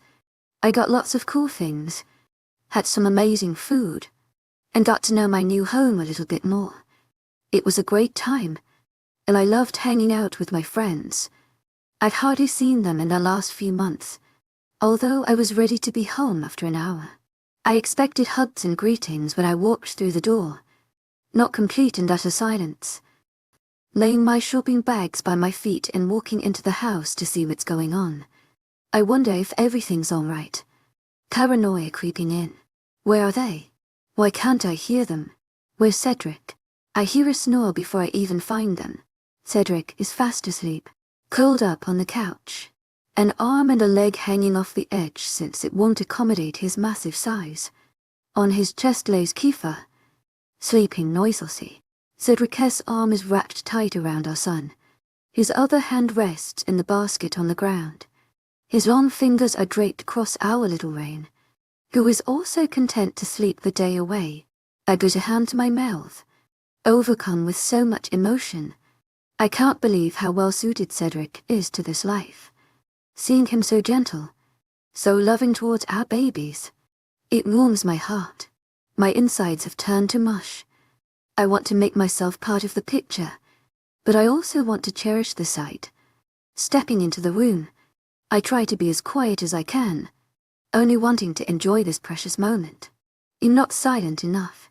Cedric's eyes flick open wickedly fast, and I see alertness in his gaze. He appears dangerous at this moment. His arm tightens on 𝐊𝐽, his eyebrows scrunching harshly. He looks feral, like a predator. I see him as the lichen he is, protective of his new children. As soon as he realizes it's me, he visibly relaxes. His eyes turn soft. A smile curves his lips. 𝐊𝐲 is happy, relieved that I'm back. I can see it as plain as day on his handsome face. I laugh, despite the electric shock that goes through me when I realize how much he needs me, how much he wants me. It's humbling to know that someone so great needs someone like me. Cedric holds a hand out, motioning for my presence. I walk over to him, happy to make contact with the one I love. Our fingers brush, causing a ripple effect of warmth to flood up my arm. He lifts my hand to kiss the back of my hand. Thank the goddess that you're home, he murmurs, and I chuckle at him, grinning down at my mate. Looks like you were doing just fine on your own. To my agent extraordinaire, Madeleine 𝐿𝐵, heartfelt thanks for your unfailing enthusiasm. But I'm glad to be back too. There's no place I would rather be. 61 jumper cable lips, Cedric POV. I never imagined I would ever be attending a playdate, and I don't exactly know what I was expecting. 𝐊𝐽 immediately jumps into playing, not even bothering to ask what to do. Excited to start the fun as Felix and Daniel welcome him with shouts. They pull out toys and start chasing each other through the yard with no hesitation. It's amusing. Gimme, gimme, 𝐾𝐿𝐼𝐻 commands from my side, holding out her hands to take Rain from me. I'm reluctant to just hand her over, feeling suddenly protective. Glancing at my 𝐾𝐜𝐜 who stands firmly behind his mate with a frown. He doesn't exactly look thrilled. I almost laugh. She's been waiting for a chance to hold her. He explains, scratching the back of his head. I'm afraid she's going to get some ideas. If you know what I mean. The kleptomaniac werewolf girl carefully takes my daughter, placing the infant in the crook of her elbow and grinning down at her with a huge smile. Rain wraps a tiny fist around 𝐾𝐿𝐼𝐻 finger and gurgles up at the stranger. 𝐾𝐿𝐼𝐻 glances up at Hendrix and I, her grey eyes lit up with pure joy. She's so precious, she announces, softly rocking the baby up and down to calm her. I watch Ezra with amusement as his jaw clenches. It's clear to see that he doesn't want to get baby fever just yet. They already have two rowdy boys to deal with. I can attest to the fact that a baby doesn't make things easier, even if I love Rain with my whole heart. She's not itchy all the time. She cried the majority of the morning. Hendrix sighs, leaning her back against me. I put my hands on her shoulders as she watches 𝐊𝐽 race through the yard with his newfound friends, his arms in the air. It's clear that 𝐿𝐻 is going to be very happy here. I'm going to try my hardest to ensure it. My Luna shifts her weight, suddenly anxious as she looks at 𝐾𝐿𝐼𝐻. I wonder what the matter is. Maybe she's not comfortable handing her baby off. I open my mouth to ask, but I'm interrupted by a knock at the door. 𝐾𝐿𝐼𝐻 perks up, looking to the foyer inside. That must be 𝐿𝐻. He brought Opal over to play too, she says, carrying Rain away as she goes to answer the door and invite her new guests in. I use the opportunity to lean down and murmur in Hendrix's ear. What's wrong, baby? I wonder, always on guard of her fragile emotions. I'm so in tune with her mood changes that I'm an expert now. Something is off, and I don't know what it is. I try not to freak out. She reaches up a soft hand and plays with my fingers idly, reassuring me with her little lies. Nothing. I'll tell you later. Her voice is a bit weird off. I kept feeling like something strange is going on here. But I put aside my worry, determined to trust her. I have to remind myself that there is no danger here. I've worked hard to ensure the safety of my mate and children, and I don't need to be constantly vigilant that something will go wrong. As appears on the back porch with us, his adoptive daughter Opal hiding shyly behind his leg. He puts a hand on top of her head, motioning forward towards the backyard. Go play. They're nice. Don't worry. I'll be here, he tells her gently. The little werewolf nods her head obediently, cautiously approaching the yard with her hands twisted in her shirt. She's around 7 or so, and she has hardly spoken in my presence. I feel bad for the poor child. She has suffered so much already. If anything, it only makes her belong here even more. Well, a little screwed up. When she steps into the grass, I watch as Kiefer stops in his tracks by her presence. Daniel and Felix don't question his abrupt halt.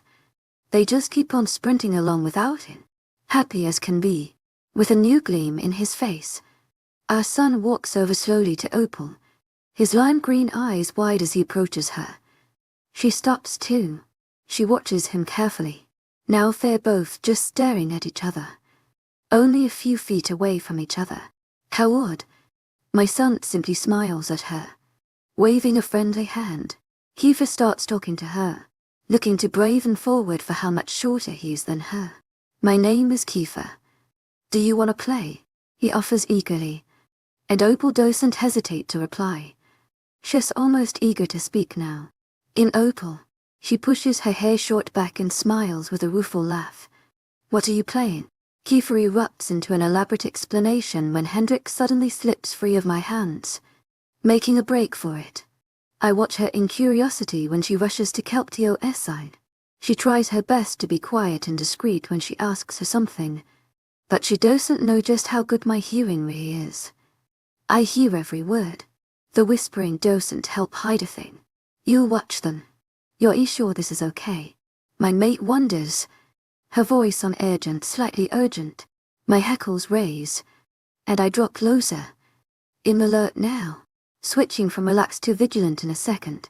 𝐾𝐞𝐬 laughs, waving a hand dismissively as she continues to bounce the baby.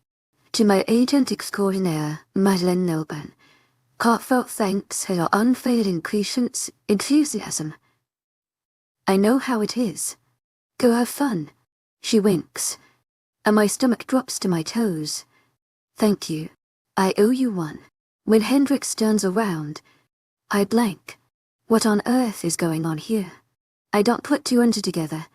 Even when Hendrix wraps her little hand around my fingers and steers me towards the front of the house without pause, I go willingly, a slave to her will as I'm too nervous to pull away out of fear that she might tumble to the ground. When she flings the front door open and tugs me along behind her, I glance back to our kids who we are leaving behind. I know they're in good hands, but I'm not completely at ease. They disappear quickly from my view, and I can't deny the anxiety that springs up at being separated from them. This is all so new, so fresh. Where are we going? I almost demand, too impatient to wait for an answer. I almost gasp when Hendrix turns around to grin at me mischievously. I've seen her grin like that before, but that was when we spent the night together. Oh, now I understand the hurried nature of her getaway while she practically drags me across the park. My pulse quickens. Glancing around, I make sure that no one is the wiser when I bend to pick Hendrix up in one fell swoop. She laughs when I haul her to my chest, gripping her slight weight tightly as I pick up the pace. I'm thankful that no one is outside right now, and that I have such a cheeky mate that looks for ways to surprise me every day. I can't believe how lucky I am. I thought Dr. Melbourne said we had to wait a while. My voice strained with a raspines that gives away my arousal. Hendrix's face turns pink, but she smiles nevertheless, just content to swing her legs and wrap her arms around my neck. She gave me the go-ahead yesterday. Said I'm good to go. It took longer than normal due to my supernatural delivery, but I'm ready now, she murmurs, and I nearly lose control when she nips at my ear. I've been waiting for this for far too long. I practically remove the door from its hinges when I burst through it. It barely survives the second assault when I slam it shut with a bang that's harsh enough to make the walls shake. I start unbuttoning her dress before I even make it halfway up the stairs. She arches into me, as frantic as I am for what's about to happen. I feel like the animal that I am on the inside with how 𝐊𝐢𝐧𝐬𝐩𝐿 when it comes to her. And only her. She brings out this side of me so easily. She simply breathes and I'm kneeling at her feet in a heap of uncontrolled emotion. This tiny human has become my queen. My whole purpose. She's taken control of my heart. I don't deserve a second of her time, and yet she grants it to me anyway. I'll do whatever it takes to be worthy of her. A gift like this, it deserves to be cherished. I don't plan on taking her for granted. Not now. Not ever. Against my own heated desires to toss her and pounce. I delicately lay her on the bed, kissing my way up her neck. I deliberately make her moan out a sigh of sheer delight. I love you, baby. I love you more than you'll ever know. I murmur, pushing my lips to hers as I hover over her, pressing my chest to hers in an effort to keep her here, pinned beneath me. It's almost as if I'm terrified that she'll slip away if I'm not too careful. Hendrix shrinks away for a moment, looking into my eyes with hooded lids. Her big lips are already swollen from my attack. Oh, I think I know. If it's anything close to how I feel about you, then I understand all too well. 𝐊𝐢𝐧𝐬𝐷𝐞𝐝 𝐊𝐢𝐳 heartfelt thanks to our unfailing 𝐀𝐥𝐻𝐃𝐿 enthusiasm. I love you, and just like that, I'm on her again, taking what's mine and forging what has always been, and will always be, 60 to just like a dream Hendrix POV. I hung, stretching my limbs and feeling every ache and strain in my body, and loving it. I don't know how long I've been asleep, but I'd be willing to bet it's been a few hours. I'm very well rested, and hungry for more. A warm hand palms my arm, running up and down gently, leaving a trail of tiny tingles that I really 𝐿𝐢𝐳. I turn my naked body into my man, nuzzling his muscular shoulder with my nose and taking a deep breath in.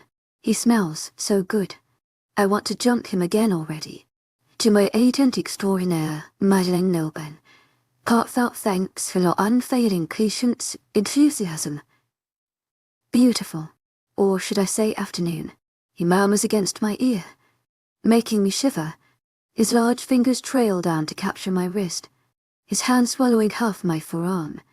Cedric brings my hand to his lips and kisses the back of my hand. I blush. When is 𝐾𝐿𝐲 expecting us back? He wonders in a soft voice that contrasts to his deep, raspy voice that I love so much. Well, I left her a bit of milk and a few bottles, and some diapers. Rain should be covered for a while. I told 𝐾𝐿𝐲 to call me if she needs anything, though I would say we could get away with staying here until tonight. I inform him, trailing my fingernails down his wide chest. He chuckles. You did prepare, didn't you? He muses, and I don't deny it. I've been preparing for this since I knew that I could enjoy activities like these. I've only had sex with Cedric once before today. As wonderful as it was then, it was under the best circumstances.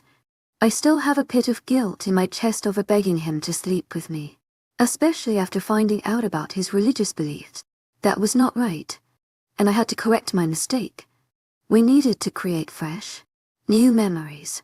So I got to work asking 𝐾𝐿𝐲 for some help. She gladly obliged, as it hoped she would. I thought she of all people would understand what I was going through. Her situation isn't too different from mine. to kids and hardly any free time. I can only imagine how hard it is to juggle your relationship with your mate and your job as a parent. It was worth it though, sneaking around to surprise him. I hold back a laugh while I remember Cedric's face when he realized what I had in mind. He was elated. In fact, he was elated all the way to the bedroom. We had a fantastic time, and I can't imagine it any better. I love you. And even though I've heard it a few times, I never get tired of hearing it. I love you more, I reply, lifting myself up a bit to press a kiss to his scratchy jaw. Then I rest my head on his right 𝐾𝐜, his chest deflating under my cheek.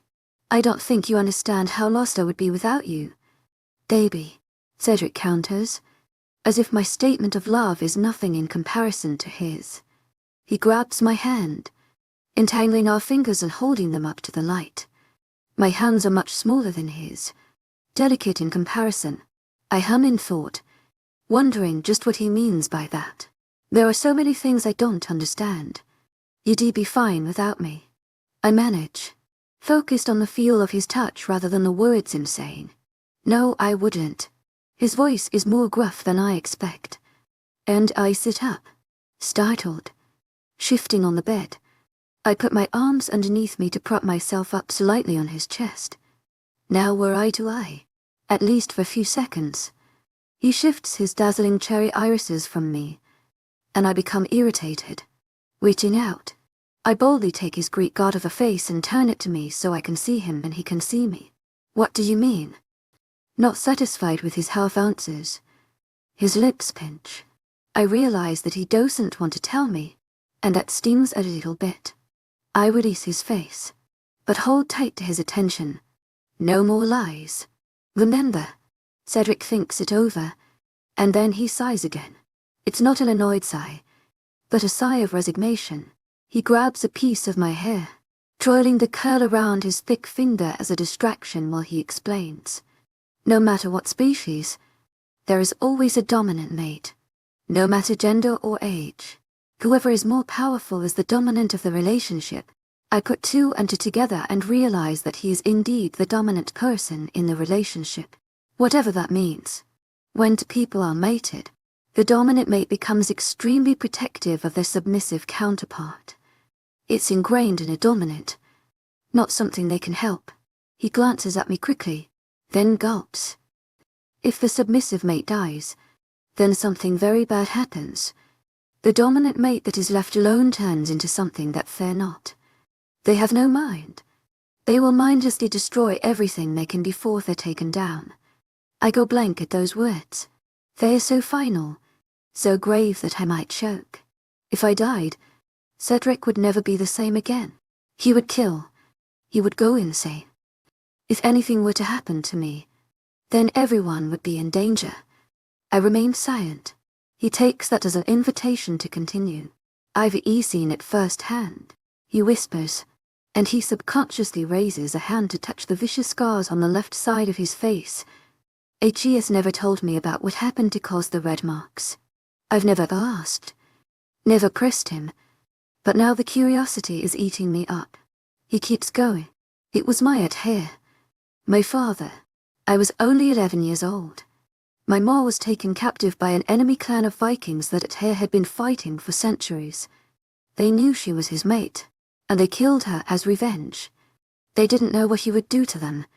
He stopped stalking for a moment, staring up at the ceiling like he wishes it would suck him up. I don't say anything with words, but with feeling.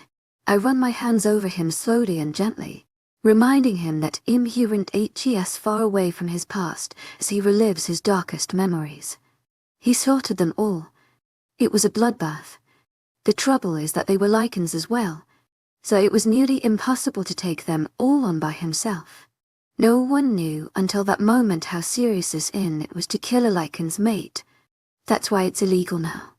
We're the most dangerous creatures, and the repercussions are lethal. None survived. He moves onward into the story, his voice becoming darker. And then, he came after me net. I suck in a breath, horrified. I didn't know what happened.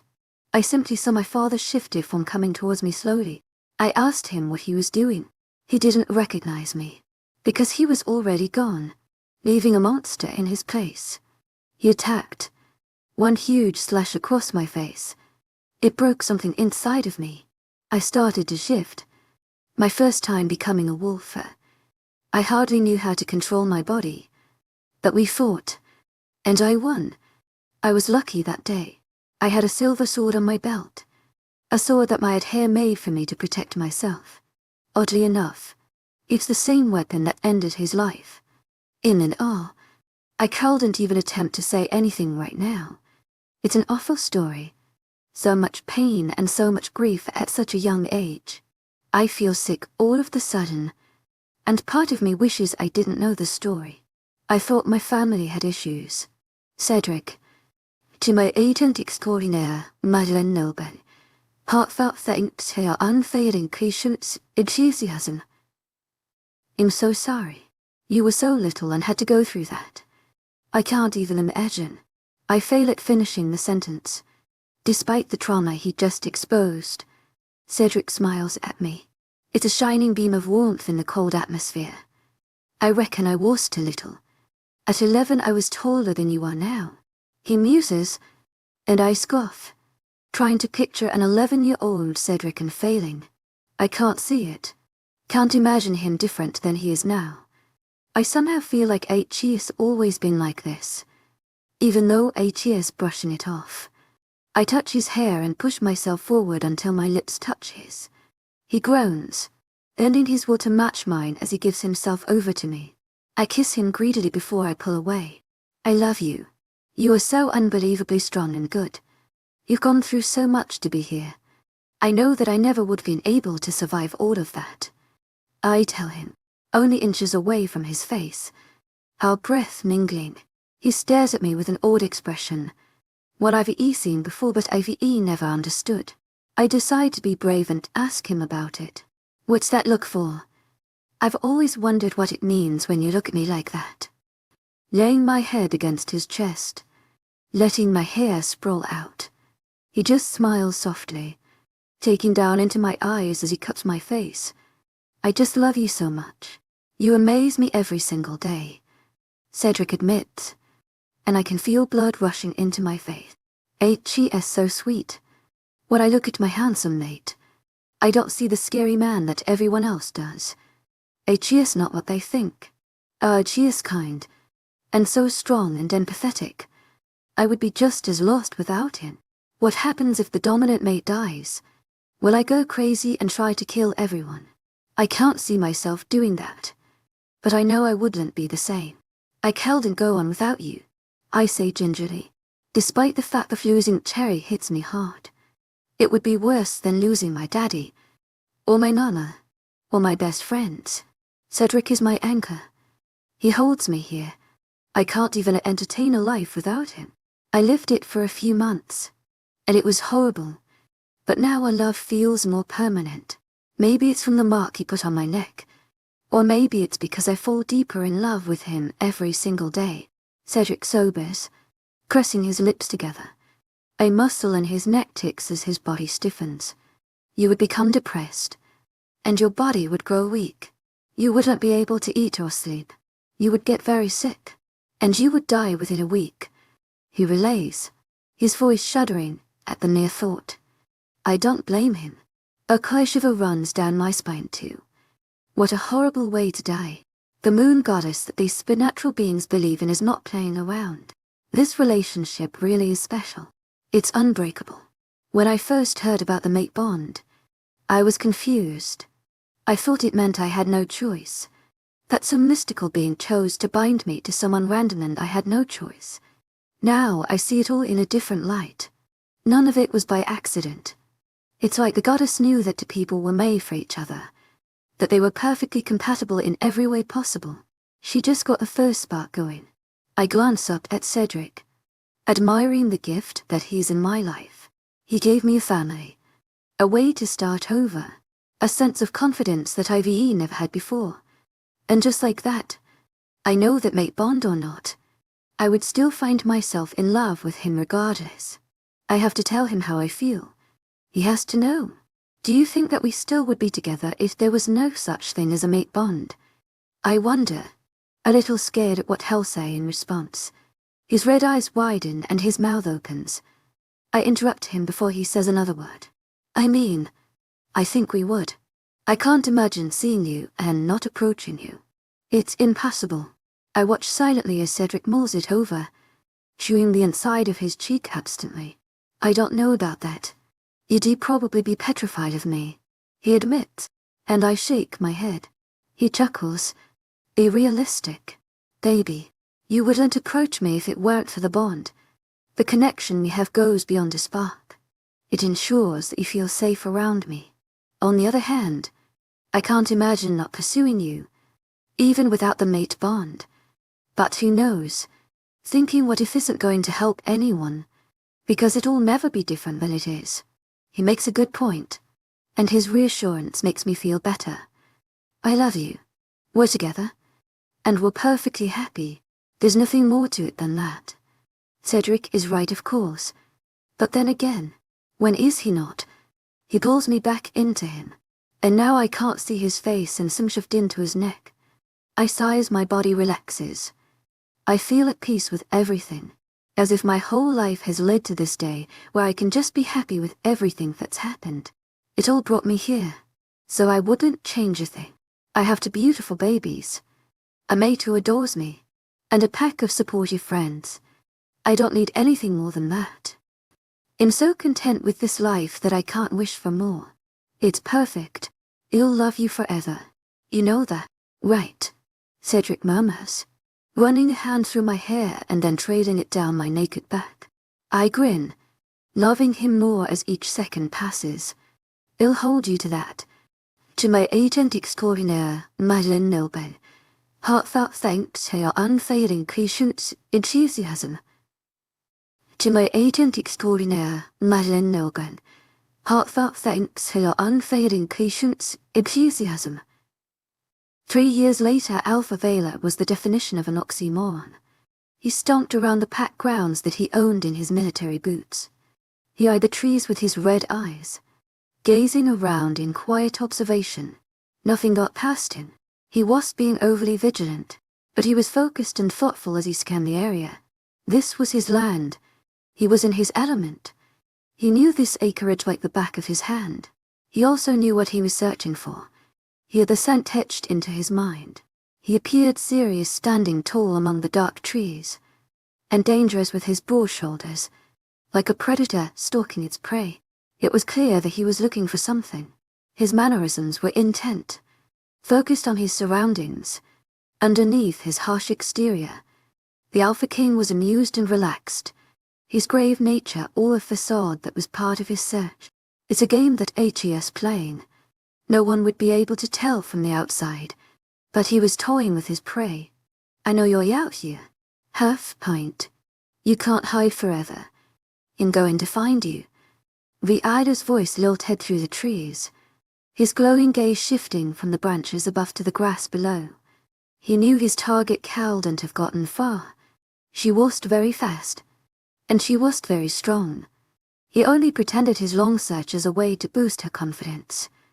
He continued through the forest, his weight crunching the sticks and foliage under him. Vader slowed his pace to a stop when he detected something not quite right about the air. Although he was light and carefree only moments ago, he was now stiff as a board as a certain scent struck his nose. It was a pungent smell, one that he didn't want to detect on his lands ever again. But 𝐊𝐲𝐻 smelled it before. A piercing growl raised from his throat. The game was forgotten. His protective side made itself known as anger surged. He would not have this. I smell you.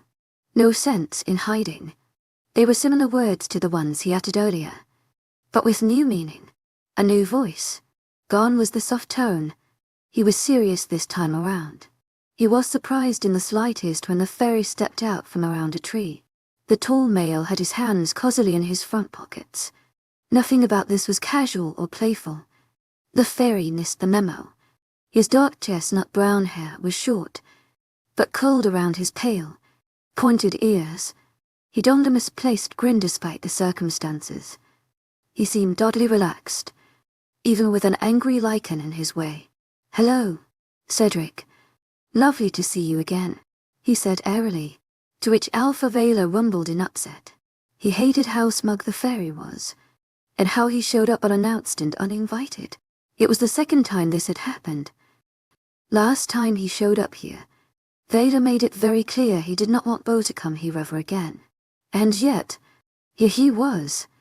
"I want you gone, now before I have to take drastic measures," Vader warned, taking a threatening step forward. Bo didn't back down. "Not this time. I would like to see my daughter, Cedric, and my granddaughter." His voice lingering on the last word, almost like a brag.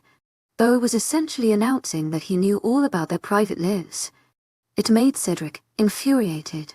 "You're not going anywhere near them. My family will not be exposed to you. 𝐊𝐢𝐳𝐷 𝐊𝐢𝐳𝐷 Heartfelt thanks for your unfailing patience, 𝐷𝐸𝐳𝐷." Glaring at his enemy with his mean, scared face. "I doubt she wants to see you." Biar's expression didn't shift. He simply blinked. "Have you told her about our visit? Does she know that I want to see her?" He wondered out loud. But they both knew the answer to that. Cedric hadn't said a word to Hendrix about her long-lost father's return. It was because he thought that Bo didn't deserve a reunion with his daughter. But the Alpha was very protective of his human mate. He knew how much pain it would cause her to see him again after all these years. Especially right now of all times. It was a good discussion to get into. "She's pregnant again." He pushed further. Cedric stiffened. If Bo knew about that, then he hadn't been far at all. He knew more than Cedric gave him credit for. The king did not like it one bit. Bo insulted him even more. "And chess, do any day. Twins. Am I right? More grandchildren you're going to try to keep far away from me." Cedric opened his mouth to bark out a reply when a sweet little voice rang through the woods like a lullaby. "Papa, Papa. You didn't find me. I win. I win." Little Rain Vader skilled through green vines to her father's side. She wore a grin of pure joy. When she noticed the other male, she became quiet, her happiness vanishing. The 3-year-old raced behind her papa's tall leg, gripping his dark jeans in comfort. Cedric clenched his jaw. Upset that she was here during this mess, he put a comforting hand on the top of his daughter's head. Bo didn't look away from the small child. She was perfect, absolutely beautiful. She had inherited her father's coloring and her mother's soft facial structure. It was a perfect mix of the two parents. Her long black hair picked up in the wind. "Papa, who's that?" she murmured, her little voice filled with worry. Cedric didn't hesitate to swoop down and lift her into his arms.